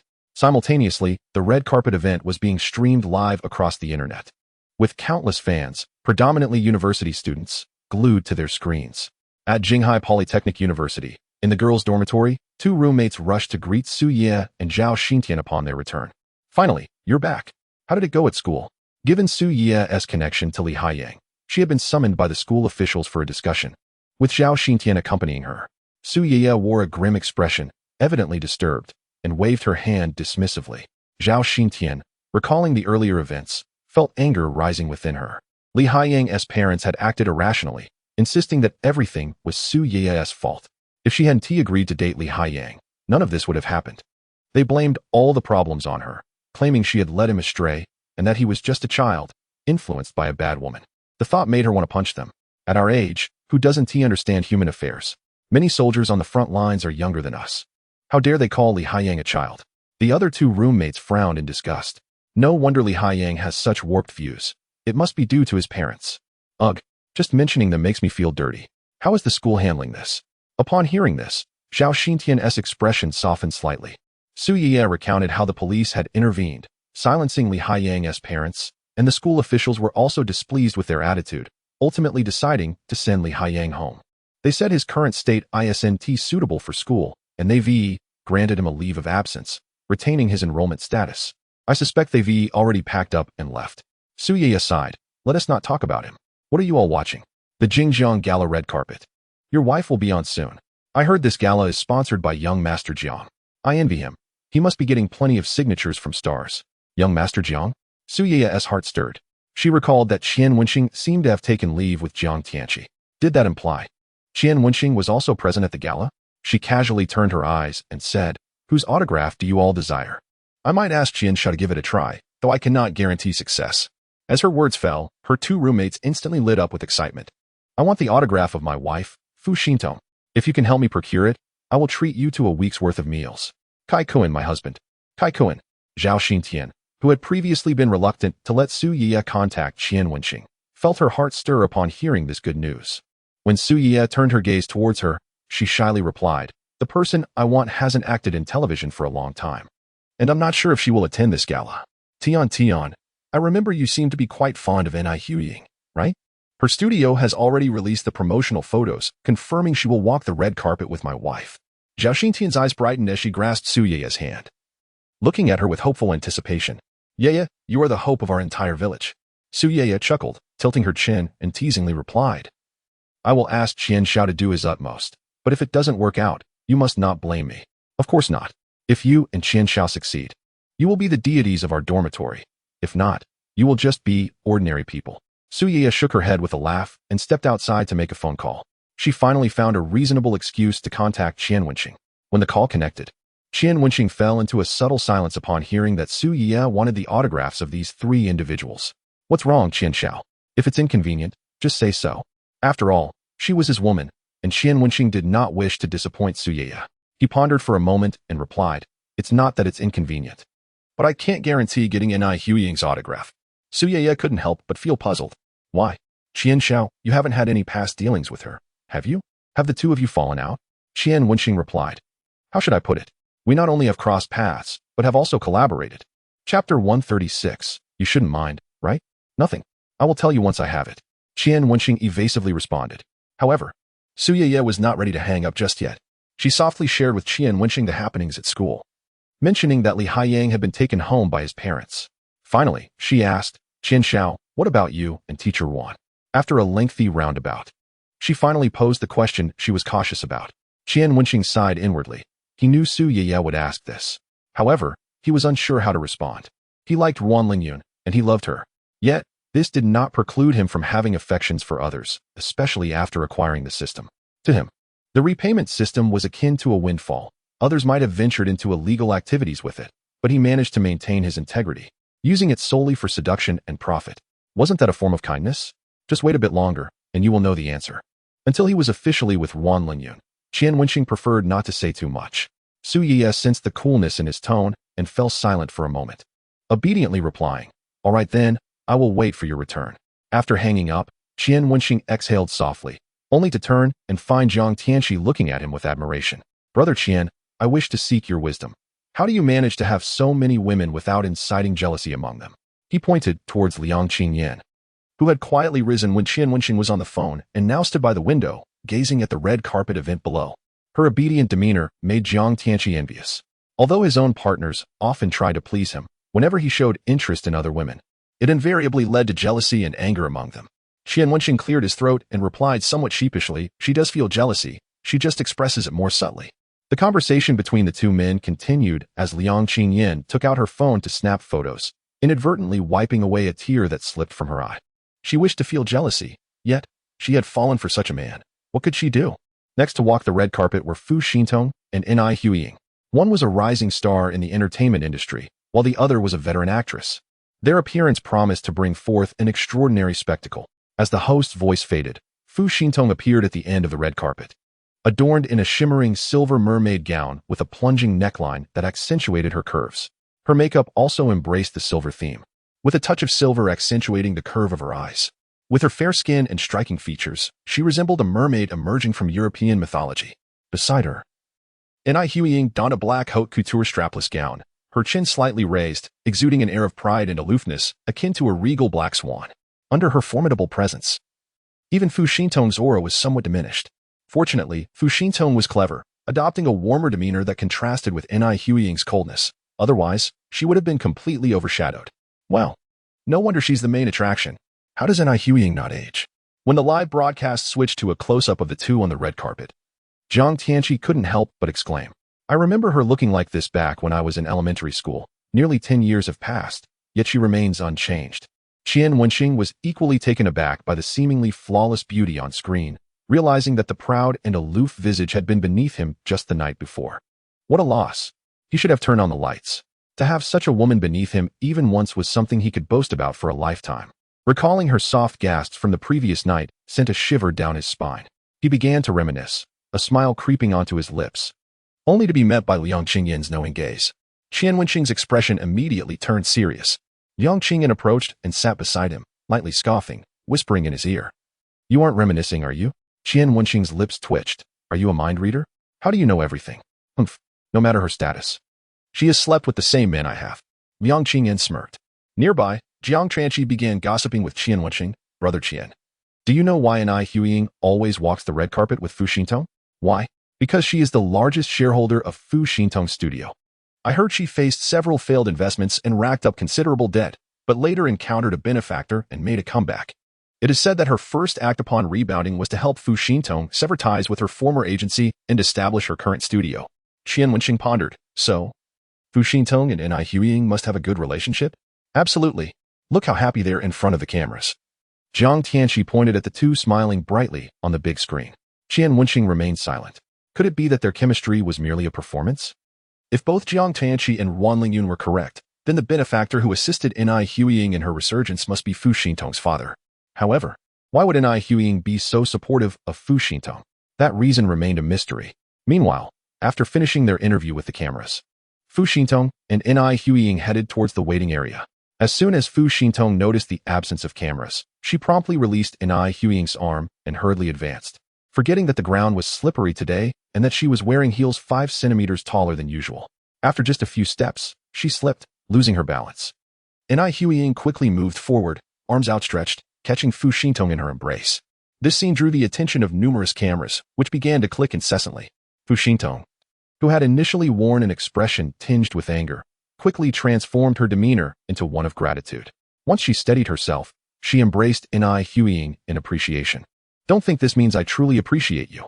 Fu Xintong smiled sweetly, her teeth lightly clenched in front of the cameras. And I Huiying, with a hint of arrogance curling at the corners of her lips, teased, "It's merely an act. Don't take it to heart." After a brief pause, she maliciously added 2 words, "daughter."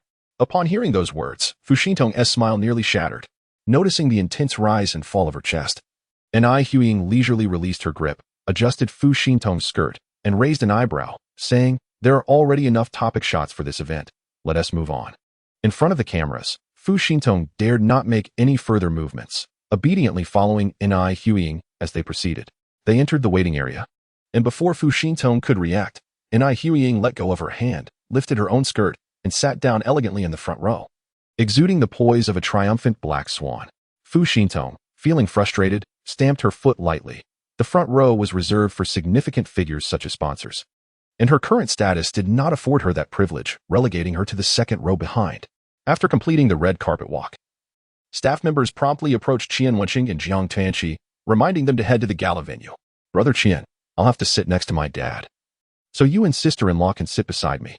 Jiang Tianqi briefly explained the situation outside, and Qian Wenxing nodded in acknowledgement. The front row seats at such events signify power and status. Jiang Tianqi's ability to secure 2 spots for him and Liang Qingyan was already quite considerate.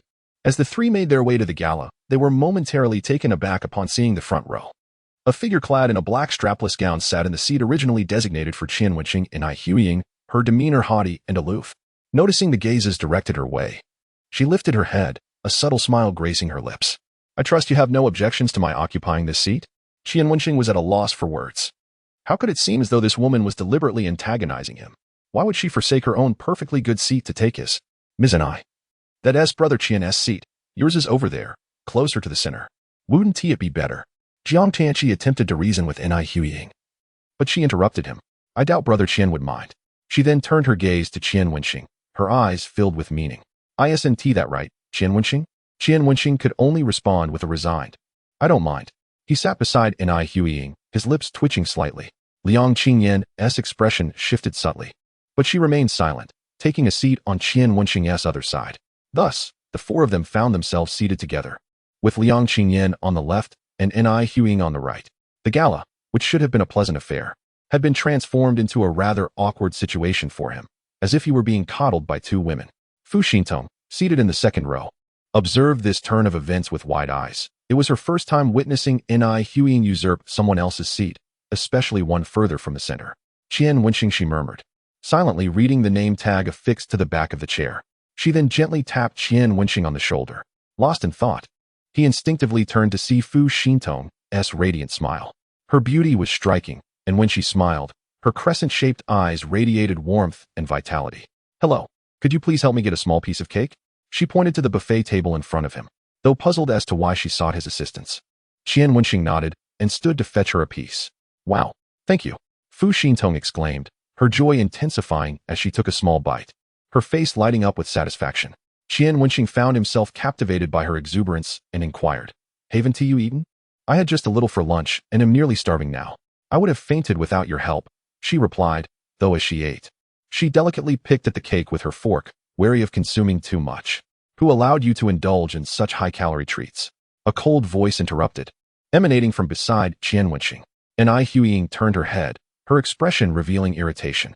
Fu Xintong feigned surprise. "Ms. Enai, what brings you here? Isn't your seat on the other side? I assumed a woman named Qian Wenxing was sitting here." Qian Wenxing interjected. "Can you 2 refrain from dragging me into your quarrel? Isn't this what agents are for?" Enai Huiying replied, her expression unwavering. "Are you planning to retire and become my agent?" "Oh, how gracious of you. I could hardly bear such an honor." Fu Xintong said this lightly, yet she had not taken another bite of her cake since. Deep down, she still felt a twinge of apprehension towards Enai Huiying. Enai Huiying responded coolly, "Thus far, you are my best investment. I want to retire until you've made it." That old woman. How dare she curse me? Fu Xintong cursed inwardly, then huffed and set the cake aside. Qian Wenxing silently observed her as she instigated conflict, yet quickly retreated, feeling a pang of sympathy for her.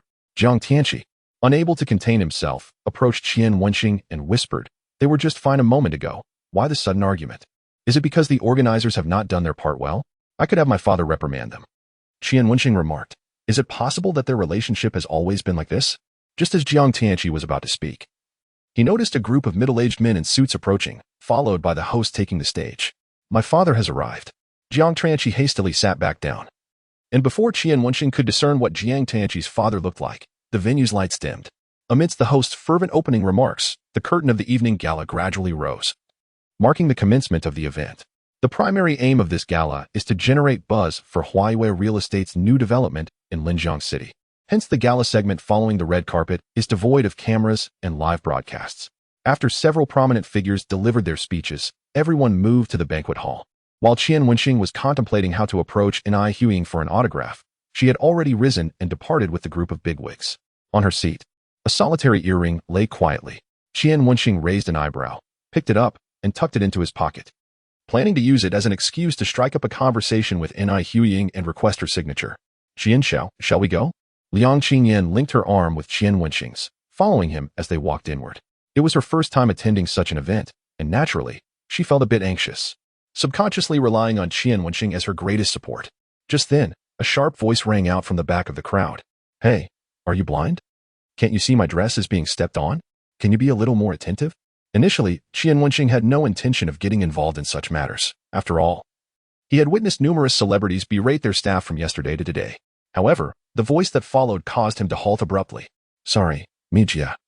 I will definitely pay attention next time. He turned to see Yin Mingzhen bowing her head apologetically, a smile of contrition on her face, as she helped the woman in front of her manage her long dress. Chapter 138. I have a second request. Liang Qingyan also turned to witness this scene, instinctively glancing at Qian Wenxing, concern flashing across her face. Qian Xiao? Qian Wenxing narrowed his eyes and replied, You go ahead. I will join you shortly. Regardless of the circumstances, Yin Mingzhen was indeed his woman, although they had yet to be intimate. Did that mean a woman who owed him money was no longer his? Were people allowed to bully his woman as if he did not exist? Seeing his demeanor, Liang Qingyan immediately grasped his arm in worry. Qian Xiao, don't do anything rash. It's fine. Qian Wenxing brushed her hand away and moved against the flow of the crowd. Behind him, Mi Jia wore an impatient expression, continuing to chastise Yin Mingzhen. You've been with the company for quite some time. How can you mess up such a trivial task? Li Guo asked you to stay by my side to learn. If you continue to be so clumsy, I will have to speak to Li Guo about returning you. Yin Mingzhen hurriedly apologized. Mi Jia, I'm sorry, it was unintentional. I will do better. Humph. Don't think that just because you have some beauty, you can play the victim. Let me tell you, in our line of work, who isn't pretty? Have you looked in the mirror to see your worth?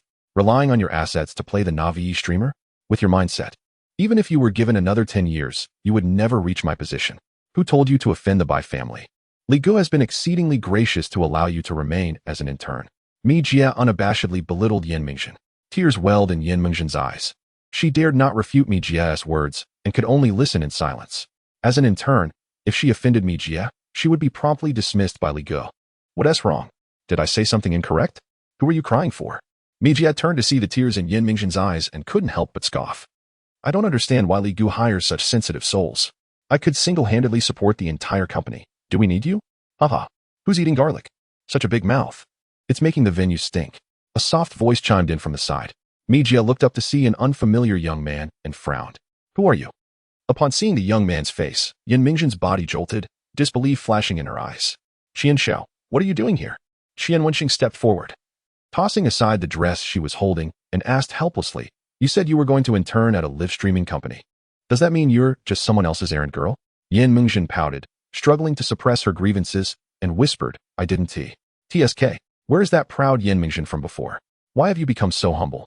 You dared to stand up to Bai Jingzhao, but now you shrink before such a worthless person? Qian Wenxing grasped her arm, his tone brooking no argument. Let us go. Return with me. We're done here. Yin Mingzhen's eyes flickered. It was as if she was transported back to that day when Qian Wenxing stood before her, shielding her from the world's gossip and rescuing her from the mire.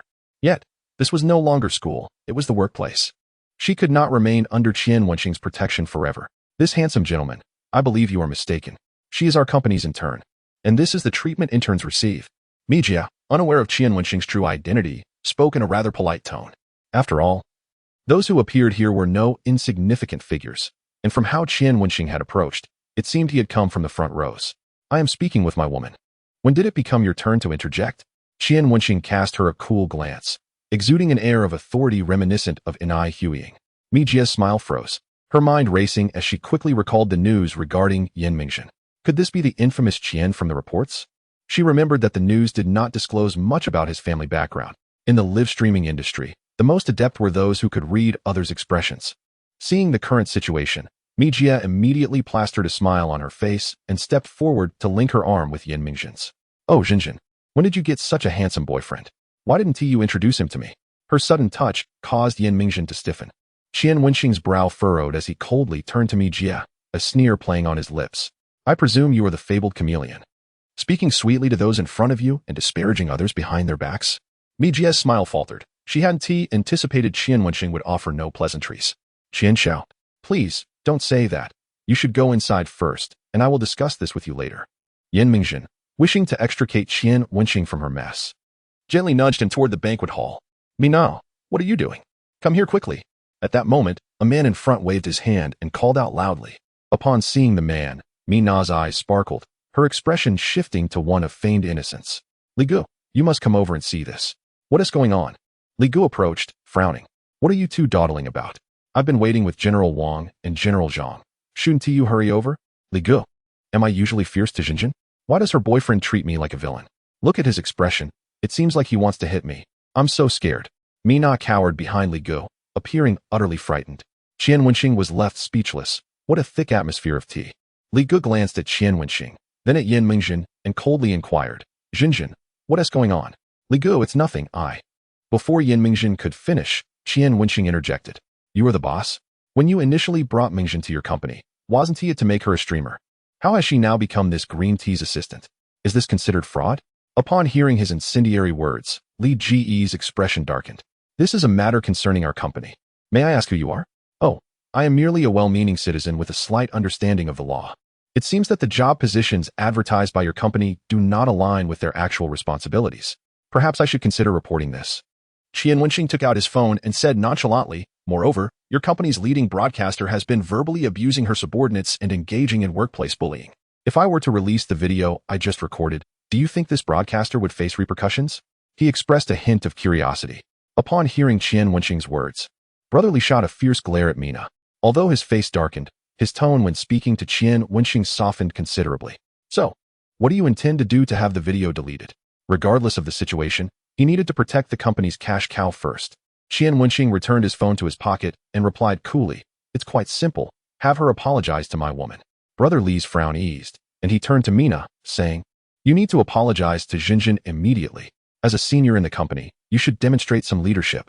Yan Mingjin nervously clutched Qian Wenxing's arm, shaking her head in panic. No, it's not necessary, Sister Mina. She had signed a contract with the company and could not leave before it expired. She feared that once Mina apologized, her treatment would become even harsher. Mina had the same thought. After all, she faced numerous haters regularly, so a mere apology was trivial. I apologize, Jinjin. I may have been a bit too demanding, not considering your capacity for acceptance. I won't do that again, she said with a smile, even stepping forward to embrace Yan Mingjin. Seeing this, Brother Li sighed in relief and turned to Qian Wenxing. Now, can you delete the video? Qian Wenxing replied. I have a second request. Either your company establishes a dedicated live streaming room for Mingjin, or you terminate her contract. Upon hearing this, Brother Li's expression darkened completely. Brother, this is our company's arrangement. It seems you have no right to interfere, he said with a grim face. Earlier, you had Mina apologize, and we complied. Now, your request is rather excessive. Qian Wenxing scoffed. I'm not negotiating with you. I am informing you. What a bold statement. After you have Yan Mingjin leave our company, do you think any other company would dare to hire her? Brother Li sneered. In the live streaming industry, while our company may not be the leader, we are still a prominent player. Once I share her situation in the industry group, she will be blacklisted, and she will never be able to return to this line of work. Yan Mingjin tightened her grip on Qian Wenxing's arm and pleaded, Qian, I'm fine, really. She was not only thinking of herself, but also did not want Qian Wenxing to take unnecessary risks. Those who succeeded in the live streaming industry were truly fierce competitors, and their tactics were far beyond what a university student like Qian Wenxing could contend with. She had witnessed firsthand how a girl from the countryside was forced to kneel and apologize, ultimately succumbing to the pressure and taking her own life. Don't be afraid. I am here for you, Qian Wenxing comforted, feeling the tremors in Yan Mingjin's body. This feeling of concern stemmed not merely from a romantic relationship, but from the sorrow of witnessing one's vitality drain away. Back in school, Yan Mingjin was known for her enchanting presence, exuding the pride of a dancer and the confidence of a beautiful woman. Yet now, after just a few days in the live streaming industry, she had become so submissive and timid. Qian Wenxing positioned Yin Mingzhen behind him, smiling slightly at Brotherly. How about we make a wager? Let's see whether you blacklist Mingzhen from the industry first or whether everyone from your company is expelled from this venue. Brotherly paused, puzzled. What do you mean? Literally what I said. Qian Wenxing took out his phone and called Jiang Tianqi. After 2 rings, the call was abruptly disconnected. His expression turned quizzical. What was going on with Lao Jiang? Why wasn't he answering? How could he maintain his facade now? Mina couldn't help but chuckle. Jinjin. What does your boyfriend do? How could he not even get a call through? Brotherly also appeared speechless. Brother, don't waste your effort. Let's resolve this amicably. Shall we? How about we each take a step back? I understand your desire to stand up for your girlfriend. I felt the same when I was younger. However, you must remember my words. One should not act beyond their means when lacking the capability. It is too easy to invite disaster upon oneself. Just as he finished speaking, Jiang Tianqi's voice rang out from a distance. Brother Qian, what are you doing here? You've made it quite difficult for me to find you. If it weren't for me asking sister-in-law. Is that Yin Mingzhen? Suddenly, Jiang Tianqi's eyes widened as if he had realized something. Staring at Qian Wenxing in disbelief. No way. Brother Qian, you too? He even had thoughts of pursuing Yin Mingzhen. How could Qian Wenxing beat him to it? For the first time, he felt that Qian Wenxing's charm was a disadvantage. Brotherly and Mina's eyes lit up upon seeing Jiang Tianqi. As if they had stumbled upon a prized opportunity. Even if their live stream company was profitable, it paled in comparison to the real estate industry's exorbitant profits. Moreover, Huawei Real Estate had made strides in various sectors and was a sponsor they had long sought after. Hello, young Master Jiang. I am Lu Li from Xingyuan Livestream. We have met before. Brotherly eagerly stepped forward to shake hands with Jiang Tianqi. Jiang Tianqi waved his hand. Wait a moment. I need to ask Brother Qian what's going on first. He approached Qian Wenxing and Yin Mingzhen, scrutinizing them with a sorrowful expression. Brother Qian. When did this happen between you two? Qian Wenxing's lips twitched slightly. It hasn't been long, just after the incident with Bai Jingmao. Jiang Tianqi looked even more disheartened. I did quite a lot during that incident. Why is it you who benefits? He sighed. Fine, since you helped me. I will concede to you. Qian Wenxing pointed at Brotherly and said, these two have been bullying your sister-in-law. Aren't you going to do something about it? Jiang Tianqi's eyes narrowed dangerously as he glared at Brotherly and Mina. You two are bullying my sister-in-law on my turf? Are you joking? Oh, they even said they would blacklist your sister-in-law in the live streaming industry. Jiang Tianqi let out a cold laugh. All right. Then I'll make sure to expel you from this venue first. Security. Brotherly was utterly taken aback by Yin Mingzhen's powerful backing. Even the third young master of Huawei Real Estate was treating her boyfriend as a brother. He looked at Qian Wenxing with growing trepidation. What was this man's true identity? Young Master Jiang, you misunderstand. We were just joking around with Jinjin and Brother Qian. We absolutely meant no harm. Brotherly quickly apologized to Jiang Tianqi with a forced smile, claiming that it was merely a minor disagreement between Mina and Jinjin. In a moment of desperation, he had to push Mina forward as a shield. In the face of capital, even the biggest broadcasters had to comply. Mina realized that failing to satisfy Qian Wenxing and Jiang Tianqi today would lead to dire consequences. She hurriedly apologized again. Young Master Jiang, Brother Qian. It was all my fault. I was in the wrong. When we return, I will apologize to Jinjin in front of the entire company. Jinjin is an incredibly promising newcomer. And I was jealous of her, which is why I said those things. I was wrong, truly wrong. I'm sorry, Jinjin. Mina took all the blame upon herself. Li Gu, playing along with the act, scolded Mina fiercely. How many times have I reprimanded you? Truly, she is the host I have painstakingly secured. She is the future of our company. Upon returning, you shall forfeit half a month's salary to apologize to Jinjin. Yes. Li Gu, Mina replied, lowering her head in remorse. Li Gu quickly turned to Yin Mingzhen with a smile. Jinjin, tell me, do you feel avenged now? I've already prepared your streaming room. We're just waiting for you to return and start broadcasting. Rest assured, I will assign the most capable personnel from our company to support you, ensuring you have no worries. Yin Mingzhen bit her lip, glancing uncertainly between Qian Wenxing and Mina. Unsure of what to say, she wanted to agree with Li Gu, yet felt that Qian Wenxing had paved the way for her. Conceding so easily seemed a betrayal to him. Sensing her hesitation, Qian Wenxing calmly said, the choice to stay or leave rests with you. Regardless of your decision, I will support you. His woman must shine the brightest. Therefore, he would assist her in any way he could. Gazing at his familiar visage, Yin Mingzhen's resolve gradually solidified. After a moment of contemplation, she finally spoke. Chapter 140. I offer you an opportunity. My apologies, Qian Xiao. But I wish to remain here, Yin Mingzhen said earnestly. This is my first job, and I do not want to give it up so soon. In truth, Qian Wenxing had anticipated her choice, so his heart remained largely untroubled. He nodded gently. If you encounter any issues, feel free to reach out to me. Hearing that Yan Mingzhen would continue to stay brought a broad smile to Li Ji's face, who promptly patted his chest and assured, "Rest easy, Qian Xiao. Jinjin will never be bullied here. I have set a goal to cultivate her into a super host."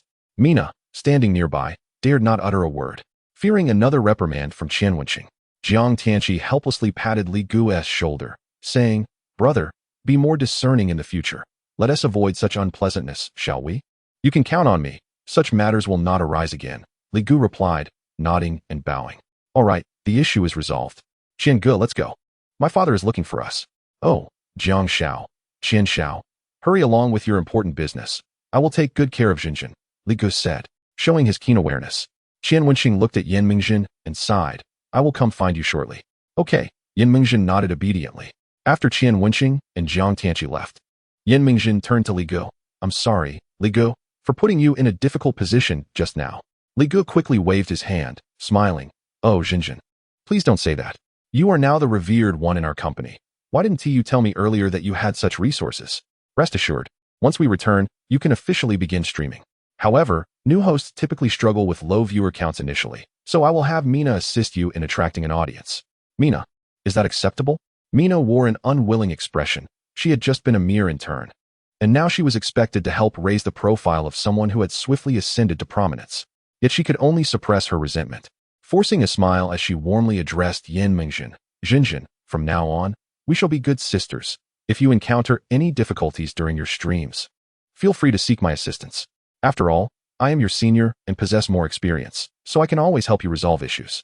Although Yan Mingzhen found her disingenuous demeanor repugnant, she understood that this was the reality of the workplace. Unlike Qian Wenxing and Jiang Tianqi, who were privileged, she was an ordinary person, and all she could do was adapt. "Understood, Mina," Yan Mingzhen replied, a smile gracing her lips as she linked arms with Mina. The two walked closely together toward the banquet hall, appearing as intimate as sisters. Meanwhile, Qian Wenxing questioned Jiang Tianqi, "Why didn't you answer my call earlier?" Jiang Tianqi gestured toward the lively scene within, replying helplessly, "Even if I had answered, I wouldn't have heard you. In this situation, it would have been more effective for you to send me a message. How did you know I was outside then?" "It was your sister-in-law. Liang Qingyan informed me. TSK. Now there are so many sisters-in-law. I fear I won't be able to differentiate them without mentioning names." Jiang Tianqi shook his head in exasperation. "Qian Gu, why not simplify matters?" Qian Wenxing pondered for a moment before asking, "If it were you, which would you eliminate?" Jiang Tianqi fell silent. "Forget it. If there are many sisters-in-law, so be it. It's better than causing them distress. Indeed, what wrong have we done? We merely wish to provide a home for every sorrowful girl." Qian Wenxing uttered the classic line of a scoundrel. Jiang Tianqi burst into laughter, then turned serious.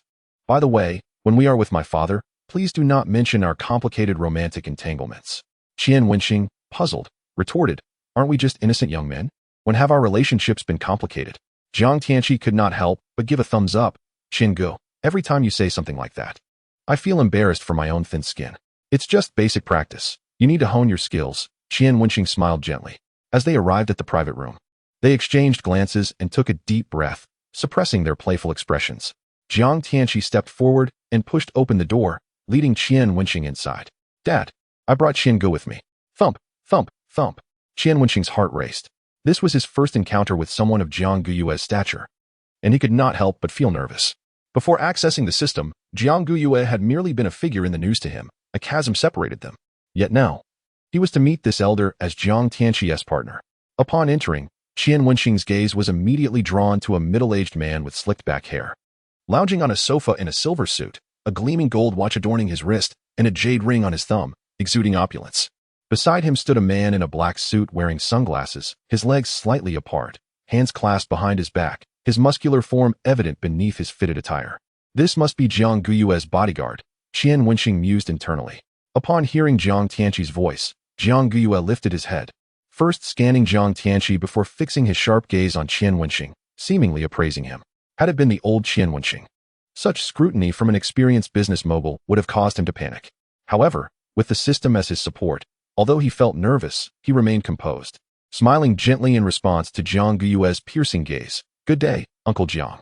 Noticing this, A hint of approval flickered in Jiang Guyue's eyes. He smiled. You must be Qian Wenxing.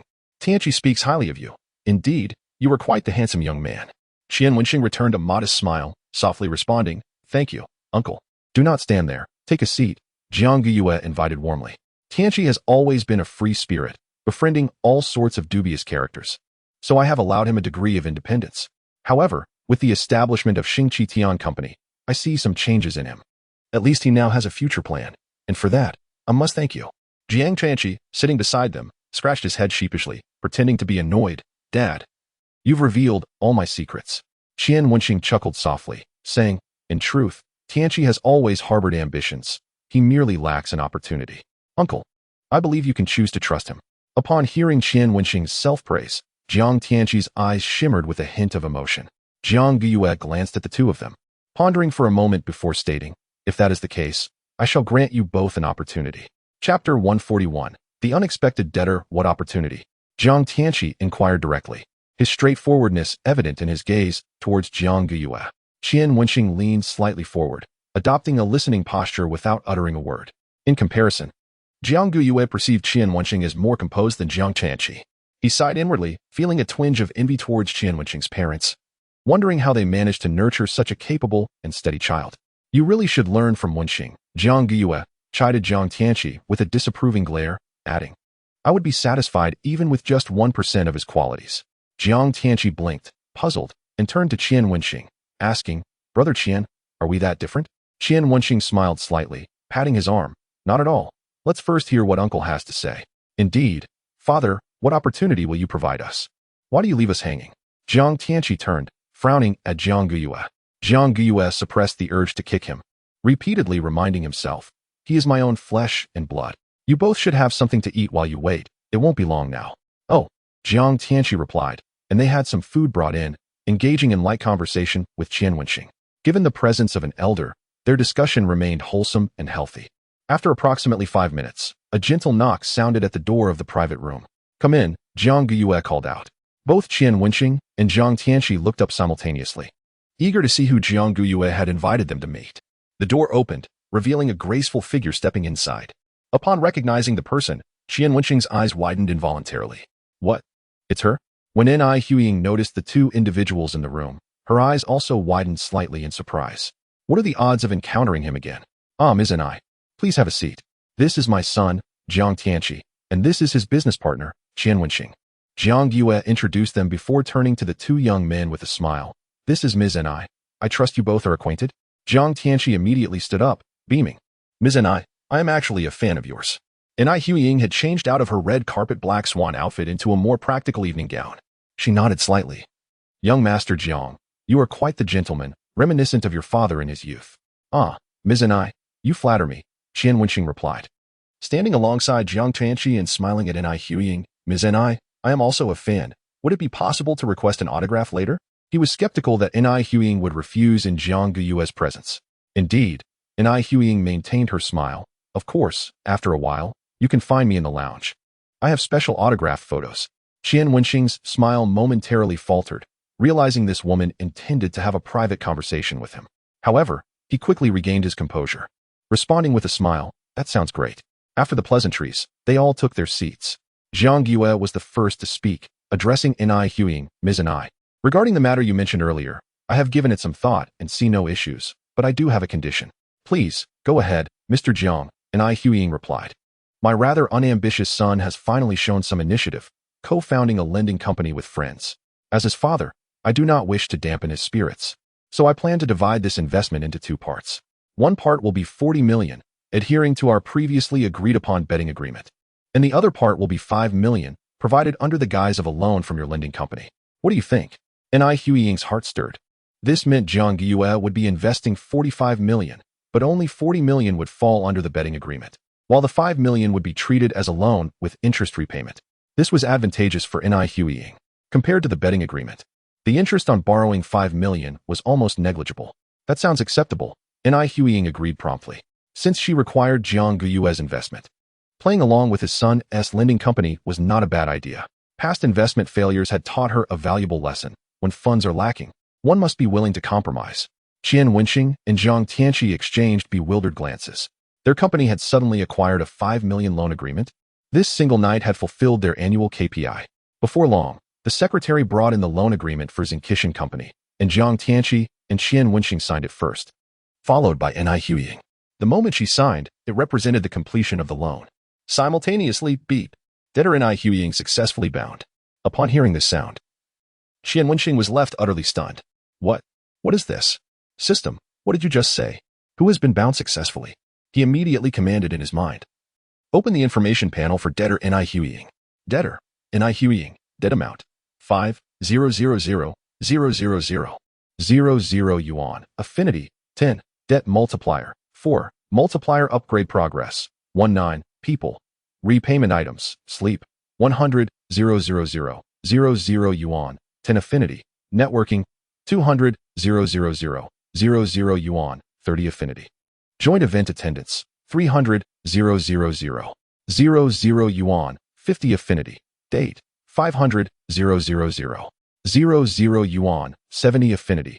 Public announcement, 5,000 yuan. 100. Affinity.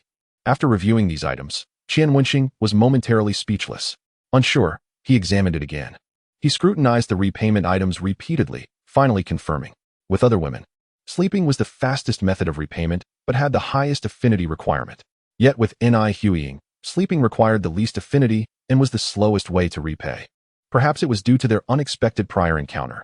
If calculated at a rate of 100,000 per night, he would need to sleep with Ni Huying 50 times to repay the 5 million. How absurd. This system certainly does not regard his prized possession as valuable. However, what astonished Qian Wenxing the most was that Ni Huying had a 10-point affinity towards him. Could it be that he had charmed her last night? At this thought, he cast a peculiar glance at Ni Huying, who was observing him with an intriguingly profound gaze. A shiver ran down Qian Wenxing's spine as he quickly averted his gaze, fearing she might devour him whole. The remainder of the time was filled with discussions between Ni Huying and Jiang Yue regarding business matters, leaving Qian Wenxing and Jiang Tianqi feeling bewildered. Noticing their disinterest, Jiang Yue allowed them to step outside. Once outside, Jiang Tianqi excitedly grasped Qian Wenxing's arm. Brother Qian, our company finally has a major deal. Once we repay this 5 million, I'll earn my living expenses for a month. Qian Wenxing suddenly realized. Indeed, with a fourfold multiplier, once Ni Huying repaid the 5 million, he would receive 20 million. 20 million. At this thought, Qian Wenxing's breath quickened. System, you have finally given me a break. Chapter 142. The devoted fan. Brother Qian, what's wrong? Are you so overwhelmed that you can't find your words? Jiang Tianqi exclaimed, slapping Qian Wenxing enthusiastically on the shoulder. We are about to reach our first small peak in our careers. Although the profits since the establishment of Qian Company had not met his expectations, it was nonetheless a promising start. Before his father, he was no longer a disappointment. Qian Wenxing gradually regained his composure from the shock of 20 million. He turned to look at the excited Jiang Tianqi, exhaling softly, and remarked with a nonchalant expression, it's just a small scene. Remain composed. We will receive even larger contracts in the future. If you continue like this, others might look down upon you. Upon hearing this, Jiang Tianqi fell into deep reflection. After a moment, he nodded and said, Brother Qian, you are right. I must learn from you. All right, let us go. It's time for us to socialize. With an air of confidence, Qian Wenxing patted Jiang Tianqi on the shoulder, exuding the demeanor of an elder brother. As he gazed at Qian Wenxing's retreating figure, admiration flickered in Jiang Tianqi's eyes. Truly, Brother Qian was remarkable. Having witnessed such grand spectacles, he remained unfazed even by the sudden windfall of 500,000. It was evident that Brother Qian's family background must far surpass his own. Reflecting on this, Jiang Tianqi glanced at the private room they had exited, a hint of disdain and reproach crossing his face. It was all his father's fault for not striving hard in his youth. Otherwise, their family would have already forged connections with Brother Qian's family. TSK. He could not follow in his father's footsteps and be looked down upon by his own son in the future. Brother Qian, wait for me. After making up his mind, Jiang Tianqi hurriedly chased after Qian Wenxing. Ding. Jiang Tianqi's intimacy level 30. Congratulations, host. Jiang Tianqi's intimacy level has reached 100, successfully elevating him to your absolutely loyal and fervent fan. The sudden commotion in his mind caused Qian Wenxing to instinctively halt his steps. Good heavens. He nearly forgot that Jiang Tianqi's intimacy level was not yet at 100. However, when Jiang Tianqi's intimacy level was below 100, he had been blindly flattering him. Now that he had become his absolutely loyal and fervent fan, did that mean Haha, Uncle Li, your compliments are exaggerated. It is all thanks to Brother Qian's presence. Otherwise, I fear I would have been crippled by my father long ago. Am I accomplished? Are you referring to me? Haha, thank you. Do you know our company's other partner? Yes, that's right, it's my brother Qian. He is the real big shot. The one often featured in financial newspapers as the rising star in the finance sector? He is merely a figurehead. Unlike my brother Qian, who acts discreetly, he is the true superstar. Listening to Jiang Tanqi's incessant boasting, Qian Wenxing's mouth twitched slightly, and his legs began to tremble. Good grief. This was no longer mere flattery. It was mindless adoration. In Jiang Tanqi's words, it seemed he would unify the domestic financial sector in the next moment.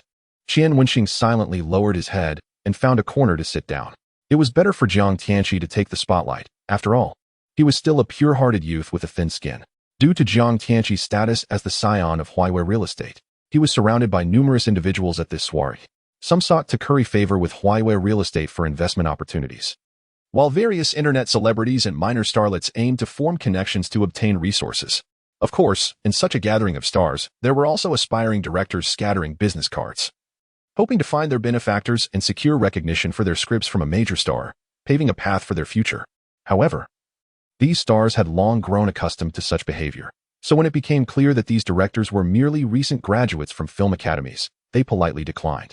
Sitting in the corner, Qian Wenxing held a glass of champagne, quietly observing the myriad of interactions unfolding around him. This was the capital's arena of fame and fortune, harboring opportunities that ordinary individuals might toil a lifetime to attain. Some seized their chances and soared to great heights, while others, despite their efforts, remained unable to change their fate. At present, he was merely a bottom dweller in this realm of fame and fortune. Were it not for Jiang Tanqi, he might not have even secured a ticket to enter.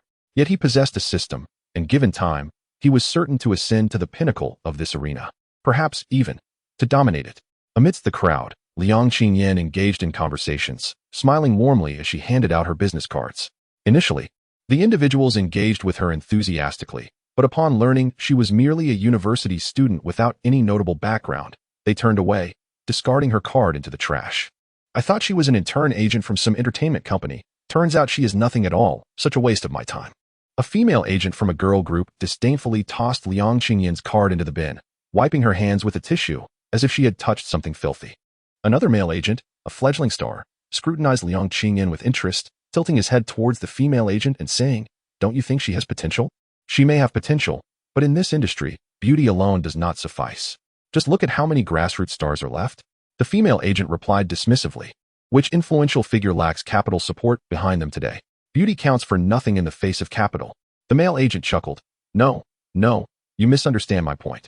What I mean is, he gestured above, speaking with significance, the group you manage and the talent I oversee both need a chance to break through. What if we present her as a gift to that individual? If he invests, our talents will have opportunities to perform, and once we create a marketing buzz, we can reap the rewards. The female agent's eyes brightened suddenly. She leaned forward, clinking her glass with his, saying, "Here's to our success." The two glasses chimed together with a crisp sound. To the success of our artists. Having distributed all her business cards, Liang Qingyan rubbed her hungry stomach, feeling fatigued. She had been mingling since the event began and had yet to eat anything. While she anticipated a challenging social experience, she had not expected it to be quite this disheartening. The hierarchy in the celebrity world was far more pronounced than in the circles of wealthy second-generation elites, and her conversations were often interrupted within mere seconds. Although Qian Wenxing had already secured her an internship opportunity, she still wished to expand her visibility beforehand. This would allow her to maximize her performance during her internship at Ni Huying's studio. As she felt disheartened and prepared to grab a bite while searching for Qian Wenxing, a man and a woman approached her. "Liang Qingyan, right? Our studio currently has a newcomer without a manager. Would you be interested?" Upon hearing someone initiate a conversation with her, Liang Qingyan's face lit up with surprise, but she shook her head apologetically upon hearing their next words. "I'm sorry. I already have an internship at a studio, so I can't manage an artist right now." The two agents exchanged puzzled looks, clearly taken aback. This was not what they had envisioned. Chapter 143. Are you joking? So, was your card exchanging merely for? The male agent inquired tentatively. To gain some recognition in the industry, so I can better manage artists when I start my internship later this year, Liang Qingyan replied candidly. The female agent questioned, puzzled. Have you already confirmed your internship? Which studio? Ni Teacher's studio, Liang Qingyan stated matter-of-factly. Ni Teacher? Which NI teacher? The female agent blinked in confusion, searching her mind for anyone in the entertainment industry with the surname NI. While there were several, it seemed that only one had an independent studio.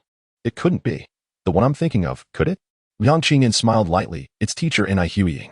The two agents exchanged incredulous glances, their mouths twitching simultaneously, clearly unable to believe Liang Qingyan's words, dismissing her claims as mere bravado. Cough. So it turns out you are the newcomer from Teacher Ni's studio. My apologies. In that case, we wouldn't want to trouble you any further. How about we change the venue for our conversation? We are actually quite eager to collaborate with Teacher NI, but have been hindered by a lack of opportunity. Perhaps we could discuss our proposal with you, and you could relay it to Teacher NI after you return? Liang Qingyan pondered for a moment and deemed the suggestion acceptable. Nodding in agreement. Very well then. However, she was not foolish enough to follow them without precautions. She took out her phone to send a message to Qian Wenxing, also sharing the names from the two individuals' business cards with him. After sending the message, Liang Qingyan flicked her hair back, revealing a harmless smile. Let us go? Having heard numerous scandals in the entertainment industry, although she was a newcomer, it did not mean she was naive. Buzz. Qian Wenxing's phone vibrated. Upon reading the message, his eyes narrowed slightly. Liang Qingyan, at least twice a night, Qian. I'm going to discuss matters with you Wai and Gao Lan. If you can't find me later, look for them. At that moment, she overheard voices from nearby. Aren't those President Wai and President Lan? Why are they leaving the venue at this time? Shoo. Can't you see that beautiful girl next to them? Don't you know what they're up to? Hiss. Aren't they afraid of angering the organizers and investors? That girl clearly lacks any background. The organizers wouldn't risk their reputation over someone without influence. Wait, wasn't there a young man sitting here just now? Where did he go? No idea. As they approached the exit of the banquet hall, Liang Qingyan curiously asked the two. Gao Lan grasped her arm and led her outside, chuckling. We're looking for a quieter place. It's too crowded in here. Yuan was busy typing on his phone while nodding in agreement. Exactly. How can we discuss matters in such a chaotic environment? You two go ahead and find a spot. I'll message my staff to bring over the proposal. Just as he was speaking, a hand suddenly reached out from beside him and snatched his phone.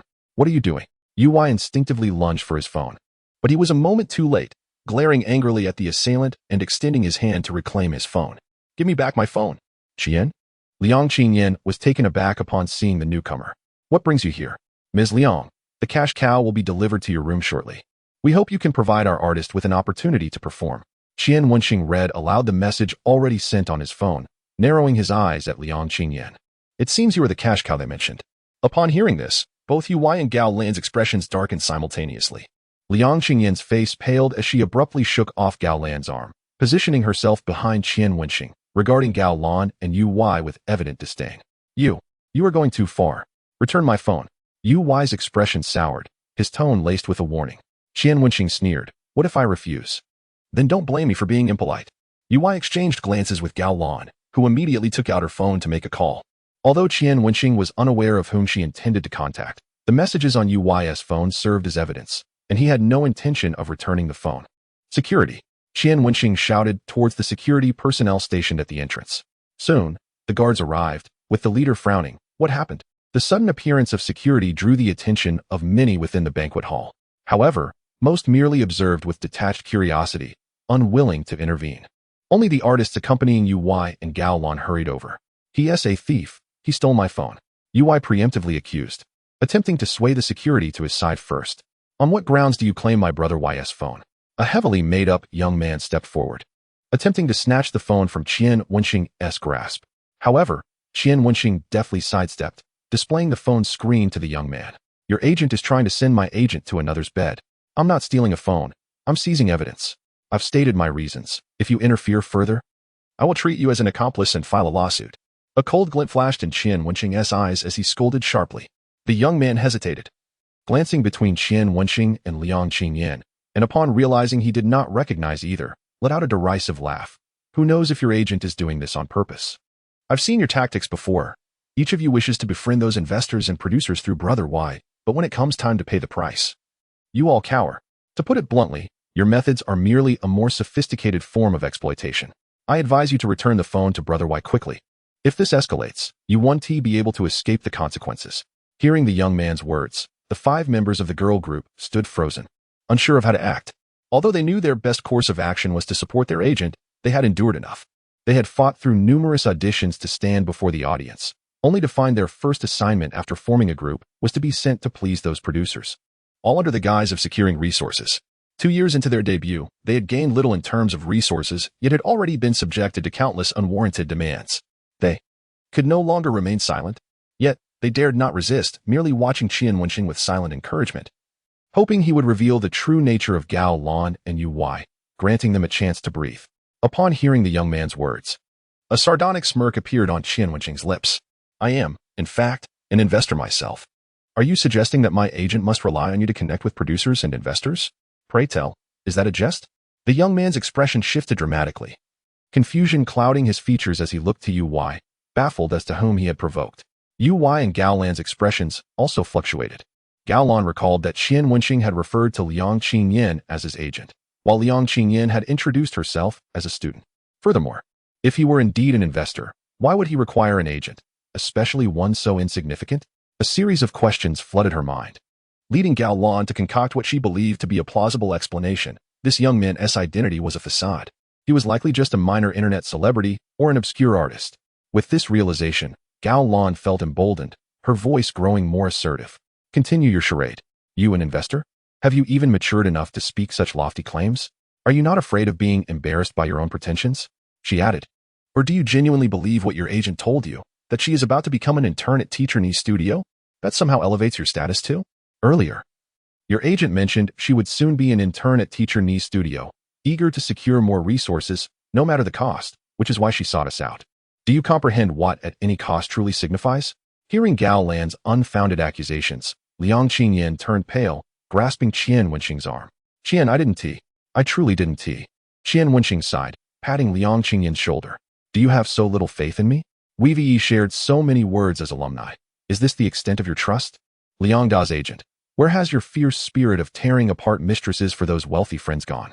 Here stands a gossiping woman, yet you do not confront her? Qian Wenxing gazed at Liang Qingyan with gentle eyes, assuring her, do not hesitate to act. I will take responsibility for everything. This marked Liang Qingyan's debut in this circle, and Qian Wenxing wished to prevent her from being perceived as soft and easily bullied. His woman could only be bullied by him. This was also the reason he wanted Liang Qingyan to join Ni Huiying's studio, for Ni Huiying possessed enough dominance, a formidable aura, and exceptional abilities. As long as Liang Qingyan could learn true skills from her, she would find her path in this industry. Liang Qingyan's expression momentarily froze, a flicker of disbelief passing through her eyes, but more so, she felt touched. With her intelligence, she had already discerned Qian Wenxing's intentions. This man was more attentive and gentle than she had anticipated. Although he often resembled a scoundrel, his sincerity was more than enough to comfort her soul. Tears welled in her eyes, which she quickly blinked away. With a long exhale, she regained her composure and turned her gaze towards Gao Lan, her previous panic dissipating. My artist has spoken. If I do not act now, it would be truly ungrateful. A crisp slap resonated through the air. Liang Qingyan shook her pained hand and remarked, it's been so long since I confronted a mistress. I've grown a bit rusty. Gao Lan's face abruptly turned to the side, a sharp sting spreading across her cheek as shock widened her eyes. The pain was inconsequential. The humiliation of being struck in public was paramount. Well done, cheered the 5 girl group members, silently rallying behind Liang Qingyan. You little wretch, you're asking for death. Gao Lan screeched, lunging at Liang Qingyan with claws outstretched. Smack. Liang Qingyan swiftly returned the slap. Beautiful. The 5 girl group members silently praised, admiration shining in their eyes. I will call the police. I'm going to report this. Realizing she was outmatched, Gao Lan pulled out her phone to call for help. Oh dear, who lacks respect to call the police at my event? At that moment, Jiang Tianqi lazily emerged from the crowd, signaling the security to remember her name and company, adding her to the blacklist, forbidding her from attending any future activities hosted by Huawei Real Estate. Upon hearing this, Gao Lan froze, realization dawning on her. In any industry, having police appear at an event was the utmost taboo. If the media sensationalized it, investors would surely be affected. She had almost committed a grave mistake. Apologies. Zhang Xiao, I misspoke earlier. I never intended to call the police. Gao Lan's cheeks swollen, she silently tucked her phone away, just as Qian Wenxing disregarded her and continued speaking to Liang Qingyan. There's still a barking dog. Don't let his heavy makeup deter you from taking action. Qian Wenxing pointed at the young idol, whose expression immediately soured. Do you have any idea how many fans I have? If you dare touch a single hair on me, my fans will. Smack. Liang Qingyan stood on tiptoe to slap the young idol across the face. I wish I had worn higher heels today, she lamented. The young idol, stunned, pouted as if about to cry. Hey, she dared to hit me. Use your connections to blacklist her. Oh, I almost forgot something, Liang Qingyan said, as if recalling something important. She elegantly approached Ui, lifting her skirt with grace, before bending slightly and raising her hand to strike. Smack. This slap was intercepted by Ui, his eyes narrowing coldly. Do you think this is your home? You can hit anyone you please? Oh, how do you know this is my territory? Jiang Tianqi, holding a champagne flute, strolled beside Qian Wenxing, a bright smile adorning his face. You are on my turf. And my brother. Cough. My manager's intentions are nefarious. Is it not appropriate to strike? He had initially intended to say sister-in-law, but quickly corrected himself upon meeting Qian Wenxing's gaze. The crowd was taken aback. Their expressions filled with disbelief as they processed that the brother Qian Jiang Tianqi had been referring to all night was, in fact, this remarkably young man. His youth suggested he, like Jiang Shao, was still in university. In an instant, numerous speculations about Qian Wenxing's identity flooded their minds, regardless of their different conjectures. One sentiment was unanimous. Their gazes towards Ui and Gao Lan shifted from pity to disdain, deeming them deserving of their predicament. Initially, they felt sympathy for the two who had been bullied by these unknowns, but now, who could blame them for their habitual arrogance and misdeeds? They had finally encountered their match. The three directly involved were utterly astonished. Gao Lan and the young idol silently covered their faces, attempting to diminish their presence, while Ui gaped in shock, releasing Liang Qingyan's hand, stuttering you. No you. Before he could finish, smack. Smack. Liang Qingyan delivered 2 perfectly symmetrical slaps across his face. Chapter 145. I don't know either, Qian Shao. I didn't embarrass you, did I? After delivering the slaps, Liang Qingyan returned to Qian Wenxing, her face beaming with a sweet smile. Qian Wenxing chuckled softly. No, you did not embarrass me. Does your hand hurt? I'll fetch some ice for you. Upon hearing the latter part of his sentence, Jiang Tianqi's mouth twitched. I think I understand why so many women are devoted to Qian Go, but I could never replicate his charming ways. With a resigned sigh, he downed his champagne and shook his head as he departed. Ui, despite yearning for his phone, dared not approach given the current situation, fearful of antagonizing Jiang Tianqi. On the other side of the crowd, Li Gu clicked his tongue in admiration.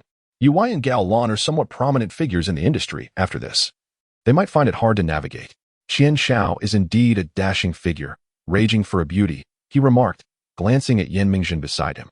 Jinjin, what exactly is your relationship with Qian Shao? How about with his manager? Yan Mingzhen gently pressed her nails into her palm, her smile unwavering. Qian Shao is quite busy, and I cannot assist him, so it is entirely normal for him to have a manager. Her words were skillfully vague, appearing to answer while simultaneously evading the question, leaving room for misinterpretation regarding her relationship with Qian Wenxing. Recalling how Jiang Tianqi had referred to her as sister-in-law, Li Gu no longer harbored suspicions and cheerfully complimented Yan Mingzhen. Sister-in-law, here is some ice for you. Jiang Tianqi received an ice pack from a server and handed it to Liang Qingyan. I merely have a sore hand. It's not as severe as Qian Shao suggested. She replied, bemused. You should apply it diligently. After all, I truly appreciate your hands, Qian Wenxing remarked with profound implications. At this, Liang Qingyan's face flushed a deep crimson. Cough, cough. Jiang Tianqi, nearly choking on his champagne, exclaimed, Qian Gu, could you slow down? Your wheels have already run over me. And I haven't even seen a glimpse of your vehicle. Qian Wenxing shot Jiang Tianqi a sidelong glance. Stop making nonsense. I am but a pure little virgin. How could I drive? Jiang Tianqi's eyes twitched, giving Qian Wenxing a thumbs up. Impressive. You're the better one. He dared not sit there any longer, fearing he might overhear some dreadful words, and hurriedly left. Thank you, Qian Shao, Liang Qingyan said sincerely. Qian Wenxing raised an eyebrow and chuckled. Is there any need for us to say thank you between us? Such words must still be spoken. Otherwise, I would feel guilty, Liang Qingyan replied, glancing down at her reddened palms. You are the second man to back me up, and I am truly grateful. Qian Wenxing was taken aback and asked with a hint of menace, who was the first? Is he wearing a green hat? My father, Liang Qingyan replied helplessly. How could she not guess what Qian Wenxing was thinking? Qian Wenxing cleared his throat, realizing, oh, it's our dad then. You call him dad so directly. But he hasn't agreed yet. Liang Qingyan huffed softly, casting a complex glance at Qian Wenxing. She knew that Qian Wenxing was not someone she could easily conquer. Yet she found herself irresistibly drawn to his gentleness. Aware that an abyss lay ahead, she could not help but step closer, step by step. Qian Wenxing's smile faltered slightly as he discerned the unspoken meaning in Liang Qingyan's words. In this life, he was destined not to offer her a title. So some words must remain unspoken. Are you hungry? Sit for a moment. I will fetch you something to eat. He swiftly changed the subject and headed toward the buffet. After he left, a bittersweet smile graced Liang Qingyan's lips as she gently gripped the ice pack, murmuring, "This is already enough, isn't it?" Liang Qingyan reminded herself not to be too greedy, lest she be hurt. At the buffet, Qian Wenxing had just picked up 2 pieces of steak and chicken when he heard a series of murmurs. A piece of fried pork chop contains 250 calories. It requires 30 minutes of running to burn off, but it smells so good. Oh no, fried chicken is so bad. Why does it have to smell so delightful? Slurp. I'm not eating grass. I'm eating braised pork, but it tastes like grass. I'll just sniff it. I promise I won't eat. Just a whiff, that's all. Qian Wenxing turned in surprise toward the source of the voice. Nearly bursting into laughter, there stood Fu Xintong in a white evening gown, her gaze intense as she held a plate filled with boiled vegetables. With only a few boiled shrimp as the soulmate, she took a whiff of the braised pork, then cautiously ate a shrimp. Closing her eyes as if pretending it were braised pork, swallowing heavily afterward and wiping the drool from her mouth with a napkin, Qian Wenxing observed her for a while, noting that she looked happiest while eating the shrimp and most miserable while consuming the vegetables. After finishing the last bite of her greens, she patted her belly, her expression resembling that of someone about to cry. She gazed longingly at the meat dishes, both adorable and pitiable. Unable to contain himself, Qian Wenxing let out a chuckle. Upon hearing the laughter, Fu Xintong instinctively flinched as if caught stealing oil from a lamp. She quickly glanced at Qian Wenxing and, upon realizing he was not her manager or Ni Huying, breathed a sigh of relief. Then, with a huff, she marched over to Qian Wenxing. "What are you laughing at?" Qian Wenxing stifled his laughter and pointed at the dishes. "If you want to eat, just eat. If you're afraid of being caught, I can help shield you." Fu Xintong's eyes brightened momentarily but quickly dimmed again. "No. If I eat, I'll bloat by tomorrow, and I have to attend a music festival that night. If I bloat, those haters will find all sorts of strange angles to take photos and start criticizing me." Fu Xintong reluctantly cast a lingering glance at the meat dishes, trying hard to pull her gaze away as she swallowed. Although Qian Wenxing did not comprehend their profession, he refrained from commenting further, suggesting, "Why not pour yourself a drink? If you get drunk, you can sleep it off, and then you won't feel hungry." Fu Xintong pouted. "I already had half a glass. If I drink more, I'll bloat by tomorrow." Qian Wenxing replied, "So you can't eat, and you can't drink. What's the point of earning so much in your profession?" Fu Xintong blinked and tilted her head. "I don't know. Are you trying to shake the professional beliefs of my artist?" At that moment, a strong and cold voice interrupted them. Upon hearing that voice, Fu Xintong's expression stiffened, and she shot an angry glare. "Who I talk to is my business. You don't need to monitor me." Qian Wenxing glanced at Ni Huying, who was approaching with purpose, then at the spirited Fu Xintong, silently stepping back to avoid getting caught in their quarrel. "Monitor you? I'm not that free," Ni Huying said, picking up a glass of water and looking at Qian Wenxing. "May I have a word?" Qian Wenxing hurriedly filled his plate, saying, "Oh, not now. I still need to deliver food to my manager." "That one named Liang Qingyan?" Ni Huying inquired.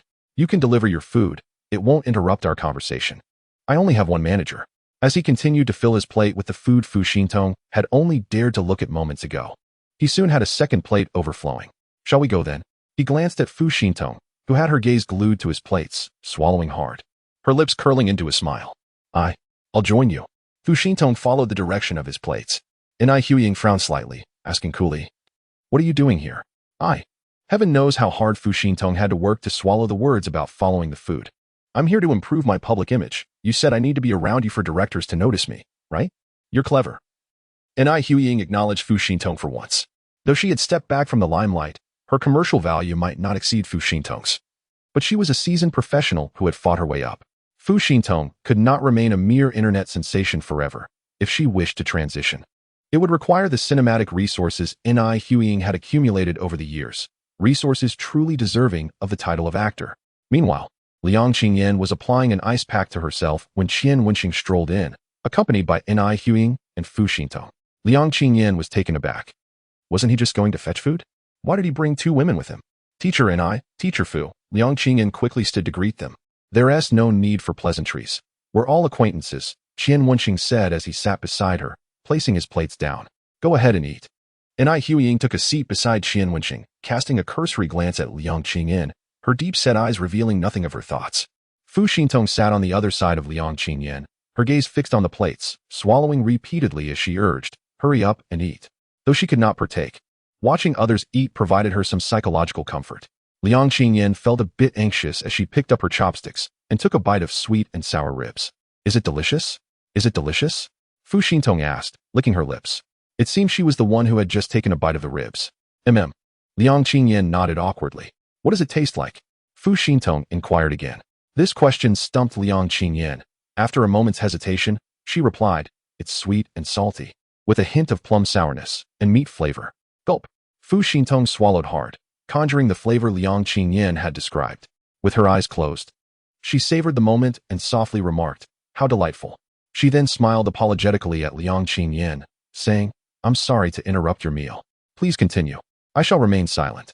Qian Wenxing found her demeanor endearing, a subtle smile gracing his lips. Mr. Qian, may we discuss matters now? At that moment, a detached voice pierced through the air, startling Qian Wenxing. He lifted his gaze to meet Ni Huiying's eyes, which shimmered with displeasure and warning. Of course, he replied, quickly regaining his composure. Ni Huiying narrowed her eyes and stated, let us speak privately. Qian Wenxing frowned. Did you not just say it wouldn't affect anything? It didn't before, but it does now, she replied, rising first.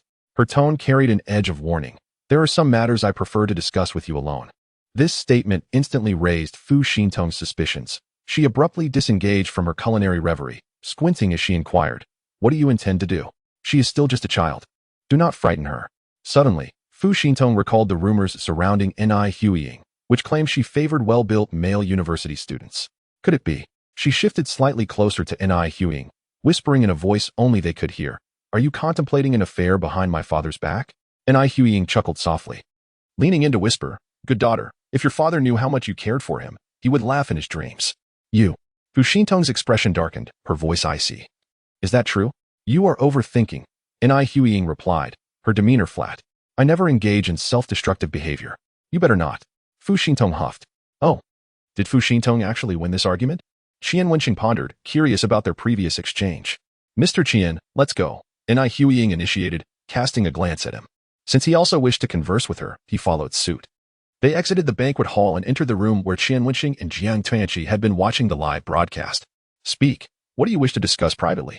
Qian Wenxing casually settled into a massage chair, preparing to scan a code for a full-body massage.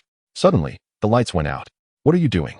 The unexpected darkness left Qian Wenxing momentarily bewildered. My profession makes it inconvenient to have the lights on. It attracts unwanted attention. Besides, I prefer darkness, Ni Huiying explained. A rare moment of transparency. Qian Wenxing, feeling exasperated, drew the curtains and turned on the lights. I couldn't care less about your preferences. I prefer the lights on. Ni Huiying's expression darkened, yet she remained silent after glancing at the drawn curtains and took a seat beside him. Qian Wenxing resettled into the massage chair, scanning the code. And as the chair began to hum, he closed his eyes contentedly. Moreover, I find your memory short. Had you simply turned on the lights last night, we wouldn't have reached that point. Abruptly, he seemed to recall something, opening his eyes in surprise. You called me to this secluded place and turned off the lights. You don't intend to repeat last night's events, do you? With a thud, Ni Huiying stood before him, slamming her fist onto the plastic chair, creating a dent. She looked at Qian Wenxing with a stoic expression. What did you say? Chapter 147. You know nothing. Qian Wenxing was taken aback. Is this woman truly this ruthless? Clearing his throat, he replied, the weather tonight is splendid. Just look at that bright sun. Adhering to the principle of never striking a woman, he took a step back. Ni Huiying slowly retracted her hand and asked, do you have feelings for Fu Xintong? Qian Wenxing was momentarily stunned. What do you mean? I've noticed the way you look at her is quite peculiar, she remarked, her eyes narrowing. This is a warning to you. Do not harbor inappropriate thoughts about her. Qian Wenxing's lips twitched in disbelief. Are you out of your mind? I've only exchanged a few words with her. Prior to this, I didn't even know who she was. Does speaking to her imply affection? Don't flatter yourself. A man's words may deceive, but his eyes do not, Ni Huiying replied, approaching him, her hands resting on the armrests as she leaned slightly forward, looking down at him. When a man gazes at a woman with a hint of a smile, it signifies he is smitten. Ni Huiying's beauty was undeniably striking, particularly when she adopted such an assertive stance. In that moment, her allure reached its peak. Qian Wenxing felt his heart race wildly, his entire being electrified. He swallowed hard, forcing himself to maintain composure. When engaging with such a formidable woman, one must never exhibit a shred of fear.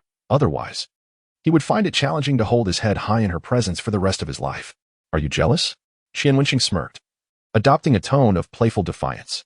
Although we had our encounter first, objectively speaking, I am far more suitable for her youth, don't you think? Are you in such a hurry because you developed feelings for me? planning to sever any potential between her and me before we grow closer? Yet, I've heard you're married. Seeking an affair? TSK, how scandalous. Upon hearing the last remark, Ni Huiying's expression shifted dramatically. She raised her hand and aimed a slap at Qian Wenxing's face. Had this been the old Qian Wenxing, he might not have been able to fend off the blow. However, thanks to the system enhancing his physical capabilities, he swiftly caught her wrist. We are adults. Can't we communicate without resorting to violence? That is excessive.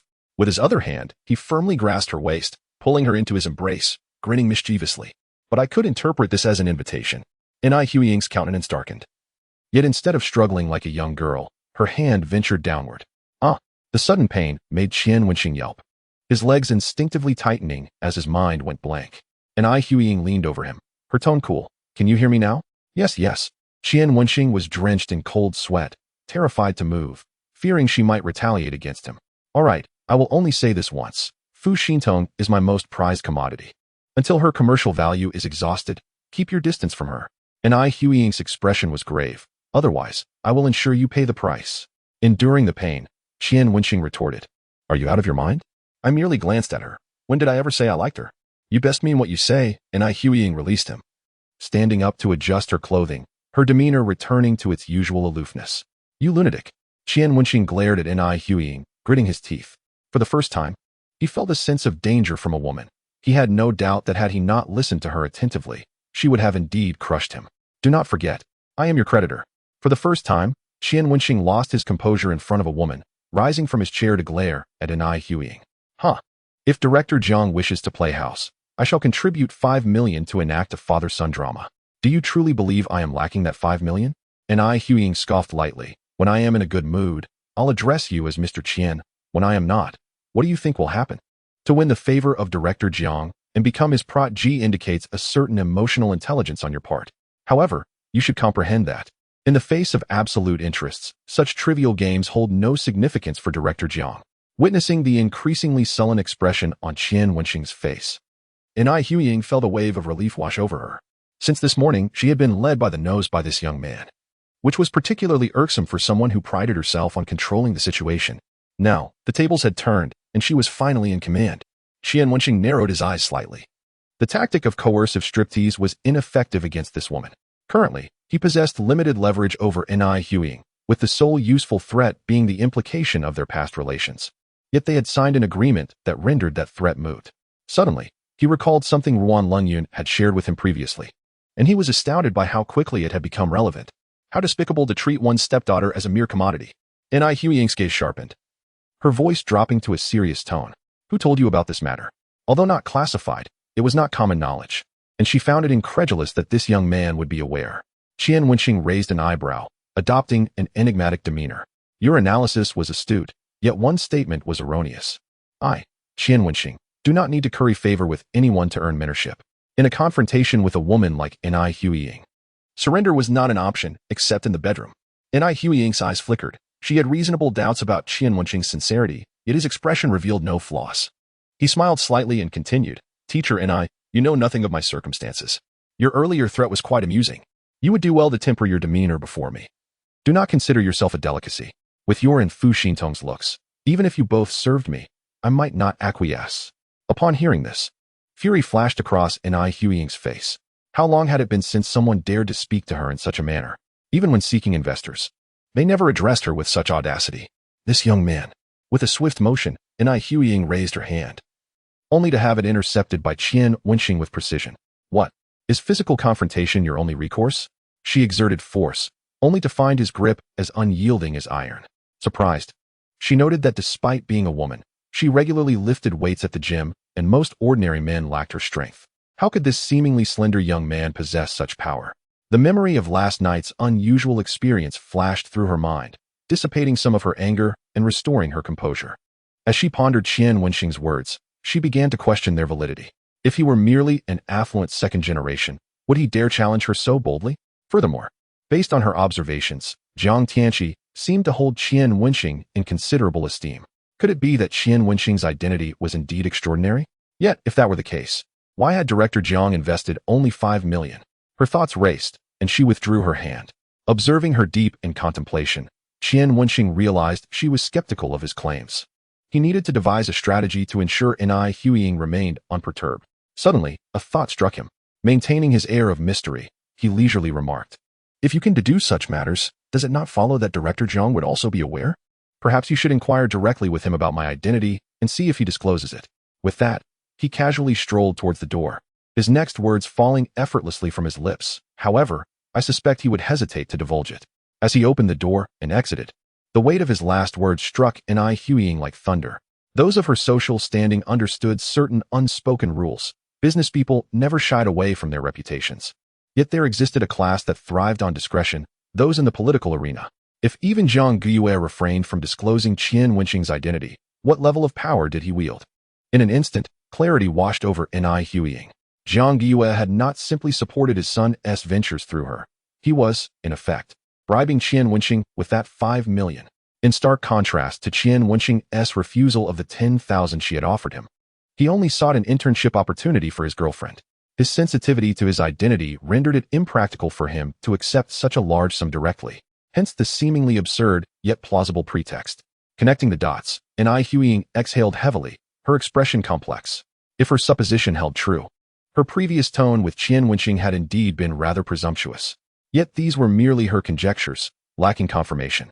Steeling herself, she rose and headed outside. Meanwhile, Qian Wenxing, having distanced himself, let out a sigh of relief once he confirmed Ni Huiying was not following. That had been a close call. Intimidating someone required a certain audacity, and he had gambled that Ni Huiying would not dare to verify his claims with Zhang Guiyue. It appeared his gamble had paid off. But wait, why was Ni Huiying emerging so swiftly? Upon seeing her approach Zhang Guiyue's private room, Qian Wenxing's heart raced. Was she truly defying all logic? He hurried after her, hoping to enter alongside her, but the crowd was too dense, and he had initially moved in the opposite direction, preventing him from catching up. Consequently, he could only watch helplessly as Ni Huiying opened the door to the private room. Panic surged within him. It was over. His deception was about to be exposed. He wondered what she might say in front of Zhang Guiyue. If Zhang Guiyue saw through his facade, all he had built would crumble. At that moment, a hand grasped his arm, and Zhang Tianqi's voice broke through. "Brother Qian, there you are. I've been looking for you. What is it?" Qian Wenxing rubbed his face, his mind racing with plans for the next steps. "My father is leaving. Come with me to see him off. I want to see if I can wrangle some pocket money from him." Zhang Tianqi lamented, "I used to take for granted the value of money. But since our company has started, every penny counts. Therefore, having even a little extra is advantageous." As he spoke, Qian Wenxing noticed Ni Huiying lingering at the entrance of the private room, seemingly lost in thought, before she began questioning a nearby staff member. Thinking quickly, Qian Wenxing nudged Zhang Tianqi. "Where is uncle now? We must hurry."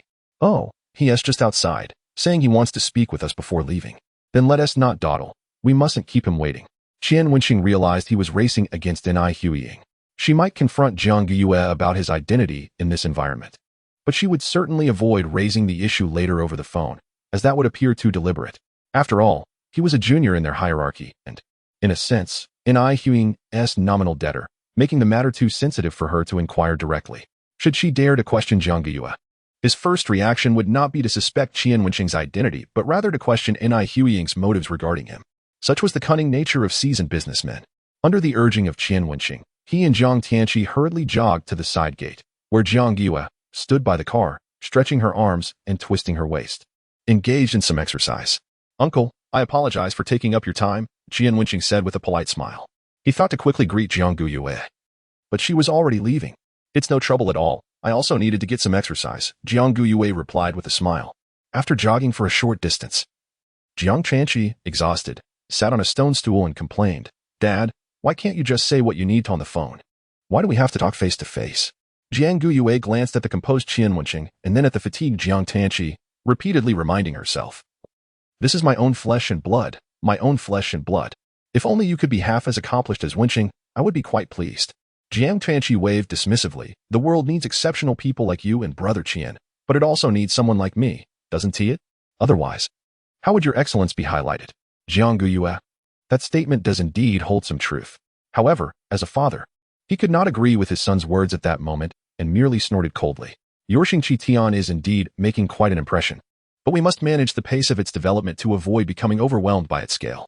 Qian Wenxing nodded slightly, pondering. "Yes, I understand your concerns. Thank you for the reminder, uncle." He was about to express some polite words when he suddenly caught a glimpse of an eye Hueying approaching from a distance. His mind raced, and in a moment of inspiration, he said, "Uncle, your belt is quite stylish. You truly have an eye for fashion." "Really?" Jiang Yue instinctively looked down at his belt. This scene caused an eye Hueying, who stood not far away, to pause in her steps, her eyes widening in surprise. What was she witnessing? Jiang Yue was actually bowing to Qian Wenxing. Chapter 149. The deal is sealed. No words could encapsulate the shock that surged through N.I. Hueying at that moment. All her suspicions regarding Qian Wenxing began to waver.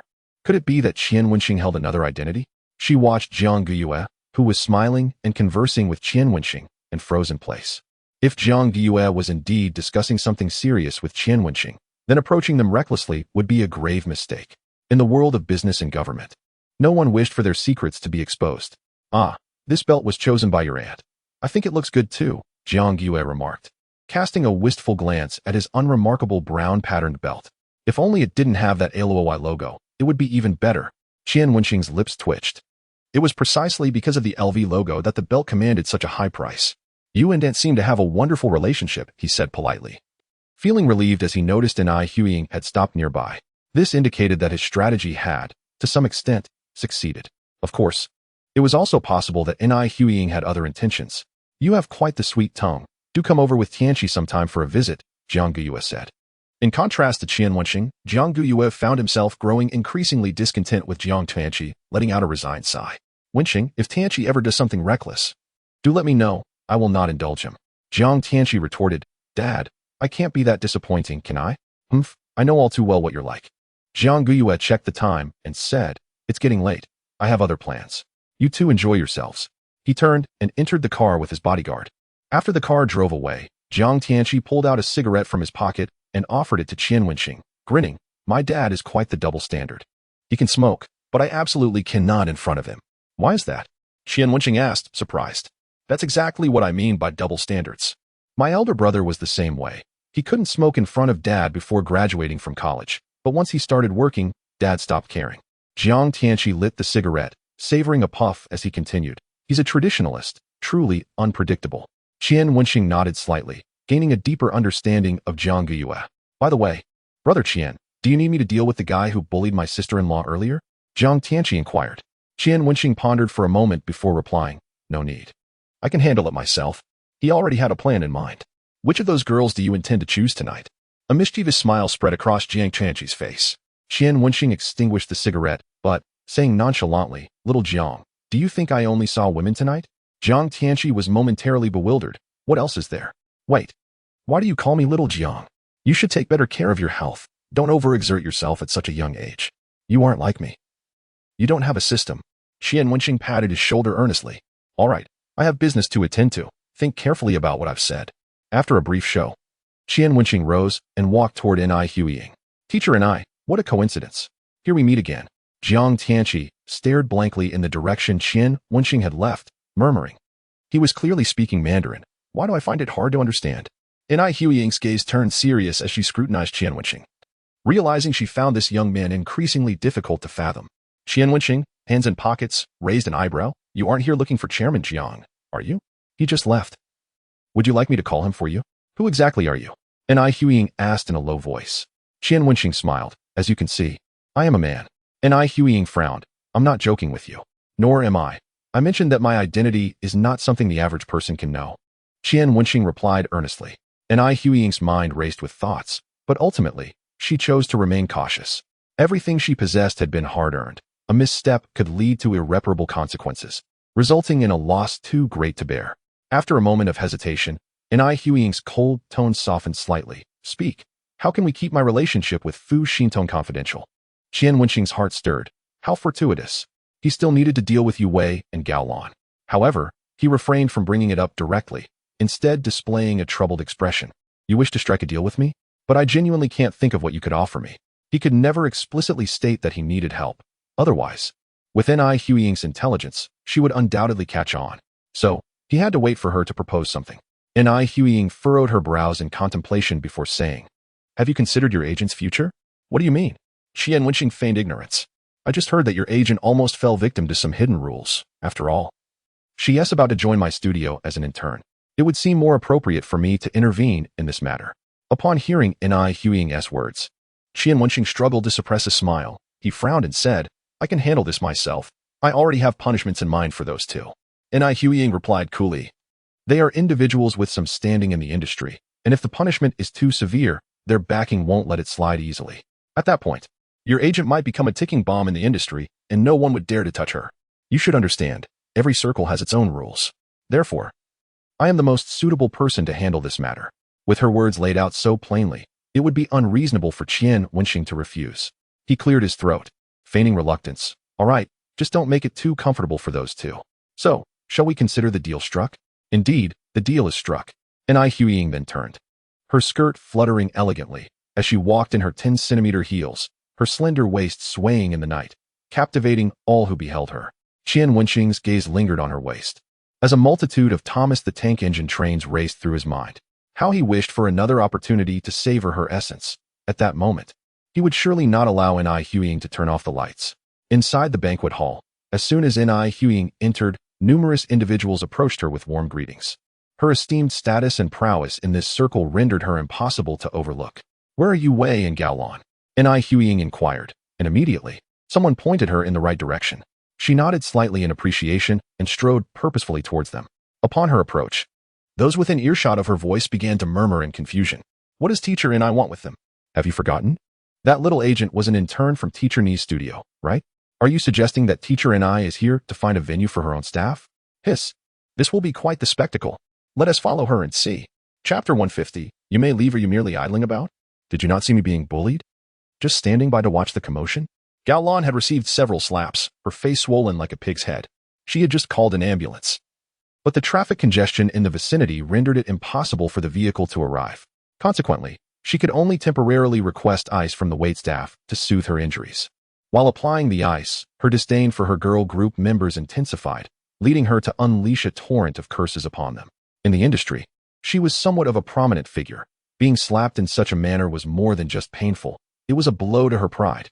How could she continue to manage other artists or interact with other agents after this? However, she dared not reprimand those present, instead unleashing her wrath upon her own artists. After all, these members were mere Na'vi lambs with no backing, easily manipulated by her. The girl group members were accustomed to her tirades, heads drooping in silence while internally rolling their eyes. Though they had been scolded, at least they had not been struck. At least their faces remained unblemished. Yu Wei and the young heartthrob, while unscathed, each held an ice pack to their faces for show. Stop berating them. Our immediate priority is to retrieve my phone. President Liang is still waiting. Yu Wei's phone contained numerous secrets, and should they fall into the wrong hands, it would be a devastating blow to him.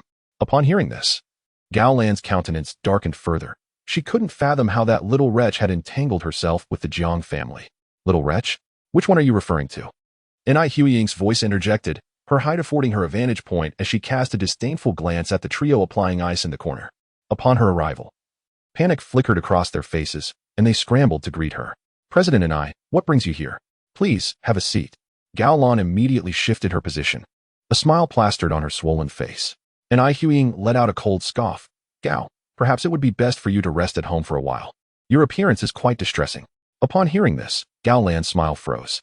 Furthermore, you publicly insulted my studio's intern. Should we not address this matter? Ni Huiying elegantly took a seat in the center, her evening gown cascading around her like a queen ascending her throne.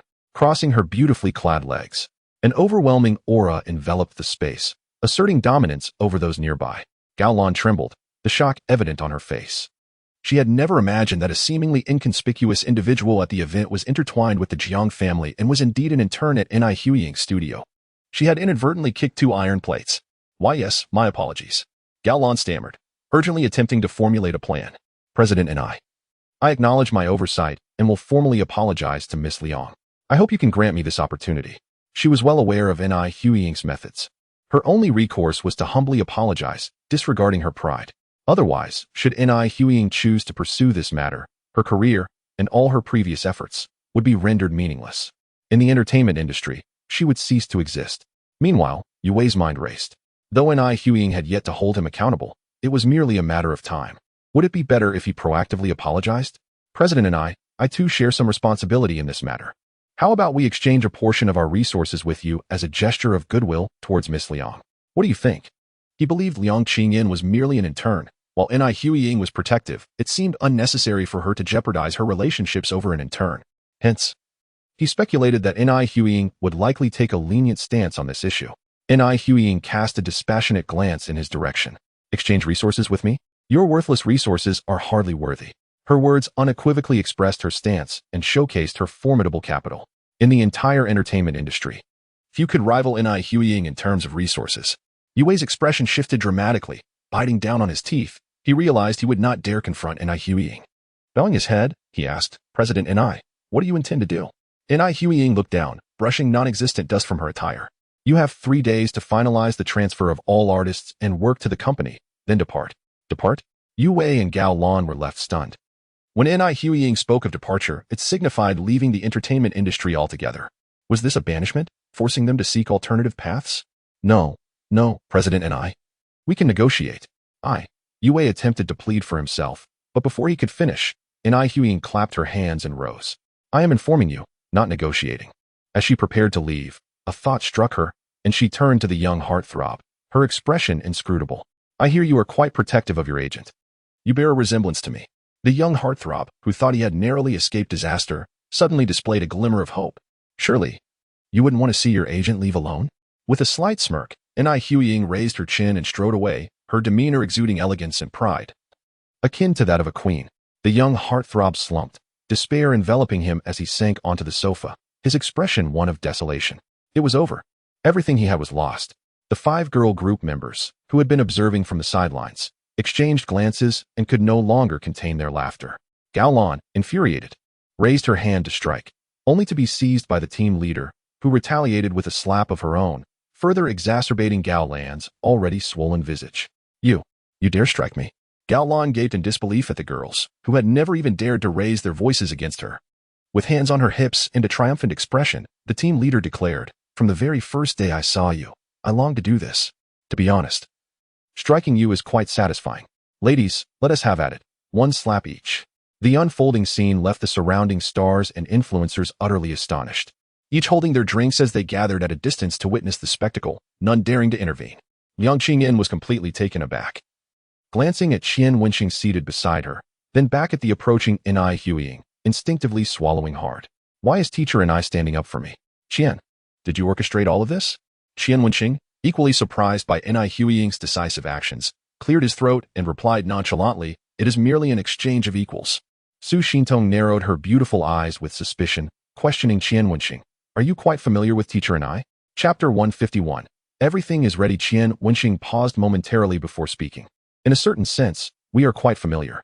When Ni Huiying approached, she overheard his words and cast a sharp glance at him, as though warning him not to speak carelessly.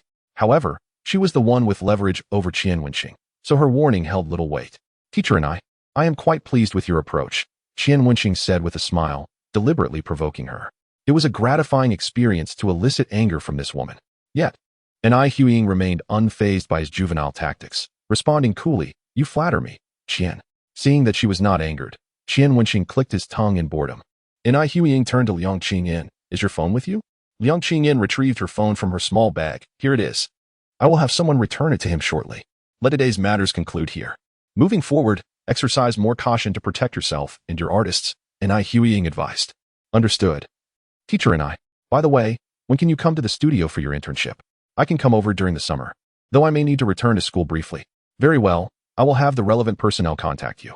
After a brief pause, Ni Huiying turned her gaze to Qian Wenxing, her brows slightly raised. By the way, if you intern and become an assistant manager, how will you continue to be his manager? Qian Wenxing cursed her silently as the old fox. Her question subtly inquired about Liang Qingyin's relationship with him. After all, he was neither a star nor an internet celebrity. Why would he need a manager? Just as Qian Wenxing was about to speak, Liang Qingyin smiled gently. Teacher Ni, regardless of how many artists I may have in the future, I will always be his first and last manager. Qian Wenxing felt a warmth in his heart, the corners of his mouth lifting slightly as he chuckled. Indeed, she will always be my only manager. He could never forget the help Liang Qingyin had given him, nor could he overlook that she was his first woman. Although Liang Qingyin claimed to see him merely as a benefactor, her concern for him was utterly sincere. Perhaps he could never offer her a formal title in this lifetime, but he was determined to provide her with a sense of security in the outside world. Upon hearing this, Liang Qingyin's eyes glistened with unshed tears, and she blinked rapidly to suppress the tide of emotions. Fu Xintong, observing their interaction, couldn't help but remark with an amused tone, "You young lovers' whispers are quite saccharine, aren't they? With all this talk of first and forever, it seems unlikely you two won't end up married." Qian Wenxing's lips twitched in disbelief at her words. Such statements should not be made lightly. "The only person I intend to marry is your friend, Wan Lingyun." And Ai Huiying's gaze was inscrutable as she scrutinized the two, leaving her thoughts ambiguous. "Don't let it affect your work," she said curtly before departing with Fu Xintong. Liang Qingyan watched Fu Xintong follow and Ai Huiying reluctantly, her curiosity piqued.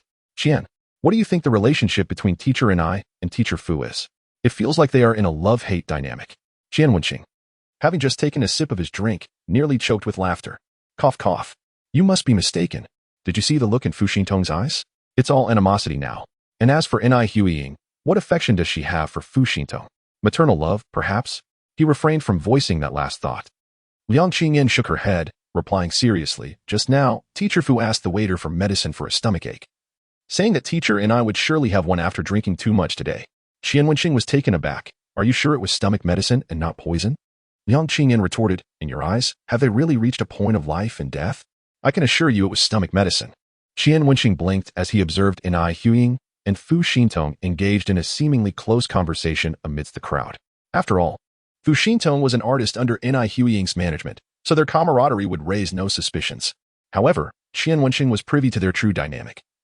Having witnessed their veiled barbs at each other, he had presumed their relationship to be poor, yet Liang Qingyan's words plunged him into contemplation. Which of their interactions was the most authentic? With Ai Huiying stepping into the limelight, Liang Qingyan's name finally made waves within the venue. Numerous individuals approached her to engage in conversation and exchange contact information. Bored, Qian Wenxing meandered about the gathering, holding his drink with one hand while casually slipping the other into his suit pocket. His robust physique and handsome features attracted several internet celebrities eager to take photos with him. Embracing a "while I'm here, why not" mentality, he obliged their requests. However, due to nerves, he remained stoic in each picture, giving off an aura of aloofness. "Qian?" A surprised voice called out to him. "Are you looking for Jinjin?" She has had a bit too much to drink, and I was just about to fetch her some water. It was Li Gu. Upon hearing that Yan Mingjin had overindulged, Qian Wenxing frowned and inquired, "Did you encourage her to drink?" Li Gu quickly waved his hands. "No way. I wouldn't dare. Jinjin is our company's star. I'm trying to support her, not bring her down. It's just, Jinjin drank on her own. She saw how you stood up for your friend earlier, and it appears she was a bit overwhelmed. We didn't want to discourage her, so." His words carried a hint of ulterior motive.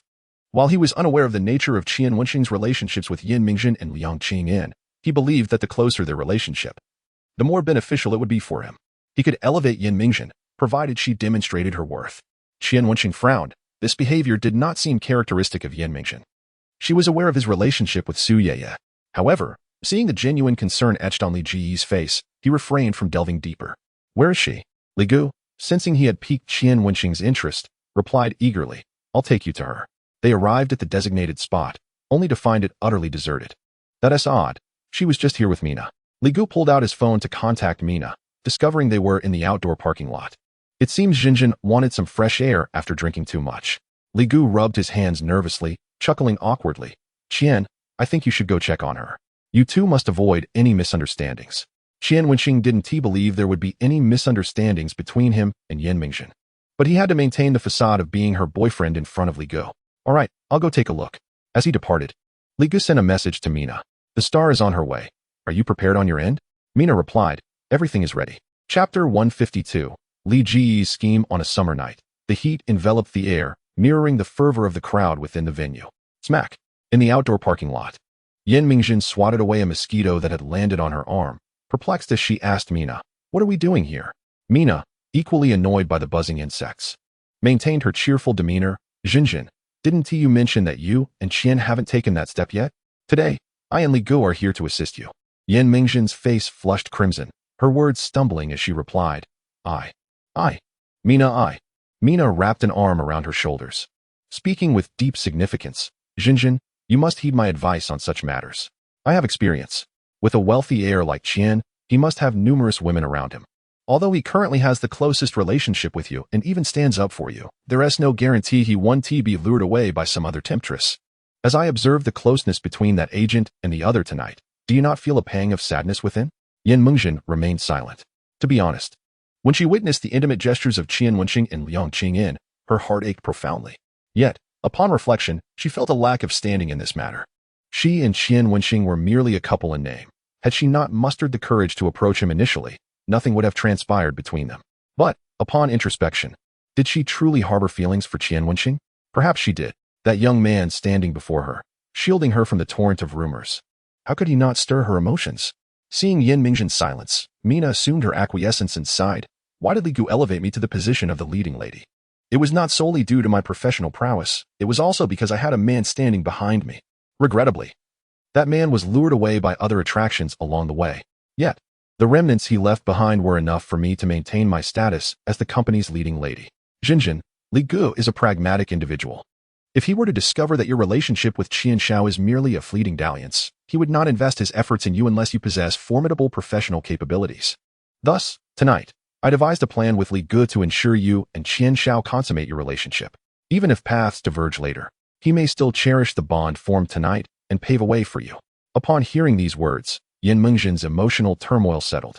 She gently shook her head and replied, Mina, I appreciate your and Li Ji's kind intentions, but I have my principles. I cannot deceive him.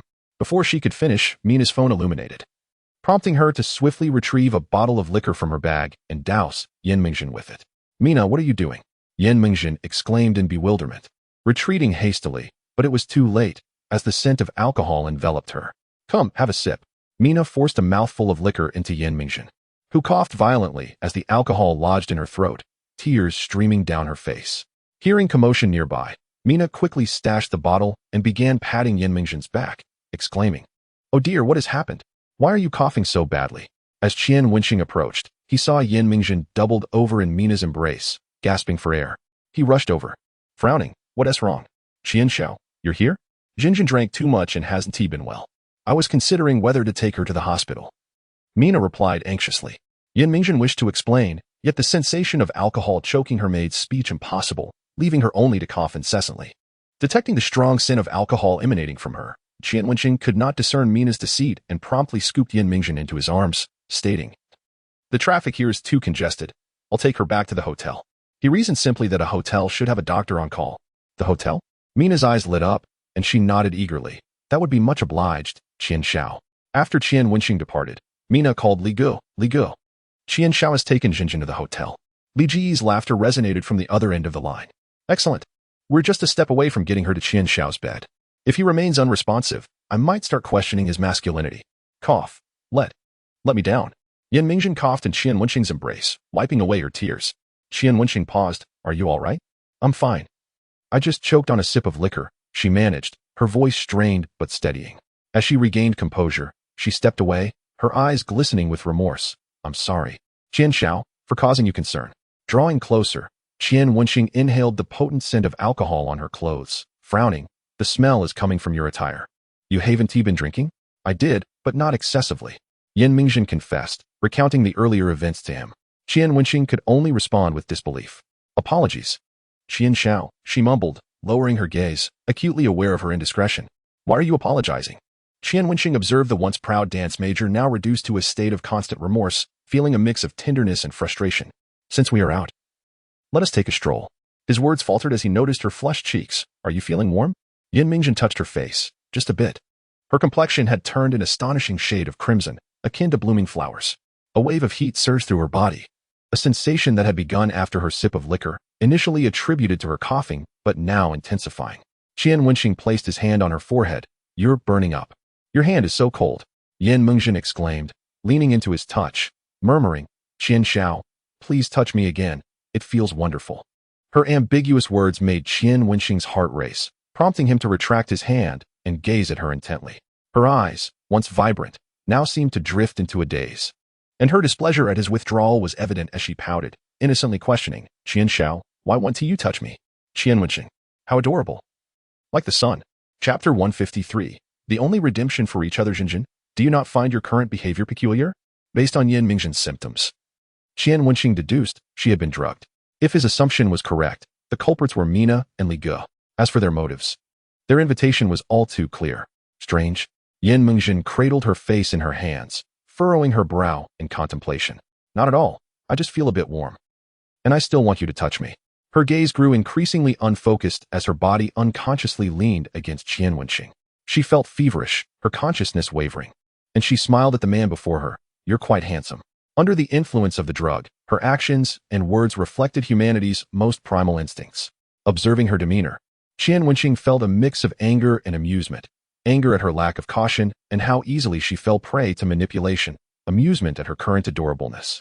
He firmly held Yin Mingzhen back as she lunged toward him, retrieving her phone from her pocket, unlocking it with her fingerprint, and searching for Li Gu and Mina's contact information. As he stumbled upon a name, his fingers paused. It was his number, labeled, My Protector. This label struck a chord within him. Protect. His gaze softened as he scrolled to find Li Ji's number and dialed it directly. The phone rang for an eternity without an answer, leading Qian Wenxing to suspect Li Gu was deliberately avoiding him. He swiftly sent a text. If you don't pick up, you're as good as dead. Moments later, Li Gu called back. Qian Xiao? He inquired cautiously. Qian Wenxing replied coldly. You dare to drug my woman? Do you seek death? Li Gu quickly apologized. I am truly sorry, Qian Xiao. I meant no harm. I simply wanted to give you and Jinjin a little push. Before he could finish, Qian Wenxing coldly interrupted him. The development of my relationship with my woman is our own affair. It's not for you to meddle in. Your current actions have already crossed the line, and I can easily report you. Qian Wenxing's tone was chilling, though his expression remained composed. This was because Yin Mingzhen had nestled into his embrace. Her rosy cheeks pressed against his neck, gently rubbing against him. As if that were not enough, she extended her slippery tongue to lick his Adam's apple, quickly and forcefully. The Adam's apple is a man's lifeline. With that single act, Qian Wenxing's eyes darkened, and a surge of desire welled up within him. He firmly held Yin Mingzhen in his arms, his large hand gripping the back of her head to prevent her from moving. On the other end of the line, Li Gu was utterly stunned, frantically apologizing. Qian Xiao, please don't call the police. I truly mean no harm. I beg you, I will bow my head to you, please. Just don't report me. If I get involved in criminal charges, it will be the end for me. Li Gu wished he could turn back time an hour and slap himself for provoking Qian Wenxing. Enough nonsense. Does this drug harm the body? Qian Wenxing asked coldly. No, absolutely not. It merely accelerates metabolism, causes the body to heat up, and stimulates desire. Qian Xiao, even if you lent me 18 lives, I would never let Jinjin come to harm. Li Ji's tone was earnest, as if he would crawl out of the phone to bow and apologize. At least you have some sense. You must provide me with a solution for tonight's incident. With that, Qian Wenxing hung up the phone. Suddenly, a sharp pain pierced through his chest, causing him to gasp and quickly push Yin Mingzhen away. He saw that she was still nibbling on the fabric of his shirt, pouting in dissatisfaction. When Qian Wenxing pulled down his collar, he discovered that the skin on his chest was red and bruised from Yin Mingzhen's bite. What are you, a dog? The pain made him break out in cold sweat as he pinched her mouth firmly. In just a moment, Yin Mingzhen's face turned a deep shade of red. Her body weakly leaning against Qian Wenxing, her delicate hands incessantly reaching for the hem of his shirt. Gritting his teeth, Qian Wenxing picked her up and headed towards the hotel. Regardless of the circumstances, he could not allow Yin Mingzhen to be seen like this by outsiders. He initially intended to use the front entrance of the hotel, but there were too many fans of various celebrities loitering outside. Although neither he nor Yin Mingzhen was particularly famous, he did not want to risk being photographed and later exposed online, as that would brand him as a notorious scoundrel. Entering through the side door, Qian Wenxing ordered a bucket of ice from the staff, then placed Yin Mingzhen in the bathtub, filling it with cold water. The only method he could think of was the physical cooling techniques described in novels. Although the best course of action would have been to consummate his relationship with Yin Mingzhen, he was unwilling to do so. Since acquiring the system, he had been intimate with 5 women, but each encounter was consensual and not forced. Qian Wenxing firmly believed in a principle. Certain actions may be permissible, but some boundaries must never be crossed. This was the most fundamental integrity of his character. As the ice melted in the water, Yin Mingzhen shivered. Her wet eyes gazing at Qian Wenxing with a pitiful expression, her lips pouting as she plaintively asked, Qian Xiao, why won't you hold me? The clash of scorching heat and icy cold assaulted her senses.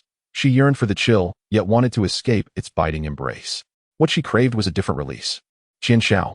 As the heat surged, Yin Mingzhen parted her red lips, her voice sultry, akin to a beguiling enchantress. In that moment, the one suffering was not just her, but also Qian Wenxing, who stood by, fearing she might drown. For a man to gaze upon such an enticing woman yet remain unable to touch her was an immense torment. Cold. So cold. As the heat was temporarily subdued, the chill enveloped Yin Mingzhen's entire body. She curled up in the bathtub, seeking a warm refuge.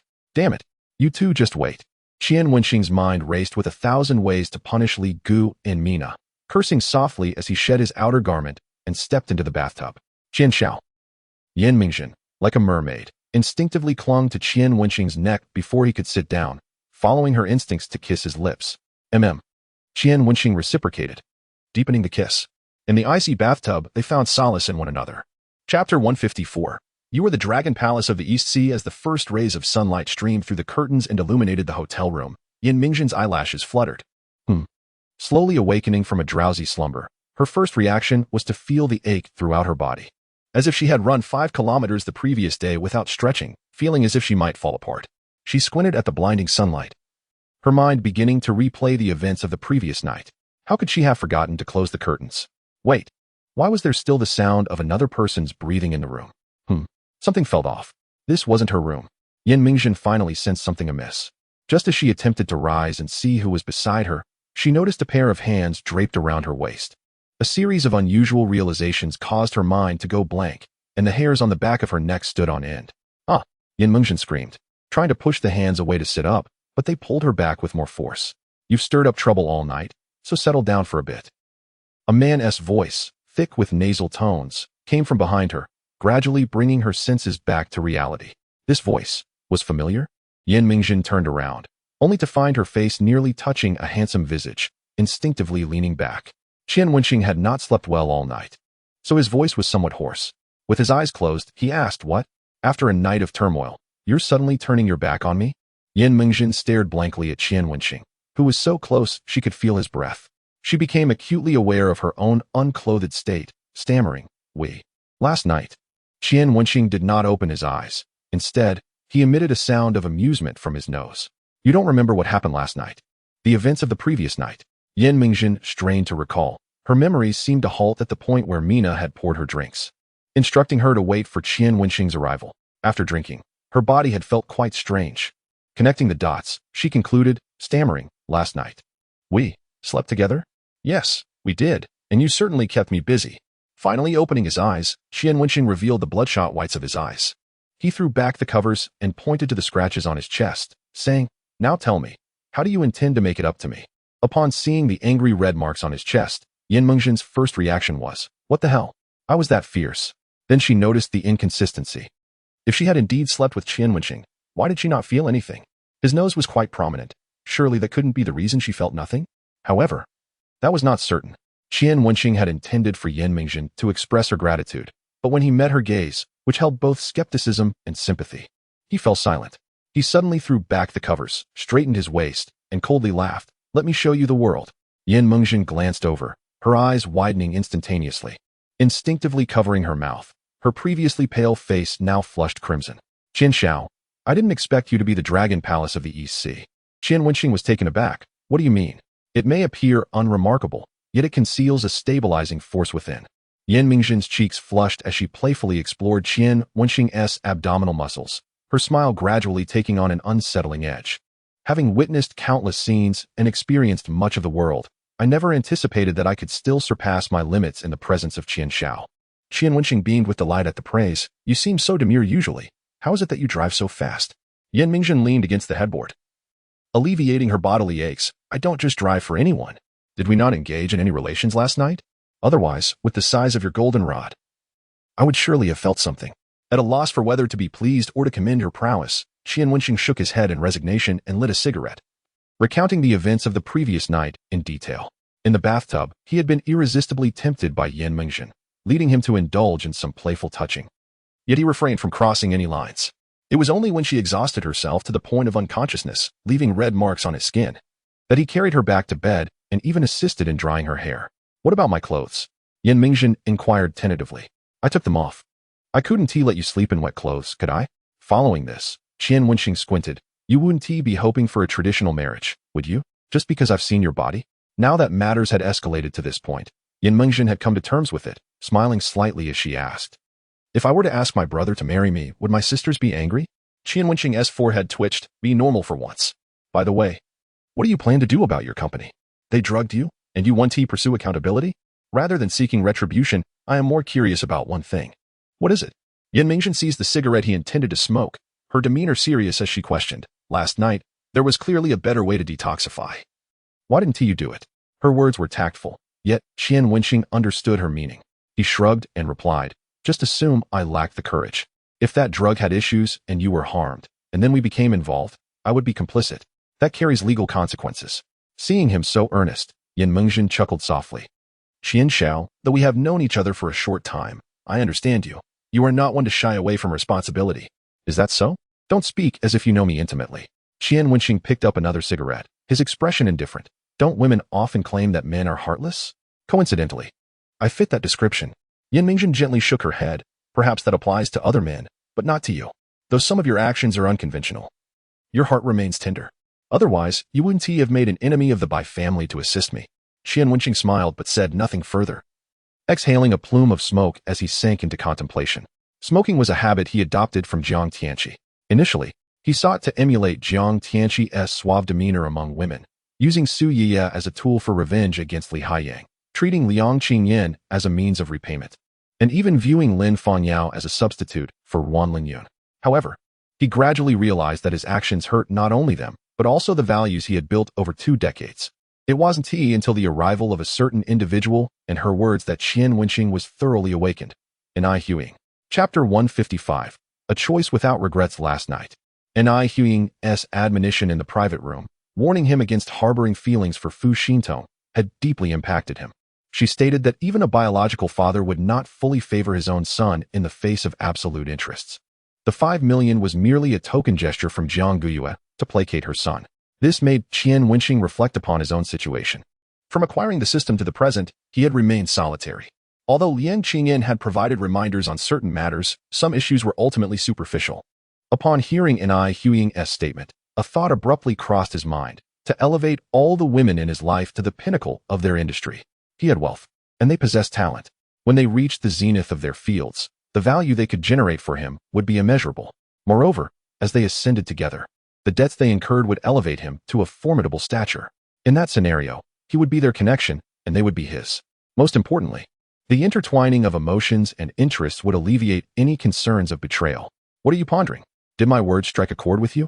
Yan Mingjin inquired, her gaze curious as she leaned forward to retrieve the ashtray, mindful of not letting his ashes mar the bedding. Not at all. Qian Wenxing brushed off the ashes, stating coolly, I merely believe your previous question was unnecessary. I am not the kind of man who would seize an opportunity without consent. This declaration caused Yan Mingjin's eyes to flicker, a glimmer of moisture crossing them. Qian Xiao, you are even more charming than I imagined. Let us hold off on the flattery for now. Instead, consider how you plan to seek compensation from your company. Once this matter is resolved, I'll come to collect my interest. Qian Wenxing extinguished the cigarette in the ashtray. Just because he had refrained from indulging in Yan Mingjin the previous night did not imply he would not pursue her today. She bore the prestige he so coveted. As Yan Mingjin was about to inquire about this interest, her phone rang. She leaned forward to check and her expression became quite animated. Qian Xiao, how did you know he would call me? The screen displayed Li Gu's name. Qian Wenxing answered directly, his voice thick with nasal tones. Have you formulated a compensation plan? Upon realizing he was speaking with Qian Wenxing, Li Gu's voice trembled with fear. I've thought it over. Qian Xiao, is Jinjin awake? Is she all right? If she were in a dire state, do you believe you would have survived to see this morning?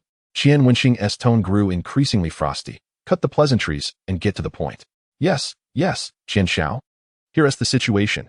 I will personally compensate Jinjin 20,000 yuan, and on the day she streams, I will have all our hosts support her. How does that sound?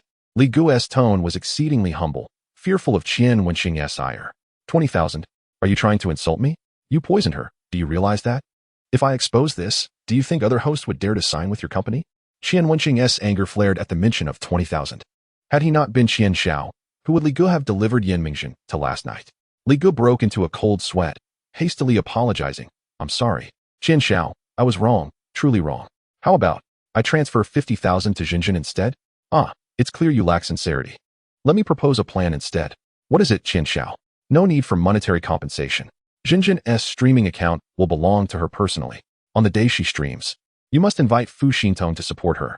After hearing Qian Wenxing's conditions, Li Gu's jaw dropped in shock. Yan Mingjin was equally astonished, her eyes wide. The account belonging to her personally? Just this single condition was akin to carving flesh from Li Gu. not to mention inviting Fu Xintong, a current top-tier star. How could their company possibly manage such a feat? Qian Xiao, couldn't we negotiate on those conditions? It's simply unmanageable. Li Gu continued to plead on the other end, but Qian Wenxing coldly interrupted him. Either choose one of the two conditions, or we'll see each other in court. With that, he hung up. Yan Mengjin remained in a daze, her voice barely a whisper. Qian Xiao? Did I hear those two conditions correctly? Qian Wenxing chuckled lightly. Am I really that surprising for helping you secure benefits? Rest assured, Su Xintong is not someone you can afford to invite, even for just a few minutes of her time. The fee is beyond your company's budget. Therefore, he will undoubtedly opt for the first option. Even if the company resorts to underhanded tactics later, the account is yours. And you can always walk away and continue your live streaming elsewhere. As soon as he finished speaking, Brother Li's call came through again, with a tone of deep regret. Brother Li said, Qian Xiao, I've chosen the first option. Can we consider this matter settled? All right, bring the contract to meet me this afternoon. Let us finalize this before I return, Qian Wenxing replied, emulating the manner in which Ni Huiying handled matters the previous night, even mimicking her expression. Though Ni Huiying was a formidable woman, her poise in addressing issues was undeniably admirable. After confirming a few minor details, both parties hung up. On the other end, Brother Li could hardly believe that in his attempt to bind Qian Xiao, the cash cow, he had ensnared himself instead. Filled with regret, he slapped his own face and resignedly instructed the legal department to prepare the contract. Meanwhile, Yan Mengjin watched this dreamlike development in disbelief, pinching herself to confirm its reality. Ouch! It truly hurt. As an intern yet to graduate, she had achieved what many industry veterans had not. Thank you, Qian Xiao, she said earnestly, her eyes shimmering with sincerity. I am genuinely grateful for having chosen you as my pillar of support. With a mischievous smile, Qian Wenxing replied, since you were so moved, why not make it a bit more tangible? Qian Xiao does not merely appreciate verbal gratitude. He desires something more. Yan Mengjin was momentarily taken aback by his words. And when comprehension dawned, her cheeks flushed crimson. Qian Xiao, you are. I am still an innocent young lady, unaccustomed to such adult conversations. Qian Wenxing grinned wickedly. Very well, I shall put in the effort to help you evolve. He reached out, pulling Yan Mengjin into his embrace, leaning down to ask seriously, have you made your decision? In her beautiful eyes, a hint of shyness flickered as she bit her lower lip, raising her hands to wrap around Qian Wenxing's neck, tilting her head to offer him a tender kiss. In that instant, the room was filled with an intoxicating springtime ambience. Chapter 156. Phone live stream. Ni Huiying was quite generous towards Liang Qingyan. Although she had yet to officially start her position, she had already taken her to small events. During the morning press conference, Liang Qingyan followed closely behind Ni Huiying. Once everything was wrapped up, Ni Huiying sat on the sofa, glancing up at Liang Qingyan, and asked, when will you return to school? Liang Qingyan shook her head in confusion, still uncertain, waiting for Qian Xiao and Jiang Xiao's arrangements. Ni Huiying retrieved a lady's cigarette from her pack and asked, would you like one? Thank you, sister Ni. Liang Qingyan accepted the cigarette with both hands, using a lighter to light Ni Huiying's before lighting her own. The change in address was also a request from Ni Huiying.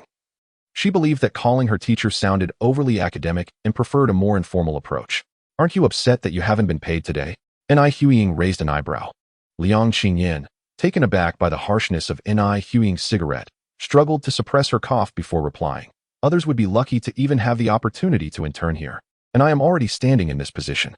Learning more is a gain, and such experiences cannot be measured by money. This answer drew a slight raise of Ni Huiying's brow. She had initially thought Liang Qingyan would become arrogant due to her connection with Qian Wenxing, yet here she was, expressing such wisdom. You are quite clever, Ni Huiying remarked, exhaling a puff of smoke and casually inquiring, what kind of person is Qian Xiao, really? Liang Qingyan was momentarily startled. She hadn't expected Ni Huiying to be curious about Qian Wenxing. She replied nonchalantly, to be honest, I don't really know his true identity. He rarely shares such details with us. However, he is quite generous and operates in a mysterious manner. Then, she shifted the conversation, sister and I. If you wish to know about Qian Xiao's identity, you can simply ask him. He shouldn't hide it from you. Ni Huiying replied coolly, you think too much. I merely asked out of curiosity. At that moment, Ni Huiying's assistant knocked on the door. Sister Ni, Director Su has arrived. Ni Huiying extinguished her cigarette and stood up. The upcoming schedule involves confidential matters, and you have yet to sign the non-disclosure agreement. She paused, and Liang Qingyan quickly understood the implied message. In that case, sister and I shall take my leave for now. Thank you for your guidance these past few days. Once I finalize the timing, I will contact you immediately.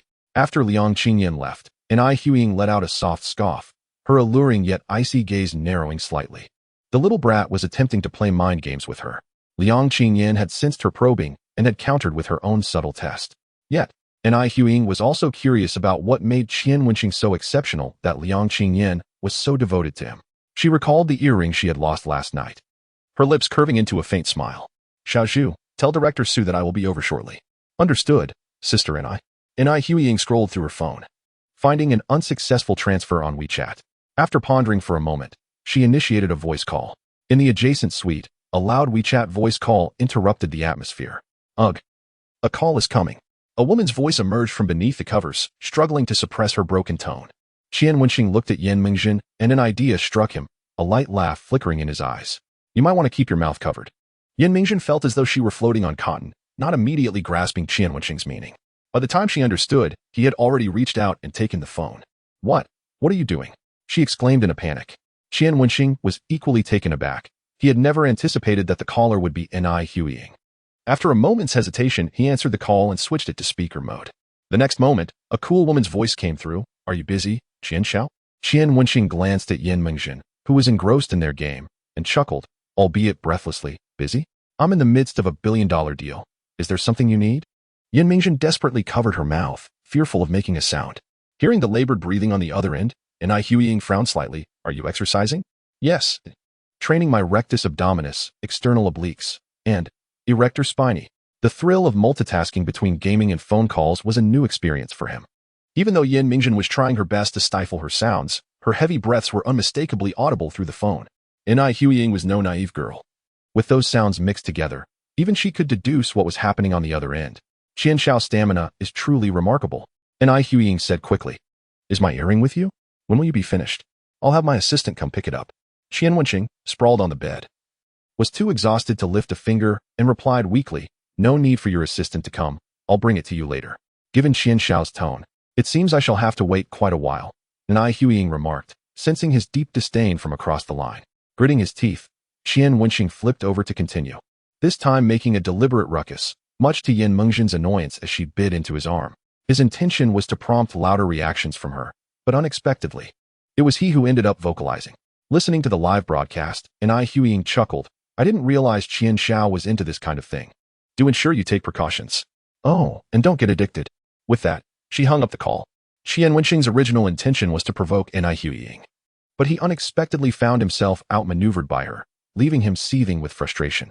After venting his anger, he leaned against the headboard, smoking a cigarette, while Yen Mingzhen felt her already fragile body deteriorating further. She had no desire to move, nestling close to Qian Wenxing for solace. What is your relationship with that person from earlier? After much hesitation, Yen Mingzhen finally asked. Qian Wenxing's hand glided over her smooth skin, and he exhaled a puff of smoke, replying, We shared a one-night stand, though it was not my intention. Yen Mingzhen buried her face in the soft pillow, weakly inquiring, Do you have many women now? Qian Wenxing paused with the cigarette in hand, and replied, Not really. Yen Mingzhen let out a vague chuckle, sliding deeper beneath the covers, softly saying, Qian Xiao, a person's emotional capacity is limited. If you cannot find balance, avoid entangling yourself with too many. Qian Wenxing was taken aback, wanting to say something, but Yen Mingzhen had already removed his hand and closed her eyes. He sighed lightly, took the cigarette, and headed to the bathroom. As Qian Wenxing settled onto the toilet, the system's cheerful mechanical voice echoed in his mind. Ding. Congratulations, host, on completing the 6th repayment task. Chapter 157. Unprecedented reputation points. Ding. Debtor Yen Mingzhen kissed the host, repaying 2,000 yuan. Debtor Yen Mingzhen drew the curtains, repaying 7,000 yuan. Due to interference from a phone call during the process, additional repayment 5,000 yuan. Debt repayment progress 20100 20,000 yuan. Congratulations, host, on completing the 6th repayment task. Debtor Yen Mingzhen green. Debt multiplier 4 reputation points 24. Total income this time 80,400 yuan. Upon seeing the 24 reputation points, Qian Wenxing nearly leaped off the toilet in excitement. 24 points. This could be exchanged for 5 times the income, or it could enhance his physical abilities, transforming him into a superhuman. Either option represented extraordinary fortune for Qian Wenxing. Please choose how to utilize reputation points. 1. Exchange for a 5-fold multiplier. 2. Exchange for physical enhancement. Friendly reminder. If the host's physical abilities are too remarkable, it may attract attention from various parties. Seeing the system's prompt, Qian Wenxing fell into contemplation. He had considered this matter long ago. Even with just a 1-point increase in physicality, he had already noticed significant effects. If he continued to enhance himself, he feared causing a stir, perhaps ending up in the clutches of a human research institute like on television. Qian Wenxing valued his life, so he decisively chose the first option. Congratulations, host. On successfully exchanging 21 reputation points, this income is multiplied by 5. Total accumulated income for 0.200000 yuan. Please continue to punish the deadbeat, promote the main theme, spread positive energy, and build a trustworthy society. Before Qian Wenxing could revel in this newfound wealth, his phone quickly buzzed with a message. Your savings card ending in 7177 was credited with 402,000 yuan on July 13th at 10:37 a.m. Current balance, 528024 yuan. Upon seeing the balance, Qian Wenxing's breath hitched. Then, he clenched his fist, striving to suppress the urge to cheer. 520,000. How long would an ordinary person have to toil to earn such a sum? Yet he merely slept with a few women, and money flowed in from all directions. System, I love you. In that moment, Qian Wenxing envisioned a bright future. With wealth, he could pursue his desires. After some thought, he transferred 20250.00 yuan into an account and sent a screenshot to Jiang Tianqi. Qian Wenxing, this is Yin Mingzhen's repayment. It can be cleared now.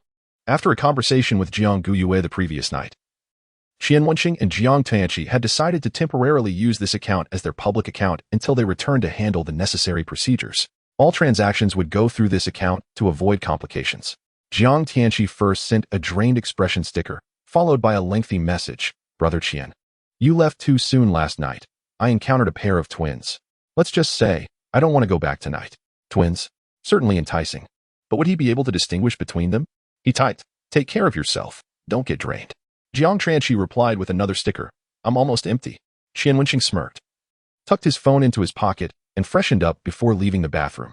Yin Mingzhen appeared to be asleep on the bed, showing no reaction to his movements. After changing his clothes, Qian Wenxing said, I'm stepping out. If you're hungry, call the front desk for food. Uncertain if Yin Mingzhen heard him, he picked up the earrings from the table and exited. He already had signatures from Fu Xintong and Kai Cohen, but he still needed one from Ai Huiying. He figured this trip could be a mini vacation, so he should prepare small gifts for everyone before returning. Su Yi's would be the simplest, just a signature. But for the others, he needed to ponder carefully. Knock, knock, knock. Qian Wenxing rapped on the door of the adjacent suite. Moments later, the door opened. Hello. Who are you looking for? Xiao Zhu, having seen Qian Wenxing from a distance the other day, now failed to recognize him since he was dressed this time. I'm looking for teacher and I. Her earring fell here, and I'm here to return it. Just as Qian Wenxing was about to step inside, Xiao Zhu blocked his way. Unable to ascertain Qian Wenxing's identity, she worried he might be a fan with ulterior motives and cautiously asked, What is your name? I need to inform Sister and I first.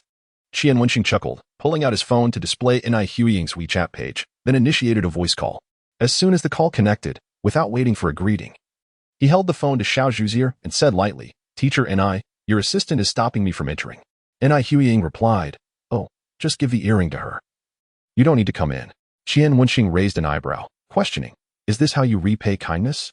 TSK, what kind of game is this? He scoffed, Teacher and I, you shouldn't be so quick to forget those who help you. You know exactly how that earring ended up with me. Xiao Zhu stood frozen, her ears ringing with disbelief. What was happening? Did she just hear that Teacher and I, and this young man, had something going on? Xiao Zhu, let him in. Ai Huiying's calm voice echoed from the phone. Oh, okay. Xiao Zhu quickly moved aside. After a brief hesitation, she retreated into the room, standing at the door, playing a casual game on her phone, yet her ears were perked up, eager to catch any snippets of conversation within. Qian Wenxing stepped inside, the rich yet subtle fragrance of perfume making him raise an eyebrow. No wonder celebrities always smelled so exquisite. It seemed to be marinated into their skin. Using such strong perfume daily could alter even the sin of canned herring. On the sofa, Ai Huiying lounged with her legs crossed, leaning against a cushion, her posture perfectly upright. Her long hair cascaded over her shoulders, and her makeup was flawless, looking magazine cover ready from any angle. Holding a script, she glanced at Qian Wenxing and said, Just leave the earring, and you can go. Qian Wenxing took a step forward, sitting opposite her with a smile. That won't do. I need Teacher and I to sign something for me. Ai Huiying set down her script, revealing a breathtaking visage. The corners of her mouth curled slightly, her voice rising. So you are my fan? Certainly. I have grown up watching Teacher Ni's performances since childhood. I recall the days when the boys in my class regarded you as. Before Qian Wenxing could finish his sentence, he noticed the expression on Ni Huiying's face had already darkened. Have you finished? You may leave. She coldly issued the dismissal. Growing up watching her, was that a veiled suggestion that she was old? Qian Wenxing felt bewildered. What was her issue? He hadn't misspoken. Could it be?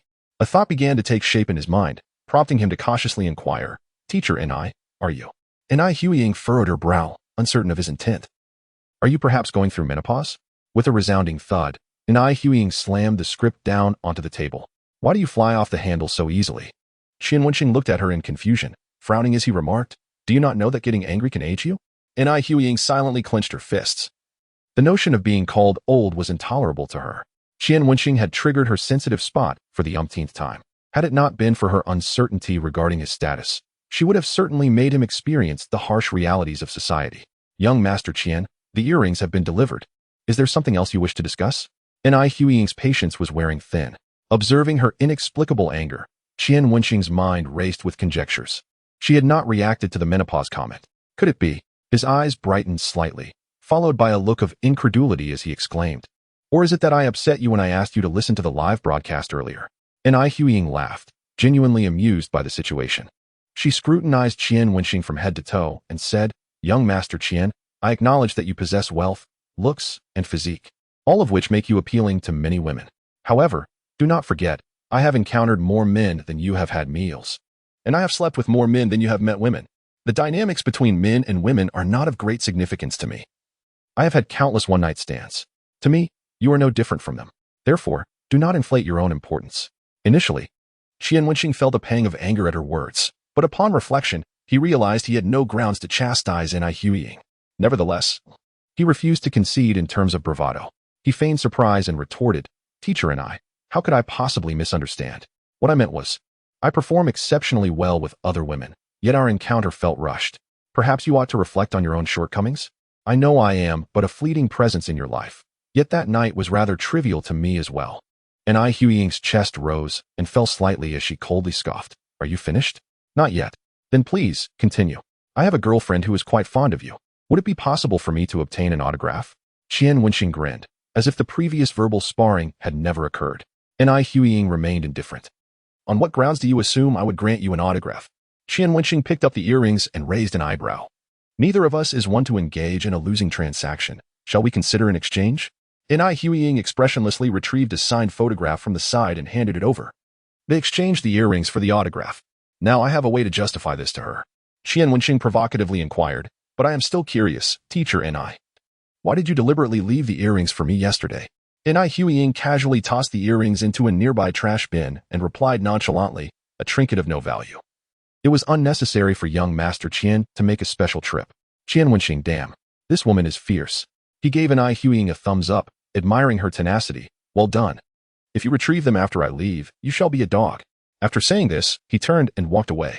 Only after exiting the room did he regain his composure, questioning why he had behaved so childishly. Surely, it was Ni Huiying's influence. He shook his head and tucked the autograph away before departing. Inside the suite, Ni Huiying resumed reading the script.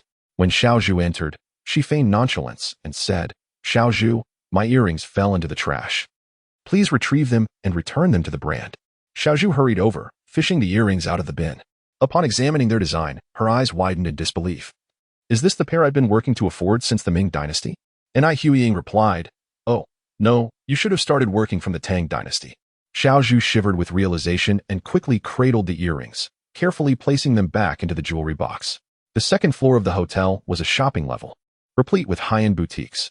After conducting some online research and confirming his target, Qian Wenxing entered a cosmetics store. Upon his arrival, the sales assistant appeared momentarily taken aback, reminding him, Sir, men's clothing is next door. Qian Wenxing shot her a glance and replied coolly, What era are we in?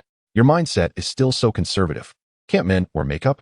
The sales assistant, astonished, scrutinized him from head to toe, struggling to envision how a man with such a rugged countenance would look wearing makeup. I would like 5 of that lipstick, he indicated toward the Givenchy brand. Seeing a potential high-value customer, the sales assistant quickly donned a smile and inquired, May I ask what shades you would like for the 5? Shades? Qian Wenxing asked, bewildered. What are shades? After a brief explanation from the sales assistant, Qian Wenxing finally understood. However, a new dilemma arose. Gazing at the array of lipstick colors, he found it difficult to discern their differences. Yet, fearing exposure of his ignorance, he pondered silently. Other women wore red. His woman should have something unique. Thus, he pointed to the most distant pink shade and declared, I want that one. The sales assistant's eyelids flickered with disbelief. Tentatively, she suggested, Sir, I recommend you consult your girlfriend. No need. My girlfriend will definitely heed my advice, Qian Wenxing asserted. The sales assistant shook her head earnestly. Sir, trust me, while your girlfriend may listen to you in other matters, if you gift her a pink lipstick, she will absolutely be upset. Even if she reluctantly accepts it, she will never use it. Therefore, for the sake of your relationship, I advise you to choose another shade. During chemistry experiments, Qian Wenxing could distinguish various chemical reactions and accurately name them. Yet now, he faced rows of lipsticks and felt as if he were lost in a complex mathematics exam. Perhaps he should just select the best-selling option. In the end, Qian Wenxing, the quintessential straight man, surrendered to the beauty industry. Do you want all 5 in the same color? The sales assistant asked. Yes. He wished to spare himself the hassle of selecting other shades. The sales assistant quickly packaged the 5 lipsticks. But just as she was about to place them in the same box, Qian Wenxing interjected, Please wrap them separately. Instantly, the sales assistant understood his motive for purchasing 5. She cast a complex glance at him, which he interpreted correctly.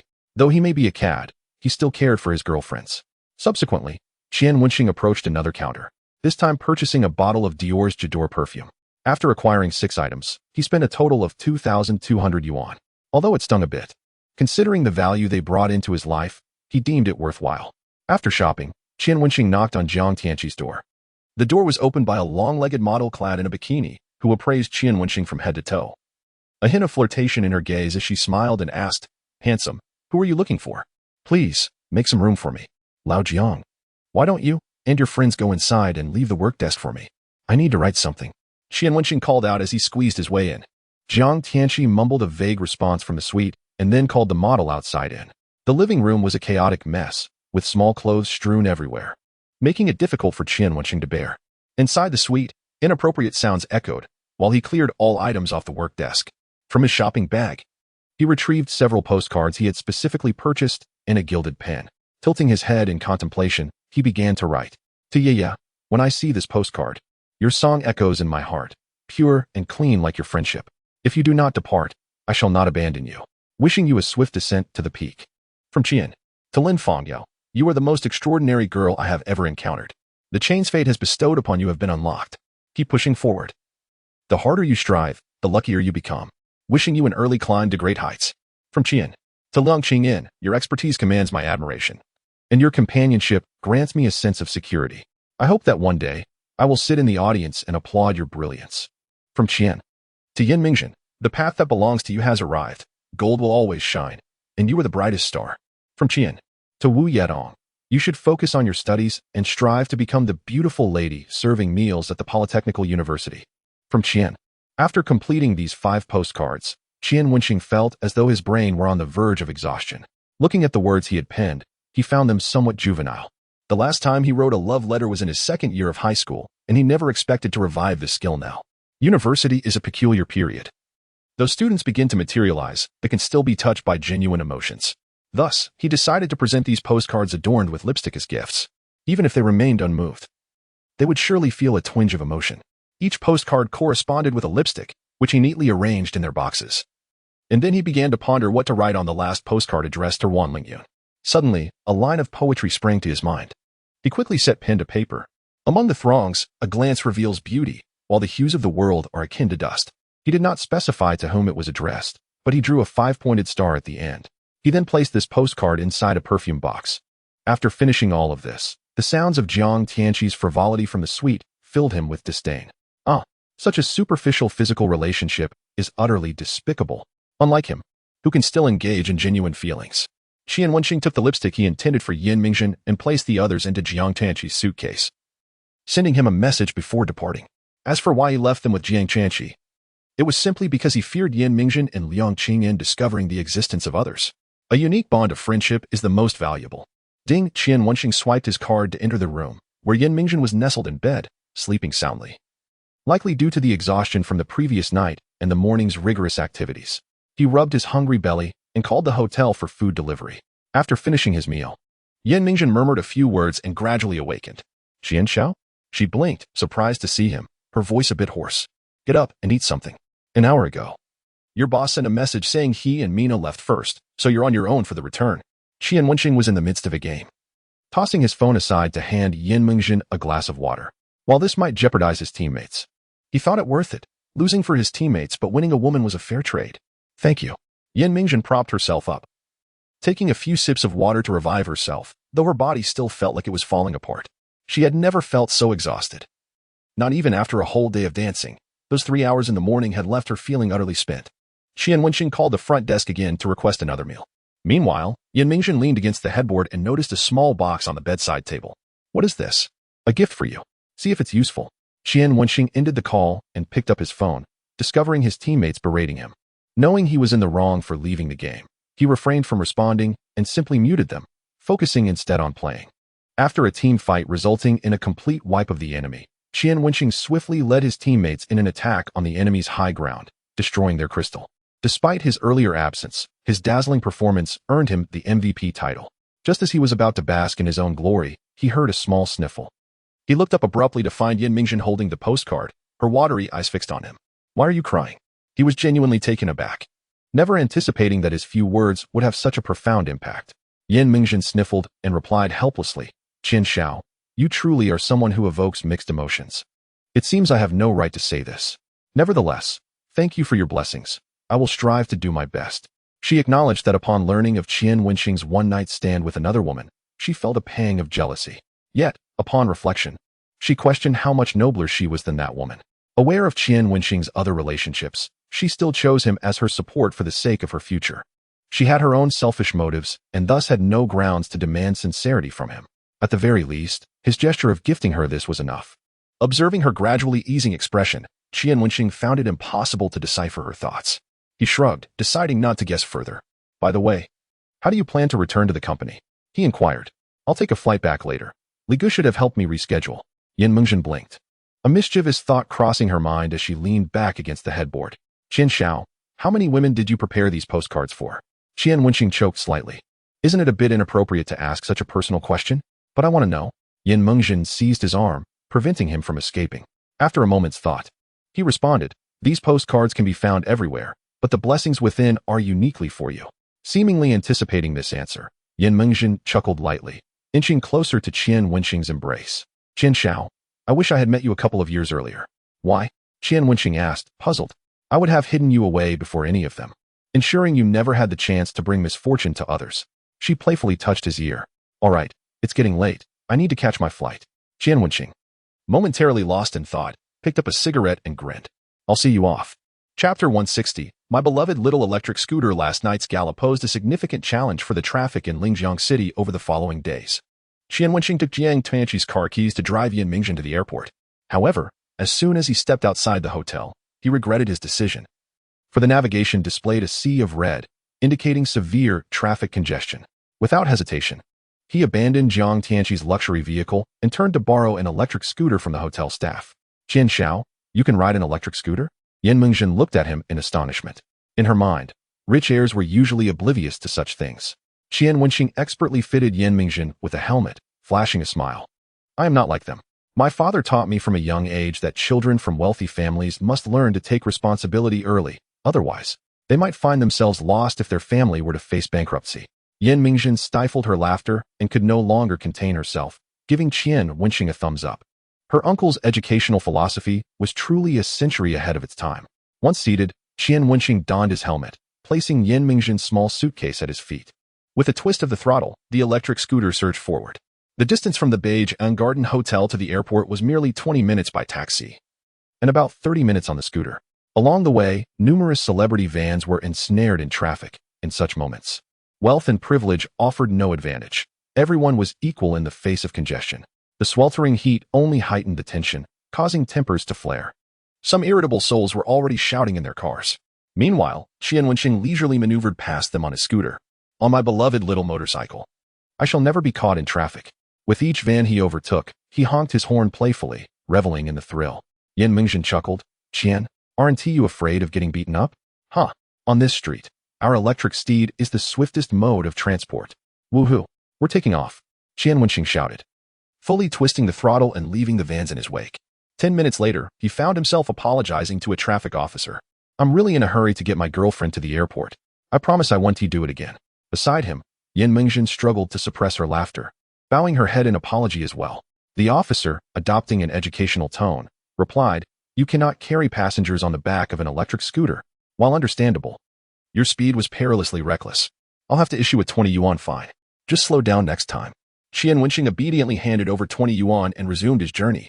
Yin Mingjin nearly burst into laughter from the back. Qian, I've never heard of electric scooters speeding before. Couldn't you have slowed down when you saw the officer? Qian Wenxing chuckled in response. I just wanted to see what would happen. Well, that could have ended badly after delivering Yin Mingjin to the airport and watching her board. Qian Wenxing turned to leave. The return trip was less congested, allowing him to leisurely admire the scenery while wearing his helmet. Suddenly, a series of honks erupted from behind. Assuming he had obstructed another vehicle, he moved slightly to the side. However, the honking persisted and grew increasingly aggressive. Frowning, Qian Wenxing glanced back to find a Porsche tailing him closely, its body brushing against his scooter. Should an accident occur, the Porsche would likely only suffer minor scratches, while he and his scooter could face grave danger. The driver was clearly seeking trouble. Upon recognizing the driver, his expression darkened. It was Su Jianian, the young man with whom he had previously clashed. Ahead lay a side street leading to a shop. Qian Wenxing swiftly turned onto the sidewalk, stopped, and pulled out a cigarette, coldly observing the Porsche. The Porsche halted beside him, and Su Jianian rolled down the window, wearing an infuriating smirk. Well, if it isn't my arch-nemesis. What a surprise to see you here. Qian Wenxing noted that there were no passengers in the car, raised an eyebrow, and exhaled smoke towards Su Jianian's vehicle. Su, did you not get enough from last time? Do you wish to taste your grandfather's fists again? Su Jianian's smile faded slightly, and he leaned against the window, threateningly stating, Kid, don't get too cocky. Qian Wenxing scoffed, you think you can teach me? Look at yourself. You're not worthy. Su Jianian narrowed his eyes, coldly chuckling. Ah, very well. Remember what you said today. It will soon come back to haunt you. Qian Wenxing, remember your current stance and never kneel before me begging for mercy. With that, Su Jianian rolled up his window and sped away. Qian Wenxing spat out his cigarette, but in disdain, muttering, is this kid insane, deliberately trying to intimidate me? Just as he was about to leave, he noticed a sanitation worker nearby glaring at him fiercely. Quickly, he bent down to pick up the cigarette and tossed it into the trash. He would rather face Su Jianian than endure a scolding from the sanitation worker. Upon returning to the hotel, Qian Wenxing, fearing that Jiang Tianqi was still occupied, called him. Old Jiang, are you done yet? My holiday ends today, and I need to return to class tomorrow. Jiang Tianqi replied weakly. I'll pack up and be ready to go. Ugh. Qian, I might need your help. My legs feel like jelly. Qian Wenxing was at a loss.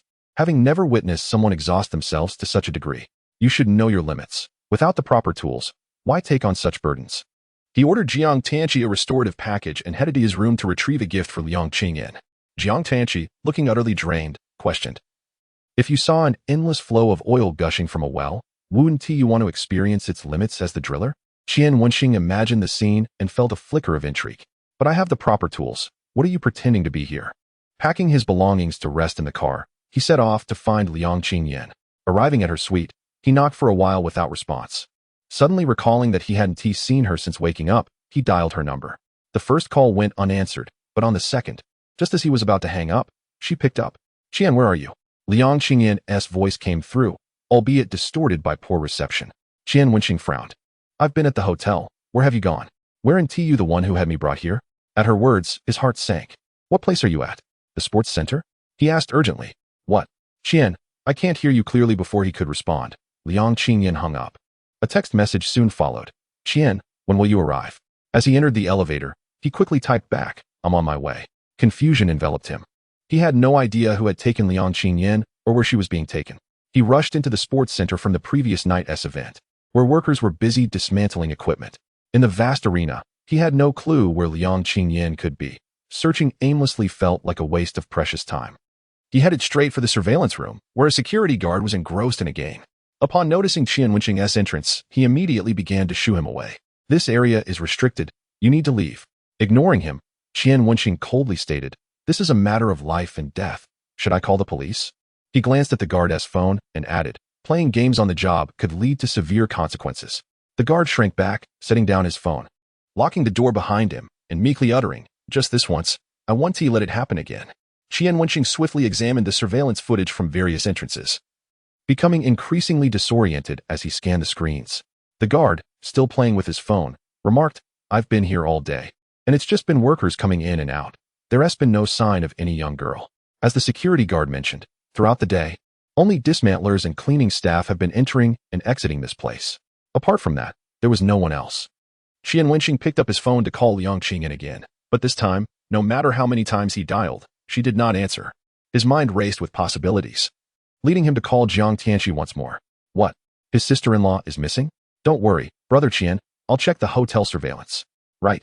The hotel surveillance could reveal who took Liang Qingyan away. Stealing himself, Qian Wenxing left the gym and headed towards the hotel.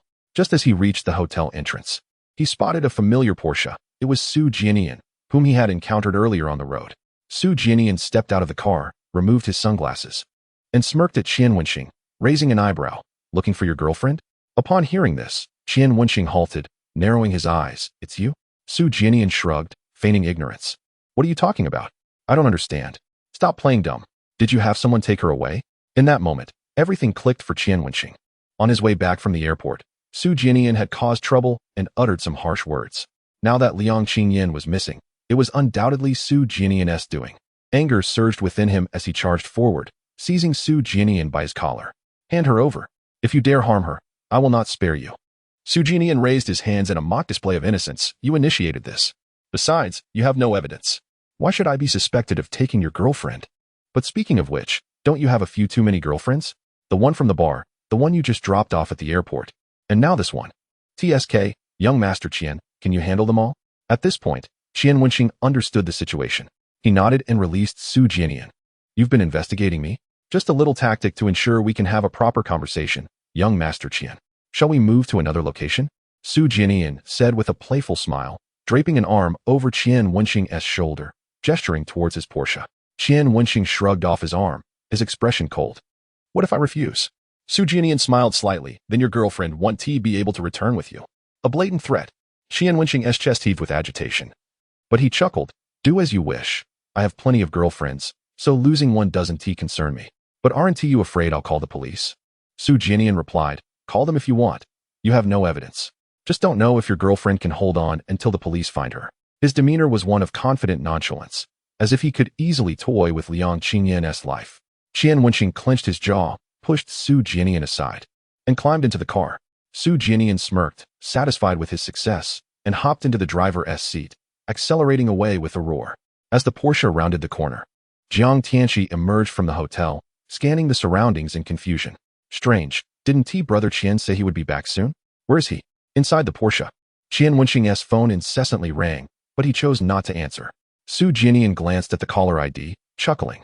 You seem to have a cozy relationship with that useless fellow from Huaiwei Real Estate. Qian Wenxing shot him a fleeting glance. If you don't want to crash on the road, focus on driving. And he is not useless, he is my brother. With that, he powered off his phone. Su Jianian raised an eyebrow, but remained silent. Soon, they arrived at an entertainment venue where Su Jianian exited first. Young Master Qian, do I really have to personally invite you to get out? Qian Wenxing remained seated lazily in the passenger seat. Then it's a burden for you, Su. Su Jianian fumed internally, but looking at Qian Wenxing's defiant demeanor, he felt at a loss. He couldn't hit him or hurl insults without care. Should he really threaten his girlfriend's safety just because Qian wouldn't get out? That would be too degrading. Su Jianian spat. Do you have any awareness of being threatened? Do I really need to open the door for you? Are your hands broken or something? He was eager to avoid wasting time, muttering as he moved to open the car door. Yet even with the door ajar, Qian Wenxing refused to budge. What is the holdup? Get out already. Qian Wenxing smiled slightly, replying, you should say, Prince, please exit the vehicle. Su Jianian. Anger simmered within him. What the hell? Get out now. If you don't say it, I'm not leaving today. Su Jianian. He suppressed the nausea rising within him. Pinching his nose. Prince, please exit the vehicle. Chapter 162. You laced your cigarettes having gained the title of Prince. Qian Wenxing reluctantly stepped out of the car, standing in front of the club with a frown. What do you want to bring me to a place like this for? Su Jianian replied coldly, of course, there is something important. Hurry inside. If you listen to me, your girlfriend will be fine. Qian Wenxing raised an eyebrow but remained silent as he followed Su Jianian into a private room. This entertainment suite had dim lighting, with suggestive songs playing on the television. Sue, I'm only interested in women. I have no interest in men. Isn't it inappropriate for us to be in a place like this? Qian Wenxing said playfully. Enough with your nonsense. You've been trying to provoke me since earlier, hoping I'd strike you? Su Jianian took a sip from a cold drink on the table. Lounging on the sofa, Qian Wenxing raised an eyebrow and sat down, puzzled. Sue, I must admit, I admire your courage. At first, I thought there would be many people waiting for me in this room, but it's just you. Are you hoping to be bullied by me? This was indeed unexpected. Qian Wenxing had anticipated Su Jianian would bring formidable fighters to confront him. He had been prepared for a fight, ready to potentially trade Su Jianian for Liang Qingyan. Instead, it was just the two of them in this suite. Something felt off, and a sense of unease crept into Qian Wenxing's mind. Qian Wenxing, we've never truly spoken, have we? Su Jianian pulled out a pack of cigarettes from his pocket, offering one to Qian Wenxing. Care for a smoke? Qian Wenxing didn't take it, narrowing his eyes suspiciously at the cigarette pack. What are you up to? Recalling news stories of those lured into traps, he felt certain the cigarettes were laced with something. With a cold smirk, he said, Sue, you're playing dirty. If you had brought a group to beat me up, I'd think you were handling our grievances like a man. But now, using such tactics? Isn't that a bit low? Su Jianian looked bewildered. What? Are you crazy? If you don't want to smoke, then just don't. Why insult me? With his previous suspicions in mind, Qian Wenxing was wary of anything within the suite. He crossed his arms and coldly stated, speak plainly, or let it all out. Fine, straightforward it is. Su Jianian grabbed a lighter, intending to light a cigarette for himself before slowly addressing Qian Wenxing. Just as he struck the lighter and brought the cigarette to his lips, a glass of cold water splashed across his face, extinguishing the flame. Are you insane? Do you really think I want to act? Su Jianian fumed, nearly exploding with rage. Qian Wenxing sneered as he snatched the cigarette from Su Jianian's hand, tossing it to the ground and crushing it underfoot. Don't think I'm unaware that you've laced that cigarette with something. Trying to knock me out? And do you dare to make a move? You might just end up on your knees calling me father. Su Jianian finally grasped the reason behind Qian Wenxing's actions. His hands trembled, and his teeth chattered audibly. Am I out of my mind? Why would I want to incapacitate you, a man? Qian Wenxing regarded him with a cold stare, scoffing. Who knows what your issues are? Fine. I'm the one with a problem. Su Jianian wiped his face with cold water, taking a tissue to dry himself, striving to suppress the tremors coursing through his body. Had it been earlier, he would have undoubtedly grabbed the ashtray from the table and smashed it against Qian Wenxing's head. But now, I endure. I'll hold back. Su Jianian shoved ice cubes into his mouth, crunching them as he resisted the urge to engage in a physical altercation with Qian Wenxing. However, this unusual behavior heightened Qian Wenxing's vigilance. Had he not feared Su Jianian might harm Liang Qingyan, he would have already delivered a sound beating to this fool. Don't you want me to release your girlfriend? After drying his face, Su Jianian coldly stated, I can let her go, but only if you agree to one condition. What condition? Qian Wenxing frowned, scrutinizing him. Come home with me to meet my father. Su Jianian fixed his gaze on him intently. Meet your father? Qian Wenxing's eyes widened in disbelief. He braced himself for Su Jianian's formidable demands, perhaps something akin to kneeling an apology or accepting 3 strikes to settle their grievances.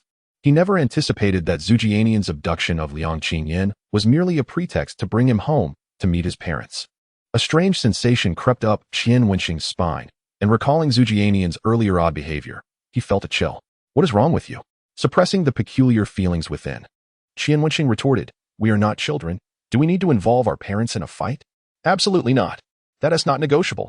Su Jianian suddenly slammed his hand on the table, standing up with reddened eyes, advancing step by step towards Qian Wenxing.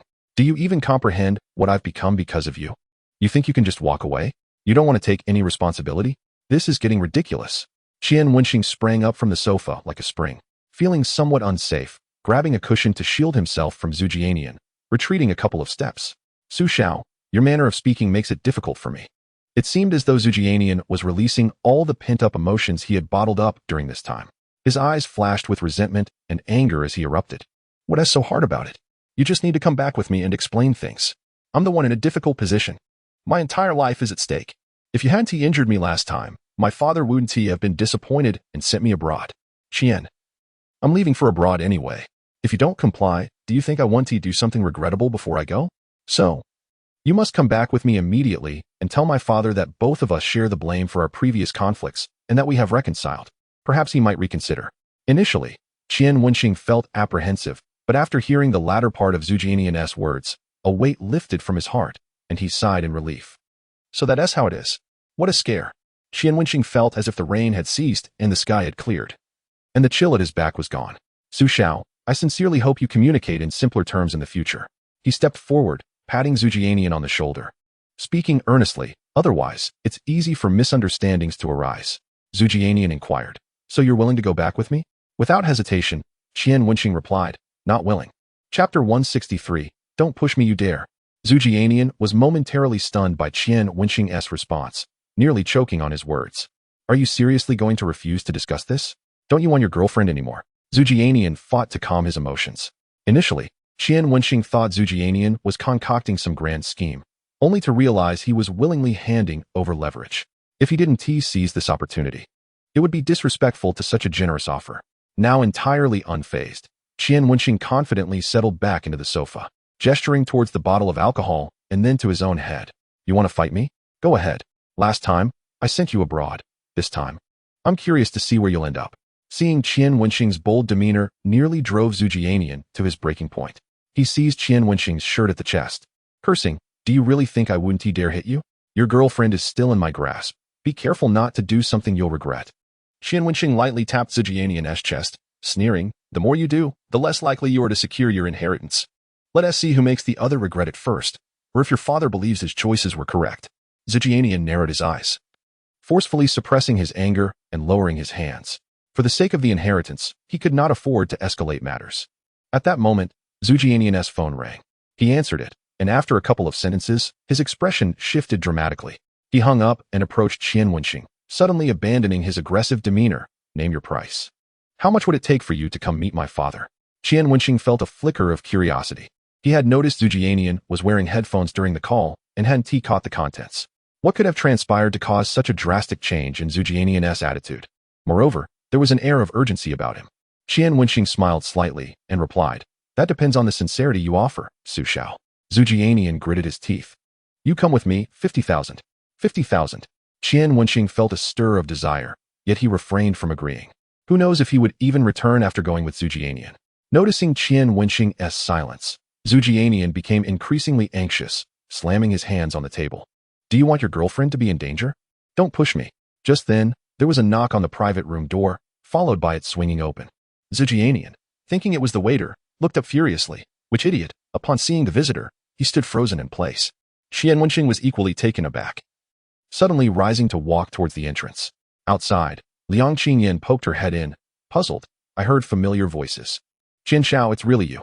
Qian Wenxing swiftly grasped Liang Qingyan's arm, checking her for injuries, anxiously asking, are you all right? Where did you go just now? I'm fine. I've been in class upstairs all along. Liang Qingyan's confusion matched Qian Wenxing's. Didn't you ask Jiang Xiao to buy the business school course? You said we needed to study hard.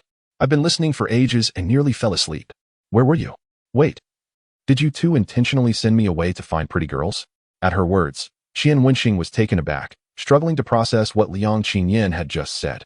Suddenly, he realized the implication, glancing back at Zhu Jianian. The awkward expression on Zhu Jianian's face had faded. He began to curse under his breath. Damn it. Are these people fools? They don't even notice when a student leaves class? If I had known, I would have sent you to a forced weight loss camp. Qian Wenxing. Finally, he understood the situation. So, Zhu Jianian abducted Liang Qingyan only to enroll her in a business school class after paying her tuition. Qian Wenxing's lips twitched uncontrollably. Su Xiao, your methods are truly unprecedented. Faced with being exposed, Zhu Jianian felt immensely awkward, yet he forced himself to retort. What business is it of yours? In any case, I have achieved my objective. I am merely reminding you that with my status, should I choose to act against you, it would undoubtedly be fatal. Qian Wenxing was left speechless, realizing that today's confrontation was far from over. He exchanged a few words with Liang Qingyan, instructing her to wait outside, before closing the door to engage Zhu Jianian in a calm discussion. Zhu Jianian raised his chin and scoffed. I had no desire to quarrel with someone of your standing, but ever since my father acknowledged his illegitimate son, he has grown increasingly distant towards me. If it weren't for that incident at the bar, I might have still had a chance to claim my inheritance. However, now I find myself exiled. And by the time I return, all of my family's assets will have surely been divided among others. Therefore, as long as I rectify this mistake, my father will not cast me away. These words seemed particularly difficult for Zhu Jianian to utter, as he gritted his teeth to force them out. He contemplated retaliating against Qian Wenxing, but realized that would only deepen his father's disappointment and embolden his half-brother to seize everything that rightfully belonged to him. Was he destined to spend the latter half of his life under the shadow of an illegitimate child? For someone as proud as Su, that was a fate worse than death. Qian Wenxing grasped the situation and raised an eyebrow. Are you seeking to reconcile with me? Do you wish for my assistance in pleading your case before your father? Pleading? Let us not put it so harshly. It's merely a matter of clarifying the circumstances to my father. Of course, downplaying my mistakes a bit. Su Jianian spoke awkwardly. Throughout his life, he had always been arrogant and domineering, confident that the Fangzhou group would eventually belong to him. With his father backing him, what was there to fear? Yet now, with his father's favor lost and the illegitimate child being nurtured in his stead, anxiety consumed him. I was simply in a bad mood that day at the bar. Su Jianian attempted to explain, but was cut off by Qian Wenxing. Su Xiao, let us not dwell on that. You mentioned wanting me to meet your father to plead your case, correct? I said it's not a plea. Fine, if you insist it's not a plea. Then what did you mean when you told me not to kneel before you? Qian Wenxing had begun to understand Su Jianian's plight. Ever since he had lost his inheritance, Su had become timid and no longer brash. This presented Qian Wenxing with an opportunity, a chance to win Su Jianian over. Although audacious, it seemed a surefire way to secure a lasting alliance. Oh, by the way, you also mentioned that those words would rebound on me, Qian Wenxing remarked. Su Xiao, whose words are rebounding now? Su Jianian's forehead throbbed with anger as he gritted his teeth. You, don't push me. Push you to do what? Don't force me to kneel and beg you to accompany me. Su Jianian retorted, his face flushed with indignation. Chapter 164. Binding a new partner. Upon hearing such fierce words, Qian Wenxing stood in stunned silence for a moment before clearing his throat. You're quite fierce. Su Jianian seemed to realize that his earlier statement had been somewhat embarrassing, but it was too late to retract it. He defiantly declared, I've laid all my cards on the table. You just tell me whether you will help or not. Don't rush. Take a seat first. Ahem. Perhaps drink some water to calm down. Qian Wenxing's mind raced as he contemplated how to address Su Jianian. However, Su Jianian was far from calm. Thinking calm? By the time I am calm, my father will have given the company to him. The mere thought of the illegitimate child posing as the innocent victim of the situation ignited a firestorm of rage within him. My mother has been with my father for over 20 years without a word of complaint. I had hoped that once I inherited the family business, she could enjoy a more peaceful life with him. But who would have thought he would bring home an illegitimate child? I cannot allow that illegitimate child to frolic above me. My mother is of an age where she should not have to endure the whims of another man for the rest of her life. If I do not fight for what is mine, do I even deserve to be called a son? Su Jianian's fury escalated as he downed his drink in one gulp. Upon hearing that Su was fighting for his mother's dignity, Qian Wenxing felt a pang of sympathy and gently placed a hand on Su Jianian's shoulder. Su Xiao, your situation is not as dire as it seems. At least your father has disowned you yet, has he? What do you mean by that? Are you kicking me while I'm down? Su Jianian glared fiercely at Qian Wenxing. No, that's not my intention. Please calm down, otherwise, I cannot communicate with you. Truth be told, Qian Wenxing himself felt uncertain. With Su Jianian facing potential exile abroad, if he were to lash out recklessly, it could very well spell disaster for both of them. Thus, he needed to find a way to stabilize the situation. Fortunately, after taking a few deep breaths, Su Jianian signaled that he was ready to listen. Let me analyze the situation for you. Is your father disappointed in you because of the fight we had? Su Jianian frowned. I don't know. All I know is that after I had someone confront you, he made it clear that my inheritance was no longer my concern and that he wanted to send me away. Think carefully. Before the fight, did your father exhibit any other behavior that made you uncomfortable? Qian Wenxing gently coaxed. After a moment of contemplation, Su Jianian replied, during a recent gathering of senior management, my father dismissed me under some pretext and took that illegitimate child with him. Damn. Ever since he acknowledged that child, everything he does makes me uneasy. It's been a series of grievances. Just after that gathering, the board voted to allow the illegitimate child into the core department of the group, treating him as the heir apparent. Qian Wenxing regarded Su Jianian with sympathy. The hundreds of billions in assets of the Fangzhou group should have been his after his father retired, yet now an illegitimate child had emerged, snatching away both the platter and the feast. Who wouldn't he be furious in Su's position? Su Xiao, I believe the crux of the matter lies not in our altercation, but rather that your father is merely using it as an excuse to send you away. In truth, even if we hadn't clashed that day, he would have found another reason. He never intended for you to stay in the country. Qian Wenxing sought to remove himself from blame, wishing to ease the tension in their conversation. Su Jianian rubbed his face and sighed deeply, though he was but a youth. At that moment, he bore the weight of a world-weary elder, overwhelmed by a sense of defeat. I understand. but I truly don't know what to do anymore. He ran his fingers through his hair, gripping it tightly. Those directors who once stood by his side now avoided him like the plague. His friends had long since abandoned him upon learning he was ostracized from power. I have no one left to turn to. My mother weeps daily, insisting on suing my father for a share of the assets. I once had a happy family. Perhaps it was the hastiness of the earlier drink, but tears glimmered in Su Jianyan's eyes, his eyelids reddening. Qian Wenxing had seldom witnessed a man cry, and he found himself at a loss for how to respond. Awkwardly, he stated, Su Xiao, if you continue to cry like this, and someone walks in, they might misunderstand our relationship. You do realize that? Damn. At this point, do I still care about misunderstandings? Su Jianyan muttered under his breath. Did you not claim you could assist me in reclaiming my inheritance rights? Am I to apologize for taking the initiative? Do your words still hold weight? Those were merely words spoken in haste. Did you truly believe them? I never anticipated your situation to be so intricate. Before Qian Wenxing could finish, Su Jianyan interjected. As long as you can help me seize back my inheritance, I am willing to offer you shares in the ARC Group. Original stock. Without hesitation, Qian Wenxing replied, deal. Hesitating even for a moment would be a sign of disrespect towards the shares of the ARC Group. Such original shares represent not only financial value, but also a degree of influence. With the support of the system, large sums of money would soon be his. Yet, who would refuse shares in the ARC Group? After sealing the agreement, Qian Wenxing tilted his head and jokingly asked, Su, are you not afraid I might deceive you? Su Jianyan scoffed. In my current state, what more do I have to lose? A drowning person will desperately grasp even a straw. Very well, let us draft a contract.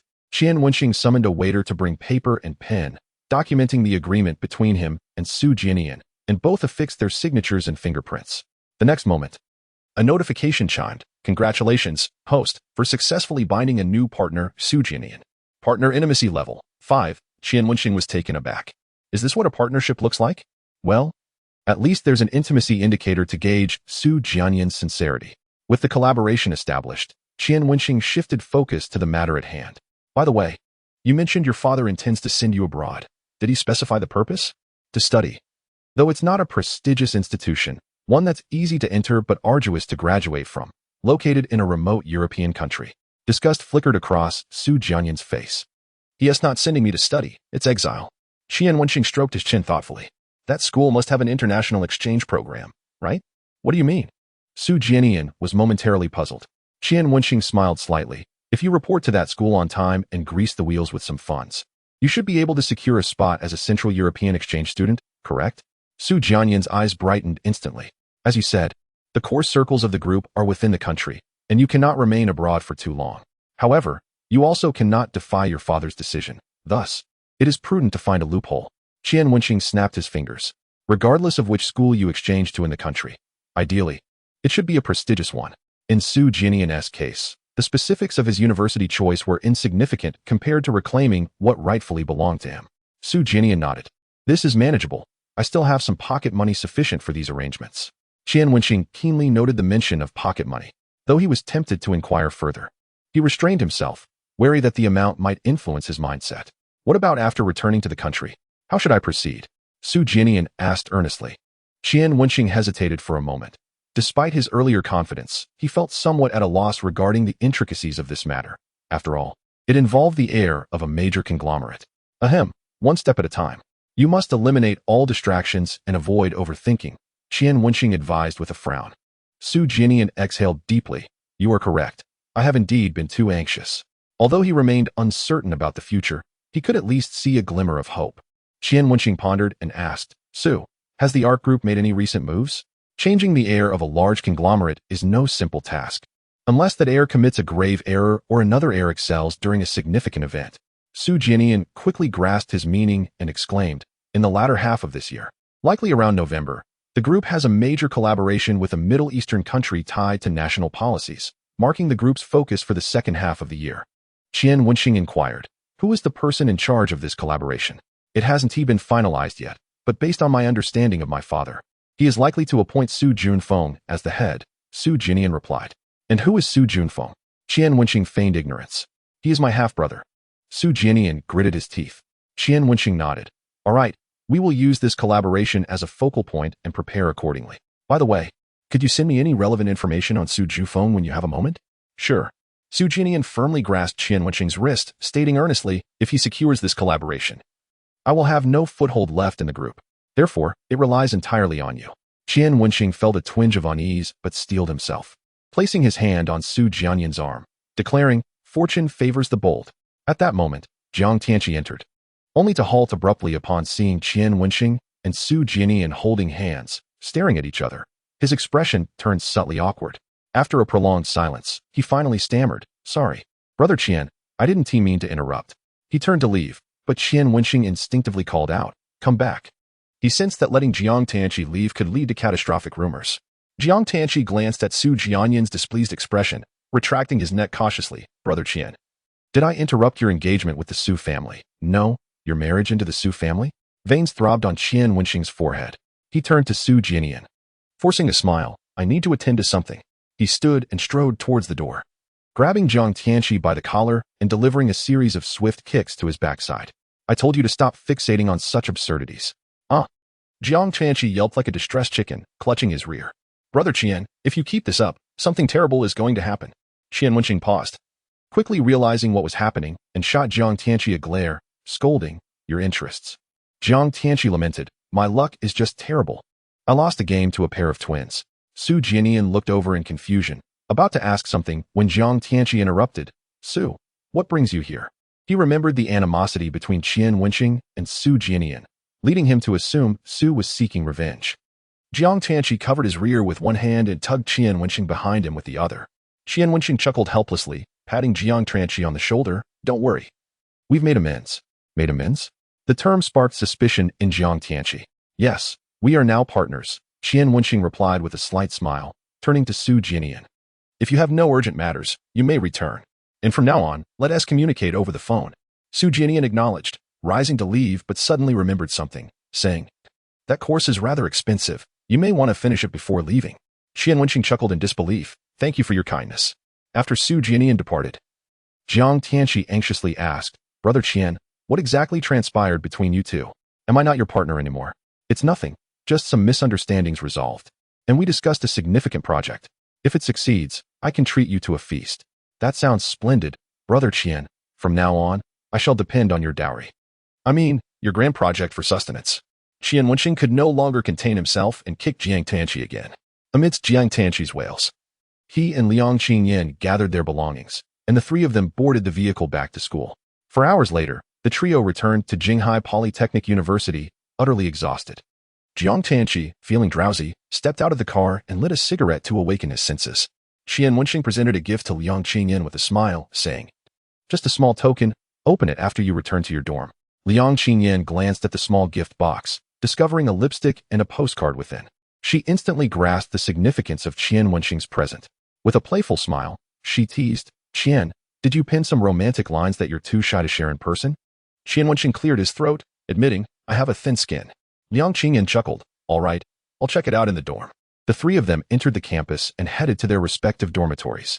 Qian Wenxing, with his backpack slung over his shoulder, pushed open the dormitory door and inhaled the familiar atmosphere, invigorated.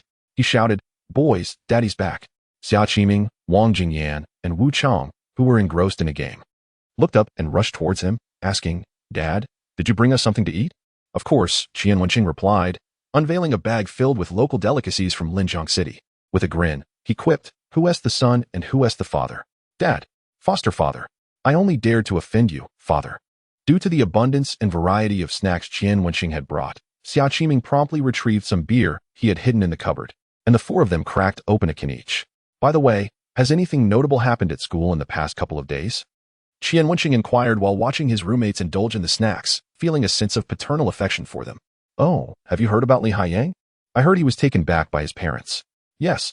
Apparently his father begged the principal for a long time in the office before the principal agreed to keep his student status. Otherwise, he would have finished university only to return with a high school diploma. Who knows when he would come back again? At least it won't involve us. He brought this upon himself. Let us not dwell on him. He was part of our dorm, and discussing it further would be embarrassing." Wu Chang, who had been quiet, finally stood up, holding his beer awkwardly. "Qian, I need to thank you for something." Qian Wenxing quickly understood it was about Wu Yetong. "No need to thank me. I wasn't involved. If you really want to express gratitude, I can help you thank Teacher Wan. By the way, has your sister started working at the canteen?" "Yes. She reported for duty this morning," Wu Chang replied. Qian Wenxing nodded, realizing a lot had transpired at school during his absence. All right, let us go to the canteen and welcome her. Though they had eaten in the canteen for nearly 3 years, a stroll around revealed that the school canteen still offered affordable and delicious meals. It was mealtime, so the four of them set off for the canteen. In the summer canteen, chilled beverages were in abundance, with almost every student holding a bottle of iced drink, gulping it down as they walked. Several students who had just finished playing basketball were chatting cheerfully. I heard there's a new lady serving at the second canteen. Not just a lady. She's a beautiful girl who serves food without a tremor, and when she dishes out meat, she doesn't skimp at all. The first time I saw chicken and braised chicken cubes, I was ecstatic. Not many people know this, right? Which window is she at? Let us hurry, or we won't get a spot in line. A few minutes later, a male student holding a basketball fell silent as he looked at the queue that extended to the canteen entrance. He turned to another student and asked, "Didn't you say she only starts serving at noon?" The other student, taken aback, stammered, "That's right. But who could have guessed so many people wanted to eat meat? What else can we do? We just have to continue waiting." The group fell silent, positioning themselves at the end of the line. When Qian Wenxing and his friends arrived at the second canteen, they were astonished by the sight. Why is everyone queuing at one window? Is the food at the other windows not appealing? Xia Qiming asked, bewildered. Qian Wenxing surmised the reason and suggested, "Why don't you go check ahead and see what they're serving today?" Without further thought, Xia Qiming went to another window and soon reached the front. He glanced over at Wu Yedong's window, where she was serving food while wearing a transparent mask, revealing her clean and elegant features. Her large, bright eyes sparkled with awareness as she blushed and lowered her head to serve after each order. She exuded an ethereal beauty reminiscent of a gentle Jiang'an painting, captivating all who beheld her. In contrast, the other ants at the different windows shouted loudly in thick accents, "What do you want to eat?" Startled, Xia Qiming quietly stepped away with his tray. When he returned, the line had lengthened, and feeling embarrassed, he joined the back. "Old Xia, how was it? Did you get a good look?" Qian Wenxing inquired with a grin. Xia Qiming, annoyed at Qian's teasing, huffed, "Old Qian, you're pulling my leg." Qian Wenxing chuckled and stepped out of the line, saying, "Let us not make it harder for her. We'll wait until she has a day off to prepare us some braised beef." The basketball players nearby thought Qian was boasting and rolled their eyes. "Dude, have you had too much to drink? Have some peanuts instead." Qian Wenxing merely smiled and took his friends to another window for food. This window was closer to Wu Yedong's, and when it was his turn, he deliberately whistled at her as a form of greeting. Wu Yedong's already flushed face turned an even deeper shade of crimson, causing the boys in front to swoon. "Chong, why didn't you tell us your sister was so beautiful?" Xia Qiming, still miffed about Qian's earlier jest, shot a glare at Wu Chong, who scratched his head and replied, "I never thought she was that pretty. I've just grown accustomed to it." Wang Jingyan looked at him incredulously and gave him a thumbs up, "Not noticing your wife's beauty, and not appreciating your sister's charm. You really are something." Xia Qiming shot back, "What are you doing talking to me like that?" This left everyone momentarily speechless.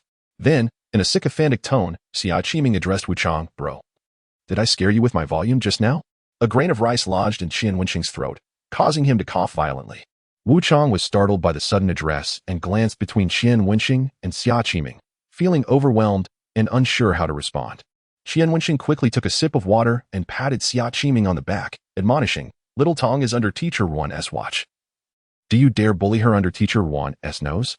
Mentioning Ruan Lingyun, Xia Qiming immediately wilted. He truly did not dare to offend the Ice Queen. "Forget it. Once I graduate and earn a fortune, I'll buy out the school canteen and stand behind my sister every day while she serves food.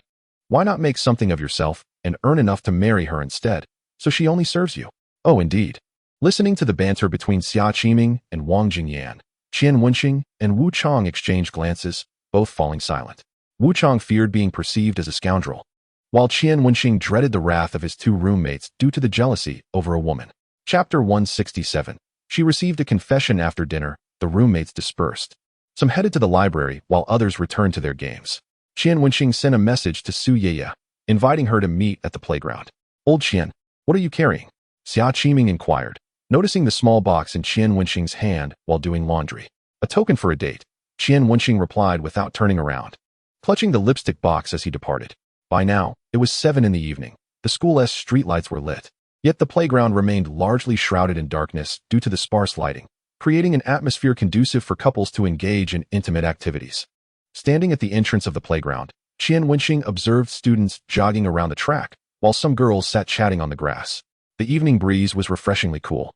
"Wenxing," a gentle call emanated from the dim light ahead, prompting Qian Wenxing to lift his gaze. Su Yeye approached, donning a navy blue sailor outfit. Her silhouette framed by the flickering lights of the dormitory behind her. At yesterday's evening party, Qian Wenxing had encountered numerous heavily made-up stars and influencers, and now, seeing the fresh-faced Su Yeye stirred something within him. I thought you wouldn't take the initiative to contact me. Su Yeye stood before him, hands clasped behind her back. Her tone teasing, her eyes shimmering with the warm glow of the orange streetlights, radiating warmth and affection. Qian Wenxing chuckled lightly, reaching out to gently tap her nose. Why wouldn't I contact you? I promised to get your autograph. He handed the small box to Su Yeye, stating, inside are 3 signed photos and a gift for you. Upon hearing the word gift, Su Yeye's eyes sparkled, her breath quickening slightly. Can I see it now? Her eagerness was palpable. Though he considered it acceptable for her to open the gift in front of him, Qian Wenxing worried she might become overly emotional. Fearing she might cry like Yin Mingjin had done, prompting onlookers to think he was bullying her. Before he could respond, Su Yeye swiftly unwrapped the gift. She first glanced at the lipstick, then placed it back into the box and opened the postcard. Upon reading the words inscribed, her petite frame trembled slightly. She looked up at Qian Wenxing in astonishment, asking, "Did you write this yourself?" Embarrassed, Qian Wenxing rubbed his nose. "Just don't mind the handwriting." Upon his indirect admission of affection, a smile blossomed on Su Yeye's lips. She carefully set the postcard aside, nodding earnestly, "I really like it. Aren't you going to look at the signed photos?" "The most precious gift I have already seen," Su Yeye replied sincerely. "In my heart, nothing compares to your handwritten note." After a brief pause, she inquired, "Is this only for me, or do others have it too?" At her question, Qian Wenxing's mind raced. Why did she and Yin Mingjin ask the same thing? Unlike his response to Yin Mingjin, Qian Wenxing hesitated to answer Su Yeye. After a moment's contemplation, he replied, "This sentiment belongs to only one person. He certainly couldn't reveal everything, could he?" Su Yeye's expression momentarily faltered before she smiled again, choosing not to elaborate further. In her heart, she understood Qian Wenxing's feelings for Wan Lingyun. Even if she received a gift, surely he had given something to Wan Lingyun as well. Su Yeye refused to believe otherwise. "By the way, I heard that after Li Haiyang left, the school leader spoke to you?" Fearing that lingering on this topic might reveal too much, Qian Wenxing quickly shifted the conversation. "Yes, they advised me to maintain a proper male-female relationship for a while, concerned that someone might use Li Haiyang's situation against me." Su Yeye blinked, asking, "Don't you have anything else you want to ask me?" Qian Wenxing was taken aback. "What else is there to ask?" As they strolled along the outer track, Su Yeye remarked, "I thought you would inquire about Lin Fangyao." "What about her?" Only then did Qian Wenxing recall that Lin Fangyao had not contacted him since that day. She had mentioned wanting Su Yeye to accompany her to a lecture. Could it be related to that? Realizing his instinctive response was inappropriate, he noticed Su Yeye's expression darken. She tucked a strand of hair behind her ear, silently gazing at Qian Wenxing, seemingly sulking. Qian Wenxing felt overwhelmed. He dreaded comforting girls. Clearing his throat, he said, "I was just speaking casually." Today, Su Yeye seemed determined to challenge him, asking, "If one day, both I and Lin Fangyao fell into the water, who would you save first?" Qian Wenxing's mind went blank. This wasn't how the question was supposed to go. Wasn't it supposed to be about her and his mother? How had it changed? "I would save you first." In his mind, he silently added, "After returning home today, I'll make Lin Fangyao practice swimming." Su Yeye appeared satisfied with his answer, testing further. What if Wan Laoshi was added to the mix? Qian Wenxing's smile faltered as he scrutinized Su Yeye. She met his gaze without flinching. After a long pause, he exhaled slowly, saying, "I would throw you a life jacket first, then go save her." This answer seemed to displease Su Yeye, and she opened her mouth to respond but was interrupted by Qian Wenxing. "Yeye, what is wrong? Has something happened?" Her sudden change in demeanor surely had a reason. Su Yeye's eyes widened slightly, her lips parted as if she were about to speak. However, she ultimately shook her head, softly murmuring, "It's nothing. I'm just being dramatic." Qian Wenxing frowned, grasping Su Yeye's arm. "If something is troubling you, tell me, and I will help you resolve it." "Okay." Su Yeye nodded but chose to remain silent. They continued their leisurely stroll around the track, circling again and again, as if they intended to walk until the end of time. After an indeterminate period, Su Yeye glanced at the time and said, "It's getting late. The dormitory supervisor will close the doors soon. We should head back." Still slightly worried, Qian Wenxing held on to Su Yeye's arm, inquiring, "Yeye, I will ask you one last time, are you really okay?"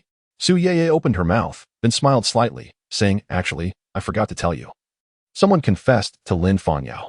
Qian Wenxing froze, realizing she still hadn't told the truth. Yet, overwhelming possessiveness compelled him to ask, "Who?" Chapter 168, Wan Laosher has disappeared at the medical lecture that day. Lin Fongyao did not call Su Yeye. She attended alone. Upon arrival, she discovered Lu Jiaohai was also present, serving as an assistant to the lecture professor. Due to his advantageous position, Lu Jiaohai provided Lin Fongyao with considerable assistance during the lecture. After it concluded, he invited her to dinner and a movie, and feeling indebted for his help, Lin Fongyao reluctantly agreed. While watching the film, Lu Jiaohai arranged for flowers at the cinema and confessed his feelings after the movie ended. The crowd erupted in excitement, urging, "Say yes, say yes." As the theater lights came on, Lin Fongyao spotted Su Yeye in the audience. Their eyes met, and in that moment, she turned down Lu Jiaohai's advances. "I'm sorry, Senior Lu, you are wonderful, but I already have someone I like." Having spoken, she arrogantly lifted her chin towards Su Yeye and departed. After listening to Su Yeye's account, Qian Wenxing let out a slight sigh of relief. As long as Lin Fongyao hadn't agreed, that was sufficient. However, he sensed that Lu Jiaohai had been rather audacious lately. His instincts hinted that Su Yeye's displeasure was undoubtedly related to matters beyond this incident, yet no matter how he inquired, she remained reticent, leaving Qian Wenxing with no choice but to relent. Upon returning to the dormitory, he sent Lin Fongyao a message. Mere seconds after dispatching the text, Lin Fangyao's call came through. "Qian Xiao, when are you coming back?" I knew she wouldn't keep it a secret. With a hint of exasperation, Qian Wenxing replied. "Did you two have a quarrel?" "Not at all." Lin Fongyao paused, her tone subtly shifting. "Or do you wish for us to argue, Qian Xiao?"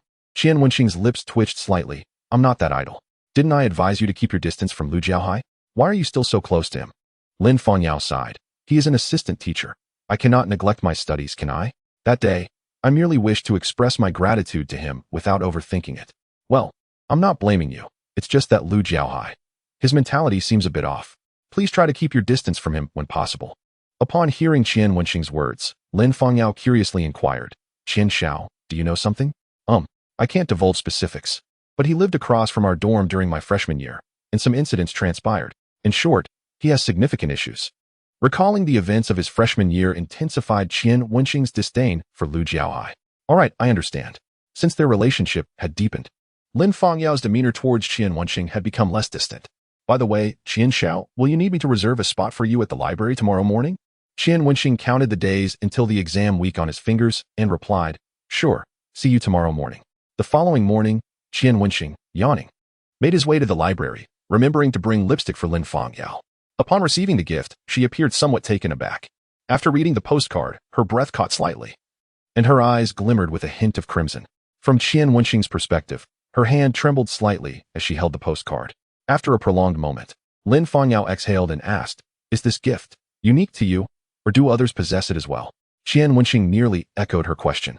With an impassive expression, he replied, "Does that question truly hold significance?" Lin Fangyao's expression faltered momentarily before she smiled in understanding. Qian Wenxing's reaction had already conveyed everything, and she felt no need to hear the answer explicitly.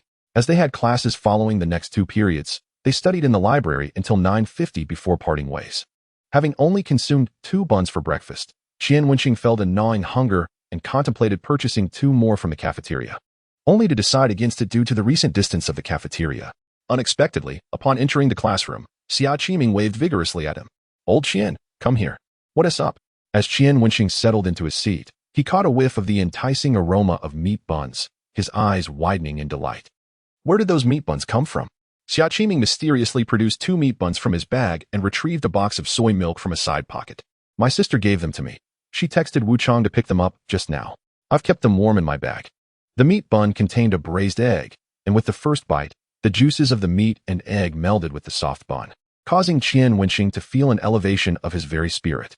Meanwhile, Xia Qiming, enjoying his own meal, mused aloud, "Old Qian, do you think I could convince my mom to have another daughter?" Qian Wenxing scoffed, "Go ahead and try. Let us see if your mother doesn't break your legs."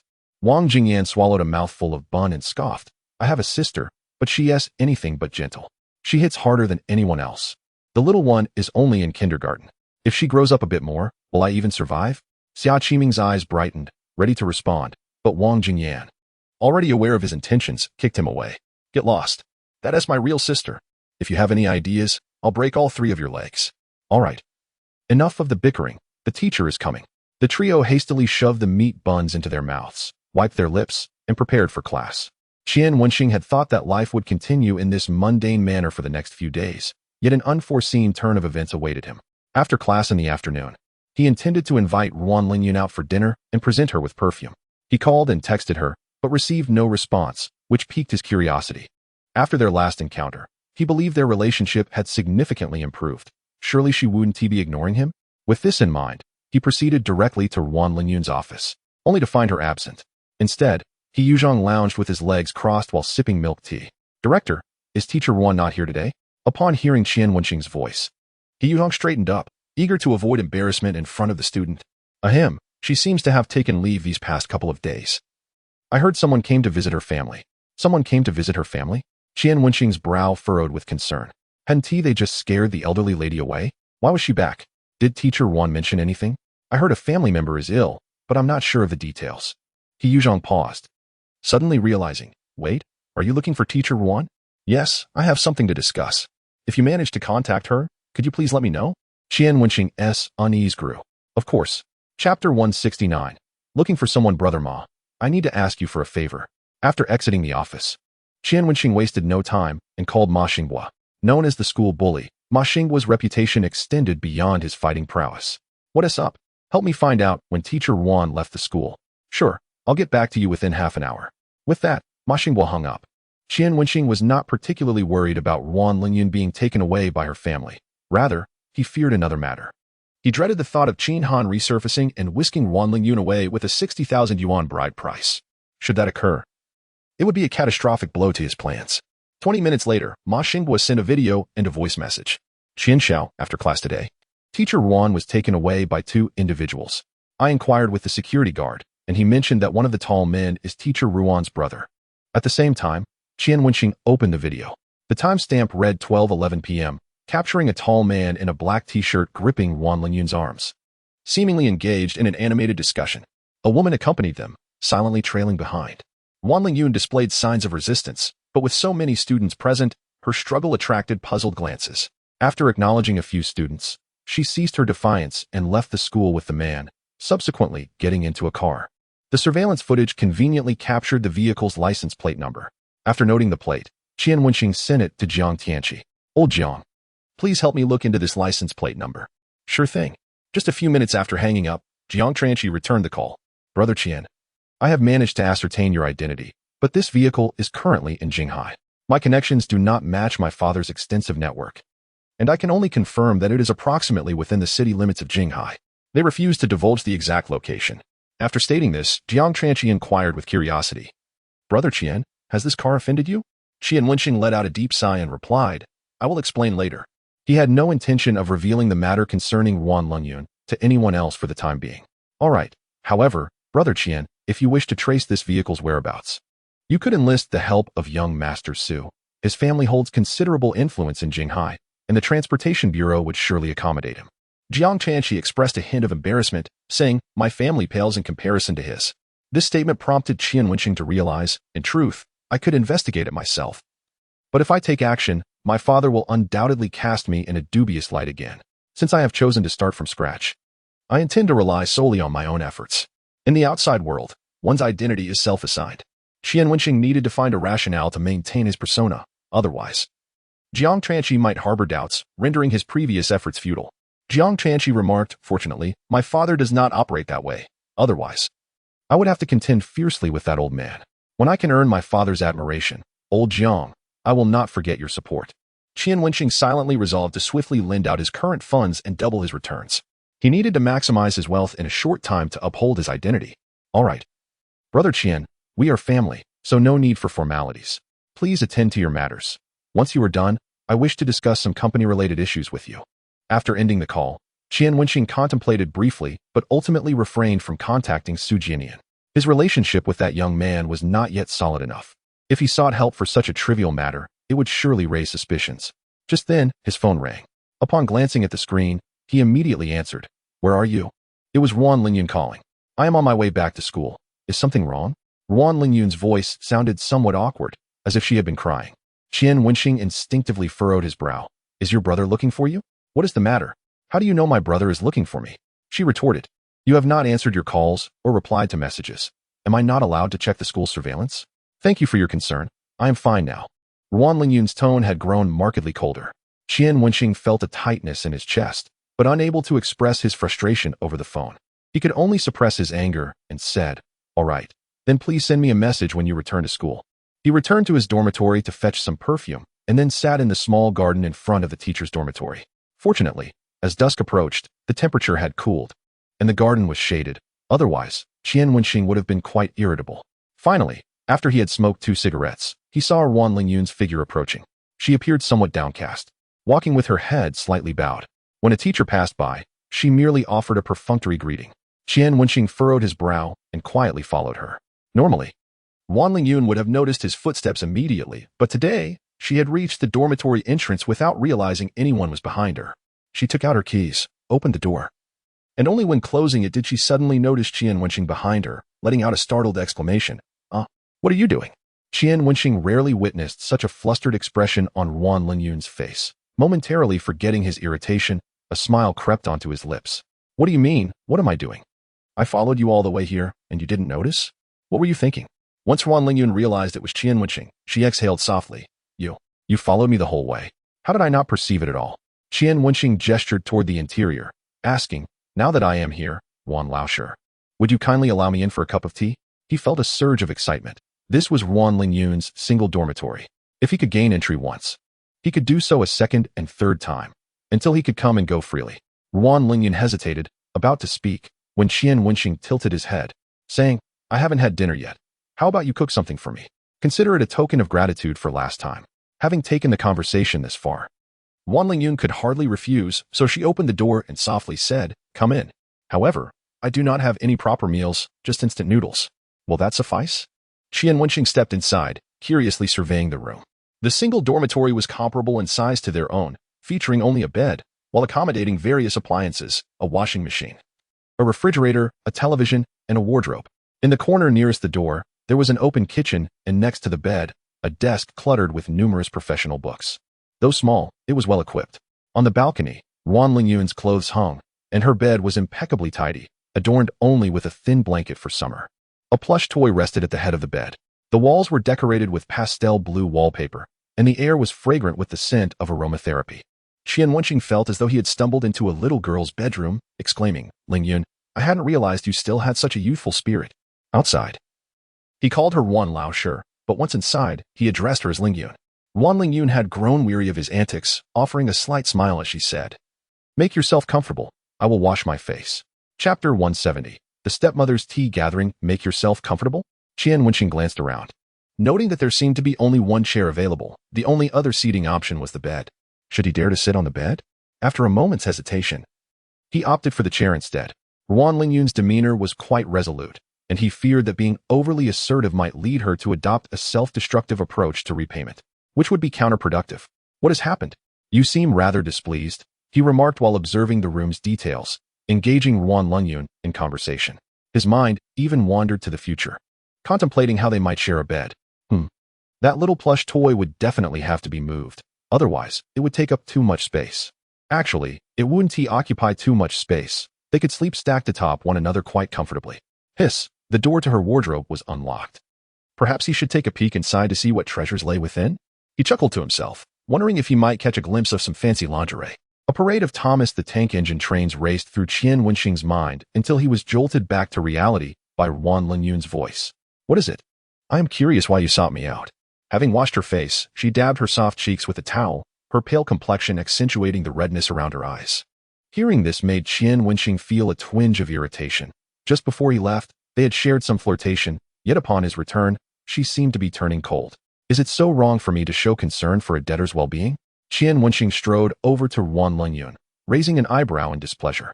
"You were playing a game of yes or no with me earlier, and now you're adopting this aloof demeanor?" Wan Lingyun's expression darkened, and she took a small step back, stating, "I am your teacher. Please be mindful. Do not deceive yourself." Qian Wenxing chuckled. "I have already declared my intention to pursue you, and you still refer to yourself as my teacher?" Wan Lingyun lowered her gaze, a bitter smile fleeting across her lips, quickly replaced by her usual frosty demeanor. Yet Qian Wenxing was perceptive enough to catch that hint of bitterness. "I have already told your mother that you are my stepmother. Why is your brother still seeking you out? Did he say something to you?" Qian Wenxing placed his hand on Wan Lingyun's shoulder, furrowing his brow. "I mentioned that I would assist you.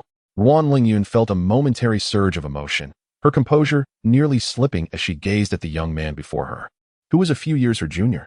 Ultimately, she swallowed her words. It was nothing. He was merely visiting Jinghai and had invited her to dinner.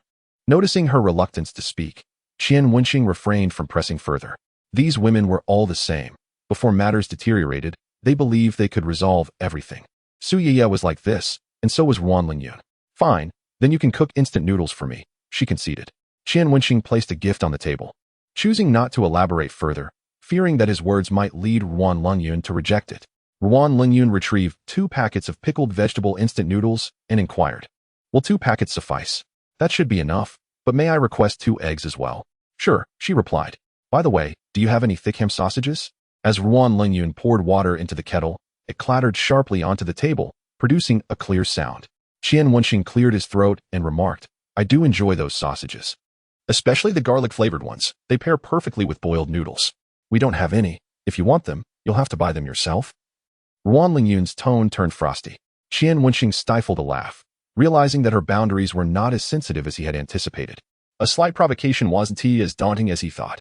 In just 10 minutes, the 2 packets of noodles were ready. Garnished with 2 eggs and a few slices of greens, the sour and spicy aroma wafting enticingly. Qian Wenxing retrieved a bottle of cold cola from the fridge and turned on the air conditioning. Observing his actions, even Ruan Lingyun's icy demeanor softened slightly as she remarked, "You certainly do not treat yourself as a guest." Qian Wenxing chuckled. "Aren't the principal and teachers always teaching us that we should consider the school our home? Look how well I heed their advice." Noticing that Ruan Lingyun had only taken 1 bowl, he paused and asked, "Ruan, you don't only have 1 bowl here, do you?" "No, it's just that you're eating alone." "I'm not eating," she replied as she sat on the bed, preparing her makeup. Upon hearing this, Qian Wenxing immediately set down his chopsticks, alarmed. "Did you put something in those noodles?" Ruan Lingyun, in the midst of applying eyeliner, chuckled, nearly ruining her line. With a smirk, she said, "Yes, I added a sleeping drug." Unfazed, Qian Wenxing picked up his chopsticks and slurped the noodles heartily. "Then I'm not worried. I'm in your dorm. Once the drug takes effect, I'll just sleep here. I'm not losing out." Ruan Lingyun realized she had been teased again by this boy and ground her molars, choosing not to respond further. Perhaps it was hunger or Ruan Lingyun's culinary skills.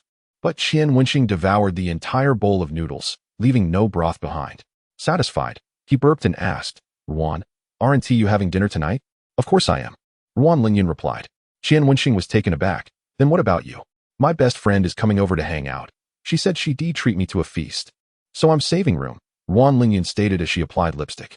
Qian Wenxing suddenly felt that the noodles he had just finished were no longer appealing, and he lamented, "Why didn't you tell me sooner? I wouldn't have eaten the noodles." "Are you planning to join me? Is that not allowed?" "Of course not. She is my best friend, not yours." After finishing her lipstick, Ruan Lingyun pursed her lips in the mirror and said, "Once you're done, you should head back. My friend is coming to pick me up." Qian Wenxing, undeterred, asked, "I think it's unsafe for you 2 girls to go out at night. Let me be your bodyguard." "No need. We won't be out late," Ruan Lingyun replied. Qian Wenxing found himself at a loss for excuses to follow. Just as he was about to turn and leave, he suddenly realized something and asked, "The best friend you mentioned. It wouldn't happen to be that big star you spoke of before, would it?" "Indeed, she just finished a performance tonight and is on her way to find me." Perhaps it was because Fu Xintong was coming to see her. Ruan Lingyun's face brightened with a smile. Qian Wenxing felt a peculiar sensation wash over him. He cleared his throat and said, "Well, I hope you don't run into her stepmother tonight." Ruan Lingyun's expression darkened instantly. "How do you know her stepmother will be at dinner tonight?" Qian Wenxing stammered, "What a coincidence then. Should I sneak over and join in?" As chapter 171 unfolds, Qian Wenxing exited the teacher's dormitory and caught sight of a woman dressed in a high-end casual outfit, her face obscured by a mask, sunglasses, and a cap. Sneaking towards the dorm, he felt 3 black lines form on his forehead. It was no surprise that celebrities were often recognized by fans. One hand in his pocket, he raised his voice deliberately. "Hey, Fu Xintong?" The stealthy woman froze, her fearful eyes peeking from beneath her sunglasses as she timidly glanced in Qian Wenxing's direction. He struggled to contain his amusement, looking down at his phone and feigning disappointment. Why hasn't she posted on Weibo recently? I was looking forward to her selfies. The figure, now relieved, hastened towards the dormitory, her pace quickening considerably. Unable to resist, Qian Wenxing burst into laughter. Ding. Debtor Ruan Lingyun's current intimacy level, 13. Debtor Ruan Lingyun cooked for the host. Repayment, 8,000 yuan. Repayment progress, 23,000, 80,000. 00 yuan, what a feat. With Ruan Lingyun's temperament, it seemed she could repay all her debts merely through meals. He needed to devise a strategy to enhance their intimacy more swiftly. Knock, knock, knock. He arrived at Ruan Lingyun's door and knocked lightly. Just as she finished her makeup, she opened the door to find a face thoroughly concealed, and she couldn't help but chuckle. Why not wear a bank robber's mask while you're at it? In the sweltering heat, Fu Xintong, stifled by her mask, hurried inside and fanned herself in front of the air conditioning, proudly declaring, "That would be too conspicuous. Can anything match the low-profile nature of my outfit? Didn't they say my fans are primarily college students?" Yet, as I walked across the campus, not a single person recognized me. Are all your schoolmates fake fans? Fu Xintong blinked innocently and, spotting a glass of water on the table, picked it up and drank without a second thought. Ruan Lingyun attempted to intervene, but it was too late. She could only swallow her words as Fu Xintong downed the water in one go. What's wrong?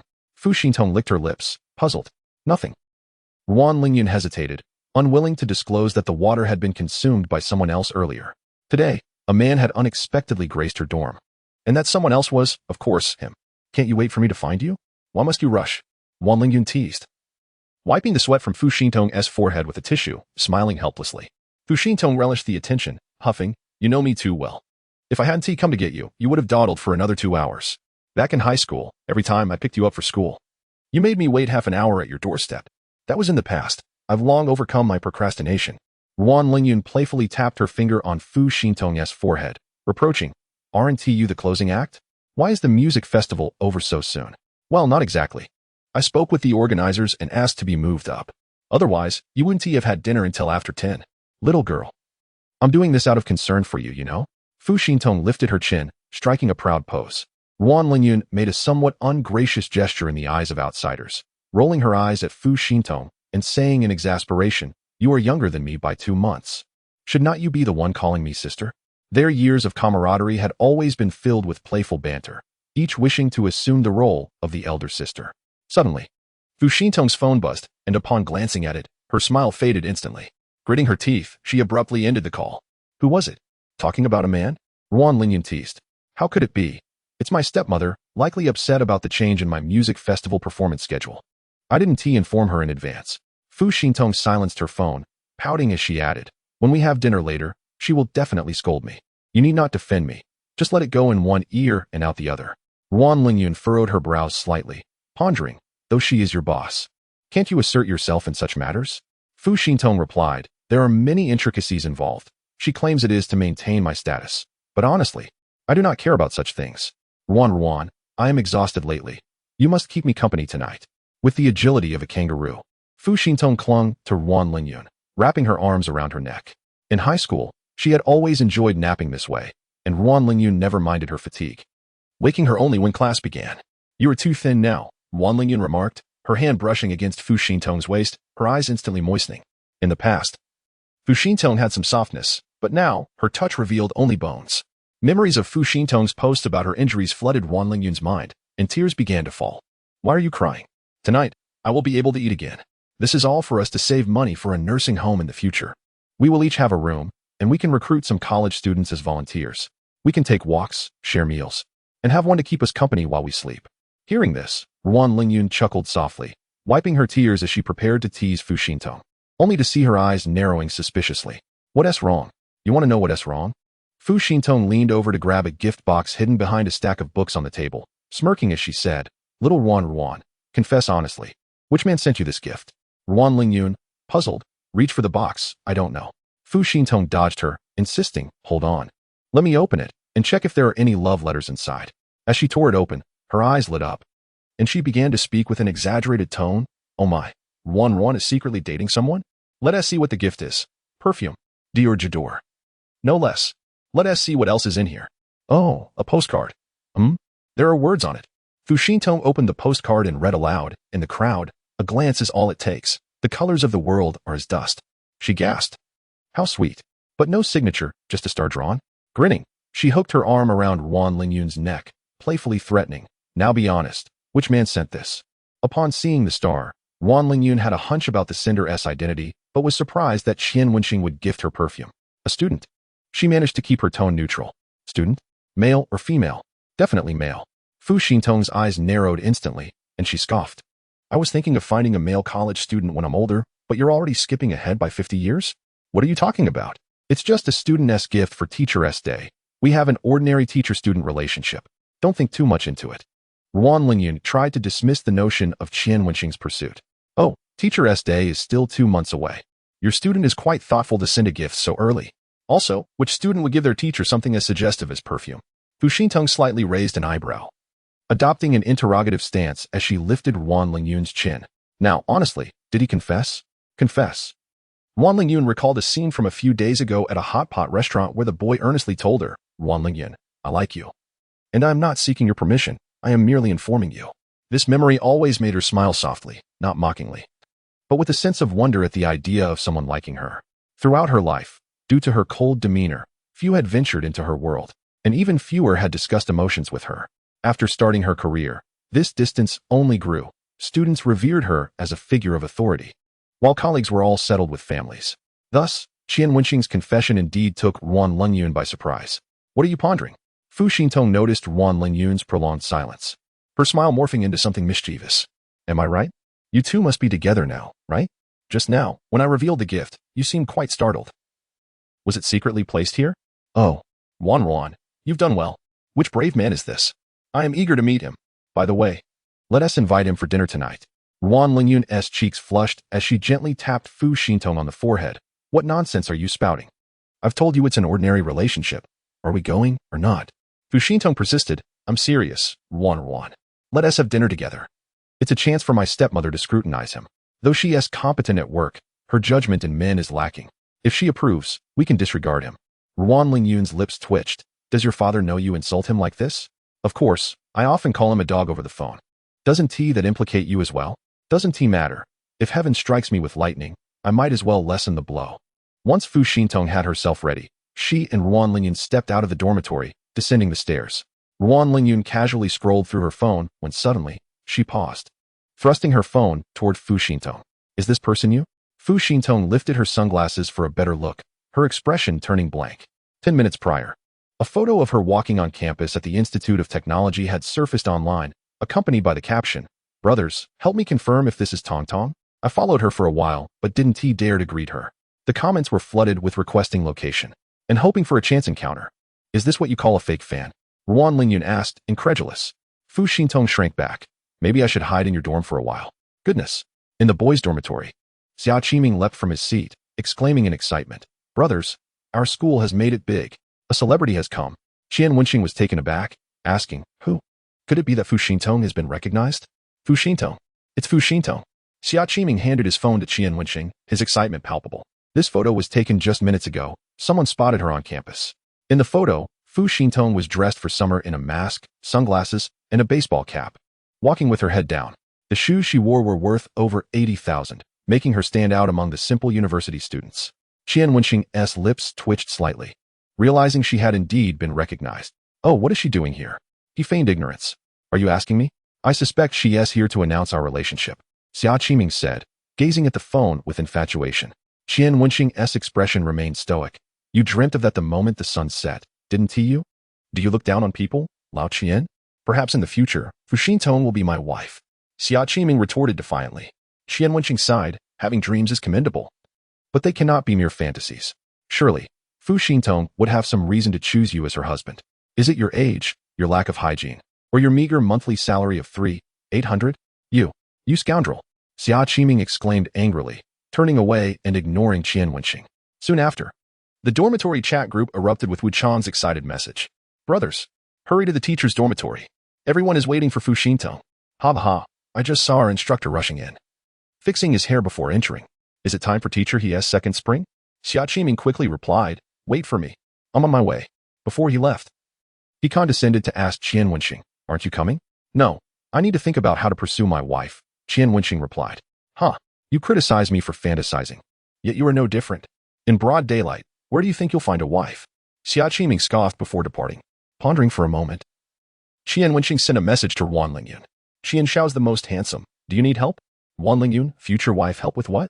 Qian Xiao is the most handsome. With Fu Xintong, the teacher's dormitory is surrounded by her fans. Do you have a way to get out? Ruan Lingyun, Future wife or manager is already on the way, but there are too many people, we can't get through. Qian Xiao is the most handsome. If you shout something nice, I can help you leave easily. After a long pause, just when Qian Wenxing thought Wan Lingyun was ignoring him, a voice message came through, stirring his interest. Hey there, I am your girlfriend's best friend. Could you do me a favor? When you get married, I'll give you a big red envelope. Just give me back my phone. At the end of the voice message, there were sounds of Wan Lingyun and Fu Xintong fighting over the phone, just as Qian Wenxing was about to listen again. The message was retracted.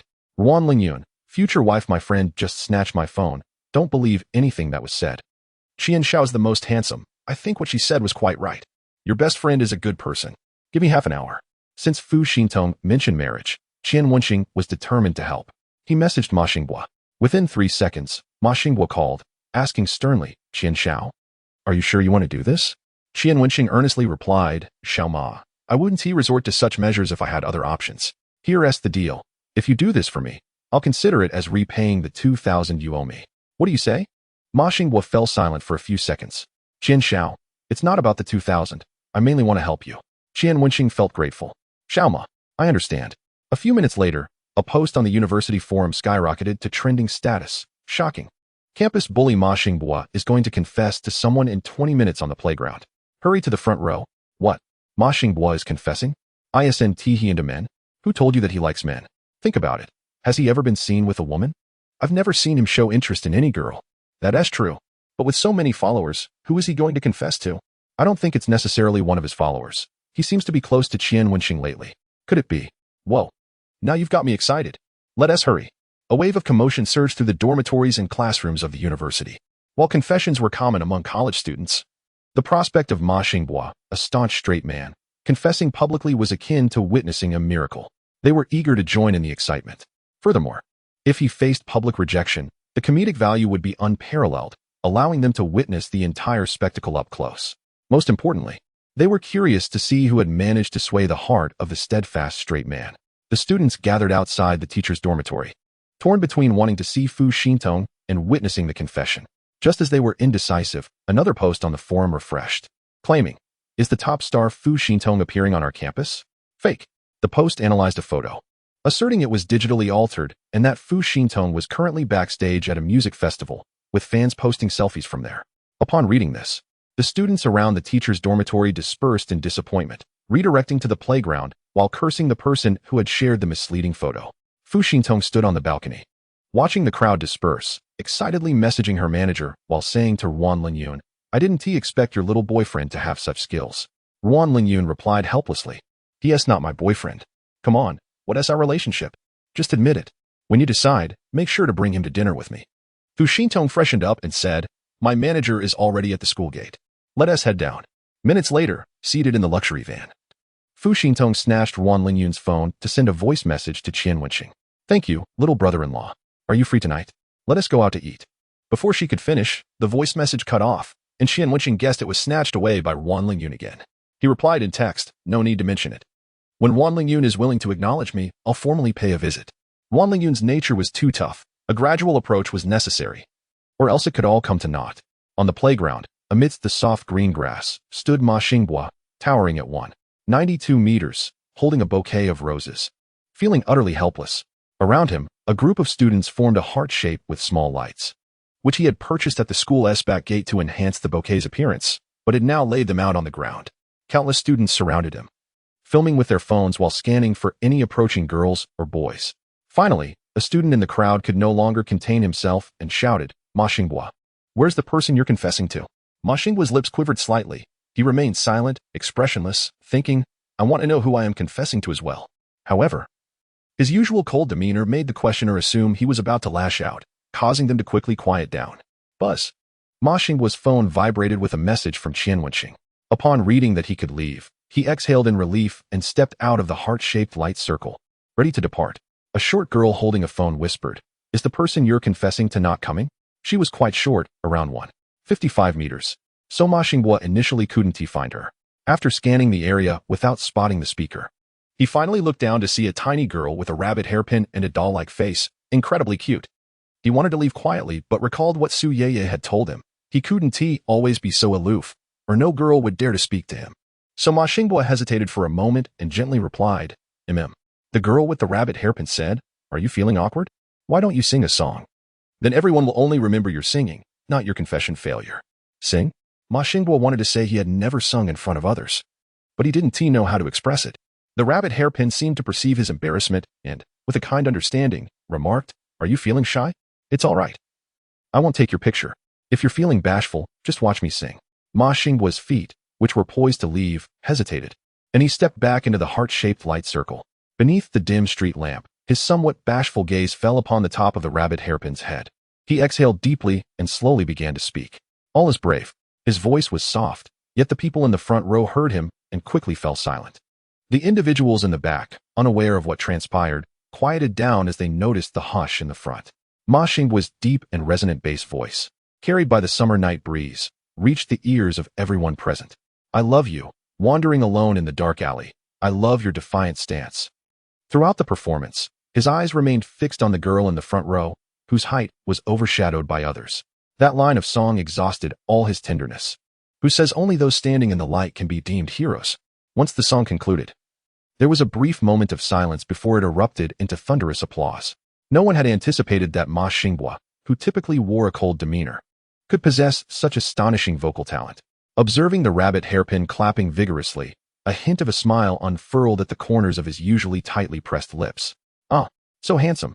Oh heaven, why did you only let me realize the school bully's charm just before graduation? Tall, handsome, and fit. Is he not my destined lover?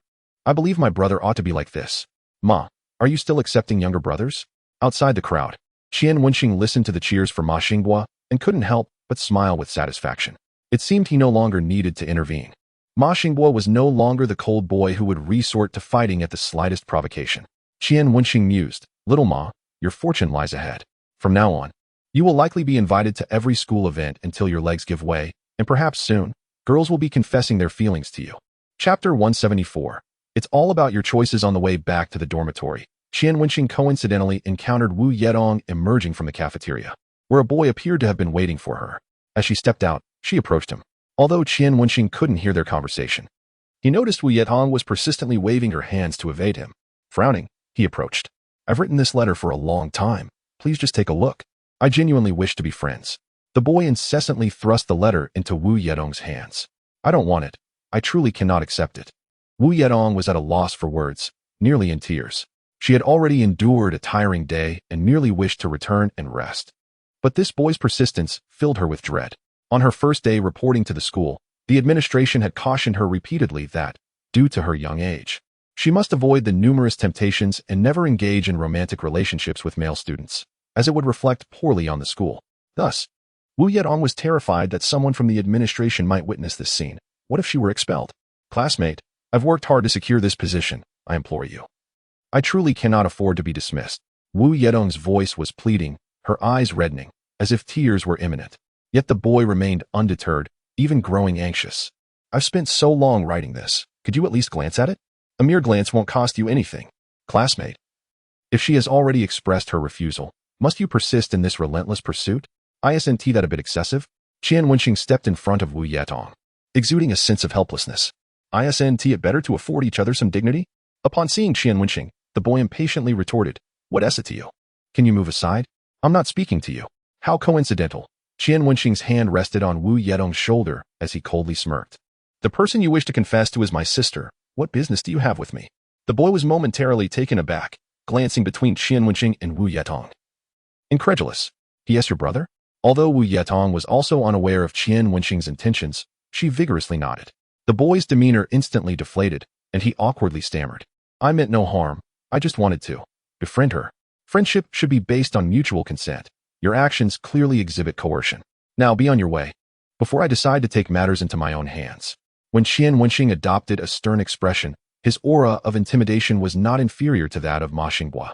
After the boy departed, Qian Wenxing lowered his arm and inquired, "Are you all right?" Wu Yedong gently shook her head, responding, "I'm fine. Thank you, Qian Xiao. Don't mention it. From now on, consider me your brother at school. If you encounter any issues, just give me a call." Wu Yedong was the youngest among Qian Wenxing's circle of friends, and with her working in the cafeteria, each day was arduous for her. He felt a pang of sympathy. However, he could not shoulder her life's burdens entirely. He could only help as much as possible. Wu Yedong nodded, her eyes glistening. Oh, wait here for a moment. I have something to give you. Qian Wenxing promptly returned to the dormitory, rummaged through his cabinet, and retrieved a box of lipstick. He then descended the stairs, finding Wu Yetong still waiting beneath a tree, not having moved an inch. A few days ago, I went out and brought back a gift for you. He extended the box to Wu Yetong. Her eyes sparkled instantly. A gift? For me? Yes. I've never received a gift before. She cradled the small gift box delicately, her large eyes shimmering, and her long lashes fluttering like butterfly wings. Seeing her adorable reaction, Qian Wenxing couldn't help but smile and asked, "Would you like to open it and see?" Wu Yetong nodded eagerly, deftly unfastening the box. Oh, it's lipstick. Wu Yetong's face immediately radiated an uncontainable smile as she cherished the lipstick, twisting the cap to admire the color inside, her joy growing ever brighter. Qian Xiao, this must be quite expensive, right? Not really. There is more inside. Take a look. Noticing Wu Yetong's complete focus on the lipstick, Qian Wenxing felt compelled to remind her. Only then did Wu Yetong notice a postcard standing against the wall inside. After reading it, she curiously asked, Qian Xiao, what does sweeping monk mean? Qian Wenxing patiently explained. In martial arts novels, the most formidable individuals appear inconspicuous, yet their skills are unfathomable. Wu Yetong inquired, do you want me to become an unfathomable person? Unfathomable. Qian Wenxing suddenly recalled the car ride he had with Liang Qingyan. Although he knew Wu Yetong did not mean it in that manner, he still cleared his throat and said, this is my wish for you. Wu Yetong appeared puzzled and asked, but how can I become such a person? Qian Wenxing questioned. Tong Tong, do you have any plans for your future? Wu Yetong pondered for a moment, honestly shaking her head. I don't know. Then perhaps you should take some time to speak with Teacher Wan. You could consider exploring the adult college entrance examination route. Of course, if you wish to remain a cafeteria worker indefinitely, that is also acceptable. However, if you aspire to reach greater heights, you will require an entry ticket. And a diploma is your only means of entry. Qian Wenxing earnestly told Wu Yetong, ultimately, it all depends on your choices. There are indeed realms in this world that do not necessitate a diploma for entry, but that applies only to those with extraordinary luck and background. For most ordinary individuals, crossing that threshold relies solely on academic credentials and diligent study, ascending step by step. Though Wu Yetong had only been at the school for 2 days, Qian Wenxing could clearly see the spark in her eyes, a glimmer of hope for life. He sincerely hopes that every woman connected to him will thrive in the future. Rather than becoming his vassal or a mere tool for repayment, he yearns for the day when they will meet at the pinnacle of their lives. These words seem to profoundly impact Wu Yetong, as she has never had anyone chart her life's course nor guide her future path. Throughout her life, she has been admonished that her mother owes this family. Thus she too bears that debt, destined to atone for her mother's sins. No matter what her brother Wu Chang demands, she must comply, for she feels inherently indebted to the Wu family. At times, she harbors resentment, yet more often, she feels numb. She neither hates nor loves anyone, merely existing in a state of emotional detachment. Until that fateful day when she encountered Qian Wenxing. She felt pain for the first time and memorized the face that caused it. Subsequently, she experienced the warmth of being protected. Now he, like a sage, instructs her to plan her own path. Her parched heart gradually softens like the arrival of much-needed rain. Wu Yetong gazes at Qian Wenxing, asking, why are you telling me this? After a moment of contemplation, Qian Wenxing replies, I believe you can become a better version of yourself. Wu Yetong's heart aches slightly at his words. In the future, can I stop calling you Qian Xiao? Wu Yetong's voice is tinged with hesitation. Sure. What do you intend to call me instead? My name? Qian Wenxing casually lights a cigarette. I want to call you brother. At this, Qian Wenxing freezes momentarily. Then humorlessly responds, you wouldn't want to associate me with that beast, Wu Chang, would you? Ahem. I didn't mean to speak ill of your brother. I merely wanted to vent a little. Wu Yetong smiles softly, saying, no, I've never called him brother. Qian Wenxing raises an eyebrow, choosing not to delve into the truth of her statement, chuckling. As long as you call me brother and not Gigi, it's fine. What does that mean? Wu Yetong, not well versed in internet slang, appears puzzled. Qian Wenxing laughs. It's nothing, just a joke. Hurry back and rest. All right, you too, brother. Wu Yetong obediently waves goodbye to Qian Wenxing and turns to leave. The unexpected address of brother sends a chill down Qian Wenxing's spine, and he chuckles to himself as he walks back to the dormitory, cigarette in hand. Wu Yetong is the only one who, upon receiving a gift, only noticed the lipstick. And she is also the first woman who did not inquire if it was exclusive to her or shared with others. Perhaps it is because their relationship is merely transactional, devoid of emotional entanglements. Of course, Wan Lingyun could be considered another, but she is unaware of his connections with other women, making comparisons impossible.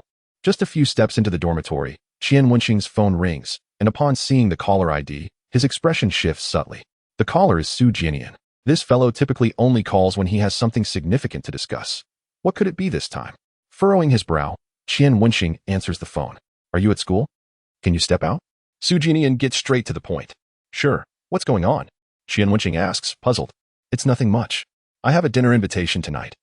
And I'm not fond of such gatherings, so I thought of you to alleviate my boredom. Su Jianian responds bluntly. Qian Wenxing scoffs. Su Xiao, if you want to ease your boredom, you might as well get yourself a pet canary. I'm quite straightforward. I'm not joking. I'll send you the address shortly. I have something I need to discuss with you. After hanging up, Qian Wenxing can't help but chuckle. Who would have thought that one day I would be someone to alleviate a man's boredom? Thank goodness I suggested this kid return home. Otherwise, with his level of Chinese, he'd get beaten up on the street. After exchanging pleasantries with the dormitory supervisor, Qian Wenxing heads outside. Tonight, he too has matters to discuss with Su Jianian. As night falls and the city is bathed in the brilliance of neon lights, the vibrant nightlife unfolds in the heart of the metropolis. At the Deerton Hotel, in a riverside private room on the 19th floor, the atmosphere is somewhat stifling. Fu Xintong pulls Wan Lingyun to sit at the table, struggling to resist the urge to glance at the cold, commanding woman sitting on the sofa. She forces herself to call out to the server with an upright posture. Waiter, we'd like to order. When the waiter enters and recognizes Fu Xintong, her surprise causes her to cover her mouth, but her professionalism prevails. What would you like to order? Fu Xintong orders several dishes before handing the menu to Wan Lingyun, encouraging her to choose freely. Wan Lingyun selects several of Fu Xintong's favorites, rich and sumptuous dishes that make Fu Xintong's mouth water at the mere mention of their names. Let us go with these for now. She nearly chokes on her words, quickly sipping her health tea to suppress her appetite. Wait. Just as the server is about to leave, a cold voice interrupts. No dompa pork, replace the fish with steamed, swap the oil-braised shrimp for boiled shrimp. No sweet and sour ribs, and no 8 treasure duck. She quickly alters the order, concluding with, less oil, less salt, less sugar, thank you. Sitting on the sofa, Ai Huiying finally finishes with her phone and lifts her chin haughtily toward Wan Lingyun, saying, hello, Xintong, forgive me for the inconvenience. Then, turning to Fu Xintong, she adds in a flat tone, eat less, we have someone to meet shortly. If it were just Fu Xintong alone, she might have only exchanged a few words or complaints. However, Wan Lingyun is present, and after years apart, the two friends finally have a chance to catch up over a meal. Why should Ai Huiying dictate terms to Wan Lingyun? Fu Xintong exhales deeply. Looking up at the server, discard everything she just ordered and revert to the original order. You can leave now. The server, intimidated by the atmosphere in the private room, quickly bows and exits. As the door closes, Wan Lingyun notices Fu Xintong's expression and realizes she's angry, probably wanting to lash out. She quickly steps forward to grasp Fu Xintong's arm, whispering, Xintong, please calm down. Although she also harbors disdain for Ai Huiying, she understands that Ai Huiying is Fu Xintong's boss. If Fu Xintong were to strike Ai Huiying, what would become of her career? Fu Xintong replies firmly, Wan, I am calm. It doesn't matter how she treats me, but she cannot interfere with you, even in something as trivial as food. Ai Huiying is my closest friend. She can eat whatever she desires, do you understand? Ai Huiying's phone chimes, signaling a message. She remains impassive, replying while casually asking, as long as you promise not to touch your chopsticks, I won't take care if she eats roast suckling pig today, in front of her best friend. Being humiliated by her adversary would have incensed Fu Xintong during their high school days. Yet now, she merely grits her teeth and says, humph. I said I wouldn't touch them, and I won't. Ai Huiying responds with a dismissive oh, seemingly perceiving Fu Xintong's anger as mere childishness, while she maintains a composed, authoritative demeanor, unwilling to offer even a hint of acknowledgement. Wan Lingyun's brow furrows slightly, due to Ai Huiying's position. She instinctively regards her with disdain. Miss Ai, at the very least, I am a guest here. Is this how you treat your guests? She speaks with uncommon sharpness. Ai Huiying, however, could not be bothered to even lift an eyelid at her. You are merely her guest, not mine. If you wish to be my guest, you are not yet worthy. A flash of anger crossed Fu Xintong's face, and just as she was about to retort, Wan Lingyun held her back. She had long grown accustomed to her family's cold indifference and did not take Ai Huiying's words to heart. Miss Ai, I am at least your fan. With such an attitude towards your fans, tell me, what would happen if I were to expose this? My fans. Ai Huiying appeared amused. A faint smile gracing her lips as she arrogantly replied, I have so many fans. Do you think I need to cater to each one of them? The way you confront me seems less like a fan's concern and more like that of a creditor. She lifted her phone slightly and smiled. I still have work to attend to. Miss Ruan, please excuse me. Ruan Lingyun, wishing to defend her friend, found herself at a loss against Ni Huiying's eloquent retorts. She could not help but recall the hardships Fu Xintong had endured under Ni Huiying's influence, her heart aching for her friend. Ah, indeed, in this age of celebrity. Why must your fans choose someone as morally bankrupt as you? Upon hearing this, Ni Huiying paused her typing, slowly raising her head, her expression devoid of warmth. Moral bankruptcy? Ni Huiying's long lashes fluttered slightly, her tone rising. If you are referring to my role as Fu Xintong's stepmother, I suggest you silence yourself. Wan Lingyan had never encountered someone so brazenly shameless, left speechless. Do you possess no sense of shame? Shame? Ni Huiying let out a derisive laugh. Can shame fill one's stomach? Can one establish a company based on a sense of shame? Can it earn respect from others? What era are we in? Still playing the moralist? What is there to be ashamed of in shedding one's sense of shame for the sake of wealth and success? Wan Lingyan. Having spent years in university surrounded by intellectuals who constantly espoused virtues such as benevolence and righteousness, found herself confronted with the stark reality of Ni Huiying's words. She had seen the most outrageous behavior from her own family, who sometimes acted in plays for money. This was her first encounter with such a candid discourse, and the first time witnessing someone so unapologetically embrace the role of a mistress. Miss Ruan. No, perhaps I should call you Teacher Ruan. I believe the curriculum at your university could use some revision. Students should be taught how to make money, lest they remain as naive as you at 25 or 26. Ruan Lingyun retorted coldly. Then I believe Miss and I should revisit university to reshape her worldview. If society were filled with individuals lacking a sense of shame like you, moral order would be utterly dismantled. And what does that have to do with me? Ni Huiying shrugged, arrogantly declaring, the path I tread is not one just anyone can walk. As it stands, Fu Xintong cannot, and neither can you, Teacher Ruan. When you can convince me otherwise, then perhaps you may educate me. As of now, you are not qualified. She glanced at the time and casually remarked, Mr. Su will arrive in half an hour. Until then, you may entertain your friend. She then returned to her phone, ignoring the tension. Fu Xintong clenched her teeth in frustration. Just as she was about to argue further, Wan Lingyun restrained her.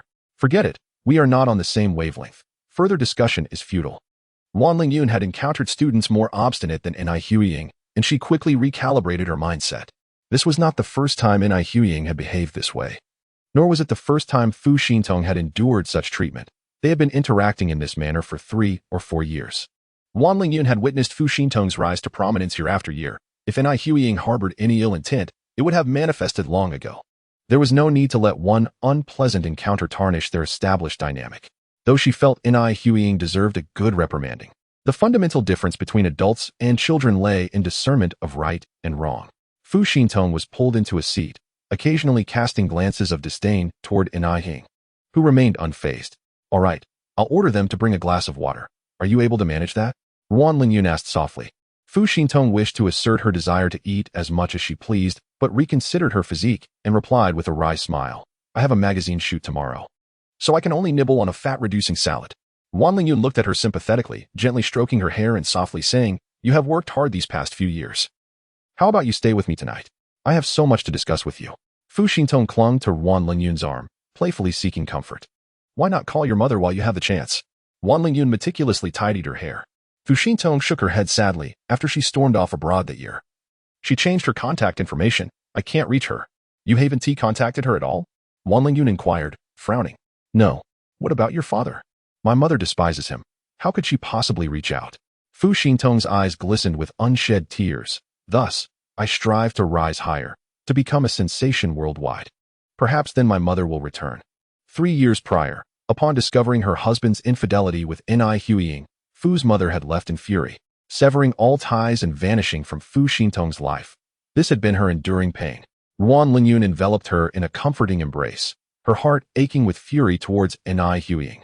Soon, the food arrived, and only Wan Lingyun dined while Fu Xintong sat beside her, watching hungrily as Wan Lingyun savored her meal. Unable to bear it, Wan Lingyun discreetly served Fu Xintong several pieces of pork, but she merely brought the morsels to her nose, savoring the aroma before reluctantly setting them down. She could deceive Ni Huiying, but not her own body. With a physique prone to gaining weight at the slightest indulgence, particularly after a meat-heavy meal, she was certain her face would swell up the next day. Such subtleties may not be apparent under normal circumstances, but on camera, they were glaringly obvious. She had no desire for detractors to seize upon unflattering images to criticize her. If Ai Huiying were not present, their meal might have been far more enjoyable, allowing for discussions of more provocative topics. But with Ai Huiying sitting nearby like a deity, their conversation felt stifled. Ruan Lingyun found the meal tasteless as they sat in silence.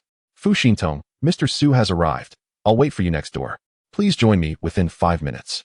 Ai Huiying did not insist that Fu Xintong leave immediately, but instead granted her a time frame before rising and departing. Showing no concern that Fu Xintong might not return in time, confident in her belief that Fu Xintong lacked the audacity. After Ai Huiying left, Fu Xintong childishly spat in the direction of the door. Old woman, just wait until the day I surpass you. I will not spare you. Ruan Lingyun chuckled at her antics, saying, Isn't this akin to learning from the enemy to defeat the enemy? Exactly.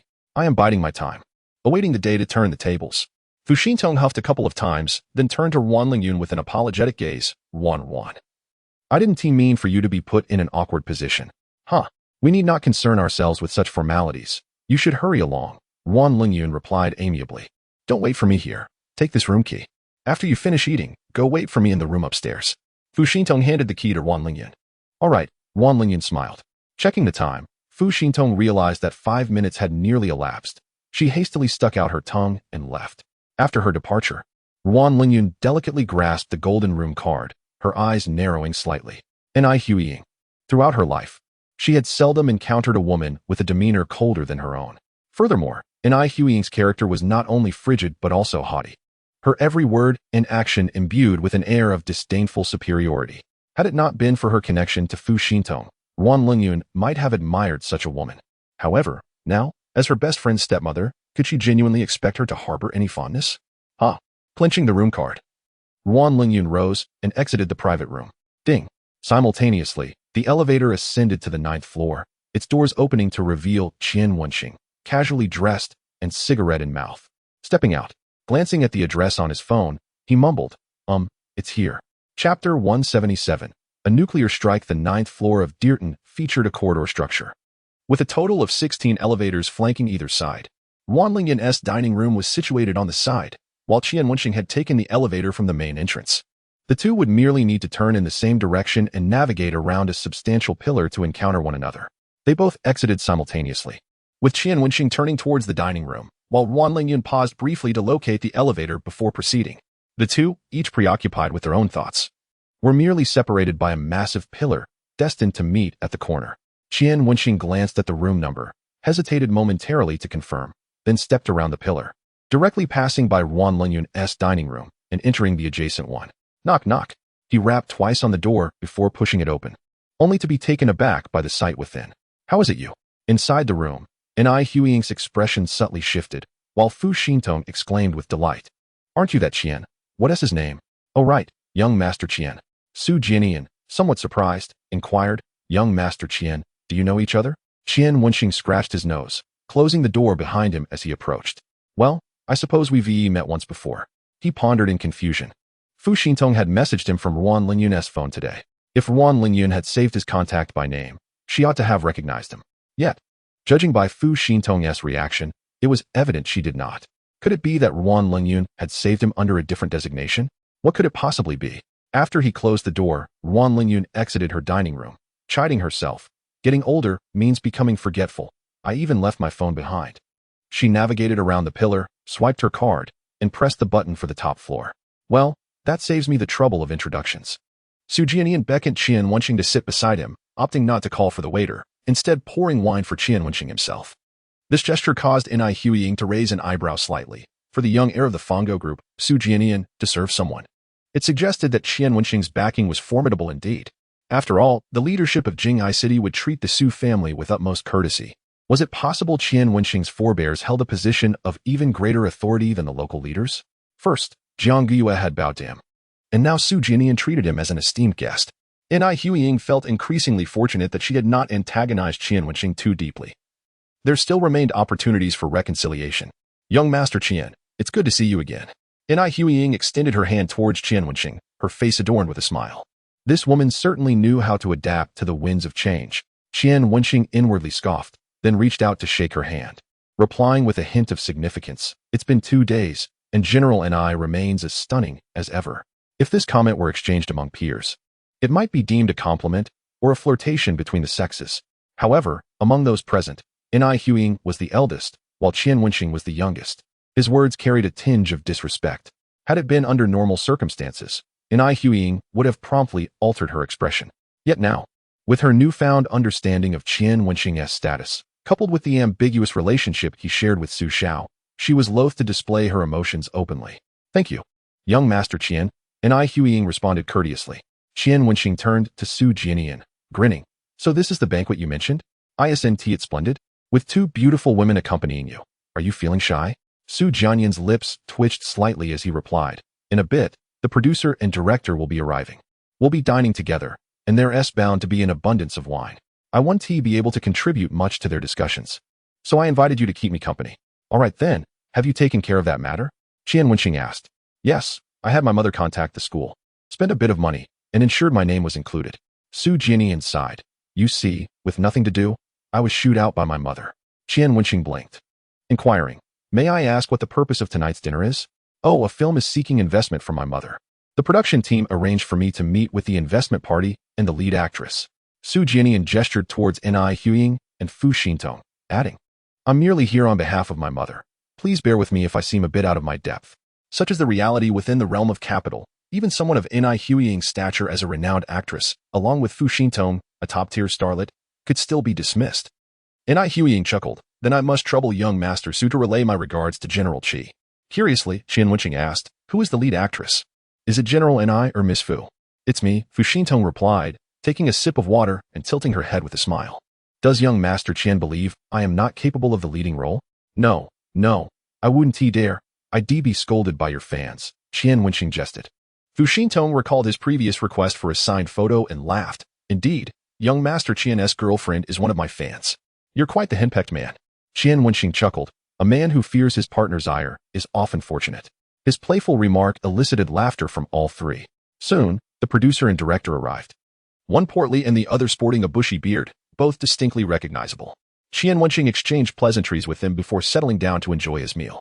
It appeared the producer and director had much to discuss, as they posed numerous demands to Fu Xintong and drew comparisons between the youthful Ni Huiying and Fu Xintong. Showering praise upon Ni Huiying, Qian Wenxing sensed Fu Xintong's expression darkening, recalling her efforts to set him up with Wan Lingyun via WeChat earlier. Clearing his throat, he interjected. If you both find General Ni preferable, why not invite her to play the lead? It would provide Miss Fu an opportunity to observe and learn. At this statement, the entire dining room fell silent. It was common practice within various circles to elevate some while disparaging others, particularly in the entertainment industry, where producers and directors often looked down upon rising stars, merely seeking to exploit their fame for profit. They simultaneously held disdain and desire. Furthermore, some would belittle newcomers to assert their own credentials, reminiscing about the prowess of past luminaries while dismissing the present. Qian Wenxing, however, was oblivious to such dynamics. He simply could not bear to watch as the two middle-aged men took advantage of a young woman. In that instant, Fu Xintong shot him a grateful glance. While Ni Huiying's eyes flickered with intrigue, the stout producer's expression soured immediately, and the director, accustomed to being lauded in the industry, now seemed displeased. They had only exchanged brief greetings moments earlier, and, assuming Qian Wenxing was merely a pretty face sent by Su Jianian to join the cast, had not given him much thought. The bearded director remarked, Young man, you seem quite knowledgeable about film? Is being able to watch films considered understanding? Qian Wenxing responded confidently, having experienced the inner workings of the entertainment industry during the previous live stream event, showing no signs of intimidation. Su Xiao, may I inquire who this is? The producer tactfully addressed Su Jianian. Oh, young Master Qian is my friend. Su Jianian found the extensive discussions on the history of domestic and international cinema rather tiresome, though he refrained from expressing his annoyance due to the social dynamics at play. Given that Qian Wenxing had already made the first move, it would have been inappropriate for him not to follow suit with a retort. Why are you all so silent when I pose questions? If an eye is indeed superior, why not cast her as the female lead? He inquired. And as for myself, I can merely appreciate films. Does that qualify me as knowledgeable in cinema? Qian Wenxing clicked his tongue, exclaiming, Is this merely a retort? This is akin to a nuclear strike. Upon hearing Su Jianian's remarks, the director with the bushy beard, who had contemplated challenging Qian Wenxing, was rendered speechless. He cleared his throat awkwardly and chuckled. Indeed. Having watched so many films, you must possess a plethora of constructive insights. You certainly understand cinema. The producer realized that the topic could no longer be pursued and hastily raised his glass to smooth over the situation. With the keen attention of Su Xiao and Qian Xiao, our project is bound to yield considerable results. Here's to a prosperous box office. Ni Huiying and Fu Xintong raised their glasses in unison, with Ni Huiying softly declaring, "This is Xintong's first foray into film. I hope everyone will provide her with ample support." Despite Qian Wenxing's disdain for the producer and director's condescending demeanor, he could not voice his discontent given their swift concession before Su Jianian, and thus he raised his glass as well. After the clinking of glasses, the conversation shifted to less contentious topics. Realizing they could no longer boast in front of the investors, the producer and director hastily concluded the gathering after discussing a few project-related matters. Once outside the private room, Ni Huiying handed Fu Xintong a bottle of medication, advising her on the precautions for the following morning. Fu Xintong listened in silence, having already tried her best to limit her alcohol intake during the evening. But the persistent encouragement from the director and producer had been too much to resist. "Understood, I'll head back now," she said, stumbling into the elevator. Qian Wenxing watched her retreating figure and couldn't help but reflect on the stark contrast between Wan Lingyan, who abstained from alcohol, and Fu Xintong, who frequently engaged in drinking for social obligations. This duo was indeed intriguing. "Didn't you mention you had something to discuss?" Su Jianian, feeling rejuvenated with a newfound purpose, initiated a conversation, raising his glass. "Oh yes, I would like you to reach out to your contacts at the Transportation Bureau to assist me in tracing a vehicle's itinerary in Jinghai City today." Qian Wenxing handed Su Jianian the license plate number that Ma Xingbo had provided. He refrained from boasting about his own influence, knowing that Su Jianian could easily uncover everything about him with a mere flick of his fingers. Su Jianian accepted without hesitation, jotting down the plate number before sending a text. "By the way, have you decided on which university in the country you'll attend?" Qian Wenxing inquired over his drink. "It should be Jinghai Institute of Technology. These two schools have a fixed exchange program," Su Jianian replied, taking a sip of his drink. "But I probably won't return until October." "Good things come to those who wait," Qian Wenxing reassured him, before recalling something important. "By the way, during this time, try not to express any hostility towards your father. After all, to secure the inheritance rights, you'll need his approval." "You could be a bit more explicit," Su Jianian replied. "In simple terms, it means playing the sycophant for your father, which is hardly shameful if it's for financial gain." Qian Wenxing swirled his glass as he said, "That illegitimate child, no matter how remarkable, would be nothing without your father's guidance. Now that you've distanced yourself from the core of the conglomerate, attempting to catch him in a mistake is quite challenging and may lead him to believe you are deliberately antagonistic, yielding counterproductive results. While you flatter your father, maintain a certain decorum. Don't overdo it, or he'll suspect your intentions. Learn a thing or two from the subtlety of a green tea bitch. That illegitimate child discusses company development, products, and stocks with your father daily. You should engage him in conversations about life. Show genuine concern for his daily needs. From advising him to dress warmly on overcast days to inquiring about his health when he coughs. Essentially, you should adopt a facade of innocence. If you're unsure how to proceed, I can provide you with a contact. I have a female friend who excels in this art." At first, Su Jianian felt a surge of anger at the suggestion, but as the conversation progressed, he found himself momentarily speechless, standing frozen for several seconds before finally exclaiming, "Wait, how do you expect me to act like a sycophant? I'm a towering figure at nearly 6 feet tall. You want me to grovel before my own father? Is that even feasible?" Qian Wenxing replied, "Do you not wish to secure your inheritance?" Su Jianian furrowed his brows, retrieving his phone, and, with a hint of sugary sweetness in his tone, said, "Dad, you're getting older. You should drink less at social gatherings. It's detrimental to your health." With that, he sent a voice message via WeChat. Su Jianian murmured to himself, "This doesn't seem so difficult." Ugh. His expression shifted as he recoiled from his own words, finding them utterly distasteful. Qian Wenxing comfortingly patted his shoulder, suggesting that one would eventually get used to it. He then dialed Liang Qingyan, inquiring, "Are you free tomorrow? Do you miss me, young Master Qian?" Liang Qingyan responded sweetly, letting out a playful hum. "I haven't dared to message you these past few days, fearing it might interrupt your time with your other friends. While they only think of their own happiness, I'm concerned about your well-being," Qian Wenxing replied with delight. "Exactly. That's the spirit. Tomorrow morning, please come to Dyerton. I need you to teach someone the skills you just demonstrated." "Wait, are you treating me like a puppet?" Liang Qingyan retorted. "Not at all. Your voice was melodious just now. It's settled then." After hanging up, Qian Wenxing turned to Su Jianian with a grin. Did you hear that? Now that's advanced green tea, charming while remaining discreet. Su Jianian hesitated to decline, but with the looming presence of his family's vast fortune, he steeled himself and agreed. All right. Just then, his phone chimed with a lengthy message from his contact at the Transportation Bureau, detailing the vehicle's journey in Jinghai. The car had arrived from out of town at 10 in the morning, checked into the Yuelai Hotel at noon, visited Jinghai Institute of Technology at 3 in the afternoon, picked someone up, and returned to the hotel without any further movements. The message also included a photo of the driver, who was none other than Wan Lingyun's brother. Qian Wenxing noted the address of the Yuelai Hotel before calling Ma Xinghua. Xiaoma, please check on this individual at Yuelai Hotel and determine why he is in Jinghai.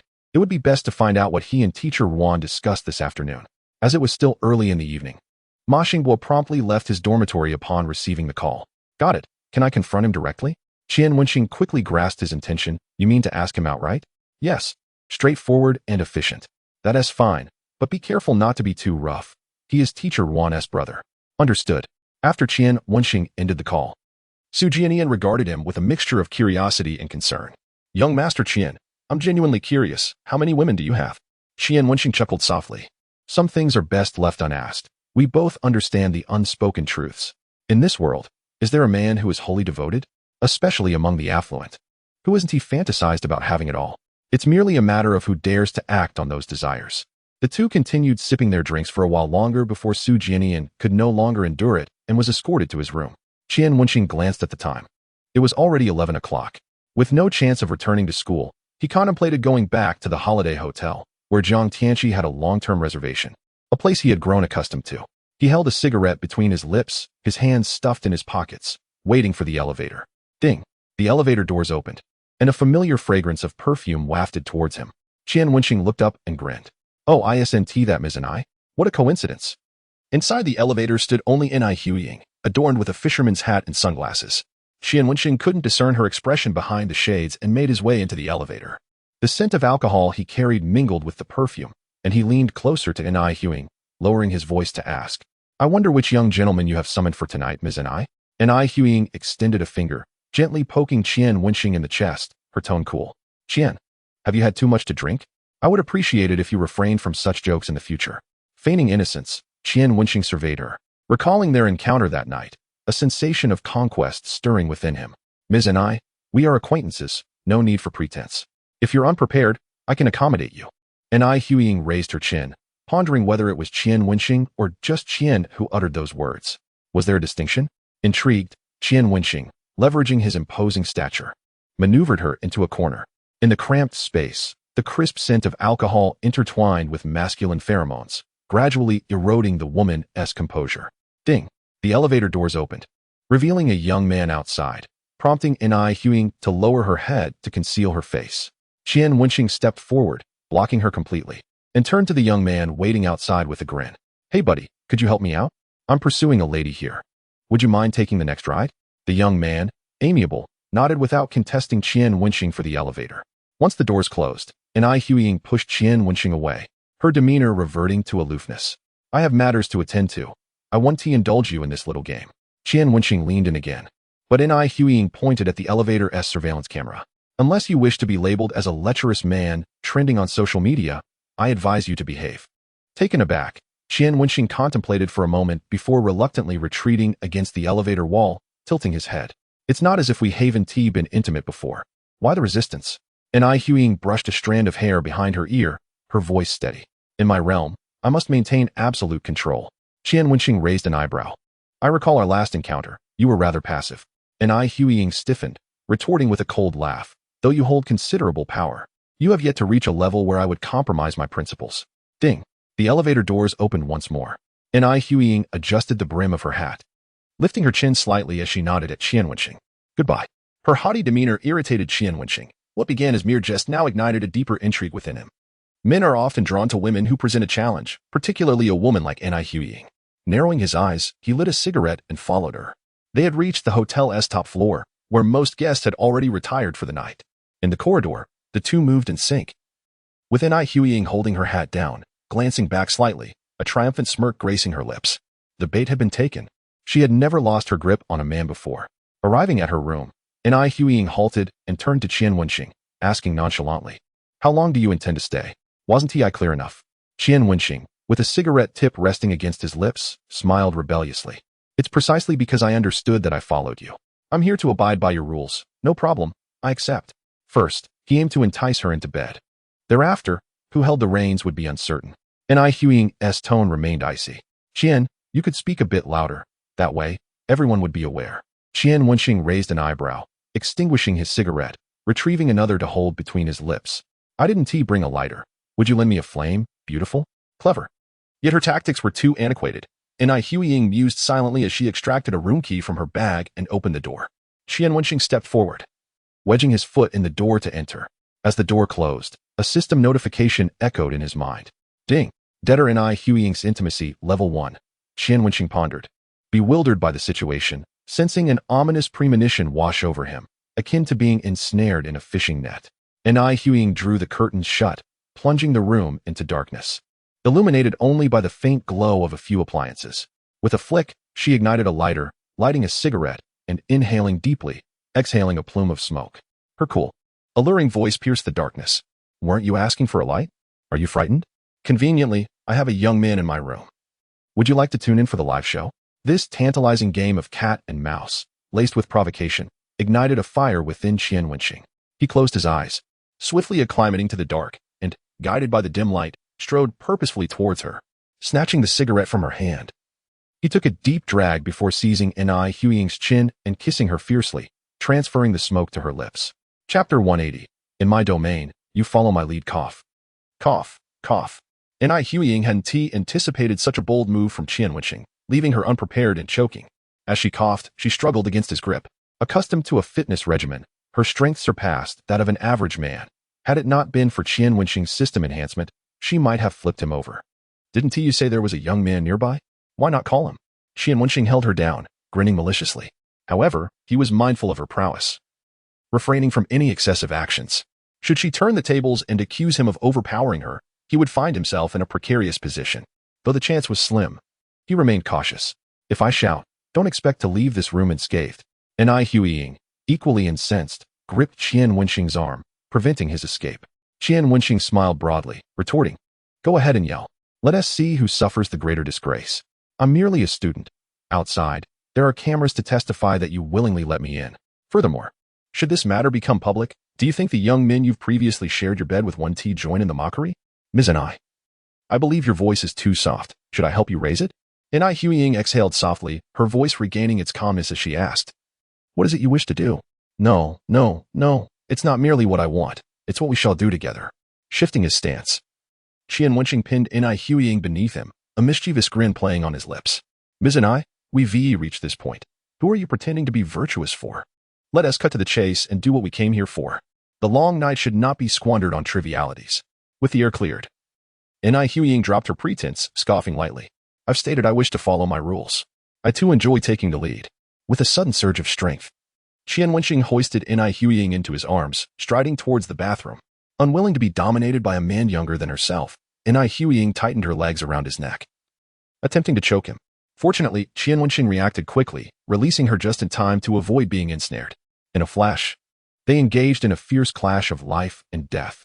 How ruthless! Qian Wenxing's arm collided with the sofa, the pain igniting his fighting spirit, fueling his determination.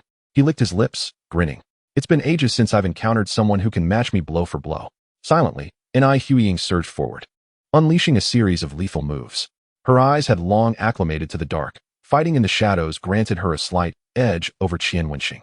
However, what she did not anticipate was that, faced with N.I. Huiying's tactics, Qian Wenxing remained completely unfazed. He adeptly blocked and countered her moves. After a prolonged period of being unable to gain the upper hand, N.I. Huiying, feeling anxious, lost her composure. In her haste, she tripped over a suitcase at her feet and stumbled forward. In an instant, she lost her balance, and Qian Wenxing raised an eyebrow, catching her delicate form, and remarked, Director N.I., it seems you have thrown yourself into my embrace. You little rascal. The fall had been quite jarring. She knew her ankle would surely bruise. She muttered a curse under her breath. Qian Wenxing, unfazed, chuckled. Do you need me to apply some ointment? Not from you, you hypocrite. Very well then. I'll just carry you inside, and let the young man in your room assist you. With that, Qian Wenxing lifted N.I. Huiying into the suite's bedroom and gently placed her on the bed. Just as he was about to turn on the light, A sudden force erupted from beneath him, and he found himself unexpectedly toppled onto the bed. By the time he regained his senses, Inai Huiying was already pinning him down, one hand clasped firmly around his neck. I said, in my territory, you must abide by my rules. Damn, I was careless. Qian Wenxing silently cursed and, playing along, raised his hands lazily. All right then, according to your rules, what should I do next? Shall I help the venerable lady undress, or serve you in your ablutions? Inai Huiying let out a cold huff, her crimson lips slowly descending onto Qian Wenxing's. The unexpected kiss left him astonished, and he instinctively tilted his chin upward. Click! A faint sound echoed from above, and he felt a sudden chill around his wrist. Furrowing his brow, he asked, "What have you done to me?" Struggling a bit, he found the coldness around his wrist inescapable. Inai Huiying smiled mischievously, resembling a beautiful yet dangerous temptress. Her slender fingers lifted his shirt, her nails grazing his chest. This was custom-made for the likes of you, a disobedient little rascal. Even a bull couldn't break free. Do you like it? She whispered softly in his ear. The breath against his ear sent shivers down Qian Wenxing's spine, and he resignedly lay back on the bed, feigning submission. All right, I won't resist anymore. Do as you wish. But I have one request. Inai Huiying, perched atop his waist, caressed his chest and abdomen with a satisfied expression. Speak. If it's reasonable, I may oblige. Qian Wenxing replied earnestly. Can we avoid any underhanded dealings? Chapter 181. Tsunami in the Ocean Boom. The summer weather is notoriously fickle. While the day might be clear and sunny, thunder rumbles by night. A flash of lightning illuminated the dim room, and the soft yet ambiguous sounds erupted like wild grass growing uncontrollably. A soft hand muffled Qian Wenxing's mouth, depriving him of his ability to speak. This was an experience he had never encountered before, and he found it oddly intriguing. However, such a dynamic only suited Inai Huiying. Others lacked her commanding presence and charisma. Inai Huiying exhaled heavily and rolled off Qian Wenxing, lying beside him to catch her breath. Finally having a chance to speak, Qian Wenxing exclaimed, "You're quite selfish, aren't you? You finish, and then leave me hanging?" Inai Huiying resumed her cold demeanor, lighting a cigarette and reclining against the headboard. Exhaling smoke leisurely. What's the rush? Let me rest a moment, and soon you'll have quite the show. This was the first time Qian Wenxing found himself in such a passive position, yet he felt unsatisfied. He grumbled, "Can you at least not leave me high and dry?" Inai Huiying flicked her cigarette ash aside. Smirking, I said, "Wait a moment. If you call out again, you'll find out what it feels like to be scalded." You little. Qian Wenxing felt an intense frustration, but he quickly silenced himself. Patience is a virtue, after all. He consoled himself internally, adopting a pitiful expression, and called out to Inai Huiying, "You haven't forgotten where you left the key, have you?" In the darkness, Inai Huiying's clear laughter rang out, as if she had heard something amusing. "Are you attempting to extract the location of the key from me?" Qian Wenxing was taken aback. How could this woman not follow the script? According to dramas and novels, in such triumphant moments, she should easily fall for his ruse. You're overthinking it. There was no way he would confess his true intentions to Inai Huiying, or he would lose face. But I do want to ask, where is the man in your room? My good brother? Hurry and let him share this happiness with me. He complained, like a rogue. He was well aware that Inai Huiying's earlier remark was a deliberate tease, and he aimed to provoke her in return. Inai Huiying exhaled a puff of smoke in his direction and replied coolly, "You enjoy threesomes? I can call someone over right now." Qian Wenxing believed she was capable of such an act and retorted, "No need."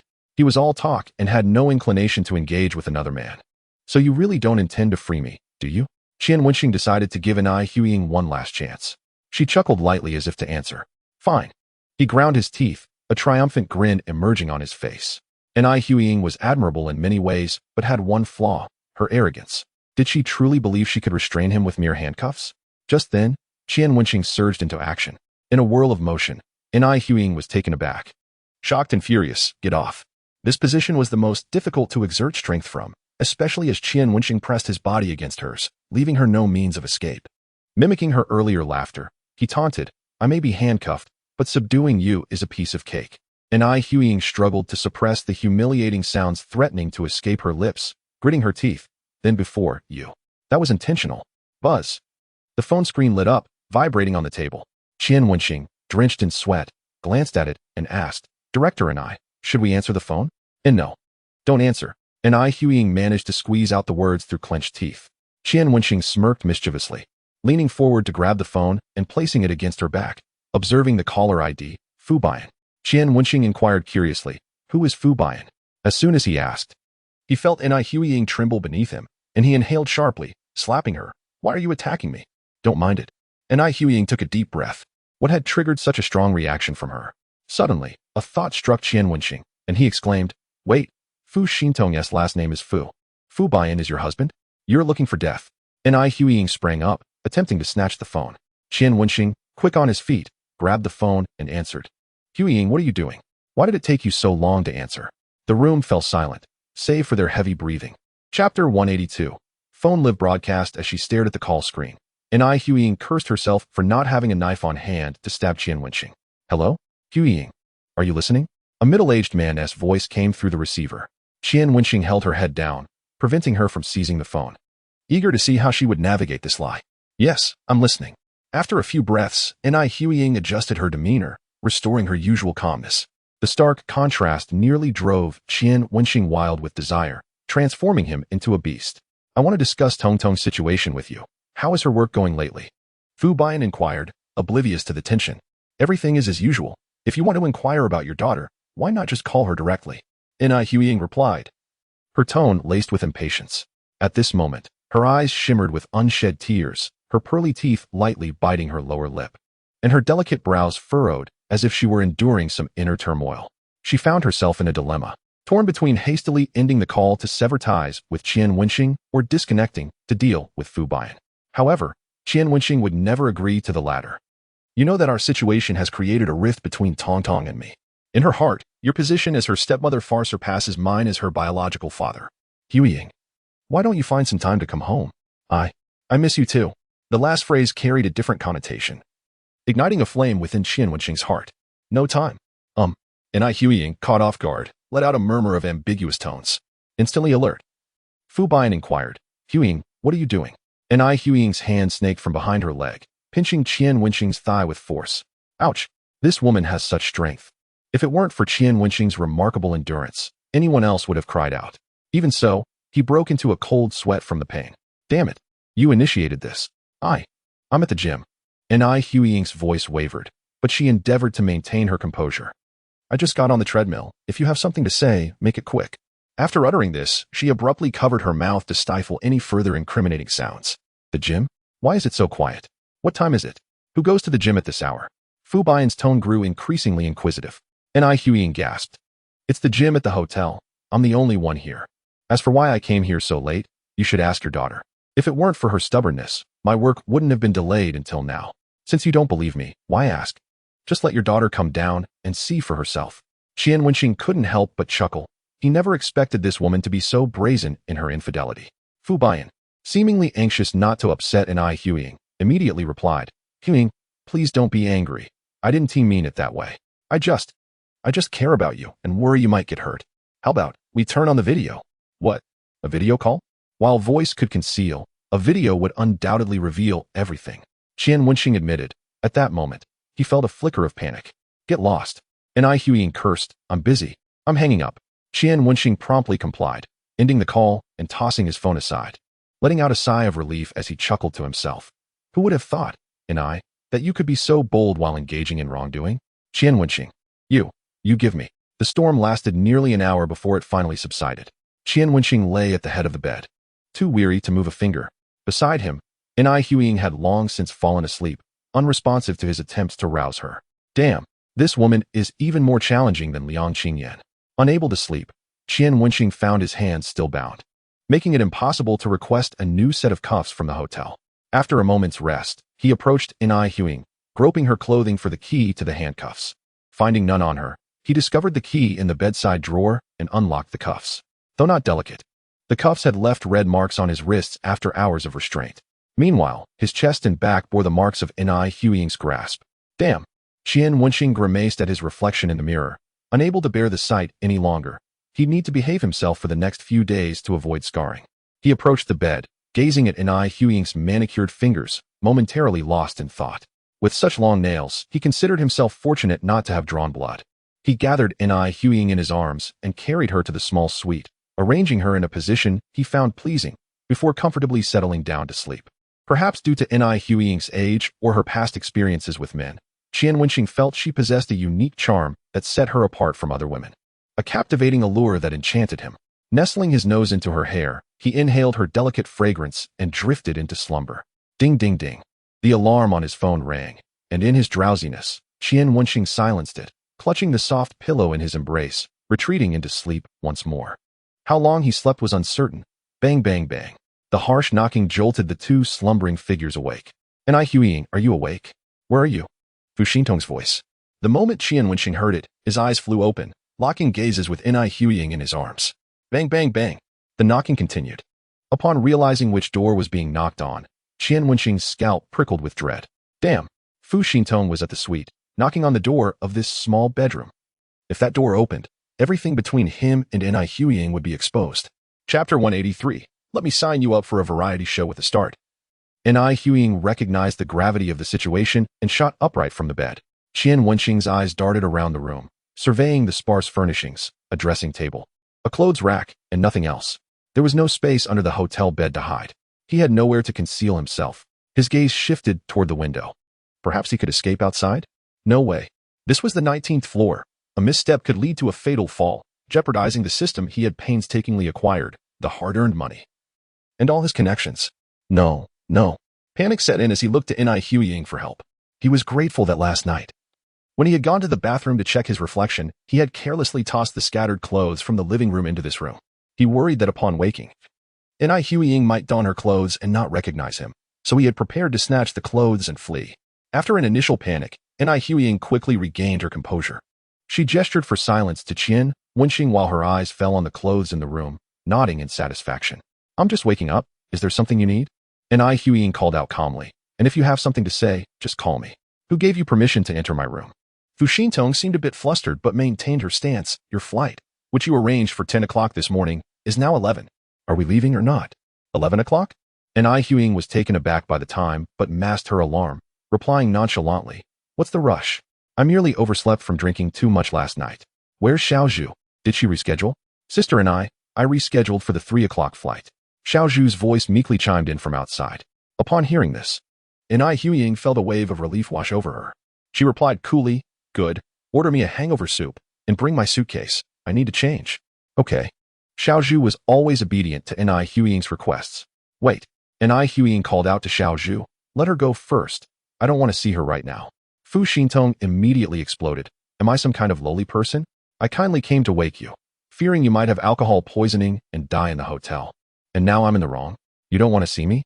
I suspect you have something to hide." Huiying, "Are you hiding a man in your room? With such a large bed, why would you choose to sleep on the small one? Just look at what you've done to that big bed. Are you a dog, rolling around on it?" Her furious tirade had Qian Wenxing breaking out in a cold sweat. While Fu Xintong might be a bit of a tiger, some of her descriptions were spot on. Last night, Huiying certainly rolled about, and not just once. Well, of course, he joined in, but he was no match for Huiying's prowess. Ahem, in certain postures, her identity and status indeed stirred one's heart. However, Huiying seems to be heading towards provoking Fu Xintong. Doesn't she fear that she might charge in here in a fit of rage?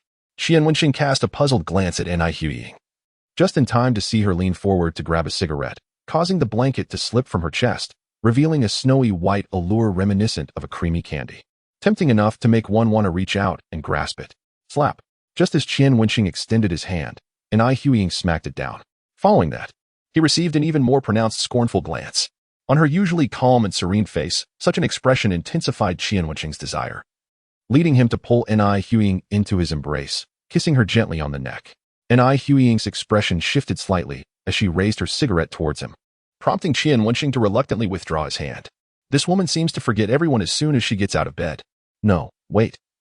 She has tea even gotten out of bed yet? Huiying, why are you silent? Are you feeling guilty about what I said? Outside. Fu Xintong had not heard a response from Huiying for a long time and was desperately knocking on the door. Huiying gently exhaled a puff of smoke, pressing down on Qian Wenxing's mischievous hand, and said blandly, "I am contemplating a matter. Your deductive skills are impressive. Just in time for a reality show about escape rooms that approached me. Shall I set it up for you?" Outside, Fu Xintong immediately fell silent. She, who feared nothing in the world, was most afraid of the dark and ghosts. If you want to come out, why are you dragging this out?" Fu Xintong's confidence had clearly waned. After awkwardly mumbling a couple of sentences, she resigned herself, thinking that she was only worried out of boredom. For how could the heavens possibly collect a calamity like you? After that, there was no more sound from outside. Qian Wenxing, listening intently to the sounds outside, observed Ai Huiying smoking with an indifferent expression and couldn't he help but ask, "Aren't you afraid she'll just barge in? She doesn't have the guts." Ai Huiying replied, extinguishing her cigarette. Just then, a voice from outside called out, "Sister Ai, Teacher Fu has left. All right, you can go out too, close the door, and leave the room card behind," Ai Huiying said calmly. "Understood, Sister Ai." After the sound of the door closing echoed, Ai Huiying stood up and walked out. Indeed, there was no one outside. She returned to her room to select clothes. Qian Wenxing, holding clothes and bare-bottomed, walked out, putting them on as he went, asking, "How do I get out?" "I will call the service staff to bring food soon. You can just follow them out, act naturally." Ai Huiying glanced back, catching sight of Qian Wenxing in a rather compromising position, and said lightly, "Put your clothes on properly." Without her saying anything, Qian Wenxing had already dressed. Yet she still had to comment. He clicked his tongue, straightening his posture. "Did my buddy not serve you well last night? Why do you have such a big issue with him?" Ai Huiying scoffed coldly and turned to the bathroom for a shower. After a while, she emerged and asked, "Can you blow dry hair?" Qian Wenxing pondered for a moment and replied, "If you don't mind scorching it, then I suppose I can." While gently drying her hair, Ai Huiying motioned towards the phone with her chin and said, "Please call the front desk for a single meal." "Wait. After all my hard work last night, aren't you going to keep me for a meal?" Qian Wenxing asked in surprise. "Young Master Qian, I hope you possess some self-awareness." Ai Huiying stood straight and looked at him coldly, stating that the essence of a one-night affair is for both parties to part ways without lingering attachments. "Your phone call last night crossed my boundaries. If you wish to overstep further, then this will be our last encounter." In the end, Qian Wenxing left with the service staff delivering the meal. Realizing that communication with Ai Huiying required a rogue's mindset, she merely regarded their night together as a trivial diversion, a means to satisfy her unfulfilled desires, without any deeper implications. TSK. Having spent a lifetime as a hawk, he never expected to be pecked in the eye by one. Qian Wenxing couldn't help but sigh, finding himself just another link in the chain of men surrounding Ai Huiying. Fine, none should disdain the other. He shoved his hands into his pockets, looking for a place to eat, his stomach growling with hunger. The host has successfully repaid a debt of 100,000 yuan while sleeping with the debtor, Ai Huiying. Qian Wenxing. This is what a gilded life in the entertainment industry looks like. A night for 10,000. Had this been in the past, he wouldn't have dared to imagine such a price. As he reached the ground floor, preparing to hail a cab back to school, he suddenly caught a glimpse of a familiar figure out of the corner of his eye. Qian Wenxing looked up, his face instantly lighting up with surprise. "Long Yun. What a coincidence. What brings you here?" His question was utterly superfluous. However, he still had no intention of letting Wan Lingyun know about his acquaintance with Fu Xintong. Knowing Ai Huiying's temperament, she would likely use that as leverage against him if she found out about his fondness for Wan Lingyun. Of course, there was another reason. Neither Wan Lingyun nor Fu Xintong was aware of their mutual acquaintance, which also conveniently allowed Fu Xintong to unwittingly assist him. Moreover, he had already revealed to Fu Xintong that he had a girlfriend. What if she accidentally let it slip? For all these reasons, Qian Wenxing could only keep this under wraps for now. Wan Lingyun was equally surprised to see Qian Wenxing here, her mouth agape in astonishment. "What are you doing here?" "Oh, I'm here discussing matters with friends," Qian Wenxing lied. "I see. I'm accompanying my best friend," Wan Lingyun replied. Qian Wenxing feigned realization. "Is it the star you mentioned?" "Yes, it is." Wan Lingyun tucked a strand of hair behind her ear and asked, "Do you have other matters to attend to?" "I need to head back to school first." Qian Wenxing blinked. "Why not join me for a meal? I just wrapped up a conversation with friends and haven't eaten yet." "No. I have class in half an hour. You should go eat by yourself." Wan Lingyun pointed to the time on her phone, reminding him to be careful outside and not to act impulsively. Very well then. Missing the opportunity to dine with Wan Lingyun left Qian Wenxing feeling a twinge of regret. But upon seeing her leave, he suddenly remembered another matter. After watching Wan Lingyun depart, he finally turned his phone back on, which had been muted all night. Numerous messages awaited him, nearly half of them from Ma Xinghua, alongside 5 or 6 missed calls. Qian Wenxing promptly dialed Ma Xinghua's number. To his surprise, Ma Xinghua hung up immediately, and before Qian Wenxing could redial, he received a message, "In class."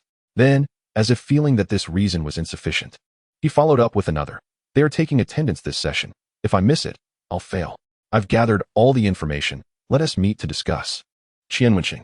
Even the school bully fears failing. He quickly typed back, "All right, I'll be there shortly," adding the address of a hot pot restaurant. After sending the message, Qian Wenxing turned and entered the hot pot restaurant, where the server greeted him. "Hello, how many people?" Just me. Upon saying this, he could clearly sense the server's gaze shift towards him with a hint of pity. One table for you this way, I'll fetch you a toy. The server looked at Qian Wenxing with a sympathetic expression. Qian Wenxing. Previously, an online poll listed the most solitary activities: eating hot pot alone, watching movies alone, and being on an 4-drip alone. So, in the server's eyes, he was now part of a lonely crowd? He didn't feel lonely at all. He simply felt rather spicy. Qian Wenxing ordered several plates of lamb and beef, and as the spicy broth bubbled, he plunged the meat into it. Once cooked, he savored a bite, feeling revitalized. Hello, bring me 2 bottles of beer, he called out.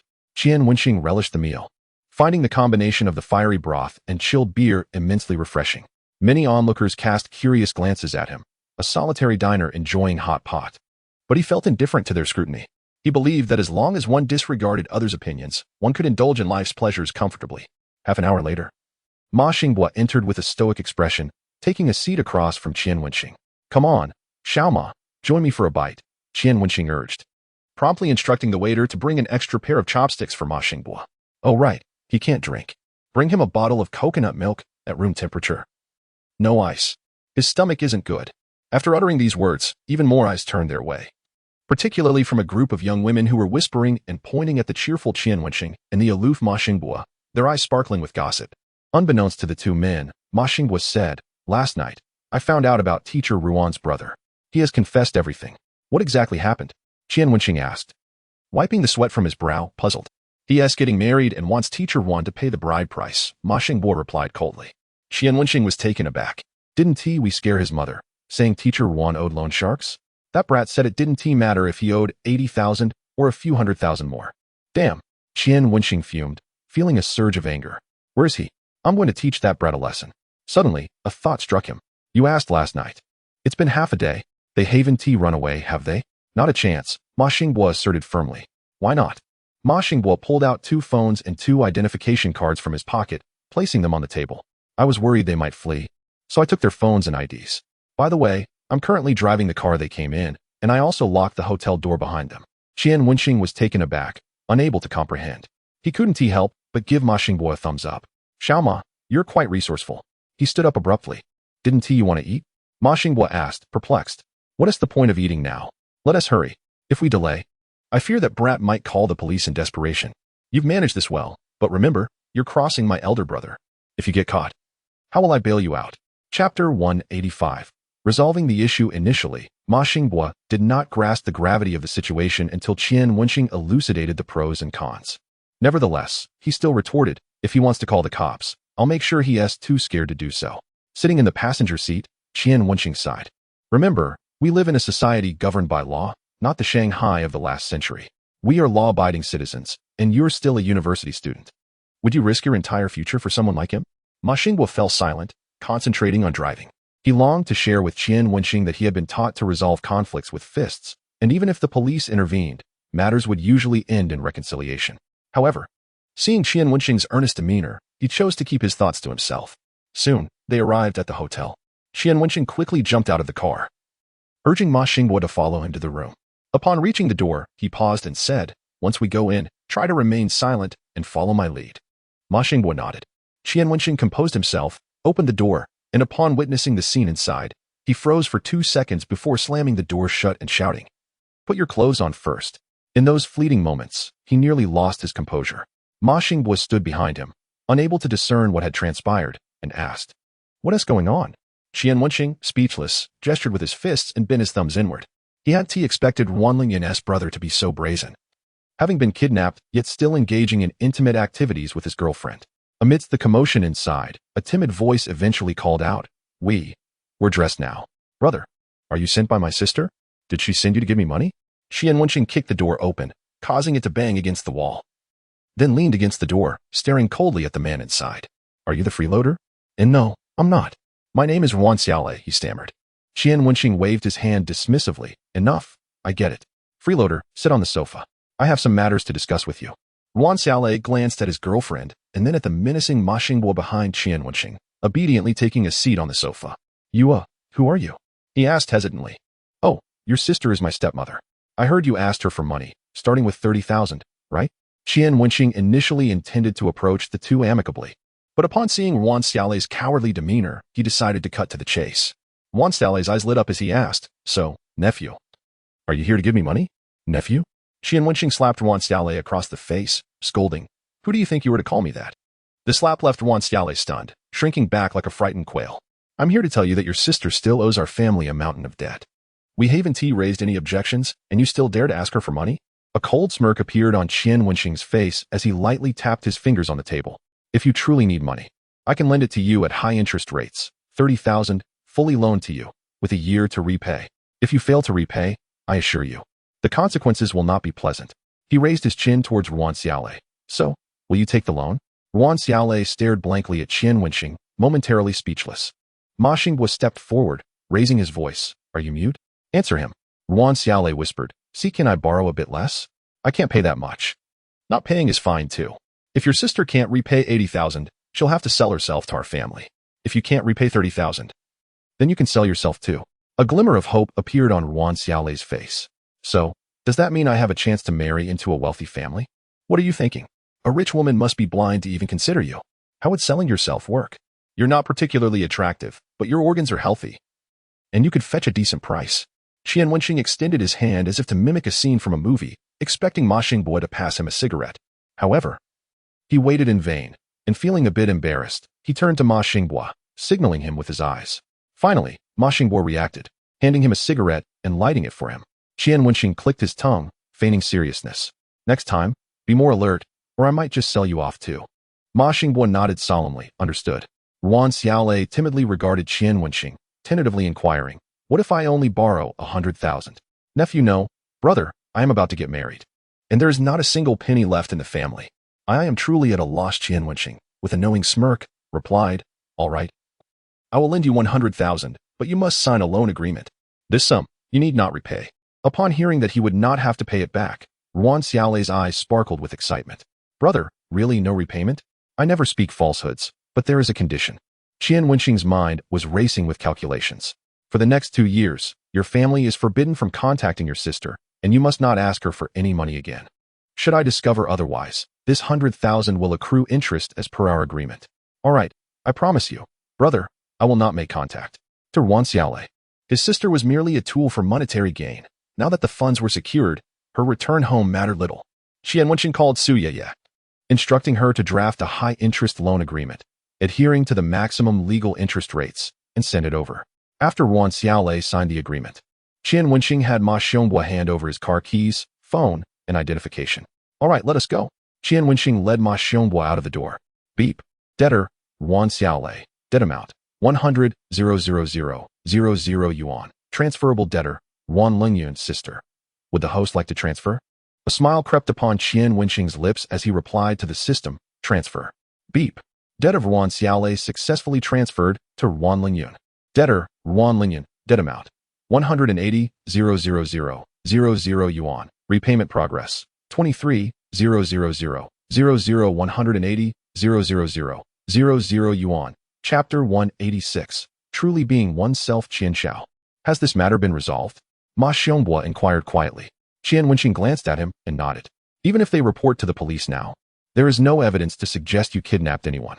Rest assured.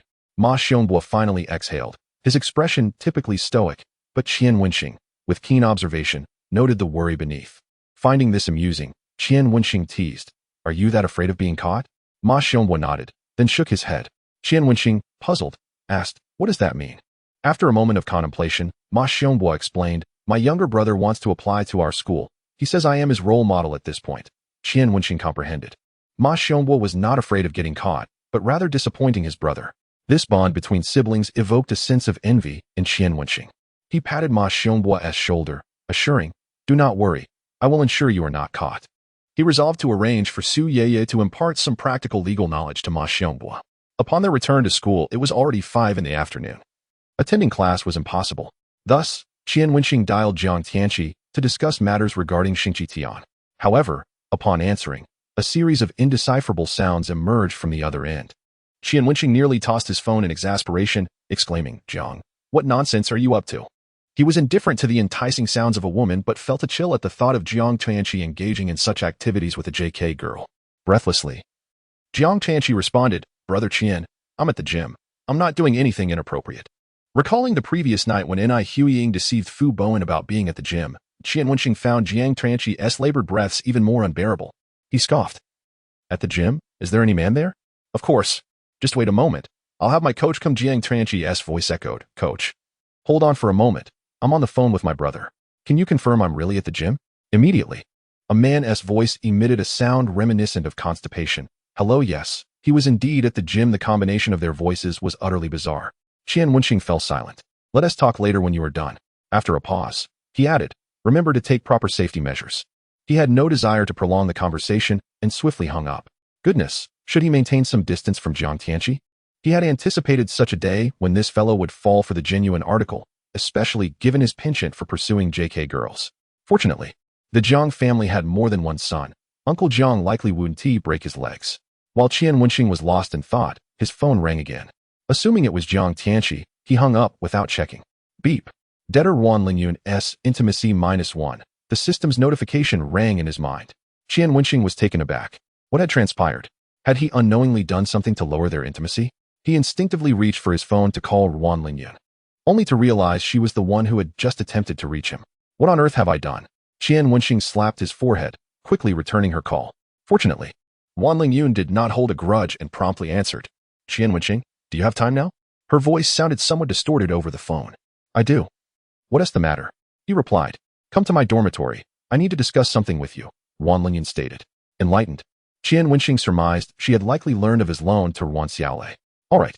After hanging up, he contemplated briefly before ordering some vegetables and ribs on Mate Wan, intending to bring them to Wan Lingyun's dormitory.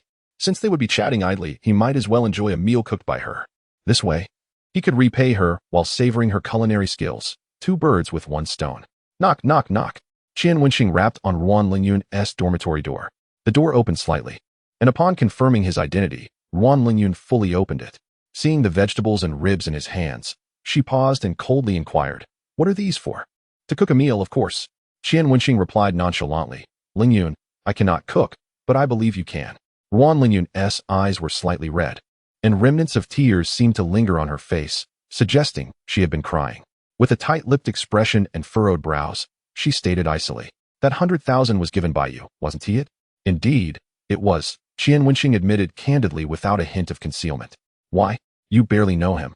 What if he doesn't repay you? Wan Lingyun's voice trembled with suppressed anger. He is my brother. Shouldn't you have informed me before lending him money? Qian Wenxing placed the items on the table and shrugged. What is the use of telling you? Would I have refrained from lending it? Or do you have a solution? Wan Lingyun was momentarily speechless. After a long pause, she finally uttered, but he cannot repay it. I already owe you 80,000, and now another 100,000. Qian Wenxing, I do not wish for my youth to be consumed by the burden of debt. Have you ever tasted the bitterness of owing money? Every morning. The first thought is whether I can earn a little more. Every night. The last thought is if I can repay a bit more. 18,000, in your eyes, may seem trivial, but to me, it is a demon shackling my freedom. For the first time, Wan Lingyun displayed such vulnerability in front of Qian Wenxing. She slumped into a chair, her face buried in her delicate hands, tears cascading through her fingers. Qian Wenxing fell into silence, uncertain of how to console Wan Lingyun. He stood there, lost in thought, awaiting her emotional recovery. Unlike other women, Wan Lingyun did not require gentle coaxing. She needed time to process her feelings. She understood that Qian Wenxing was not solely to blame for her distress. Yet his presence during this tumultuous period had bestowed upon her an inexplicable sense of reliability and security. Thus, she allowed a small crack in her emotional facade to open towards him, knowing he would not judge her for this moment of vulnerability. In this instant, she could truly be herself. Chapter 187. Your little boyfriend Wan Lingyun sat in place, unaware of how long she had been crying, tears streaming down her palms and soaking her sleeves. As her muffled sobs began to subside, Qian Wenxing dampened a face towel and gently offered it to her, softly saying, wipe your face. Wan Lingyun covered her face in silence, making no move, her breathing becoming significantly shallower. Qian Wenxing raised an eyebrow and placed the towel against her hand. The cool sensation made her body shudder slightly, yet she still did not accept it. Finally, he couldn't help but chuckle. Lingyun, is it a bit late for you to feel shy now? Without his system, he would have been utterly perplexed by her antics. Wan Lingyun emitted a muffled grunt from between her fingers before quickly snatching the towel from his hand and covering her eyes, muttering, I told you at school. You should call me teacher. She knew that Qian Wenxing was not entirely at fault. His intentions were good. However, the events of recent times had taken a toll on her. Due to her mounting debts, her overall living standards had significantly declined, compounded by her brother Ruan Xiaolei's incessant troubles. That 100,000 yuan had become the last straw. Qian Wenxing chuckled, pouring her a glass of water. There's no one else here. Calling you Lingyun won't draw any attention. What are you afraid of? Ruan Lingyun, realizing she could not out-argue him, gently rubbed her eyes and lowered her head to sip some water. After her earlier outburst, her eyes were slightly puffy, and her nose was a bit red, diminishing her previously cool demeanor and transforming her into a seemingly bullied young girl. With a soft thud, Qian Wenxing gazed at Ruan Lingyun, finding her increasingly adorable. He even contemplated playfully poking her rosy cheeks, but refrained from acting on the impulse.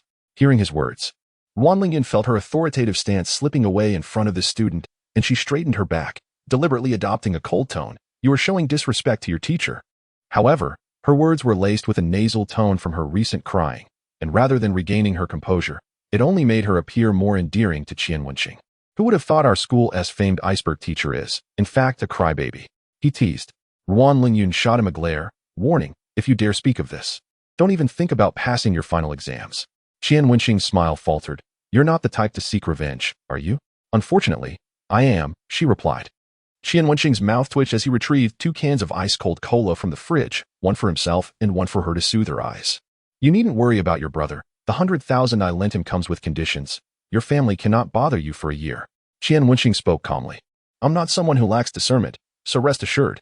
Ruan Lingyun placed the cold cola against her eyes, closing them. Qian Wenxing could not discern her expression but heard her softly say, 100,000 for a year of peace. How grand of me. Still, I must thank you. She continued. He drove here with his girlfriend, determined not to leave without money. He's more of a scoundrel than my mother. If I don't give him the money within 3 days, he'll just wait in my office. Qian Wenxing, I shouldn't have blamed you earlier. Aside from Fu Xintong, Ruan Lingyun seldom revealed her emotions in front of outsiders, and she struggled to articulate her feelings. Qian Wenxing, unable to resist, reached out to gently ruffle her hair, feeling content as he did so. No need to say more, I understand. Smack. Ruan Lingyun swatted his hand away. Scolding, how can a child like you touch an elder's head? Qian Wenxing's lips twitched as he pointed to the raw vegetables and ribs, saying, Then could I trouble you, esteemed elder, to prepare a meal? Otherwise, this young child might starve. He noticed that Ruan Lingyun was gradually revealing more of herself in his presence, which he deemed a positive sign, indicating her growing acceptance of him. Ruan Lingyun, resigned, washed her face, and began preparing the meal. Qian Wenxing attempted to assist, but she constantly dismissed him as a nuisance. Bored, he rummaged through her refrigerator, discovering that aside from beverages, it contained only eggs, while the rest was filled with face masks and cosmetics. The solitary apple in the corner was beginning to mold. Qian Wenxing discarded the apple, grumbling, Do you never cook? Ruan Lingyun, washing the vegetables, replied nonchalantly, There's a cafeteria at school. Why would I need to cook? That makes sense. Qian Wenxing closed the refrigerator door and turned his attention to her vanity. Upon spotting a bottle of Dior J'adore perfume, his heart raced with excitement. He strolled around the room with his hands behind his back and casually asked, Do you like the perfume? Yes, it's quite nice. Thank you for the perfume. Ruan Lingyun replied without looking up as she continued washing the vegetables. Qian Wenxing blinked. You know it was me who gave it to you? You drew stars on the back, didn't you? Ruan Lingyun responded, still not raising her head. Oh. Qian Wenxing had hoped that gifting her the perfume would bring them closer, but her indifferent reaction exceeded his expectations. Just then, Ruan Lingyun's phone rang. With her hands covered in grease from the ribs, she glanced at the caller ID and awkwardly said, Could you answer it for me? Qian Wenxing leaned in to see that the caller was Fu Xintong, and he readily agreed, activating the speakerphone. Ruan Lingyun shot him a reproachful glance, but he feigned ignorance, eager to hear what Fu Xintong would say to her. Ruan, I've just landed in Hangzhou, and I might not be able to see you for the next few months. Ruan? That's a rather endearing name. Qian Wenxing found himself lost in thought, wondering if it was a playful nickname or perhaps an affectionate description of Ruan Lingyun. Ah, I see. Perhaps due to Qian Wenxing's presence. Ruan Lingyun's voice was tinged with shyness. Fu Xintong, however, was quite chatty, rattling on about her journey and even complaining about Huiying. Most of the time, Ruan Lingyun simply listened, only occasionally offering a comment. By the way, Ruan, how is that little boyfriend of yours? I've inquired. And it seems that student-teacher relationships are acceptable in university. You must seize this opportunity. Qian Wenxing's ears perked up. He yearned to interject, Fu Xintong, Perhaps the little boyfriend you speak of is me? I'm not little at all. Chapter 188. A serious favor seeing Wan Lingyun's silence.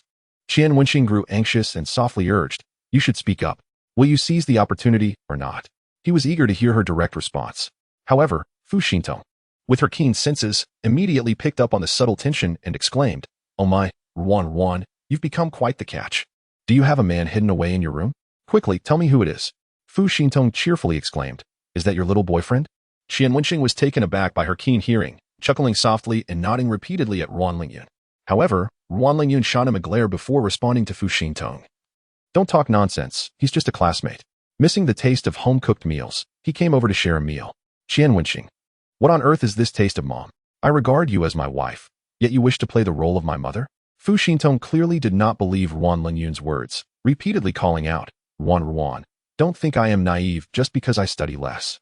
With your personality, would you let a strange man into your dormitory? That must be your little boyfriend." Qian Wenxing was eager to speak, but Wan Lingyun caught on to his intentions and silenced him with a look. Tong, if you're so bored, why not find a play to act in? I have things to attend to, so I won't chat with you any longer. Subsequently, Wan Lingyun signaled for Qian Wenxing to hang up the call. After ending the call, Qian Wenxing grinned mischievously at Wan Lingyun. Wan, who exactly is this little boyfriend she mentioned? Wan Lingyun narrowed her eyes, throwing a piece of rib back into the pot with a thud. Warning, is that a name you can utter? Call me teacher properly. Okay, Wan, Qian Wenxing complied. Wan Lingyun shot him a fierce look, which, rather than being threatening, carried an alluring charm, making Qian Wenxing's heart race with the desire to cup her face and kiss her. However, considering his grand plans, he restrained himself. Ahem, I'll just sit over there for a bit. Call me when you're done. He decided to refrain from teasing her further, fearing she might poison his food. Bang! Thud! Moments later, various banging sounds erupted from the kitchen. Qian Wenxing, engrossed in his phone, instinctively looked up, and upon realizing the situation, his eyes widened in disbelief. He saw Wan Lingyun tossing large chunks of ribs into the frying pan, followed by vegetables, then pouring in water to stew.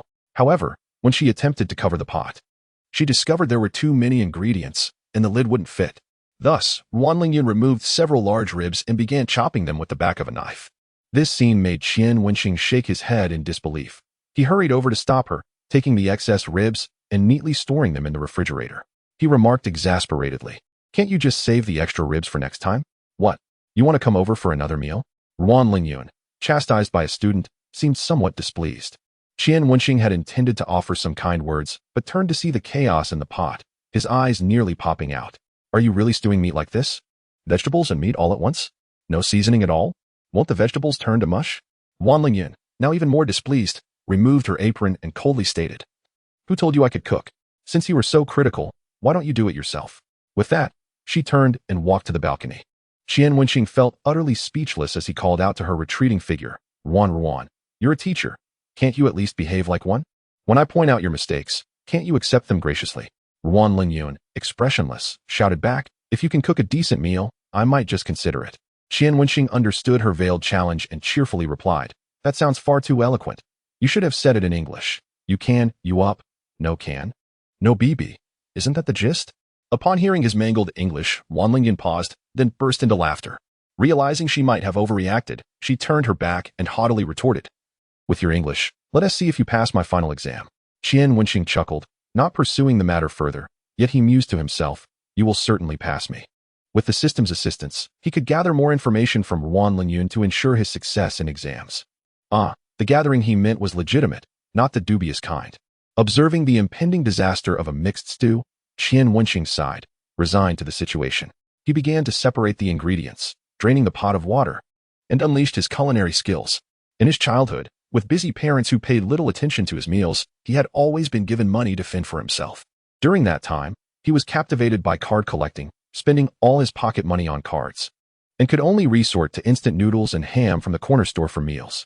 Gradually, he learned a few cooking techniques. As he meticulously prepared the ribs, he internally berated the system. Why can't you conduct thorough background checks on every debtor? Why must you create misunderstandings like this?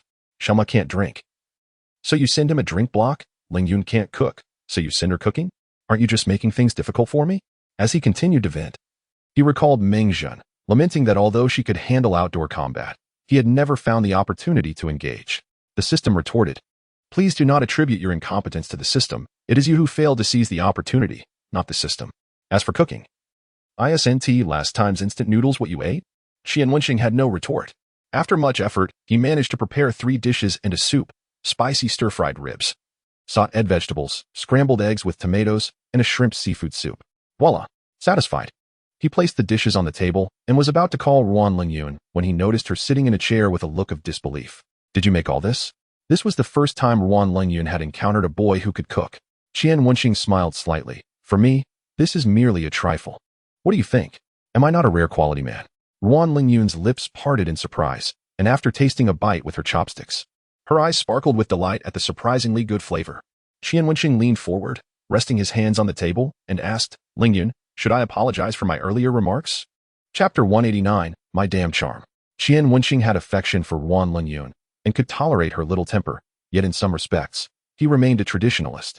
Ruan Lingyun blinked, not trying to be obstinate, and nodded. I admit, in terms of cooking skills, you surpass me, and I apologize. Content. Qian Wenxing sat down, picking up his chopsticks just as the system chimed in his mind. Ding. Intimacy with debtor Ruan Lingyun 5. Qian Wenxing felt a rush of joy. Ha. I refuse to believe this damn charm of mine cannot sway you. Suddenly, another thought crossed his mind. Would he be the one cooking after marriage? He quickly asked, Lingyun, if you get married, will you cook for your husband? Ruan Lingyun paused, her chopsticks halting, and replied nonchalantly, well, I only know how to make big pot meals. If he doesn't like it, he can cook for himself. Qian Wenxing's mouth quirked in resignation. He began to worry about their future married life. After they finished their meal, Ruan Lingyun took the initiative to wash the dishes. Gazing out at the fading sunset light, watching Ruan Lingyun busy in the kitchen, and inhaling the faint aroma wafting through the room, Qian Wenxing suddenly felt a sense of tranquility. If only they could continue like this forever. Men toil their entire lives for such simple pleasures, a loving wife and children to share warmth with. Just as Qian Wenxing was about to suggest a stroll with Ruan Lingyun, his phone vibrated, revealing a WeChat message from Xia Qiming. Xia Qiming, old Qian, look quickly. Li Haiyang is causing trouble again. Is it related to you? Attached was a screenshot of Li Haiyang's moments. Since Li Haiyang moved out of the dormitory, Qian Wenxing had blocked him on WeChat. However, Xia Qiming had not, so upon seeing the message, he promptly forwarded it to Qian Wenxing. The screenshot revealed that Li Haiyang had posted on his moments. Some retributions will eventually come. It is not that they do not, but the time has not yet arrived. Since heaven is unjust, I shall act as the arbiter of justice. Following this was a photograph he had taken at the entrance of the community. The post had been made 2 days prior. Qian Wenxing stared at it for quite some time, unable to decipher its meaning, and replied, is this his residential community? What he does there has nothing to do with me. Xia Qiming remarked, his recent posts seem rather erratic. It feels as if he has been possessed. After pondering, I remembered that you two had conflicts, so I thought to send it to you. In any case, be cautious these days. Suddenly, Qian Wenxing recalled that on the day he returned, Su Yiya had exhibited somewhat unusual behavior. No matter how he inquired, she insisted that everything was fine. Could it be related to Li Haiyang? Upon this realization, Qian Wenxing felt restless. He took out his phone and messaged the instructor. Instructor, could you help me contact Su Yiya's class advisor? I would like to verify her home address. The advisor, He Yuzhong, replied with an emoticon. Sai, what is going on with you again? What happened between you two? My heart isn't very strong, you know. He understood that Qian Wenxing and Su Yiya were a couple. Qian Wenxing quickly typed, I suspect that Su Yiya may be under some kind of threat. So I need her address for confirmation. He recalled how Li Haiyang had once threatened Su Yiya by telling her parents about their relationship. Now that Li Haiyang was taking a break from school, he was likely up to such despicable deeds. He Yuzhong replied, all right, but I have a request. Can you fulfill it? Qian Wenxing responded, go ahead. He Yuzhong continued, last time you bought me lemonade and got teacher Wan milk tea. The other teachers in the office found out and laughed at me. Could you get me a special cup of milk tea this time? It would be a nice boost to my reputation. Qian Wenxing was taken aback, almost laughing out loud. He quickly typed, no problem. Shortly thereafter, He Yuzhong sent him a message, proving to be quite reliable, as he had directly obtained Su Yi's family information from her advisor. Qian Wenxing immediately compared the name of the community in the photo sent by Li Haiyang, and indeed, they matched. He cursed under his breath, damn it. That fool. Ruan Lingyun had just finished tidying up the kitchen when she heard Qian Wenxing curse and frowned, saying, what's wrong? No need for foul language. Qian Wenxing quickly replied, sorry, Lingyun, I have to go now. I'll come by for a meal another time. He did not disclose what had happened, and Ruan Lingyun did not press further. Merely advising, final exams are approaching, don't get into fights. Resolve any issues amicably. Thank you, he replied. After leaving Wan Lingyun's dormitory, Qian Wenxing called Su Yeye. The phone rang numerous times without answer, and eventually, Su Yeye sent him a message. Yumarin, what is up? Qian Wenxing, where are you? Yumarin, I'm studying in the dorm. Qian Wenxing, come out for a moment, I need to talk to you. Yumarin, let us wait until tomorrow. I'm very busy today. After that, she ceased to reply. Previously, it was Qian Wenxing who ignored Su Yeye's messages. But now he was experiencing the frustration of being left on read, and his anger brewed within him. Just then, his phone rang. His first instinct was that it was Su Yeye calling, and without looking, he answered, hello? Jiang Tianqi's cheerful voice came through. Qinggu, I finished my work here. Do you want to grab a drink? We can also discuss company matters. Qian Wenxing was momentarily speechless and forced a smile, saying, let us do it another day. I'm not in the mood today. He needed to devise a plan to deal with that scoundrel, Li Haiyang. Jiang Tianqi, puzzled, asked, you're not going out tonight? Then why do I see your girlfriend at the bar? Did you not invite her? Qian Wenxing was taken aback and asked, which girlfriend? Su Yeye, of course. Qian, good. You wouldn't have forgotten about your brothers after getting a girlfriend, would you? She is also part of the company. It's fine to have her join us for the meeting. But hadn't Su Yeye claimed she was in the dorm? How could she be at the bar alone? Qian Wenxing felt an urge to curse, suppressing his rage as he told Jiang Tianqi, I have important matters to discuss with your sister-in-law tonight. We can talk about the company tomorrow. Su Yeye was indeed his woman, and he could not neglect her in this situation.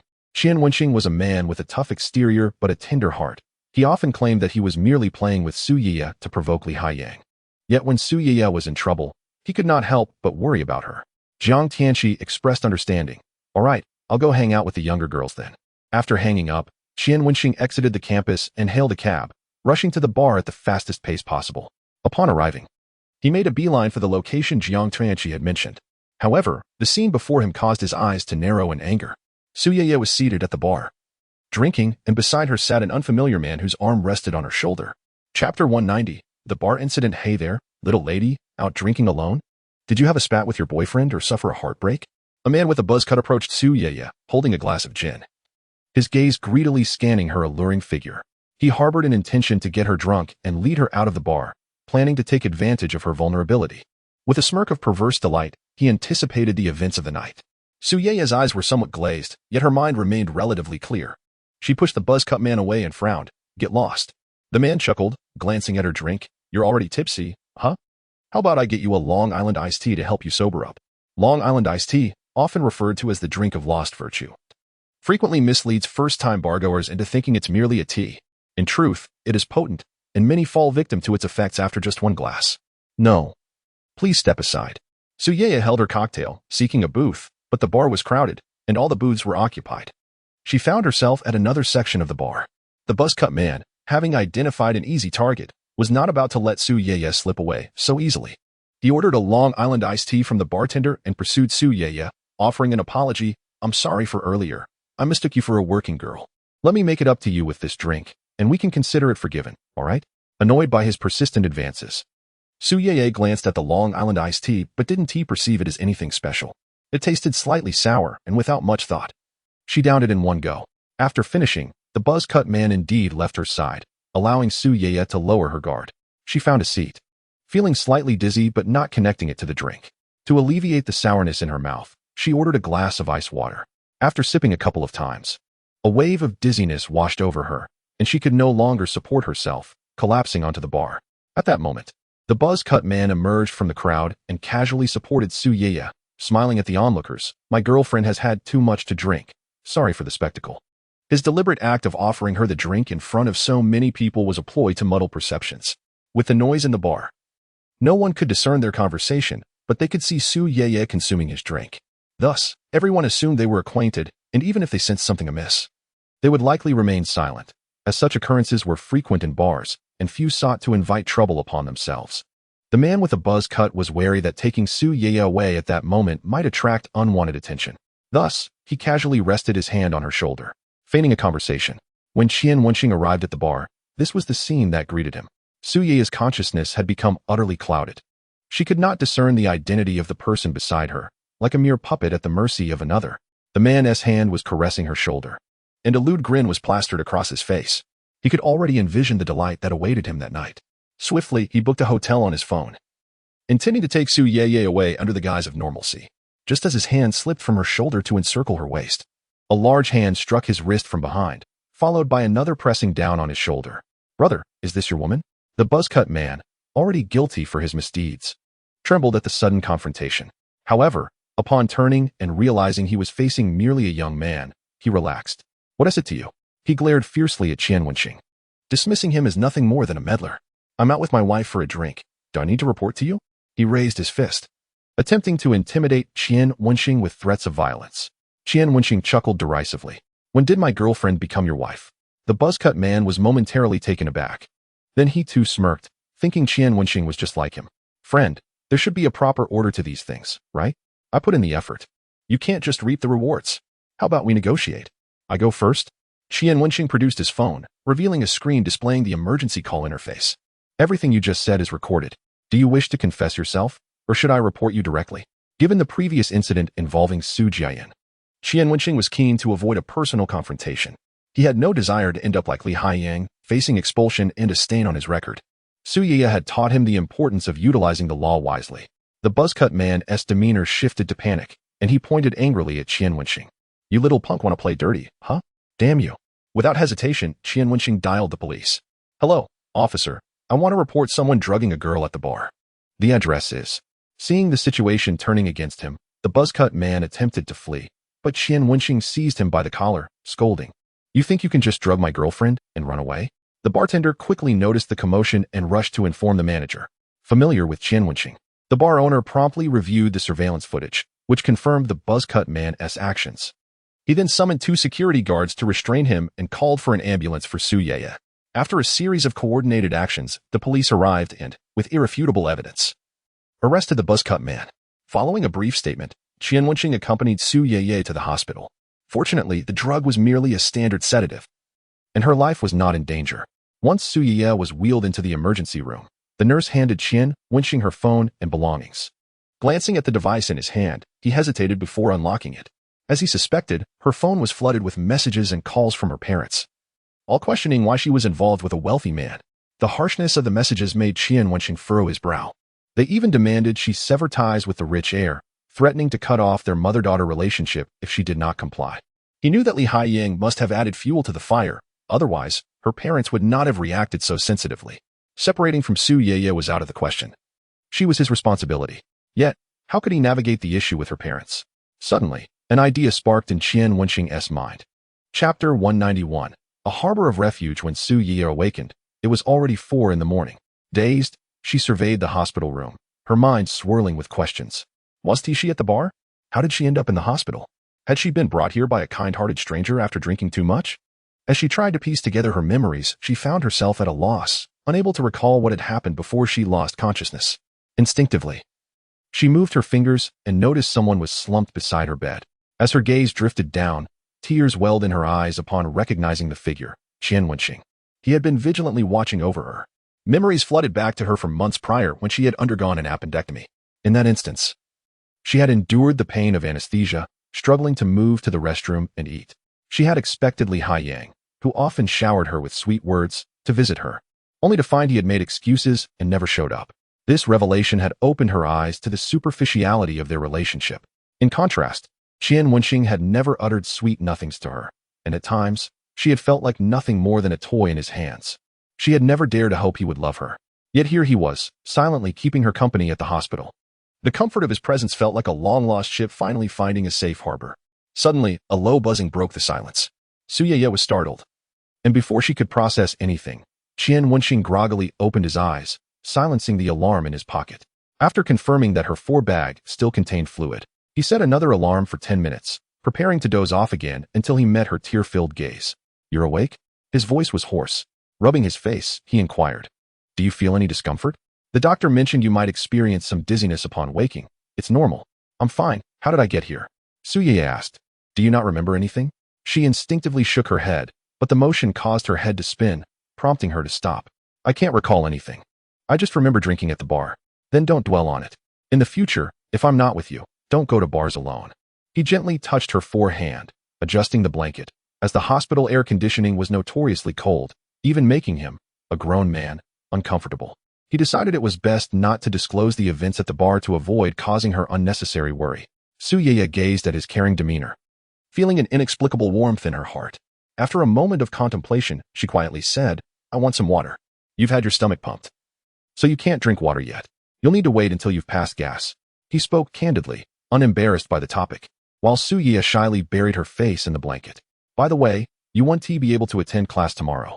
I've already informed your instructor." Gently patting her head, he reassured her, "Now sleep." She responded obediently, temporarily pushing aside the troubling thoughts. Closing her eyes, tears streamed down her cheeks as she whispered to herself, "Just this once, let me indulge in his gentleness again."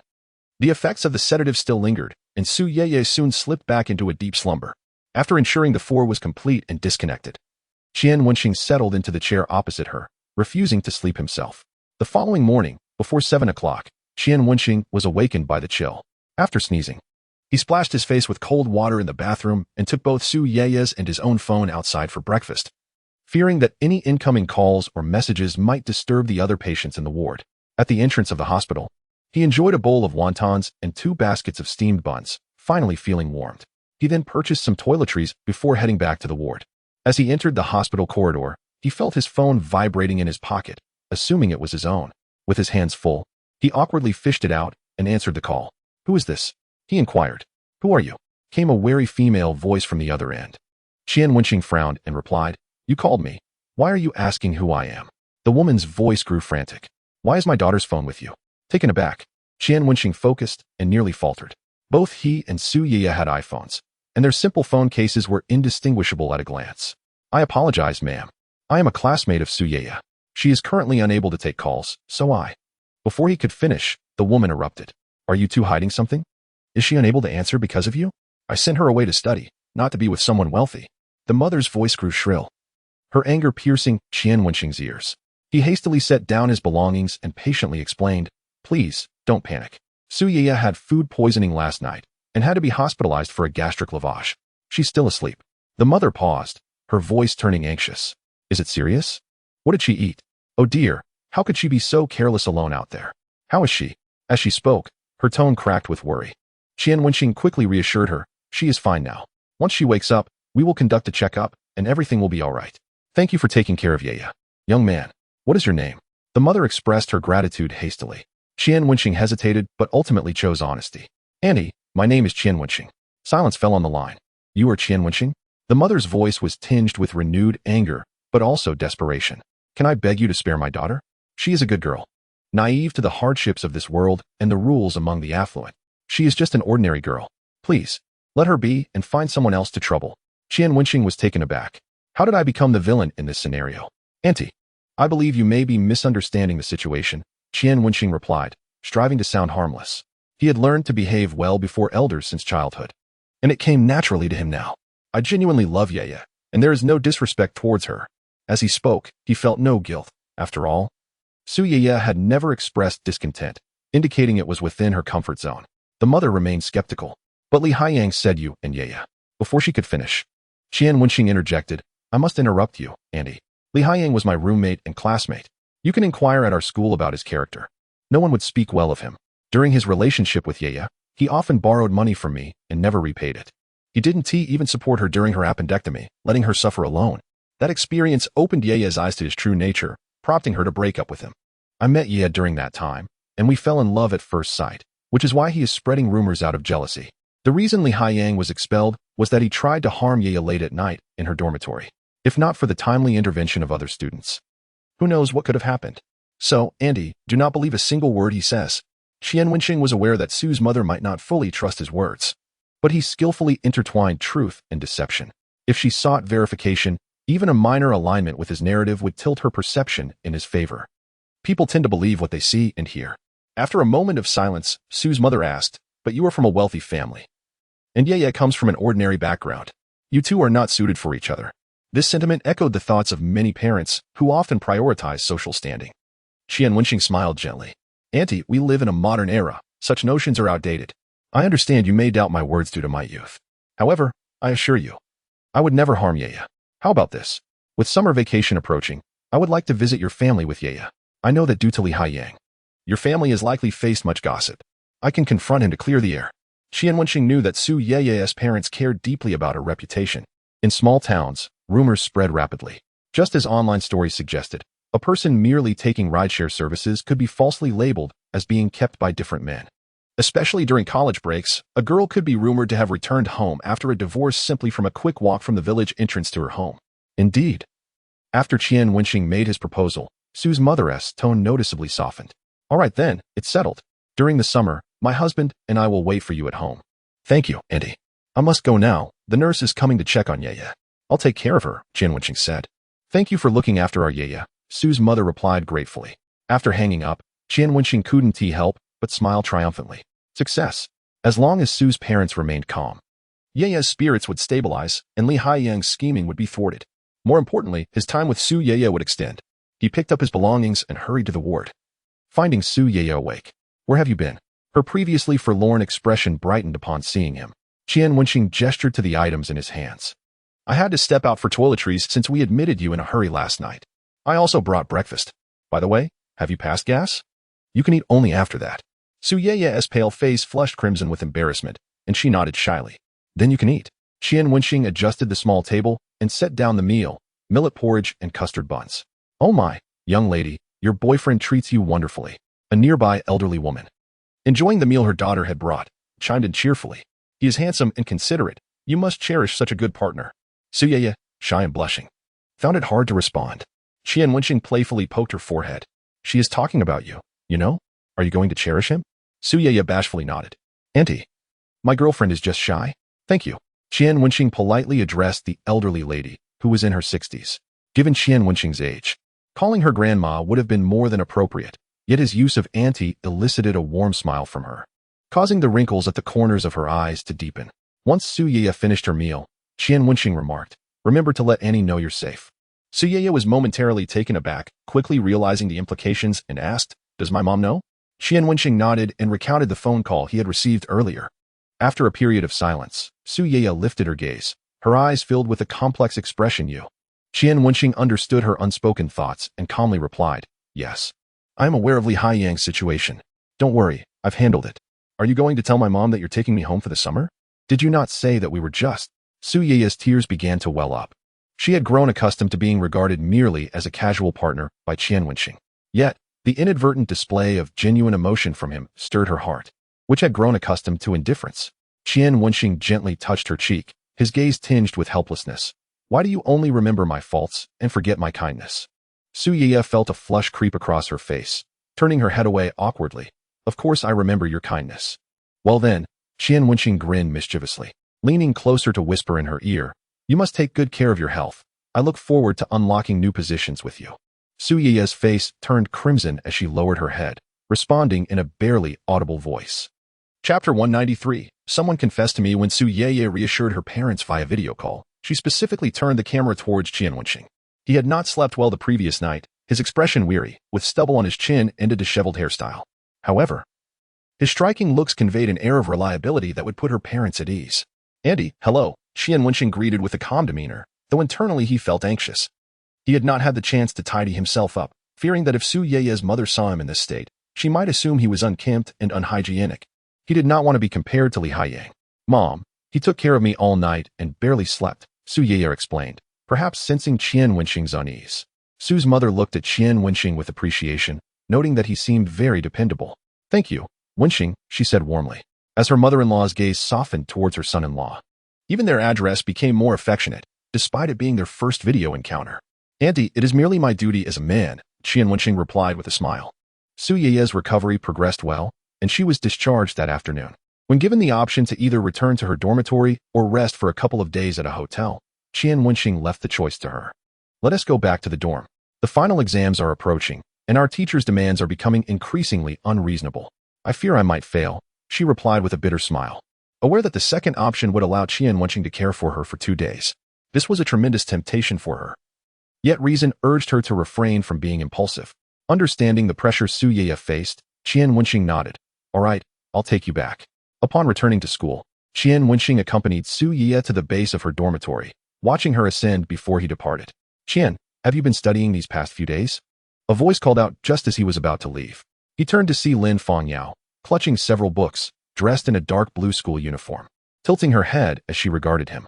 Just as he was about to speak, he noticed something different about her today. Upon closer inspection, he discerned the change. "Why are you wearing glasses?" he asked, observing the rose-tinted spectacles perched on her nose, complementing her uniform and ponytail, exuding an aura of intellectual allure. This reminded him of certain characters from films, like beautiful teachers or uniformed doctors. However, the allure of those characters was often superficial, whereas Lin Fangyao's was genuine. Lin Fangyao blinked, a smile gracing her lips as she asked, "Did they not look good?" "They look great," Qian Wenxing replied sincerely, appreciating the newfound depth they added to her appearance, making her seem more mature. "So, do you like them?" Lin Fangyao inquired tentatively. Without hesitation, he affirmed, yes. He genuinely enjoyed her transformation. She no longer seemed like a stagnant pawn solely focused on her studies.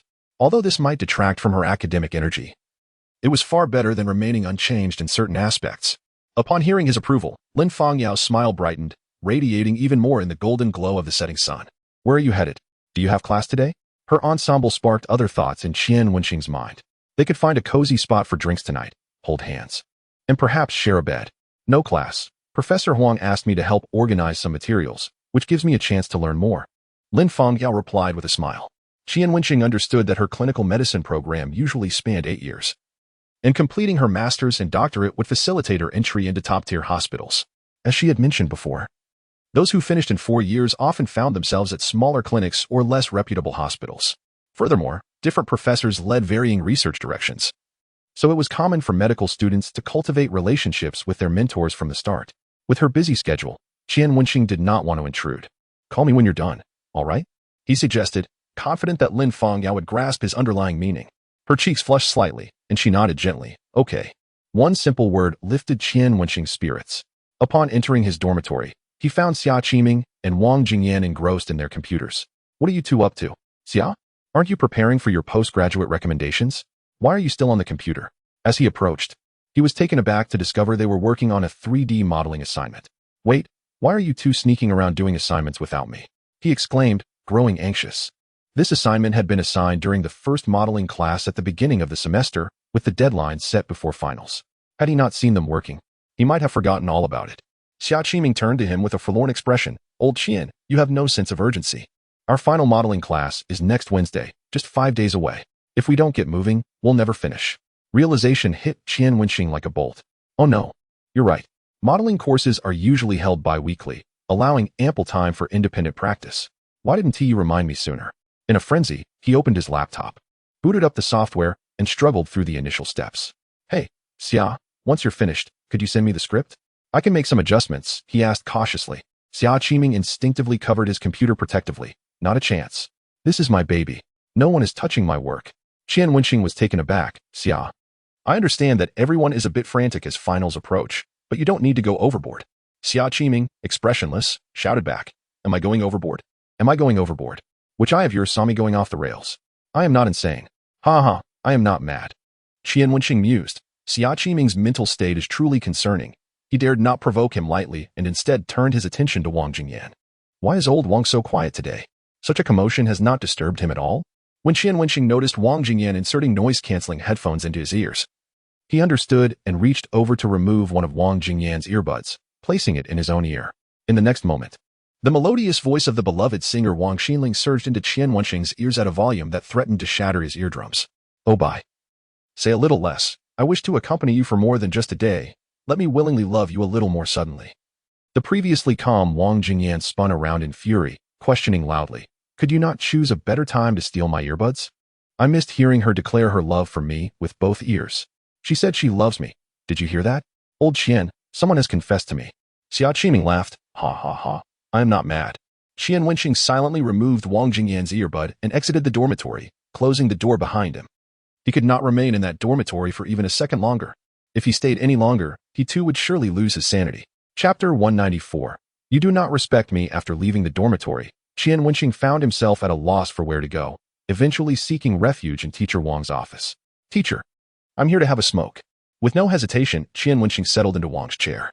Noticing Wang was watching a movie on his phone with somewhat outdated picture quality, he curiously inquired, "What film are you watching, teacher?" The small screen and poor resolution necessitated that Qian Wenxing lean in closer to discern the content. As he neared the screen, a sudden horror scene flashed before him. Catching him unprepared, he shuddered, and the cigarette fell from his mouth. His body was immediately covered in goosebumps, and a chill crept up his spine, cold sweat cascading down his back. Damn! That scene resurrected some painful memories from Qian Wenxing's past. Ha! Teacher Wang erupted into laughter at Qian Wenxing's reaction. Little Qian, are you really that timid? Qian Wenxing lit another cigarette to calm his nerves, utterly uninterested in engaging with him at that moment. Teacher Wang, still amused, remarked, "This is an old film, School Graveyard. I was just flipping through it out of boredom. Would you like me to summarize the plot?" No. No need. After exhaling a puff of smoke, Qian Wenxing swallowed the racing heartbeat that nearly escaped his throat and wiped the cold sweat from his brow, saying, "That film is a shadow from my childhood. I do not wish to recall its contents." Then, as if struck by a thought, he asked, "Teacher Wang, don't you feel uneasy watching a horror movie set in a school here?" Teacher Wang chuckled. "What is there to fear? If we truly encountered something, would the teachers in our school see their salaries soar? Especially the dormitory supervisors. They must earn the highest wages, or else no one would dare to come." Qian Wenxing had no retort. As a child, he believed the vengeful spirits in horror films were the scariest. It was only as an adult that he realized the true horror lay in poverty. Observing Teacher Wang's state of mind, Qian Wenxing suddenly felt that Wang Jingyan and Xia Qiming in the dormitory were rather normal. Nevertheless, he needed to focus on his modeling assignment. Otherwise, he risked failing the course. In such a hands-on subject, the teacher placed significant emphasis on regular assignments. With this thought, Qian Wenxing sent a text to Lin Fangyao, "Academic overachiever, do you know how to use modeling software? I have a modeling assignment that requires your assistance." After waiting for quite some time without a reply from Lin Fangyao, Qian Wenxing remained unperturbed, reasoning that she might be busy. Meanwhile, Lin Fangyao was indeed occupied, but not with gathering information. She was preoccupied with dealing with Lu Jiaohai. Lu Jiaohai was a graduate student under Professor Huang, who often delegated various tedious tasks directly to him. This made Lu Jiaohai feel frustrated yet powerless, as he still wished to graduate smoothly. Thus, when tasked by Professor Huang to find materials today, he muttered several expletives in his mind. The materials room was not like a library, where one could simply stack books. Instead, it contained 6 metal racks, each with 5 levels, densely packed with files and folders. Although one could consult the computer directory to expedite the process, the most critical step was accurately retrieving the materials and remembering their locations. Otherwise, one would face reprimand. Yet, for the sake of graduation, Lu Jiaohai endured and willingly played the role of a lackey. However, upon seeing Lin Fangyao in the materials room, his eyes sparkled with excitement, and he instantly began to view Professor Huang not as a tyrant, but as a benevolent matchmaker. "Lin, you're here too? What materials are you looking for? I can help you." Lu Jiaohai's face radiated a gentle smile, every gesture exuding an air of theatricality, as if they were in a romantic restaurant where rose petals might fall at any moment. Lin Fangyao, recalling Qian Wenxing's advice to avoid getting too close to Lu Jiaohai, smiled slightly and replied, "Professor Huang asked me to find some materials. I'll finish shortly." "You must be busy too, senior." Lu Jiaohai smiled warmly and offered, "Those things look heavy. Let me help you." "No need, senior. I can handle it myself." Lin Fangyao quickened her pace, placing her items on the table first, nodding to Lu Jiaohai without pretense, and then returned to her work. Lu Jiaohai felt somewhat slighted by her dismissal. After all, he often attended their class as Professor Huang's assistant, mainly administering exams and supervising experiments. This had given him a sense of pride, believing he held a status similar to that of Professor Huang in Lin Fangyao's eyes. He was taken aback by how little she seemed to regard him. Lu Jiaohai frowned in displeasure. After observing Lin Fangyao for a while, he noted her lack of initiative to converse or even apologize to him, prompting a cold smile to form in his heart. Damn, what a pretentious little witch. Acting all high and mighty, Lu Jiaohai cursed silently. He decided to remain passive for the moment and sought materials from other shelves, casually saying to Lin Fangyao, "Lin, did Professor Huang give you any key points for the final exam?" As Lin Fangyao dragged a folding ladder over and climbed to retrieve the topmost folder, she confirmed it was not what she sought and replied calmly, "Oh, Professor Huang said the entire book is important." Upon hearing this, Lu Jiaohai's lips curled into a smug smile. He boasted, "Would you like to know what topics will definitely appear on this exam? I can probably discern the exam committee's intentions. It's always those key points." "No need. I've memorized the entire book." Lin Fangyao confirmed that the folder was not what she needed, returned it to its place, and continued searching with the ladder. Her claim was not an exaggeration. She had indeed committed various key points to memory. The field of medicine did not allow for shortcuts. In other fields, One could afford to learn less and still acquire practical skills through experience, even if what was taught in school paled in comparison to the wisdom imparted by seasoned professionals. However, in medicine, a half-baked education could lead to dire consequences. Lin Fangyao could not afford to gamble with her future or the lives of her future patients. Hence her diligent studies. Her statement only served to further bruise Lu Jiaohai's ego.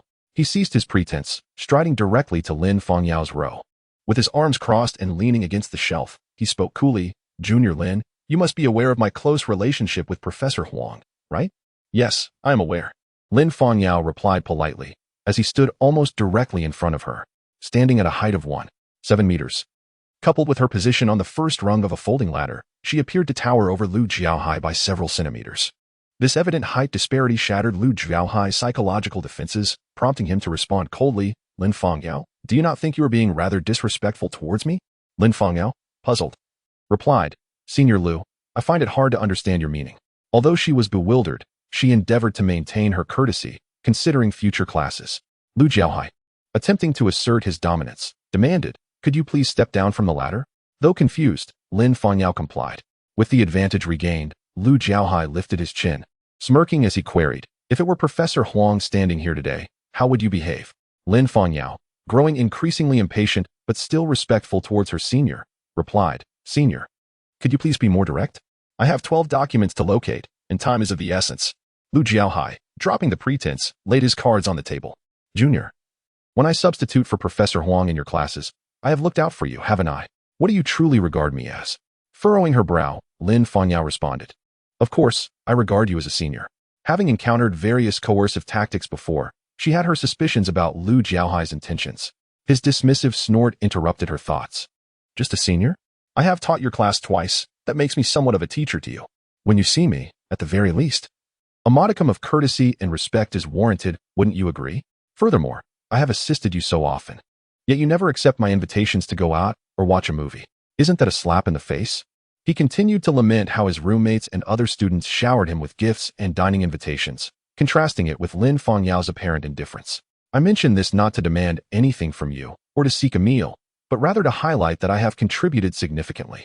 Shouldn't you reciprocate? How about we catch a movie tonight?" Realizing Lu Jiaohai's true motives, Lin Fangyao recalled Qian Wenxing's warnings about him not being a good person. While she had been skeptical then, she now understood that Qian was right. Exhaling softly to steady her emotions, she looked directly at Lu Jiaohai and asked, "May I inquire? What constitutes basic respect and courtesy in your eyes?" Lu Jiaohai, believing that a top student like Lin Fangyao would be easily intimidated, assumed her compliance was inevitable. However, he was taken aback when she addressed him by name, rather than the term senior. "Indeed, you have assisted Professor Huang in our class, but that favor should be directed towards him, not me. What is it you expect? That every student you have taught should bow before you in reverence? Wake up, we are no longer in the Qing dynasty. And it seems you have been left behind as our nation strides into a new era. Furthermore, who do you think you are? Just because you invite me to a movie or a meal, does that mean I am obligated to accept? What do you consider yourself? A monarch? Or perhaps a currency?" Lin Fangyao continued, "If your roommates receive gifts and invitations while you do not, perhaps you should reflect on whether the issue lies with you. Do not lay the blame solely on others." Had Lin Fangyao encountered Lu Jiaohai before meeting Qian Wenxing, she might have initially doubted herself, rather than standing her ground. When she first met Qian Wenxing, he had defended her against Yang Wenshuan in a bar without resorting to a loud confrontation. His method was simple yet effective, humiliating Yang with ease. Later, while serving as a spokesperson for a marketing agency, she had stood up fiercely for Qian Wenxing against the brand manager, an experience that filled her with a profound sense of accomplishment. Thus, upon realizing Lu Jiaohai's ulterior motives, her first instinct was to retaliate. She would not allow herself to be wronged. No longer was she alone, she had Qian Wenxing by her side. Even if not for herself, she would defend her dignity for his sake. He had lent her such a considerable sum, not for her to become a pushover. With newfound confidence, she stepped onto the first rung of the ladder, towering over Lu Jiaohai, and questioned, "So, is there anything else you wish to say, Lu Jiaohai?" Lu Jiaohai was taken aback. His intention had merely been to evoke guilt in Lin Fangyao, expecting her to apologize and subsequently agree to a casual outing. Ever since his previous confession had failed, he had developed an obsession with conquering her. As her senior and a teaching assistant to Professor Huang, he believed his efforts warranted her compliance. However, reality proved far harsher than his idealistic expectations. Lin Fangyao did not conform to his preconceived notions. Instead of adhering to his script, she had torn it apart in a fit of anger. Infuriated, Lu Jiaohai felt a wave of helplessness wash over him. What was he to do? It was akin to executing a flawless series of moves in a game, only for the opponent to emerge unscathed, mocking him in return. In that fleeting moment, Lu Jiaohai was tempted to flee, yet his pride restrained him. Anger surged within him, and he pointed accusingly at Lin Fangyao, shouting, "Is this how you treat a senior? I will report you to Professor Huang. Just wait, you won't pass your finals this time." His words, once spoken, left Lin Fangyao regretting her engagement in such a futile exchange. Why should she, a young woman in her 20s, waste breath on someone who resorted to childish threats? "Suit yourself," she replied, returning to her documents. At that moment, her phone vibrated in her pocket, ringing with an incoming call. Earlier, during their argument, her phone had vibrated, but she had paid it no mind. Upon seeing Qian Wenxing's name on the screen, a gentle smile graced her face. Lu Jiaohai, lost in his machinations for revenge, froze at the sight of her smile. "Hello, Qian Xiao." Lin Fangyao's voice was soft as silk, devoid of the fury she had just exhibited. "Qian Xiao?" Lu Jiaohai's keen instincts caught that phrase, and a realization struck him. Could it be Qian Wenxing? His expression darkened, resentment bubbling beneath the surface. "Qian Wenxing, it's you again causing trouble for me." Chapter 196, Embracing Back-to-Back. "Are you still busy? I need your assistance with the modeling assignment. Did you see the message I sent you?"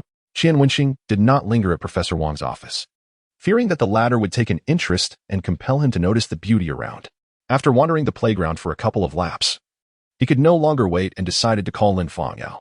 Today, he not only sought her help with the modeling assignment, but also intended to discuss the intricacies of human survival and reproduction with her. "Sorry, I didn't see it. It should be fine. We dedicated an entire semester to this subject," Lin Fangyao explained apologetically. She glanced at the light materials in her hands and inquired, "Qian, are you busy right now?" "Not really. Why?" Qian Wenxing was blissfully unaware of the situation he was about to encounter. "If you're free, come pick me up. I'm in the archives on the first floor of Building 4. Lin Fangyao's request for Qian Wenxing to fetch her held a hint of selfishness. Firstly, she wished to let Lu Jiaohai know of her connection with Qian Wenxing. Secondly, it was a way to indulge her youthful whims. Qian Wenxing's thoughts were straightforward. He hoped Lin Fangyao would complete her tasks quickly so they could enjoy some leisure time together. "All right, I'll be there shortly."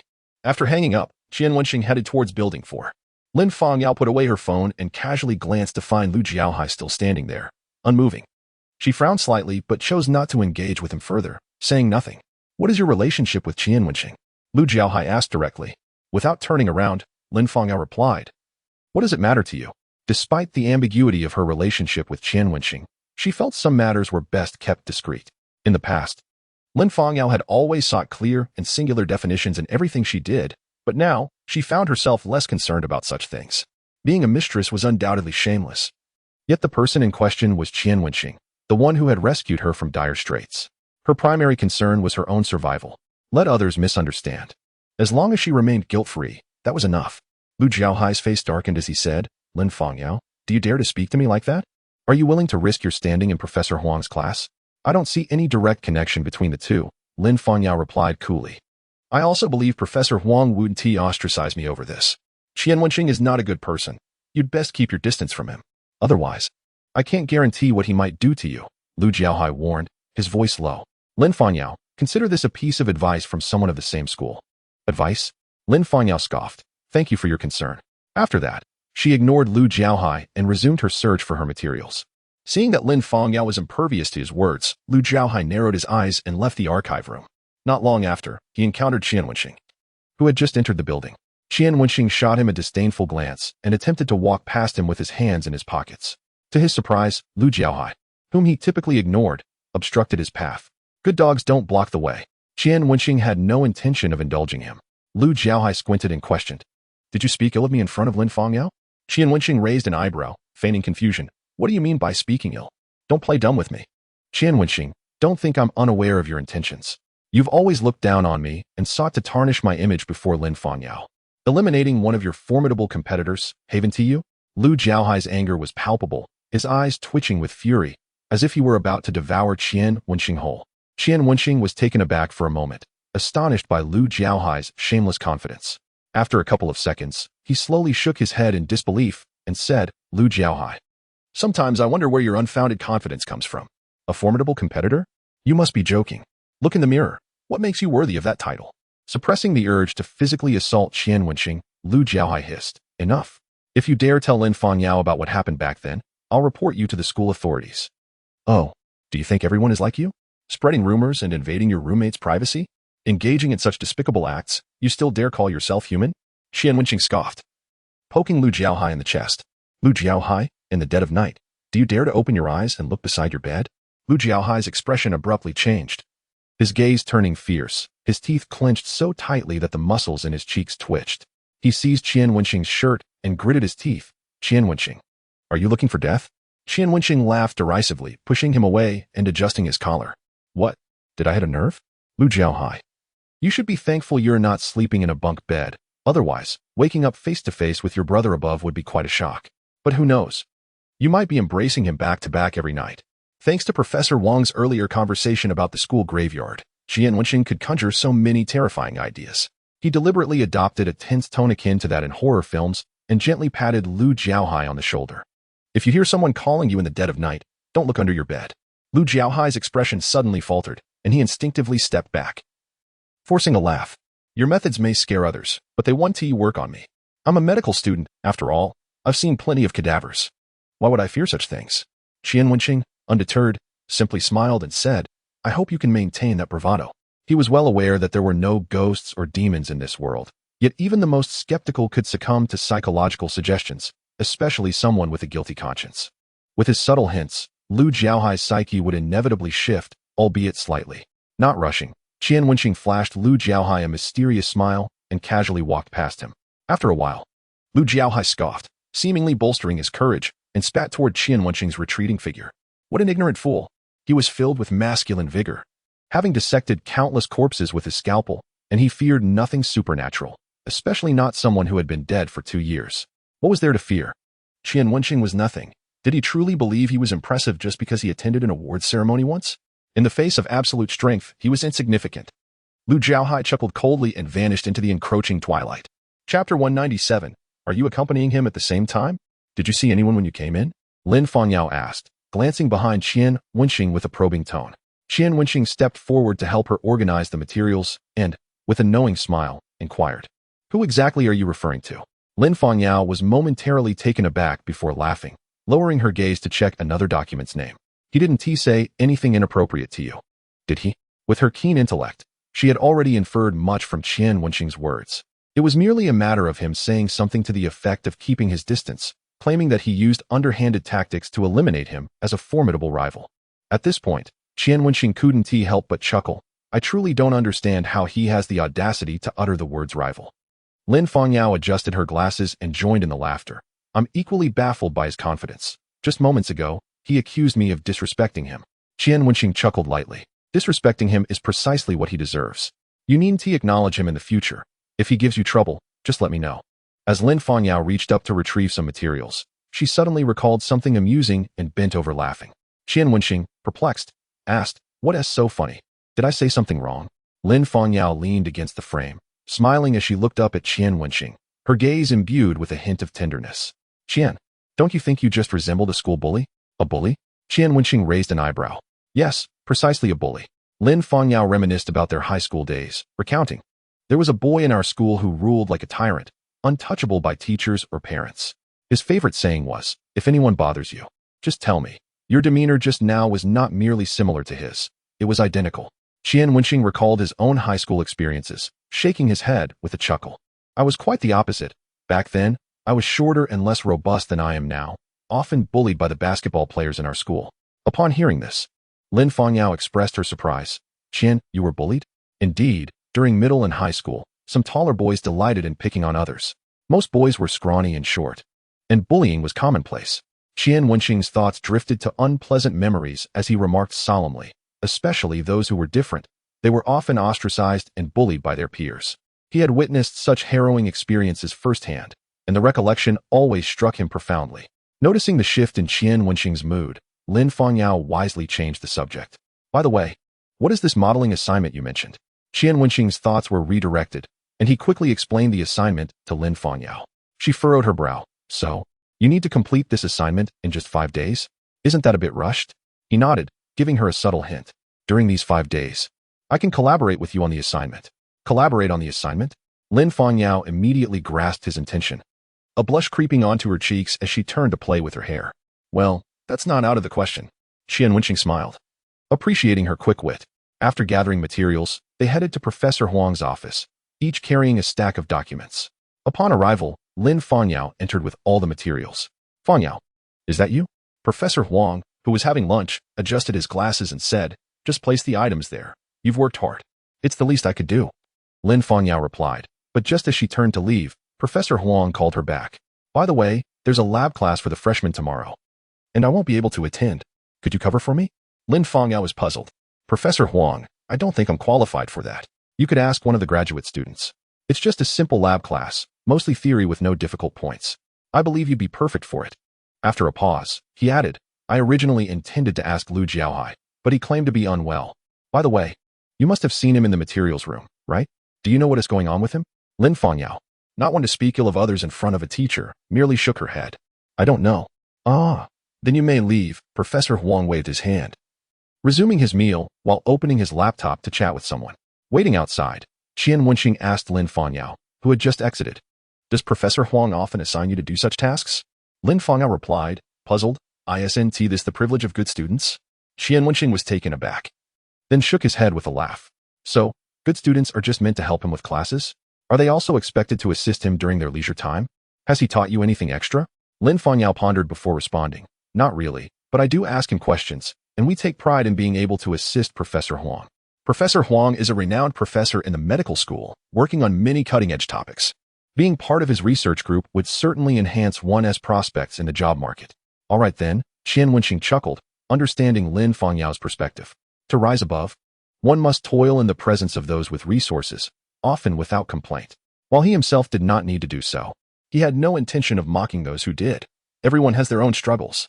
As they left the campus, Qian Wenxing reached out to hail a cab, but suddenly felt Lin Fangyao step aside, seemingly distancing herself. Curiously, he asked, what's wrong? Afraid your classmates might see us together? In a hushed tone, Lin Fangyao replied, no, it's Xiaoyan. Her voice carried a hint of panic. Xiaoyan? Liang Qingyan? Qian Wenxing looked at Lin Fangyao before following her gaze to see Liang Qingyan approaching from across the street, and he instantly understood everything. It seemed Lin Fangyao feared being caught with him by the rightful partner. Qian Wenxing stifled a laugh and waved towards Liang Qingyan. She had noticed them long ago but, wishing to avoid embarrassment, had intended to walk by unnoticed. However, now she had no choice but to approach, a wave of confusion washing over her. What was Qian Wenxing up to? Did he want both her and Lin Fangyao to accompany him? Fangyao? What are you doing with Qian? Liang Qingyan asked, playfully twirling her hair as she feigned ignorance. Lin Fangyao appeared somewhat flustered, stammering, I am with Qian. She struggled to articulate her thoughts, fearful of saying something that might hurt her friend's feelings, aware that secretly being involved with her best friend's boyfriend was indefensible. Qian Wenxing found the situation amusing and boldly stated to Liang Qingyan, I'm just working on an assignment with her. My modeling assignment is due soon. And I haven't even started. Liang Qingyan blinked, deliberately pressing, oh, so you're doing your assignment without a computer? Qian Wenxing maintained his composure, replying, the computer is with Lao Jiang. So, you won't be returning to school tonight. Liang Qingyan pressed further. Qian Wenxing had initially called her over to tease Lin Fangyao, but he didn't expect her to seize the opportunity. He squinted slightly, stepping closer to wrap an arm around Liang Qingyan's slender waist. Darling, why not join us tonight? Lin Fangyao felt a tightness in her throat, her gaze dropping as she could not bear to witness Qian Wenxing being affectionate with another woman while she remained by his side, helping him with his assignment. Liang Qingyan raised an eyebrow, planting a kiss on the corner of Qian Wenxing's mouth, her eyes subtly gesturing toward Lin Fangyao as she teasingly asked, if I join, will it interfere with your important matters? Qian Wenxing smirked, it might delay things a little. Then I want to go. Liang Qingyan stepped back, breaking free from his embrace, and moved to Lin Fangyao's side, wrapping her arm around her shoulder. She tilted her head toward Qian Wenxing, saying, but you mustn't bully our Fangyao. Lin Fangyao felt a slight tremor run through her. Rest assured, I would never bully her. Once we finish the assignment, we'll return, Qian Wenxing assured. Just then, a taxi approached, and Qian Wenxing waved it down, saying to Liang Qingyan, let us go. Liang Qingyan, pulling Lin Fangyao along, teasingly said, Fangyao, you must keep an eye on him and ensure he doesn't stray. Cold sweat trickled down Lin Fangyao's cheek as she nodded, unable to meet Liang Qingyan's gaze. In an effort to fully immerse herself in the act, Qian Wenxing stepped forward to open the car door for Lin Fangyao, cheerfully saying, Please, princess, step inside. Once she settled in, Qian Wenxing turned to Liang Qingyin and winked before joining her in the car. As the taxi drove away, Liang Qingyin lightly brushed her fingers under her eyes and murmured, I wonder if this will lead me to hell. She lowered her gaze, lost in thought, and with a self-deprecating smile, turned to walk back into the school. At this moment, she felt an undeniable connection with Qian Wenxing, as if they were partners in crime. And there was no turning back. Inside the taxi, Qian Wenxing noticed that Lin Fongyao was anxiously rubbing her fingers together. Initially, he assumed she was merely trying to ease her nerves, but soon he realized something was amiss. Her fingers had turned red from the incessant motion, threatening to break the skin. Yet, she continued as if numb to the pain. What's wrong with you?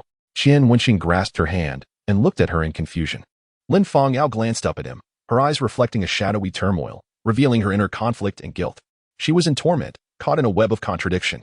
Qian Xiao, did I do something wrong? I am sorry for Xiaoyan. Before Su Yeye, she felt justified in being affectionate with Qian Wenxing, knowing they were both third parties. But Liang Qingyin was different. In her heart, Liang Qingyin was Qian Wenxing's legitimate girlfriend. She could not reconcile her desires with the moral compass she had cultivated over the past 2 decades, leading her thoughts into a spiral of despair.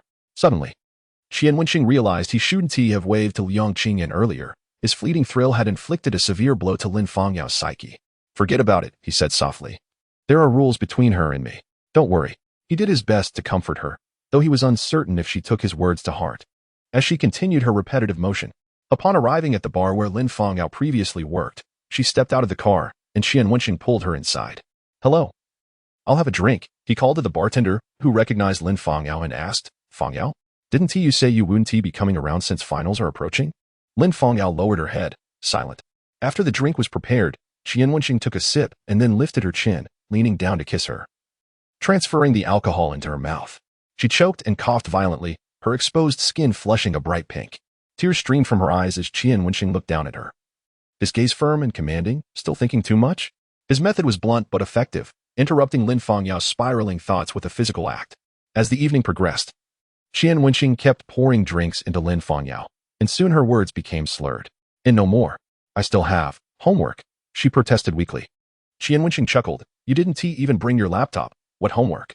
He had a plan, after their last encounter where he felt overwhelmed. He intended to regain his composure this time. He thought, surely, she wouldn't overpower him again. However, he had no inkling that a tipsy Lin Fongyao could be even more unpredictable. That night was destined to be one of sleeplessness. In the Holiday Ocean Hotel, on the 26th floor, Lin Fongyao leaned unsteadily against Qian Wenxing as she watched him skillfully retrieve the room key. A flicker of amusement crossed her delicate features. What are you laughing at? He asked as he opened the door, attempting to embrace her. Yet, she hesitated, pointing to the adjacent room, her eyes glazed. I was waiting for you in that room that day. Qian Wenxing paused, amused. Did you ever think we would end up like this? I did, Lin Fongyao replied. Cupping his face with her hands, her cheeks flushed from the alcohol. She rose on her toes and kissed him softly, whispering, I wish I had met you sooner. Why? Qian Wenxing inquired, intrigued. A complex expression crossed her face as her voice softened. Then I could ensure you wouldn't meet any other girls. Qian Wenxing fell silent for a moment before shaking his head with a smile, choosing not to divulge that their paths were intertwined only due to circumstance. Come on in, he said, ushering her into the room. He set her down on the sofa, remarking, wake up a bit. I'm going to take a shower. Oh. Lin Fongyao bit her lip, dazedly watching him. Noting her reaction, he raised an eyebrow. What? You want to join me? She shook her head and turned away. He entered the bathroom, not out of restraint, but rather urgency. Moments later, the sound of running water echoed from the shower. Lin Fongyao leaned back on the sofa. Her long hair, cascading over the cushion, her legs crossed elegantly. After a moment of hesitation, she bit her lip, unsteadily rose, rummaged through the cabinet, and then wobbled towards the bathroom. In the shower, Qian Wenxing was rinsing soap from his hair when he caught a whiff of alcohol. Fongyao? He called out, puzzled. She replied, her voice soft. She gazed at his strong physique, her eyes reflecting an unusual intensity. Slowly, she reached out her hand. Qian Wenxing, confused, wondered if she wanted him to join her. Wait until I finish rinsing. Before he could finish, a cold metal sensation gripped his wrist, followed by a soft click of a lock. What are you doing? He asked, recalling unsettling memories. Lin Fongyao, with a dazed expression, held a black leather strap. Do you need help washing? She asked, her head tilted. Qian Wenxing paused, questioning, are we talking about a proper wash or something else? Do you want it to be proper or improper? She teased, her playful tone lingering. He was about to respond when her hand covered his mouth. Half an hour later, they emerged from the bathroom. Lin Fangyao approached the cabinet, sifting through various items while Qian Wenxing's eyelids twitched. Put that down. Lin Fangyao was intently selecting items when she was startled by Qian Wenxing. Frowning, she asked, "Why did you put it down?" Qian Wenxing cleared his throat and replied, "You mustn't go too far." Lin Fangyao, with a mischievous glint in her eyes, approached him with the prop in hand. "Why didn't you mention this peculiar hobby of yours sooner?" Qian Wenxing felt as if he could never clear his name, exclaiming, "Lin Fangyao, I'm not joking. This thing is only liked by Jiang Tianqi." As Lin Fangyao pinched his thigh, he suddenly lost strength and collapsed onto the bed. It was his first encounter with the terrifying side of medicine, and tears welled up in his eyes. Lin Fangyao sat atop him, gently blowing into his ear, sending shivers down his spine. Qian Wenxing attempted to roll over but failed as she bit down hard on his back. "Are you a dog?" he gasped, breaking into a cold sweat. Just then, Jiang Tianqi's voice came through. "Brother Qian, what's wrong? Have you been attacked? Where are you? I'm coming to rescue you." Qian Wenxing shuddered, glancing at Lin Fangyao in disbelief, only to see her holding his phone, which was still in a call with Jiang Tianqi. "What are you doing?" "Hang up the phone." He desperately reached for her hand. Jiang Tianqi, confused on the other end, asked, "What are you two up to?" After waiting for a while without a response, he continued, "By the way, Brother Qian, let me tell you about the company." As Jiang Tianqi rambled on, occasionally asking for Qian Wenxing's input, Lin Fangyao looked at him, winking with a smile. "Why aren't you speaking, young Master Qian?" Grinding his teeth in frustration, Qian Wenxing managed a few responses. Meanwhile, Jiang Tianqi kept chattering away. An hour later, after sipping some wine and clearing his hoarse throat, he summarized, "So that's the situation, Brother Qian. What do you think?" "Sounds good," Qian Wenxing replied. "Has JK May not looked for you tonight?" There was a moment of silence before Jiang Tianqi responded, "Brother Qian, we're discussing serious topics." Lin Fangyao burst out laughing, her eyes sparkling mischievously. "Young Master Jiang, you've worked hard tonight. Later, do tell young Master Qian about the merits of JK May." Jiang Tianqi, perplexed, asked, "Does sister-in-law want to know? I could have Robao teach you." Qian Wenxing's expression tightened, and he shouted, "Old Jiang, get lost." Turning to Lin Fangyao, he declared, "Impossible. Absolutely impossible. There will never be such a possibility in this lifetime." Intrigued, Lin Fangyao observed him closely. Jiang Tianqi's excited voice came through the phone. "Don't say that, Brother Qian. I assure you, once you try it, you will never forget it." Suddenly, Lin Fangyao ended the call, fearful that she might be serious. Qian Wenxing mustered all his strength to flip her over and commanded, "Open it." Lin Fangyao, still unsatisfied, teased, "But I haven't had enough fun." With a cold smile, Qian Wenxing retorted, "Your speed is too slow. I will show you what it means to be the Asian Prince of Motors." After pondering for a moment, Lin Fangyao handed over the keys to Qian Wenxing. The following day, when Qian Wenxing encountered Jiang Tianqi, he urgently advised him not to let Lin Fangyao meet Robao. Jiang Tianqi responded, "Brother Qian, why don't you give it a try? It's really..." Without hesitation, Qian Wenxing kicked him lightly. Jiang Tianqi's expression changed as he covered his backside, remaining silent. His demeanor indicated that he had lost a bet involving JK May again. As the final exams approached, the workload for Zinkishan became increasingly hectic, with students eager to settle their debts before summer vacation. Some students diligently repaid their dues, while a few stubborn ones found excuses to avoid payment. At this moment, Ma Xingbo stepped in, clutching a professional book in one hand, reciting a few lines, and then stared expressionlessly at a delinquent classmate. "This is your last chance. If you don't pay up, you will regret it." The classmate, glancing nervously at the book and Ma Xingbo's fierce expression, nodded vigorously, pondering. Even the king of hell has to study these days? Meanwhile, Qian Wenxing casually strolled around. Xia Qiming could no longer hold back and asked, "Old Qian, I can understand your lack of urgency for the final exams with Lin Fangyao tutoring you, but what about the modeling assignment? It's due in 2 days." Qian Wenxing shrugged. "What is there to fear? If you have the guts, fail me. I'm a university student. I'm not afraid of failing." Nearby, Wang Jingyan slammed his hands on the table, exclaiming, "Exactly. If you have the guts, fail me. I can't work on this assignment for even a second." Wang Jingyan closed his laptop, gestured grandly, and declared, "Brothers, let us live freely." That night, Wang Jingyan played Honor of Kings all night long. The next morning, Lin Fangyao called Qian Wenxing. As the others in his dorm had yet to rise, her voice was particularly clear. "Young Master Qian, your assignment is on the USB drive. When will you come to collect it?" Wang Jingyan, who was still in bed, kicked off the covers, trembling with indignation, pointing at Qian Wenxing. "Oh, so this is how it is? My brother is pouring his heart out, and you're plotting against him? Are you even human? Qian Wenxing grinned. I am your father. Since the modeling assignment, Xia Qiming and Wang Jingyan had ceased to trust Qian Wenxing's words.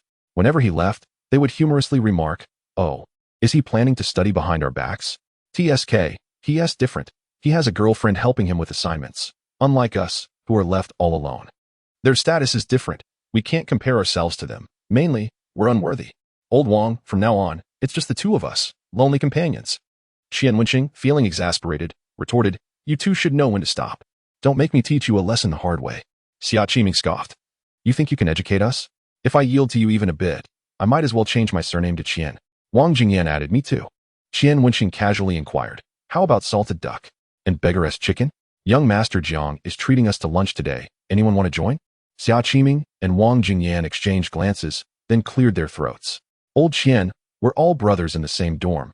In times of wealth, let us not forget each other."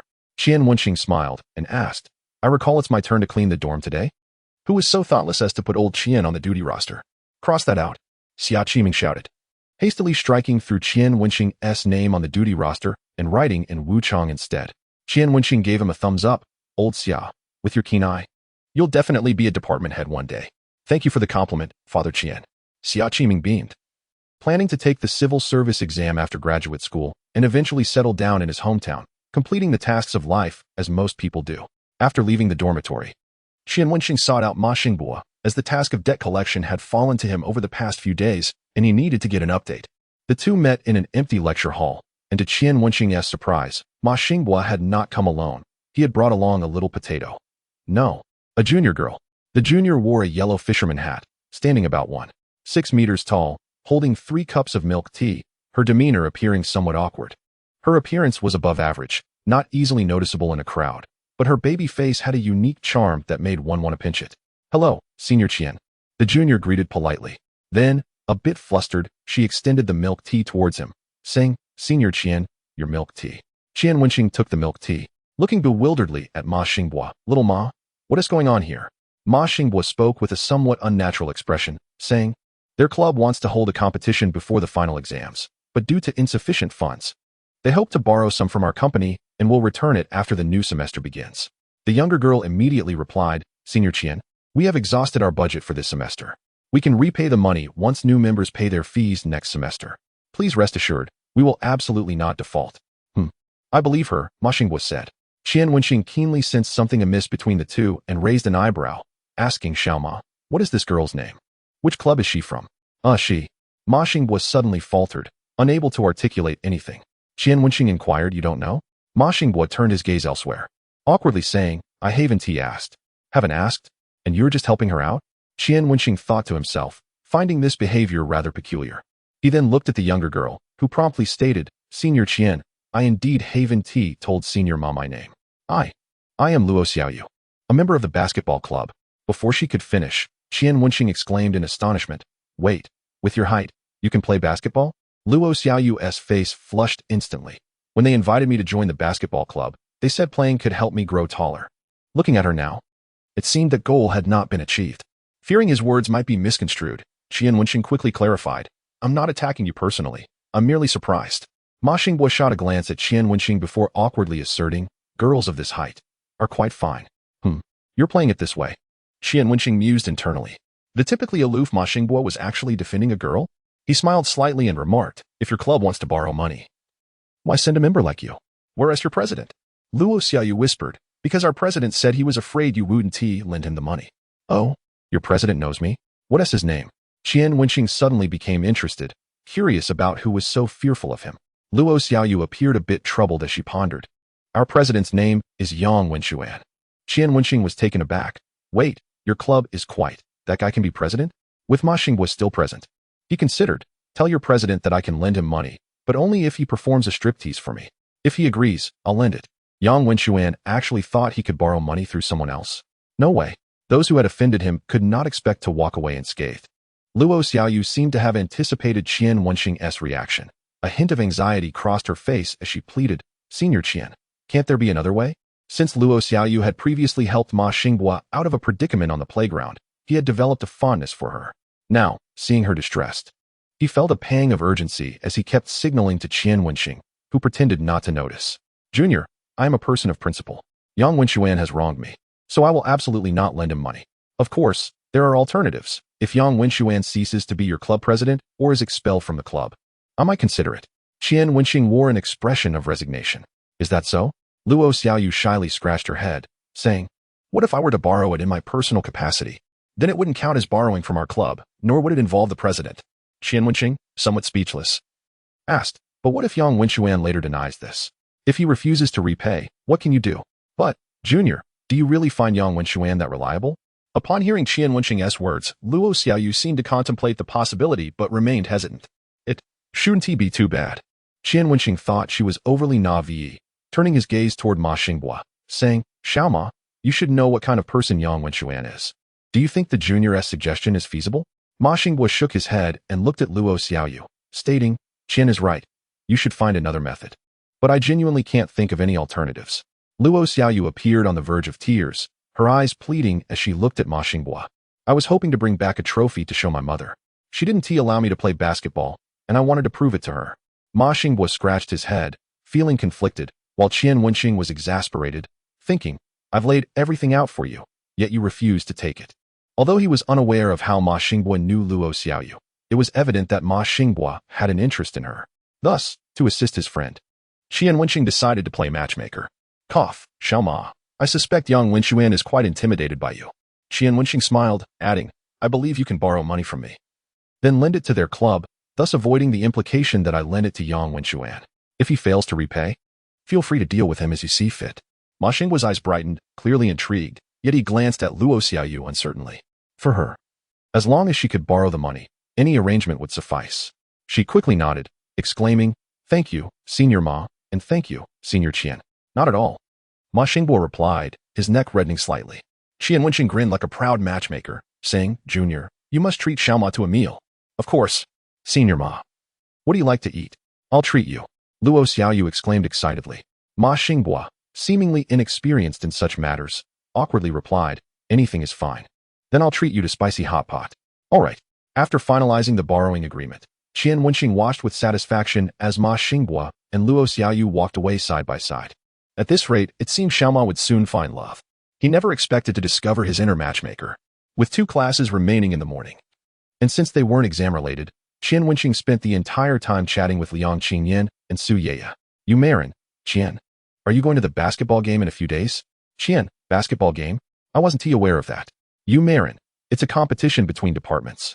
I heard the first prize comes with extra credits. Qian, I'm exceptionally skilled at basketball. They probably didn't inform me. In truth, Qian Wenxing was not proficient at basketball. During his elementary and middle school years, basketball was predominantly a sport for taller boys, and he was quite short at the time.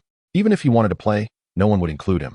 By the time he reached high school, as he began to grow taller, his studies became increasingly demanding. His father epitomized the typical Chinese-style parent, insisting on studying even during a fever, leaving no time for basketball practice. Later on, Qian Wenxing discovered pursuits far more enjoyable than playing basketball and relegated it to the back of his mind. After chatting with Su Yeye for a while, Qian Wenxing learned that their department would compete against the media department. As for Yang Wenxuan's basketball club, he suspected it was likely a selection for the main players. However, none of this concerned Qian Wenxing. What mattered to him was that Su Yeye would be the cheerleading captain on the day of the basketball game. Cheerleading. Didn't that require wearing somewhat flashy and pretty outfits? You Marin, Qian, will you come to watch? Qian, as long as your outfits are both minimal and beautiful, I will definitely be there. Not only would he attend, but it seemed all the boys in the school would flock to the event. After receiving Qian Wenxing's affirmative response, Su Yeye appeared delighted and shared more about their cheerleading plans, making Qian Wenxing even more eager. Subsequently, he pondered and sent a message to Liang Qingyan, asking if she would attend. Liang Qingyan's response was even more intriguing. Liang Qingyan, without rest all night, as long as you take the stage, I shall go. Qian Wenxing immediately ceased replying to her. Liang Qingyan, fully aware that he could not play basketball, still used this to tease him. This girl was becoming increasingly troublesome. He needed to find a moment to pin Liang Qingyan down and give her a thorough lesson. Dingling. The school bell rang. After replying class dismissed to them, Qian Wenxing tucked his phone away and headed outside with Xia Qiming and Wang Jingyan. He had no idea why Jiang Tianqi had suddenly invited them to dinner. Due to the basketball game, many boys were fervently rushing to the court as soon as class ended. as Qian Wenxing and his companions passed by the basketball court. They saw numerous girls cheering for those boys under the blazing sun. He casually glanced a couple of times, frowning as he asked, "Do they think the basketball hoop is unlucky? Why don't they just throw the ball in?" Xia Qiming replied, exasperated. If they could make the shot, wouldn't they have done it by now? To put it plainly, their skills are lacking. Well, I suspect our school's basketball team is going to underperform this time, Qian Wenxing remarked. Not necessarily. Wang Jingyan casually tapped on his phone and said, "I heard there's a remarkable player from the Media Institute who almost never misses a shot. As long as he's south on the court, there's no basket he can't make." Qian Wenxing, possessing a slight understanding of basketball rules, was astonished. Is that true? Who is he? A character from an anime? Who knows? That's just the rumor going around. Apparently, there's also a phenomenal rebounder who can dominate the court due to his height. He's unstoppable, Wang Jingyan shrugged. At this rate, even NBA players would have to be their substitutes, Xia Qiming chuckled. Qian Wenxing found it absurd as well and shook his head. The trio soon arrived at the restaurant Jiang Tianqi had selected, a hot pot place in the university town. Though it was midday and the sun was relentless, entering the air-conditioned room, infused with the aroma of lamb, invigorated them. Jiang Tianqi cheerfully beckoned, "Come sit. Here's some chilled plum soup to refresh yourselves." After taking a sip, Qian Wenxing found the icy sour plum soup indeed refreshing. He asked, "Old Jiang, what prompted you to invite me to dinner today? Is something going on?" Jiang Tianqi chuckled softly. "Brother Qian, how about we discuss it while eating? I fear this meal might be a trap, so please speak before eating." Qian Wenxing raised an eyebrow. "Well, this meal represents our college, and I'm hoping to borrow a couple of players from your college." Jiang Tianqi, fearing Qian Wenxing might refuse, quickly added, "As long as they're good at basketball, anyone will do." Qian Wenxing was taken aback, thinking, "Did you really come to me for this? Are you sure it's useful?" He gazed at Jiang Tianqi in resignation. "I, Qian Go, can't play basketball at all. What connections do I have with skilled players?" Jiang Tianqi paused in disbelief, eyeing Qian Wenxing's tall stature. "Wait, you're over 1.8 meters tall, and you can't play basketball? Brother Qian, are you joking with me? When they came to me, you were my first choice. Which is why I arranged this meal. I thought you could help us out, and now you tell me you can't play?" Qian Wenxing quietly set down the plum soup, exclaiming in resignation, "What can I do about that? Should I just leave this meal?" Xia Qiming and Wang Jingyan, who were about to enjoy a piece of crispy meat, paused, reluctantly placing their chopsticks down. Jiang Tianqi, almost in tears, lamented, "You've come all this way. I can't let you leave without eating. Eat, eat." After a moment, he turned his hopeful gaze towards Wang Jingyan and Xia Qiming, asking, "You too, can you play basketball?" Gulping down his crispy meat, Xia Qiming responded, "I can, but only to a limited extent. My shooting accuracy is purely a matter of luck, and don't even mention dunking. Do you think I have a chance with this?" Jiang Tianqi sighed, resignedly sitting back down. Qian Wenxing questioned curiously, "Old Jiang, what's the situation in your college? Is there not a single person who can play basketball? In a small language department, we can't even muster 5 boys over 1.8 meters tall. And you expect them to play basketball?" Jiang Tianqi shook his head in lament. "I always thought I stood out in this college, but now, beautiful girls can't play basketball, can they? The issue isn't just their height. They're all academic overachievers, the type that study relentlessly. I can't possibly drag them out to play. But they're all academic achievers. They shouldn't care about a few credits," Qian Wenxing remarked, then turned his gaze to Jiang Tianqi, suspiciously asking, "What's this? Have you suddenly become concerned about grades to appease your father?" Jiang Tianqi awkwardly rubbed his nose. "Not really. The school wouldn't dare let me fail, especially with the cafeteria they're building thanks to my family's donations." Qian Wenxing was speechless, wondering whether he was here to study or just to donate money. "It's just a matter of competitiveness. Brother Qian, my name has been associated with our college for so long, I can't let it decline." Qian Wenxing raised an eyebrow, surprised at his strong sense of collective honor. "So, Brother Qian, do you have any connections?" Jiang Tianqi inquired. Qian Wenxing pondered for a moment before suggesting, "Just check the school forum. There will surely be many options. Since you're not short on cash, why not spend some to help your department shine?" "Great idea," Jiang Tianqi exclaimed, slamming his thigh, abandoning the meal to grab his phone. Before long, he had finalized his choices. Seeing Jiang Tianqi grinning from ear to ear, Qian Wenxing didn't take the matter too seriously and turned to discuss company affairs. Now that loaning and collecting debts had returned to normal, they had lent out a considerable amount after receiving repayments, establishing a healthy financial cycle. The two roommates didn't dampen the mood. After dinner, they departed. "By the way, Brother Qian, I'll have the dividends from the upcoming period transferred to your card." After resolving the basketball team issue, Jiang Tianqi seemed much brighter. Curious, Qian Wenxing asked. How much can we expect? Jiang Tianqi thought for a moment and gestured a 1 to Qian Wenxing. Understanding, Qian Wenxing realized it was around 10,000 yuan, which was decent. Though not a fortune, it was at least a salary he had earned. When considering the wages for Ma Xinghua and Su Yeye, it added up to a substantial amount. Quickly, Qian Wenxing pushed this matter from his mind, returning to school after their meal. With the end of the semester approaching, all the teachers began assigning term projects, and everyone was wary of skipping classes. In the modeling class, after reviewing all the assignments, the teacher particularly praised Qian Wenxing's work. Though Qian Wenxing often skips class, his assignments are impressively completed, proving his innate talent in this area. Everyone should learn from him. By the way, Yang Wenxuan, what's with you? Your assignment for this class was the worst. I advise you to submit a new one within 3 days. Otherwise, your grade will be docked. The modeling teacher looked at Yang Wenxuan with discontent. You and Qian Wenxing are in the same class. How can one be so exceptional while the other is so lacking? Yang Wenxuan appeared quite displeased, initially glaring at Qian Wenxing. He seemed to want to say something but, after a moment of contemplation, swallowed his words. Did you hear that? The modeling instructor was visibly irate. Upon hearing this, Yang Wenxuan hastily responded, terrified of offending the teacher at such a critical moment and risking failure. Qian Wenxing raised an eyebrow, meeting Yang Wenxuan's gaze, which prompted the latter to swiftly avert his eyes, seemingly frightened of him. Initially, Qian Wenxing dismissed it as mere coincidence. However, he soon began to feel as if someone was watching him. Each time he glanced up, he would invariably catch Yang Wenxuan's flustered expression. Once or twice might be excusable, but repeated occurrences aroused his suspicion. Intrigued, Qian Wenxing resolved to inquire after class. After all, he had lent 5,000 yuan in the name of Ma Xinghua, ostensibly for Yang Wenxuan's basketball club activities. If Yang Wenxuan was up to some mischief, Qian Wenxing had means to make him repay by dancing. However, dealing with Ma Xinghua would be trickier, knowing his temperament. Ma would likely chase Yang Wenxuan down the street with a brick, ready to strike. As class concluded, Qian Wenxing approached Yang Wenxuan without hesitation, slinging an arm over his shoulder in a manner that startled Yang. Let's have a chat, he said, feeling somewhat like a delinquent. Yang Wenxuan, visibly anxious, stammered, Qian Xiao, what do you want? He had witnessed Qian Wenxing's methods before. Qian led him away from the lecture hall to a secluded corner, and observing Yang's expression, he sensed that something was amiss, though he was uncertain of the specifics. Therefore, Qian decided to press him. What will you give me if I help you? He inquired, echoing lines reminiscent of old crime films, not expecting them to bear any weight. To his surprise, Yang Wenxuan's eyes widened in alarm. Xiao, you already know? Qian Wenxing thought to himself, what do I know? But maintained an air of nonchalance. I've known for a while. I just didn't want to make a fuss, considering Ma Xinghua lent you 5,000. That fellow is obsessed with money.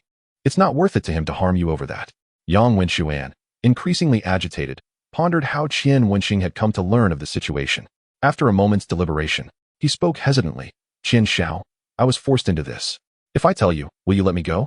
Qian raised an eyebrow, intrigued. We'll see how you explain yourself. Yang Wenxuan gritted his teeth and confessed, someone instructed me to report you for cheating after the final exam.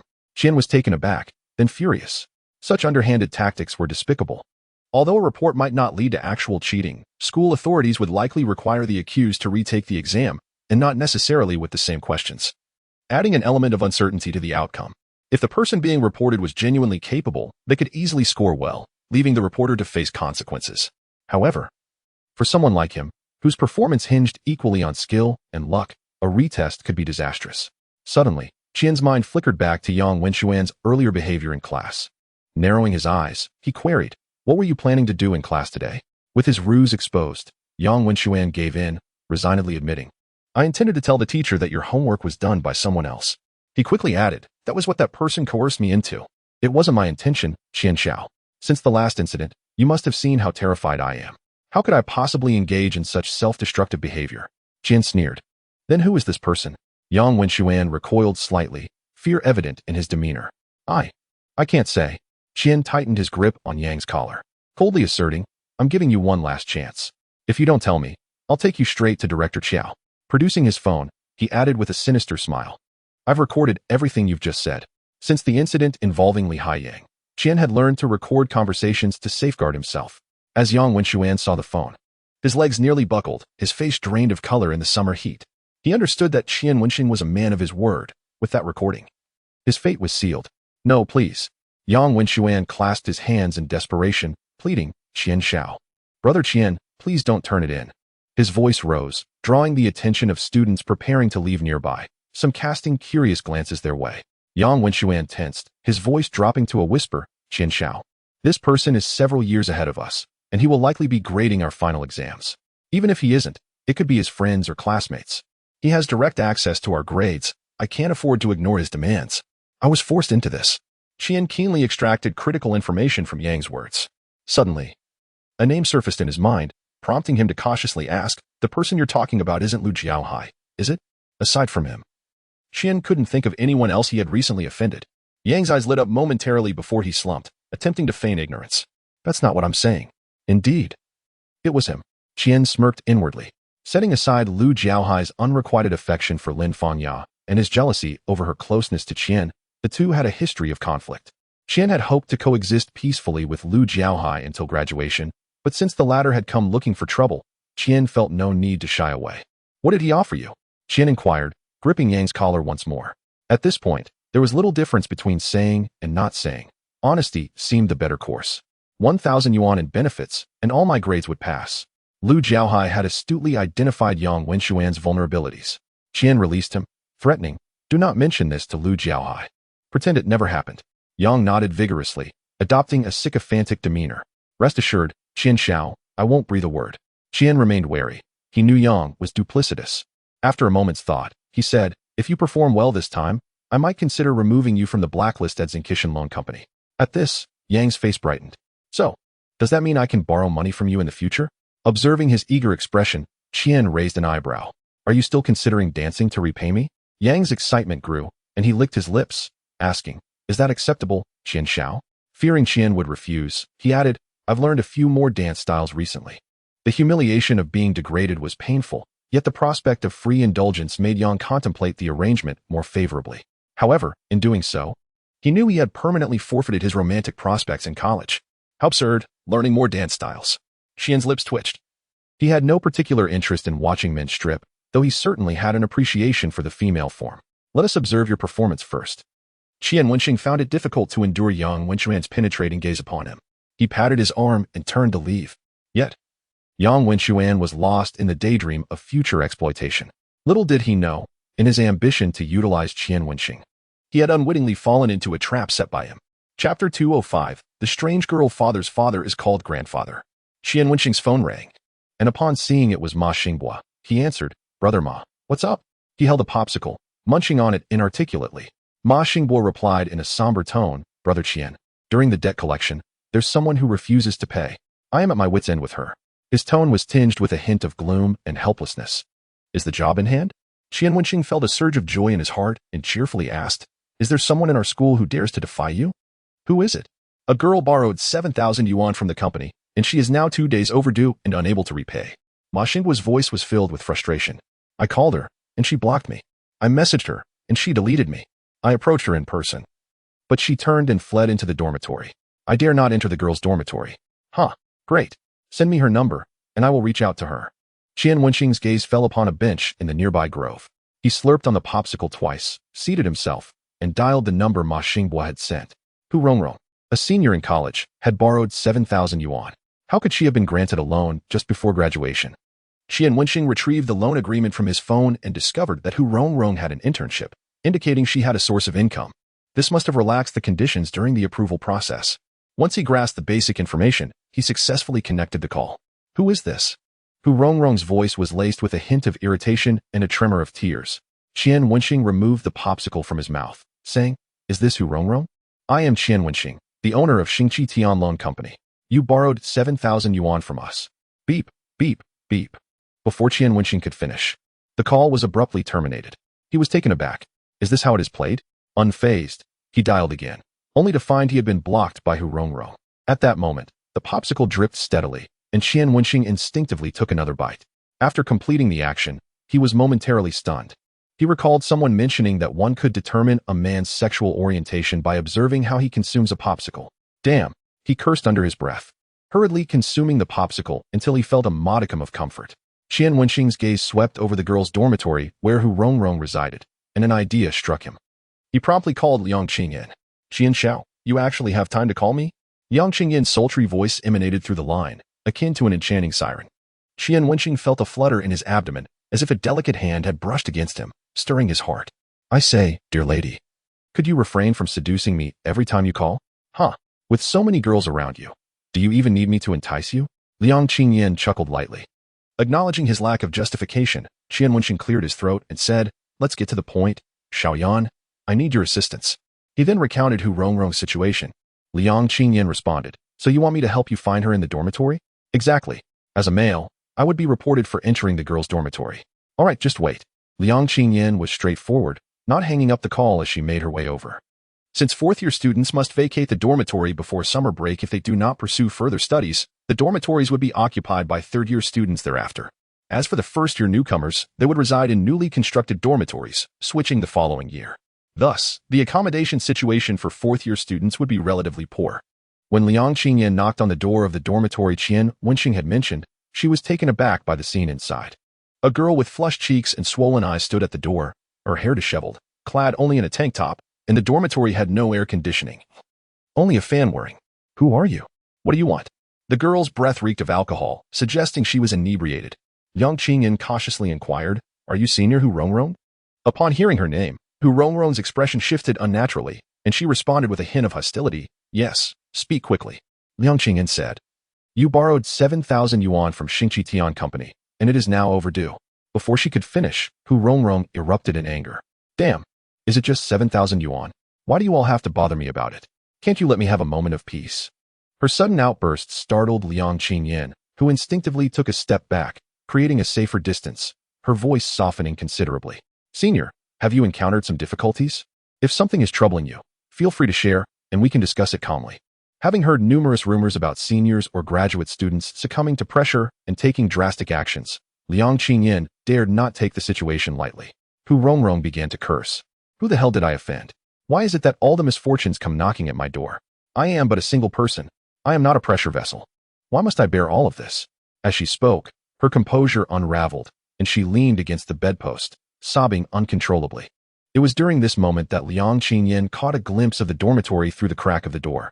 It seemed Hu Rongrong was the sole occupant, and the room was in disarray, resembling a place that had not been tidied in ages, with several beer bottles strewn across the floor, presumably from her own consumption. Qian Wenxing, listening to the entire exchange, advised Liang Qingyan, first, calm her down. Do not push her too hard. Let her schedule a time for us to discuss repayment. Hearing Qian Wenxing's voice through the headset, Liang Qingyan felt slightly relieved. She gently spoke to Hu Rongrong. Senior, please do not panic. Regardless of what has happened, we can resolve it together. If you're not ready to discuss repayment now, just tell me a convenient time, and we can sit down somewhere to talk, all right? Hu Rongrong, with tear-filled eyes, shook her head. It's impossible. What do you mean impossible? I can't repay. I am drowning in debts. This 7,000 yuan is beyond my reach. Hu Rongrong wiped her tears vigorously, gazing at Liang Qingyan with lifeless eyes. I truly cannot repay. I am left with no way out. Chapter 206. Liang Qingyan's recklessness. Upon hearing the word death, Liang Qingyan was startled. She had no doubt that in Hu Rongrong's current state, she might resort to such an act. First, she needed to calm her down and see if she could recount the events leading to this predicament. Meanwhile, Qian Wenxing sensed the gravity of the situation. Liang Qingyan exhaled softly, asking Hu Rongrong, Senior, may I come in so we can talk? Hu Rongrong scoffed, and for a fleeting moment, a semblance of humanity flickered across her face, but it vanished just as quickly. She resembled a soul already condemned, gazing at the world beyond. What good will it do to talk? I am already in debt to the tune of over 100,000 yuan. Every day, I witness my loan sharks' interest skyrocketing. Is there any way out for me? They are like swarms of locusts, and they won't relent until they have devoured me whole. In the face of exorbitant loans amounting to over 100,000, Qian Wenxing finally recognized the gravity of the situation. He spoke softly to Liang Qingyan, advising her not to rush the matter of their 7,000 yuan, urging her not to pressure the individual involved. Although this approach may seem overly altruistic, it is essential to remember that their company, Xingqi Tian, is not akin to the loan sharks prevalent in society. Should Hu Rongrong act impulsively within the confines of her school, the blame would inevitably be directed at Xingqi Tian, while those predatory lending companies would remain unscathed. Such an outcome could spell disaster for Xingqi Tian. Liang Qingyan discreetly placed her business card inside, murmuring, Senior, here is my contact information. Should you wish to converse, feel free to reach out at any time. She then nodded slightly and exited the dormitory. Can you discern what is troubling her? Qian Wenxing inquired over the phone. Liang Qingyan shook her head, but then realized he could not see her gesture. She added, I cannot ascertain her state, yet there is an unsettling aura about her, as if she might truly be contemplating something drastic. After a pause, Liang Qingyan posed a question. Qian, do you think we should inform her advisor? Qian Wenxing pondered for a moment before responding. That could be prudent. We can present the truth and perhaps foster a favorable impression before the teacher. The two convened downstairs before proceeding to seek out Hu Rongrong's advisor. Her advisor's office was adjacent to He Youzhang's. As Qian Wenxing passed by, He Youzhang assumed he was there for a visit. Just as he raised his hand to greet him, he realized that Qian Wenxing and Liang Qingyan had already moved on, leaving his hand awkwardly suspended in the air. The other teachers in the office erupted in laughter. Old He, it seems your students are busier than you are. He Youzhang huffed, pridefully asserting, he is merely preparing a surprise for me. He recalled the conversation he had with Qian Wenxing, where he had requested that he bring something to enhance his reputation. Surely, this young man would not forget. In the neighboring office, Qian Wenxing and Liang Qingyan relayed Hu Rongrong's situation to her advisor, whose expression shifted instantly. Has she truly expressed thoughts of self-harm? The advisor sprang to her feet, ready to rush out. However, after a moment's thought, she halted, anxiously declaring, I have already communicated her situation to the school leadership. They advised her to return home for recuperation, but she has no family to turn to. Both Qian Wenxing and Liang Qingyan were taken aback. The advisor, realizing she had perhaps divulged too much, waved her hand and stated, Thank you both for your assistance today, but I must ask you to keep this matter confidential. It pertains to Hu Rongrong's privacy, understood? They both nodded, and the advisor sighed heavily before departing. Once she left, Qian Wenxing shared his suspicions with Liang Qingyan. Could it be that something has occurred in her family, similar to Lin Fanyao? Perhaps her family has a gambling problem? Liang Qingyan furrowed her brow, pondering the situation. It's hard to say. Regardless, we should refrain from contacting Hu Rongrong for now. She seems overly sensitive to her name, reacting negatively each time she hears it. Qian Wenxing nodded in agreement and called Jiang Tianqi to discuss the situation, instructing him to hold off on pressuring Hu Rongrong for repayment until her circumstances improved. As they exited the office, Qian Wenxing turned a corner and encountered He Youzhang. Good day, instructor, Qian Wenxing greeted politely. Despite his formidable reputation outside, known as Brother Qian, he remained the dutiful student in front of the faculty. He Youzhang smiled at Liang Qingyan beside him, raising an eyebrow as if to remind Qian Wenxing of their previous conversation. Have you forgotten the matter we discussed over the phone? What matter? Qian Wenxing genuinely could not recall. About obtaining the home address of that individual, He Youzhang nudged him with a hint of camaraderie. Suddenly enlightened, Qian Wenxing responded, Rest assured. Instructor, I shall arrange it immediately. You wish to highlight your uniqueness, correct? And enhance your reputation. As he spoke, Qian Wenxing placed an order for a cup of milk tea and 4 cups of lemonade through his phone. With 5 teachers in the office, this arrangement was perfect. Observing this, He Youzhang beamed with satisfaction, patting Qian Wenxing on the shoulder. Ah, young Qian, your perceptiveness is commendable. He was well aware that Qian Wenxing had no shortage of funds, especially after receiving a bonus of 20,000 yuan at the last commendation ceremony, in which He Youzhang had a hand. Thus, it was hardly unreasonable for Qian Wenxing to treat him to milk tea. Just as He Youzhang was reveling in his good fortune, a rhythmic clicking of high heels echoed from the far end of the corridor. The sound was both measured and crisp. Qian Wenxing's heart quickened as he turned to follow the sound, spotting Wan Lingyun approaching with a substantial stack of books in her arms. She seemed to notice them as well, her gaze subtly shifting before quickly returning to neutrality. Look who has arrived. Young Qian has shown his appreciation for our hard work by treating us to milk tea. He Youzhang exclaimed cheerfully upon seeing Wan Lingyun. Hello. Teacher Wan, Qian Wenxing beamed, donning a charming smile. The contrast between addressing her as teacher in public and using her name privately sent his heart racing. Liang Qingyan fluttered her eyelashes, cheerfully chiming in, Hello, Teacher Wan. You look truly stunning today. Wan Lingyun offered a slight nod in acknowledgement, responding coolly, Thank you. It was unclear whether Liang Qingyan was being deliberate, but as she greeted Wan Lingyun, her hand inadvertently entwined with Qian Wenxing's arm, akin to a feline asserting its territory. Chapter 207, Anger. Difficult to soothe, however, Wan Lingyun appeared oblivious, not even casting a glance in their direction. Teacher, do you have a boyfriend? A woman as beautiful and capable as you must have many suitors, Liang Qingyan queried, her tone reminiscent of an eager schoolgirl. Had anyone else been present? They would likely have intervened to deflect the attention from Wan Lingyun, yet only He Youzhang, lacking social awareness, remained. He assumed Liang Qingyan's inquiries were indicative of a friendly rapport and chimed in, Teacher Wan is indeed an elite at our school. Many men covet her affection. His words aligned perfectly with Liang Qingyan's intent, prompting her to wrap her arms around Qian Wenxing's, nodding in agreement. I surmise that a woman of teacher Ruan's caliber would hardly settle for just any man. Wouldn't you agree, Wenxing? As she uttered the final phrase, Liang Qingyan leaned heavily upon Qian Wenxing's arm, accentuating her curves in a rather conspicuous manner. Embarrassed, Qian Wenxing felt his toes curling in discomfort. He yearned to push Liang Qingyan away, yet doing so in front of two teachers would be most indiscreet. Noticing his nearly engulfed arm, Wan Lingyun's expression finally shifted. Albeit slightly, as she stated in a measured tone, "This is an academic institution. I hope both of you will be mindful of your behavior and refrain from actions that may be deemed inappropriate." Inappropriate? Qian Wenxing was taken aback. About to retort when he noticed Wan Lingyun had already turned and entered her office. Simultaneously, a notification chimed in his mind. Ding. Debtor Wan Lingyun intimacy -5 what? Qian Wenxing's heart soared with joy at this revelation. Could it imply that Wan Lingyun felt a twinge of jealousy? Surely, she harbored feelings of her own? This realization caused a smile to creep across Qian Wenxing's lips. By the time he regained his composure, Wan Lingyun and He Yuzhang had already entered the office, leaving Liang Qingyan beside him, arms crossed, casting a knowing look in his direction. Young Qian, your aspirations are quite grand, aren't they? Understanding that he could never hide anything from her, Qian Wenxing felt no embarrassment, simply asking, when did you figure it out? For quite some time now. Yang Qingyan tilted her head, inquiring further, do you know how I came to this conclusion? For a period of time. I discovered that Ye was actually following teacher Ruan, so I paid attention, and now the answer is quite clear.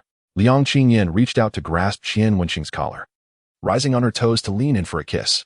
Qian Wenxing cleared his throat, pointed to the nearby camera, and said, are you trying to give the security a live broadcast? Liang Qingyan released his collar with a soft sigh. I truly did not expect that you have feelings for teacher Ruan. Qian Wenxing quickly touched her arm to prevent others from overhearing and whispered, I do have different feelings for teacher Ruan. I admit that. And what about me? What about us? Although Liang Qingyan knew the answer, she still wanted to ask. Qian Wenxing did not respond, but instead retorted, did you not say you only regard me as a financial backer? His words silenced Liang Qingyan completely. Let us go? Liang Qingyan felt a pang of sorrow in her heart, yet there was no way out. She was already on this perilous ship, and it was too late to jump off. A few minutes later, a delivery person knocked on He Yuzhang's office door. Hello, your milk tea. The delivery person placed 4 lemonades and 1 milk tea on the table. Just then, He Yuzhang was outside on a call and could not return in time.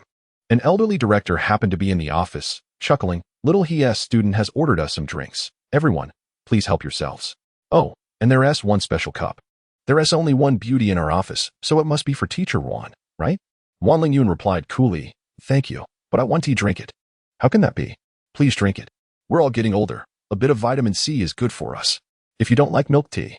The old director continued to chatter, and Wan Lingyun, feeling exasperated by his incessant talk, eventually picked up the only cup of milk tea and took a sip. While He Yuzhang was on the phone and saw the delivery person arrive, he felt quite pleased, thinking the others would surely leave the only cup of milk tea for him.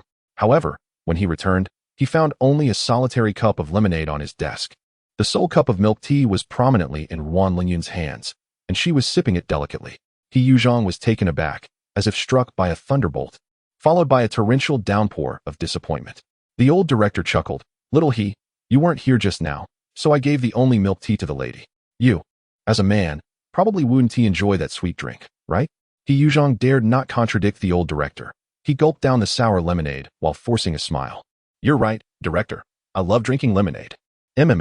It's sweet and sour, truly delightful. Why? Why was it so difficult for him to simply enjoy a cup of milk tea? Meanwhile, after Qian Wenxing and Liang Qingyan exited the office building, they parted ways. With the end of semester exams approaching, the dance students had more assessments. Qian Wenxing recalled the earlier incident and took out his phone to message Ruan Lingyun. Lingyun, would you like to eat ribs tonight? Buzz. Ruan Lingyun's phone displayed the WeChat message. She glanced at it, set the milk tea aside, and directly silenced her phone, lowering her head to grade assignments.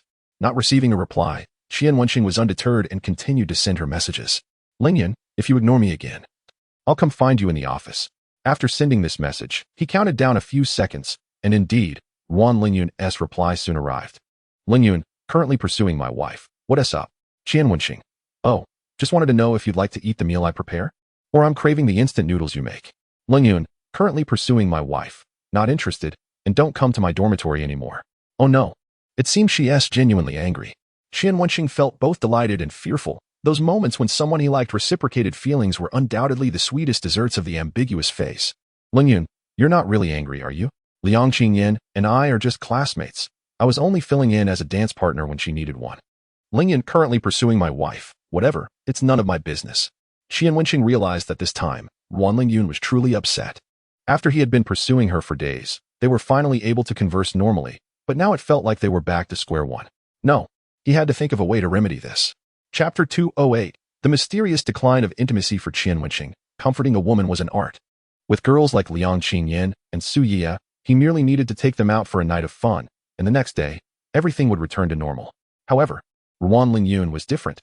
He needed to adopt a different approach. As night fell, Lin Fangyao completed her tasks and messaged Qian Wenxing, inquiring if he was going out. She had been accompanying him for sleep. No, rather, for studying, and had begun to relish the experience. Qian Wenxing glanced at Lin Fangyao as repayment progress. Debtor, Lin Fangyao, green. Repayment progress, 82,000,001,000,000 yuan. Just one more sleep, and he could settle her debt. Between appeasing Wan Lingyun and collecting repayments, Qian Wenxing decisively chose to prioritize getting Lin Fangyao to repay. After all, only with money could he have a chance at winning the heart of the beauty.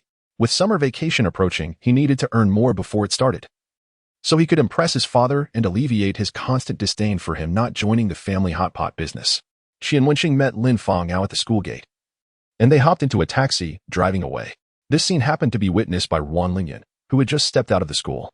She was accompanied by a female teacher, Miao, who was Su Yi's counselor. Their dormitories were quite close, so they often went out shopping together.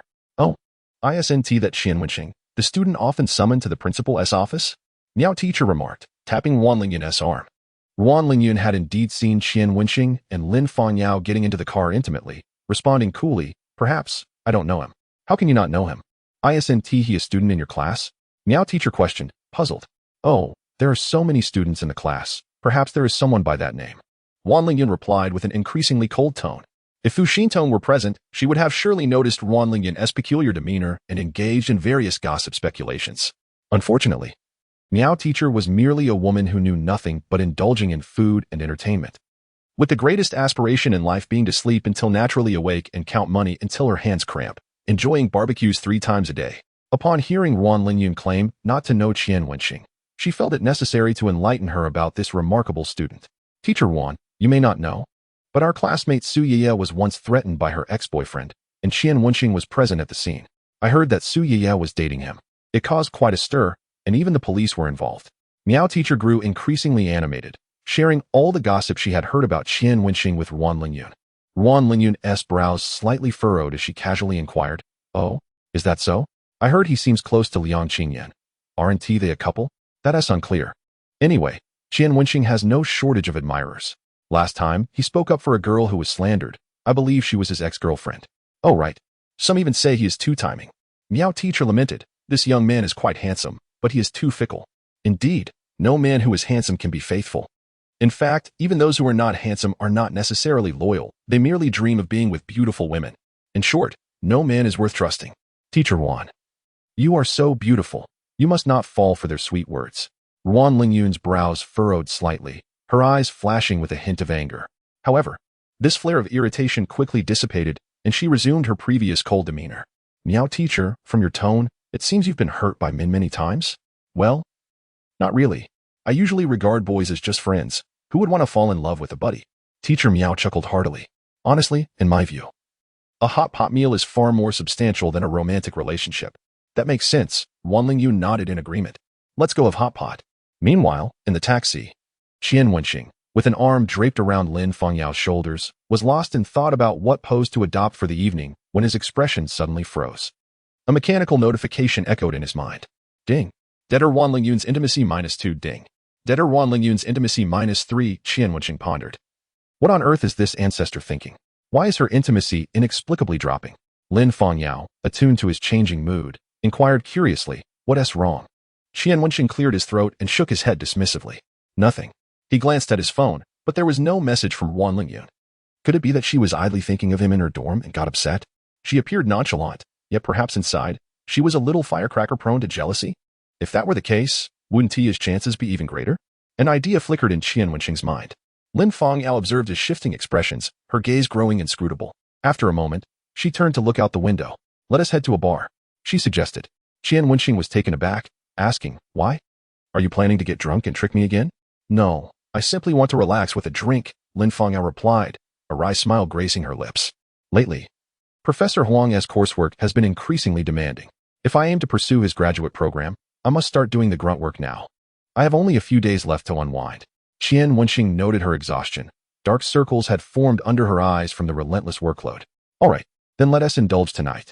Suddenly recalling Lin Fangyao's previous antics when pretending to be inebriated, he warned, just remember, if you get drunk, you mustn't act unruly. He feared another episode might jeopardize his own peace of mind. Lin Fangyao chuckled softly. Deal.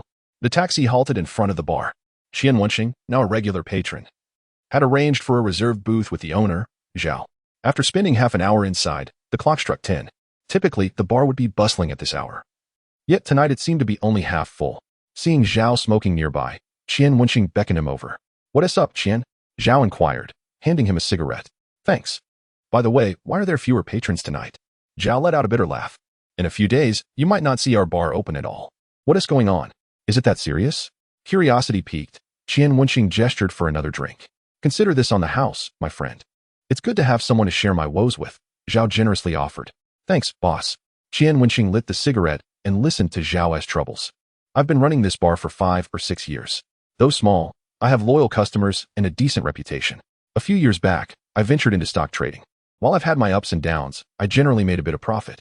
Recently, some friends urged me to invest in Arc Group's fund, claiming they had inside information about a major shift in leadership that would skyrocket the company's value. Zhao took a sip of his drink, rubbing his face as he suppressed his regret.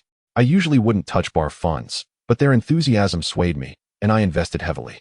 Although the fund has risen, it has reached the heights they predicted, leaving me in a precarious situation. If this continues, I want to be able to pay my staff or keep the bar running. Zhao took a deep drag from his cigarette, sighing. Ultimately, I was too greedy. Qian Wenxing understood, pondering before asking, how long can your fund sustain the bar? At most a month, but I still want to gamble. If I win, the payout would be monumental. Zhao's eyes sparkled with excitement. That would exceed a year's earnings from the bar. Qian Wenxing remarked. Given our friendship, I advise you to sell your Arc Group shares within this month. Why? Zhao's interest piqued, leaning closer and lowering his voice. Do you have inside information? Qian Wenxing smiled faintly. That's a secret I cannot divulge. However, this could lead to a significant rise or a dramatic fall. The outcome is entirely up to you. The collaboration between Arc Group and Saudi Arabia may succeed, resulting in a surge for the fund and a rise in Su Jianfeng's status. Conversely, interference from Su Jianian could lead to failure, casting Su Jufeng as a historical villain. The fate of all hinged on a mere thought from Qian Wenxing and Su Jianian. Zhao was still eager to pry more information from Qian Wenxing, but the latter maintained a serene smile, offering no further insight. Frustrated but not disheartened, Zhao leaned back on the sofa, gesturing animatedly with his cigarette. Don't you wealthy second-generation folks ever worry about money? To you, it must just be a series of digits. I can hardly imagine such a life. Qian Wenxing mused to himself. I wish I could live like that. Alas, I am not a true heir. With a subtle smile, he adopted an enigmatic demeanor and replied, we're all merely human. Zhao seemed unconvinced by this response and was about to retort when Lin Fangyao interjected. Zhao, have you had too much to drink? The topic had grown too sensitive, and she feared Zhao's probing questions might hurt Qian Wenxing. Zhao, realizing his indiscretion, exhaled deeply and apologized, retreating into silence. Though he felt some resentment stemming from the disparity in their experiences and the embarrassment of seeking advice from someone so much younger, Zhao was a bar owner, and he quickly regained his composure. He raised his glass toward Qian Wenxing. I truly envy you. Qian Wenxing smiled and drank from his glass, saying, those inside the walls yearn to escape, while those outside long to enter. I bet the walls have nothing to do with money. Zhao retorted. Is there anyone in this world who doesn't love money? I refuse to believe it. Qian Wenxing pondered for a moment, acknowledging the truth in the statement. Are there truly individuals in this world who do not cherish wealth? Perhaps there are, yet he was certainly not one of them. Their conversation commenced amidst the ennui of a bar and culminated in the den within. After finishing a bottle of wine, Qian Wenxing took Lin Fangyao and departed. Upon their exit, a figure stealthily trailed behind them. As the holiday hotel was not far, the two, having indulged in some drinks, opted for a leisurely stroll rather than hailing a cab. As they traversed a pedestrian street, their attention was drawn to a small corner at its exit. There knelt an elderly man, clad in a soiled tank top and trousers stained with grease, positioned on the sidewalk. Before him lay a large piece of paper detailing his plight, orphaned in childhood, bereaved of his wife in midlife, and now mourning the loss of his child in his twilight years. He lamented a terminal illness with life's countdown imminent, pleading for kindness and charity to ensure his 8-year-old granddaughter could survive after his passing. Accompanying the narrative was a photograph of the young girl. In front of the paper were 2 QR codes and a stainless steel bowl containing a scattering of coins. Beside the old man stood a young man, filming a live broadcast, seemingly soliciting donations from online viewers. Lin Fengyao halted, retrieving her phone from her pocket, eager to scan the code. Qian Wenxing restrained her, inquiring, "Are you truly willing to donate without fear of being deceived?" "Yes, I am concerned, but what do I stand to lose if he is a fraud?" Lin Fengyao countered. Qian Wenxing shook his head, explaining, "It may appear that you would simply lose the money donated, yet the true impact is on those genuinely in need of assistance. If I were to be swindled today, I might hesitate to contribute in the future, fearing further deception. In economic terms, this mirrors the concept of bad money driving out good. Acting impulsively in such situations is far from optimal." Believing he was merely making excuses, Lin Fengyao frowned, asking, "Then what should we do?" Chapter 210. Peace of mind. Qian Wenxing withdrew his phone, calmly stating, "It's quite simple. Report it to the authorities." Upon hearing this, Lin Fengyao's expression reflected disbelief, yet seeing Qian Wenxing dial the number silenced her protests. Soon, he received confirmation from the police. The elderly man was indeed a fraud, having scammed individuals across various night markets and pedestrian streets. His tales of loss were fabrications. His wife and children were safe at home. Moreover, he had no granddaughter, only a grandson in middle school, preparing for high school this year. The photograph of the little girl was sourced randomly by his MCN online.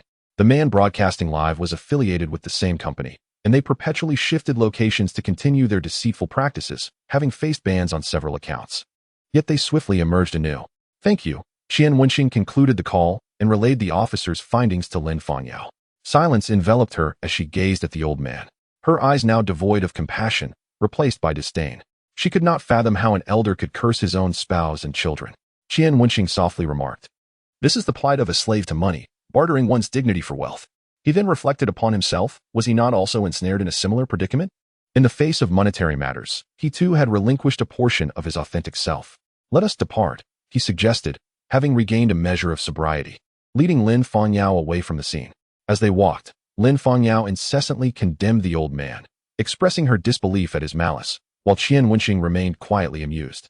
Once they exited the bustling pedestrian area, he suddenly sensed footsteps shadowing them.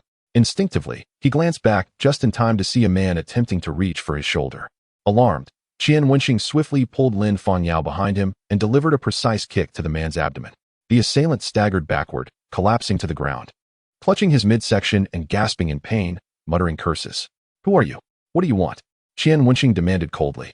Startled by the sudden turn of events, Lin Fengyao clutched Qian Wenxing's arm, striving to steady her voice. "What do you intend to do?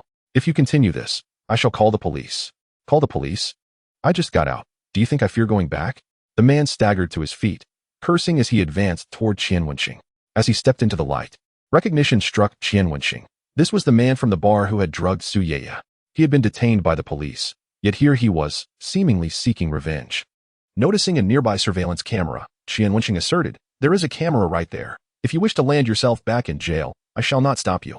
However, consider this. You have already attempted to harm me, and any retaliation I may enact will be deemed self-defense." His words seemed to embolden Lin Fengyao, who exhaled deeply, calming her voice as she added, "If you wish to experience the sensation of being thoroughly beaten, yet classified as only slightly injured, I can provide that for you without charge." She glanced at Qian Wenxing, tentatively seeking his affirmation. "Right, Qian?" The man, clearly intoxicated, paid no heed to their words, consumed by rage and alcohol as he continued to hurl obscenities and lunged at Qian Wenxing. Lin Fengyao quickly directed him, "Qian, kick him where it hurts. Just be cautious not to cause irreversible damage, as that level of pain will sufficiently hinder his mobility." Without hesitation, Qian Wenxing executed a controlled kick. The impact felt deceptively soft, yet the man's anguished scream prompted Qian Wenxing to cover his ears. The assailant cried out, doubling over in agony, and Lin Fengyao approached, checking his pulse. Her expression grew increasingly serious. "Is he injured?" Qian Wenxing asked, concern knitting his brow. "Not in that respect," she replied. but it appears there may be an issue with his lungs. As she continued to examine him, the man remained on the ground, moaning. Qian Wenxing was taken aback. But, aren't you a Western medicine student? How do you know how to check pulses? Oh, I minored in traditional Chinese medicine, and I am particularly skilled in pulse diagnosis and acupuncture, she explained. After withdrawing her hand, she declared, if I am correct, his pulmonary condition appears quite severe. He requires immediate hospitalization for diagnosis and potential surgery. She turned to Qian Wenxing, her gaze seeking his approval. He shrugged, I respect your judgment. Ultimately, Lin Fangyao was not merely an extension of him. She shone brightly in her own realm, intensifying his sense of conquest. The following events unfolded with remarkable ease. Lin Fangyao seized the man's phone, locating the number labeled wife, and made the call to explain the situation. Before long, a woman hurriedly took away the man with the buzz cut, her demeanor fraught with anxiety. She left in such haste that she scarcely had time to express her gratitude or hold him accountable. Qian Wenxing smiled and inquired, are you disappointed not to receive thanks? Lin Fangyao gently patted her hands, naturally stepping beside Qian Wenxing and linking her arm with his. I merely did what I ought to do. My conscience is clear. And with a tranquil heart, one finds peace. Qian Wenxing's eyes sparkled with surprise as he exclaimed, your words are quite profound. With a tranquil heart comes peace. One should have no regrets. Instantly, all the worries that had plagued Qian Wenxing dissipated. As long as he remained guilt-free, what was there to be entangled in? Why did others lack a system while he possessed one? Was this not a gift from the heavens? With such a boon, he ought to utilize it wisely rather than dwell on trivial matters. Even if he were a slave to money, what of it? At least he did not have to kneel before others or beg for wealth. He was the master of this monetary realm. Chapter 211. A million beckons to me that night. The room resonated with the symphony of their affection. This grand battle continued until the early hours of the morning. An entire night free of dreams. Awakened by the blaring alarm clock, they hastily consumed a few bites of breakfast to make it back to school for their morning classes, then settled into a taxi to catch up on sleep. Just as Qian Wenxing closed his eyes, he heard the system's voice echo in his mind. Please check the settlement information. Settlement? Oh, right. After spending the night with Lin Fangyao, she had repaid her debt. Qian Wenxing suddenly felt invigorated as he checked the repayment details. Ding. Debtor repaid. 20,000,000 yuan. Repayment progress. 102,000,000 101,000 00 yuan. Overflow amount does not participate in doubling. Congratulations, host, on completing the 7th repayment task. Debtor, Lin Fangyao, green. Debt multiplier, 4. Reputation points, 0. Total income this time, 405,000,000 yuan. 400,000. Qian Wenxing's breath quickened with excitement. 400,000. He was on the verge of prosperity. Soon, a text message arrived on his phone. Your savings card ending in 7177 has received a deposit of 405,000,000 yuan on July 28th at 9:18 a.m. Current balance, 902,774,000 yuan. 90,000. At this moment, Qian Wenxing was completely awake. Just 100,000 more, and his savings would reach 1,000,000. This would be his first million in life. How many people live their entire lives without saving 1,000,000, while he, still in university, had already earned it? Qian Wenxing felt a surge of exhilaration. He yearned to express his joy. He opened his eyes to see Lin Fangyao, still asleep beside him, with sunlight gracing her profile, accentuating her flawless features. Unable to restrain himself, Qian Wenxing pulled her closer and leaned down to kiss her crimson lips. Startled by the sudden kiss, Lin Fangyao instinctively wrapped her arms around Qian Wenxing's neck, responding to his kiss while softly murmuring, no, don't. Just as Qian Wenxing's hand began to slide toward her chest, a loud, forceful cough emanated from the front. Cough, cough. The driver cleared his throat. His vehicle was equipped with surveillance cameras. If the headquarters caught sight of this, he would lose all face. Lin Fangyao's face flushed, and she playfully struck Qian Wenxing's back. Upon exiting the vehicle, the driver sighed deeply. The moral fabric of today's students had clearly deteriorated. He resigned himself to light a cigarette, inhaling slowly. Meanwhile, Qian Wenxing, noticing Lin Fangyao's rosy cheeks, felt a swell of accomplishment and mischievously remarked, Fangyao, don't miss me too much when you get back. Lin Fangyao's carefully crafted aloof image crumbled at his words. She glanced at the bustling students around her, unable to utter anything overly bold, so she merely huffed and hurried away. Today, we common folk are truly joyous. Qian Wenxing hummed a tune as he returned to the dormitory, twirling and leaping before flopping into a chair, shaking his legs as he pondered who to nudge for repayment next. he realized that earning money was an addictive endeavor, especially witnessing his balance grow incrementally, a source of undeniable satisfaction. As he reviewed the repayment records, his gaze fell upon Wu Yatong, who still owed 30,000 yuan. This meant that with just 3 more nights, he could clear her debt. A splendid plan. Quickly, Qian Wenxing formulated his strategy. Then, he turned his attention to the debt multiplier, contemplating deeply. His foremost challenge was to expand his network of debtors, lending to more individuals, and doing so with sound reasoning. Initially, he had considered indiscriminately lending to anyone who sought it. However, he soon recognized that such an approach was impractical. Beyond the risk of drawing attention to himself, this mindless lending would garner neither respect nor gratitude, but rather render him a mere cash dispenser in others' eyes. Thus, Qian Wenxing resolved to alter his approach. He aimed to ensure that all who borrowed from him felt indebted to him. The name Hu Rongrong surfaced in his mind. He wondered if he could develop her into a debtor. As he perused Hu Rongrong's profile, scrutinizing her photograph, Qian Wenxing dismissed the notion. The truth was, she simply did not appeal to him. At best, she could be considered average-looking. To cultivate her as a debtor would be to his detriment. While Qian Wenxing was lost in thought, Xia Qiming patted his shoulder, saying, "Old Qian, let's head to class." "Ah, here we go." Qian Wenxing grabbed his English textbook and walked with Xia Qiming and Wang Jingyan toward the classroom. It was English class, and he needed to think of a way to cheer Ruan Lingyun up. The class bell rang, and Ruan Lingyun entered wearing a white blouse and a black pleated skirt.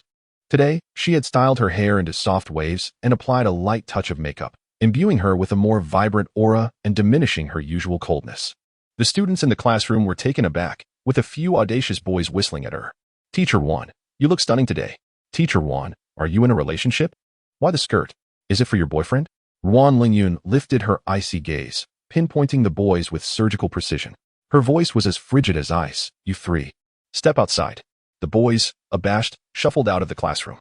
With these failed attempts as cautionary tales, Qian Wenxing wisely sat upright, adopting the demeanor of a diligent student.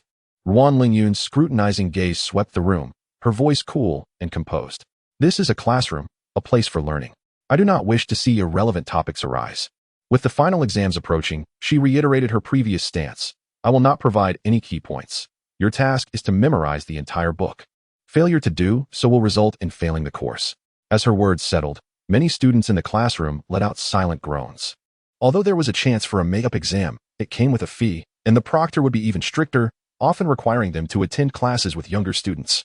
For some, this was an exceedingly humiliating prospect. "Teacher, we're already in our 3rd year. Can't we just have one set of key points?" A student, dissatisfied, shouted at Ruan Lingyun. Ruan Lingyun replied, "Very well." Upon hearing this, all the students were invigorated and erupted into cheers. "Long live Teacher Ruan." Ruan Lingyun furrowed her delicate brows and gestured for silence with her hands. In that moment, the students, caught in a state of extreme excitement, obediently quieted down at her signal. "I can agree to your request, but it comes with conditions," Ruan Lingyun stated. "What are the conditions, Teacher Ruan?" A student inquired. "If one of you can answer all my questions, I will provide you with the key points for your studies. My questions will include, but are not limited to, dictation and recitation of texts." Ruan Lingyun's voice was cold and her tone indifferent, yet her words detonated in the classroom like a bombshell. "What? Dictation is one thing. But reciting the text? There are so many passages in our book that are difficult to memorize. Only a genius could do it. By the way, where's the class representative? Surely, they can handle it. Yes, and the English prodigy too. Friends, spare me. If I had time to prepare, I might pass the test. But this is a surprise check. If I could do all this, would I still be sitting here as a student? I've figured it out. Teacher Ruan simply doesn't want to give us the key points.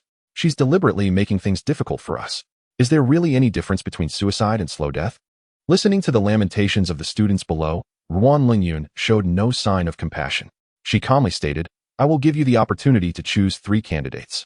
If one among them successfully completes my challenge, I will agree to provide the key points." 3 candidates? Perhaps there's a glimmer of hope. The students erupted once more, directing their gaze toward the class representative and the English prodigy. "You too, it all depends on you. We must create a qualitative change from this quantitative accumulation." The class representative, a quiet girl, was pushed forward by her peers. She stood on her seat, anxiously flipping through her book, hoping to memorize everything in the short time available. The English prodigy, a tall boy, stood up without needing anyone to prompt him, also flipping through his book, mouthing words silently, as if rapidly memorizing something. As for the 3rd candidate, everyone exchanged glances, none daring to step forward. They all understood that this situation not only concerned whether the class could receive key points, but also impacted their personal honor. They could not bear the weight of this responsibility. Knowing they could not succeed, stepping up to claim the spot would only invite ridicule.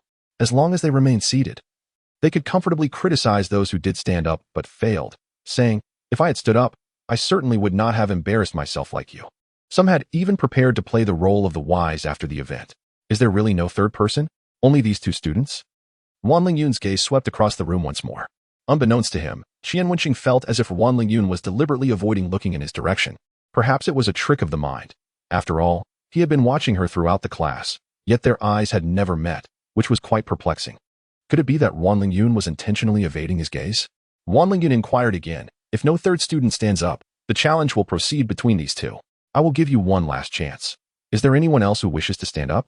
All the students exchanged glances, each shrinking back. Unwilling to be the fool who knowingly challenges windmills. A Don Quixote-like person is rarely held in high regard. Just when everyone thought that only the class representative and the English prodigy would accept the challenge, an unexpected voice broke through the classroom's atmosphere. "I want to give it a try, is that okay?" All eyes turned towards the speaker, and disbelief painted their faces. Qian Wenxing? His last English score was even lower than mine. What is he doing standing up? Is this a joke? Exactly. Qian Wenxing, I know you want to showcase yourself, but it's unnecessary. You'll fail anyway. Why not save everyone some time? Right. How many times have you passed English? Didn't you have to retake it last term? You're just an English underachiever. How could you possibly succeed in this challenge? The class erupted in jeers directed at Qian Wenxing. However, he remained unfazed, standing tall amidst the crowd, quietly gazing at Wan Lingyun, asking, "Teacher Ruan, may I?" At last, Wan Lingyun's gaze fell upon him, her expression unchanging, before she shifted her eyes away. "If you wish to challenge, then challenge. It is entirely voluntary." Qian Wenxing nodded, then turned to his jeering classmates, asking, "You think you are better than me? If so, why don't you take my place?" The student fell silent, his face flushed. Other classmates chimed in. "He may not be capable, but at least he isn't ashamed to step up." Qian Wenxing countered, "The challenge hasn't even begun. How do you know I will embarrass myself?" "Exactly. Nothing has happened yet. Why are you so sure that Qian Wenxing will fail?" Came a righteous voice from Xia Qiming. Qian Wenxing looked at his supportive roommate with gratitude, relieved that all his treats had not gone to waste. However, Xia Qiming's next comment made him wish to rush forward and cover his mouth. "You all may not know, but Qian Wenxing's English tutor is the brilliant Lin Fangyao. They spend every day together in the library. I wouldn't be surprised if he aced the English exam this term." Qian Wenxing. Xia Qiming's words fell like a drop of hot oil into a pot of cold water, shattering the atmosphere of the classroom. "What? Lin Fangyao? The prodigy from clinical medicine? She's my dream goddess. Don't you think she and teacher Wan share some similarities? Seriously, why do so many girls like Qian Wenxing? And each one is of such high quality. Stop talking. Just look at the tears of Lin Fanyao's admirers. I'm pondering something. Xia Qiming has already revealed the ace. If Qian Wenxing fails the challenge, wouldn't that be a monumental embarrassment?" The cacophony of discussions enveloped the classroom, yet Qian Wenxing heard nothing. His entire focus was on Wan Lingyun. When she heard Xia Qiming mention his tutoring with Lin Fangyao, her already cold demeanor hardened further into a frigid smile. Then she looked at Qian Wenxing mockingly. "Qian Wenxing, you think my English is inferior to that of the students in the next class? Qian Wenxing, why can you find such a sharp angle to criticize? Shouldn't you be pleased that I am studying English regularly?" Wang Jingyan interjected, "Teacher, he doesn't mean it like that. I think he simply wants to go on a date with Lin Fangyao." Qian Wenxing, why are my eyes often filled with tears? Because my teammates are unbearably foolish. He shot a glare at Xia Qiming and Wang Jingyan, then turned to Wan Lingyun, saying, "Teacher Ruan, they are just talking nonsense. I believe your English is the best in the world." Wan Lingyun chose not to pursue the topic further. She tapped the desk, and as silence fell in the classroom, she announced, "Since the 3 students have been selected, I invite you to the podium for the dictation challenge." As the class president and the English prodigy flipped through their books just moments before taking the stage, they muttered incessantly to themselves. In stark contrast, Qian Wenxing, upon hearing the directive, promptly ascended to the platform, even winking at Wan Lingyun as he passed by. Wan Lingyun maintained an impassive demeanor, pretending not to notice. TSK. Yet another display of superiority. Some boys, unable to tolerate Qian Wenxing's arrogance, began whispering among themselves. Upon overhearing, Xia Qiming turned to them with a scoff. "Come on, don't talk behind his back. If you think you can do better, I can call old Qian down, and you can take your shot at earning the chance to highlight key points for us." One boy retorted, "You speak as if he is guaranteed to succeed. What if he gets up there and can't write a single word? That would be embarrassing." "Sure. If you think he is incapable, why don't you step up? I'd like to see you put your money where your mouth is. Go on, brother. With all that talk, you might as well replace Qian Wenxing up there, Xia Qiming challenged, beckoning the boy. In an instant, nearly everyone in the class turned their attention to the boy, whose face flushed crimson. He seemed ready to curse, but could only mutter under his breath. I want to stoop to your level. Not everyone can argue like you. Oh, me? Xia Qiming pointed to himself in feigned confusion. When did I ever argue? Isn't it you who has been acting all high and mighty? We may not be up there, but at least we admit our limitations, unlike you, who is both incompetent and a loudmouth. Previously, Xia Qiming might have only defended Qian Wenxing out of camaraderie, but circumstances had changed. Since Qian Wenxing had revealed his affluent background, he had often treated his roommates to meals, never letting them spend a dime. Who else could he rely on to defend, if not his close friend? The class monitor, sensing the brewing conflict, quickly intervened. Ruan Lingyun's temper was unpredictable. Should they quarrel in class, it could affect the teacher's mood and, consequently, their chances of receiving key points. Although Qian Wenxing had reached the platform, he had overheard the entire exchange. Turning slightly, he smiled down at the class and said, "Anyone who believes they can replace me is welcome to step up now." Ruan Lingyun cast him a sidelong glance and instructed, "Turn around and prepare for the dictation." A warmth spread through Qian Wenxing's chest. Understanding that Ruan Lingyun was subtly supporting him, he winked back at her. Ruan Lingyun shot him a glare and calmly warned, "True skill is demonstrated through action. Mere words are futile. If anyone continues to chatter, they will be asked to leave the classroom." With Ruan Lingyun's authority invoked, even those who disdained Qian Wenxing dared not speak out further. Yet, they all secretly hoped he would falter during the dictation, eager for a spectacle. Soon, the dictation commenced. Ruan Lingyun casually opened the vocabulary list at the back of the book and began to pose questions, alternating between Chinese to English and English to Chinese translations, even including words that merely needed to be recognized. Initially, the class president and the English ace wrote fluently, but as Ruan Lingyun increased the difficulty, their pace gradually slowed. In contrast, Qian Wenxing maintained a steady, unhurried rhythm throughout. Though he occasionally paused to ponder, he did not falter. His enhanced physical conditioning had not only fortified his body, but also improved his memory. Coupled with the various methods he and Lin Fanyao had explored to learn English, he had imbued his recollection of certain words with vibrancy. The onlookers, who anticipated a failure, were left dumbfounded. No one expected that the once struggling student would write the most and the fastest in this dictation, achieving a perfect score, as Qian Wenxing inscribed each word. The students below matched them against their textbooks. Witnessing his performance, Ruan Lingyun displayed a hint of surprise. The dictation concluded, and she had already graded the results for the 3 participants. She announced, "Class President Li Xiaoyuan made one error." Li Xiaoyuan, slightly disheartened, descended the platform, her eyes widening in shock upon seeing Qian Wenxing's paper. Ruan Lingyun continued, "You ran, perfect score." "Yes." Yu Ran pumped her fist in excitement. Qian Wenxing, flawless. In an instant, a peculiar silence enveloped the classroom. Then came the gasps of disbelief, followed by applause, with Xia Qiming and Wang Jingyan's cheers ringing the loudest. "Wow. Old Qian is impressive. No wonder he sought out private tutoring. It turns out my poor grades were due to the absence of an esteemed tutor like her." Qian Wenxing, however, displayed no overt surprise, as this outcome was entirely within his expectations. He merely smirked, turning to Ruan Lingyun with a light-hearted, "Thank you, Teacher Ruan." Such words, delivered at that moment, carried an air of provocation. The boys who already harbored disdain for Qian Wenxing began to mutter disparagingly. "What luck! A blind cat stumbling upon a dead rat. Here he goes again, putting on airs. Let us see how he performs during the recitation. Well, I must admit, I'd like a stroke of luck like that too." Upon hearing Qian Wenxing's comment, Ruan Lingyun felt a flicker of competitive spirit rise within her. How dare he challenge her authority as a teacher in class? It seemed the previous difficulty had been a tad too lenient. Ruan Lingyun placed her textbook firmly on the desk, instructing Li Xiaoyuan to take her seat, and then positioned Yu Ran and Qian Wenxing on either side before speaking again. "Next, I will have Yu Ran and Qian Wenxing recite the text. If either can recite it flawlessly, I will provide the exam scope for the final." "Teacher, the scope shouldn't encompass the entire book, should it?" Qian Wenxing asked with a smile. Ruan Lingyun scoffed lightly, noting his audacity to joke at such a moment. "You seem quite confident, Qian Wenxing. Let us start with you then." Her words prompted laughter from the entire class, especially those eager to witness Qian Wenxing's potential embarrassment. He shrugged, saying, "Teacher, if I am the only one to recite the text correctly, would you grant me a personal request?" Ruan Lingyun narrowed her eyes. Disliking the discussion of personal matters in class, a principle she upheld as part of her responsibilities as an educator. She firmly replied, "No, teacher, it's not what you think. I just have a couple of questions I'd like to ask you. You can reply to me on WeChat later." Confident that Ruan Lingyun would not be too harsh on him in class, Qian Wenxing seized the opportunity to coax her into responding to his messages.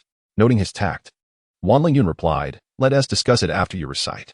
Without granting him further time to ponder, she directly inquired, Unit 3, second text. Qian Wenxing hesitated for a moment before slowly beginning to recite. Initially, some giggled at his mispronunciations, but soon the entire classroom was filled with the sound of pages turning. Everyone turned to the designated page in their textbooks, staring in awe as Qian Wenxing stumbled but resolutely recited his lines. The assignment did not require a complete recitation, so nearly all the students only memorized a segment.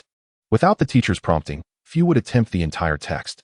As seconds ticked away, the classroom was enveloped in silence, save for the sound of Qian Wenxing's voice, which no one dared interrupt. When he finally finished with the last word, he coughed twice and asked, "Teacher, am I correct?" Ruan Lingyun's gaze towards Qian Wenxing shifted from indifference to a glimmer of joy. Not a single word amiss. Her words ignited a wave of excitement throughout the classroom. "Can we narrow down the exam scope now? I absolutely do not want to memorize this dreadful English." Who was it that mocked Qian Wenxing just now, saying he couldn't do it? Someone exclaimed. "Look at him now, reciting flawlessly. Wow. Fellow classmates, let's buy a longevity tablet for Qian Wenxing. If I could achieve what he just did, my father would have to create a family tree just for me." With Qian Wenxing's success, it signified that Ruan Lingyun would indeed narrow the exam scope. Many girls looked at him with admiration, and even the boys who had previously disdained him now kept their heads down in silence. Xia Qiming's face flushed with excitement as he turned to a nearby male classmate and said, "Dude, when she narrows the scope, you better cover your ears." "If I were you, I wouldn't even want to listen." Ruan Lingyun raised her hands to quiet the room and sighed softly. "Since Qian Wenxing has done so well, I must honor my promise. 2 students, please return to your seats. Everyone else, take out your textbooks and prepare for the exam scope." As Qian Wenxing and Yu Ran stepped down amidst cheers, Yu Ran nudged Qian Wenxing's shoulder and said nervously, "Man, thank goodness you memorized it. If it were me, I would have been in deep trouble, drenched in their saliva." "Just good luck," Qian Wenxing replied nonchalantly, though his palms were already slick with sweat.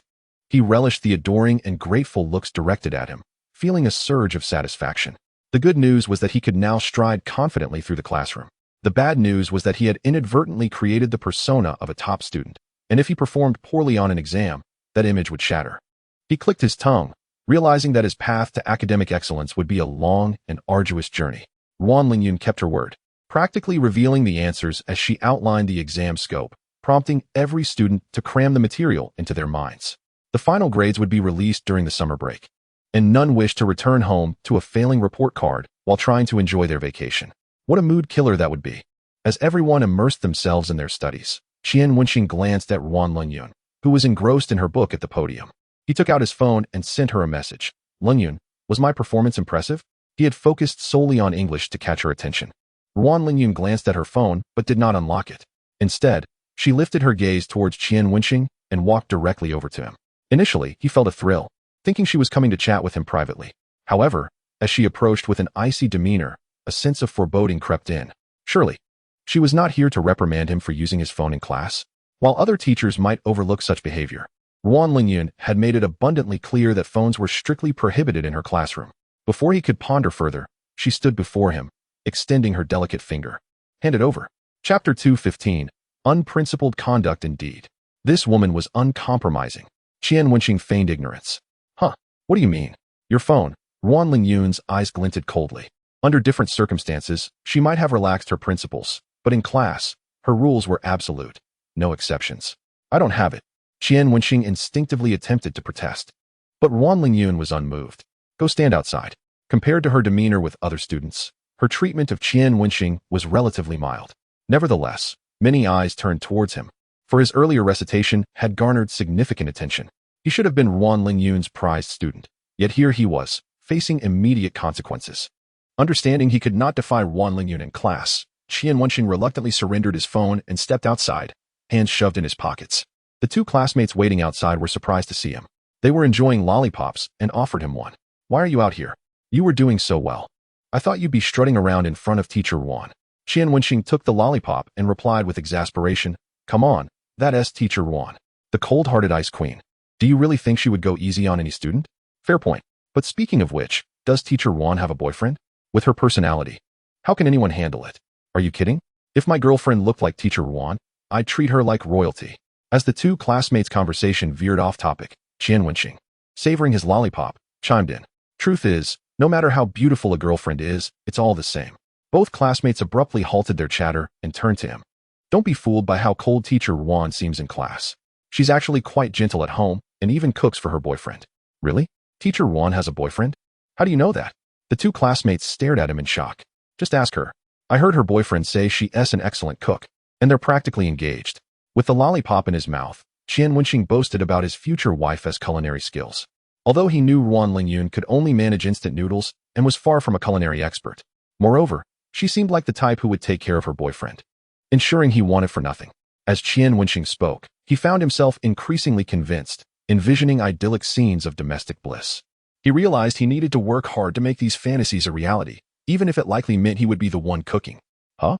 Why is everyone suddenly silent? Why are you staring at me? Snapping out of his daydream, Qian Wenxing noticed the two classmates were silent, their expressions oddly strained. One was making frantic gestures at him, while the other averted his gaze, seemingly unable to bear the sight. Confused, Qian Wenxing turned to see what they were signaling. In the next moment, he froze.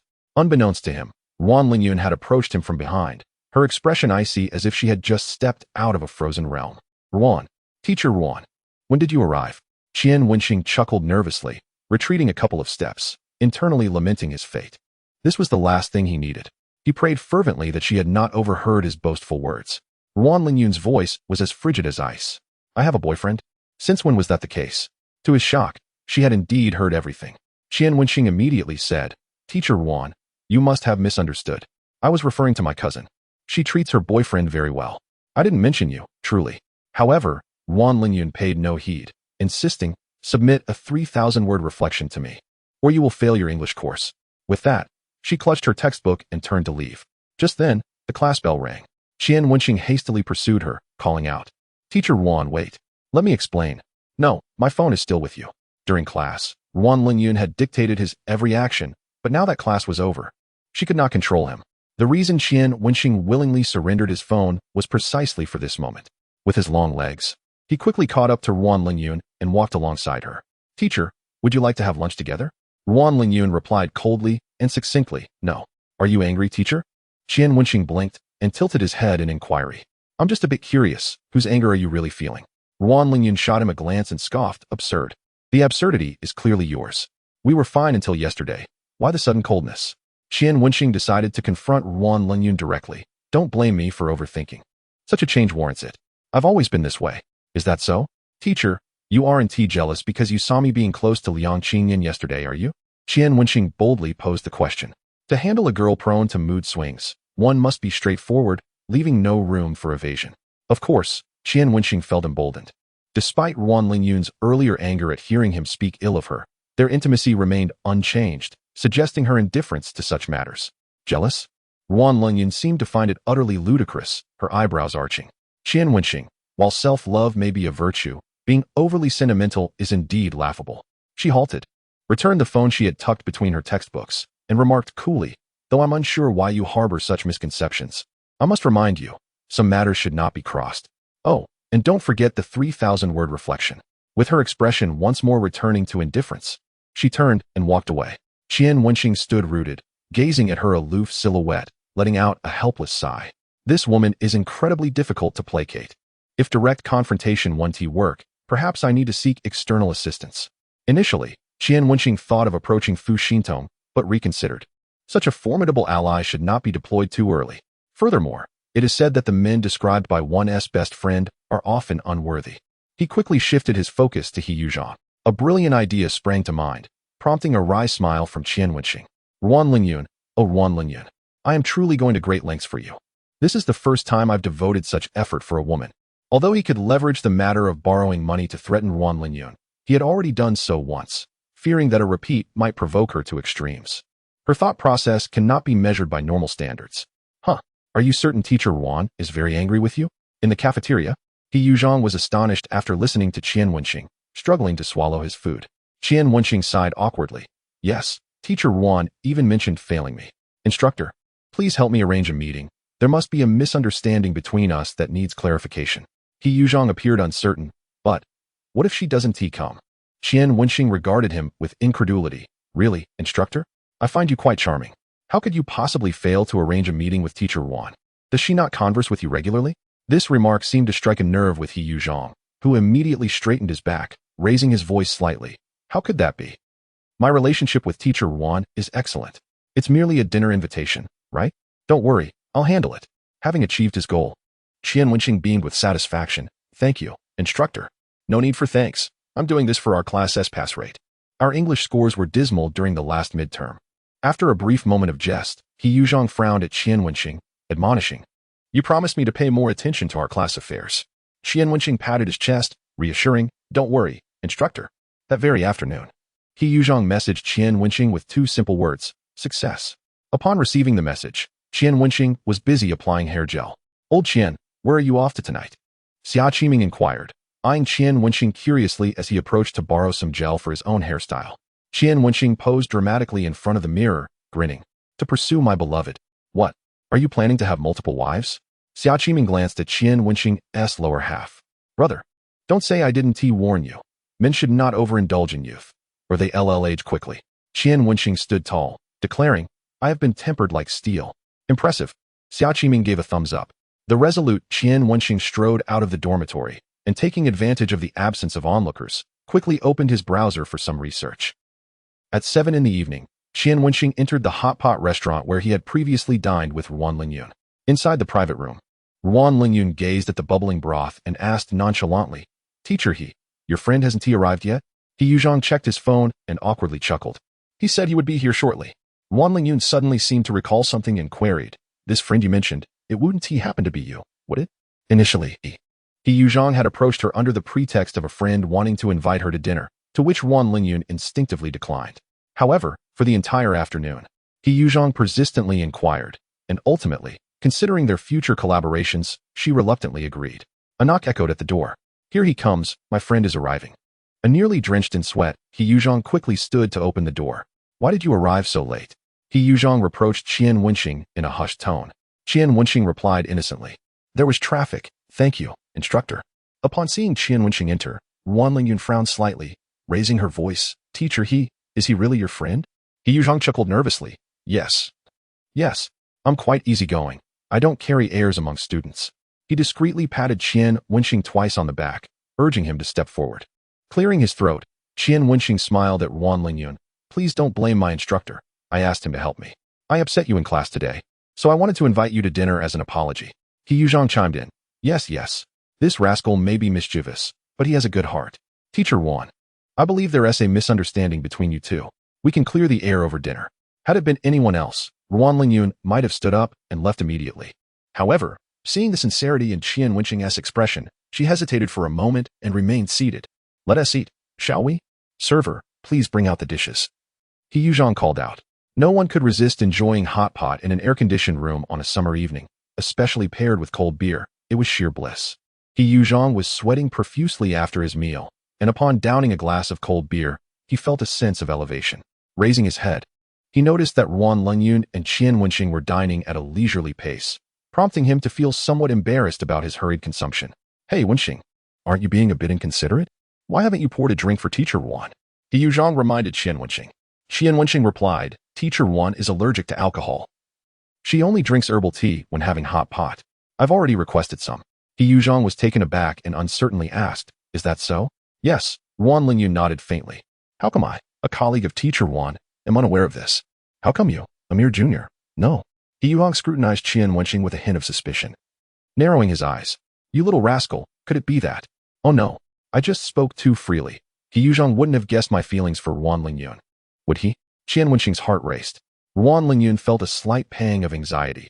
She wished to keep her relationship with Qian Wenxing under wraps from their colleagues. Both of them focused intently on He Yuzhong, anxiously awaiting his next words. Suddenly, He Yuzhong slapped his thigh, exclaiming, I see it now. You must have upset Teacher Wan and are trying to win her favor by secretly investigating her preferences. It has to be that way. Qian Wenxing could only respond with a wry smile. Indeed, you are quite perceptive, counselor. I employed such tricks back in my university days as well. He Yuzhong confidently shared his past experiences with Qian Wenxing. Half an hour later, lost in nostalgia and intoxicated, He Yuzhong slumped over the table. Qian Wenxing called for Xia Qiming to take him home and then turned his attention to Ruan Lingyun across the table. Lingyun, can we have a serious talk? What is there to discuss? Ruan Lingyun replied, her cheeks slightly flushed from the spicy hot pot, adding a hint of liveliness to her demeanor. Qian Wenxing leaned forward slightly, tilting his head as he said, don't you think you hold a bias against me? We are both adults, can we not speak openly? Since yesterday, your attitude towards me has been inconsistent. Surely even a condemned prisoner deserves a charge? His words pressured Ruan Lingyun to acknowledge her anger. Once she admitted it, he could smoothly lead her to confess her feelings for him. Even if she denied it, she would have to provide a reason. In any case, regardless of her response, it was a win-win for Qian Wenxing. Unfortunately, the situation took an unexpected turn. Ruan Lingyun simply replied, haven't I always had this attitude towards you? Qian Wenxing felt a lump in his throat. Her words stung, making him feel as though she had never considered him a friend. Ruan Lingyun scoffed lightly, taking a sip of her herbal tea. Friends? Do you remember what you said before? You confessed your feelings for me, and while I do not reciprocate, I acknowledged your presence due to the money you lent me. However, now that I realize you have a girlfriend, your presence in my life is such as disrespectful to her, and I have no intention of being a third party. So, is it wrong for me to treat you coldly? Upon hearing this, Qian Wenxing sighed internally. This woman was too rational, to a somewhat alarming degree. She had anticipated his every move and blocked them all. This was quite troublesome. Lingyun, I believe you have misunderstood. I do not have a girlfriend. Qian Wenxing raised his hand in a vow. I swear. This was the advantage of not publicly declaring a relationship, as long as he did not acknowledge it. He had no girlfriend. Ruan Lingyun chuckled softly. I am not a naive girl. Such words cannot deceive me. She had encountered men who played both sides before and was surprised to find Qian Wenxing among them. Qian Wenxing understood that he needed to maintain his composure and not show weakness in front of Ruan Lingyun. Lingyun, every word I have said to you is genuine. I have never lied to you. He spoke sincerely. I admit that I maintain good relationships with many girls, but our interactions are purely academic. Yang Qingyan is an employee at my company. Due to a debtor threatening suicide, I could not enter the girls' dormitory, so I sent her instead. And together we reported the situation to the debtor's counselor. As for my improvement in English, you must have noticed, I helped Lin Fanya secure an endorsement opportunity. And in return, she has been making me practice English daily. Qian Wenxing laid out every possible connection to the girls he could think of in front of Ruan Lingyun. At this moment, sincerity was his trump card. Lingyun, I truly do not have a girlfriend, and my intention to pursue you is sincere. Your fluctuating behavior towards me has genuinely hurt me.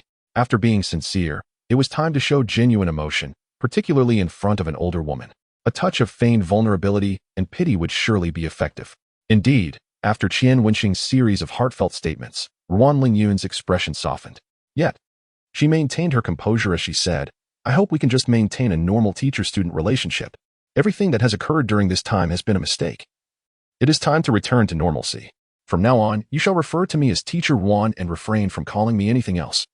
Qian Wenxing let out a small breath and replied, Lingyun, do you remember what I once said? My feelings for you are not up for discussion or your approval. They are merely a notification. Ruan Lingyun's tone instantly chilled. Was it necessary to go through all this tonight? Absolutely. I am doing all this to clear up misunderstandings. Now that I have clarified everything, I will continue to pursue you in my own way. Qian Wenxing leaned forward, tapping the table lightly, reclaiming the initiative. Next time, could you refrain from making me stand outside the classroom? I fear I may not resist boasting to others. Ruan Lingyun let out a cold laugh. Go ahead and try. I wouldn't mind making you write another 3,000-word reflection. No, after all we've discussed, how can you still remember the 3,000-word reflection? Writing that much could kill me. Do you wish to fail? Lingyun, couldn't you show some leniency for our counselor's sake and let this matter pass? What face does he Yuzhong have? You truly are ruthless. Qian Wenxing slumped helplessly in his seat, exclaiming, 3,000 words. Just kill me. Suddenly, a soft chuckle emanated from across the table.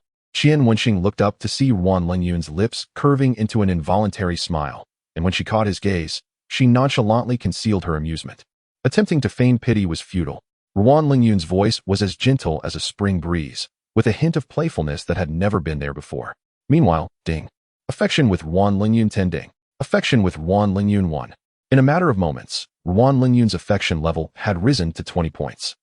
Qian Wenxing was not only taken aback but also rendered speechless. Ruan Lingyun's affection had reached 40 points. Was this a blessing in disguise? By the way, I heard the school is holding a basketball tournament in a few days. Have you signed up? Ruan Lingyun casually initiated a new topic while sipping her herbal tea, as if nothing had transpired before. Though she appeared cold on the outside, her heart was rather simple. As long as there were no misunderstandings, everything could return to normal. Qian Wenxing had precisely grasped this point, allowing him to gradually enter her heart. Shaking his head, Qian Wenxing replied, "No, to be honest, I can't play basketball." Ruan Lingyun looked at him with surprise, expressing regret. "What a pity. I heard there are cash prizes." Hearing that it was in response to the nation's emphasis on sports and the enhancement of college students' physical fitness, one could estimate that this event would be quite significant, with rumors suggesting that the principal would also attend. Ruan Lingyun, resting her chin on one hand, remarked unexpectedly, "It's a pity that someone of your height doesn't play basketball. Do you enjoy it? I might give it a try." Qian Wenxing handed her a piece of watermelon and inquired, "But what reward is there for learning?" Ruan Lingyun replied curiously, "What you learn is yours. It has nothing to do with me." Qian Wenxing was momentarily taken aback and sighed. "Has anyone ever told you that you lack charm?" Ruan Lingyun tidied her belongings, pointed at Qian Wenxing from a distance, and said softly, "If you have ambitions, do not shift the responsibility onto others. I have finished eating. The bill has been settled. Goodbye." She held a sense of pride as a teacher and would never allow her students to pay when dining together. "Let me walk you." Qian Wenxing sighed and quickly caught up to her. Perhaps due to her long-standing independence, Ruan Lingyun was unlike other women. She never displayed any signs of dependence on Qian Wenxing, leaving him at a loss. However, he was not in a hurry. Ruan Lingyun was not fast food, but rather a meticulously prepared dish, perhaps not the finest, yet it was what he longed for the most. As days passed, the day of the basketball match arrived. Several departments at the Polytechnic University adopted a group draw system for the matches, and by chance, the dance department was placed in the same group as Qian Wenxing's department, both vying for a spot in the next round. The university had 6 basketball courts, all of which were in use that afternoon, with 6 groups competing simultaneously. Since participation was not compulsory, Qian Wenxing intended to catch up on some sleep in his dormitory. But Xia Qiming was adamant about dragging him out. "Come on, Lao Qian, let us go watch the basketball." Qian Wenxing yawned and muttered, "What's there to see? Our department is filled with tech geeks who stay in their dorms all day. How could we possibly compete in stamina with the dance department? It's a guaranteed loss." This was not a defeatist attitude, but rather a reflection of their professional reality. The pass rate for the 1-kilometer physical test was dismally low, and in physical education electives, nearly everyone chose Tai Chi, which required minimal effort, leaving them sweat-free. In contrast, the boys from the dance department, while perhaps slightly less robust, were agile and often practiced for extended periods, drenched in sweat daily. "Who said we're going to watch for the outcome? We're going to see the beauties." Xia Qiming replied. "What? There are beauties?" Wang Jingyan, who was engrossed in a game, suddenly removed his headphones and leaned in, still focused on the screen. "Indeed, the dance department has formed a cheerleading squad, all in those short skirts dancing on the court. I heard the lead is Su Yeye. Lao Qian, aren't you going?" Xia Qiming deliberately patted Qian Wenxing on the shoulder, emphasizing, "Lao Qian, can you guess how many pairs of eyes will be on Su Yeye today?" "Right. Their cheerleading team is performing today." Qian Wenxing almost forgot amidst his efforts to appease Ruan Lingyun. He quickly rolled out of bed, hastily fixing his clothes and hair, urging, "Aren't you done yet? Let us go. Wait for me." Wang Jingyan, still engaged in his game, frantically communicated with his teammates. "Brothers, my brother is about to deliver. I'm at the delivery room entrance. You all keep it up. I need to help my brother out, sorry." He then turned off the microphone, tossed aside his headphones, and rushed to catch up with Qian Wenxing. Meanwhile, his teammates exploded in the game chat. At that moment, the third basketball court was swarmed with spectators. Many students unable to find a spot climbed onto nearby dormitory rooftops to watch, as the dance department was playing on that court. The excitement was not solely about the game. In a school like the Polytechnic University, often referred to as Shaolin Temple, the sudden appearance of a team of beautiful students dancing in short skirts was akin to cold oil splashing into a hot pan. The male students released their pin-up hormones in a frenzy. While other courts also had cheerleading squads, they were primarily composed of male students donning skirts, which served more for comedic effect than actual support. In contrast, the dance department squad was entirely composed of stunning women with fair skin and long legs. Consequently, nearly everyone flocked to the third basketball court. On the court, Su Yeye, holding a bouquet, led her cheerleaders with spirited enthusiasm. "If you sneeze, it must be because I'm thinking of you." This was the dance she had chosen, with simple lyrics that resonated, further igniting the atmosphere. As she danced, her gaze scanned the crowd, and although she noticed some boys' lewd stares, she did not see the person she longed for. leaving her somewhat disheartened. She had explicitly told Qian Wenxing about her participation in the cheerleading squad. Why hadn't he come? Almost all the boys had their phones out, recording, singing along, and some were even whistling. The basketball team from the biology department felt despondent. "Captain, what do we do? Look at the dance department's team. They are practically grinning from ear to ear. Our momentum is gone." The team captain, Yang Wenxuan, gazed at the 2 rows of beauties on the court, feeling equally hopeless. "What are we supposed to do? We only have a few girls in our department. Asking them to dance is like asking them to beat you with a stick." They had underestimated how high the dance department held them in regard, even forming a cheerleading squad. "But that doesn't mean we can't perform. You are all my carefully selected main players from the basketball club. Play well, don't let them outshine us." "Captain, I can't take it anymore. We'd rather stand and die than kneel and live. They're so arrogant. We can't be too submissive." Yang Wenxuan gritted his teeth and declared, "It's fine. Just watch me." He then disappeared into the crowd, leaving everyone puzzled about what he was up to. Chapter 219, Balian, My Eyes. After a considerable struggle, Qian Wenxing finally pushed through the crowd, only to see Su Ye and her squad finishing their performance and walking off the court. "Ah, it's your fault. We arrived too late." Xia Qiming lamented, his gaze still lingering on the cheerleaders. He was a loyal friend and understood the principle of not coveting another's wife. Hence he had only glanced at Su Ye a few times. "Was that it? We came all this way, and that's all we get to see?" The music shifted to another tune, and Qian Wenxing reassured, "From the noise, it doesn't sound like it's over." The dance department finished. "Why is there someone from our department on the cheerleading squad?" Xia Qiming replied uncertainly, "I hadn't heard of a cheerleading squad in our department." Before he could finish, someone wearing a colorful sequin dress and a long wig stepped onto the court, moving rhythmically with the music, like a seaweed, swaying in the wind. "Wait, when did the biology department have such a dazzling girl?" Everyone turned to look, their mouths agape in astonishment. The person in the center of the court wearing the wig was none other than Yang Wenxuan, who had even applied heavy makeup with bright red lips and neon green eyeshadow, looking quite eye-catching. "Ha!" The basketball court fell silent for a brief moment before erupting into laughter. "Are they trying to amuse us to the point of defeat?" One spectator exclaimed.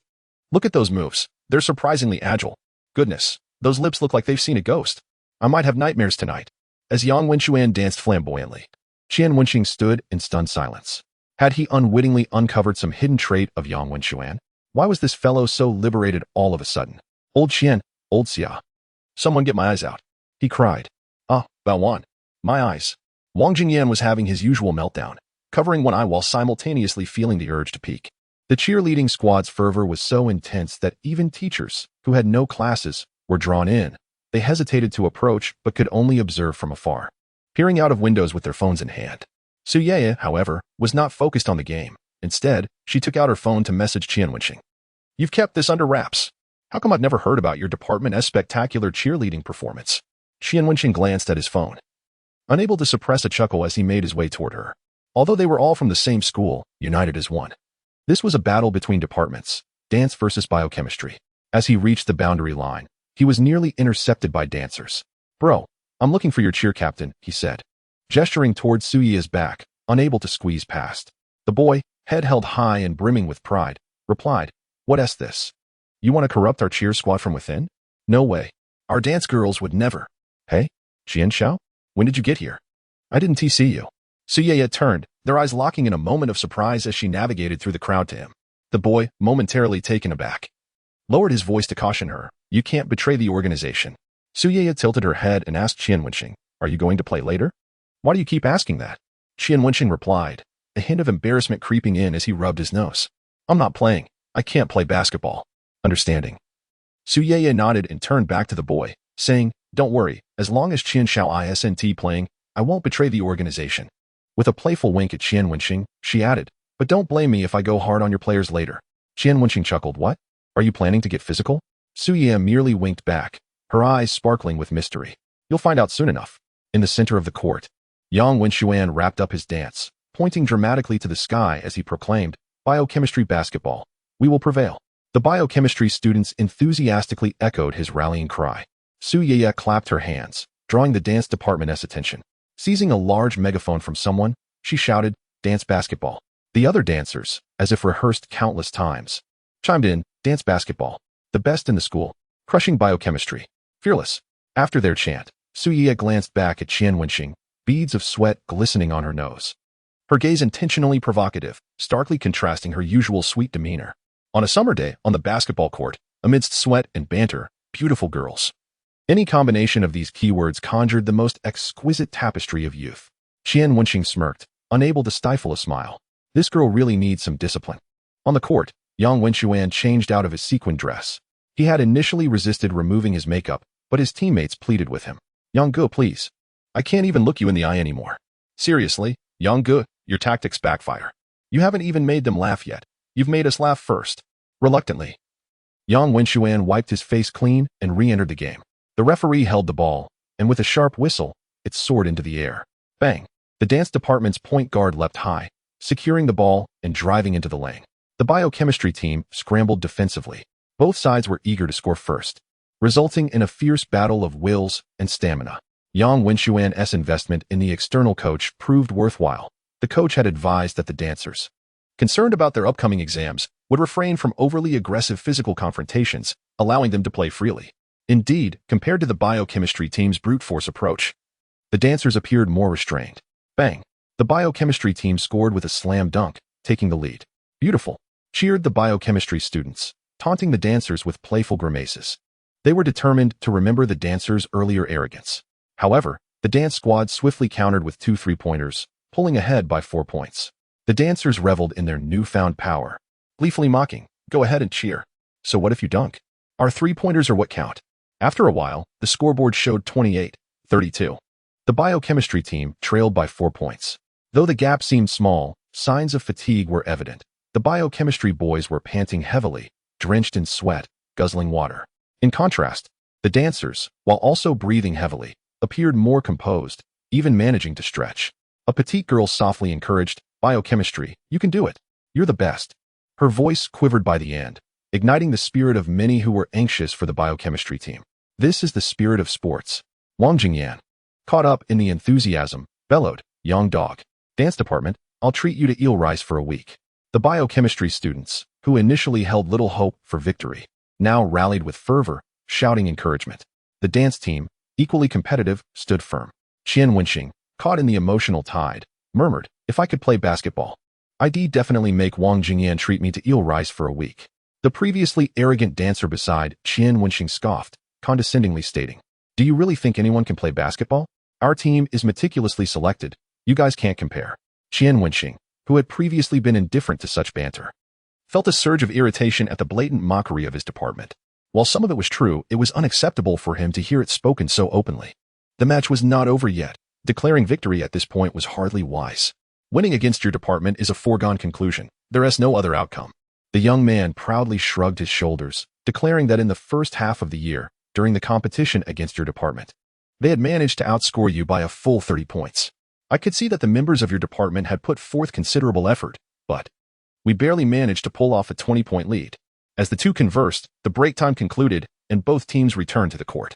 The disparity in their states was evident, with the members of the biological sciences department displaying signs of fatigue, their shoulders slumped, clearly unable to sustain themselves for another 20 minutes. The external coach they had engaged noticed this as well. He initially aimed to secure a lead with rapid offensive plays, but was surprised by the resilience of the dance department, which not only stabilized the situation quickly, but also pulled ahead in points. If adjustments were not made, the next 20 minutes would likely result in a thorough thrashing for the biological sciences team. With a sharp whistle piercing the air, all players sprang into action. The dance department scored a 3-pointer. The forward from the dance department successfully executed a slam dunk. As the third quarter concluded, the score shifted to 34-54, widening the gap to 20 points. Not a single student from the biological sciences department uttered a word. They clenched their fists tightly, their eyes fixated on the 5 players resting on the sidelines. The atmosphere was suffocatingly tense. In stark contrast, the dance department exuded a festive spirit. With only 10 minutes remaining, they were advised not to exert themselves too much. A casual stroll on the court would suffice, as their opponent's capabilities were evidently limited. "Huh. I heard that Yang Wenxuan from the opposing team is the president of the basketball club, and yet his skills are like this. Quite typical. Considering the biological sciences department lacks any real competitive ability." Many students from the biological sciences department felt a surge of anger upon hearing these words, with a few unable to restrain themselves from hurling insults at the dance department. At this age, students are often brimming with pride, especially when it comes to collective honor. You can insult me, but you cannot insult my department. The dance department, predominantly composed of female students, had never been outdone in the art of insults. What is this? You can't even handle a little criticism? Gentlemen, are you so precious? As tensions flared, some rational individuals stepped in to mediate the situation. Who would have thought that while victory and defeat hung in the balance on the court, a potential brawl was brewing off it? Hearing the increasingly obnoxious shouts from a male student of the dance department, Qian Wenxing furrowed his brow and said, "Let us tone it down a bit. It's just a basketball game, after all. There's no need to escalate things to personal attacks. It's merely a game, and once it's over, we're all still students of the same school. Why must it lead to such harsh insults, even involving our families?" The male student, pointing at the 20-point deficit, derisively shouted, "Let the weak endure the scorn. In competitive sports, weakness is the original sin. The victors can do as they please. Those who lose must accept the ridicule. No need for all this fuss." Qian Wenxing narrowed his eyes and replied with a sneer, "So, this is what you're saying?" "Yes. I am saying that you from the Biological Sciences Department are trailing by 20 points, and you think you can make a comeback? Buddy, I'm not looking down on you, but your chances of turning this around are as slim as a monkey solving a quadratic equation. No chance at all." Qian Wenxing calmly countered, "What if we actually manage to turn it around? If we do, I'll call you father." The boy scoffed in disdain. Qian Wenxing, having not caught that, asked, "What did you say?" "Father," the boy repeated, still oblivious.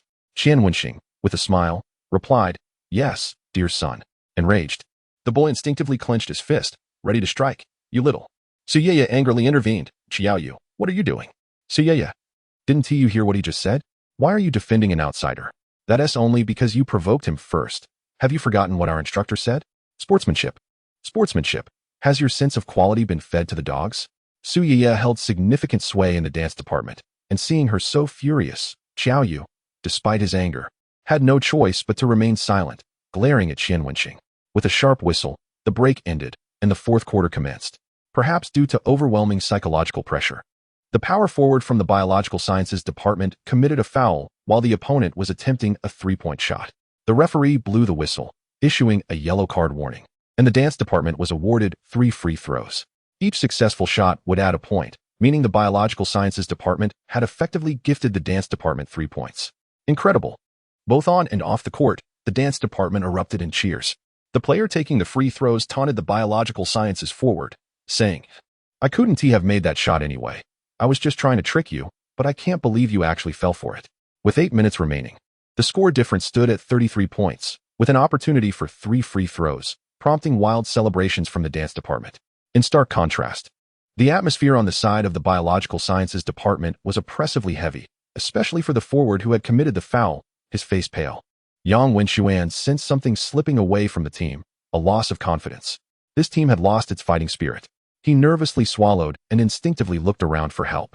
Was there anyone willing to assist them? Chapter 221. In truth, I am not proficient at basketball. Swish. Bang. Swish. The dance department successfully landed 2 of the 3 free throws. Yang Wenxuan desperately fought for possession of the ball. But just as he was about to initiate an offensive play, the coach called for a timeout. Although the outcome was seemingly predetermined, they could still choose how they would meet their fate. The coach's serious gaze swept across each player. Would they choose to fight valiantly until the final moment? Or would they succumb early, allowing their opponents to toy with them like dogs? The choice was theirs. Would they be wolves or dogs? Tick-tock, tick-tock.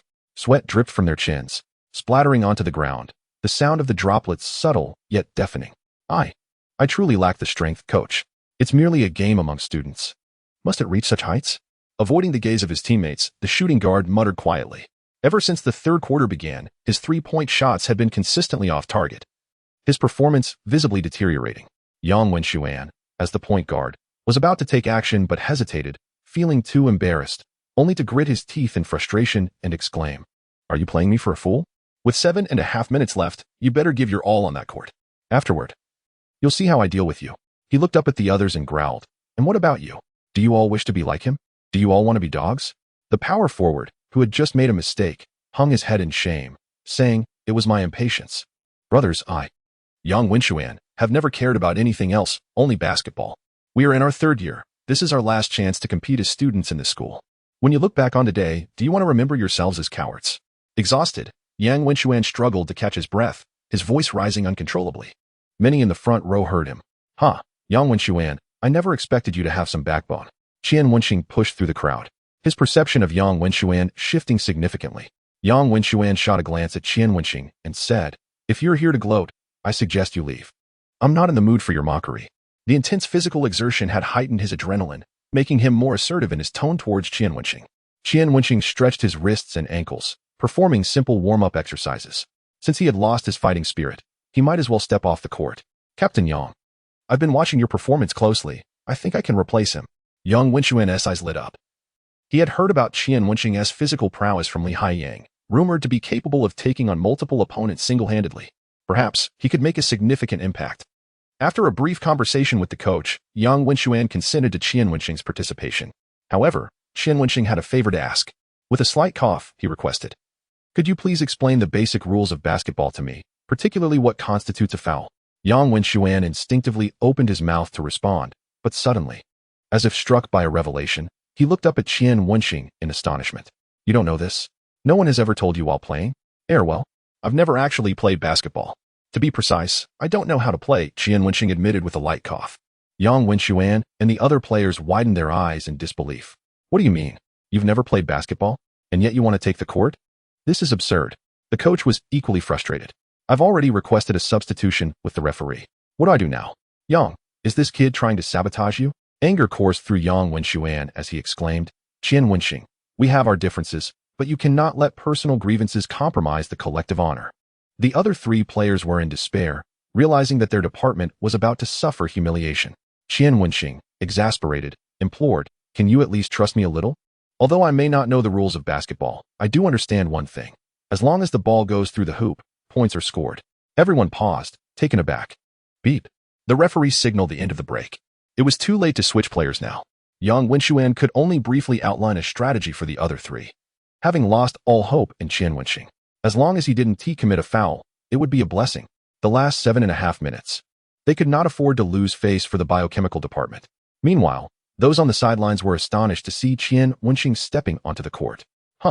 Is the biochemical department making a substitution? With 7.5 minutes left and a 35-point deficit, perhaps Kobe could turn the tide. I couldn't help but feel a pang of sympathy for the newly entered player. Xiaoyu stared at Qian Wenxing, then burst into laughter. "Haha. The biochemical department is truly desperate, sending in someone who can't play basketball. This is hilarious." "What? The new player can't play basketball? What is he doing on the court? Is this a joke?" They were in for a significant embarrassment. Upon hearing that Qian Wenxing was inept at basketball, the crowd erupted into a frenzy. Both the dance department and biochemical department students briefly reached a peculiar understanding. Everyone was either mocking or cursing Qian Wenxing, with little faith in him. Among the crowd, Su Yiya furrowed her brow, hands clasped in silent prayer. Though she didn't understand why Qian Wenxing chose to be in the spotlight, all she could do was believe in him and cheer him on. "Qian, since you're seeking punishment, we want to go easy on you." The dance department players nearly lost it upon learning that Qian Wenxing couldn't play basketball. Yang Wenxuan's group wore equally grim expressions. Just moments ago, while strategizing, Qian Wenxing had declared, for the remaining 7 minutes, "Pass the ball to me, and I'll score." What a joke. Passing the ball to someone who doesn't play basketball? They might as well laugh until their teeth fell out. Observing the disbelief on Yang Wenxuan's face, Qian Wenxing smiled slightly and said, "If we win this game, I'll give each of you a red envelope of 500 yuan. He turned to the power forward and said, "Brother, you were just humiliated. Can you swallow that? If you can, it proves you're truly worthless and deserve to be insulted." The power forward retorted angrily, "I'm not worthless." "Then show us. From now on, I expect you to defend your own basket. If they score even once, I'll find a girl to humiliate you." At this, the power forward's legs weakened, and he blushed as he looked at Qian Wenxing. "Is that fair?" In chapter 222, Qian Wenxing tilted his neck, producing a crisp sound, and smiled coldly. Looking as beautiful as a flower, the power forward's confidence surged, his legs stopped shaking, and with gritted teeth, he declared, "Rest assured, they won't score a single point against me." The nature of the game had transformed for him. He was now fighting to protect his dignity. "Hey, Qian, can you handle this? If we accidentally run into you, don't cry," taunted the dance department players. As the final quarter commenced, everyone's emotions ran high, adrenaline surged, and sweat drenched the court. Qian Wenxing ignored the provocations, focusing intently on the ball. Yang Wenxuan attempted to maneuver past defenders, but the opposing team clearly recognized his skills and sent 3 players to guard him. With only 7 minutes left, they could exhaust him. Other teammates were also being closely guarded, their positions unfavorable. He couldn't tee past the ball. Time was running out. If he held onto the ball much longer, he would be penalized for a violation. Pass it to me. A voice called from behind. Yang Wenxuan didn't he look back.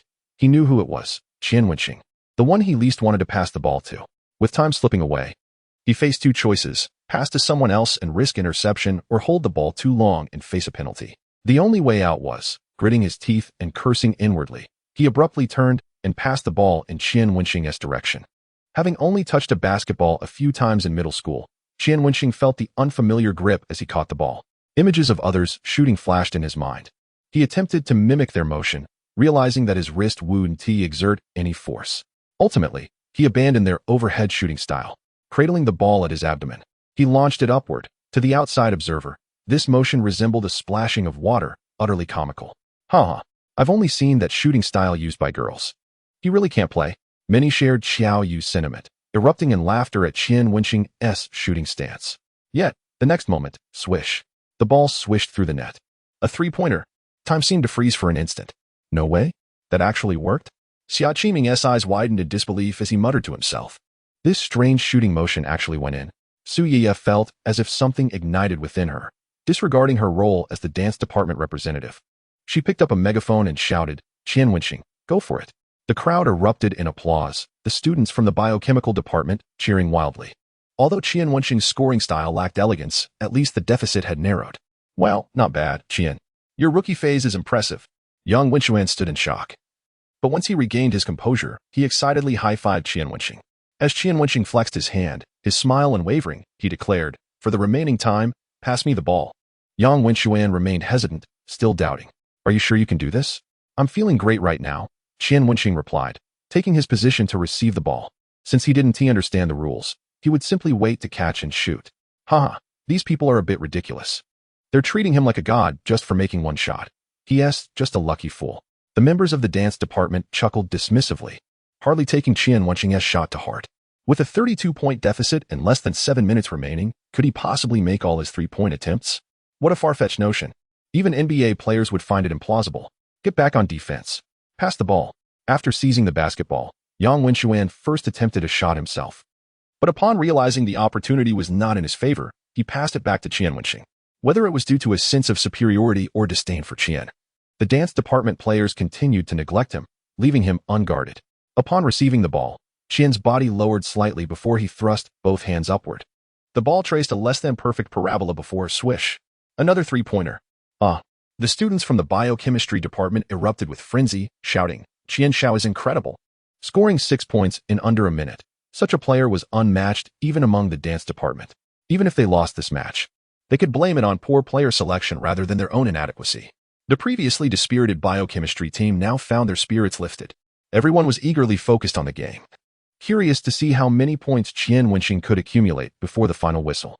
After witnessing Qian's consecutive baskets, Yang Wenxuan's faith in him grew, and he bellowed to the team, "Pass the ball to Qian Xiao." The dance department players hesitated, uncertain whether to defend against Qian. The captain shouted, "Forget him. Focus on defending the others and don't let them pass."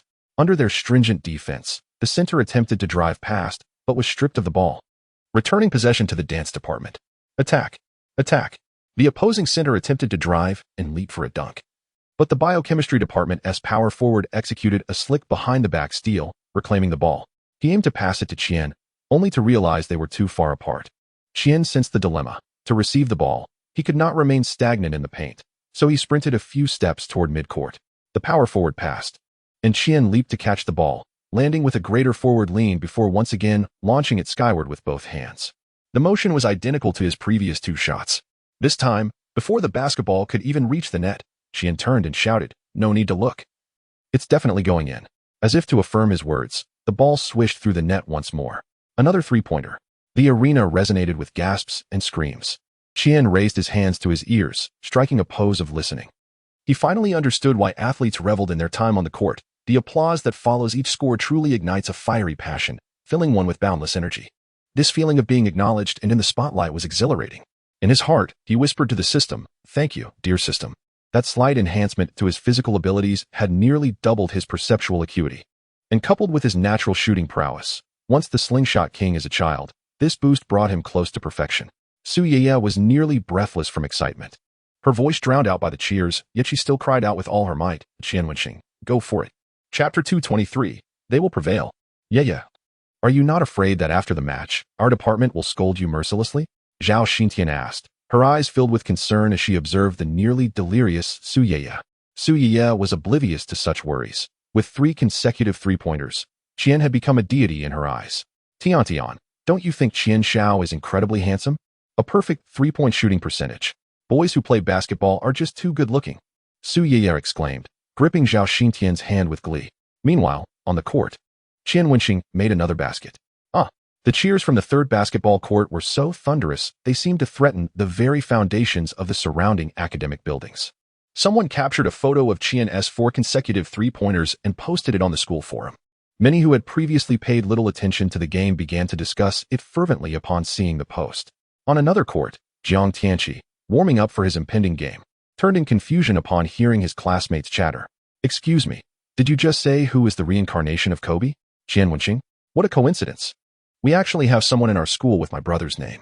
No, Jiang Xiao. Could it be that this person is indeed your brother? A student excitedly showed Jiang Tianqi the phone. Look, 4 three-pointers, absolutely amazing. Jiang Tianqi. Had he lost his memory? Did he not recall Qian Wenxing claiming he could not play basketball? What was this? A feeling akin to being deceived by a scoundrel washed over him. Hey, Jiang Xiao. Why do you look so glum? Qian Xiao is so impressive. Why aren't you smiling? One student asked, puzzled. Jiang Tianqi returned the phone, his expression impassive. Oh, I was simply born without a propensity for smiling. On the third playground, swish. Another three-pointer, cleanly through the net. In less than 3 minutes, Qian Wenxing had scored 5 three-pointers, closing the gap by 15 points. The score now stood at 49-69, reducing the deficit to 20 points. At that moment, Qian Wenxing's name echoed in every ear like a resounding drumbeat. The biochemistry students were electrified, all eyes fervently fixed on Qian Wenxing, their sole beacon of hope in this match. Why do I feel as if we might actually win? Am I going mad? No, it's because he is too strong. We genuinely have a chance. If he keeps shooting like this, overtaking the dance department will not be a daunting task. My goodness, how can a guy be so handsome? Those 3-point shots are simply magnificent. I want to have his children. In stark contrast, the previously exuberant dance department students wore frowns, their brows knitting tighter with each passing moment. What on earth is happening? How can someone who claims to be incapable of playing basketball dominate us so thoroughly? Have you no shame? Frankly, I can't comprehend your strategy. How could you so easily relinquish possession? Are you all made of paper? This cowardly group, allowing someone to ride atop them without putting up a fight? Guard him. The dance department coach called for a timeout to reassess their strategy, deploying 2 towering players to guard Qian Wenxing. This special treatment left Qian bemused. He looked at the 2 giants standing before him and chuckled. Guys, I really can't play basketball. Don't take this so seriously, it's a bit intimidating. The 2 defenders exchanged incredulous glances. The one who scored 15 points in under 3 minutes claims he can't play basketball, under the watchful eye of the 2 tall defenders from the dance department. Yang Wenxuan found it challenging to pass the ball to Qian Wenxing. However, they had more opportunities to attack. Once they began to move, any chance they got, they would pass the ball to Qian. Time ticked away, and under Qian Wenxing's leadership, the biochemistry department had successfully narrowed the score to just 2 points. With only 15 seconds remaining, possession lay with the dance department. If they could simply pass the ball and run down the clock for these last 15 seconds, they would secure victory. Yet, the players of the dance department were not at ease. What should have been a straightforward domination had turned into a nail-biter. Even if they emerged victorious, it felt as if there would be little to celebrate. The power forward from the dance department had been simmering with frustration since Qian Wenxing entered the game, and upon regaining possession, he was eager to conclude the match with a flashy dunk. At the very least, they wouldn't face excessive scorn. As Yang Wenxuan surveyed the situation, he realized that there was no hope left. With that one slam dunk, the point difference would soar to 4, and with just a few seconds remaining, there was no way they could catch up. Even if Qian Wenxing managed to shoot a 3-pointer, time was simply insufficient. Just then, the forward from the dance department leaped high, poised to dunk the ball. Suddenly, a large hand emerged from the side, firmly blocking his path. I refuse to be humiliated. Bang! The basketball was snatched from the air by the forward from the biochemical department, who wasted no time in passing it to Yang Wenxuan. Yang, dribbling fiercely, turned and sprinted towards Qian Wenxing. Stop him! Shouted the captain of the dance department.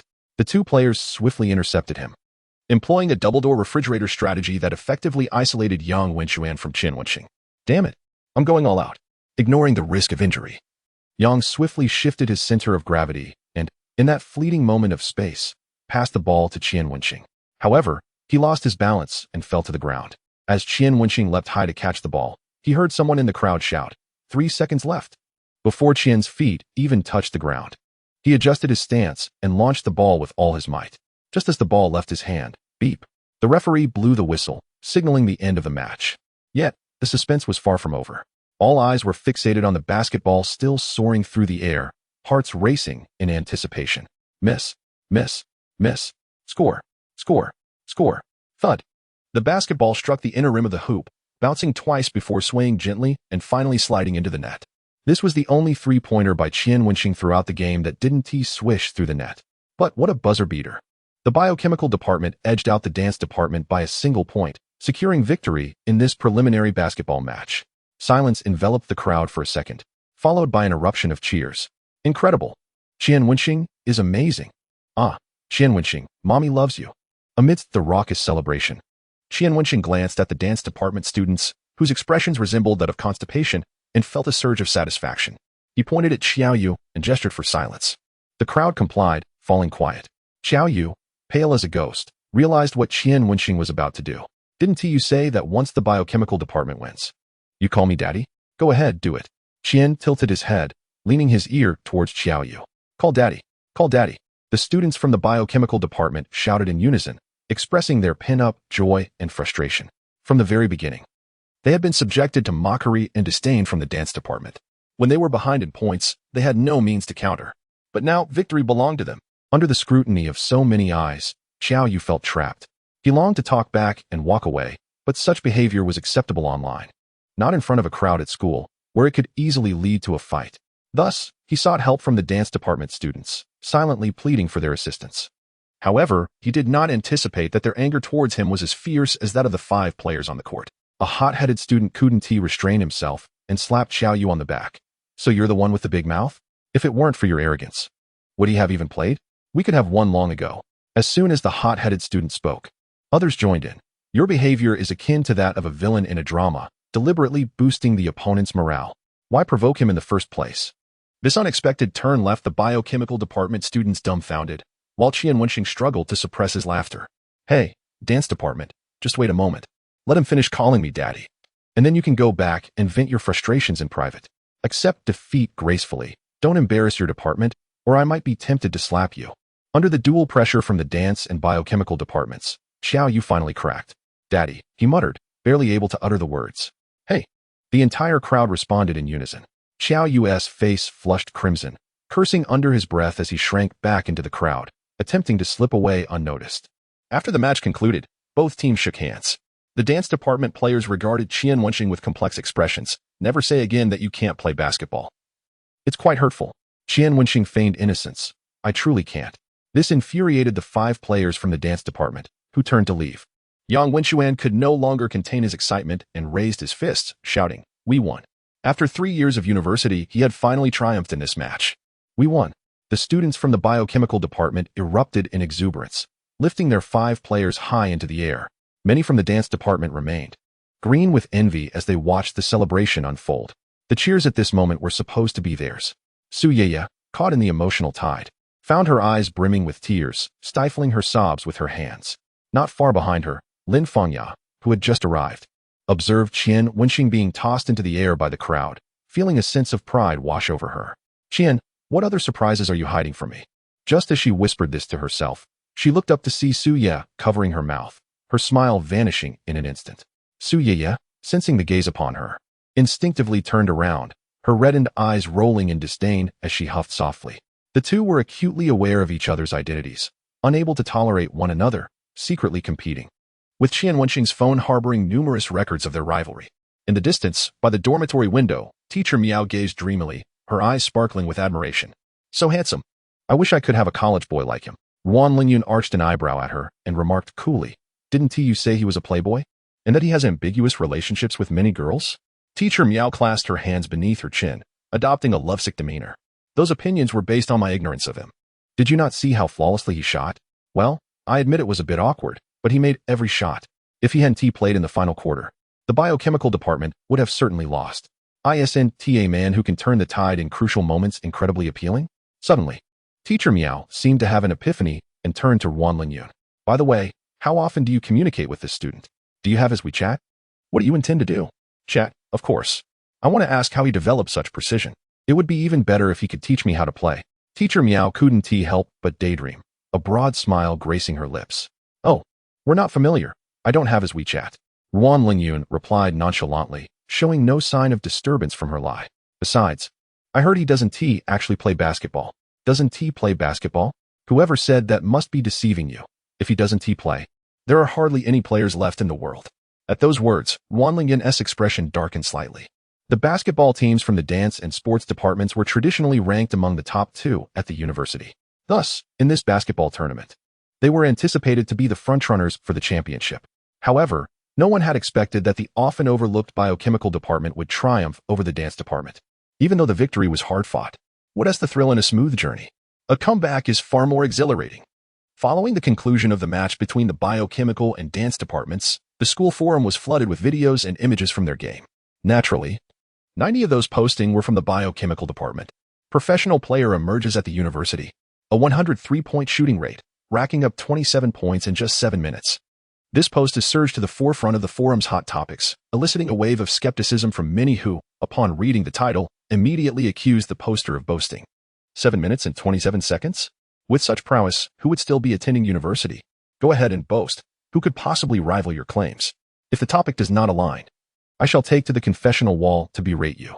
Moments later, having witnessed the entire spectacle, they passionately began typing in the thread. Incredible. Absolutely remarkable. It is solely my lack of education that leaves me speechless. Such brilliance reigns supreme. With no exaggeration or flattery, if his shooting form were just a tad more elegant, he would undoubtedly secure a landslide victory in the next campus heartthrob contest. I can hardly contain my excitement. I, too, shall practice my shooting. Brothers, see you at the next match. Qian Wenxing's performance truly shone brightly, dominating the conversation throughout the afternoon at the Institute of Technology. He became the center of attention.